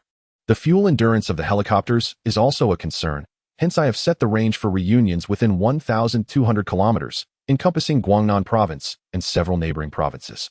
Moreover, we cannot sacrifice the well-being of our current personnel for the mere possibility of rescuing a distant friend or relative. Let me clarify, such rescue operations come at a significant cost. Each member of the base requesting helicopter assistance is granted 2 opportunities. Utilizing one will result in a deduction of 6 months' worth of basic credits, necessitating a reduction in food supplies and living conditions for approximately half a year. Should one opt for the second request, the quality of life will be diminished for the ensuing year. Furthermore, requesting helicopter rescue entails a corresponding deduction of contribution points, which must be repaid through future work and tasks. It is ill-advised to neglect repayment. Failure to settle debts within a year will permanently lower the status of the base personnel, leading to a lasting decline in provisions, accommodation, and other benefits. Should the status drop to a critical level, expulsion from the base will be inevitable, even if your loved ones are successfully rescued. 1/3 of their sustenance will be deducted from your current rations. For instance, if you originally had the capacity to consume 3 taels of rice per meal, this will be reduced to 2 taels. The base will supplement your provision with an additional tael, ensuring that both you and the returned relatives receive an equivalent standard of 2 taels of rice. Consequently, the more individuals you rescue, the greater the shared burden. Therefore, please reflect carefully on how many rescue requests you intend to submit and how many individuals you are willing to bring back. This afternoon, detailed rescue criteria will be posted on the bulletin board for those interested to examine. Take this matter seriously. With that, Qin Jin concluded his remarks and departed the now silent dining hall, leaving behind a group of individuals exchanging bewildered glances. End of chapter. Chapter 77. The request for rescue within the dining hall. After General Qin's departure, the personnel of the base were left exchanging bewildered glances. Initially, the notion of a family reunion plan brought them unbridled joy, but the subsequent conditions and restrictions felt like a bucket of cold water, dousing their enthusiasm. While applying for the rescue of relatives was not a daunting task, merely a matter of submission, it soon became apparent that one would have to lower their standard of living and complete corresponding contributions to earn points. This posed a significant challenge, as the nature of the tasks could involve arduous and menial labor, or even perilous missions outside the safety of the base. The mere thought sent shivers down the spines of some individuals. Indeed, there is no such thing as a free lunch, especially in these dire times. As a result, many who had initially been eager to report numerous relatives for rescue began to retreat from their intentions. They pondered within themselves whether they were willing to sacrifice future rations and compromise their quality of life to potentially save someone whose return was uncertain. Should they apply for rescue and fail to bring their loved ones back, they would bear the burden of debt and contribution points. Conversely, if they succeeded in rescuing their family and friends, they would have to forfeit a portion of their own rations, leading to a future of hunger and discomfort. Clearly, life would not be as comfortable as it was now. Within the assembly, discussions erupted as individuals grappled with their choices. Many dispelled the thought of applying for rescue, preferring to maintain their current state of comfort rather than jeopardize their quality of life for the sake of others. Some chose not to apply after hearing the conditions. However, not all shared this sentiment. Among them were Gao Chong and Dong Hui, who had remained fervently excited since the announcement of the family reunion plan. Even after the boss outlined additional conditions and restrictions, their hope remained undiminished. Their longing for their loved ones was profound. Gao Chong resolved, come what may, to apply for the rescue of his younger brother and sister. Whether it took one attempt or 2, he was willing to endure any menial or dangerous tasks in the future. The deduction of his rations was inconsequential, as long as he could save his siblings. He would gladly accept any hardship. Beside him, Dong Hui trembled with excitement, tears spilling forth to wet his cheeks. He too had made up his mind. He must apply. If he could bring his parents back, he would sacrifice his very life for the green source base. Jin's plan undoubtedly cast a profound impact upon the entire green source base, reigniting hopes that many had long abandoned. No one dared to claim they no longer longed for their relatives outside, even though many had invited friends and family to join them during the mutant night. It was impossible for all to be present. There would always be loved ones still outside, and now, with the base's possession of helicopters, long-distance travel became feasible. As long as there remained a glimmer of hope that their relatives were alive, the prospect of rescue was undeniably hopeful.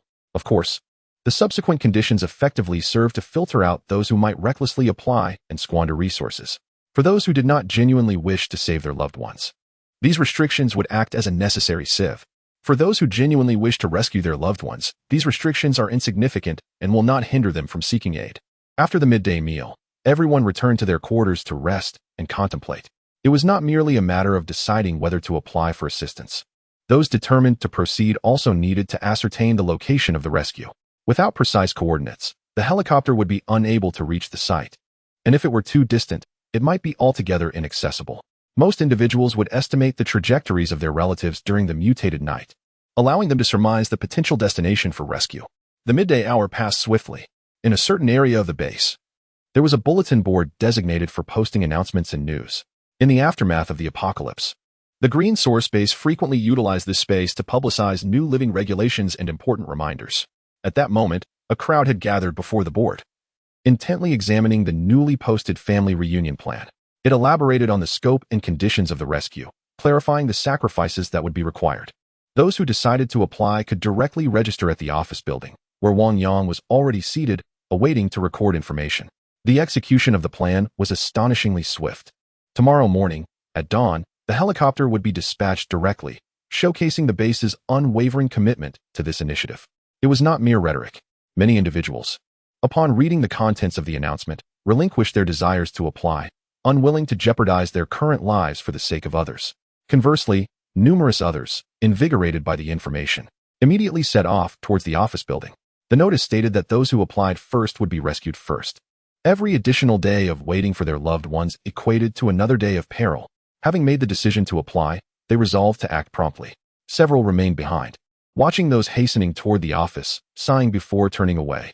Inside the office building, on the first floor, Wang Yang had already prepared a table adorned with notebooks and pens.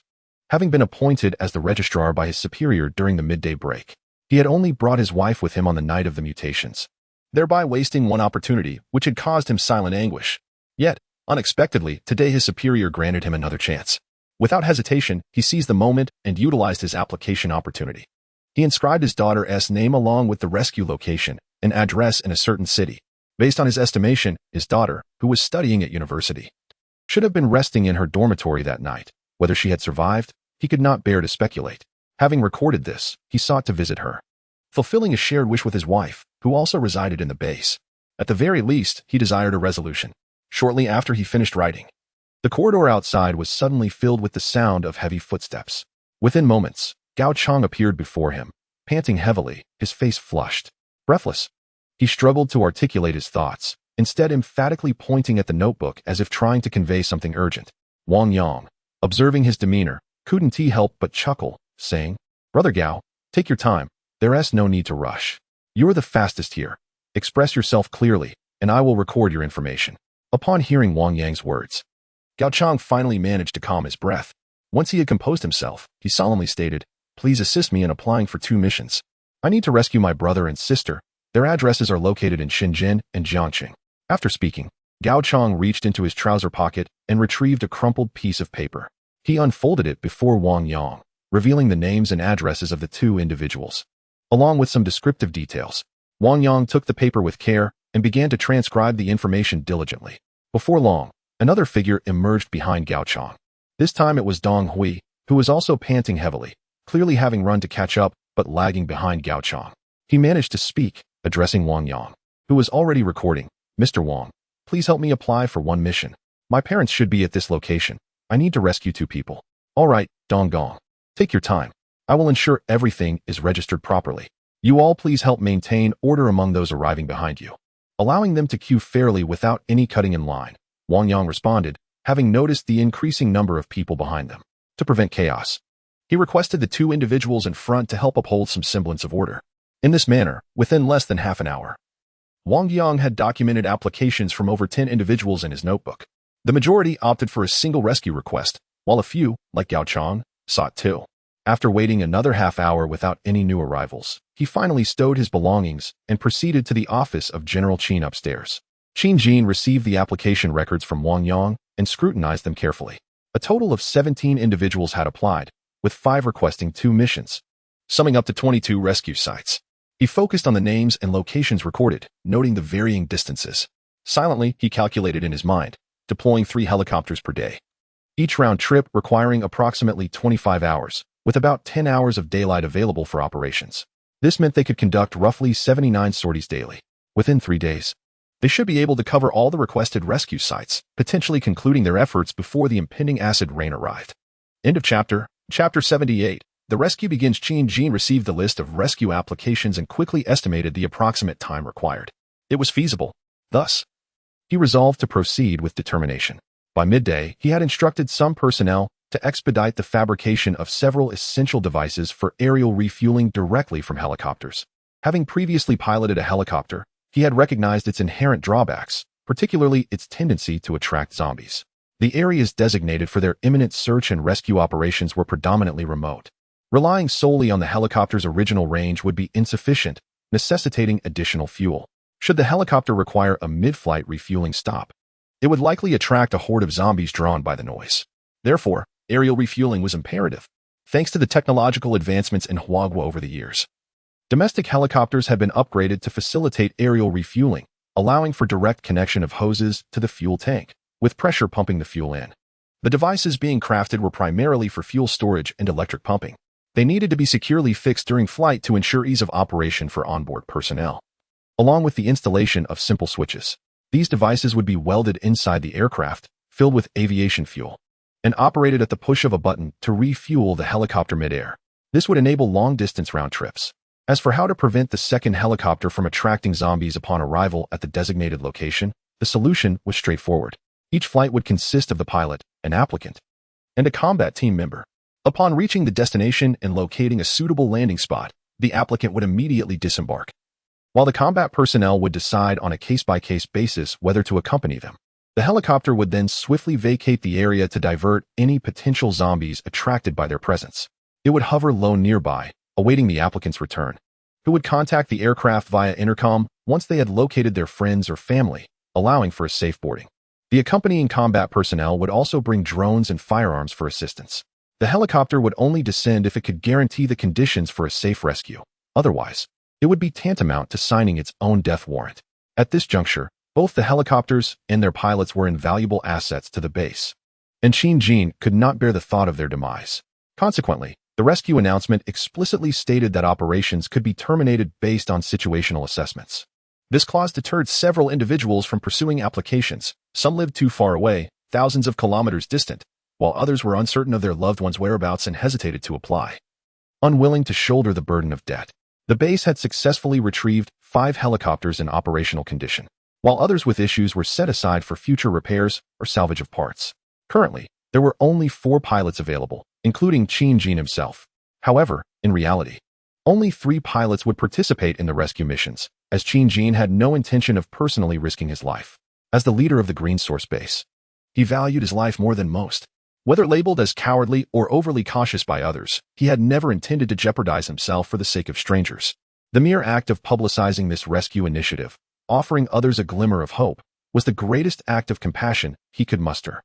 Although this operation primarily aims to augment the personnel at the base, while simultaneously fostering greater cohesion among the members, it is evident that individuals with attachments are less likely to contemplate leaving or damaging their own homes. Of course, if rescue is not feasible, they must dutifully work off their debts to the base. Even if they are saved, they must share their rations with the rescued and shoulder additional responsibilities. No one can benefit without contributing, except for Qin Jin himself. While he does have some relatives, he has no intention of squandering resources on rescue missions. The individuals he is willing to save have already been absorbed during the mutation night. Those who did not come likely chose not to attend his inauguration ceremony. Such relatives have become inconsequential in his eyes. As for the relatives within the base, they have their own individuals to rescue, which is their own concern. It is a matter of equality. Should they wish to expend resources to search for those they deem important, they may do so. But they too must adhere to the same principles. Those who seek to gain without sacrifice, approaching him or his parents for favors, will only reveal their true character, allowing him to determine their future roles without expecting preferential treatment from the base. He has already extended opportunities to everyone. In truth, he believes that those who are rescued can later have their benefits reduced, but through hard work, they can regain their standing. Though this will be disclosed at a later time to effectively filter out those with ambiguous intentions, thereby preventing the waste of precious rescue resources. The modifications to the helicopters proceeded smoothly. By evening, 2 medium-sized helicopters and 1 small helicopter had completed their upgrades, primarily enhancing auxiliary fuel tank fixtures and fuel pumps for aerial refueling. There was no need for additional protective measures, as the helicopters would soar above, out of reach of the zombies. Any potential encounters with human adversaries wielding firearms could be addressed in due course. For now, the focus remained on rescue operations, and there was no need to increase weight and waste resources unnecessarily.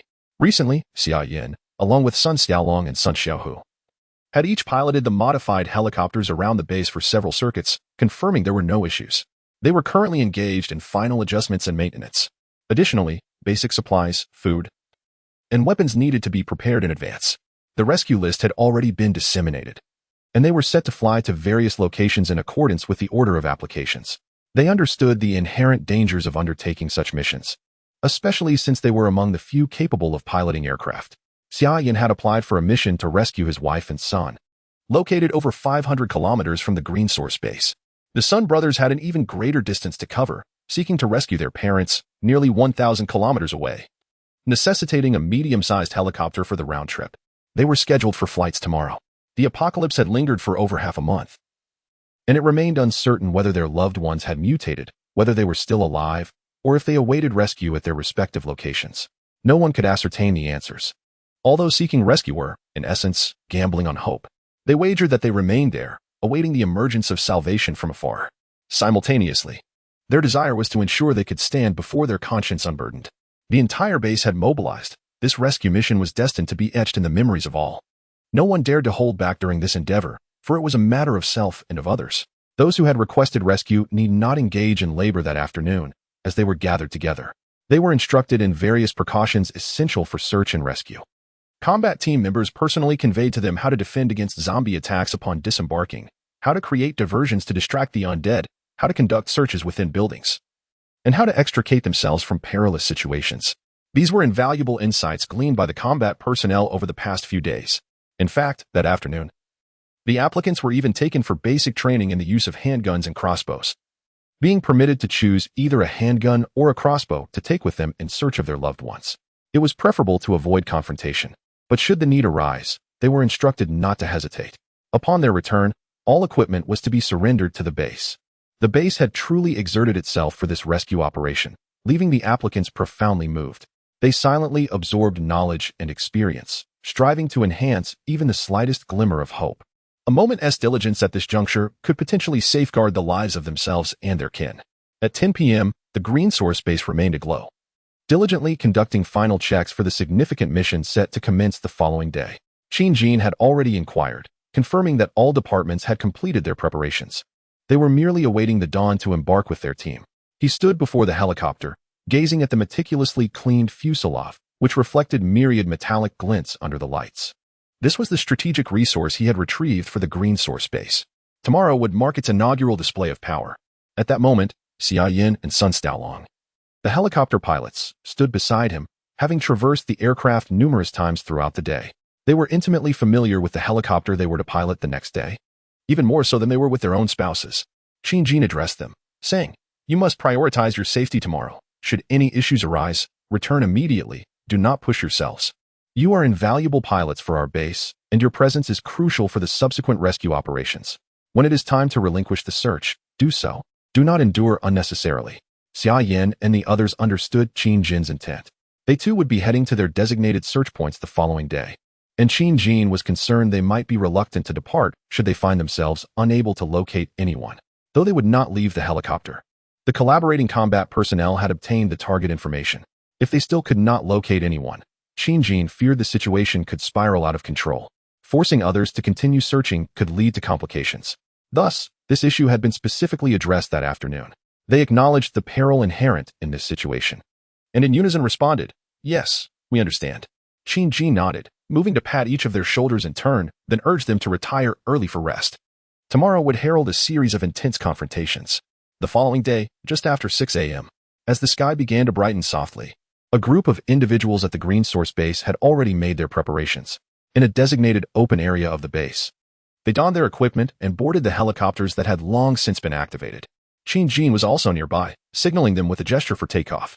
The pilots of the 3 helicopters gradually lifted their control sticks, causing the rotors to spin with increasing velocity. A powerful gust of wind stirred up a cloud of dust as the aircraft slowly ascended from the ground, soaring into the sky. Bathed in the newly emerged sunlight, they departed in 3 distinct directions. End of chapter. Chapter 79. The note within the Green Source base. Numerous individuals gazed skyward at the helicopter ascending into the heavens. A vessel carrying the aspirations of many. Observing its departure, Qin Jin refrained from lingering any longer, for the plans had been meticulously set in motion. All that remained was to await the outcome. In the deep city, along a street near the outskirts, the sun's rays began to grace the ground around 7 o'clock. In less than a month, new tender wild grasses had sprouted from the crevices of the buildings and the pavement, perhaps nourished by the recent rains. It was a splendid day, devoid of any visible zombies on the road, likely having sought refuge in various edifices to escape the direct rays of the sun. Suddenly, a cacophony of roaring sounds pierced the sky, growing louder as it approached. In no time, the source of the commotion was revealed to be a helicopter. Like a stone cast into water, the previously tranquil street erupted into chaos as zombies emerged from their hiding places, drawn to the sound of the helicopter. Without a doubt, this aircraft was one of those that had departed from the Green Source base. This was a small helicopter, piloted by Sun Xiaohu, with Gao Chong seated behind him. With a maximum payload exceeding 400 kilograms and a range of 600 kilometers, their first destination lay less than 300 kilometers from the base.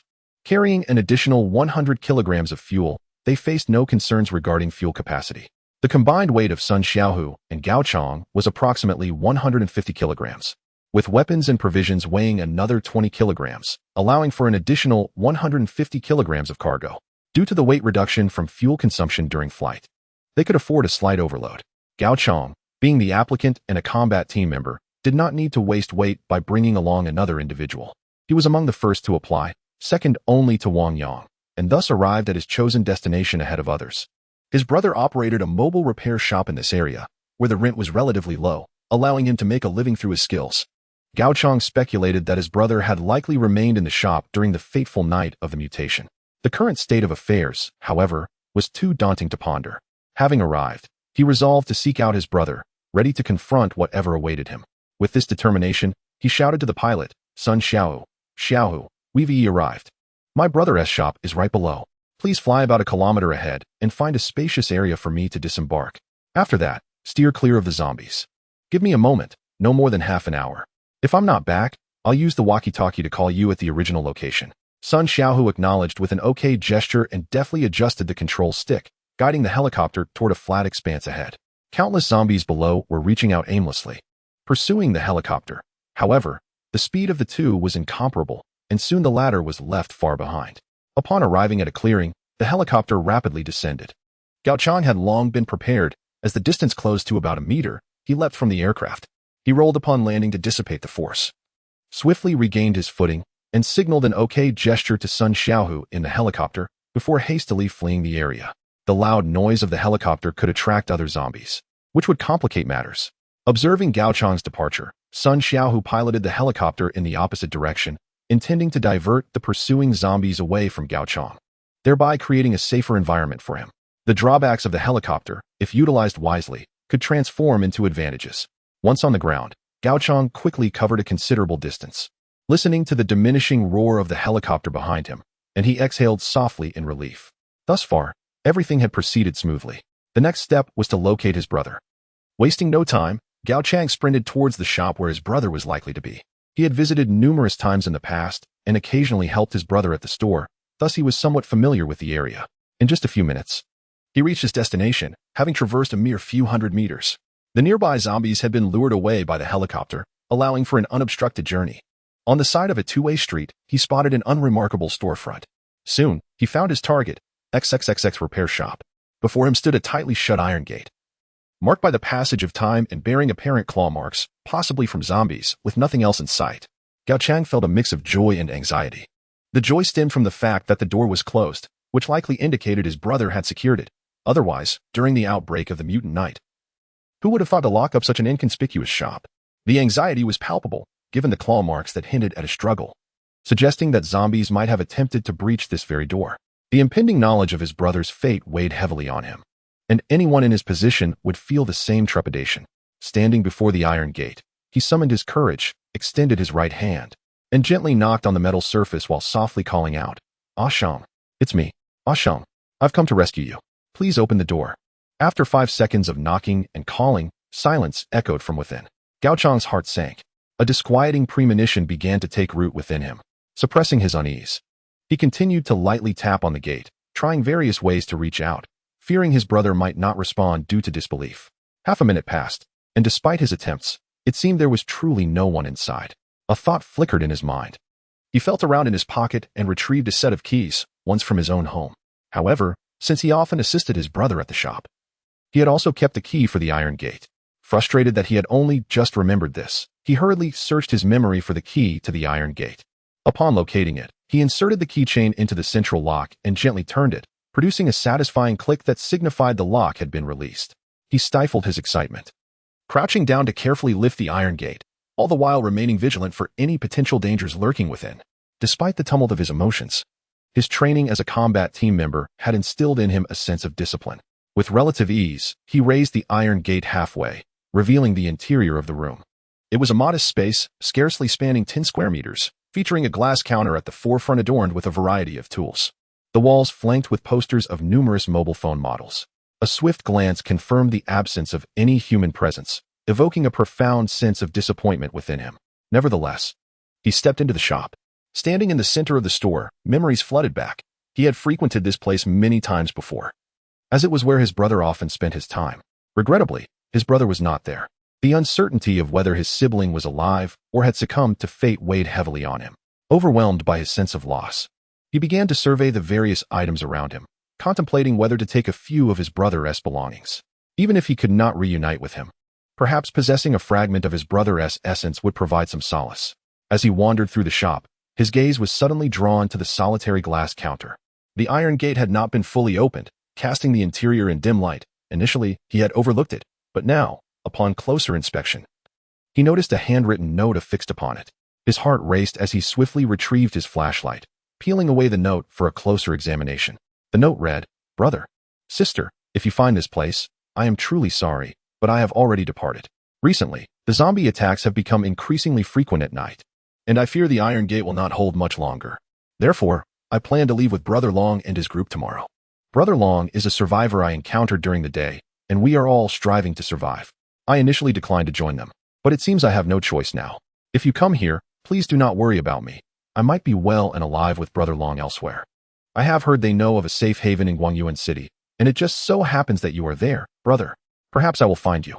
If you come across this note at some point, please write down your circumstances and address. I will return here when I can, and if I see it, I will seek you out. I hope we 3 siblings can continue to thrive." The note was concise, and he had nearly finished reading. The closing sentiment read, "Do not worry," signed by a Shang. Gripping the note tightly, tears welled up in his eyes, one droplet cascading onto the paper. Startled, he hastily wiped away the moisture, relieved to find the note unharmed. He dabbed at his tears, letting out a soft sigh. "Ah, Shang, how foolish you are. If you had waited just a couple more days, perhaps brother would have come to take you away." He sighed once more, the weight of his emotions palpable. He gathered his thoughts and directly sought out paper and a pen within the shop, swiftly inscribing his recent circumstances. He succinctly noted his current situation and inscribed the address of the Green Source base, ensuring that if his younger siblings were to find it, they would know where to seek him. The base had mentioned yesterday that leaving an address was permissible. The present Green Source base was unafraid of survivors seeking them out. If anyone stumbled upon the note and approached, not being personnel or acquaintances of the base, their inquiries would undoubtedly reveal the truth. Furthermore, one could not simply join the Green Source based on this note. A series of evaluations would be required, and there was a high probability of rejection. Gao Chang affixed the note he had pinned in the most conspicuous spot on the glass cabinet. After glancing at the note written by his brother, he hesitated for a moment, retrieving the mobile phone he had obtained at the Green Source base to take a photograph of the note before returning it to its original position. Opting not to take it with him, leaving it there might allow his sister to see it in the future. He took a stroll around the shop, collecting a complete set of screwdrivers, tools his brother had frequently employed to resolve various mobile phone issues, a companion in his trade. He regarded this as a keepsake. Exiting the small shop, he cast one last glance inside before gently closing the iron gate. The completion of all these tasks seemed to take an eternity, yet it had consumed him less than 10 minutes. Although he was still early for the rendezvous with Xiaohu, it was perhaps prudent to depart sooner.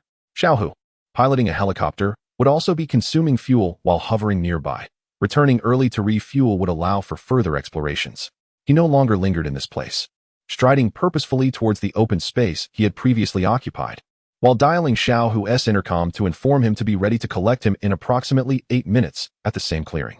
At this moment, the morning sun shone even more brightly than before, leaving behind this unattended little shop. He could only wonder when he would return to this place again. End of chapter. Chapter 80. Mother in the Sky. A helicopter soared towards Guangyuan City. The journey undertaken by Gao Chong was uneventful. Sun Xiaohu received a signal from Gao Chong through a high-powered walkie-talkie, which had a range exceeding 10 kilometers, effectively diverting the attention of the zombies from afar. Upon returning to the initial disembarkation point, he was met by Gao Chong. They were now en route back to the base to refuel. Seeing that only Gao Chong had returned, Sun Xiaohu surmised the likely outcome. He hesitated, uncertain how to offer solace to Gao Chong. Noticing his demeanor, Gao Chong discerned his thoughts and reassured him, "Xiaohu, it's all right. My brother is still alive. I found a note he left behind. He has gone into hiding elsewhere. I believe we will meet again when the time is right." Upon hearing this, Sun Xiaohu refrained from further words and continued piloting the helicopter towards the base. The return journey was smooth, and they arrived at Lavayuan base in just over an hour, a testament to the convenience of air travel. A designated helicopter landing zone had already been cleared on an open patch at the edge of the base. Sun Xiaohu communicated with the personnel below via the walkie-talkie and, following their instructions, landed the helicopter smoothly. Qin Jin received the news and hurried over, as this was the first flight to depart and return. He came to see if any new members would join. Upon seeing only Sun Xiaohu and Gao Chong, he understood the outcome. Instead of offering consolation to Gao Chong, he directed the crew to refuel the helicopter with the supplies that had been prepared in advance. The refueling process, along with ammunition replenishment, was completed in approximately 15 minutes. After which Sun Xiaohu provided a brief update to his superior before returning to the helicopter to prepare for takeoff. The winds howled as the helicopter ascended once more, carrying Gao Chong towards another destination under the watchful gaze of the base personnel. Guanglin Province, bordering Guangnan Province, lay approximately 800 kilometers from Lavayuan base. Here, a medium-sized helicopter glided through the skies, carrying 4 individuals: pilot Xia Yan, applicant Dong Hui, team leader Li Bowen, and Lu Wenhao. They were members of the Lavayuan rescue team, racing towards Dong Hui's hometown. Given Dong Hui's significance, Qin Jin had initially been reluctant to allow him to seek his family. However, after much insistence from Dong Hui, expressing concerns about finding his way or recognizing his relatives, Qin Jin had no choice but to permit him to join the mission. To ensure his safety, he had also assigned 2 team leaders to accompany him. They had been airborne for over 3 hours, covering nearly 900 kilometers, and were finally approaching their destination, a small county town, not particularly developed, which was essentially a larger village. As Xia Yan piloted the helicopter, he surveyed the sparse buildings below, noting the scattered architecture and various patches of greenery. Without a clear understanding of their exact location, it proved challenging to consider a safe descent. "Move a little further that way. We're almost at my home. Just a bit more to the side, and there stands a 2-story white building. That is my residence." Dong Hui squinted his eyes, seemingly recognizing the route, and pointed to a specific location, relaying the information to the pilot, Xia Yan. Upon receiving the signal, Xia Yan adjusted the control stick, and the helicopter angled towards the indicated direction. "That's it. My home is that 2-story white house," Dong Hui exclaimed excitedly upon spotting the place. The others followed his gaze. And indeed, there was a 2-story white house, albeit at a distance, making it difficult to discern the details. They dared not hover directly over the target. Xia Yan, having undergone training, positioned the helicopter at a safe distance from the house while simultaneously attracting the zombies drawn by the noise beneath them. He began to search for a suitable landing spot. Soon, he discovered a relatively flat area about a kilometer away, ideal for their descent. He first led the zombies away from the house before accelerating to shake them off. Before long, the helicopter reached the landing site. Under the protection of 2 captains, Dong Hui successfully descended to the ground, and the 3 of them quickly sprinted towards their destination. Xia Yin continued to maneuver the helicopter in the opposite direction, tasked with providing support and distracting the surrounding zombies, alleviating the pressure for those below searching for loved ones. Li Bowen and Lu Wenhao shielded Dong Hui as they dashed along the streets of the small town. It seemed that the commotion from the helicopter had drawn away the zombies lurking in the buildings, and none emerged to disturb them now. They covered the nearly 1 kilometer distance in less than 10 minutes. Standing before the 2-story white building, Dong Hui could no longer hold back his tears. This was the house he had labored for years to help construct after paying off his student loans, saving money to send home for his parents to build a new residence. Previously, his home had been nestled deeper within the mountains. Seeing the house still as he remembered it, he felt a slight easing of the tension that had gripped his heart. He had feared returning only to find it marred by the horrors of his nightmares. The front door was tightly locked, and nothing appeared amiss in the surroundings. Li Bowen, not wanting to waste time, confirmed that this was indeed Dong Hui's childhood home, their destination. He approached the door and gently knocked. Tap, tap, tap. The soft knocking resonated in the quiet atmosphere. If anyone were inside, they should have heard. After knocking for 15 to 20 seconds with no response, uncertainty loomed. It was unclear whether there were occupants within, and if so, whether they were intentionally remaining silent out of fear. However, one thing was certain. The likelihood of zombies being inside was minimal. Otherwise, they would have been drawn to the sound. Li Bowen felt a slight sense of relief and called for Dong Hui, who had been anxiously waiting behind. Seeing Li Bowen knock without any reply had made Dong Hui increasingly anxious. He feared that no one was home. Having left his keys at the factory dormitory, he was now unable to unlock the door. Suppressing the turmoil within, he approached the door and called out in a hushed voice, Dad. Mom, it's Wheezy. I'm back. Are you there? If you are, please open the door. After several attempts, his calls finally bore fruit. Perhaps they truly heard him, for a frail, elderly voice emerged from behind the door, imbued with surprise and a hint of sobbing, saying, Wheezy, is that really you? Before he could receive confirmation from outside, the door swung open. Before him stood a woman with snow-white hair, her frame bent with age, her face etched with the marks of time. Mom. Upon seeing the elderly woman, Dong Hui could no longer contain his surging emotions. Trembling with excitement, his face flushed, he strode forward and embraced her tightly, bursting into tears. He had finally found his mother. The two clung to one another, weeping, as a torrent of bittersweet memories and longing erupted within them. They had once believed they would never meet again, yet here they stood, reunited. It was a struggle to contain the flood of emotions. Li Bowen and Lu Wenhao, sensing the gravity of the moment, discreetly stepped away to grant the pair some space, while cautiously remaining vigilant against any potential threats. After a considerable time, the mother and son finally began to regain their composure, able to converse once more. Dong Hui wiped his tears and nose with his sleeve before remembering to retrieve a tissue to offer his mother.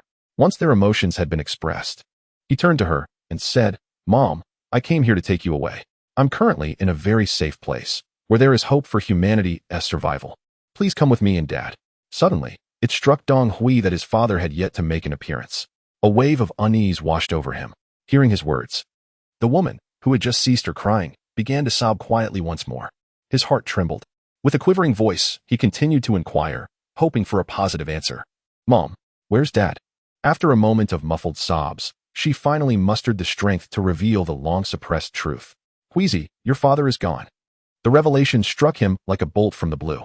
Dong Hui felt as if he had been struck by lightning. His mind blanked for a few seconds before he regained his senses, his complexion pale and cold sweat breaking out despite the weather. Gazing at his heartbroken mother, he grasped her arm tightly and enveloped her in another embrace. He knew he could not succumb to despair. Rather, he must encourage and comfort her. Mom, it's all right. Your son has returned. I will protect you. There's nothing to fear. No one can harm you now. Feeling the warmth and security of her son's embrace, the elderly woman gradually began to calm. Her initial excitement at seeing her child, coupled with the memories of the years spent with her beloved husband, had overwhelmed her emotions. But now she felt much better. Wheezy, please take me away. I don't want to stay here any longer. Upon hearing his mother's plea, Dong Hui quickly replied, all right, I will take you away immediately. He hesitated for a moment, but eventually voiced the question that had been weighing on his mind. Mom, how did Dad pass away? Can we take some of his belongings with us? Perhaps after we leave, we may never return to this place again.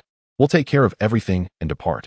The woman wiped her tears and, gazing at her son, revealed the secret buried in her heart. Your father was dragged out and beaten to death.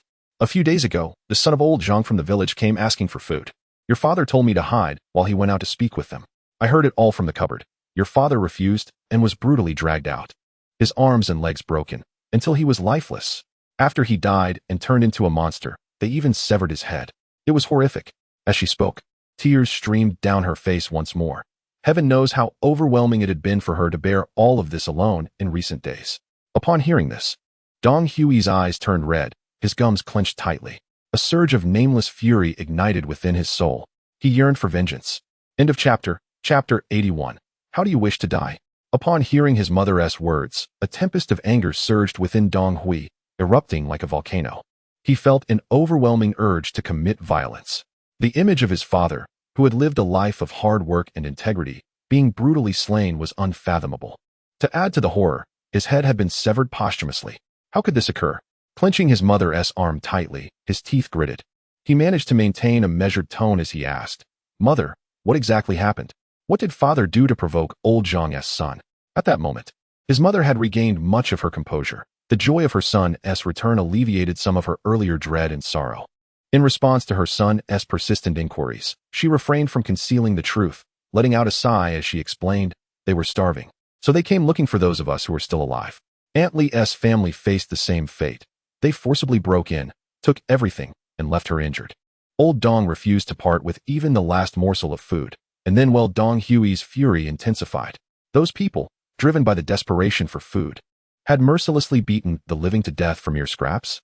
He recalled old Zhang's son, notorious in their region for his delinquency. His parents had often shared tales of his misdeeds.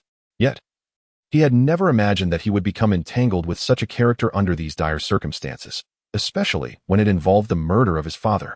Would he ever have the opportunity to exact his revenge after fleeing? The likelihood seemed grim. Lu Team, I require your assistance. He called for Li Bowen and Lu Wenhao, recounting the tragic fate of his father.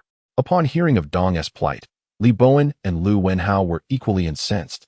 They were aware that such individuals existed in the world, but never had they anticipated it would strike so close to home. This could not be tolerated. Li Bowen immediately retrieved his walkie-talkie, instructing the hovering Xia Yin to remain on standby a while longer, as they would need a few extra minutes before boarding. He allotted half an hour for the three of them. Having inquired with Dong's mother, he learned that old Zhang's residence was at the end of the street, a mere 5-minute walk away. Dong Hui assisted his mother in hastily packing their belongings from the small white house, and together with the two captains, they hurried toward the abode of their adversary. Within moments, they arrived at the exterior of a modest 4-story building. Remarkably, it featured a courtyard, its entrance firmly shut. According to Dong's mother, this was indeed the residence of their foe. With a forceful kick, Li Bowen shattered the old lock on the iron gate, leading the others into the premises. The building, although aged, still exuded a sense of grandeur, complemented by artificial hills and streams in the vicinity. Perhaps alerted by the commotion, figures began to emerge from the second floor. Among them was an elderly woman, visibly agitated at the sight of Li Bowen in the damaged lock. They were furious. Swiftly descending the stairs, they flung open the door, with a young man sporting bleached hair confronting Li Bowen with a barrage of insults. "Who are you? Are you seeking death? How dare you vandalize my door?" As he spoke, he raised a watermelon knife in his right hand and swung it directly at Li Bowen's head. If struck, it would surely result in severe injury, if not death. Meanwhile, several menacing figures behind him brandished iron rods and knives, charging towards Dong Hui and Lu Wenhao. In an instant, the two factions were embroiled in a fierce struggle. Bang! A deafening gunshot echoed through the air. The right arm of the yellow-haired assailant was struck, causing the knife to clatter to the ground. A moment later, a scream erupted from his lips. The pain was unbearable, and he collapsed, clutching his wounded arm and wailing in agony. The remaining assailants were momentarily stunned by the gunfire, halting in their tracks, weapons raised but unsure of what to do. Beads of cold sweat forming as they glanced at the fallen yellow-haired man.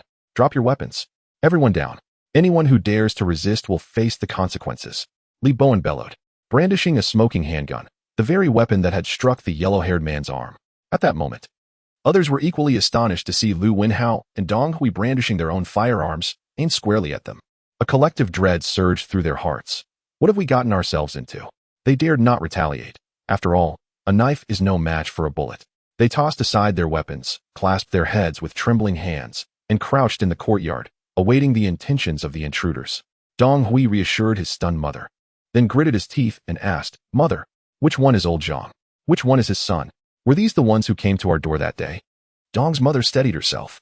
She had just been shocked to see the two men who had returned with her son were armed. And upon noticing her son also had a gun, she seemed to grasp that vengeance for her late husband might be within reach. Her gaze swept over the 5 men crouched in the courtyard, and suddenly she recognized them as the very group that had come demanding food that day. It was them. Yes, it was them. They were the ones who had killed your father. The one in the hat is old Zhang, and the yellow-haired one is his son. I would recognize them even if they turned to ashes. Tears welled in her eyes, and she sobbed softly. The crouching men, realizing the implications, understood that those seeking revenge had arrived. Hiss. One man, appearing to be in his 30s, darted his eyes around nervously, stealing glances at Dong Hui and the others, who seemed oblivious to him. He was closest to the door, just a few meters away, and suddenly sprang up, dashing towards the entrance of the house. He hoped to escape before they could react, planning to leap from a window or flee through the back door for a chance at survival. Faced with armed assailants, fighting was futile. He would gamble on their inability to react swiftly or aim true. Bang! Before he could cover 2 meters, a bullet struck his back. In disbelief, he fell forward, crashing heavily onto the floor. Blood quickly soaked through his clothing, spilling onto the ground. He was dead. His eyes remained wide open, frozen in a gaze of shock, as if questioning why it had all ended so swiftly and so accurately. He would never find the answers he sought. Li Bowen coldly retracted his gaze from the lifeless figure, as if his previous actions had no bearing on him, and continued to observe the other terrified individuals. His eyes seemed to convey a message. Anyone daring to move would face his ruthless retribution without hesitation. At that moment, Lu Wenhao thoughtfully handed a machete from the base to Dong Hui's right hand, speaking earnestly. Dong, the vengeance for your father should be settled by your own hand. I recommend using the knife for a more gratifying release. He gestured towards his own neck and chest, enthusiastically elaborating. A slice to the neck is quite effective. A thrust to the chest works too. Either way, we will keep watch. Should they attempt to retaliate, we shall eliminate them without a second thought. One might easily mistake his words for a product pitch, failing to perceive that he was imparting the art of killing. Such was the nature of Green Source Base's combat leader, each member a predator. Dong Hui, momentarily stunned, was swiftly ignited by the flames of vengeance for his father, his eyes sharpening with ferocity as he turned to confront the similarly dazed elder, old Zhang, who wore a hat and appeared to be in his 50s. He lunged forward with ferocity. The machete pierced through several layers of thick clothing, plunging directly into old Zhang's chest. Ignoring the agonizing cries that escaped the latter's lips, he relentlessly pressed the blade deeper, twisting it with fervor, withdrawing it only to reinsert it repeatedly. The excruciating pain was unimaginable. Soon, old Zhang's resistance waned. His eyes widened in horror as he gazed skyward, ultimately succumbing to the void of death. With a visage painted in malevolence, Dong Hui confirmed the target's demise. He then turned his gaze towards another individual on the ground, clutching his right hand in terror, a young man with disheveled hair. With a menacing sneer, he uttered, "Your father is dead.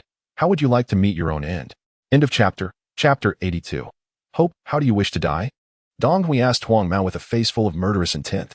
The enmity for his father's death was irreconcilable. Today, both Huang Mao and his father must perish.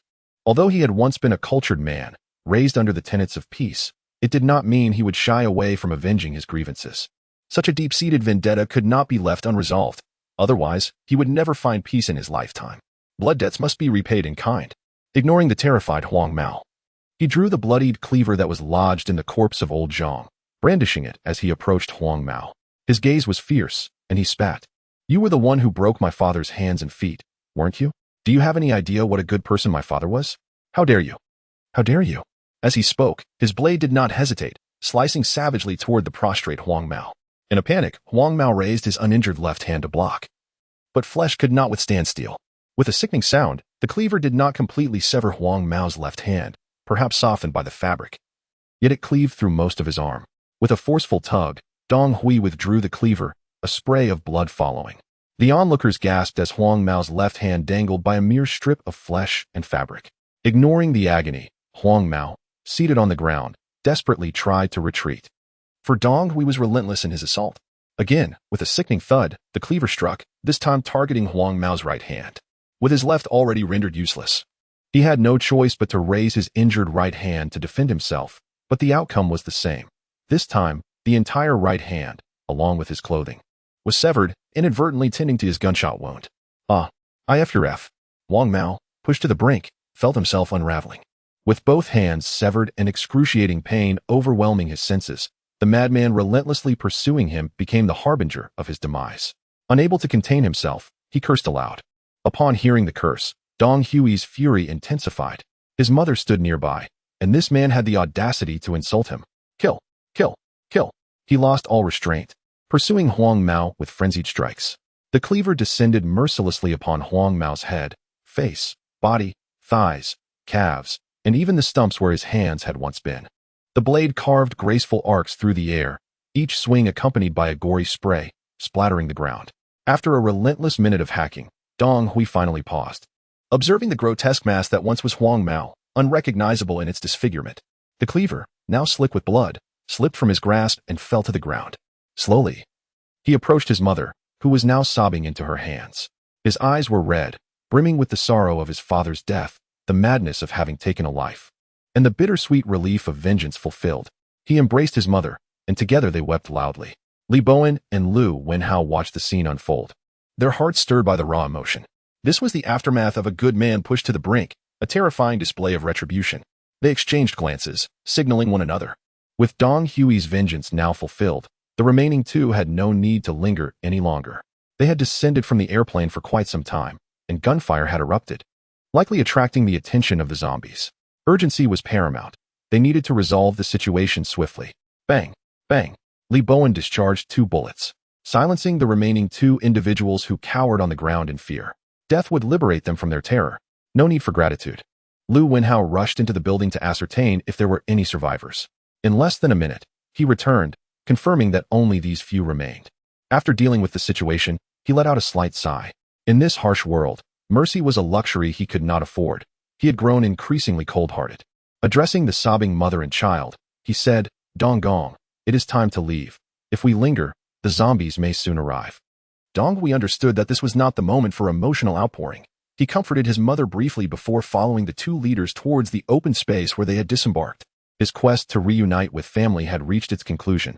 He had secured his mother, but his father would forever remain behind.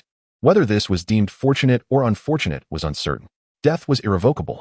The loss of life was undoubtedly tragic.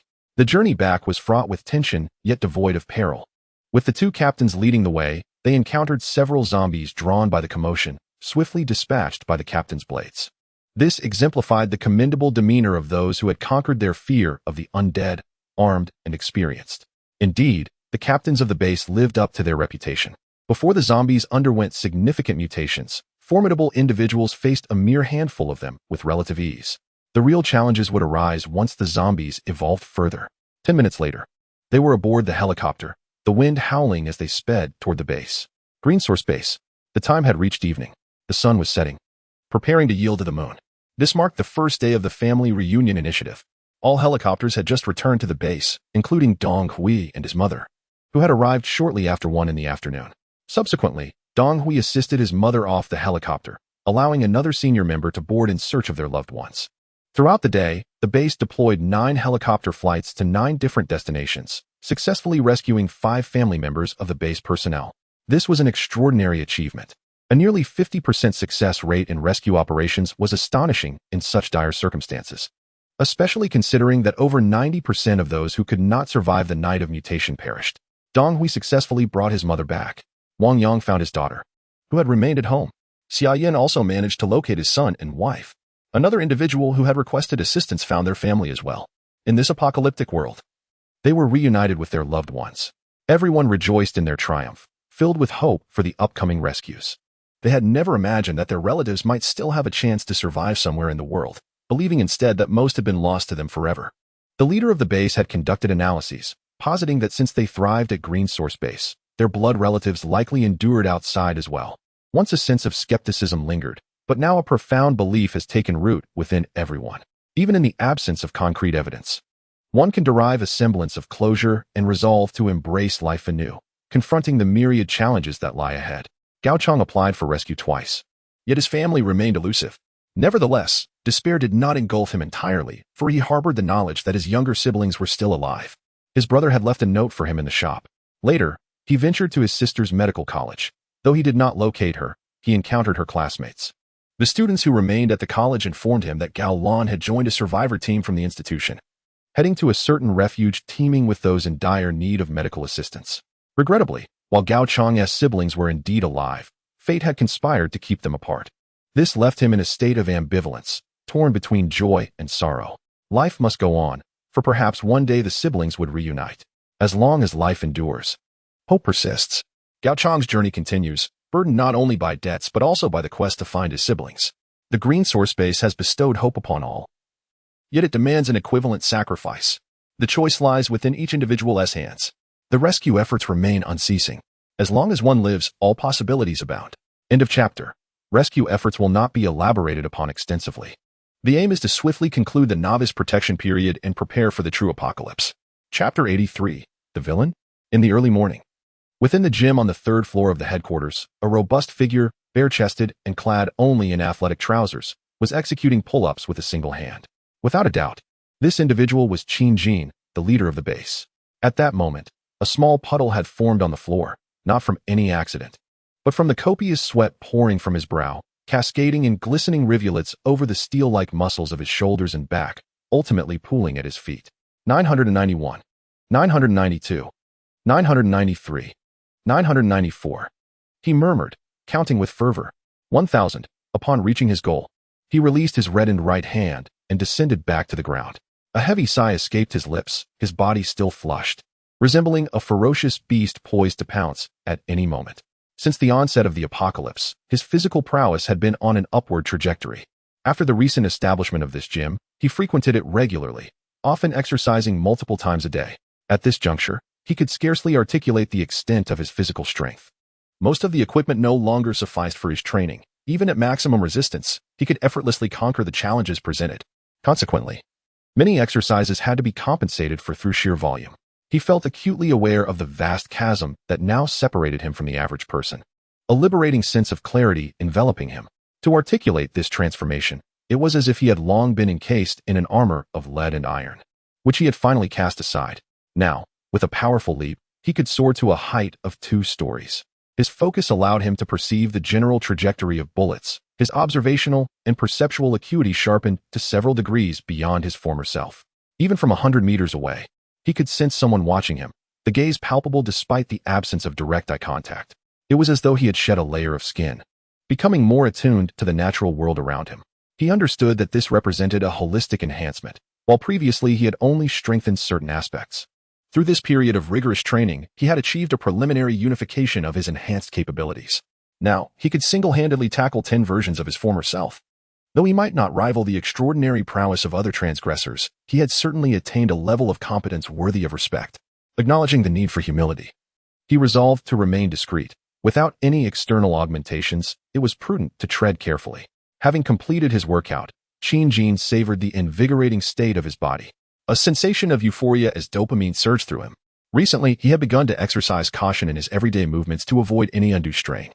As he now weighed an astonishing 120 kilograms. Indeed, kilograms. This meant that within his approximately 1.8-meter frame resided the weight of 2 fully grown men. Yet he exhibited no signs of excess bulk. Clothed, he appeared almost svelte. It was evident then that within this formidable physique lay an extraordinary reservoir of power and explosive potential. Only when one's bone density and muscle density reach an astonishing level does such a situation arise. Although he is still far from being able to bend steel with a mere flick of the wrist, he must indeed be cautious in his movements. A momentary lapse could result in injury, which would be regrettable. He has a habit of frequently tapping others on the arm. After his workout, he picked up a towel nearby to wipe the sweat from his body. Lately, he has often misplaced his clothing at the gym, leading to a dwindling supply of well-fitting garments. He is unsure which careless individual has taken them for laundering and not returned them. He plans to ask the management for assistance in monitoring this issue at a later time. It is now November, and in about 2 days, the anticipated acid rain will arrive. Today marks the final day of helicopter rescue operations.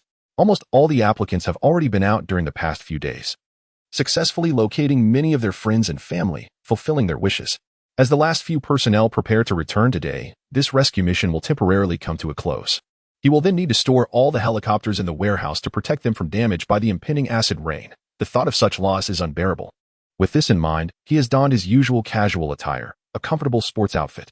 Despite the cold, he wears only a thin jacket, for under his robust physique, such chill cannot penetrate his defenses. After extinguishing the lights in the gym and pushing open the large door, A rush of cool air greets him in the corridor. Invigorating his senses, he strides purposefully towards the stairs, intending to visit the greenhouse and perhaps pick some fresh fruits to savor. Just as he takes a few steps, an unusual sensation suddenly wells up from within his heart, a faint feeling of being watched. It is not the kind of alarming prick that signals danger, nor does it carry any malice. Who could it be?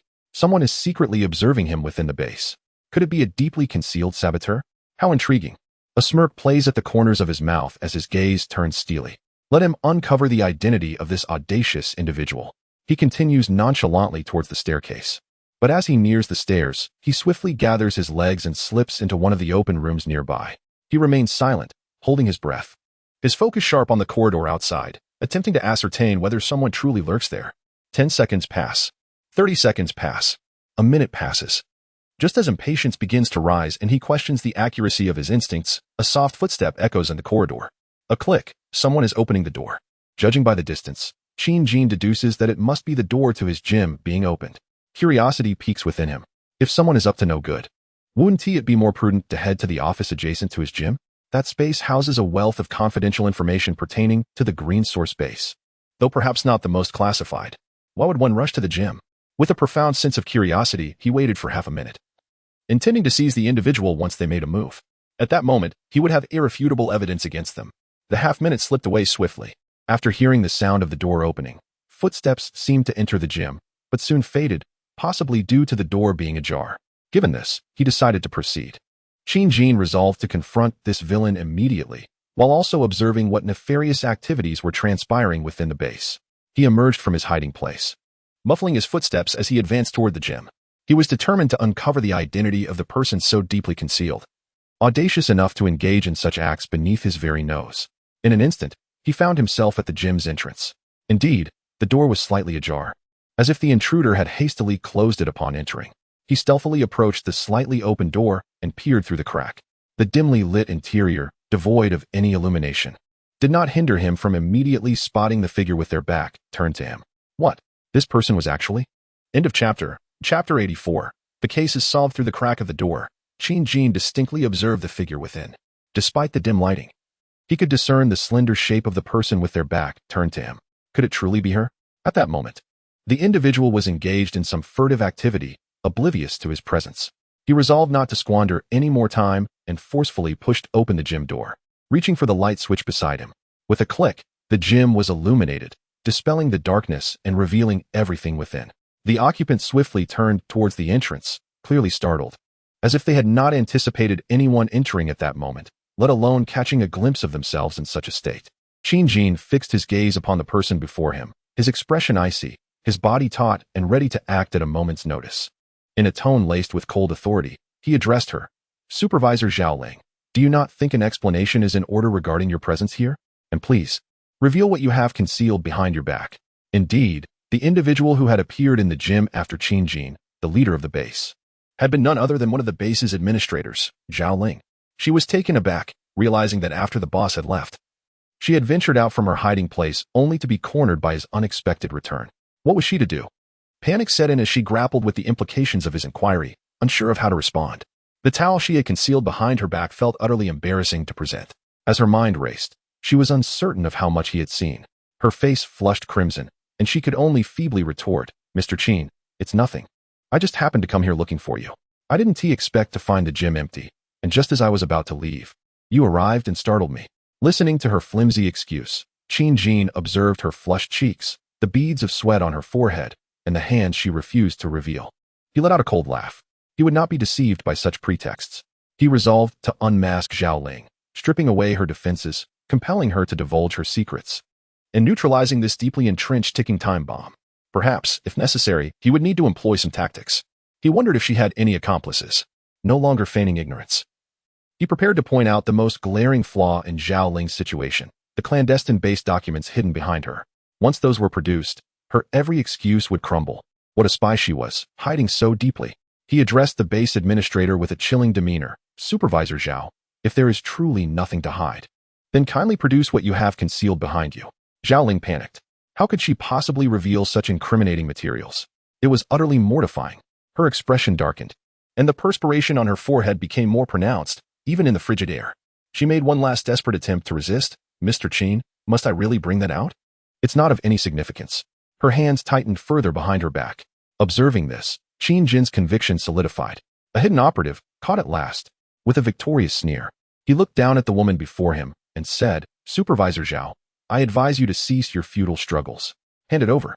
Since you have engaged in such actions, you must be aware of the consequences. Do you dare to act this way yet refuse to acknowledge it? Consequences? Zhao Ling felt somewhat bewildered. What repercussions could arise from such a shameful act? If exposed, wouldn't she simply become the subject of ridicule? As one of the esteemed managers of the base, how could she face others once they discovered her true nature? She was still grappling with her final resistance. Mr. Qin, do you truly require me to hand it over? Qin Jin pressed on relentlessly. Yes. Are you certain? Absolutely. Zhao Ling realized there was no escaping this predicament. Death seemed inevitable. In this apocalyptic world, perhaps she could even escape to the moon aboard a spacecraft if necessary. Very well, I will retrieve it. Upon witnessing Zhao Ling's capitulation, Qin Jin revealed a cruel smile of triumph. Let him see, in the face of undeniable evidence, what else she could possibly say. Zhao Ling finally surrendered, abandoning her resistance. She dared not meet Qin Jin's gaze any longer, her eyes cast downward, her face flushed like an apple. Reluctantly, she produced the item from behind her, extending it towards her superior. Qin Jin's eyes gleamed with intensity as he scrutinized her every movement, bracing for any sign of defiance while focusing on the incriminating evidence Zhao Ling was about to present. A towel? What? A towel? What is this? Qin Jin was taken aback. Where were the secret documents I expected to see? Or perhaps a weapon? What significance does a towel hold? Could it be that Zhao Ling used it as a mere fade? Surely, something else must lie beneath. Set the towel down. Reveal what is truly inside. You cannot deceive me. What? Zhao Ling was equally perplexed. Was there truly nothing but a sweat-soaked towel in her possession? Did Mr. Qin misunderstand something? She found herself at a loss for words. Having already been discovered, there was no recourse but to concede to the reality of her situation. Gently, she placed the damp towel on the adjacent treadmill, raising her empty, pristine palms before Qin Jin. With her cheeks aflame, she lowered her head, avoiding her boss's gaze. Her body twisting in embarrassment as she murmured, Mr. Qin, I sincerely apologize for taking your towel. I shall not repeat this transgression. What? Qin Jin stared at her empty hands, utterly confounded that there was indeed nothing but the towel. How could it possibly be just a towel? What had she been hiding nearby? What is happening here? He could not help but voice his confusion. Now it was his turn to be bewildered. What was Zhao Ling doing in the gym with his towel? And had she not indeed been hiding prior to this?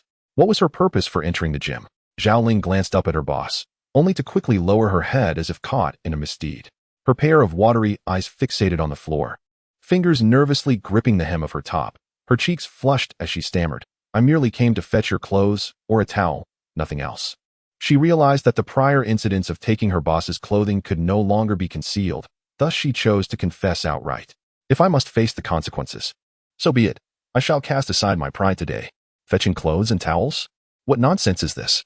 Suddenly, Qin Jin recalled the recent spate of missing garments. He gazed at the enchanting woman before him, unable to restrain his curiosity. Have you taken all the clothes I've misplaced recently? Zhao Ling dared to steal a glance at her boss, her face now burning with embarrassment. Her previous transgressions were laid bare. With no recourse left, she gently nodded in acknowledgement. Qin Jin's mind raced. Goodness. The culprit behind the missing clothes is none other than Zhao Ling. The mystery was solved. End of chapter. Chapter 85. It's all you. The case is solved. It turns out that the clothing that had mysteriously vanished recently was taken by Zhao Ling, the administrator of the base before him. However, Qin Jin still could not comprehend the reason behind this act. What could she possibly want with his clothes? They contained no significant secrets. He had wisely stored his valuable items either in the adjacent office or in the hidden chamber of his home. This area was devoid of anything of importance aside from equipment. The missing garments were trivial, so he had never given them much thought. Unable to restrain his curiosity, he inquired, What on earth do you need so many of my clothes for? What secrets do you possess? I shall not let this matter rest until you clarify it today.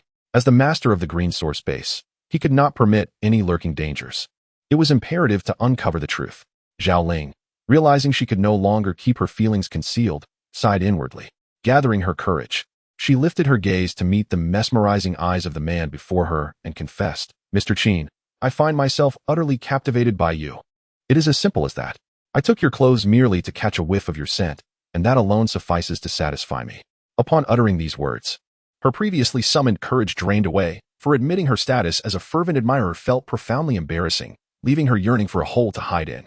Alas, the only things surrounding her were concrete and steel, alongside the very person she dreaded to confront. What? Qin Jin was taken aback. He gazed at Zhao Ling, who appeared flustered, wishing to vanish from sight, and suddenly an epiphany struck him. How could he, Qin Jin, have become the object of admiration for such a captivating woman? What a bewildering turn of events! His earlier vigilance was shattered, replaced by disbelief and shock, mingled with an inexplicable sense of secret delight. Today was indeed an extraordinary day. Was he being subjected to a prank? He could not fathom it, truly. After all, he was no heartthrob. How could he possibly be anyone's ideal? It was unfathomable. Caught in this unexpected predicament, Qin Jin had initially arrived with the intention of uncovering an enemy, yet he had inadvertently unearthed a devoted admirer instead. This left him in a state of bewilderment. Observing her lost in thought, Zhao Ling decided to be bold. Having revealed her feelings, she resolved to embrace the situation. Come what may, even if it meant losing her position as administrator, enduring mockery from Qin Jin, facing ridicule from others, or even being expelled from the base. She would accept it all. With renewed determination, her cheeks flushed, and in the chill of the weather, she felt as though steam was rising from her head. Gradually, she leaned closer to him and asked, "Boss, may I embrace you?" Though framed as a question, her body was already inching toward Qin Jin. Before he could fully process her approach, Zhao Ling opened her arms and enveloped the figure she had long yearned for, burying her head against his chest, which emanated a powerful masculine aura. She inhaled deeply, savoring the moment. A thought flickered through her mind. How delightful it was to breathe in his scent, and this time. He was undeniably alive. Qin Jin's heartbeat faltered momentarily, embracing the soft form pressed against him. He felt that even though the cold weather had prompted his companion to don several layers of clothing, it could not conceal the astonishing suppleness of her body. Inhaling the delightful fragrance wafting from her hairline, he was unsure whether it emanated from her shampoo or something else entirely. It was undeniably pleasant. As he grappled with his feelings and savored the softness in his arms, the person nestled against him uttered a simple request, "Hold me tight." In that instant, Qin Jin felt as though a string in his mind had snapped. Compelled by an inexplicable force, his hands slowly tightened their embrace around Zhao Ling. The closer he held her, the more he could appreciate the extraordinary curves and softness of her form. Sensing his compliance, Zhao Ling grew even more animated. She lifted her gaze, her eyes glimmering with allure, her lips glistening, and boldly met Qin Jin's stare, softly whispering, "Kiss me." Without a hint of hesitation, she rose onto her toes, and their lips met fervently. A full minute passed before Zhao Ling could no longer contain herself, pulling away to gasp for breath while gazing dreamily at her beloved, feeling as though she were in a dream. Perhaps it truly was a dream. She felt certain that she had not awakened since falling asleep the previous night, still immersed in a fantasy where she kissed her boss, a man several years her junior. Yet one she found irresistibly captivating. The sensation was exquisite, and she was unwilling to let go. As she lingered in her reverie, questioning her own reality, the man before her inquired, "When did you first begin to like me? What is it about me that appeals to you?" Hearing his question, Zhao Ling smiled. Perhaps that kiss had liberated her completely, allowing her to speak freely. "I'm not entirely sure, but I think it was when I first met you. You were conducting my interview, and we talked extensively. At that time, I hadn't decided whether to join Liyuan, but your final words moved me. You told me that coming to Liyuan would open my eyes to a new world. It might also have been after the disaster struck, when I witnessed you valiantly protecting us all, venturing outside daily to brave life-threatening dangers in search of supplies, creating a sanctuary in this apocalyptic world that offered us a chance to survive.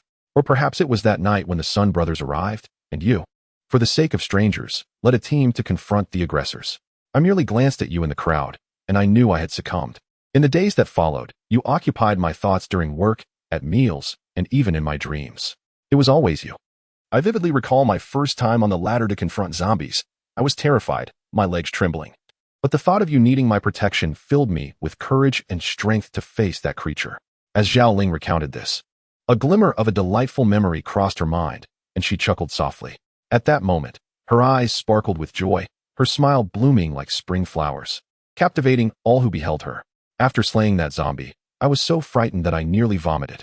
Fortunately, I managed to crawl down the ladder. Otherwise, I would have been the subject of ridicule, especially since I am a minor leader in the base. Hee. Once again, I locked eyes with Qin Jin, and the affection in my gaze threatened to overflow. I bared my soul to him, revealing my true self without reservation, assuring him that I spoke not a single falsehood. So be it. I no longer recall when it began, but your image has invaded my thoughts, and it is impossible to dislodge. Do you know? The day you lost your first piece of clothing coincided with the opening of this gym. I returned, eager to report on my work, only to find no one here. Just a shirt soaked in sweat. Zhao Ling chuckled softly again, continuing to express the longing that had enveloped her during these days. From that moment, I realized I could never return. I had been thoroughly captivated by you. I could not resist clutching your clothes each night, inhaling your scent to fall asleep. Eventually, my greed took hold. I knew you often came to work out in the mornings, leaving behind your discarded clothes and towels. Thus, I rose earlier, hiding in the room across the hall, listening to the sounds of your workouts each morning, cheering you on. As she spoke, she paused, feeling a sense of relief and relaxation as her delicate face nestled against her idol's neck, whispering softly, I am uncertain whether this constitutes love. Perhaps it is merely the yearning of an infatuated girl. Mr. Qin, I am profoundly grateful for your willingness to listen to the confessions of an admirer and for granting me everything I could have never imagined. From this point forward, whether you strip me of my managerial rights or even expel me from the base, it matters not. I am willing to bear the consequences. For today, I am utterly fulfilled. But please, allow me to savor your scent once more. I wish to eternalize this moment in my heart, for I may never experience it again. As she spoke, Qin Jin felt a gentle breeze at his neck, the result of her deep inhalation. This continued for a full half-minute, the airflow finally ceasing. At that moment, Zhao Ling reluctantly released her embrace, parting from the arms of her dream, her face adorned with a brilliant smile despite the lingering regret. In that moment, she was breathtakingly beautiful. Boss, thank you. You have made my dreams come true. With that, she began to step back slowly. Her dream had come to an end. Reality awaited her, and while her intentions were rooted in admiration, her actions could have significant repercussions. She was uncertain of what lay ahead, aware that acknowledging their relationship might cost her dearly. Hence, the regret. Hence, the reluctance. Suddenly, the man before her spread his arms and strode towards her. In an instant, she felt herself enveloped in the warmth of that longed-for embrace once more. At the same time, she heard a phrase that left her momentarily stunned. Since you enjoy this, then savor it. Her feet lifted off the ground as their lips met. End of chapter. Chapter 86. Heartbeat. There was no cataclysmic upheaval. The moment their lips met, an electric sensation coursed through Zhao Ling's entire being. Unlike earlier when Zhao Ling took the initiative, this time it was Qin Jin who made the move. An indescribable and wondrous feeling arose simultaneously within both of their hearts. Qin Jin indulged in the softness and warmth of her lips, both lost in the tender sensation. Unable to extricate themselves, they were both entranced. Time slipped away, though they could not discern whether a minute or 10 had passed. Eventually, it was Zhao Ling who first gasped for air, withdrawing from the fervent exchange of tongues. She exhaled softly, enveloping him tightly, burying her head in his shoulder. Savoring the lingering echoes of their passion, Qin Jin, though slightly regretful, did not release her, continuing to embrace her. They both relished the moment. After a while, it was Zhao Ling who could no longer contain herself and spoke. Mr. Qin, what do you think we are now? She asked, her voice tinged with nervous anticipation. Qin Jin, still basking in the tranquility of the moment, found himself at a loss for words. Could he say he did not have feelings? That would be a falsehood, for he had just held her close and kissed her. To declare love seemed somewhat disingenuous, although he had known Zhao Ling for a considerable time. He had only regarded her as a colleague and subordinate, never contemplating romantic sentiments. To profess love so swiftly would surely be misleading, merely a product of primal urges. After a moment's hesitation, he finally spoke. This is a bit sudden. In my life, including any past lives, it is the first time someone has expressed such feelings to me, and I am uncertain how to respond. As he gazed into her beautiful eyes, he perceived a flicker of disappointment. He continued, however, I can distinctly sense the intensity of your affection just now, and it is quite pleasant. I do not wish to deceive you. I admit, I am moved. The disappointment in her eyes dissipated, a sweet smile gracing her lips as they embraced once more. Qin Jin gently caressed her silky hair, inhaling her faint, alluring fragrance, understanding why Zhao Ling relished the scent of him. It was indeed somewhat addictive. Give me a little time, he added, sensing her slight tremor as she tightened her hold on him, as if wishing to meld into his very being. Time became an indeterminate blur. Zhao Ling eventually pushed the dashing man away, her gaze fixed on Qin Jin, a smile illuminating her face, exuding an extraordinary charm. With a playful tone, she said, All right, I won't pressure you into any decisions. I am quite content with moments like this, as long as you don't mind me. I will be understanding and won't say anything in front of others. You shall remain Mr. Qin, and I shall continue as Zhao, your subordinate. And he. Did President Qin truly take such a liking to my dairy? With a slight chuckle, she watched as Qin Jin awkwardly retracted his right hand. The revelation made him, despite his usual bravado, feel a tinge of embarrassment. Moments ago, in the midst of their embrace, his hand had naturally slipped to the curve of her shapely form. And upon seizing that softness, he had found himself involuntarily caressing it. With the utmost sincerity, he was just a normal man. This was a law of nature, one that no one could resist. It was only after she departed that he reluctantly withdrew his palm, sharing an awkward smile in the process. At that moment, he pondered what words might be appropriate to continue the conversation. Seeing him so flustered, Zhao Ling seized the opportunity to tease him further. If President Qin wishes to continue, she remarked playfully, her expression turning coy, that can certainly be arranged. Her words, combined with a sultry smile, stirred an inexplicable urge within him. Qin Jin was left speechless. He had indeed been flirted with. Just as he was preparing to take decisive action to demonstrate the potential consequences of such teasing, Zhao Ling, with a light laugh, had already slipped toward the door, a towel in hand. Addressing him, her voice laced with mischief, she declared, President Qin, I was merely joking earlier. I shall return to work now, and I will wash your towel and clothes. So you may entrust me with your dirty laundry as a token of gratitude for indulging my little whims. Farewell. With that, she left the gym, laughter trailing behind her, leaving Qin Jin in a state of bewilderment. The fragrant aura she left in her wake lingered tantalizingly at his nostrils, but alas, she had already vanished. He had truly been teased, yet the experience held a certain charm. He was not incapable of detaining her, given his prowess. He could easily bridge any distance to reclaim her. He had merely allowed her to depart. Both needed a moment of calm reflection. Otherwise, the previous encounter would have unfolded quite differently. He held no aversion to Zhao Ling's affections or declarations.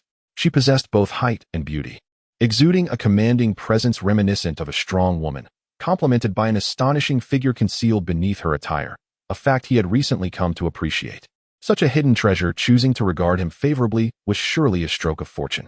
In this tumultuous world, where each day could be one's last, it was essential to pursue desires without leaving regrets, provided one did not harm those they cherished.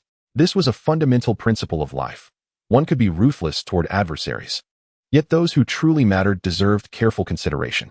At that moment, Zhao Ling had, in his heart, begrudgingly earned a place as someone he cared about, though the extent of that regard remained to be determined. He welcomed her assertiveness. He had relished the delightful moment they had shared. However, the pace had been rather swift. A brief separation would afford both parties the chance to reflect. With a long sigh, Qin Jin felt the lingering sensation of his right hand. Deep within, he too harbored memories of another significant relationship from a past life. In this lifetime, one wonders if they shall encounter each other again. And if fate allows such a meeting, what then? Perhaps it is best to let things unfold naturally. In a previous existence, they were among the rare few with whom one could truly lower their guard. This companion had even saved their life. Yet, before a deeper bond could be forged, misfortune struck, casting them back to the present, a lingering regret from that past life. With a sudden stretch, Qin Jin felt his joints crack and pop, resonating with a thunderous sound. His recent control over his strength had been commendable, thankfully sparing Zhao Ling from harm. He recognized the necessity of further enhancing his physical training and mastery over his power, particularly if their relationship were to evolve in the future. In their next encounters, he must ensure not to cause her any injury. The burdensome nature of possessing such formidable strength, albeit only in comparison to ordinary individuals.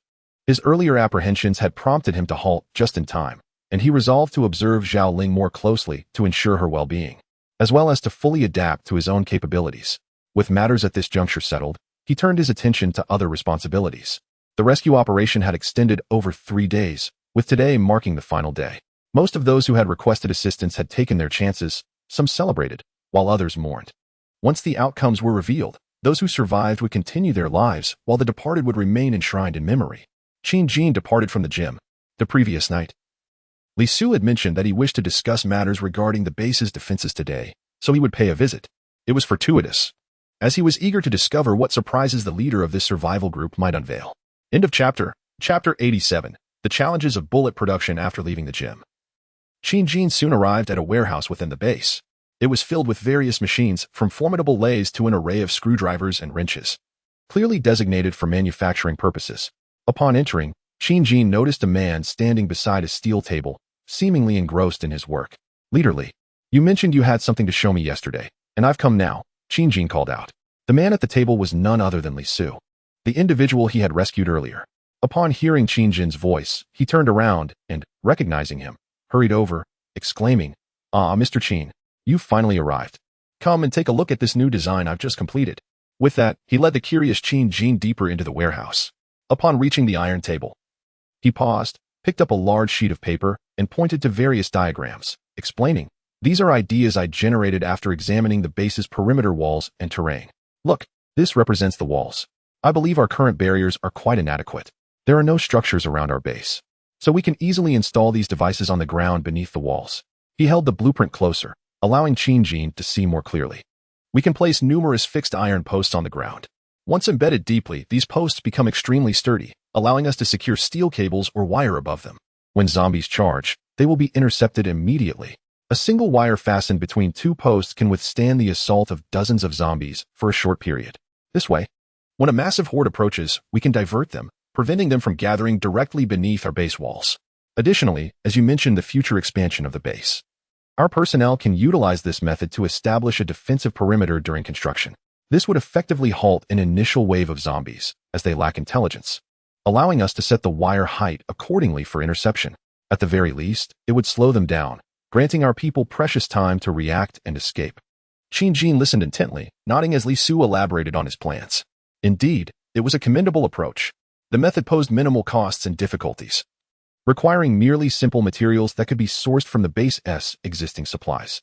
Even if destroyed by zombies, the materials could be easily replaced, rendering it a low cost, high reward strategy. Pleased with the proposal, Qin Jin nodded approvingly and gently patted Li Su's arm, acknowledging his ingenuity. "This method is quite promising. Once we gather the necessary materials and surround our base with several layers, it will undoubtedly enhance our defenses. However, do refine some details, such as the wire height, ensuring it can intercept zombies while still allowing our people to pass through. Furthermore, it would be optimal to design a system that allows for remote operation along the perimeter wall, enabling activation when necessary and retracting the steel wire when not in use, thus enhancing discretion. Overall, this concept is quite promising and warrants further exploration. I shall later bestow additional contribution points upon you. Keep up the good work, haha." He was in high spirits. Previously, he had inadvertently recalled a message he posted in the survival group, which surprisingly attracted some talent. The effort was not in vain. Indeed, the value of talent can be equivalent to that of many. I hope Li Su will continue to generate more brilliant ideas in the future. Unfortunately, only one person joined the survival group at that time, and I wonder how the others are faring now. After this exchange, Qin Jin and Li Su conversed for a while longer before he turned to leave. In a factory located at the edge of the base, this space was originally a large warehouse, which had only been framed prior to the apocalypse. It had recently been staffed for renovation and stocked with numerous supplies. After bidding farewell to Li Su, Qin Jin arrived here. At this moment, the factory was filled with the incessant roar of machinery, indicating that some form of production was underway. Several men inside were engaged in an intense discussion, oblivious to Qin Jin's approach due to the noise. It was not until he stood beside them and called out loudly, "Engineer Dong, how are things progressing on your end?" that they became aware of the presence of General Qin from the base. They quickly greeted him. It's General Qin. Apologies. We were engrossed in our discussion and didn't notice your arrival due to the noise." Indeed, the individuals in this factory included Dong Hui, Wang Bin, and several assistants assigned to them earlier. Since completing the production of explosives some time ago, Dong Hui had been instructed by Qin Jin to shift his focus to more critical tasks. And what could be more critical than the manufacture of ammunition? It is rather unfortunate. While bullets may appear trivial, their production involves considerable technical expertise.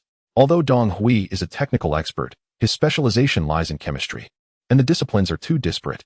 Since being reassigned to lead the bullet production, he has yet to achieve satisfactory results. There is no shortage of materials, brass, various alloys, and gunpowder are plentiful. However, after several days of adjustments and production attempts, the bullets crafted under Dong Hui's guidance remain unsatisfactory. Before the apocalypse, Qin Jin had procured detailed manufacturing processes for bullets through special channels, along with various critical details, including the precise ratios of gunpowder. Although bullets seem simple, the manufacturing process encompasses a wide array of technologies and knowledge. The precision of gunpowder ratios is crucial to ensure both explosive power and stability. The manufacturing process itself is exceedingly complex, typically involving the following steps: inserting the core into the tail cone, pre-compressing the base, rolling the edge of the tail cone, shaping, calibrating dimensions through rollers, weighing, and finally inspecting the appearance. Only after all these processes have passed inspection can a bullet be deemed a finished product. Prior to the end of the world, Qin Jin had already acquired various small machine tools necessary for production, preparing 2 complete lines for this purpose. After the apocalypse, the combat team focused on scavenging essential supplies according to the inventory list. Upon locating Donghui, they received expert guidance on gunpowder, which enabled them to surmount numerous challenges. In recent days, they utilized the materials provided by Qin Jin to produce bullets, but unfortunately, they encountered issues with the yield rate. Mr. Qin, despite our efforts in adjusting the machinery and comparing defective bullets with acceptable ones, we have been unable to enhance the yield rate. I sincerely apologize, Donghui admitted. Taking responsibility, he understood the significance of ammunition in a post-apocalyptic world. Hence, it was imperative to resolve any obstacles encountered. Qin Jin had been diligently monitoring the production of bullets. However, he was taken aback when Donghui and his team of machinists, after several days of research, failed to identify the reasons behind the high defect rate. What is the current yield rate? Do we have any direction regarding the issues at hand? He inquired of the personnel within the workshop, emphasizing the importance of the matter he had been scrutinizing for days. Currently, the yield rate stands at approximately 5, which is exceedingly low. This means that out of 1,000 bullets produced, only around 50 are viable, while the rest exhibit various issues and are not recommended for use. Forcing their use poses risks of failure to fire or even barrel explosions. As for the source of the problem, we suspect that the production precision of the machinery is inadequate, not due to the machines themselves, but rather our insufficient operational procedures and experience, which has led to the persistently high defect rate. The bullets consist of 4 components: casing, primer, propellant, and projectile. The primary bottleneck we face is with the projectiles. Although the assembled projectiles show no issues, the completed bullets consistently exhibit deviations exceeding acceptable standards during testing. We are still investigating the root cause. Upon hearing this, Qin Jin furrowed his brow. Prior to the apocalypse, he had meticulously prepared a wealth of information on bullet production, believing it would be straightforward. Yet he found himself hindered by the defect rate. This issue could have significant implications, given the 2 production lines specifically designated for bullet manufacturing, which had been procured in smaller sizes due to previous funding constraints and other considerations. Donghui and his team had conducted a statistical analysis over the past few days. With adequate materials, the 2 lines could theoretically produce approximately 30 bullets per minute, totaling 800 bullets per hour and about 200 bullets over a continuous 24-hour production cycle. However, based on the current yield rate, only 160 bullets would be usable. This situation was quite awkward. Though the quantity may seem substantial, it is vital to recognize that this represents the ideal scenario. Personnel require rest and meals, and production may be interrupted by occasional material handling issues. Ultimately, the actual daily output of usable bullets is likely to be around 1,000, falling far short of the envisioned target. End of chapter. Chapter 88. The final preparations. We cannot afford to falter. It is imperative that we identify the root cause of the issues at hand and elevate our yield rate. Faced with the current unacceptable defect rate, Qin Jin felt compelled to exert pressure on Donghui and his team.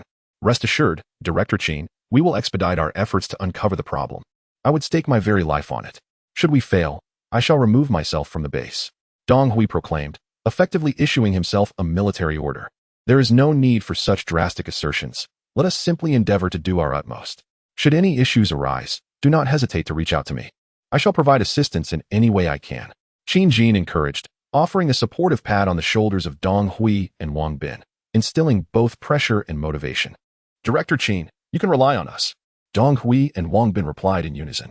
Even without Qin Jin's mandate, Donghui would exert every effort, for it was the boss's family reunion initiative that enabled him to reconnect with his mother. Though his father had passed, retrieving his mother rendered the boss a benefactor in his eyes.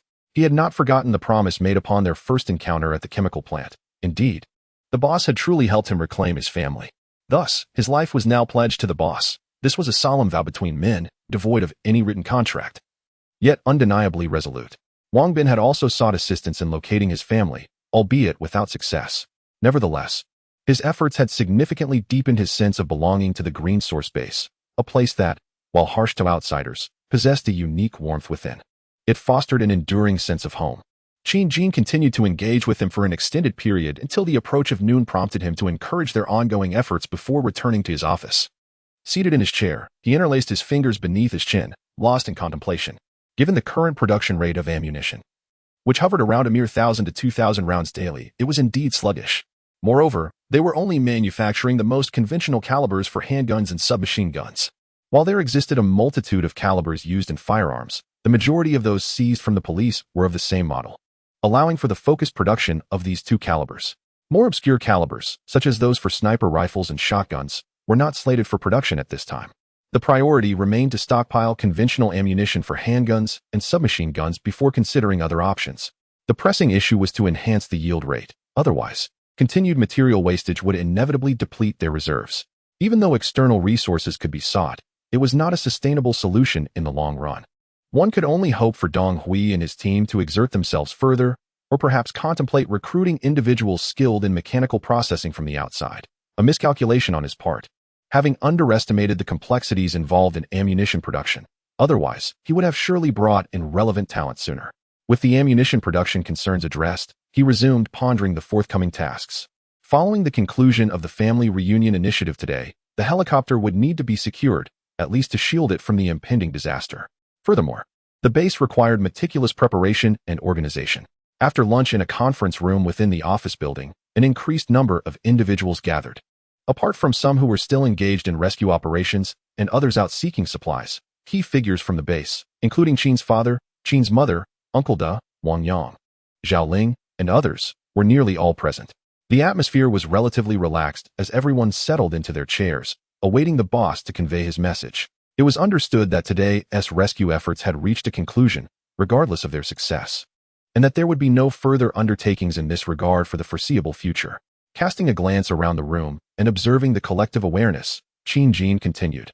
Beginning tomorrow, we shall dismantle the exposed metal structures and solar panels within the base, or alternatively, cover them entirely with waterproof plastic tarps from our warehouse. Special attention must be given to the pond. I do not wish for external factors to compromise our water supply during inclement weather. Additionally, we need to construct more temporary shelters within the base, utilizing rain-resistant and corrosion-proof materials to accommodate our vehicles. For those vehicles that cannot be sheltered, they may be parked in the nearby abandoned factory buildings. I am aware you may have questions regarding the necessity of these measures, and I will elucidate later. For now, please adhere to these orders.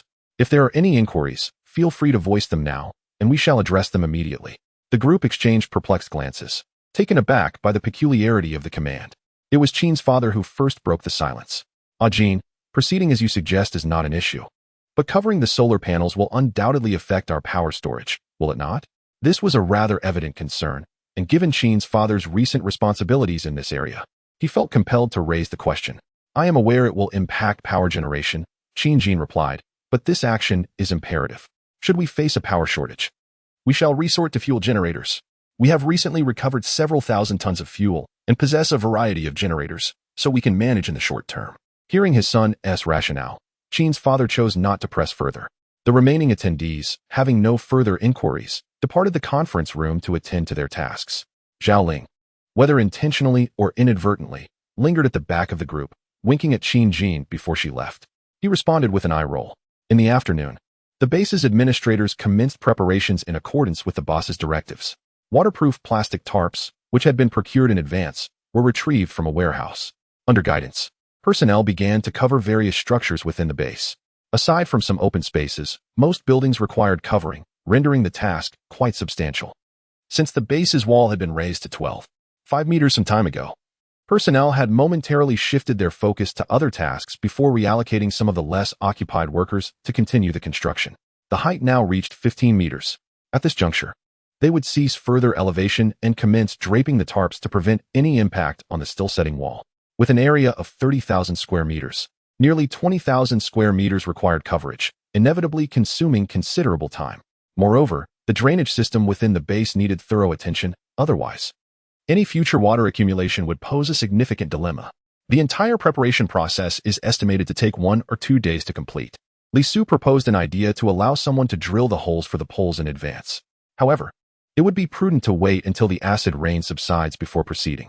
When the time comes, one can directly insert the steel rods and wrap them with wire. In the evening, the final helicopter sent out for rescue returned, signaling the conclusive end of this operation. A total of 9 individuals were successfully rescued, comprising men, women, and children alike. The base's population once again approaches the significant milestone of 100. Qin took the time to meet with these individuals, informing them about various matters concerning their new environment and the sacrifices made by their loved ones for their rescue. After deducting half of the food supplies, these individuals will not face starvation. Rather, they will simply find their meals less plentiful than before. As long as they can continue to live and contribute positively to the base, there will be opportunities to restore their previous benefits. This is a relatively fair approach. Some may perceive the leader as unsympathetic, even to relatives, which is indeed the case. The granting of favors must be contingent upon the recipient's identity. Most individuals at the base are strangers to Qin, with whom he had no prior connections. The fact that they have survived and now find themselves in a secure environment with sustenance is already a testament to benevolence. Of course, some may still regard him as merciful, yet they remain unaware that they are mere pawns, susceptible to sacrifice at any moment in this perilous post-apocalyptic world devoid of extraordinary beings. Only through unity can they hope to thrive. End of chapter. Chapter 89. Earthquake November 4th, Mentang Town. The weather is overcast. The morning sunlight is obscured by dark clouds, failing to illuminate the land. This day is one that Qin will never forget. He rose early, foregoing his usual exercise, and stood before his small building. The previous night, he had informed the combat team that there would be no missions today, as he had other arrangements. He began his slow walk along the base's pathways, surveying the various structures before him, validating them against the memories in his mind, assessing whether they were adequately prepared to withstand the impending challenges. His pace was unhurried. Along the way, he exchanged greetings with the base personnel who were also starting their day, hurrying to the dining hall for breakfast or preparing for their workstations. Qin responded to each of them in turn. Before long, he had completed a full circuit of the ground level. He then descended to the first basement level and then to the second. Still, he found no issues. Overall, there was nothing that required further attention. It appeared that the personnel had effectively implemented his directives. He had not neglected his inspections in recent days, yet as the impending challenge loomed, his heart remained restless. Only through another thorough check could he alleviate this inexplicable anxiety. After concluding his inspection, he proceeded to the dining hall for breakfast, after which he returned to his office building. Today, the base was unusually quiet, with no one venturing outside. Even the walls required no repairs. Most personnel remained indoors, engaged in various crafts, such as polishing steel arrows, wooden arrows, knives, and protective gear. In recent days, a considerable amount of materials had been acquired, including both steel and wood. The base also housed machinery and equipment, allowing many individuals, even those initially unskilled, to learn quickly under the guidance of more knowledgeable colleagues. Although crossbows and bows did not match the firepower of firearms, they could prove effective in certain situations, as their quieter operation did not attract large hordes of zombies. Therefore, the base occasionally assigned personnel to undertake these manageable crafts when there were no other tasks at hand, alleviating the pressure of insufficient ammunition production. Others engaged in modifying and repairing vehicles indoors. Currently, unmodified vehicles were rendered mere shells, vulnerable to zombie threats when venturing outside.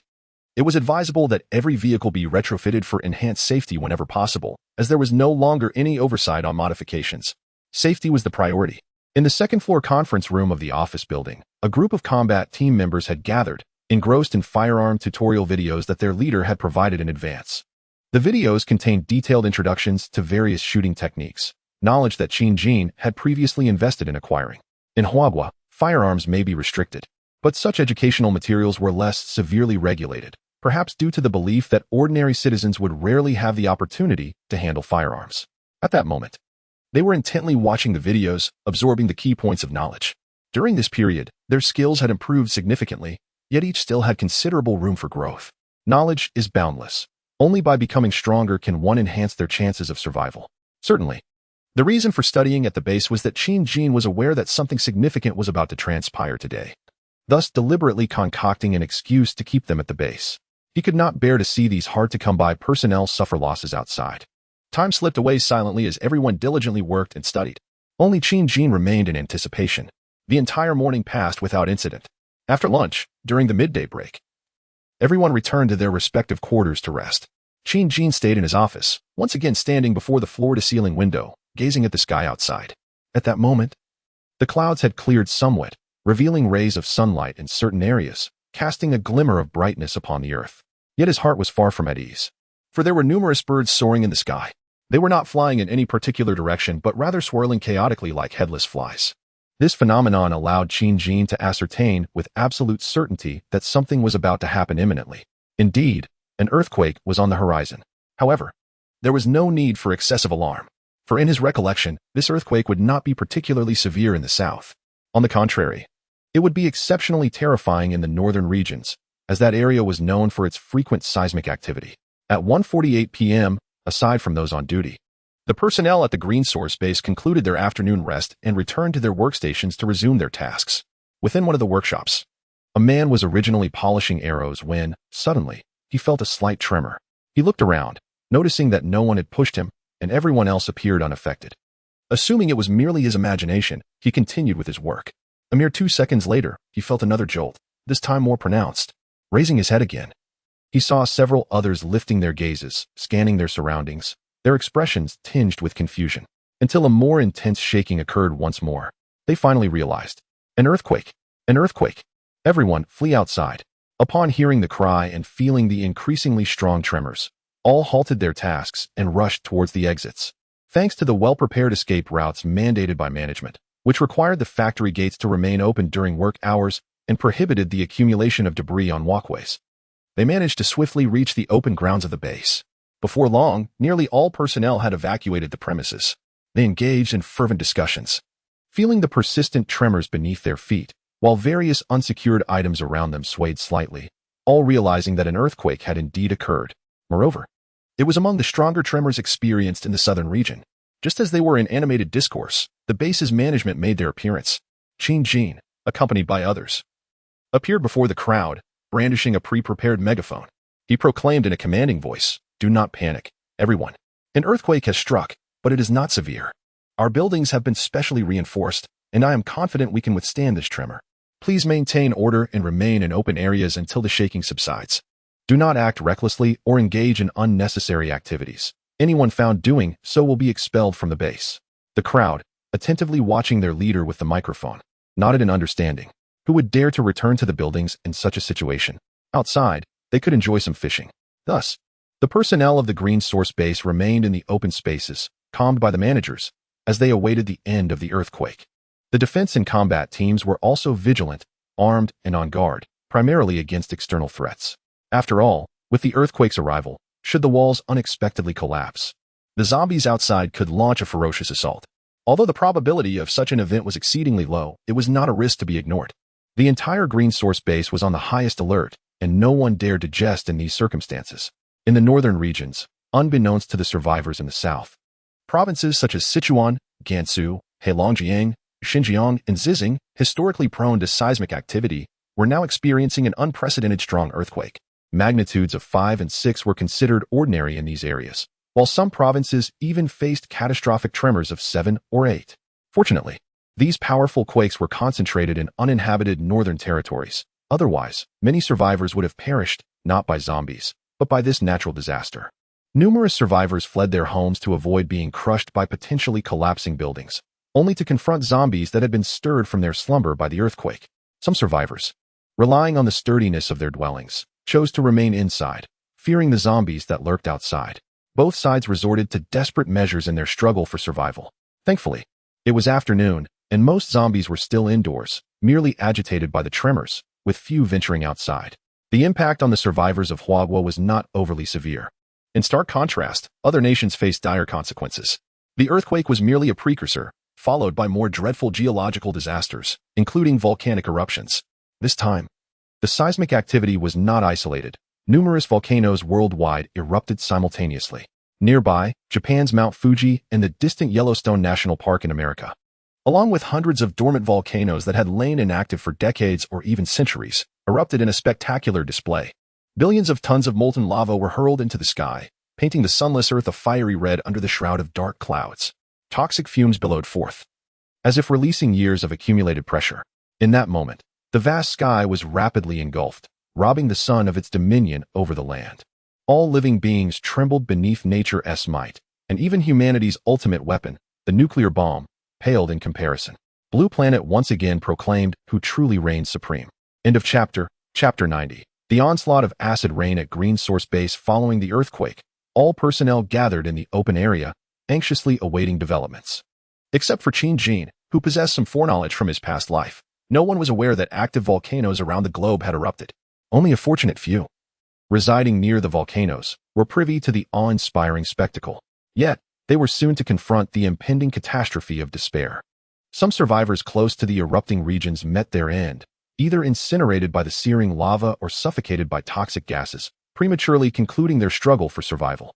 Fortunately, the earthquake and volcanic eruptions did not persist for long.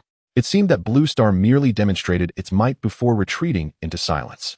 Around 5 p.m. in Huagua, the tremors and aftershocks had nearly ceased, allowing the unsettled survivors to finally exhale, albeit cautiously. No one wished for the continuation of such calamity. Survival had already become a formidable challenge.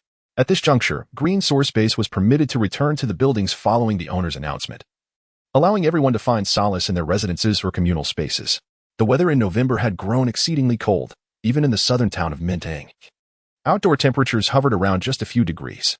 In many respects, the damp chill of the south felt more penetrating than the dry cold of the north. After enduring the cold for much of the afternoon, many began to succumb to its bite, with some even exhibiting symptoms of a cold. In response, Qin Jin instructed the dining hall staff to serve an additional bowl of ginger soup for dinner. Everyone felt a sense of relief that the natural disaster had passed. The terror of the zombies had already been enough to unsettle the survivors. Yet, Qin Jin remained rooted in place, gazing at the sky that had darkened entirely by 5 o'clock. He understood intimately that this was merely the beginning. A vast quantity of volcanic ash and various toxic gases had dispersed into the cloud layers above. Were one to observe from space, they would discern a hazy veil enveloping the surface of Blue Star, a hue of death. As air currents stirred, a series of dreadful reactions were taking shape. What would transpire next was beyond the imagination of most. By nightfall, Green Source Base had largely recovered from the initial panic of the earthquake.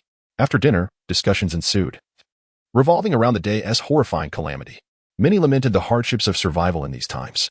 The terrifying presence of zombies was compounded by the earthquake occurring less than a month into the apocalypse. Truly, the heavens seemed to have forsaken humanity. Their grievances, however, were destined to remain confined within a small circle. Life continued unabated. In order to thrive at Green Source Base, adherence to the directives from above was paramount. With no personnel assigned for night duties, prior to 9 p.m., the management arrived to announce that everyone could retire early for the night. Only the personnel responsible for base defense would double their efforts.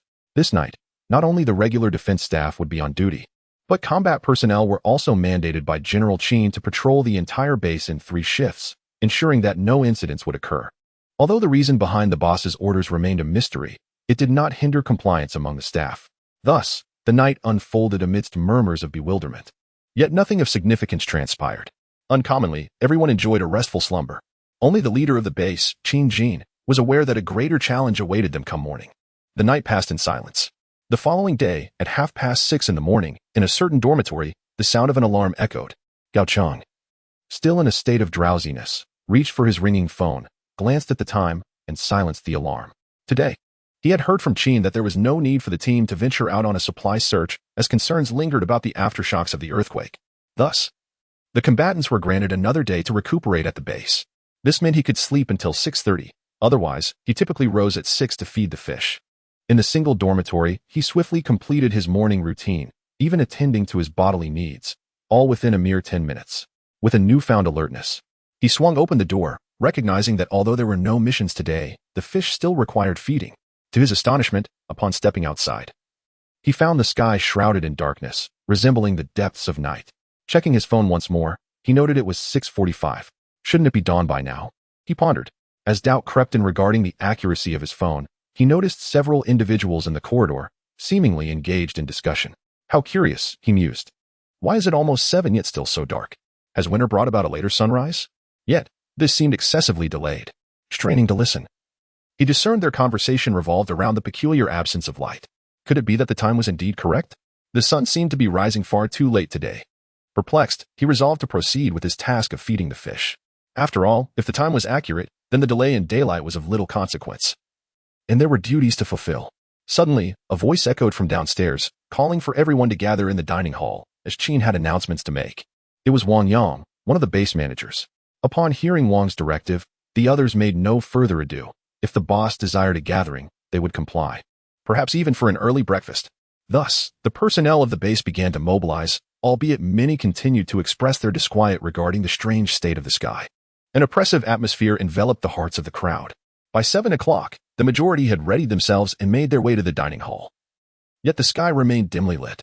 If one were to equate the brightness of daylight to a full score of 100 and a starry night to 10, then the current luminosity of the sky could only be rated at 15, barely surpassing the depths of night.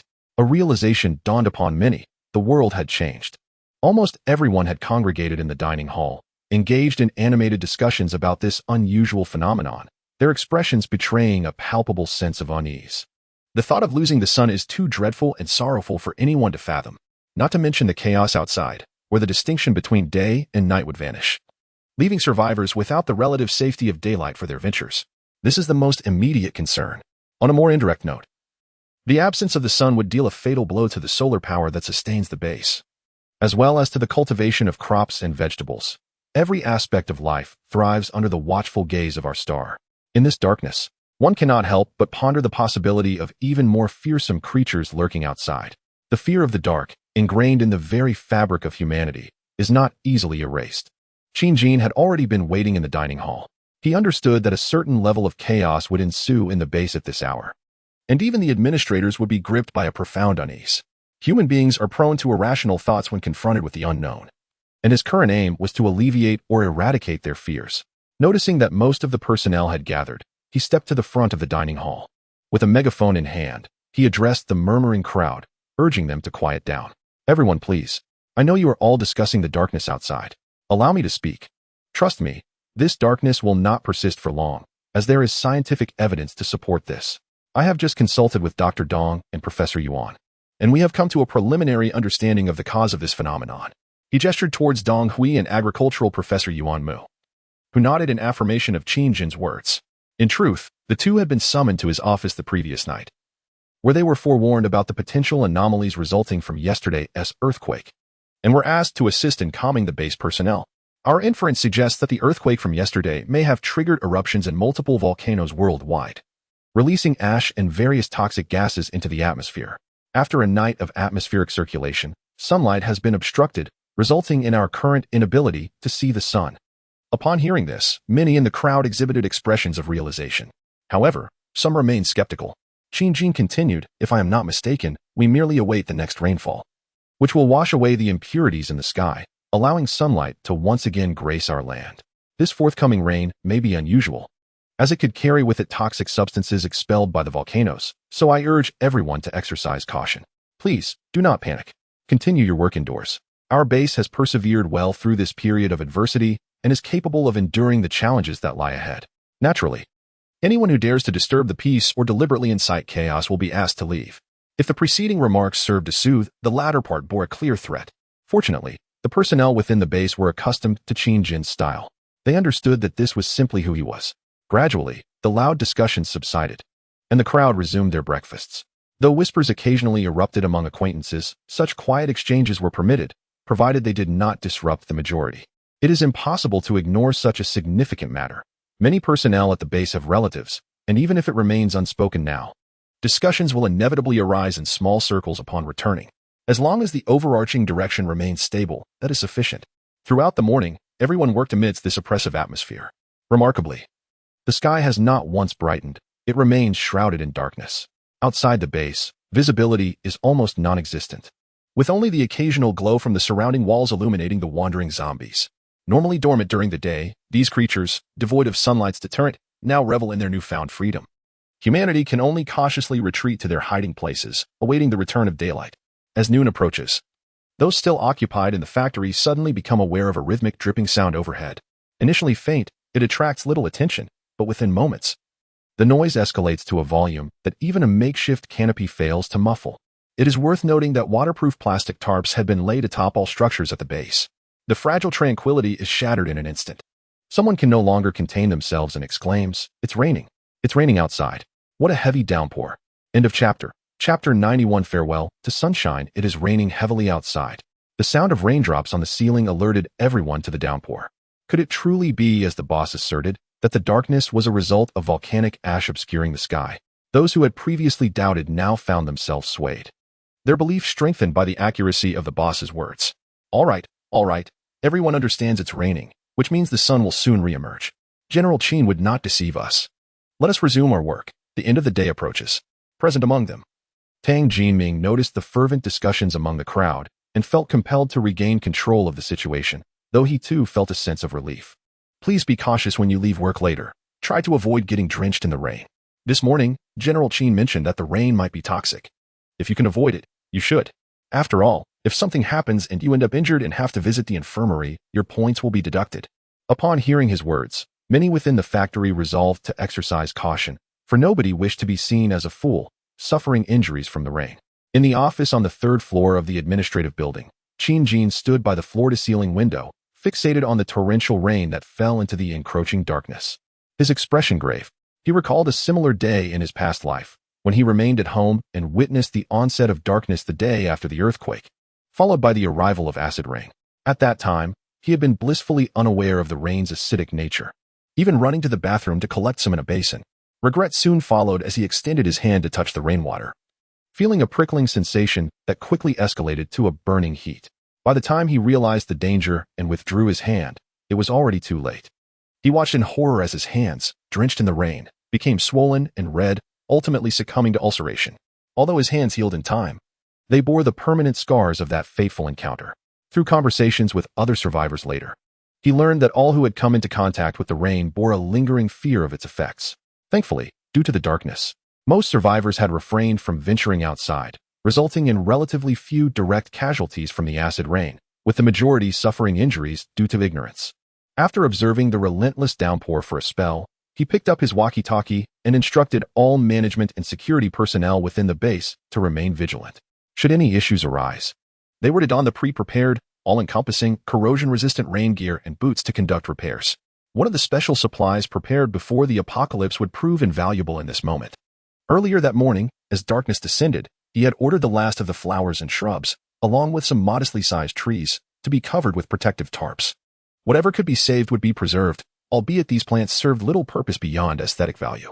With such meticulous defenses in place, if calamity were still to strike, it would simply be beyond his control.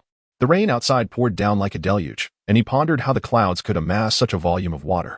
Coupled with the increasingly frigid temperatures, it was truly a tormenting ordeal. Thousands of kilometers away, in the northeastern region, Heilongjiang province, the situation unfolded. This region has long been acclaimed as the world's foremost granary. With its fertile lands and favorable climate, the province has consistently been a major agricultural producer, contributing significantly to the nation's grain output. However, at this moment, acid rain descends upon the land. Torrential downpours cascade from the heavens, drenching every structure in sight. Bin City, home to the largest and most numerous grain storage facilities in the country, is divided into various types of warehouses: square silos, cylindrical silos, dome-shaped silos, and multi-story warehouses, among others. These facilities boast a staggering grain reserve of several million tons. Yet, now, most of these warehouses are precariously tilted, having largely collapsed during the violent earthquake that struck yesterday.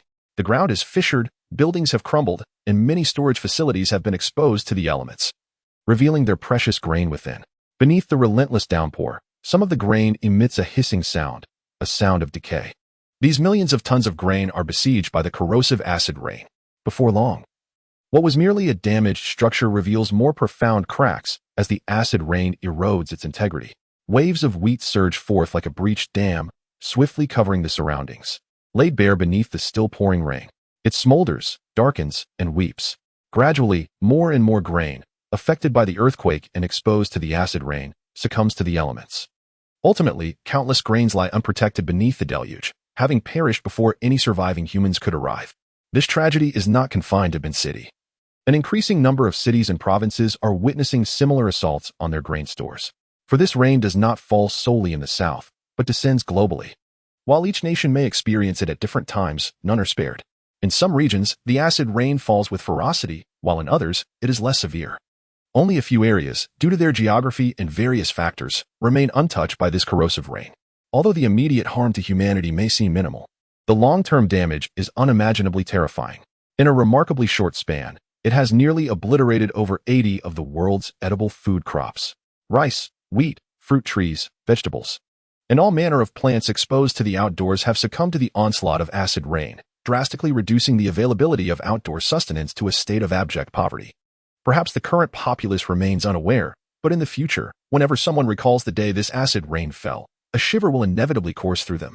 The hunger it incited will cast a long shadow over the entire blue planet for an indeterminate time. Strangely, the undead seem immune to the corrosive effects of this acid rain. The rain falls upon the zombies without causing them harm. Rather, it appears to invigorate them. Almost all the zombies that had been sheltered indoors seem to respond to an inexplicable call, emerging from their confines to stand beneath the rain. Heads thrown back in a howling chorus of gratitude for this mysterious gift. The sight of countless corpses in reverence would haunt anyone who witnessed it for a lifetime. This is a blessing for the undead, yet a punishment for humanity. The environment upon which humanity depends for survival has suffered horrific devastation. If one were to rank the severity of calamities experienced by each survivor in their past lives, today's acid rain would undoubtedly claim the top spot, without dispute. At 5 o'clock in the afternoon, at the Green Source base, after a busy day, everyone prepared to clock out and enjoy their evening meal. The base's administrators had reassured them repeatedly, thus they had developed a degree of immunity to the torrential downpour that had persisted throughout the day. Administrator Wang Yang even took the initiative to plunge a metal object into the rainwater, allowing everyone to witness the hissing and smoking spectacle, dispelling the curious doubts of some skeptics. Indeed, the boss had not deceived them. This rainwater was terrifying. Fortunately, none had succumbed to the temptation of exposure, for it would surely have led to their own lamentation. As the workers awaited the end of their shift, contemplating what dishes to prepare for dinner, a ray of sunlight suddenly pierced through the factory's windows. It illuminated the ground outside. Many could no longer contain their curiosity and rushed to the windows and doors to investigate. There, they beheld the sun, having been absent for nearly a day. Now nearly set, yet its rays valiantly tore through the dispersing clouds, casting their brilliance upon the earth. The acid rain had ceased. The sun had returned. End of chapter. The potency of the acid rain is formidable. It is imperative to act swiftly. The true challenging mode of the apocalypse has only just commenced. The prospect of global food reserves and countless edible plants outdoors being obliterated renders the famine scenarios depicted in innumerable apocalyptic novels utterly implausible. For we are speaking of quantities in the order of nearly 1 billion tons. Chapter 92. After the rain has ceased. The sun has emerged once more. Within the Green Source base, many individuals could not contain their exuberance, exclaiming joyfully, "Who would have thought that the once commonplace sun could be so endearing?" In just a single day, they found themselves yearning for the sun as never before. Some even ventured outside to bask in the last rays of light, relishing the warmth bestowed by the setting sun. Caution: although the rain has stopped, it is prudent to refrain from rushing outdoors. We must guard against the possibility of sudden rainfall and be wary of the standing water on the ground, which may still possess corrosive properties. We must urgently call for the water hoses to cleanse the surfaces. Seeing some individuals poised to step outside, Wang Yang promptly shouted to them. Today, his superior had instructed him to oversee the base personnel, a task he must execute diligently. Were Qin Jin present, he might have corrected him, for the dispersal of the ominous clouds signifies the end of the acid rain. Any subsequent precipitation would merely be ordinary rain. The acid rain has already purged the harmful substances from the clouds. As long as no further abnormalities appear in the sky, such terrifying rain will not return. Such phenomena are remarkably enigmatic, beyond explanation. Upon hearing Wang Yang's call, the others complied obediently, refraining from stepping outside or touching the rainwater on the ground. In fact, many within the base had already begun to mobilize in response. They had received prior notice that upon the cessation of rain, they were to don specially designed raincoats and boots, grab the prepared hoses, and commence washing the walls, rooftops, balconies, and all other areas that had been drenched. Even if covered, they would still require a thorough rinse to eliminate all harmful residues.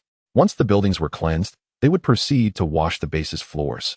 Except for the muddy surfaces, which could only be diluted with water. This endeavor might consume several tons of water, but for the base's 2 reservoirs, with a capacity of 130,000 cubic meters, it was but a trifling amount. Minimizing the damage to the base from the acid rain was a significant achievement. After all, the ponds could be replenished with water during the next normal rainfall. This operation persisted for several hours, continuing from dusk until nearly 10 o'clock at night. When the team finally completed their tasks and sat down to a meal, which included compensatory provisions. Thus, the entire Green Source base was left damp. The previously pungent acid rain swept away into the drains, replaced by the fresh scent of earth following a typical rain. Qin Jin observed the grand cleansing process with unwavering focus. Not a single drop of rainwater infiltrated the first or second floors. thanks to the special requirements he had stipulated during construction. Only after thoroughly washing every building and ensuring no damage occurred did he finally exhale in relief. The disaster management had been a resounding success. His base had suffered virtually no losses during this calamity. Late into the night, around 10 o'clock, in Qin office, before him stood several individuals reporting on their duties: managers, the captain of the defense team, and the captain of the combat team. Personnel from every major department of the base had been dispatched to aid in the cleansing of the facility. After listening to their respective reports, it was clear to all that the recent calamity had been temporarily weathered. With the dawn of tomorrow, barring any unforeseen circumstances, it would be time to unveil all the tarpaulins within the base. It had been days since solar energy had been harnessed, and it was high time to resume power collection. Those responsible for managing the electricity were to ensure this. Furthermore, Professor Yuan, please inspect the soil conditions within our base tomorrow. Some rainwater has seeped in, and I would like you to assess whether it might affect the planting soil in our greenhouse and the underground cultivation area. Additionally, if you have the time, please check on the flowers and plants outside, salvage what you can, and let go of what cannot be saved. Yuan Mu nodded in acknowledgement.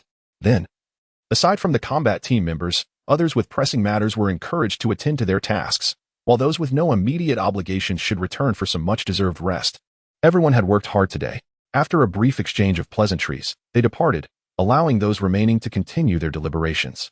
At this moment, only the captains of the combat team remained in the office: Bowen, Ayu, Junqi, Tian Kai, and Wen Hao. You are now the 5 captains of our combat team. The earthquake and acid rain have subsided. Starting tomorrow, we shall resume our mission of venturing out to seek supplies. Each captain, upon hearing their name called, nodded silently in understanding. Only those who had truly endured the terrifying darkness of today could fully appreciate the rarity of sunlight. This was a moment for the survivors to venture forth with a measure of boldness. They could scarcely fathom a future devoid of sunlight, where perpetual night would pose unfathomable dangers. The challenge of procuring supplies in such darkness would escalate exponentially. Do not let your guard down. Today's rain was peculiar, and I have a foreboding sense that this apocalyptic world is undergoing further changes. Please take a look at this video. With that, Qin Jin approached his desk, adjusted his computer, and turned the screen toward the captains, revealing the footage captured outside the base. The captains focused intently on the screen, which displayed a scene from the night, shrouded in heavy rain. Illuminated by the perimeter lights, several zombies stood amidst the downpour. Thanks to the high-definition cameras, which had been shielded with tarpaulins for protection, they could discern the features on the zombies' faces. As time progressed, the zombies opened their mouths wide, some even raising their hands as if in a fervent worship of the heavens. A collective gasp escaped the captains. What on earth were these zombies doing? No one dared to voice the question. The footage reached its conclusion, and Qin Jin did not continue to play it. He turned back to the captains and stated, "You all have witnessed this. This is the recording captured by the external surveillance during the previous acid rain. The zombies outside are likely undergoing changes we cannot yet comprehend due to this rain. The specifics of these alterations may only be revealed when we venture out tomorrow. At dawn, we shall form a team to clear the surrounding area of zombies while gaining a preliminary understanding of their transformations. Subsequently, we will prepare for future expeditions to procure necessary supplies. As I have reiterated, I do not wish to see any casualties among our combat team. For each of you is a vital asset to our base. The team leaders are well aware of the boss's intentions. Mr. Qin has shown them this video and conveyed these words to prevent them from becoming complacent, mistakenly believing the zombies remain unchanged, which could lead to underestimation and misjudgment, potentially resulting in dire consequences. Boss, we understand. Tomorrow we will first gauge the zombies' capabilities, and once we are adequately prepared, we shall address other matters." The team leaders expressed in unison. Observing their responses, Qin Jin recognized that his message had been received. He then dismissed them to return for some rest while he remained in the office. Under the soft glow of the indoor lights, he reached for a bottle of fine liquor from the shelf behind him.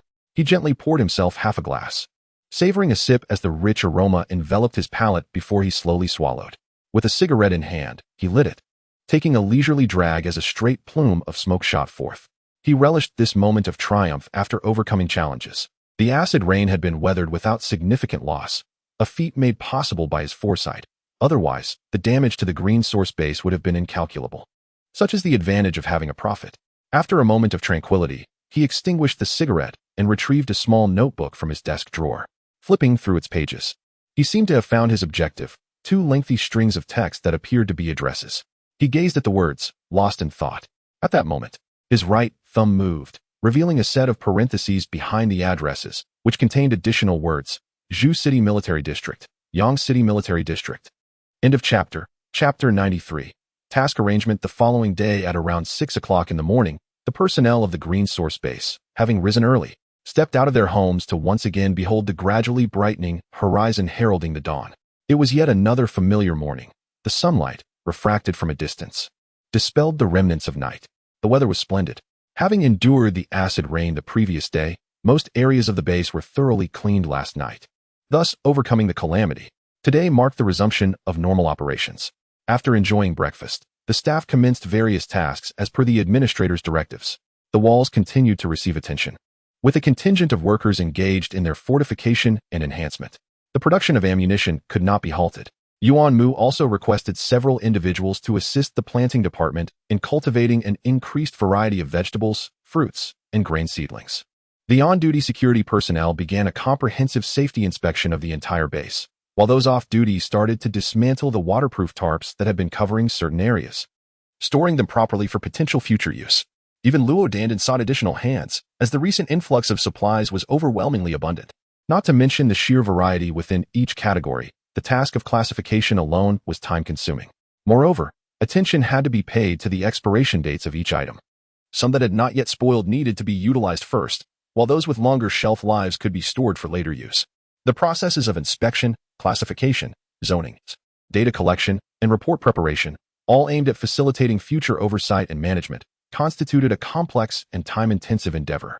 It was noteworthy that the assortment of supplies amassed thus far exceeded the total inventory of several large supermarkets. Even deploying a few personnel for this task felt inadequate. However, given the current assignments of the base personnel, this arrangement was temporary, as such tasks could afford to progress at a leisurely pace. As for the personnel issue, Qin Jin had already devised a plan in his mind and would arrange it in due course. Meanwhile, in the operations team, the squad leaders had taken it upon themselves to organize their members in the maintenance of weapons and equipment early in the morning. They intended to assess the condition of the zombies post-mutation, which would inform their future expedition strategies. These details required no direct concern from Qin Jin. Naturally, reports would reach him once the results were available. He could roughly anticipate the findings, having had ample experience dealing with zombies in his past life.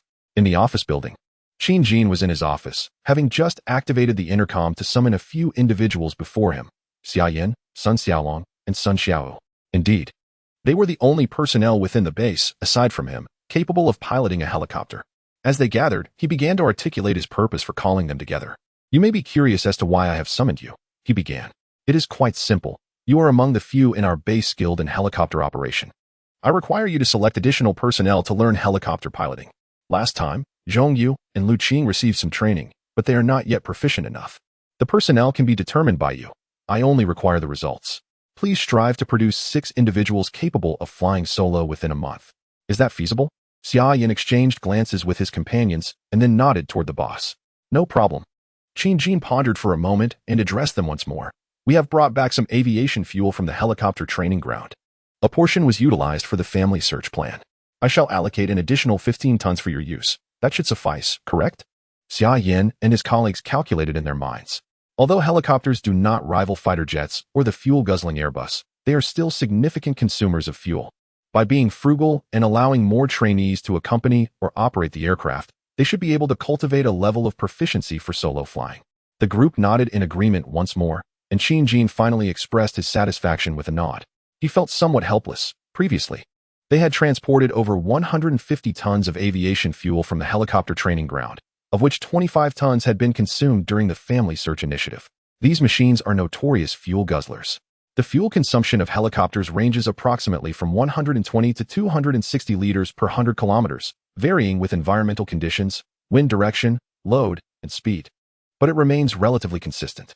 Thus, a round trip of 1,000 kilometers would require over 1,200 liters of aviation kerosene. Quite alarming. Therefore, although the aviation fuel brought back seemed ample, it was, in reality, rather insufficient. There are piston-engine helicopters that can operate on regular gasoline. Regrettably, the few they had acquired were all equipped with turboshaft engines, necessitating aviation kerosene. After allocating some for training, only 110 tons of aviation fuel remained. He had other uses for it. "I have another task for you," he continued. "Today, after you select your trainees, Tomorrow you may take them to 2 locations I will specify shortly. You will need to record the road information along the way and compile the routes directly leading to both destinations, as I will have significant use for this information later. Upon arrival, if you encounter someone attempting to drive you away, return promptly and do not engage with them. If the area is unoccupied, meticulously document the information within. There is no need to disembark from the aircraft, just ensure you circle thoroughly, including all surrounding structures.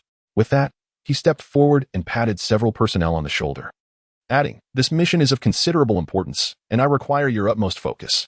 I appreciate your hard work. Please return to see me this evening. I will provide you with the addresses. Now, proceed to select your team members. I have already informed the squad leaders." The group readily acquiesced, fully aware of the consequences of expressing dissent in front of Qin Jin, whose resolute demeanor was well known. After dismissing them, he remained in the office. The instructions had been given, and now he awaited their execution, hoping to acquire detailed information about the 2 military districts, as this would enable him to plan for the retrieval of supplies. Without substantial firepower, he could not shake off the feeling of insecurity. Many plans are not daringly executed. Perhaps he was relentlessly pursued by monsters in a past life, resulting in a phobia of insufficient firepower. End of chapter. Chapter 94. The situation at the Guanxi base in the early morning, several hundred kilometers away from the Green Source base, lies the Guanxi shelter. This place has become a gathering point established by some survivors. Over time, it has grown to a considerable size. However, following the earthquake 2 days ago and the acid rain yesterday, the place has undergone a dramatic transformation.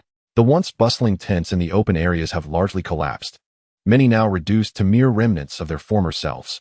Some belongings, seemingly abandoned by survivors in their haste to flee, lay scattered chaotically across the clearing, painting a picture of utter disarray. Beneath the eaves of the shelter, a number of individuals can be seen gazing up at the sky. Among them, conversations arise, filled with trepidation about whether the terrifying rain will return. What has become of this world? Zombies and acid rain. How are we to survive? Lamentations echo among the crowd, a shared sense of despair weighing heavily upon them. In the shelter, several survivors armed with clubs engage in hushed discussions. One of them is none other than Brother Chen, who had previously arrived at the Guanxi shelter. Since his rift with his cousin that day, he has resolved to join the night defense team. The process was relatively smooth. Upon realizing the insufficient nighttime defensive capabilities, the shelter's leadership welcomed volunteers with open arms. That very night, Brother Chen became a member of the Guanxi night defense team, stepping directly into action. In the subsequent days, he trained alongside veteran members, learning the tactics to fend off the zombies threatening the shelter. These days passed, busier than before, yet still within acceptable limits. However, this period of relative stability was short-lived. Just as he was beginning to adapt to his new life, the earthquake struck 2 days ago. Though not particularly strong, it sent shockwaves of fear through the shelter's inhabitants, prompting those residing indoors to rush out in panic. Meanwhile, the tent-dwelling survivors outside reveled in the misfortune of those who had previously looked down upon them, relishing the moment when the indoors occupants appeared so disheveled. Regrettably, their joy lasted merely half a day, as the tremors subsided, prompting those indoor dwellers to return to their coveted refuge. Little did they know how frigid it had become outside, with temperatures plummeting to mere degrees above freezing. Thus, they endured the night, Brother Chun believing that this was the end of their troubles, and that life would carry on as before. Yet, yesterday brought forth another calamity. The sun vanished, leaving no trace of daylight. Panic erupted among all. The teams sent out to scavenge for supplies hesitated to venture forth, as the absence of sunlight rendered the outside world even more perilous with zombies still rampant. Brother Chin was even pulled into the fray that morning to help fend off the zombie onslaught. Despite the fortifications of their walls, which had been raised and reinforced over the preceding days, they barely reached a height of 4.5 meters, a testament to the management's utmost efforts in mobilizing resources. The refugees from outside are utterly unmanageable. Only their original companions are willing to take action, along with others who have joined later, such as Brother Chen. The majority of the refugees do not believe that zombies can breach the walls. Yesterday morning, amidst a climate of panic, many assumed that sunlight would never grace them again, leading to the spread of despairing thoughts. Upon noticing this discontent, the higher-ups of the shelter swiftly dispatched personnel to quash such sentiments, further exacerbating tensions between the two factions. By afternoon, the horrifying acid rain descended. Those refugees lingering outside quickly discerned the peril of the rainwater. In a moment of chaos, they instinctively surged towards all nearby structures. The instinct for survival overwhelmed their concerns. No matter how vehemently those inside opposed them, they could not deter the desperate rush of the outside crowd. Anyone who dared to obstruct them would find themselves in a deadly confrontation. Consequently, greater turmoil ensued.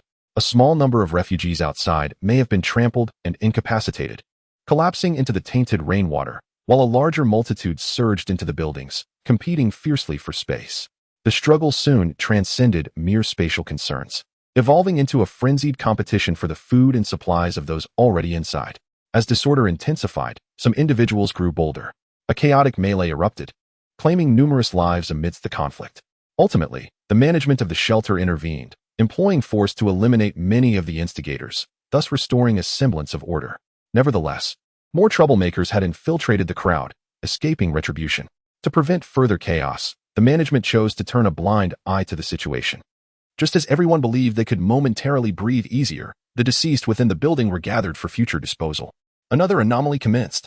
The very corpses that had succumbed to the acid rain, collapsing in the water, began to rise, maintaining the grotesque visage of their mutation. They seemed impervious to the corrosive rain after their transformation into zombies, advancing towards the densely populated structures. Fortunately, the initial number of mutations was limited, and those sheltering under the eaves, armed and vigilant, swiftly dispatched the sporadic emerging zombies upon witnessing the abnormality. Just as this alarming report reached the management, and while they were still grappling with the implications, the gathered corpses within the building began to mutate once more. The nearest caretaker was bitten by the first zombie to emerge. The momentary calm shattered into chaos once again, with everyone retreating in fear of being bitten by even a single zombie. Not a single refugee dared to step forward. Not one.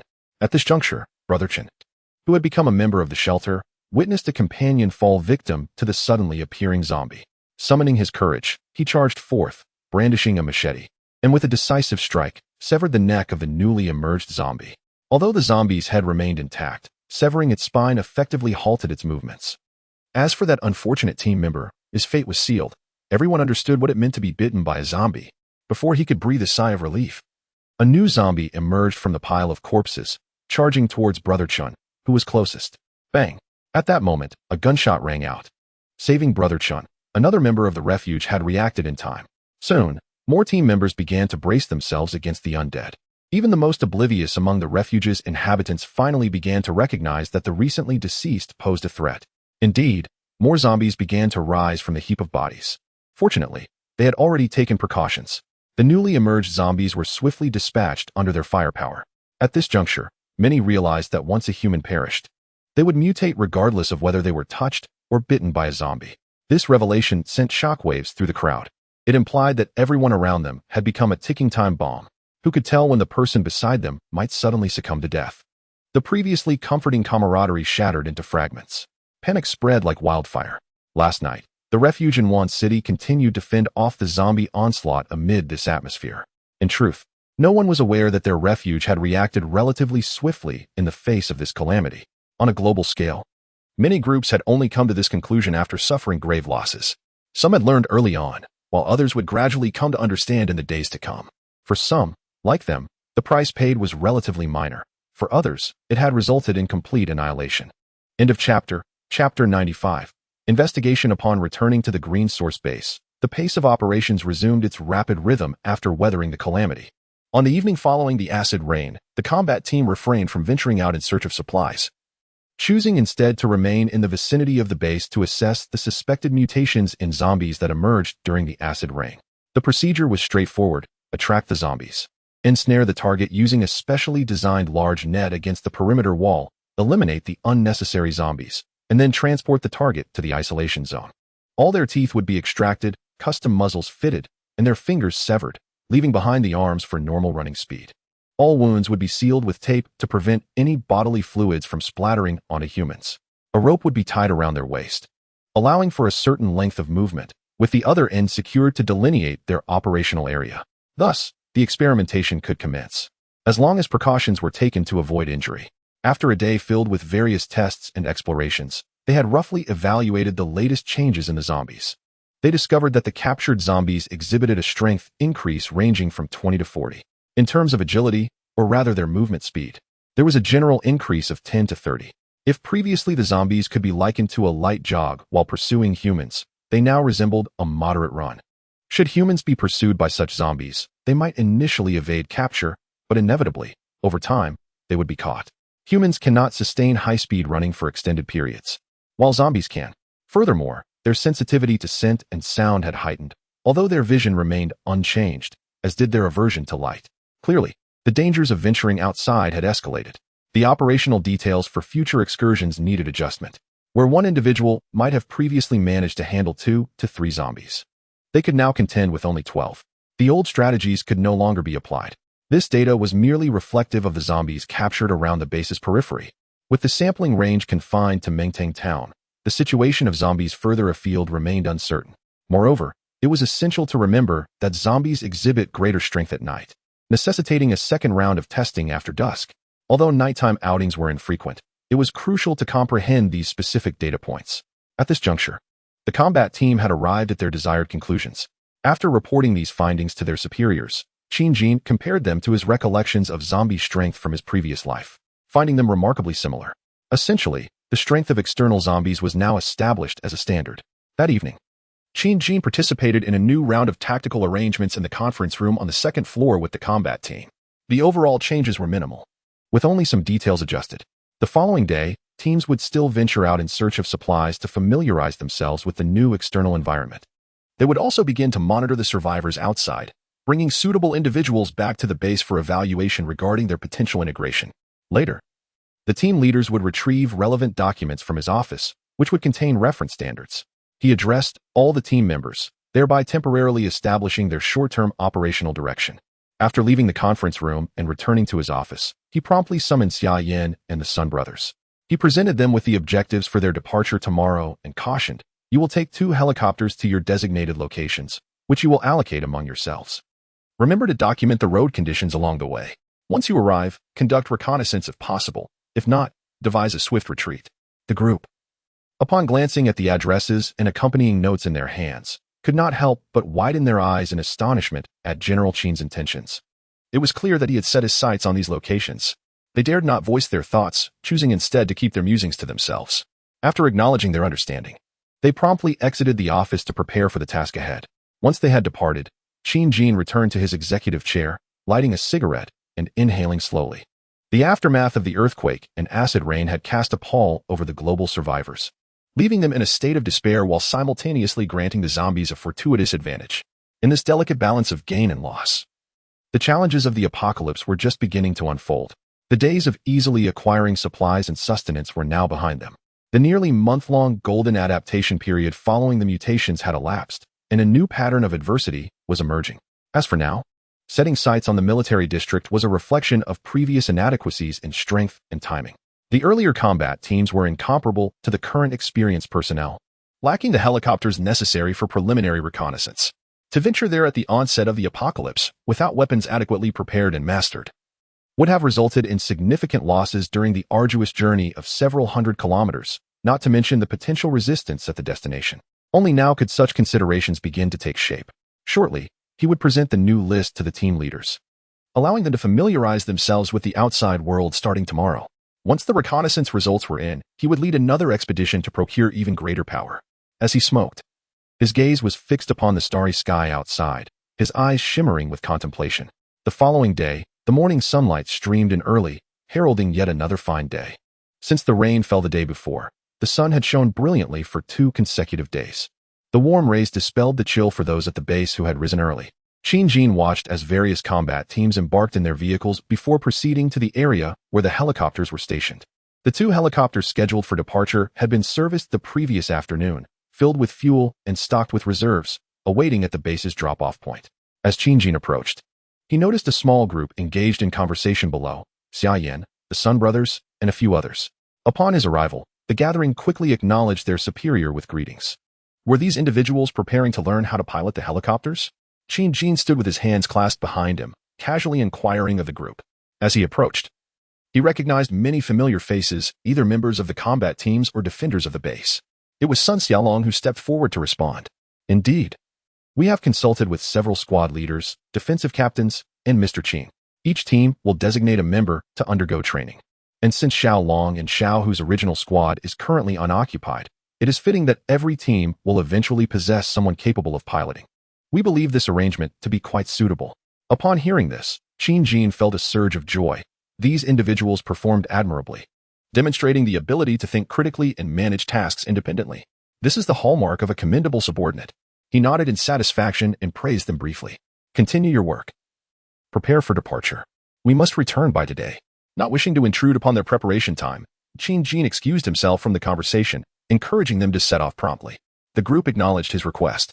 Before long, two medium-sized helicopters, fully prepared, roared to life. Their rotors spun with increasing velocity until they reached a critical point, gently lifting into the air and flying off after establishing their direction.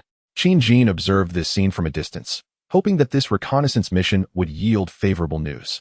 In Mintang Town, a small residential area situated approximately 4 to 5 kilometers from the Green Source base. A 4-story building housed a gathering of over a dozen survivors on the 3rd floor. Some were seated on chairs, others leaned against the windows, while a few stood at the entrance, silently awaiting something. Among them, several individuals bore fresh scars on their hands and faces, likely remnants of the previous day's acid rain. As these individuals remained silent, the sudden sound of hurried footsteps echoed from the staircase. Shortly thereafter, a young man in his 20s, thoroughly bundled and wearing a knitted hat, burst into the room. His face was flushed with excitement, and he gasped for breath, whether from exertion or other causes remained uncertain. All eyes in the room turned toward him. One man, neatly dressed and the cleanest among them, approached the newcomer with a steady yet urgent tone. Shaoli, did you find the location where those people are staying? Finally catching his breath, the young man responded with fervor. Director, I found it. I discovered where they are staying. It is enormous, truly astonishing, and there are towering walls. End of chapter 96, Flying over Longmen County. Along the roadside of a national highway, several buildings stand tall. The density is sparse, with 1 or 2 low houses spaced several dozen meters apart. In front of a 3-story residential building, a minibus and a large bus are parked, both appearing somewhat dilapidated, with rust evident in many places. The minibus even has small holes in some areas, revealing glimpses of the interior. The entire national highway is enveloped in tranquility, and under the bright sunlight, not a single wandering zombie can be seen. Suddenly, a distant yet powerful roar pierces through the serenity. It is a helicopter. From the roof of the small building next to the minibus, several individuals swiftly emerge. Their faces are alight with excitement as they wave their arms and shout fervently, seemingly attempting to attract the attention of the helicopter above. More survivors, both men and women, surge out from the stairwell behind them, joining in the exuberant shouts and jumps. Unfortunately, the helicopter either does not see them or has no intention of offering assistance. It maintains its speed and continues flying in its original direction. Before long, it has distanced itself from the small building, vanishing from their sight, leaving behind a group of disheartened survivors on the rooftop. Among them, a disheveled young woman has broken into tears, squatting on the ground and hugging her knees. Asian, please don't cry. Since they are not coming to rescue us, we must save ourselves. We will be all right. A man in slightly dirty clothes, appearing to be in his 30s with stubble, approaches and comforts her by patting her shoulder. This man is, in fact, Brotherly, who had previously rescued them at the border of Deep City. Without a doubt, the others are his former companions. More individuals gather around to console the sobbing Asian. Asian, you still have all of us. We will stick together and find a safe place to survive. Hearing the comforting words from her companions, Asian feels somewhat better. Wiping her tears and saliva with her dark sleeve, ignoring her tear-streaked face, she stands up and expresses her gratitude to her companions. Thank you all. It's truly wonderful to have you. I was just overwhelmed with disappointment for a moment. The group does not blame her, for they too are filled with disappointment in their hearts. That day, they had been surrounded by zombies at the border of Deep City, only to be rescued by a formidable and mysterious convoy, yet they had not intended to take them along. With no other choice, they had to repair their vehicle and hastily depart, continuing towards their original destination, Guangyuan City. Along the way, they encountered numerous challenges and dangers once more. Fortunately, these were not as perilous as before, and they managed to navigate through them safely. Brotherly hesitates to venture into narrow paths where turning around is difficult. Having learned his lesson, after much difficulty, it takes them the better part of the day to reach a certain area in Longmen County, Guangyuan City. Upon arriving in Longmen County, whether to call it good luck or bad luck, the battered minibus begins to show signs of malfunction. After an arduous journey, they finally manage to reach the national highway, only to find themselves completely stranded on the road. As fortune would have it, they were near a small building, so they collaborated to push the minibus down to park it beneath the structure. Observing that dusk was approaching, they collectively decided to take shelter in the small building for the night. Fortunately, upon breaking through the door, They discovered that the building was devoid of both inhabitants and zombies, much to the excitement of the group, who had braced themselves for a fierce confrontation. They promptly secured the doors and windows on the ground floor and settled in for the time being. After inspecting the damaged minibus, Brotherly discerned the general location of the malfunction, concluding that it was beyond repair. Although the area could not be described as completely desolate, it was still relatively remote. They were fortunate to find some provisions within the building, prompting Brotherly to propose that they establish a temporary base here. Venturing out during the day to scavenge for supplies and vehicles, and retreating back to this refuge at night. This suggestion received unanimous agreement. Given the sparse population in the vicinity, which suggested a correspondingly low number of zombies, thereby ensuring a degree of safety. During their first night in the building, they encountered no zombies, which elated them for quite some time. They contemplated replacing their vehicle, yet felt insecure about switching to a mere sedan. With over a dozen people and a multitude of luggage, they would require at least 3 or 4 vehicles to accommodate them all. Thus, they settled into this relatively secure environment for several days. During this time, they cautiously located a car and, after much searching, eventually spent 2 days to find a blood-stained bus at a distance, which they did not hesitate to drive back. However, the bus was low on fuel, prompting Brotherly to lead a group to gather gasoline from abandoned vehicles, taking an entire day to fill the 400-liter tank. These tranquil days allowed them to appreciate the significance of location. Areas with lower population densities proved to be far more hospitable than bustling urban centers. Just as they were grappling with the dilemma of whether to depart from this temporary haven, disaster struck in the form of an earthquake. The calamity shattered their indecision. Following the quake came a night without sunlight, succeeded by acid rain. The onslaught left them disoriented. The world remained the same, yet felt utterly alien. Fortunately, the acid rain did not last long, ceasing after half a day. Nevertheless, that night, they again experienced the dread of zombie disturbances. A dozen zombies, drawn from an unknown location, reappeared beneath their building, shattering their illusion of safety. It became clear that they needed to relocate. They managed to endure until the next day when the sun rose as expected, yet they hesitated to venture outside, uncertain if the terrifying acid rain would return. After the zombies had dispersed during the day, Brotherly led a group to inspect the vehicles below, only to find that the original minibus was utterly beyond salvage. As for the newly acquired bus, aside from some corrosion and rust, it is overall in decent condition, and after a thorough inspection, it started without issue. This means they still possess a means of departure. However, yesterday they decided to wait another day to confirm whether acid rain would truly cease. The following day greeted them with clear skies, bringing a sense of relief. They resolved to spend one more night before setting off. Then today arrived. Just as they were waking up and packing their belongings, the sound of a helicopter reverberated through the air. They dashed to the rooftop with utmost urgency, hoping to catch the attention of the mysterious aircraft and glean more information. Unfortunately, the helicopter made no halt and swiftly departed. Disheartened, they returned downstairs to continue their packing, adhering to their plan to leave today in search of that enigmatic place surrounded by towering walls. Ajahn, let us give it our all together, said a tall and graceful woman with a smile to the tearful Ajahn as they moved their luggage. Thank you, sisterly.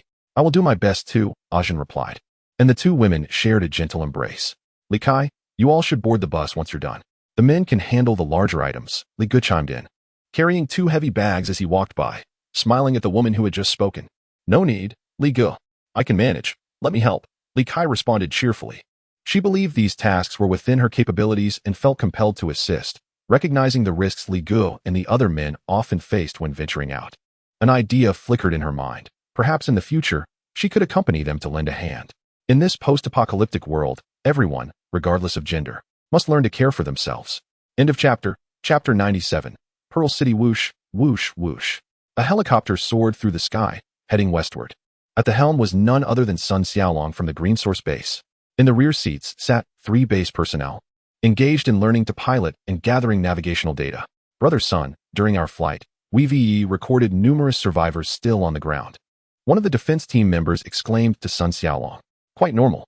There are still many survivors out there. They always find ways to endure. Our combat team often encounters them during our missions," Sun Xiaolong replied loudly, turning to address the team member from the cockpit. The helicopter had entered its cruising phase, allowing the crew to relax slightly and engage in other tasks.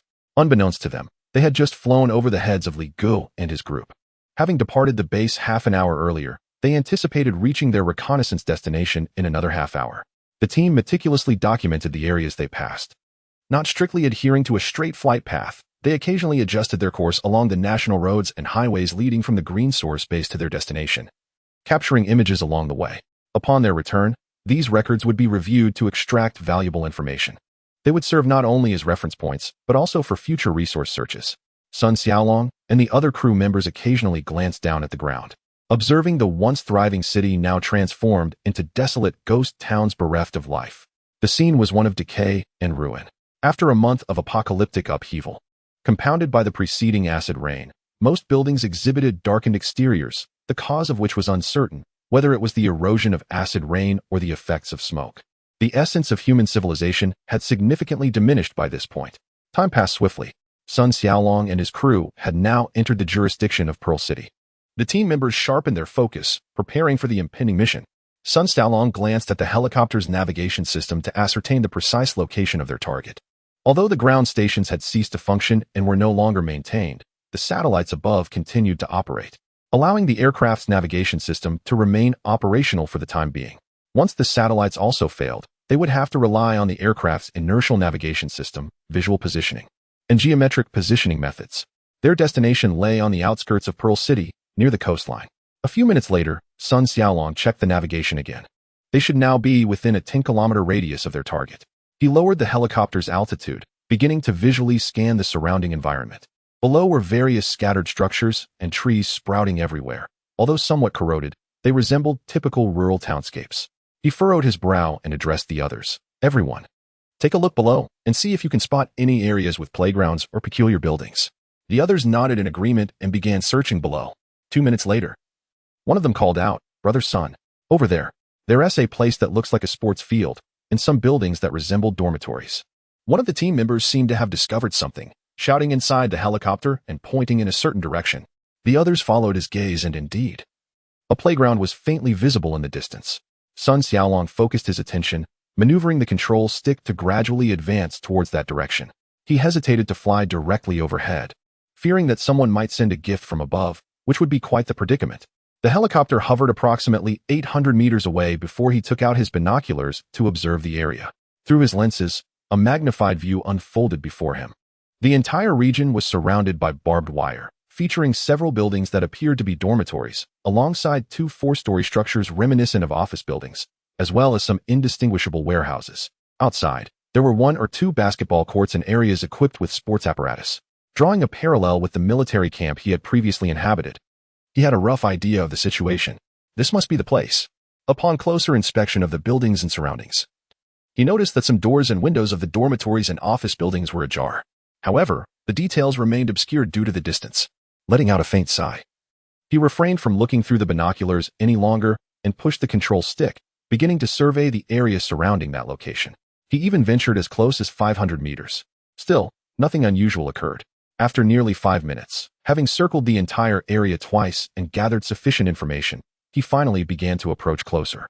400 meters, 200 meters, 100 meters. There remained no reaction from the ground below. Sun Xiaolong felt a slight sense of relief. At this point, the helicopter was practically hovering directly above the site. Resolutely, he maneuvered the helicopter to finally hover over the area. The roar of the helicopter echoed throughout the vicinity as he maintained an altitude of approximately 50 meters, allowing him to survey the entire military district. With the decrease in altitude, the wind generated stirred up dust on the ground below. Just then, figures began to emerge from the buildings, zombies clad in military uniforms. The numbers were overwhelming. As time progressed, more and more zombies poured out from various structures, all congregating directly beneath the helicopter. They raised their arms, howling as if something below was drawing them in. The tension among the crew aboard the helicopter mounted. In less than a minute, an estimated 1,000 zombies had accumulated below. The pile of corpses continued to rise, surpassing 10 meters and showing no signs of stopping. How many zombies could be lurking within those buildings? No one could provide them with an answer. As time went on, sporadic zombies continued to emerge, while the team remained busy recording the unfolding events. At this juncture, Sun Xiaolong and his companions realized that the outcome had been irrevocably determined. With the area now overrun by zombies, it had inevitably become a realm devoid of ownership. An opportunity had presented itself for their green source base. Below, the number of zombies had likely surpassed 2,000, with the towering pile of corpses exceeding 15 meters in height. They trampled over their fallen comrades, clawing at the helicopter. Yet, Scarcely a second passed before they were crushed again by the relentless wave of their fellow undead, causing the corpse tower to continue its ascent. Sun Xiaolong and his companion swallowed hard, suddenly comprehending why the base's leader, Qin, had been so adamant about fortifying the walls of their stronghold. The sheer terror of those wretched zombies was overwhelming. Such a phenomenon was unfathomable. Thousands of zombies could form a towering heap of flesh. If their base were ever besieged by tens of thousands of the undead, would it not be breached? The mere thought of such a scenario sent chills down their spines. Eagerly, they began recording the scene below, intending to present the footage to their superior and the entire base upon their return. This was madness. Zombies capable of constructing towers. With this, the mission could transition into its latter phase. Sun Xiaolong maneuvered the helicopter to begin a slow, meticulous survey of the area, scrutinizing every building and even the subterranean cavities, ensuring that every detail was thoroughly documented.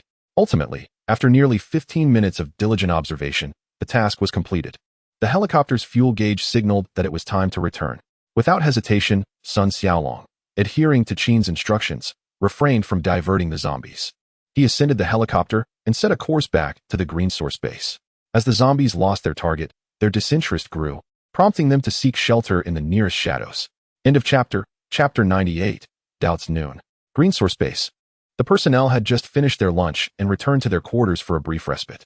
Since the arrival of a group of relatives and friends, the workforce at the base had seen a slight replenishment, hastening the repairs of the surrounding walls. The newcomers gradually began to acclimatize to life here. Although their presence had led to a decline in the quality of meals and accommodations for the applicants, they were still able to fill their stomachs adequately. Recently, the base had announced new regulations on the bulletin board, permitting the accumulation of living credits through overtime work in the evenings. Thus, those whose rations had been halved could avoid hunger by opting to work extra hours at night. As the base was always in need of personnel and tasks to be completed, naturally, those who felt no compulsion to restore their living credits could choose to continue with their reduced rations, as it was entirely a matter of personal freedom. In the office of the supervisor, Qin Jin returned after his meal. The two helicopters had been out for a considerable duration, and they had yet to return, which began to instill a sense of unease within him. These helicopters were the only two medium-sized ones available at the base, and they carried invaluable pilots. Any loss incurred would be a significant blow. Moreover, the inability to retrieve information from the two military districts indicated that those areas remained perilous, far from the conditions conducive to a safe return. From his understanding in a past life, some shelters or bases had acquired military weaponry, suggesting that certain military districts had succumbed to zombie incursions or other calamities. Such weapons may have been lost to the outside world, or taken by the personnel. However, he remained oblivious to the specifics, as such information was not something that the higher-ups in any shelter would divulge, and any weapons obtained would be hoarded in silence, treated as treasures. The secrecy surrounding these weapons was precisely what lent them their deterrent power. In his former life, he had little understanding of these matters. In this lifetime, even in times of peace, he dared not recklessly tread upon such red lines. It was only in the face of apocalypse that he felt emboldened to extend his reach.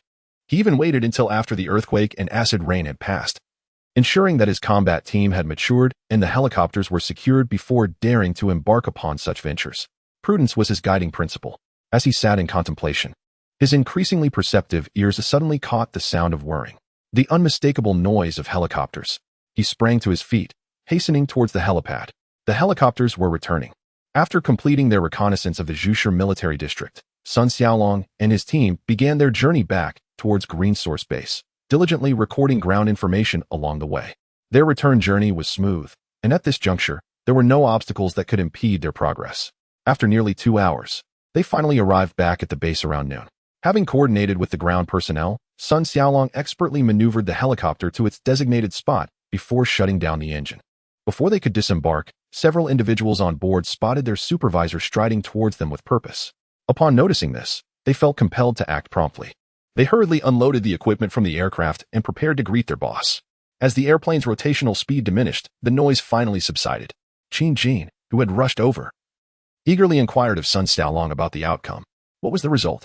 Sun Xiaolong, with a serious demeanor, nodded gravely at the boss and declared loudly, "Manager Qin, the conditions are met." Excellent. Qin Jin could not suppress his exhilaration. His right hand clenched with enthusiasm, and he waved it in the air. He patted Sun Xiaolong's arm with vigor, smiling as he remarked, "Wonderful. Let us discuss the specifics back in the conference room. I will have the food and drinks brought over there. We can converse while we dine." He was unable to contain his eagerness to grasp the details. If the conditions were indeed fulfilled, it would be yet another remarkably rewarding undertaking. Sun Xiaolong and his colleagues had no objections. They followed their boss towards the office building, carefully cradling the equipment as they hurried along. 20 minutes later, the group had convened in the conference room, where Sun Xiaolong recounted the situation he had observed earlier in the morning at the Zhu market.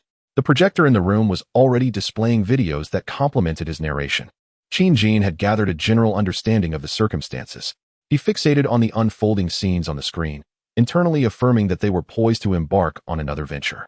Suppressing his excitement, he addressed the team members who had risked much to complete the task, saying, "Thank you all for your hard work. Please enjoy your meal shortly. We will have someone meticulously review the recorded path information. I will make further arrangements afterward." The team humbly insisted it was their duty. Just then, the distant sound of a helicopter resonated from the sky. Another helicopter seemed to be returning. Qin Jin felt a surge of joy and instructed Wang Yang, who was standing nearby, to promptly invite Xia Yin and his team, hoping for more good news. As anticipated, Xia Yin and his team had indeed returned. Upon disembarking from the helicopter, they encountered Wang Yang, who, without pausing for pleasantries, exclaimed, "It's too noisy here. The boss wants you all in the conference room." Xiaolong and the others just returned as well. They are with the boss. The team had no objections. They swiftly gathered their recording devices and followed Wang Yang to the conference room. A few minutes later, upon opening the conference room door, they were met with the intense gaze of their boss, whose eyes seemed to be awaiting their response. Xia Yin, recognizing the gravity of the situation, refrained from levity and stated, "Manager Qin, we indeed located the Yangqing military district during our outing, but the situation is somewhat complex, making it difficult for us to draw a conclusion. Perhaps we should review the footage together." Qin Jin found this intriguing. What complexities could there be that were difficult to articulate? Nonetheless, he agreed that watching the footage was indeed the best course of action. Quickly, Xia Yan's team connected the recording device to the projector and fast-forwarded to the location of the Yangqing military district they had discovered. On the screen, before them lay an expansive area reminiscent of a school, yet encircled by imposing walls and barbed wire. Upon closer inspection, the structures within bore the scars of destruction, and the ground was marked by the remnants of conflict, with multiple craters marring its surface. As the scene unfolded, an increasing array of sights revealed themselves. Perhaps drawn by the sound of helicopters, a multitude of zombies emerged from the buildings, congregating beneath the aircraft. However, the attention of the onlookers was captured by other striking images. The bodies strewn across the ground appeared to belong to armed helicopters, while a tank lay in ruins, its turret obliterated. Scattered across the terrain were also the wrecks of numerous armored vehicles. What exactly had transpired here? Why did it resemble the aftermath of a great battle? A myriad of questions flooded Qin Jin's mind, prompting him to turn to Xia Yin and inquire, "Please elaborate." End of chapter 99. The sinister specter. Upon hearing such an inquiry from his superior, Xia Yin swallowed hard, organizing his thoughts before beginning to narrate. After departing from the base, we navigated smoothly to Yang City and gradually located the military district. After some probing, it appeared deserted, allowing us to approach and investigate. To our dismay, we were met with a scene of devastation. Remnants of vehicles and aircraft littered the ground, alongside numerous skeletal remains suspected to be human. Furthermore, there was an overwhelming presence of zombies, indeed, an alarming multitude. We circled the military district, recording our findings, yet unearthed nothing of substantial value. Consequently, we conducted another sweep around the perimeter of the base. We traversed an area of approximately 15 kilometers, still failing to identify any anomalies. After wasting considerable time, our fuel reserves dwindled to merely enough for the return journey, prompting us to head back. Listening intently to Xia Yan's account, Qin Jin discerned no significant information, as it closely mirrored the footage viewed earlier. It seemed evident that some calamity had befallen this military district, evident by the extensive damage to weaponry and equipment. Such a scenario diminished its value considerably. From the visuals, it was clear that many items had been destroyed. The extent of what remained intact was uncertain. Nevertheless, a visit was imperative. Even if much had been rendered useless, there would inevitably be some salvageable resources to recover. Moreover, it would clarify the situation regarding this target, alleviating any lingering curiosity about the site. However, the priority must now shift behind the military district in Zhu City. Once that task is concluded, we shall devise a plan for Yang City. Afterward, he instructed Xia Yin and the others to rest while he copied the recorded materials from both locations. Returning to his office, he began to review the footage once more. It was time to formulate a combat strategy, and the urgency was palpable. We shall embark on our journey tomorrow without delay. Preparations for expedition supplies at the base must commence immediately, alongside arrangements for the duration of our absence. This time, he would personally lead the team. Such a crucial endeavor could not proceed without his involvement. It was anticipated that several nights would be spent outdoors, especially upon glimpsing the shadow of a tank in one of the warehouses depicted in the Zhu City video. Transporting such formidable machinery would necessitate the mobilization of a larger convoy. Additionally, suitable locations for overnight stays needed to be identified in advance. Fortunately, he had prepared for this. Prior to the apocalypse, he had surveyed the route to Zhu City and the Yangcity Military District, noting establishments such as schools and factories with secure perimeters. Otherwise, finding refuge for the night, while fending off the increasingly formidable zombies and accommodating their expansive convoy, would prove challenging. Today would undoubtedly be filled with activity. Yet, Qin Jin felt invigorated. Should this venture succeed, he would acquire a semblance of security in this post-apocalyptic world. Thus, he must exert every effort to reclaim those treasures. The narrative returns to the vicinity of the Green Source base, around 8 or 9 in the morning. Approximately 500 meters away, in a patch of grass, 3 or 4 survivors were crouching, perhaps due to the distance and their concealment within the foliage. The guards atop the walls of the Green Source base had not detected their presence, especially as they were not utilizing thermal imaging during the day. Upon closer inspection, it became evident that these individuals were indeed from the small residential area of Mentang town. However, it appeared that not all of them had come. Only a portion was present. Their eyes were fixed upon the towering walls in the distance, reflecting a look of shock. "Damn it! It really is just as Shally described. Such a high wall," exclaimed a round-faced man with a beard. He turned to a slick-haired individual beside him and asked, "What should we do, Director? Should we approach them and seek refuge?" The slick-haired man regarded him with a look of incredulity, responding, "What are you thinking? If you were the leader of such a place, would you readily admit strangers? Moreover, can't you see that the main gate is firmly shut?" The round-faced man scratched his armpit in frustration, accustomed to the director's reprimands. "Then what do we do, Director? Our food supply is nearly depleted, and all the easily accessible locations have been scavenged by other survivors. If this continues, we will starve. Our survival depends solely on you. Only your intellect can guide us through." The individual referred to as the director waved his hand impatiently, addressing his longtime subordinate, who, despite his mediocre skills, was adept at flattery. "All right, I have formulated a preliminary plan with a high probability of allowing us to join that place. If you all follow my instructions, once we are accepted, we shall no longer need to worry about our safety or sustenance." The others, upon hearing the director's words, were filled with joy. They recognized his shrewdness. Previously a seasoned bureaucrat without connections, he had ascended to the position of director in a department of Mentang town through sheer wit and capability. In this post-apocalyptic world, he had gradually assembled a small group of familiar faces, becoming their anchor of support. In this chaotic era, where most individuals were lost and directionless, the emergence of a leader often provided a sense of stability for others. Let us return and rally everyone to gather all the survivors in the vicinity. With our numbers increased, we will hold more leverage when negotiating with them. Of course, they were aware that such a large influx of newcomers would likely be rejected. A possibility so remote it was almost negligible. They would be left with 2 choices, either to expel them or to confront them. If a standoff occurred, they would not be easily intimidated. Should they refuse entry, they would charge forward. If they triumphed in battle, the place would naturally belong to them. Even if we cannot emerge victorious, with so many of us, a few can certainly escape. Those survivors who were deceived into coming here are of little consequence if they perish. Our survival is paramount. The second option is to accept my proposal for negotiation. I shall strive for our interests, ensuring that we are among the first to join, only to subsequently assist in managing those survivors. Even if they refuse, we stand to lose nothing. We can simply prolong the standoff. If they dare to open their doors, we shall charge at them. If they remain inside, we shall hurl stones and waste to harass them. Furthermore, we will seek out more survivors to block their entrance, compelling them to experience the consequences of ignoring us.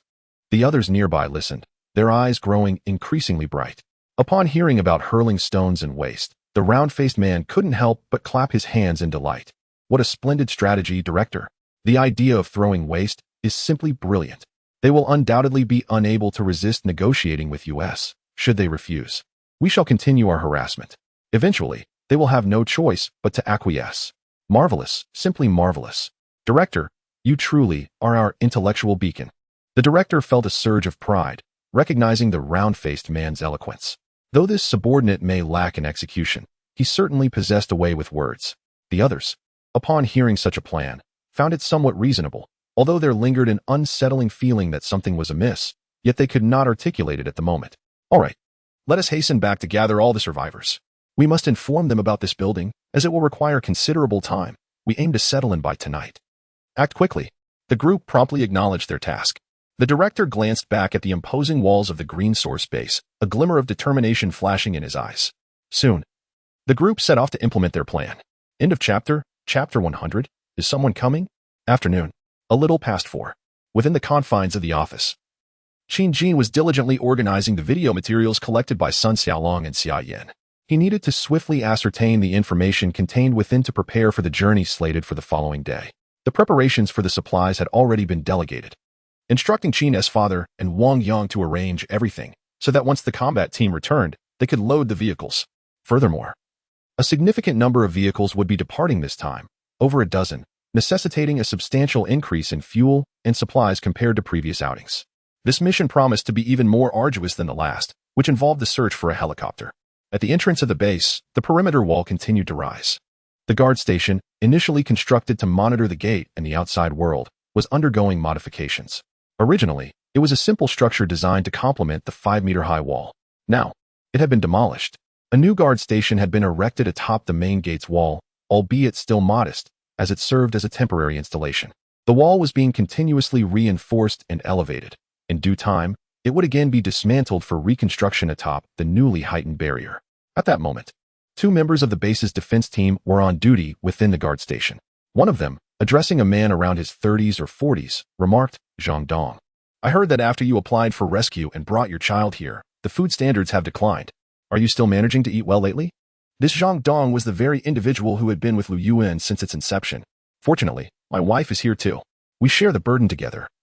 The pressure isn't overwhelming, and we still manage to fill our stomachs at every meal.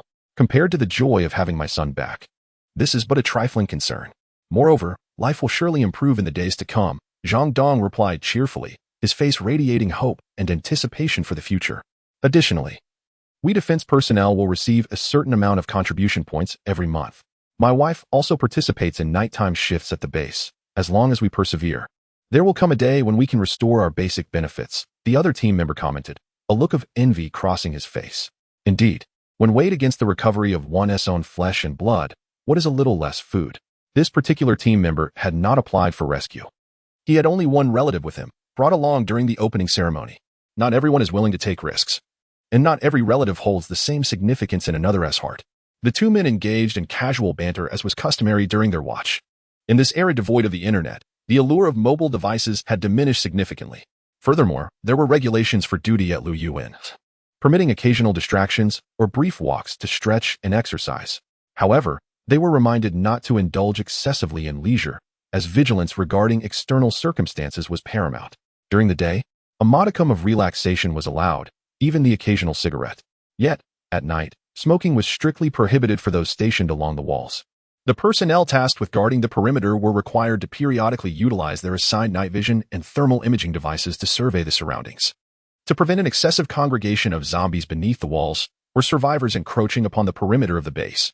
It is imperative to ensure vigilant duty, distinct from the previous complacency of security personnel, for any incident could pose a grave threat to the safety of all. One of the team members, also a defender, was preparing to relieve Zhang Dong of his post. He maintained a cordial rapport with Zhang, often arriving early to engage in lighthearted banter. "Hey, Zhang Dong, do you see someone over there?" During their conversation, the teammate's peripheral vision caught sight of something amiss on the road outside the base, prompting him to speak to Zhang Dong. Upon hearing this, Zhang quickly turned to look in that direction, and his heart sank. What he saw was alarming. A considerable number of survivors boldly approaching the green source base. The telltale signs of their gait unmistakably identified them as humans rather than zombies, a distinction easily made by anyone with a discerning eye. Before they could react, even more survivors emerged from behind, and within mere seconds, the number of individuals in sight swelled to nearly 100. This was a crisis. Without hesitation, Zhang Dong seized the walkie-talkie from the table and urgently contacted his squad leader, Uncle Qing Guoqiang. After promptly relaying the situation, he grasped his machine gun and, alongside his fellow team member, made their way to the entrance to ascertain the intentions of this horde of survivors. In the brief span of their conversation, the throng of survivors had grown even larger, likely exceeding 100. It had been ages since they had encountered such a multitude of outsiders. Tension gripped them, their bodies taut with anxiety as they steadied their grip on their weapons, awaiting developments. This influx of survivors was undoubtedly the result of the director's initiative. After their reconnaissance earlier that morning, they had hastily returned to rally more people, spreading the word about the safe haven of the green source base to attract additional survivors. Initially, every survivor who heard this news was skeptical, as they had never encountered such a sanctuary in their prolonged stay in the area. However, the director's group, armed with images captured on functioning mobile phones, showcased the reality to those outside. The reaction was frenetic. Every survivor who gazed upon the photographs was enthralled, their eyes gleaming with hope at the sight of the towering, formidable walls. What a haven it must be within those confines. No longer would they suffer nightly disturbances from the undead. The fear of being overrun in their sleep haunted them all. They had to enter. It was imperative to gain access, by any means necessary. The survivors who discovered this refuge were driven to frenzy. They spread the word, rallying their acquaintances to join the ranks in an attempt to seize this bastion, convinced that the inhabitants of this place were devoid of humanity. How could such a splendid place remain undiscovered? That they are merely a few kilometers away, yet choose not to rescue others, is utterly despicable. These individuals are undeniably selfish, solely concerned with their own interests. It is imperative that we march forth to confront them. There is no need for the director and others to embellish the language. The mere image has already driven the survivors to a frenzy. The only remnant of rationality is their concern about insufficient manpower, fearing they might not breach the high walls. Thus, they spent the better part of the day gathering reinforcements. By the time they managed to assemble all the survivors in the vicinity, it was already 2 or 3 in the afternoon. Only then did they set off towards the green source base, led by the director and his group. Thanks to the brilliant sunshine, the occasional solitary zombie posed no threat to this formidable army. Armed survivors swiftly dealt with them. They had never realized they could exhibit such courage. The ability to vanquish terrifying zombies invigorated their spirits. This endeavor is destined for success. End of chapter. Chapter 101. Seeking entry? Outside the green source base, Zhang Dong and another team member stood on high alert, observing the survivors gradually encroaching upon the compound. Uncertain of how to manage the situation, they felt a wave of anxiety wash over them. Just as panic began to set in, their captain, Qin Guoqiang, arrived on the scene. He ascended to the platform atop the wall and gazed at the approaching survivors. After a moment of contemplation, he instructed the two nearby, immediately notify old Qin and Qin through the intercom. Gather all defensive personnel. Quickly. Zhang Dong and his companion, acutely aware of the gravity of the situation, wasted no time. The sudden influx of individuals outside posed a significant threat to the green source base. They swiftly retrieved their intercoms and began relaying the message to their respective units. Meanwhile, Qin Guoqiang continued to scrutinize the distant crowd of survivors. The nearest individual was now less than 200 meters from the base entrance. Among this throng, the director and his group were intermingled with the multitude of survivors. Notably, the director lagged several positions behind the foremost individuals, an irony given his role as the organizer. The other survivors remained oblivious to this, utterly awestruck by the impressive structures before them. The towering walls of the green source base, soaring over 15 meters high, equivalent to 5 or 6 stories, cast an imposing presence even from 100 meters away. The sprawling base extended nearly 100 meters on either side, highlighted by the grand entrance in the center. The director's assertions had not been false. Indeed, a sanctuary of such security existed. If they could gain entry, what fears could they possibly harbor regarding the zombies? Excitement surged among the survivors. Their collective thought was singular: to gain access. Let us hasten and urge those within to open the gates. Time is of the essence. The darkness will soon awaken the undead. They felt it was selfish for those inside to monopolize such a haven. It must be shared to aid everyone. Yes, aid everyone. Aid everyone. They roared, their fervor overwhelming any caution about attracting the undead. Frantic, they believed that the armed survivors nearby would handle any threats, wouldn't they? They had dispatched a few zombies en route after all. The foremost survivors were now within 30 meters of the green source base entrance, their voices rising in a chorus of pleas. Open the gate. Please. Let us in. Kind souls inside, have mercy. My son is but a child, barely in his teens. We seek refuge. While the director's group attempted to join in the cacophony, they gradually retreated into the throng, having noticed the 3 armed figures atop the wall. Previously, they had observed the guards from a distance without realizing the presence of firearms. Director, those individuals have guns. What shall we do? Should we continue to press against them? The round-faced man with a beard could not help but quietly inquire of his superior, feeling somewhat apprehensive. Let us continue to observe, he urged. Although this group was armed, He estimated that the number of weapons they possessed, along with their ammunition, was limited. Furthermore, with so many people present, they might be reluctant to fire their guns. We need only refrain from standing at the forefront. If trouble arises, we can swiftly retreat to the back. The director's gaze hardened as he whispered to a few of his most trusted companions. The current situation had slightly exceeded his expectations. He had not anticipated that the individuals here would be armed, and with machine guns at that. He pondered where they had acquired such weaponry, but surmised that their ammunition was scarce, as firearms had long been prohibited in Hua country. It was improbable for ordinary citizens to amass such weapons. For now, he decided to observe how those inside would respond. On the wall, Qin Guoqiang felt a surge of blood rush to his head upon hearing the raucous cries of the survivors below. They wished to enter? What audacity! This was a home that his nephew had painstakingly built and developed to its current scale. What right did those from the outside have to intrude? It was not that he lacked compassion. Rather, he was a rational individual. Any normal, thoughtful person would not heed such unreasonable demands. You must leave at once. This is private property. We do not permit anyone to enter. He warned. If you do not depart, we shall not show restraint. With that, he raised his machine gun, aiming it at the individuals standing at the forefront, hoping to instill fear and compel them to retreat. Unfortunately, in the face of the constant threat of death that the survivors endured, such a feeble intimidation was ineffective. Indeed, the front line of individuals merely flinched slightly before raising their voices even louder. Do you possess no humanity? We are in dire straits. Why will you not let us in? We merely seek refuge, a place to stay. We do not wish to take your food. How can you deny us this? Are you even human? They clamored. Everyone, do you agree? Open the gates and let us enter. Yes. Quickly, open the door. The authorities are nowhere to be found. All around us are abandoned properties. We claim what we can. We only seek a place to sleep. Why can't you grant us even this? Damn it. The threat posed by the guns lasted barely 2 seconds before being overrun by the brave crowd below. They continued to demand the door be opened, with some even resorting to throwing stones at it, having acquired them from who knows where. Yet, this door was designed to be operable only from within. The exterior was entirely smooth and sealed. This meant that the base required a constant presence if no one remained inside. It indicated the base had fallen. Let us rally together. If we break down this door, we shall gain entry. More and more individuals joined the fray, but none knew just how thick the door, crafted with great care by Qin during its construction, truly was. Had they known, despair would have undoubtedly set in. Observing the crowd spiraling out of control, Qin Guoqiang realized that the situation had become exceedingly precarious. He turned to the 2 individuals beside him and inquired, "How much longer until old Qin and the others arrive?" "They should be here shortly. I've already notified them a few minutes ago." Upon hearing this, he nodded. As long as the message had been sent, it sufficed. As long as they did not open the door, those below would be unable to enter. Once his brother and nephew arrived, everything would be resolved naturally.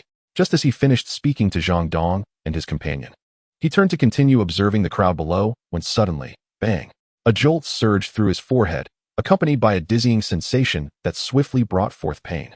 He swayed slightly, struggling to maintain his balance. Sensing that something was amiss, Zhang Dong quickly stepped forward to support him. "Captain Qin, your forehead," Zhang Dong exclaimed, his voice trembling as he noticed the blood gushing from Qin's head. Qin Guoqiang fought through the dizziness, managing to remain upright with Zhang Dong's assistance. After gathering his wits, he touched his forehead, only to be met with a sharper pang of pain. His hand came away slick and crimson. He had been attacked. At that moment, they glanced downward and heard the persistent voices of the survivors below. "Open the door quickly. If you don't, we won't hold back. It won't be just stones anymore." End of chapter. Chapter 102. As you wish, should the door remain unopened, our action shall escalate beyond mere stone throwing. A fervent clamor erupted beneath the walls of the green source base. Perhaps it was due to the recent cleansing of the surrounding undead that today, the number of zombies outside the walls was notably scarce, allowing the fortunate survivors below to seize an unexpected advantage. Had it not been for this stroke of luck, their cacophony would have surely attracted the attention of the lurking zombies. Earlier, a few audacious survivors, frustrated by the continued refusal of those atop the wall to open the gate, summoned their courage and hurled previously prepared stones with considerable force, striking the leaders squarely on the head. Cheers erupted from the crowd below. This is the consequence of refusing to open the door. Their firearms must be mere fakes. Otherwise, why would they remain silent? They must be wielding props to intimidate us. Our nation lacks firearms. Indeed, they are certainly false. Should they continue to deny us entry, we shall show them our strength. The survivors below were ablaze with fervor, convinced they had unmasked the paper tiger of the fortified group above. They believed that allowing them entry was the only viable option, Otherwise, there would be no possibility of their retreat. Director, do you really think their weapons are fake? Should we charge in as well? Questioned a round-faced man at the back, observing that the armed individuals above, despite being struck by stones, did not dare to retaliate. He speculated that the firearms might indeed be mere illusions meant to frighten them. Fearing that they might miss the opportunity to rush in and claim their share of the spoils, he promptly sought guidance from his superior. Let us not be hasty. The authenticity of those weapons remains uncertain. Let us remain here for a while longer. It is unlikely they will open the door easily, the director replied. Hearing this, the group hesitated, refraining from pressing forward, opting instead to follow the director's lead and await his command to seize the opportunity. Yet, their minds were already conjuring vivid images of the moment when the gates would swing open and the survivors would storm inside in a frenzied rush. Surely, they would vie for food, supplies, and perhaps even advantageous positions. Who would not desire a better room, an abundance of provisions, and a chance to live a secure and prosperous life? Qin Guoqiang clutched his head, which had recently been bandaged by Zhang Dong using supplies from the nearby guard post. The throbbing pain had diminished, allowing him to move more freely. Everyone, maintain your distance from the wall. We must avoid being struck by projectiles from below, he cautioned. To which two nearby companions readily agreed, their expressions betraying a hint of fear. They had not anticipated such madness from the throng beneath them. What are they doing? If they wish to enter, why are they engaging in such antics? The situation had spiraled beyond control, and they realized that their meager firearms could not eliminate the multitude below. They lacked the authority to instigate such drastic measures. They could only wait for their leader to arrive and devise a plan. As the individuals above hesitated to even reveal themselves, the crowd below grew increasingly exhilarated, believing that the defenders were indeed intimidated. There are so many of us. It is only natural for them to be afraid. From the moment this group of individuals appeared until now, when Qin Chong has been injured, it seems an eternity has passed, yet only a few minutes have truly elapsed. The management team of the base has finally arrived. Leading them is none other than the base leader, Qin Jin. He had been preoccupied with devising the outdoor mission plan for the following day when the intercom suddenly crackled to life, announcing that over 100 people had gathered outside the base, intent on causing a ruckus. He promptly set aside his prior tasks and hurried towards the main gate. Nevertheless, he felt no overwhelming surprise, for he understood that the exposure of the base was inevitable. Even though he had chosen this remote location, the increasing height of the walls would eventually attract survivors from the outside. He remained unfazed, for he possessed formidable strength. With the memories of his past life, he was acutely aware of the extent of power that the Green Edge base had achieved in the early days of the apocalypse. On his way, he encountered his father and several other managers, including Wang Yang, and they proceeded together towards the site of the incident. Upon arriving at the entrance, before they could reach the railing, his brow furrowed in concern as he noticed his uncle with a bandage wrapped around his head, faint traces of blood seeping through. Uncle, what happened to you? Who injured you? In response to his nephew's inquiry, his uncle, prepared to recount the tale, was halted as Qin Jin approached the railing to peer outside. He quickly grasped Qin Jin's arm and cautioned, Jin, be careful. Do not stick your head out. The survivors below might throw rocks. I was merely unfortunate to have been struck. He then pulled Qin Jin back beneath the railing and recounted the events that had just transpired. Upon hearing this, an unexplained fury ignited within Qin Jin. While he could comprehend the desire of the survivors outside to enter, their audacity to inflict harm and assault the gates was utterly intolerable. At that moment, disregarding the possibility of being struck by debris from below, he exchanged a reassuring glance with his uncle, rose to his feet, and gazed down at the audacious survivors. Before him lay a chaotic throng of individuals. Some were animatedly raising their hands and shouting, others cowered in the shadows, and a few wielded various objects, forcefully battering the gates. It was a scene reminiscent of a siege. Seeing that another figure had emerged from the towering walls, the crowd below seemed to have found renewed purpose. Hey, people up there, open the gates quickly. Otherwise, we will make you pay dearly. Do not think you can hide inside forever. We will continuously harass you until you comply. If you refuse to open the door, we shall summon more survivors to this place. You will never know peace. Opening the door now means merely accepting us. We are doing this for your own good. Please do not misjudge our intentions. The fervent calls from the front row resonated, as they appeared to have secured the support of the other survivors. They were resolute in their determination to persist in their harassment until the gates were opened, firmly believing that this group would not endure a lifetime of confinement. As night falls, they may return home for now, but they shall undoubtedly return to harass us once more come the light of day. Ultimately, success is inevitable. Perched upon the wall, Qin Jin listened to the words of the survivors below, unable to suppress a cruel smile that crept across his face. Who bestowed upon this group such audacity? Have they come seeking death at his doorstep? It is needless to say that even if they were to beseech him gently to join their ranks, he would flatly refuse. Yet now, they dare to threaten him? They have even harmed a member of the base, his uncle. A seething desire for vengeance surged from the depths of his heart once more. Those beside him shuddered inexplicably. He commanded the defensive team to assemble at the entrance, armed and ready. Without glancing back, he maintained his icy gaze upon the group below. He could hardly be bothered to engage in conversation with them. If they have come to court death, then let it be as they wish. Soon, he would order the gates to be opened, just as they desire. But at that moment, they must not harbor regrets. End of chapter. Chapter 103, Manual Headshot.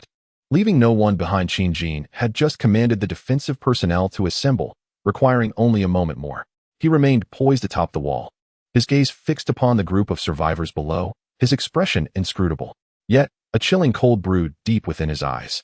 The survivors, upon noticing the presence of yet another unfamiliar figure standing motionless, seized the opportunity to unleash a torrent of nonsensical vitriol directed at him.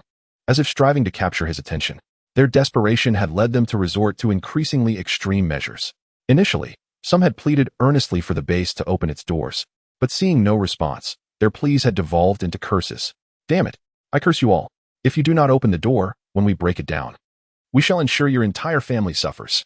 It is worth noting that the individual hurling these profanities had, not moments earlier, appeared utterly pitiful. It was astonishing how, within the span of mere minutes, the same person could utter two diametrically opposed statements, adopting entirely different expressions. Director, why does this newcomer stand there motionless? Shall we continue to wait? The round-faced man queried, observing the figure atop the wall, who showed no intention of opening the door or engaging in negotiation. I am uncertain. Perhaps he is frightened. If those within the high walls refuse to open, we cannot enter for the time being. Let us observe a while longer, the director replied, his gaze riveted on the man above.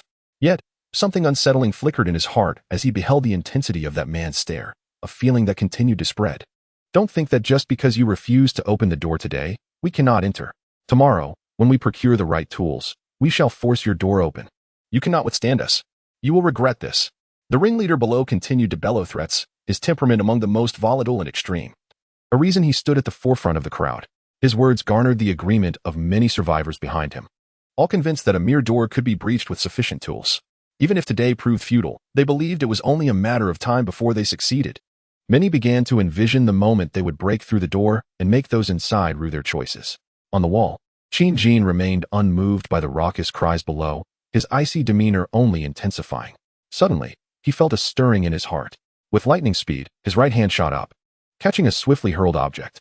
Upon inspection, he discovered a sharp stone, roughly the size of a child's fist. His gaze shifted towards the direction from which the stone had been thrown, landing upon a disheveled middle-aged man, approximately 40 years old, who still held the posture of having just released his projectile. The man, initially surprised that his stone had been caught, met Qin Jin's gaze and smirked, as if to say, I threw it at you. What will you do about it?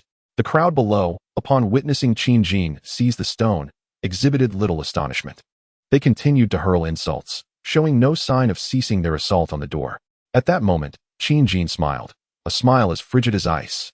He fixed his gaze upon the long-haired middle-aged man, gauging the distance and positioning. With a sudden grip, he clenched the stone tightly, transforming his entire right arm into a shadowy blur. Whoosh! The piercing sound of the stone slicing through the air resonated momentarily before silence fell. Crack! The middle-aged man's head, which had maintained a look of provocation, exploded like a watermelon. Flesh, bone, brain matter, blood, and hair were violently ejected in all directions from the point of impact. The surviving onlookers were momentarily stunned. The beheaded corpse of the long-haired man toppled backward, with half of his lower jaw still attached. Blood gushing from the severed neck like an unending torrent, swiftly staining a vast area. Nearby, a survivor, splattered with blood and flesh, touched the warm, slick substance on his face. Upon inspecting his hand, he was horrified to find it drenched in blood. His eyes widened to their limits as he screamed, murder! Boom! The scene erupted into chaos. The survivors below resembled boiling water, frantically shouting and retreating. How dare those from the high-walled faction commit murder? How could they? Everyone, remain calm. It wasn't gunfire. They don't have firearms. Soon, we shall enter and avenge our fallen comrade. Do not fear them.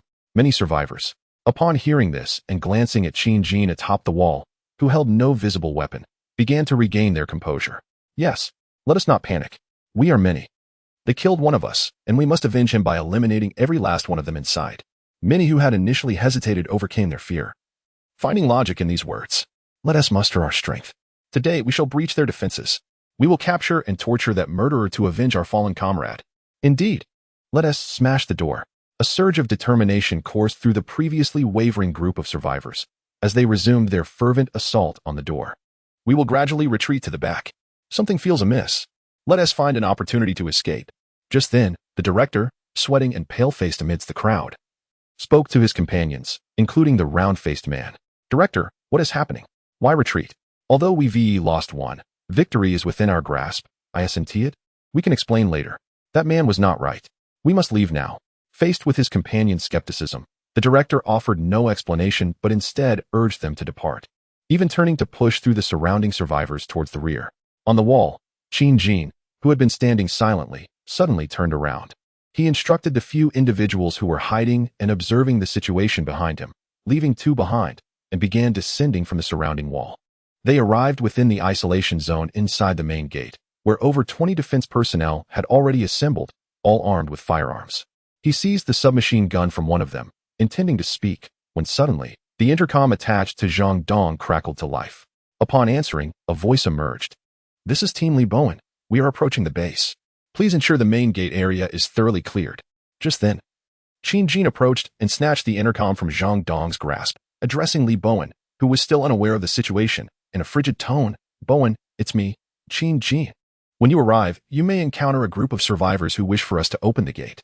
I command you now. Prepare for battle immediately. Inform your team that those who appear before you are to be dealt with ruthlessly. His icy menace crystallized into the final words. Leave no one alive. End of chapter. Chapter 104. Have they escaped? As Qin Jin finished his final words, a faint voice echoed from the intercom. Understood. He casually returned the device to Zhang Dong's embrace and turned to face the remaining defenders. Outside, a group of individuals demands that we open the door and allow them to share our provisions and shelter. You all heard my conversation with Captain Li, didn't you? When the door opens, do you know what to do? His gaze pierced through the crowd, emanating a chilling intensity as he inquired. Understood. The defenders responded in unison, their voices resonating with determination. They had already received word of the external survivors' relentless assault on the base. The weapons they held were their definitive answer. Open the door. Qin Jin commanded. Finally, the heavily besieged gates of the base began to creak open. The door is opening. The people inside are finally letting us in. Charge. The external survivors, previously exerting all their strength to breach the entrance, suddenly found the once impassive door beginning to yield, prompting rapturous cries of excitement. However, as the door swung wider, the jubilation of those at the forefront swiftly evaporated. Their expressions shifted dramatically, and before they could utter a word, they were thrust forward by the frantic surge of their comrades behind them. To their astonishment, standing behind the door was a formidable line of armed defenders. One man attempted to flee, panic seeping into his voice as he shouted, "Retreat! Step back! They have guns!" Regrettably, his voice was drowned out by the throng of bodies, and his frail form was swept along with the tide of the advancing crowd. In the depths of his despair, he bore witness to the defenders, who had been dismissed as wielders of mere toy guns, unleashing a barrage of hellfire. Rat-a-tat-tat-tat-tat-tat. The defenders, primed and resolute, had their fingers poised on the triggers, their weapons aimed at the incoming survivors. There was no need for precise targeting. Ruthless bullets rained down upon the hapless attackers. In an instant, the firepower of rifles eclipsed that of handguns. Countless rounds pierced through the first wave of bodies, continuing to wreak havoc upon those who followed. A dense curtain of gunfire formed a deadly net, ensnaring the advancing survivors. Their momentum was extinguished in an instant. Fragile bodies erupted under the overwhelming force of the machine guns, creating a grim tapestry of bullet holes. Many did not even have the opportunity to register their pain before departing this world. Those who survived the initial onslaught, perhaps deemed fortunate, found themselves incapacitated by shots to non-vital areas, their nerves assaulted by excruciating agony. Their screams nearly drowned out the gunfire. Help! They are shooting inside. Some of the survivors at the rear finally grasped the unfathomable reality before them. This group of high-walled forces actually possesses an astonishing number of machine guns. Moreover, they are mercilessly unleashing a barrage of bullets upon them. It is utterly overwhelming. If their earlier joy at the sight of the door opening was profound, the current scene plunges them into sheer terror. Gunfire is indeed erupting from within. The surviving individuals, still alive, would give anything to sprout a few more legs. They curse themselves for having rushed so recklessly forward. They resent those who summoned them to partake in this torturous charade. All survivors scatter in a frenzy, fleeing towards any direction that appears to offer a semblance of escape. No one dares to linger here any longer. Survival takes precedence. The director and his cohort, too, are gripped by fear. While they anticipated that this place was not a soft target, they never fathomed it to be as impenetrable as titanium alloy. Curse it! They scarcely uttered a few words before the occupants inside commenced their slaughter. At this moment, they, like all survivors, have long lost their initial bravado and enthusiasm for seizing opportunities. They can only lament that they did not flee swiftly enough. Fortunately, the director had previously restrained them from charging ahead and had retreated a good distance, allowing them to remain at the rear of the group. Thus, they now belong to the faction that has managed to escape the farthest. Those who rushed through the entrance have perished in an instant. Following them, others near the doorway also fall in droves under the onslaught of the defenders' gunfire. In less than 10 seconds, this group of survivors has already sacrificed dozens of lives. The defenders, still led by their boss, steadily advance, tightening their fire and picking off the scattered individuals. In a mere half-minute, over 100 members of the 100-strong team have met their demise. By this point, the survivors on the periphery have completely dispersed, some even fleeing into the grass alongside the main road outside the base, desperately attempting to escape into the wilderness. Sheen skillfully ejects an empty magazine and replaces it with a new one. His eyes burn with increasing determination as he observes the scattered survivors. Shouting to the defenders behind him, spread out completely. Not a single one is to escape. There is no need for a response. The defenders swiftly execute the command. Sheen stands firm, gazing at the group of fleeing individuals ahead, aiming his machine gun to fire a few precise shots. After leaving a few behind, some still manage to vanish around the corner. He silently calculates the time. Lee Bowen should be nearing this location as well. Lowering his weapon, he glances at the ground before the base, now drenched in crimson and littered with corpses, inhaling the air thick with the stench of blood. With a sigh, his murderous intent finally diminishes slightly. He turns back to see Sun Xiaolong, Sun Xiaohu, and the other combat team members who remained at the base for reconnaissance, having emerged. He instructs them, "Come here and assist in finishing off the fallen. Crush the skulls of all those who lie defeated. Then await the return of the defenders to collect the bodies." Having said this, he remains in place, continuing to await the outcome of the pursuit. On a road 1 kilometer away from the base, the director and his companions run, panting heavily. Yet they dared not halt, fearing that the relentless pursuers would continue their chase. Just moments ago, as they were about to vanish around the corner of the imposing wall of power, bullets of unknown origin struck with deadly precision, claiming the lives of several individuals beside them, including 2 members of their own cohort. They fell right next to them, blood splattering onto the round-faced man's visage. They had never witnessed such a terrifying scene. Behind them loomed a monstrous tide, more fearsome than any horde of zombies. They lacked even the courage to glance back, fleeing with all their might. Initially, they had arrived in a sizable group with numerous vehicles parked nearby, but in their panic, they had forgotten about their cars. It was only after turning the corner and running a considerable distance without sight of their pursuers that they felt a slight easing of their taut nerves, though fear still etched on each face. "Director, surely they will not pursue us any further, will they? What are we to do?" The round-faced man wiped his blood-soaked face with his sleeve, his mind in disarray as he sought reassurance from his leader. "I have no idea. Who could have anticipated such terror from these people? If I had known, I would not have come. Let us continue to flee and discuss our next steps later." The director caught his breath, his pallor evident as he responded. Gritting his teeth, he resumed his desperate flight. He was terrified. He could not fathom that this group possessed such an arsenal and were so ruthless, leaving no one alive. They needed to escape first. Just as he was contemplating how to take revenge on these assailants once they had fled, the roar of an engine echoed ominously ahead of them. End of chapter. Chapter 105. The Tiger emerges. Just as the director and his companions believed they had escaped, the roar of engines echoed ahead. Upon looking forward, they beheld a convoy of large vehicles approaching. Leading the procession was an armored riot police vehicle, its front bearing dark crimson stains and remnants of flesh. A ghastly sight indeed, charging towards them with fierce intent. They were momentarily dazed, uncertain of the unfolding situation. Only the director's eyes widened in alarm, his back suddenly erupting with sweat from the exertion of their flight, a deeper sense of unease surging within him. The convoy paid no heed to their bewilderment. Halting approximately 30 meters away, several armed individuals disembarked from the vehicles, brandishing machine guns, and aimed them at the group. As their pupils dilated and their thoughts raced, the opposing gunfire erupted. In this close proximity, trained individuals unleashed a barrage of bullets that rendered escape impossible. The bodies of the round-faced man and the director's companions were shredded like a beehive.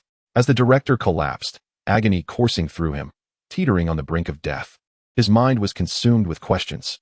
Who were these people? Why did they open fire upon first encounter? What kind of trouble had he stumbled into? No one could provide him with answers. Those who could would remain silent. He lay on the cold pavement, vitality swiftly ebbing away. "Finish them off," shouted one of the assailants. Everyone else, back to the base. This group was, of course, the Reborn squad, returning home after receiving orders from their superior. Upon encountering the suspected survivors of the besieged base, Reborn wasted no time in dismounting and executing them. After issuing brief commands, he returned to the armored vehicle to continue their journey back to the base, prepared to confront any additional threats along the way, vowing not to spare a single one. At the entrance of the Green Source base, following the elimination of the initial group, the defensive team dispersed to hunt down fleeing survivors, while others emerged from within the base to assist in the cleanup. Nearly 5 minutes had passed. Report to the boss. The bodies at the entrance have been cleared. All have been gathered in one location. Sun Xiaolong, alongside other combat team members and base personnel, had just completed their grim task and returned to Qinjin to deliver their report. Every fallen individual, whether dead or alive, had been pierced in the eye with a specially designed elongated steel spike.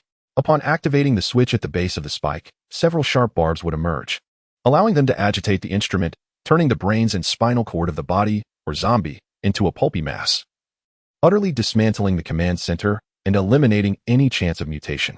Send more personnel with excavators and bulldozers to dispose of the bodies far away.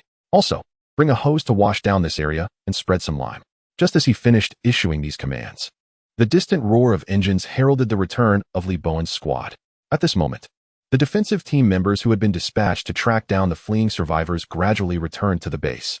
A few minutes later, all personnel were accounted for. Unsurprisingly, none of the pursued survivors managed to escape. It is important to note that their physical fitness had been severely compromised after a month of starvation, making them no match for the inhabitants of the Green Source base. Moreover, their familiarity with the area surrounding the base was negligible, especially considering that the base routinely conducted zombie clearing operations during the day, including burials. The personnel had long since become well acquainted with their surroundings. At just past 5 o'clock, after the loss of over 100 lives, the siege of the base came to a close. Qinjin instructed the captains and managers present to handle the ensuing cleanup and left the scene. He needed to return to focus on the important tasks awaiting him for tomorrow's excursion. Today's events would not deter him from his determination to seek out more weapons at the military district. The preparatory work must continue. Upon their return, the combat team, having heard the account of what transpired, silently assisted in the cleanup efforts. They managed to conclude all tasks just before dusk, as night began to descend. Wang Yang had only just left Qinjin's office, delivering a comprehensive report on the incident. A total of 152 survivors who had harassed the base were eliminated. With all those who had attempted to flee ultimately caught, none escaped. Setting this matter aside, the framework for tomorrow's mission was already taking shape and would require a final review later. It felt as though he were burdened with daily homework. During dinner, discussions in the base's cafeteria continued to revolve around the day's large-scale harassment by external survivors. While everyone could empathize with the survivors' desire to enter, it did not equate to acquiescing to such unreasonable demands. After all, allowing them in would mean sharing the benefits with others. Furthermore, everyone was aware of the nature of Qinjin, the leader of the Green Source base. While a small fraction may have harbored dissenting thoughts they dared not express, the majority concurred with this stance. At least, the prevailing sentiment in the cafeteria was one of condemnation towards the deceased. The base's management and captains dined together, observing the atmosphere. It was imperative to control the prevailing sentiment within the base. Only by contributing value could one qualify to enjoy their current privileges in this apocalyptic world. Otherwise, what justified their comfort in dining while discussing others? Everything had already been assigned a price. After the meal, the management team and captains received another summons from Qinjin, this time to the conference room on the second floor of the office building. In brief, Qinjin informed all present about his plans for an extended absence. Most were already aware of the impending developments and had begun preparing the necessary supplies. So there were no surprises. Everyone had anticipated that, with the acquisition of a helicopter, the boss would soon embark on significant operations. After distributing tasks and points of concern to the various departments, he dismissed them to prepare accordingly. Tomorrow, the destination is the Zhu City Military District. Another bustling night. The following day, just shy of 7 in the morning, The combat team members assigned for this mission had long since organized their vehicles and supplies, positioning their cars within the quarantine zone, awaiting the command to depart. This outing would feature no less than 16 vehicles. Qingjin's formidable Sabretooth and Li Bowen's riot control vehicle were essential instruments for leading the convoy. Additionally, there were 6 10-axle transport flatbeds, 2 fuel tankers, and 6 assorted heavy trucks and cargo vehicles. It could be said that the arrangement was essentially 1 vehicle per 2 personnel. All vehicles had been fully fueled, and the lone fuel tanker carried merely 1/10 of its capacity, prepared to siphon fuel from stations encountered along the way. Previously, they had discovered that numerous fuel stations in other regions still possessed ample reserves, and the rapid depletion seen in Fenghe County was merely an exception. Therefore, they would not squander the opportunity to gather resources. Sufficient rations for 10 days, along with weapons, ammunition, and various equipment, had all been meticulously prepared. The front and rear license plates of all vehicles had been removed, rendering them unmarked. Once Qingjin deemed it time, he issued a decisive command: depart.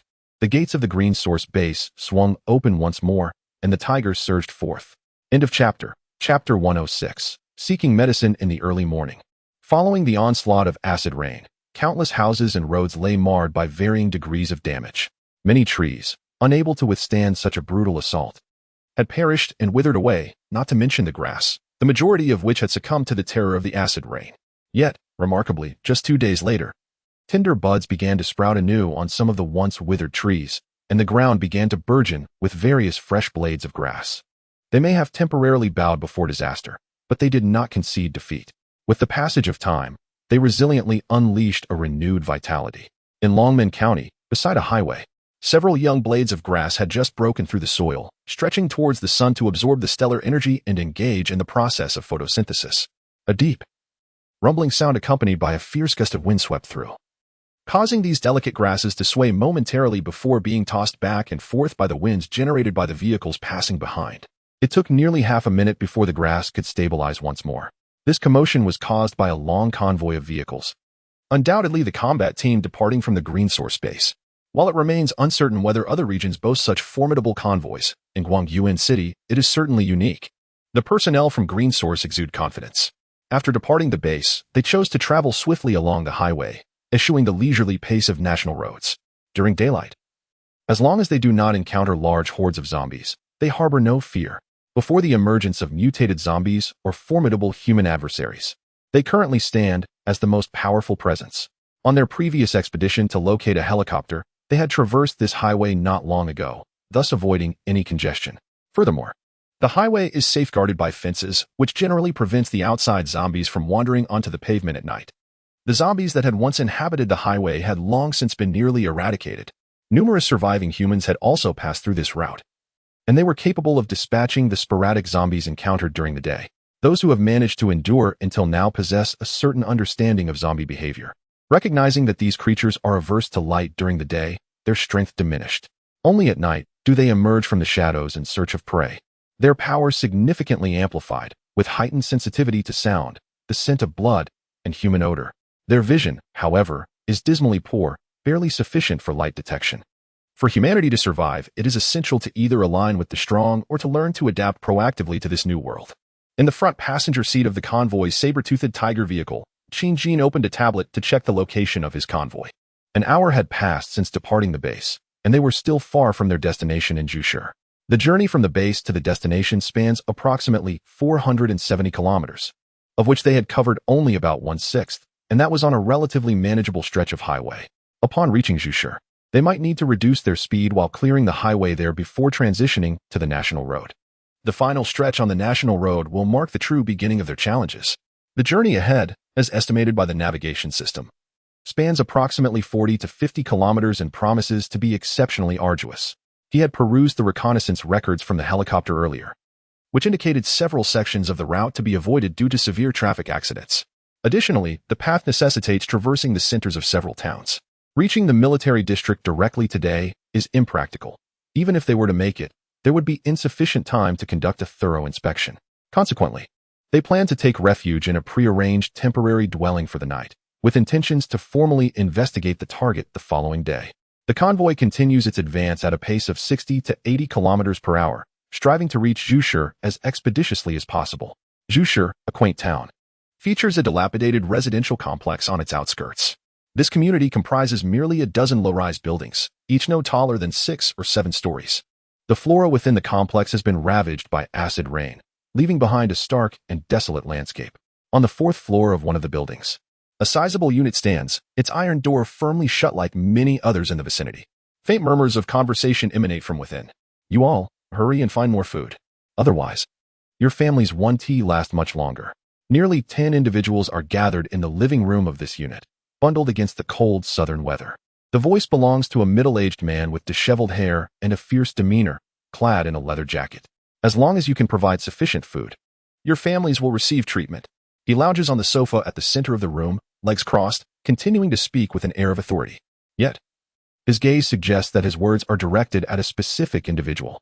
Lin Jijia, you wouldn't want your sister to be left with a disability, would you? If we don't find anti-inflammatory medicine for her foot injury soon, it could lead to dire consequences. His eyes drift toward a pale young woman with an attractive visage, whose countenance betrays her suffering. You all must be aware of the current state of the world, right? The value of medicine is exceedingly precious. We cannot simply give it away freely. Therefore, you will need to offer a greater quantity of food in exchange. The leather-clad man produces several rows of vacuum-sealed medications, displaying them before his audience, seemingly to validate his claims. Among those present is a man named Lin Jijia, appearing to be around 28 or 29 years old, with short hair and dressed in tattered sports attire. The leather-jacketed man speaks the truth. His sister indeed has a foot injury. They reside a few streets away. But just 2 days prior, while foraging for food, they encountered 2 zombies upon entering a building. Such encounters are not uncommon, as survivors often face lurking zombies when searching for sustenance. Originally, their plan was straightforward. Each sibling would confront one zombie, and given their prior experience, they believed they could handle the situation. However, reality proved to be starkly different. Unbeknownst to them, following the acid rain, the global horde of zombies had been augmented to varying degrees. Lin Jijia fared reasonably well, managing to contend with the zombie he faced. However, his sister encountered a dire predicament. She was unable to vanquish the female zombie. After a fierce struggle, she found herself pinned to the ground. Fortunately, she managed to grasp the zombie's hands, resulting in a stalemate. Once he had dealt with his own adversary, he hastened to assist her in overcoming the threat she faced. Thankfully, she had not suffered direct harm from the zombie, thus avoiding the risk of mutation. Regrettably, during the scuffle, her foot collided with a rusted blade, causing a grievous wound that bled profusely. With no time to search for sustenance, he swiftly led his sister back to their refuge. After a rudimentary treatment, although the bleeding was staunched, the wound continued to deteriorate. That night, she developed a high fever. They were utterly unable to procure any antibiotics or anti-inflammatory medication to address her injury, as the hospitals outside were veritable dens of peril. Furthermore, pharmacies had been thoroughly looted by the swift-moving survivors. Just yesterday, as her condition worsened and she slipped into unconsciousness, a familiar survivor introduced them to a man clad in a leather jacket. This group had scavenged pharmacies and amassed a considerable stockpile of medical supplies. End of chapter. Chapter 107. The exchange of provisions last night. After receiving the news, darkness had enveloped the world. Every survivor is well aware of the horrors that haunt the night, filled with the undead. Lin Jijia dared not step outside his dwelling, instead cautiously tending to his ailing sister, whose condition had deteriorated significantly. As he wrestled with anxiety and restlessness, enduring a sleepless night, dawn finally broke. He hastily requested a fellow survivor to guide him, supporting his sister as they sought the whereabouts of the leather-jacketed man's group. The journey was relatively smooth. They traversed only a few streets and soon arrived at their destination.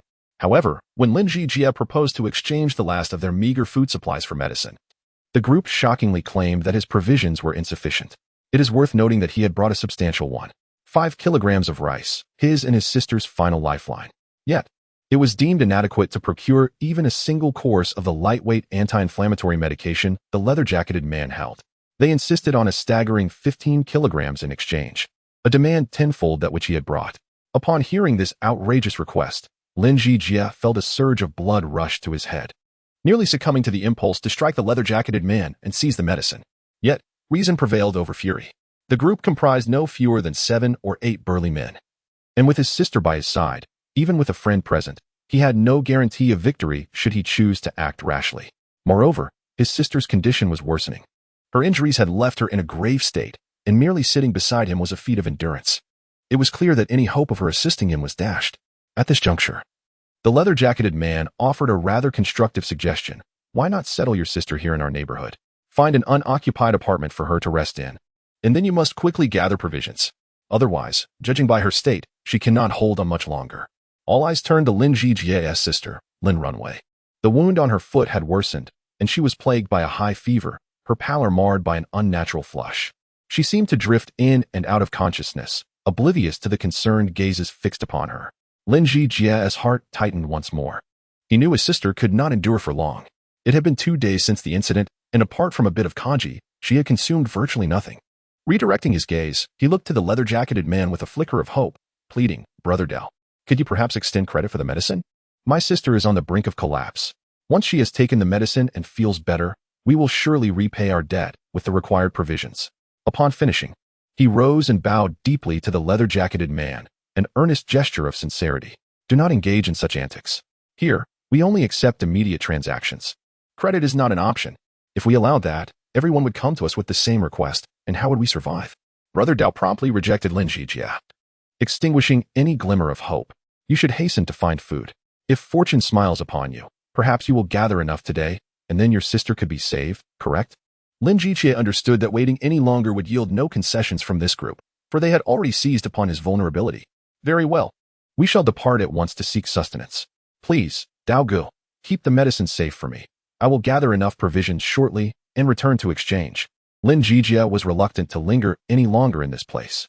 He assisted his sister to her feet and called upon the survivor who had introduced them to depart together.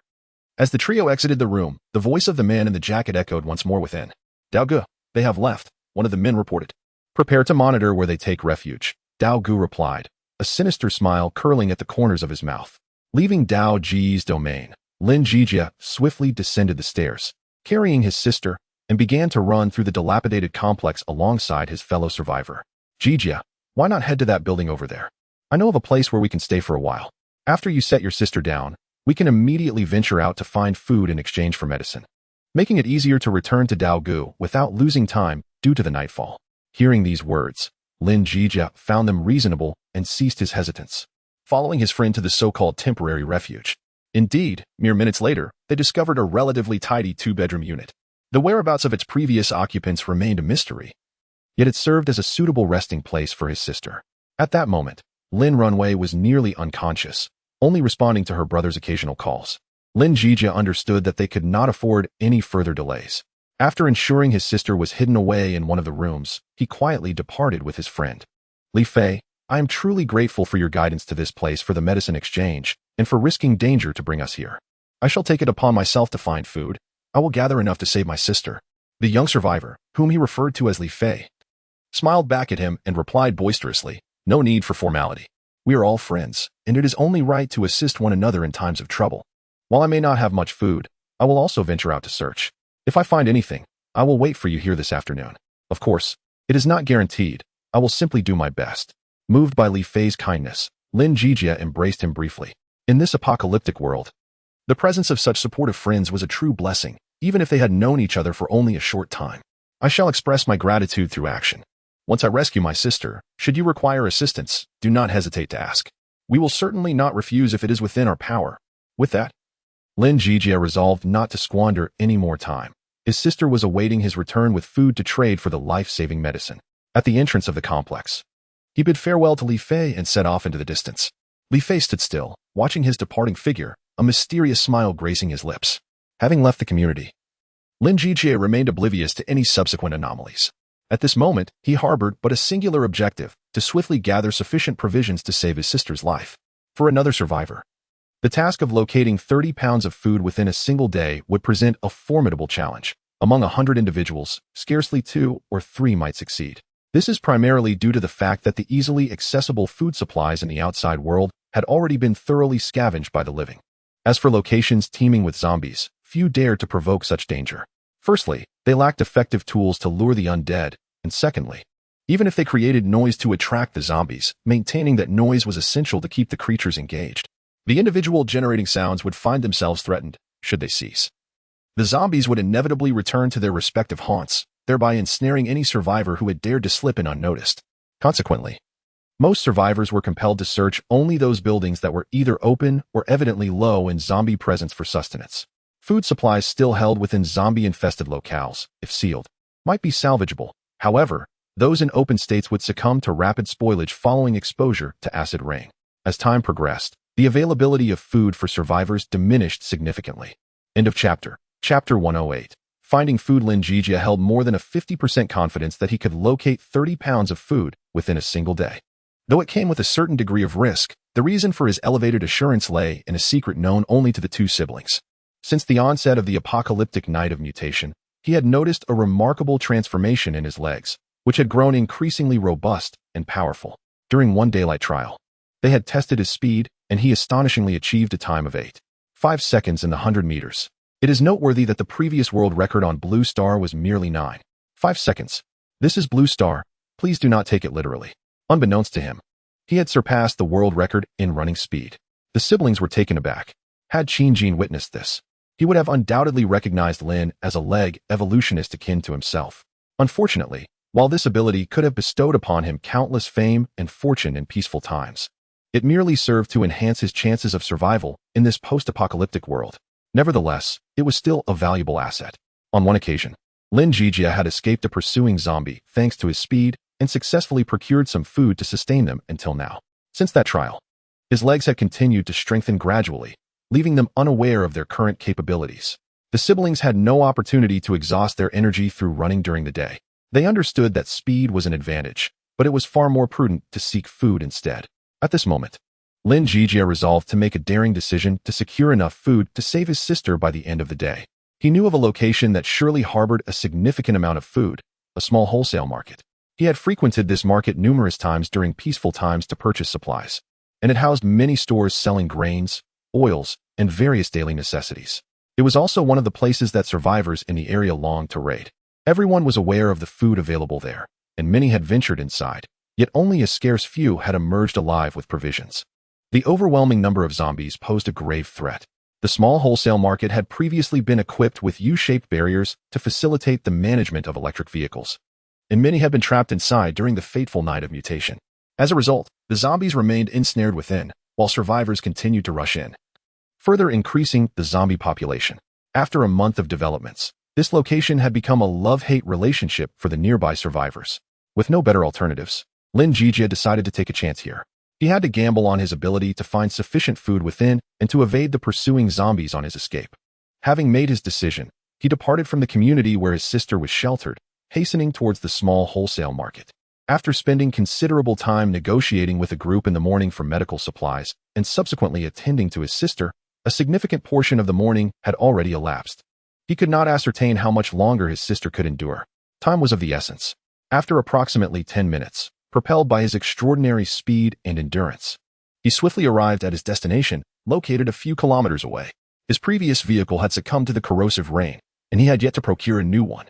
Outside the wholesale market, he cautiously scrutinized the eerily tranquil surroundings. The market itself was modest in size, square-shaped, and covered by a canopy.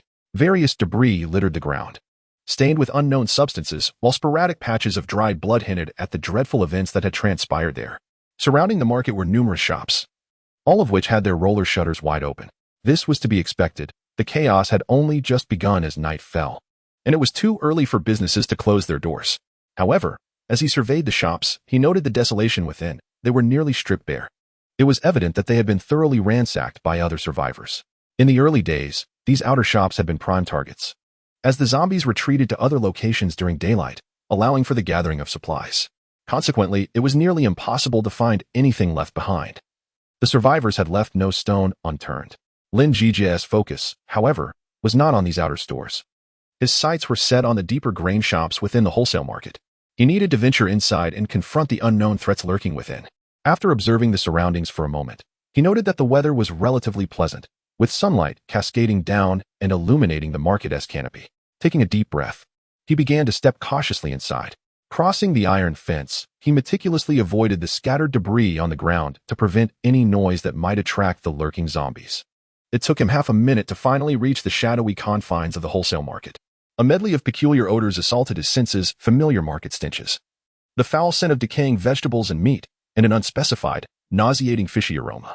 He could not identify the source of these odors and had no time to dwell on them.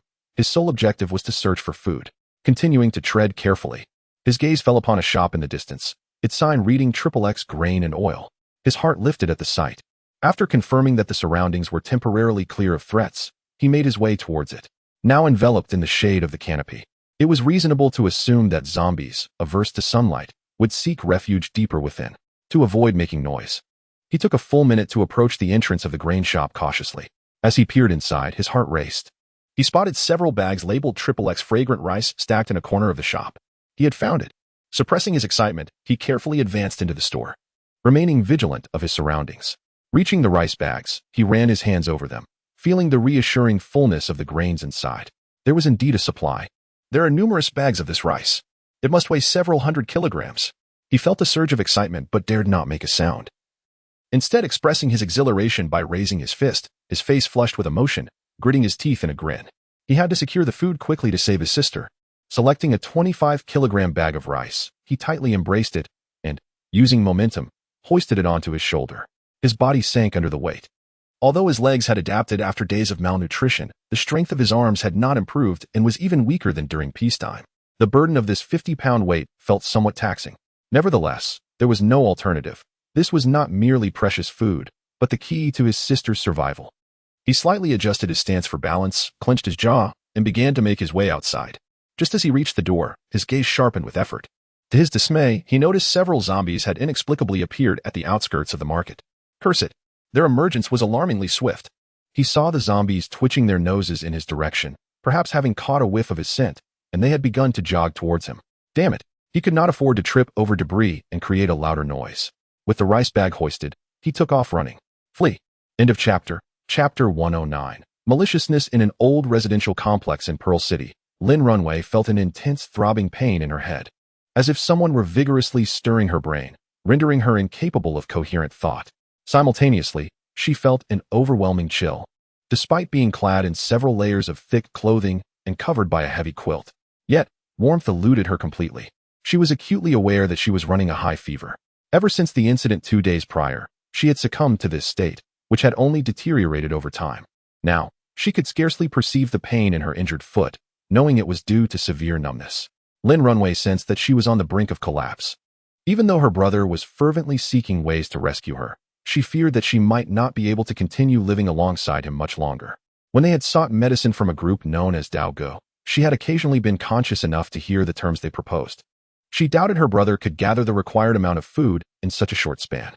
They had faced numerous dangers just to secure a morsel of sustenance during this trying time, and although she knew her brother was incredibly swift, her life was nearing its end. Regrettably, many of her wishes remained unfulfilled. She lay curled up on the bed, wrapped tightly in the quilt, yet still felt an utter lack of warmth. The cold was unbearable. Knock, knock, knock.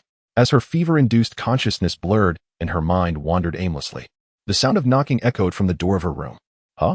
She slightly regained her senses and forced her squinting eyes open just a crack, directing her gaze toward the solitary door of the room. How long had it been? Was her brother back? She was uncertain. The knocking persisted from outside. Wait? A thought flickered through her muddled mind. If it were her brother, he wouldn't be knocking in silence, would he? He had mentioned that he had locked the door before leaving, with the key in his possession, as she could lock the door from the inside and open it directly. Therefore, the person outside could not be her brother. Her heart raced with realization. Her previously hazy consciousness sharpened considerably at that moment. Though she felt she might not survive this ordeal, who truly disregards life and death? What if the person outside were a villain? Should she fight them? Just as she struggled to sit up, uncertain of how to proceed, a somewhat familiar voice emerged from beyond the door. Runway, are you still asleep? It's Li Fei. I found food. Let us go exchange it for medicine. Li Fei. Lynn Runway slowly pieced the memory together. The voice belonged to a good friend, Li Fei, who had recently accompanied them in their quest for medicine. A sense of relief washed over her. At least it was someone she knew. Moreover, he had just mentioned he had found food to exchange for medicine. A surge of joy filled her heart, and with great effort, she struggled to rise, using the wall for support as she made her way to the door. She placed her hand on the doorknob but hesitated to open it. Brotherly. I truly appreciate it. I shall refrain from visiting the medic. My brother will handle it upon his return. Despite her heart brimming with joy, she dared not open the door to any man other than her brother. Runway, please open the door. I shall escort you to Daoj now. Once we arrive, You will receive treatment and soon recover. Your wound has lingered far too long. The voice of Li Fei continued to resonate outside, as he seemed to urge Lin Runway to open the door and accompany him for her much-needed medicine. Thank you, Brother Li, but I can endure a little longer. I must wait for my brother. Lin Runway remained resolute in not opening the door, although she was taken aback by Brother Li's resourcefulness in procuring food for medicine. A flicker of reason still urged her not to yield. Feverish and with diminished cognitive faculties, she struggled to think clearly, yet sensed something amiss. Why did Brother Li not simply fetch the medicine himself instead of coaxing her to venture out? And how had he amassed such provisions in her brother's absence? Previously, they had not possessed such an abundance. Even in her fever-induced haze, she recognized the peculiarities. Thus, she withheld her compliance. Silence enveloped the space outside.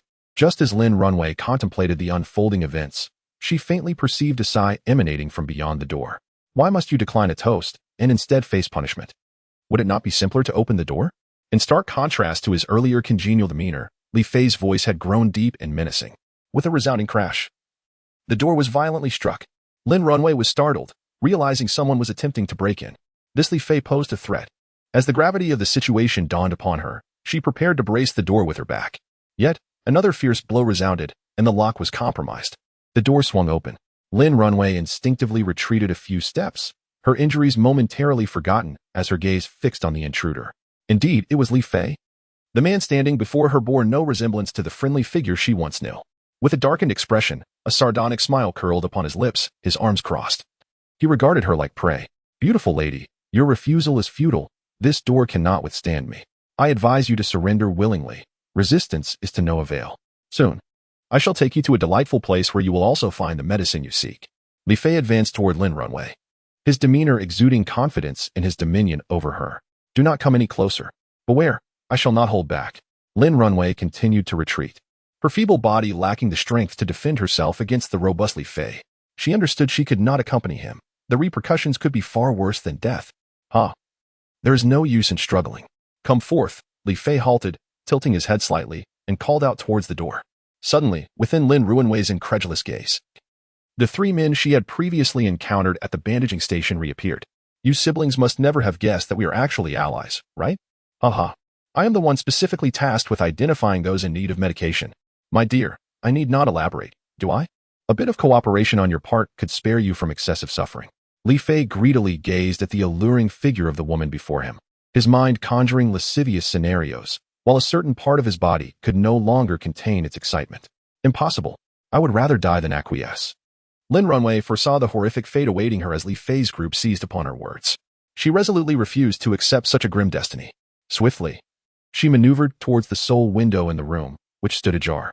She contemplated leaping from the window to end her life. Unfortunately, her frail condition hindered her speed, rendering her no match for the robust men before her. Before she could reach the window, two of them had already seized her arms. Did you think you could die so easily? Do you understand why we refrained from eliminating your brother and capturing you outright? Li Fei, seeing his target completely subdued, could not suppress a triumphant grin as he looked down at the struggling Lin Runway pinned to the ground. He continued with a malicious sneer. It is because we aim to maximize our gains. We know your brother will risk his life to save you, bringing back a considerable amount of food. Thus, we deliberately allowed him to leave in search of supplies. A sinister gleam ignited in Li Fei's eyes. Once he returns, we will not only have you but also an abundance of provisions. It is truly a 2-for-1 deal. When he comes back, both you and your brother shall experience what genuine despair feels like. End of chapter. Chapter 110. Garrison School at 1 o'clock in the afternoon, on a highway in Jushur. A lengthy convoy descended from the expressway, led by 2 modified armored police vehicles.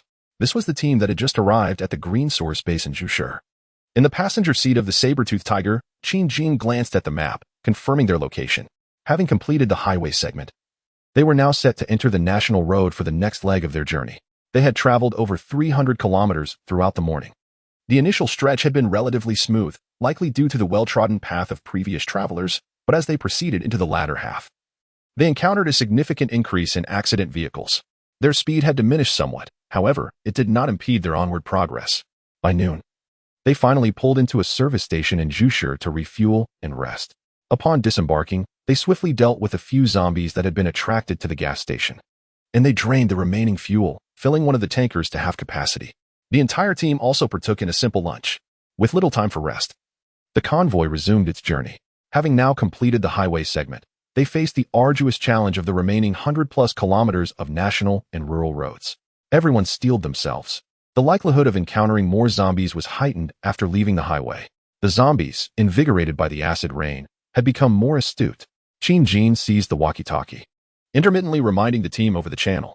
Ever since the acid rain, they were all aware that the zombies had grown stronger, making daytime excursions perilous and nighttime escapades even more frenzied. We must expedite our arrival at the overnight location to establish defenses. Nights outside the base are far more treacherous than before. Once we secure our garrison point, we will formally scout the target tomorrow.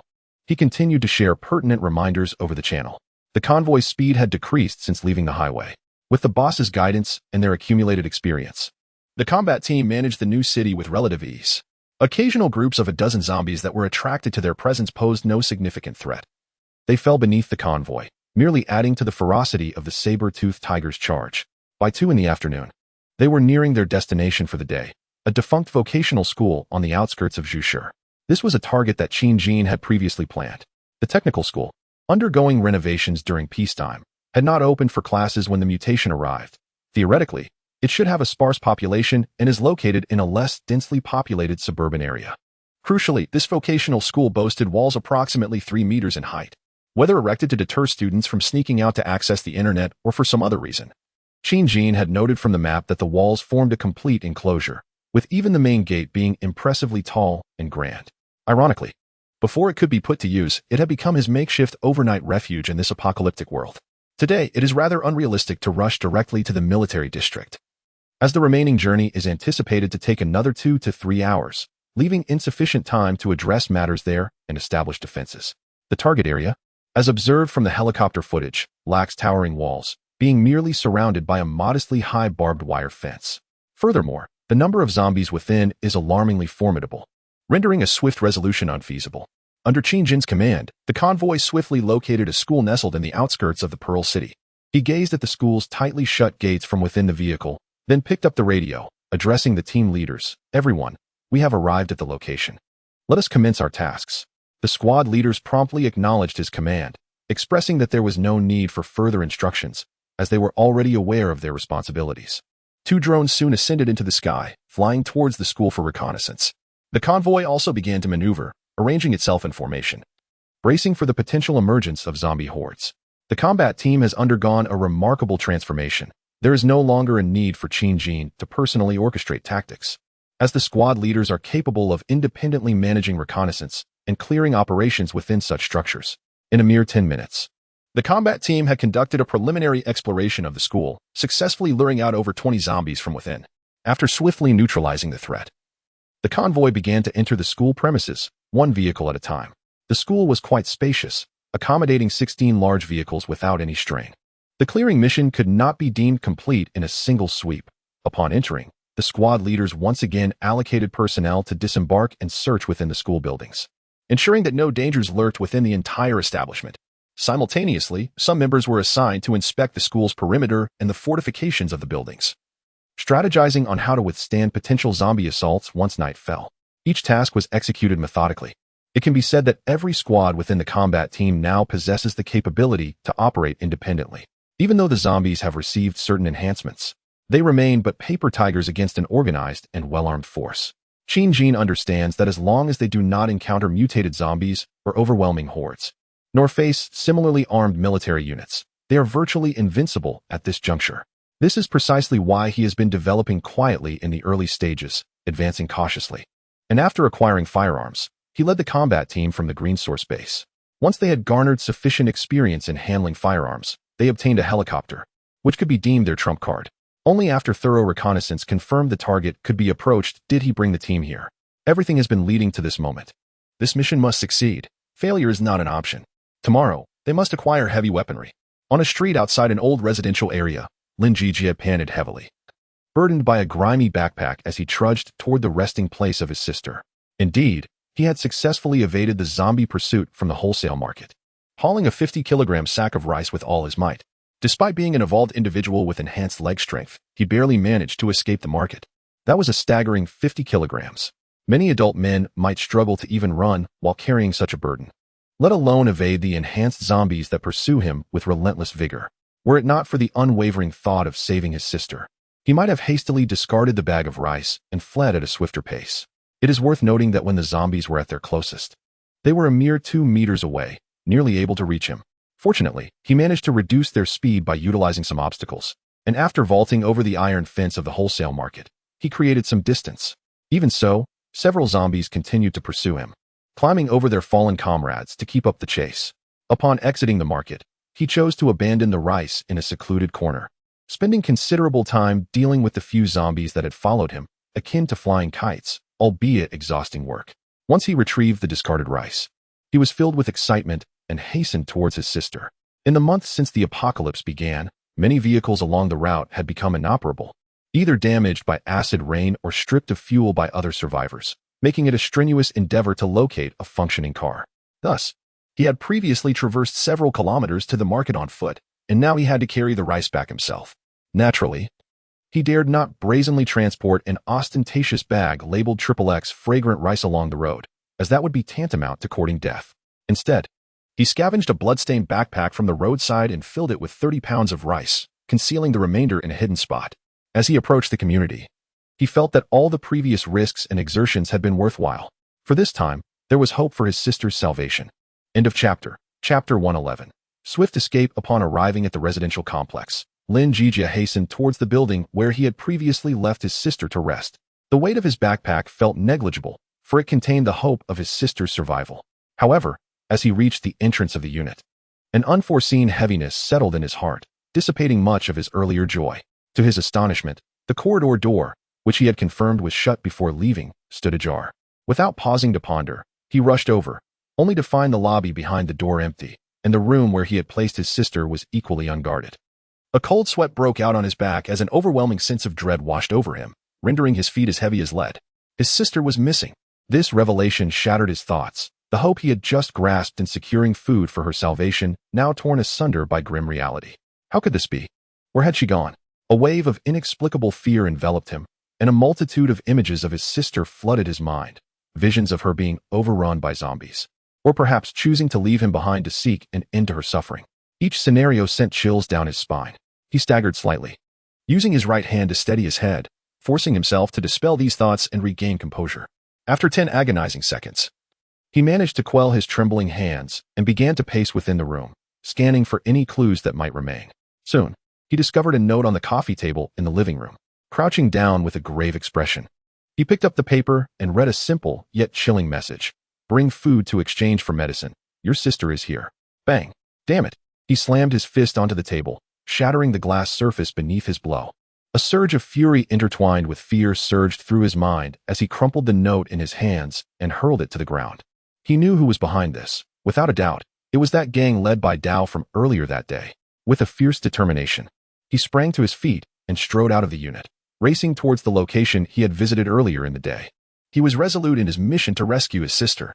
Meanwhile, in the afternoon, Qin Jin and his team had arrived at the school, where the combat squad required no direction from him. The squad leaders adeptly communicated among themselves, efficiently delegating tasks to clear the area and establish defenses. The next step was to prepare for the night watch, hoping that the evening would not bring a deluge of zombies to disturb their efforts. After all, the surrounding walls stood merely 3 meters high, and with only 30 personnel, they could not withstand an overwhelming horde. If the situation became dire, they would have to resort to their last resort for survival. They had brought along several hundred kilograms of explosives, and in the event of a significant zombie assault, they could blast a hole and force their convoy through. However, it was preferable to avoid such drastic measures. At that moment, the clock indicated just past 3. It was still early, and the target military zone lay 30 to 40 kilometers away, making it impractical to send someone ahead for reconnaissance. With the defenses largely established, most of the combat team remained idle, and it felt like a waste of time not to engage in some activity. Observing this, Li Bowen proactively approached Qin Jin. He explained his desire to venture out in several groups before nightfall to explore the vicinity of the school. This would not only provide a deeper understanding of the surrounding situation, but also present an opportunity to gather supplies. No one would ever complain about having an abundance of food and resources, especially given the knowledge that the apocalypse has only just begun. It is universally acknowledged that as time progresses, the search for supplies will become increasingly arduous. Thus, whenever they ventured outside, They made every effort to transport as many resources back to the base as possible.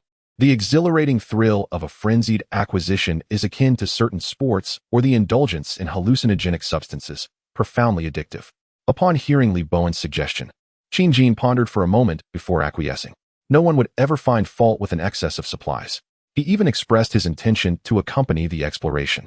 Witnessing the self-sufficiency of the combat team today filled him with reassurance, and he trusted they could manage the remaining tasks. He wished to join the combat team for a brief excursion, confident they would return before nightfall and not disrupt the following day's obligations. Due to the limited availability of only 2 armored vehicles, they divided into 2 groups, each comprising 6 individuals, equipped with 1 armored vehicle and 2 heavy trucks. The remaining members stayed at the school to continue fortifying defenses and remain on standby. Shortly, 6 vehicles departed the school, navigating in 2 separate directions. They intended to patrol an area within approximately 10 kilometers of the school, a distance well within the effective range of their walkie-talkies, allowing for immediate communication should assistance be required back at the school. Qin Jin occupied the front passenger seat of the saber-toothed tiger vehicle, accompanying Zhong Yu's team, while Li Bowen led the other group. Minutes after leaving the school, they arrived at another street predominantly lined with industrial zones, with a sparse number of accompanying retail establishments. As they traveled along the road, the driver, Xiao Lu, maneuvered the saber-toothed tiger with care, occasionally steering clear of obstacles and casting glances at the nearby buildings. Mr. Qin, look at these shops outside. It's clear they've been frequented, so it's unlikely we'll find anything of use inside. After our recent outings, we've gained some experience. A quick glance often reveals much, Xiao Lu remarked, attempting to engage in conversation with Qin Jin, knowing him well enough to feel comfortable initiating dialogue. Yes, I understand, Qin Jin replied curtly. In truth, he was no stranger to such assessments himself. He had navigated similar circumstances in his previous life. Initially lacking discernment, he had honed this skill through necessity and experience. Upon entering a building, one could often ascertain whether survivors had visited based on unmistakable signs. Preoccupied with thoughts of tomorrow and uncertain of its smooth progression, he felt little inclination for conversation. Sensing his employer's disinterest in further discussion, Xiao Lu wisely fell silent, concentrating on driving. The 2 heavy trucks followed closely behind, and thus, they continued on for approximately 15 minutes. Having traversed over 10 kilometers around the school, it is likely that the areas they ran through were rather remote, thus failing to uncover any targets of value for parking and searching. During this journey, they encountered 3 waves of zombies, lured by the vehicles. Although there were only 1 or 2 each time, the frequency was notably higher than during their time in Guangyuan City. Whether this is attributed to the differing locales or the enhanced strength of the zombies remains uncertain. In any case, this situation underscores the necessity for heightened vigilance in tonight's defenses. As the vehicle rounded a corner, a sudden exclamation broke the air. Whoa, Mr. Qin, look over there. That person is running incredibly fast, shouted Xiao Lu, the driver of the saber-toothed tiger. His eyes widened in astonishment, his right hand pointing towards a particular direction, as if he had witnessed something extraordinary. He urgently urged Qin Jin to gaze in that direction. Qin Jin, who had been admiring the roadside scenery, was startled by Xiao Lu's outburst but did not reprimand him. Instead, he followed the direction of his finger. There, a man was sprinting with astonishing speed, a pace that undoubtedly surpassed that of former world champions. End of chapter. Chapter 112. A misunderstanding. Qin Jin gazed at the man sprinting ahead with a speed that seemed almost superhuman. Could it be that he was nearing the velocity of his former self? His expression turned serious, and a hint of astonishment flickered within him. This individual was likely a leg evolutionist, for no ordinary person could possibly achieve such swiftness. From the moment Xiao Lu alerted him, they had been observing for merely a few moments, yet the man had already covered over 100 meters. Was it only 7 or 8 seconds? Truly terrifying. Suddenly, the figure stumbled, whether over an unseen object or for some other reason, and fell abruptly. He fell. Qin Jin exchanged glances with Xiao Lu, as if a crow had crossed their shared line of sight. What was unfolding here? Qin Jin was the quickest to react. He seized the walkie-talkie and called out on the team channel. There is an unusual individual over there. Remain vigilant. We cannot rule out the possibility of a trap. Be prepared to retaliate at the first sign of trouble. His intent was to heighten the team's awareness, lest this be a mere performance stage for their benefit. He had witnessed too many instances of survivors turning on each other for scarce resources. Such outrageous spectacles designed to captivate attention were not unfamiliar to him. The team promptly tightened their formation, heeding their leader's command, carefully scanning their surroundings for any impending attack, ready to deliver a surprise at a moment's notice. A minute slipped by without any incident. During this interval, Qin Jin scrutinized the man who lay motionless on the ground. With his evolved vision, he discerned that the man's athletic attire was caked in dust, and there were traces of blood upon his head, whether from the fall or an earlier mishap. He could not ascertain. This individual did not appear to be feigning. They were newcomers to the Pearl City and merely passing through. It was improbable that they were being targeted. The man, suspected to be an evolutionist, seemed genuinely unconscious. "Let us drive over to investigate," he proposed. "Everyone, stay alert. If anything arises, we shall depart immediately." Given the prolonged stillness around them, it did not seem as though they were walking into an ambush. Since his comprehensive evolution, he had developed a sixth sense of sorts. Having tested his ability to sense whether someone was watching him from a concealed location, his temples would throb as a warning. Thus far, no anomalies had manifested, and bolstered by his unwavering confidence in his abilities, he felt an irresistible urge to approach the man. It was highly likely that this individual was akin to him, a fellow leg evolutionist. 3 vehicles cautiously advanced towards the man, swiftly covering the short distance of 200 to 300 meters. Still, no irregularities emerged. The man lay at the roadside, sprawled on the grassy verge, his face and head smeared with blood, some from abrasions, and others seeping from his hair. The saber-toothed tiger vehicle pulled up beside him, and Qin Jin opened the door to exit, maintaining a heightened state of awareness as he approached the man slowly. The man's chest still exhibited a faint rise and fall, confirming that he was indeed alive. At that moment, 2 more combat team members emerged from the other vehicles, armed and positioned themselves beside the boss, ever vigilant in their duty to protect him. Qin Jin contemplated for a moment before instructing the 2 members beside him. "Find this individual. We must ensure he does not perish. We shall transport him back to our temporary station." He intended to bring this suspected leg variant back for further examination. Should he prove uncooperative, he would be confined, serving as a mere experimental subject. Conversely, if he complied and his background was verified as clean, there was a possibility of him being retained at the base as an observer, eventually contributing to their efforts. After all, serving as a subordinate occasionally meant participating in experiments as a test subject. Indeed, Qin Jin harbored the intention of studying this man to uncover the secrets of evolution. As the Green Source base grew increasingly robust, the laboratories initially envisaged during its establishment would inevitably be constructed, allowing for the gradual recruitment of survivors with research capabilities to form his own experimental team. He was not to forget the myriad resources he had meticulously prepared prior to the apocalypse, all intended for post-apocalyptic development. In his previous life, he had been an evolved being, and in this life, he was an unprecedented anomaly of comprehensive evolution. To claim he was not curious about such a miraculous phenomenon would be disingenuous. However, it was unreasonable to expect others to study him. Any research had to commence with other evolved beings. He planned to analyze the data obtained and then turn his focus inward, keeping many of his secrets from everyone, even those closest to him. Thus, encountering such a promising specimen was an opportunity too valuable to squander. A bit of risk would be worth it to secure this individual for further examination.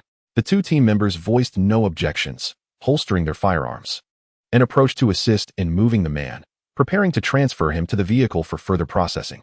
Just then, Qin Jin's ears perked up, and his gaze sharpened as he turned toward the direction from which the man had fled. In the distance, a car approached rapidly, closing the gap to under 30 meters in mere moments. The vehicle came to a halt, and 3 men emerged, each wielding iron rods and machetes. However, as soon as they disembarked, regret washed over them as they contemplated slapping themselves for their rashness.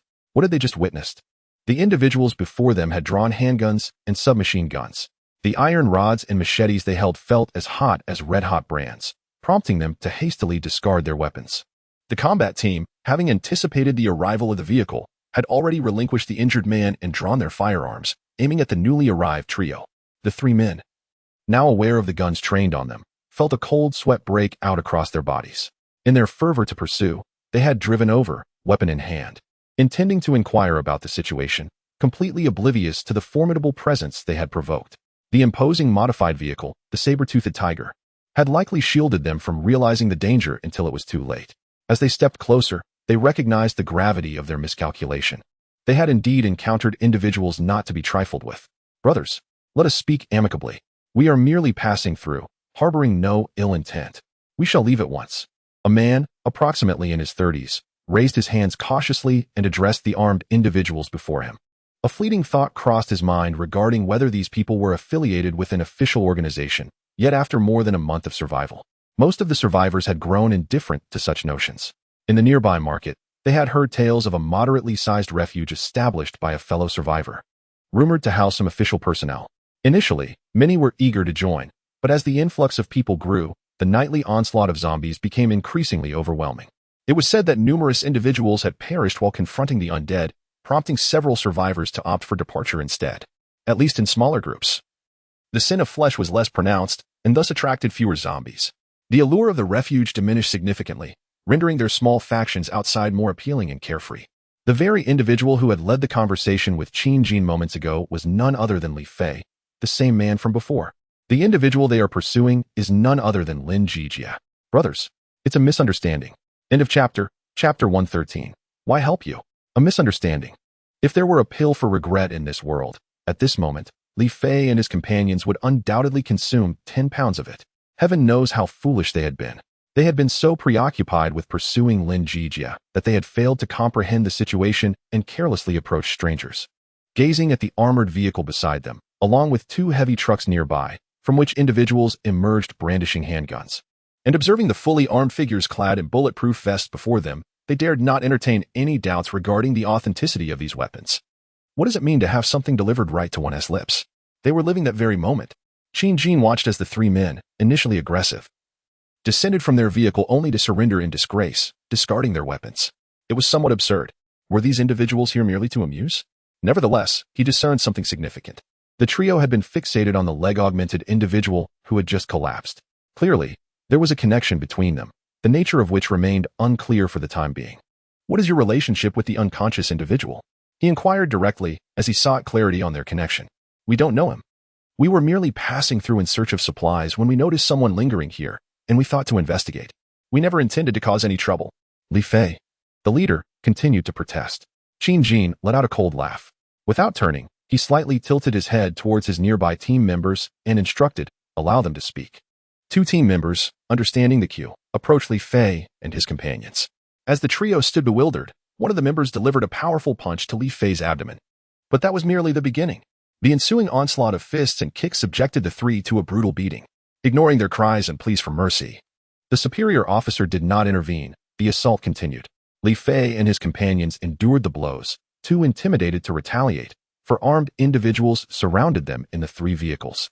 2 of them even wielded machine guns. While enduring punches wouldn't lead to death, bullets certainly would. Qin Jin observed the scene with a detached gaze.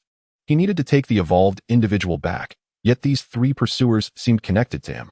Thus, while time permitted, he resolved to eliminate any potential complications. It was evident that these 3 were not companions of the fallen man. Otherwise, they would not have been so reluctant to admit their acquaintance. After a considerable duration of beating, Qin Jin, seeing that it was time to cease, called off the 2 combat team members, who were now slightly out of breath. He fixed his emotionless gaze upon the writhing Li Fei and his companions and coldly continued, So, have you decided to speak? If you refuse to divulge the truth now, you may never have another opportunity. Lying on the ground, Li Fei and his companions, despite the pain, exchanged glances. Li Fei, signaling with his eyes, struggled to rise first. I'll tell you. We do know him. Upon rising, he hurriedly spoke, first acknowledging his acquaintance with the man lying on the ground. After a moment's hesitation, as if organizing his thoughts, he continued, We did not intend to lie. We truly know this man on the ground. His name is Lin Jijia, and he stole our food. That is why we came out to pursue him. This is also the reason for our earlier falsehood. He absconded with 30 caddies of our provisions. When we discovered the theft, he abandoned the food and fled, prompting our relentless chase to this very spot. We feared that you esteemed gentlemen might covet the provisions. At this point, the implication was clear. They were apprehensive that these armed individuals might desire their food. 30 caddies. Qin Jin and the combat team members felt a slight relief upon hearing this revelation. In the apocalyptic world, such a quantity of food was indeed significant, sufficient to incite the greed of most individuals.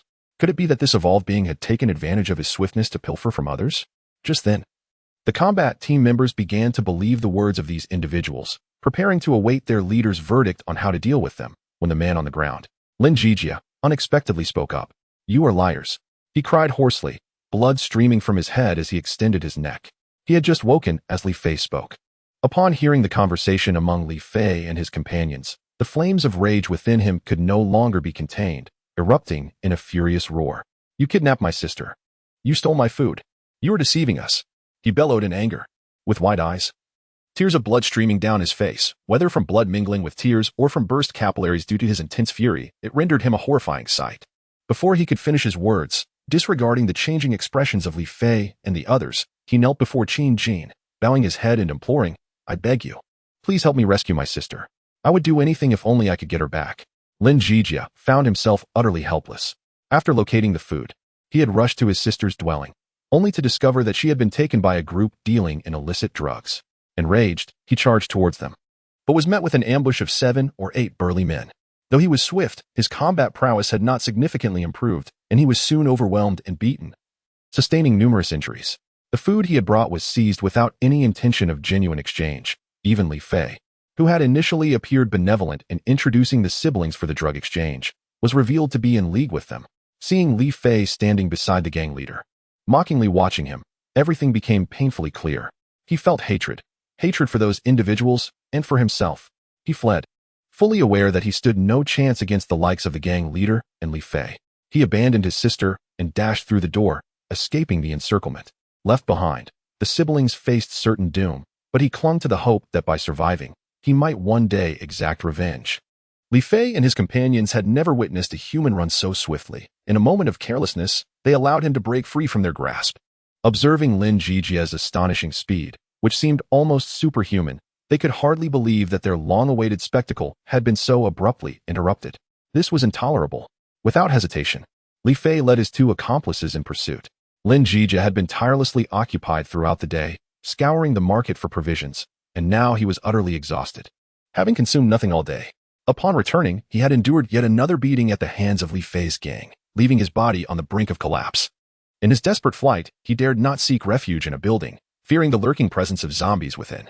After sprinting clear of the community, he was soon overwhelmed, collapsing into unconsciousness before being discovered by Qin Jin and his group.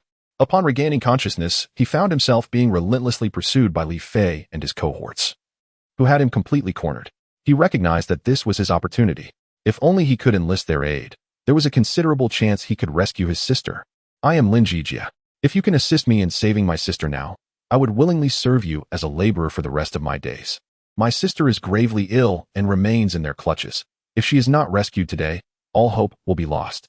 He clung desperately to this lifeline. The vehicles and weaponry possessed by this group suggested they were affiliated with the authorities. The pain of abandoning his sister had relentlessly tormented him since his escape. Given another chance, he would never choose flight again. He longed to protect her with his very life. Qin Jin regarded the wounded man kneeling before him, repeatedly bowing in supplication. He remained unmoved, even coldly retorting, "Why should I assist you in rescuing your sister?" End of chapter. Chapter 114. Do you know the way? Why should I help you?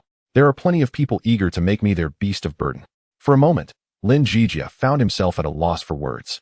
He understood all too well the harsh reality of the world. The survivors of the apocalypse were all too often deemed worthless. After a brief silence, he lifted his gaze, resolved to reveal his secret. He had already demonstrated his remarkable speed before Li Fei and his companions, so there was no longer any need for concealment. "I can run faster than anyone else. Ever since the apocalypse, my speed has only increased, surpassing that of the former world champion. If you help me rescue my sister, I can provide you with access to more food supplies in the future." Qin Jin let out a cold laugh upon hearing this. He was already well aware of Lin Jijia's claims. He continued to regard the man before him with an unyielding gaze, unimpressed by his assertions. While evolved individuals were indeed rare, they were not entirely absent from the world. With a larger population of survivors, it was inevitable that more localized evolved beings would emerge over time. Lin Jijia was by no means unique. Qin Jin did not feel compelled to treat him with any special regard simply because he, too, was a leg evolved. Regardless of Lin Jijia's willingness, he intended to take him back to the base.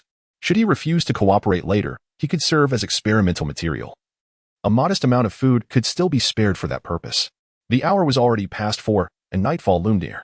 The zombies were more ferocious than ever under the cover of darkness. Failing to return to their temporary base could lead to dire consequences.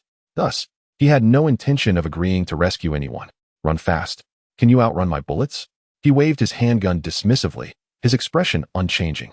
By now, he had surmised the general nature of the relationship between this man and the others. Since they were not friends, it would be much simpler to handle the situation. Although he understood that such groups often resorted to traps to deceive other survivors for food, he still harbored disdain for their kind. Even if it was a matter of survival, Lin Jijia was taken aback as the conditions he believed to be substantial were effortlessly dismissed by the leader before him. He felt utterly lost. If he failed to rescue his sister today, he was certain that unimaginable horrors awaited them both. Given her already infected wound, there was no telling whether she would survive the night. He had mustered all his courage to abandon his sister and flee alone. Now, having encountered a group of armed and formidable individuals, he glimpsed a flicker of hope. He was unwilling to face the choice of abandonment once more, even if it meant risking everything. Regrettably, to the man across from him, his desperation seemed insufficient, failing to elicit any compassion or assistance.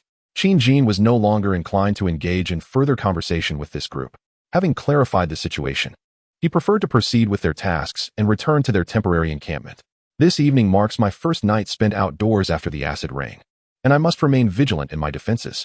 Given the significance of tomorrow's events, a brief excursion today to capture an evolver would be a welcome fortune. Lin Jijia was initially engulfed in existential doubt, but upon noticing Qin Jin retreating, clarity struck him, igniting a sense of urgency.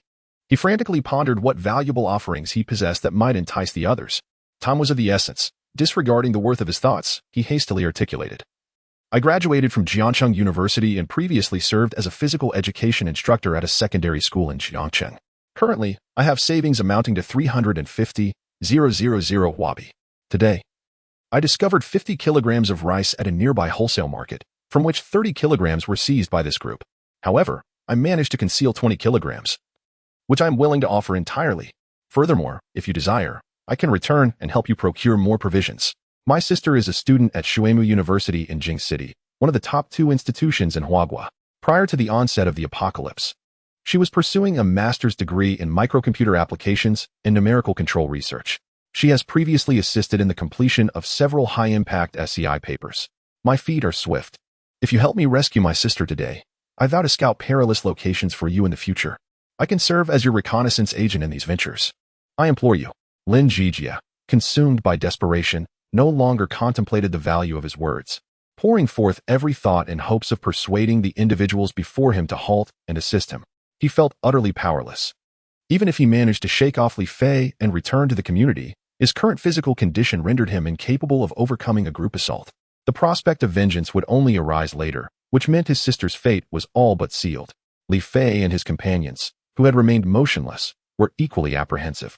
Uncertain of their next move following their exposure and subsequent beating, they had been under the watchful eyes of armed combatants.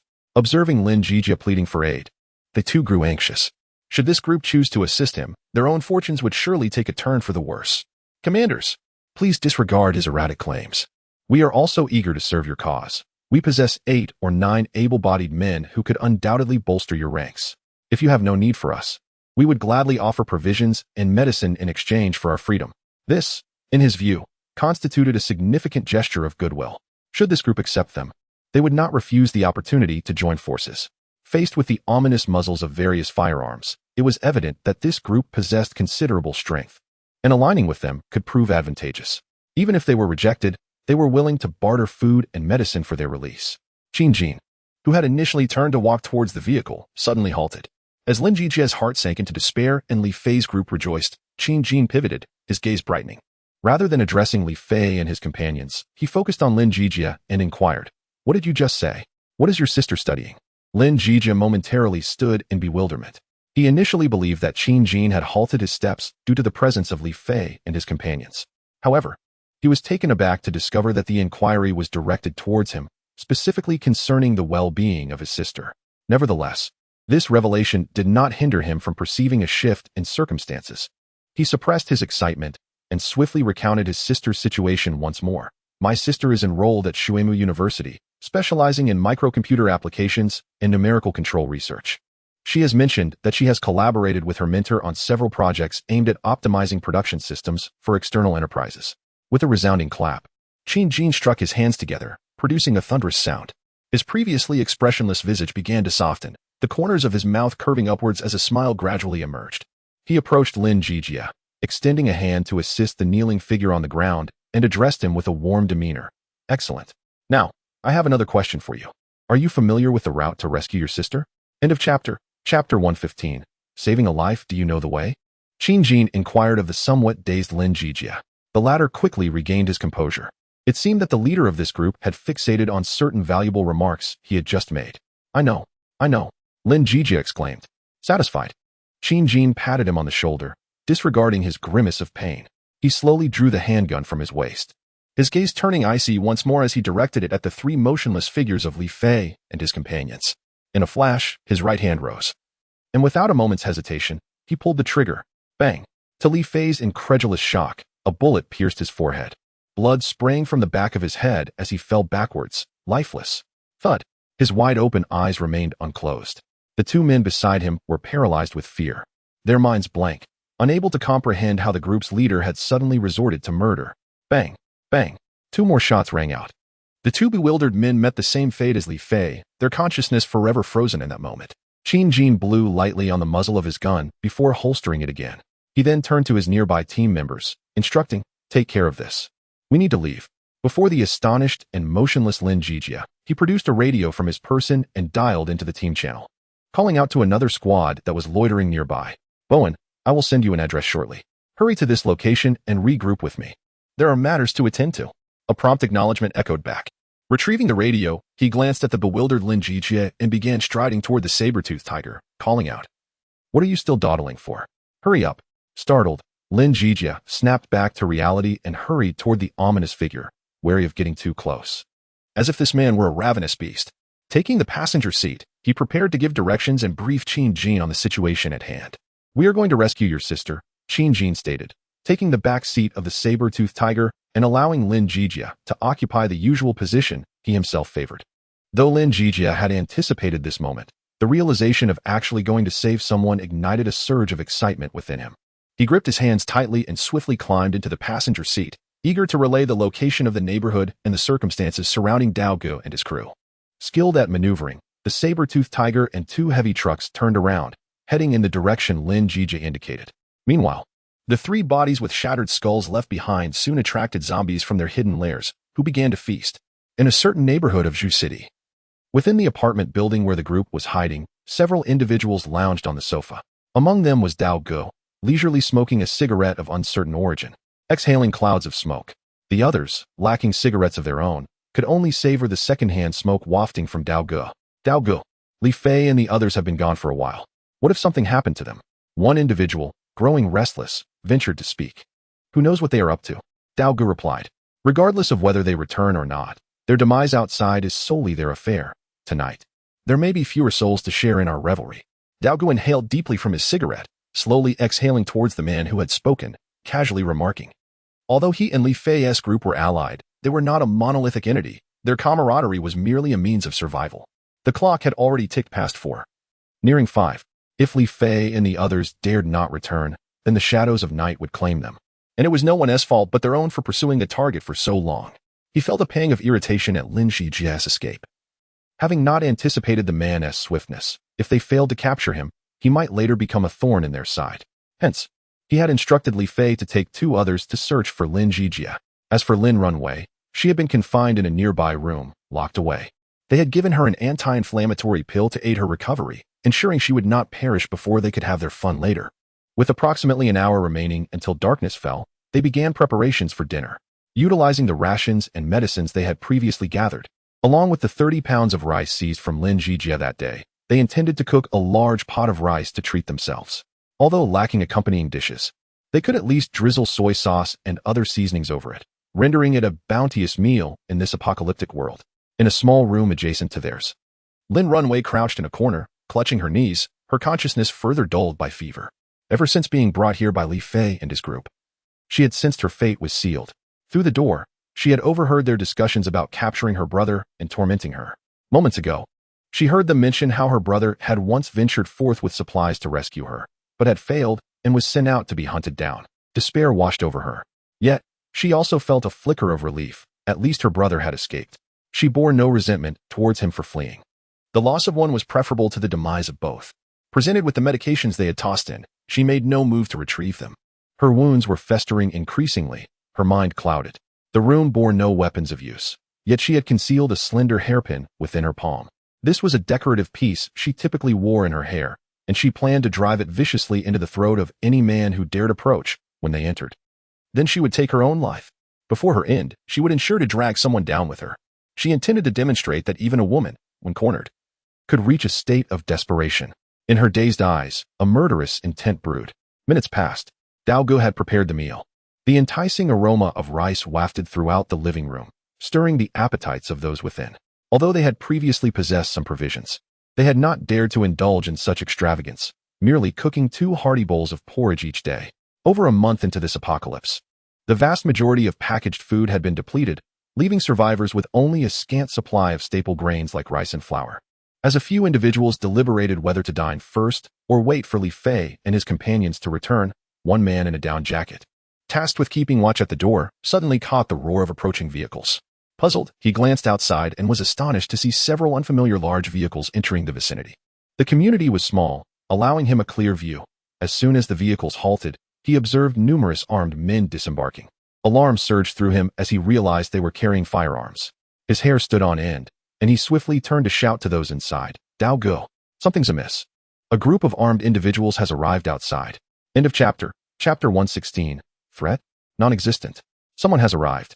Upon hearing the urgent call from the man on watch, Dao Gu and his companions hastily abandoned their meal and rushed towards the entrance. Peering through the corridor, they confirmed their fears. Several vehicles were parked below the apartment complex, and a group of armed personnel clad in tactical gear stood ominously in the courtyard.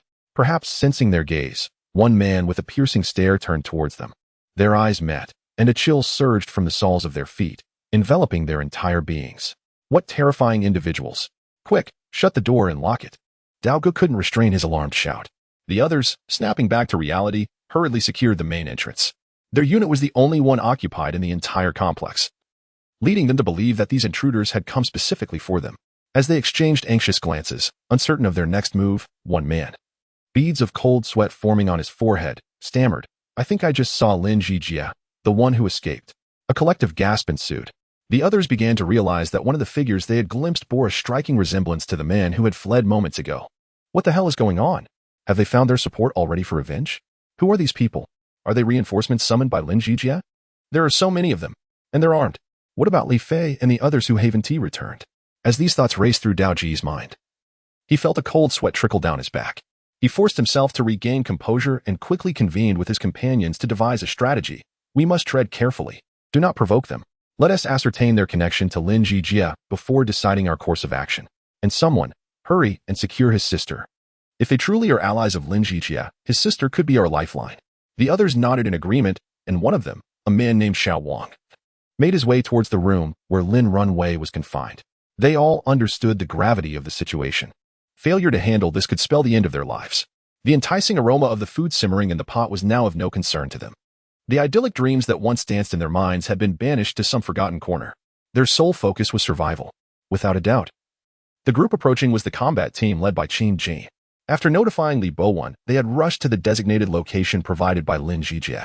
As they neared the complex, they fortuitously encountered another team led by Li Bo when coming from a different direction. They quickly decided to drive in together. The entrance barrier proved utterly ineffective against the oncoming vehicles. Soon, 6 cars were parked in the center of the courtyard. As Qin Jin stepped out, he sensed a pair of eyes observing them from a distance. He turned to see several individuals lurking suspiciously nearby, returning their gaze with a fierce intensity. He needed no confirmation from Lin Zhijie to know that they had found their target. Leave some behind to watch the vehicles and guard against any potential zombies. Lin Zhijie, lead the way. The rest, follow closely. After giving his orders, he fixed his gaze on a certain unit of the building ahead and boldly strode forward. Faced with an opponent lacking firearms, he found no need to devise any elaborate tactics, opting instead for the most straightforward and forceful approach to crush the opposition. What if they threatened him with hostages? That was utterly inconceivable. Once Lin Zhijie alighted from the vehicle, he too turned his attention towards the direction Qin Jin was looking. Spotting a few individuals retreating, filled with a mix of exhilaration and fury, he raced towards them. "Just wait a moment longer, dear sister. I'll be there to rescue you in no time." The path ahead was clear and unobstructed. He encountered neither zombies nor living souls along the way, perhaps due to prior cleansing efforts, which certainly saved him some time. In the aftermath of the apocalypse, astute survivors typically marked buildings they had searched during the day and secured doors to prevent zombies from wandering into their vicinity at night.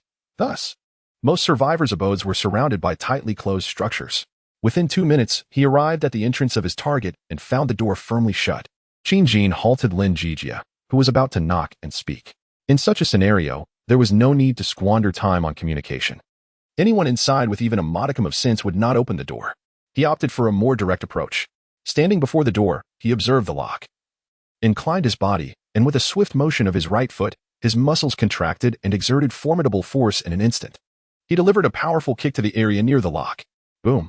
A resounding crash echoed. The entire composite door flew from its frame under the force of Qin Jin's superhuman kick, collapsing inward. The surrounding combat team members were already accustomed to such displays.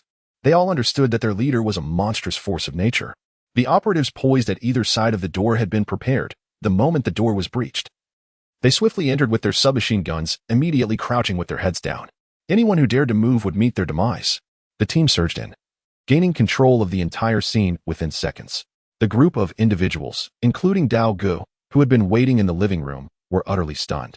They had anticipated that these newcomers would approach them, even preparing for some negotiation through the door. However, they never imagined that these armed individuals would disregard all notions of decorum. It was shockingly brutal. As soon as the footsteps of the intruders approached, they had not even had the chance to strategize their next move when the door was shattered. What the hell? The door was blown off. Then, a pack of armed men, fierce as wolves, stormed in, ruthlessly toppling them to the ground, cold gun barrels pressed against their foreheads. The metallic sensation of the gun's surface, its glossy sheen, made it abundantly clear that this was no jest. Was it truly this direct? In their bewilderment, Dao Gu and his companions then noticed two other men slowly approaching from outside. One was the cold-eyed man they had seen before, while the other was none other than Lin Jijia, who had escaped earlier that afternoon. At this moment, Lin Jijia, too astonished by how swiftly the situation had been controlled, sought out Dao Gu, who was crouching on the ground with a gun pointed at his head, clad in a jacket, and urgently inquired, "Where have you hidden my sister?" Upon hearing the commotion, Dao Gu quickly regained his composure. At this moment, the only leverage they possessed for negotiation appeared to be Lin Runway. Several pairs of eyes inevitably turned towards the room in question. "Your sister is indeed in our custody. If you wish for her safety, it would be prudent to release us." Dao Gu, with a heavy heart, had no choice but to use Lin Jijia's sister as a bargaining chip. Who could have anticipated that matters would escalate to such an extent? Otherwise, they would never have intentionally placed these two siblings in jeopardy. Their demands were modest. They merely hoped to leave this place alive. Qin Jin and Li Bowen followed the subtle glances of some individuals, their thoughts converging. They exchanged a knowing look, and Li Bowen nodded in agreement. He stepped forward, bypassing Dao Gu and his companions, disregarding their anxious, wide-eyed stares, and approached a door set against the wall of the living room. Extending his right hand to the doorknob, he turned it and opened the door. End of chapter. Chapter 117. Taking action, the door to the room swung open, drawing the gaze of everyone present. The scene within was utterly unexpected. Contrary to anticipations, there was no sight of a woman being held captive or bound. The setting sun filtered through the window, illuminating the shocking reality inside. Blood. A pool of crimson stained the floor. A man, identifiable by his attire, lay motionless on his back, blood gushing from his neck. Beside him stood a woman, her clothing drenched in blood, clutching an unknown object in her right hand, from which blood continued to drip. She stared blankly at the lifeless figure on the ground, seemingly lost in thought. Perhaps it was the sound of the door opening that jolted her back to awareness.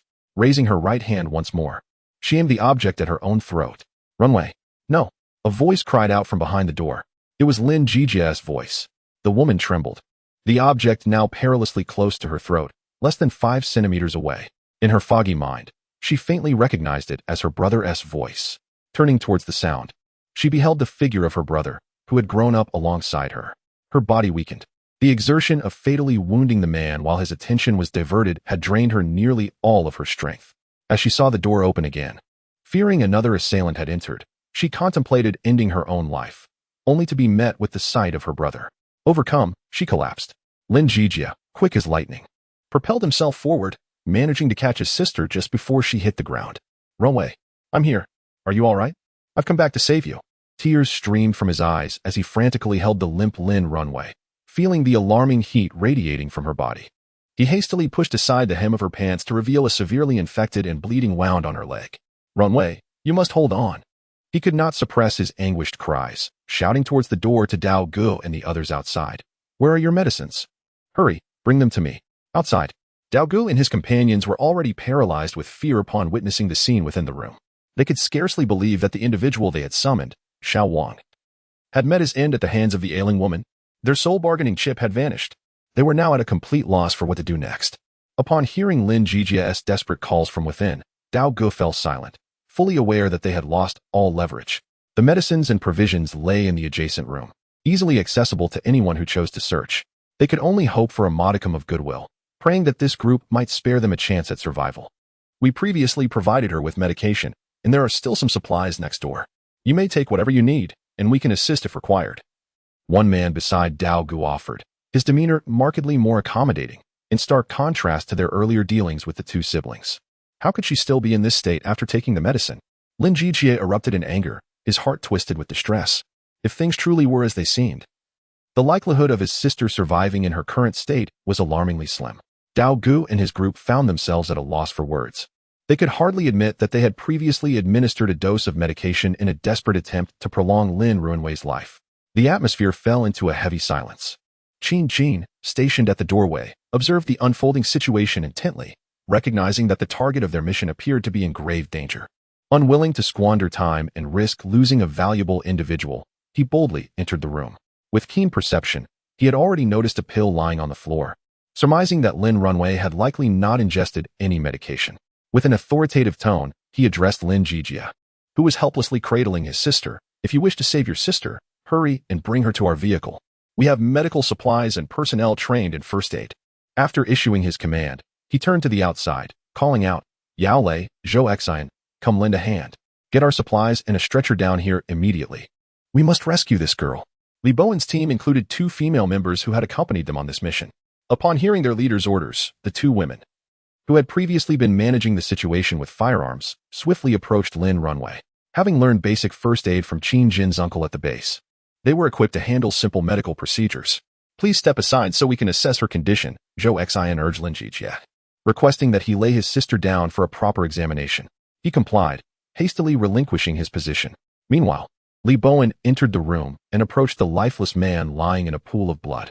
Drawing a gleaming metallic spike from his waist, he plunged it forcefully into the man's skull. The action was swift and devoid of any spatter. He had honed his skills to avoid major blood vessels, ensuring that he would not make any elementary errors in such grisly tasks. With practiced efficiency, he dragged the lifeless body from the room, trailing blood that formed a gruesome S-shaped path across the floor, leading into the living area.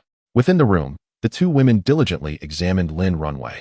In a short while, they reached a preliminary conclusion. The primary concern was severe wound infection and persistent high fever, necessitating immediate intervention. Zhou Xian turned to Qin Jin and the returning Li Bowen with urgency. This girl is far too weak. We must administer glucose and start her on antibiotics to combat the inflammation. We have amoxicillin and ampicillin among our supplies, as well as antipyretics. I recommend transferring her to our vehicle for intravenous treatment without delay. Additionally, her leg wound requires immediate disinfection and a tetanus shot. There is no time to waste. Qin Jin readily agreed. After nodding in affirmation, nearby combat team members swiftly retrieved a stretcher from the vehicle. The 2 women carefully lifted Lin Ruanwei onto the stretcher and escorted her out of the room, heading towards the vehicle for urgent medical attention. Lin Jijie also wished to follow, but was halted by Qin Jin. You have yet to conclude your matters. Please wait a moment. Everyone returned to the hall. Dao Gu and his companions were trembling in fear, gazing at the bloodied figure of Xiao Wang, whose head bore a gaping wound, his lifeless eyes fixed on a distant point. Esteemed heroes, we are willing to offer all our food and medicine. Please grant us mercy. Dao Gu was on the brink of despair. All that he had once held in high regard was rendered useless. His sole desire now was to survive. Qin Jin paid no heed to their pleas and cries. He merely cast a glance at Lin Jijia, eager to resolve the situation swiftly and return to the temporary base to continue preparations for the morrow. It would be ideal to save Lin Ruanwei. His expression remained calm as he addressed Li Bowen and the other combat team members with a measured tone. Proceed. End of chapter. Chapter 118. Deal and depart. The phrase, simple yet decisive, escaped from Qin Jin's lips. Beside him, Li Bowen and several combat team members had already disengaged their firearm safeties. Under their leader's command, they resolutely fired, shattering the target's skulls. The sharp reports of gunfire echoed through the hall, swiftly followed by an eerie silence, leaving behind a few bodies frozen in terror and disbelief. The combatants proceeded to draw their daggers, mercilessly delivering finishing blows to ensure that no opportunity for mutation was afforded to the fallen. Search every corner of this room and gather all useful supplies into our vehicle. We must leave immediately, Qin Jin directed, then turned his attention away from his subordinates, who were now adeptly executing their tasks. He fixed his gaze on Lin Jijia, who stood petrified with fear. Locking eyes with him, Qin spoke in an even tone. I have saved your lives. I hope you both will serve our base diligently in the future. Do not think of merely going through the motions. As you have witnessed, we are people of action, unaccustomed to frivolities. What we deem undesirable, we eliminate without hesitation. He stepped closer, gently patting Lin Jijia's shoulder, who, still in a daze, swayed unsteadily, a bewildered smile creeping onto his face as Qin turned and strode away towards the vehicle. Left standing, Lin Jijia touched the spot where Qin had patted him, uncertain whether to laugh or cry. It seemed he and his sister had embarked on an extraordinary journey, the outcome of which remained uncertain. Time for contemplation was scarce. The combat team, spurred by their leader's orders, rummaged through the unit with the fervor of wolves, uncovering all the supplies previously hoarded by their predecessors. A plethora of medical supplies filled nearly half the room, alongside dozens of pounds of grain, some seasonings, and even a pot of already cooked rice. All swiftly transported downstairs to the vehicles. From the moment they arrived to rescue the hostages until they returned to the convoy with the salvaged goods, no more than 15 minutes had elapsed. All personnel boarded the vehicles. 6 cars stood ready, and under the captain's direction, they began their journey toward the temporary base. By 5 o'clock in the afternoon, the sun hung low in the sky, casting its last rays defiantly upon the earth. At the makeshift base located in a school, defenses had been firmly established. Several team leaders continued to instruct their members to inspect every position, ensuring no vulnerabilities remained. Tonight marked the first overnight stay outside since the outbreak of acidic rain zombies, necessitating utmost vigilance. Near the entrance of the school base, 2 team members kept a vigilant watch from atop a 3-story building, their eyes fixed on the entrance. They had just received word from 2 teams that had ventured out, indicating their imminent return. Sure enough, within moments, a convoy of 6 vehicles came into view. Spotting the familiar leading vehicle, the team member relayed the information to their captain and reached for the walkie-talkie to re-establish contact with the returning teams. After confirming that there were no issues and no zombies surrounding the gate, someone opened the door, allowing the entire convoy to enter. Once the vehicle came to a halt, Qin Jin jumped out and spotted several captains from the station base who had gathered around. He waved and inquired, "Is everything taken care of?" The captains assured him that all was well. "We have brought back 2 individuals. Please be cautious." The male exhibits remarkable speed and is suspected to be an evolved survivor from this post-apocalyptic world. We shall conduct a thorough examination once we return to the base. As for the woman, she is his sister. Do your utmost to save her, for she holds great potential for us. Qin Jin continued to address the other captains. There was no need to conceal Lin Jijia's identity as a leg-evolved individual. In time, the others would encounter various evolved beings and could adapt in advance. Regarding Lin Runway, he needed her to survive the return to the base to see if she could contribute to their ammunition production efforts. It was fortunate to have salvaged 2 useful individuals from this outing. The returning team quickly completed the handover with those on guard, and everyone swiftly set to work, repairing vehicles, transporting supplies, verifying information, preparing meals, and getting ready to rest. All tasks proceeded in an orderly fashion. The night watch had already been assigned, divided into 3 shifts with 10 personnel per shift. Ideally, there would be no incidents. However, should any arise, they could promptly awaken other team members for assistance. At 7 p.m., darkness enveloped the city. The night was not a full moon, and the moonlight was exceedingly faint, rendering the outside nearly pitch black. Strange growls and the sounds of objects colliding faintly echoed outside the school. The walls of the school and some adjacent buildings had been adorned with energy-efficient LED lights, illuminating the area just beyond the walls. These were items brought from the green source base, with low energy consumption, once connected to the portable batteries. They could illuminate the area throughout the night. Unlike the previous training session at the helicopter site, which was remote and vast with no mutated zombies, there was no need for extensive lighting there. This time, being near the city, the presence of zombies would undoubtedly be greater, and their heightened sensitivity due to mutation necessitated caution. On the highest building of the school, 2 large searchlights were prepared, occasionally illuminating the distance to assess the situation outside. Since zombies had nearly no vision, they would hardly react to light, and their aversion to daylight was primarily due to ultraviolet rays. The night watch personnel were already armed and vigilant, primarily utilizing quiet weapons such as bows and crossbows. It was best to avoid gunfire unless absolutely necessary to prevent attracting a horde of zombies. Each guard was equipped with night vision goggles and binoculars. ensuring they would not be caught off guard in the event of danger. Other arrangements need not be elaborated upon. In a 5-story educational building within the school, faint lights flickered in several classrooms on the 5th floor. These classrooms served as the resting quarters for the combat team, not on night watch. They had long since cleared the classroom space, bringing in blankets and clothing for an overnight respite. In one of the classrooms, a dozen team members gathered around a crackling bonfire, a large pot bubbling with steam at its center, filled with simmering food. One of the team members began to distribute the provisions to the others. On this rare cold night in the south, the warmth of hearty fare served to effectively dispel the chill from their bodies, a fleeting happiness in this apocalyptic world. Adjacent to this classroom, in another office, Qin Jin sat in a chair beside a desk, holding a tablet that played a series of videos. As he watched, he fell into deep contemplation. End of chapter. Chapter 119. Night Watch. Qin Jin gazed intently at the tablet before him, which displayed footage previously gathered from the Zhu City military district.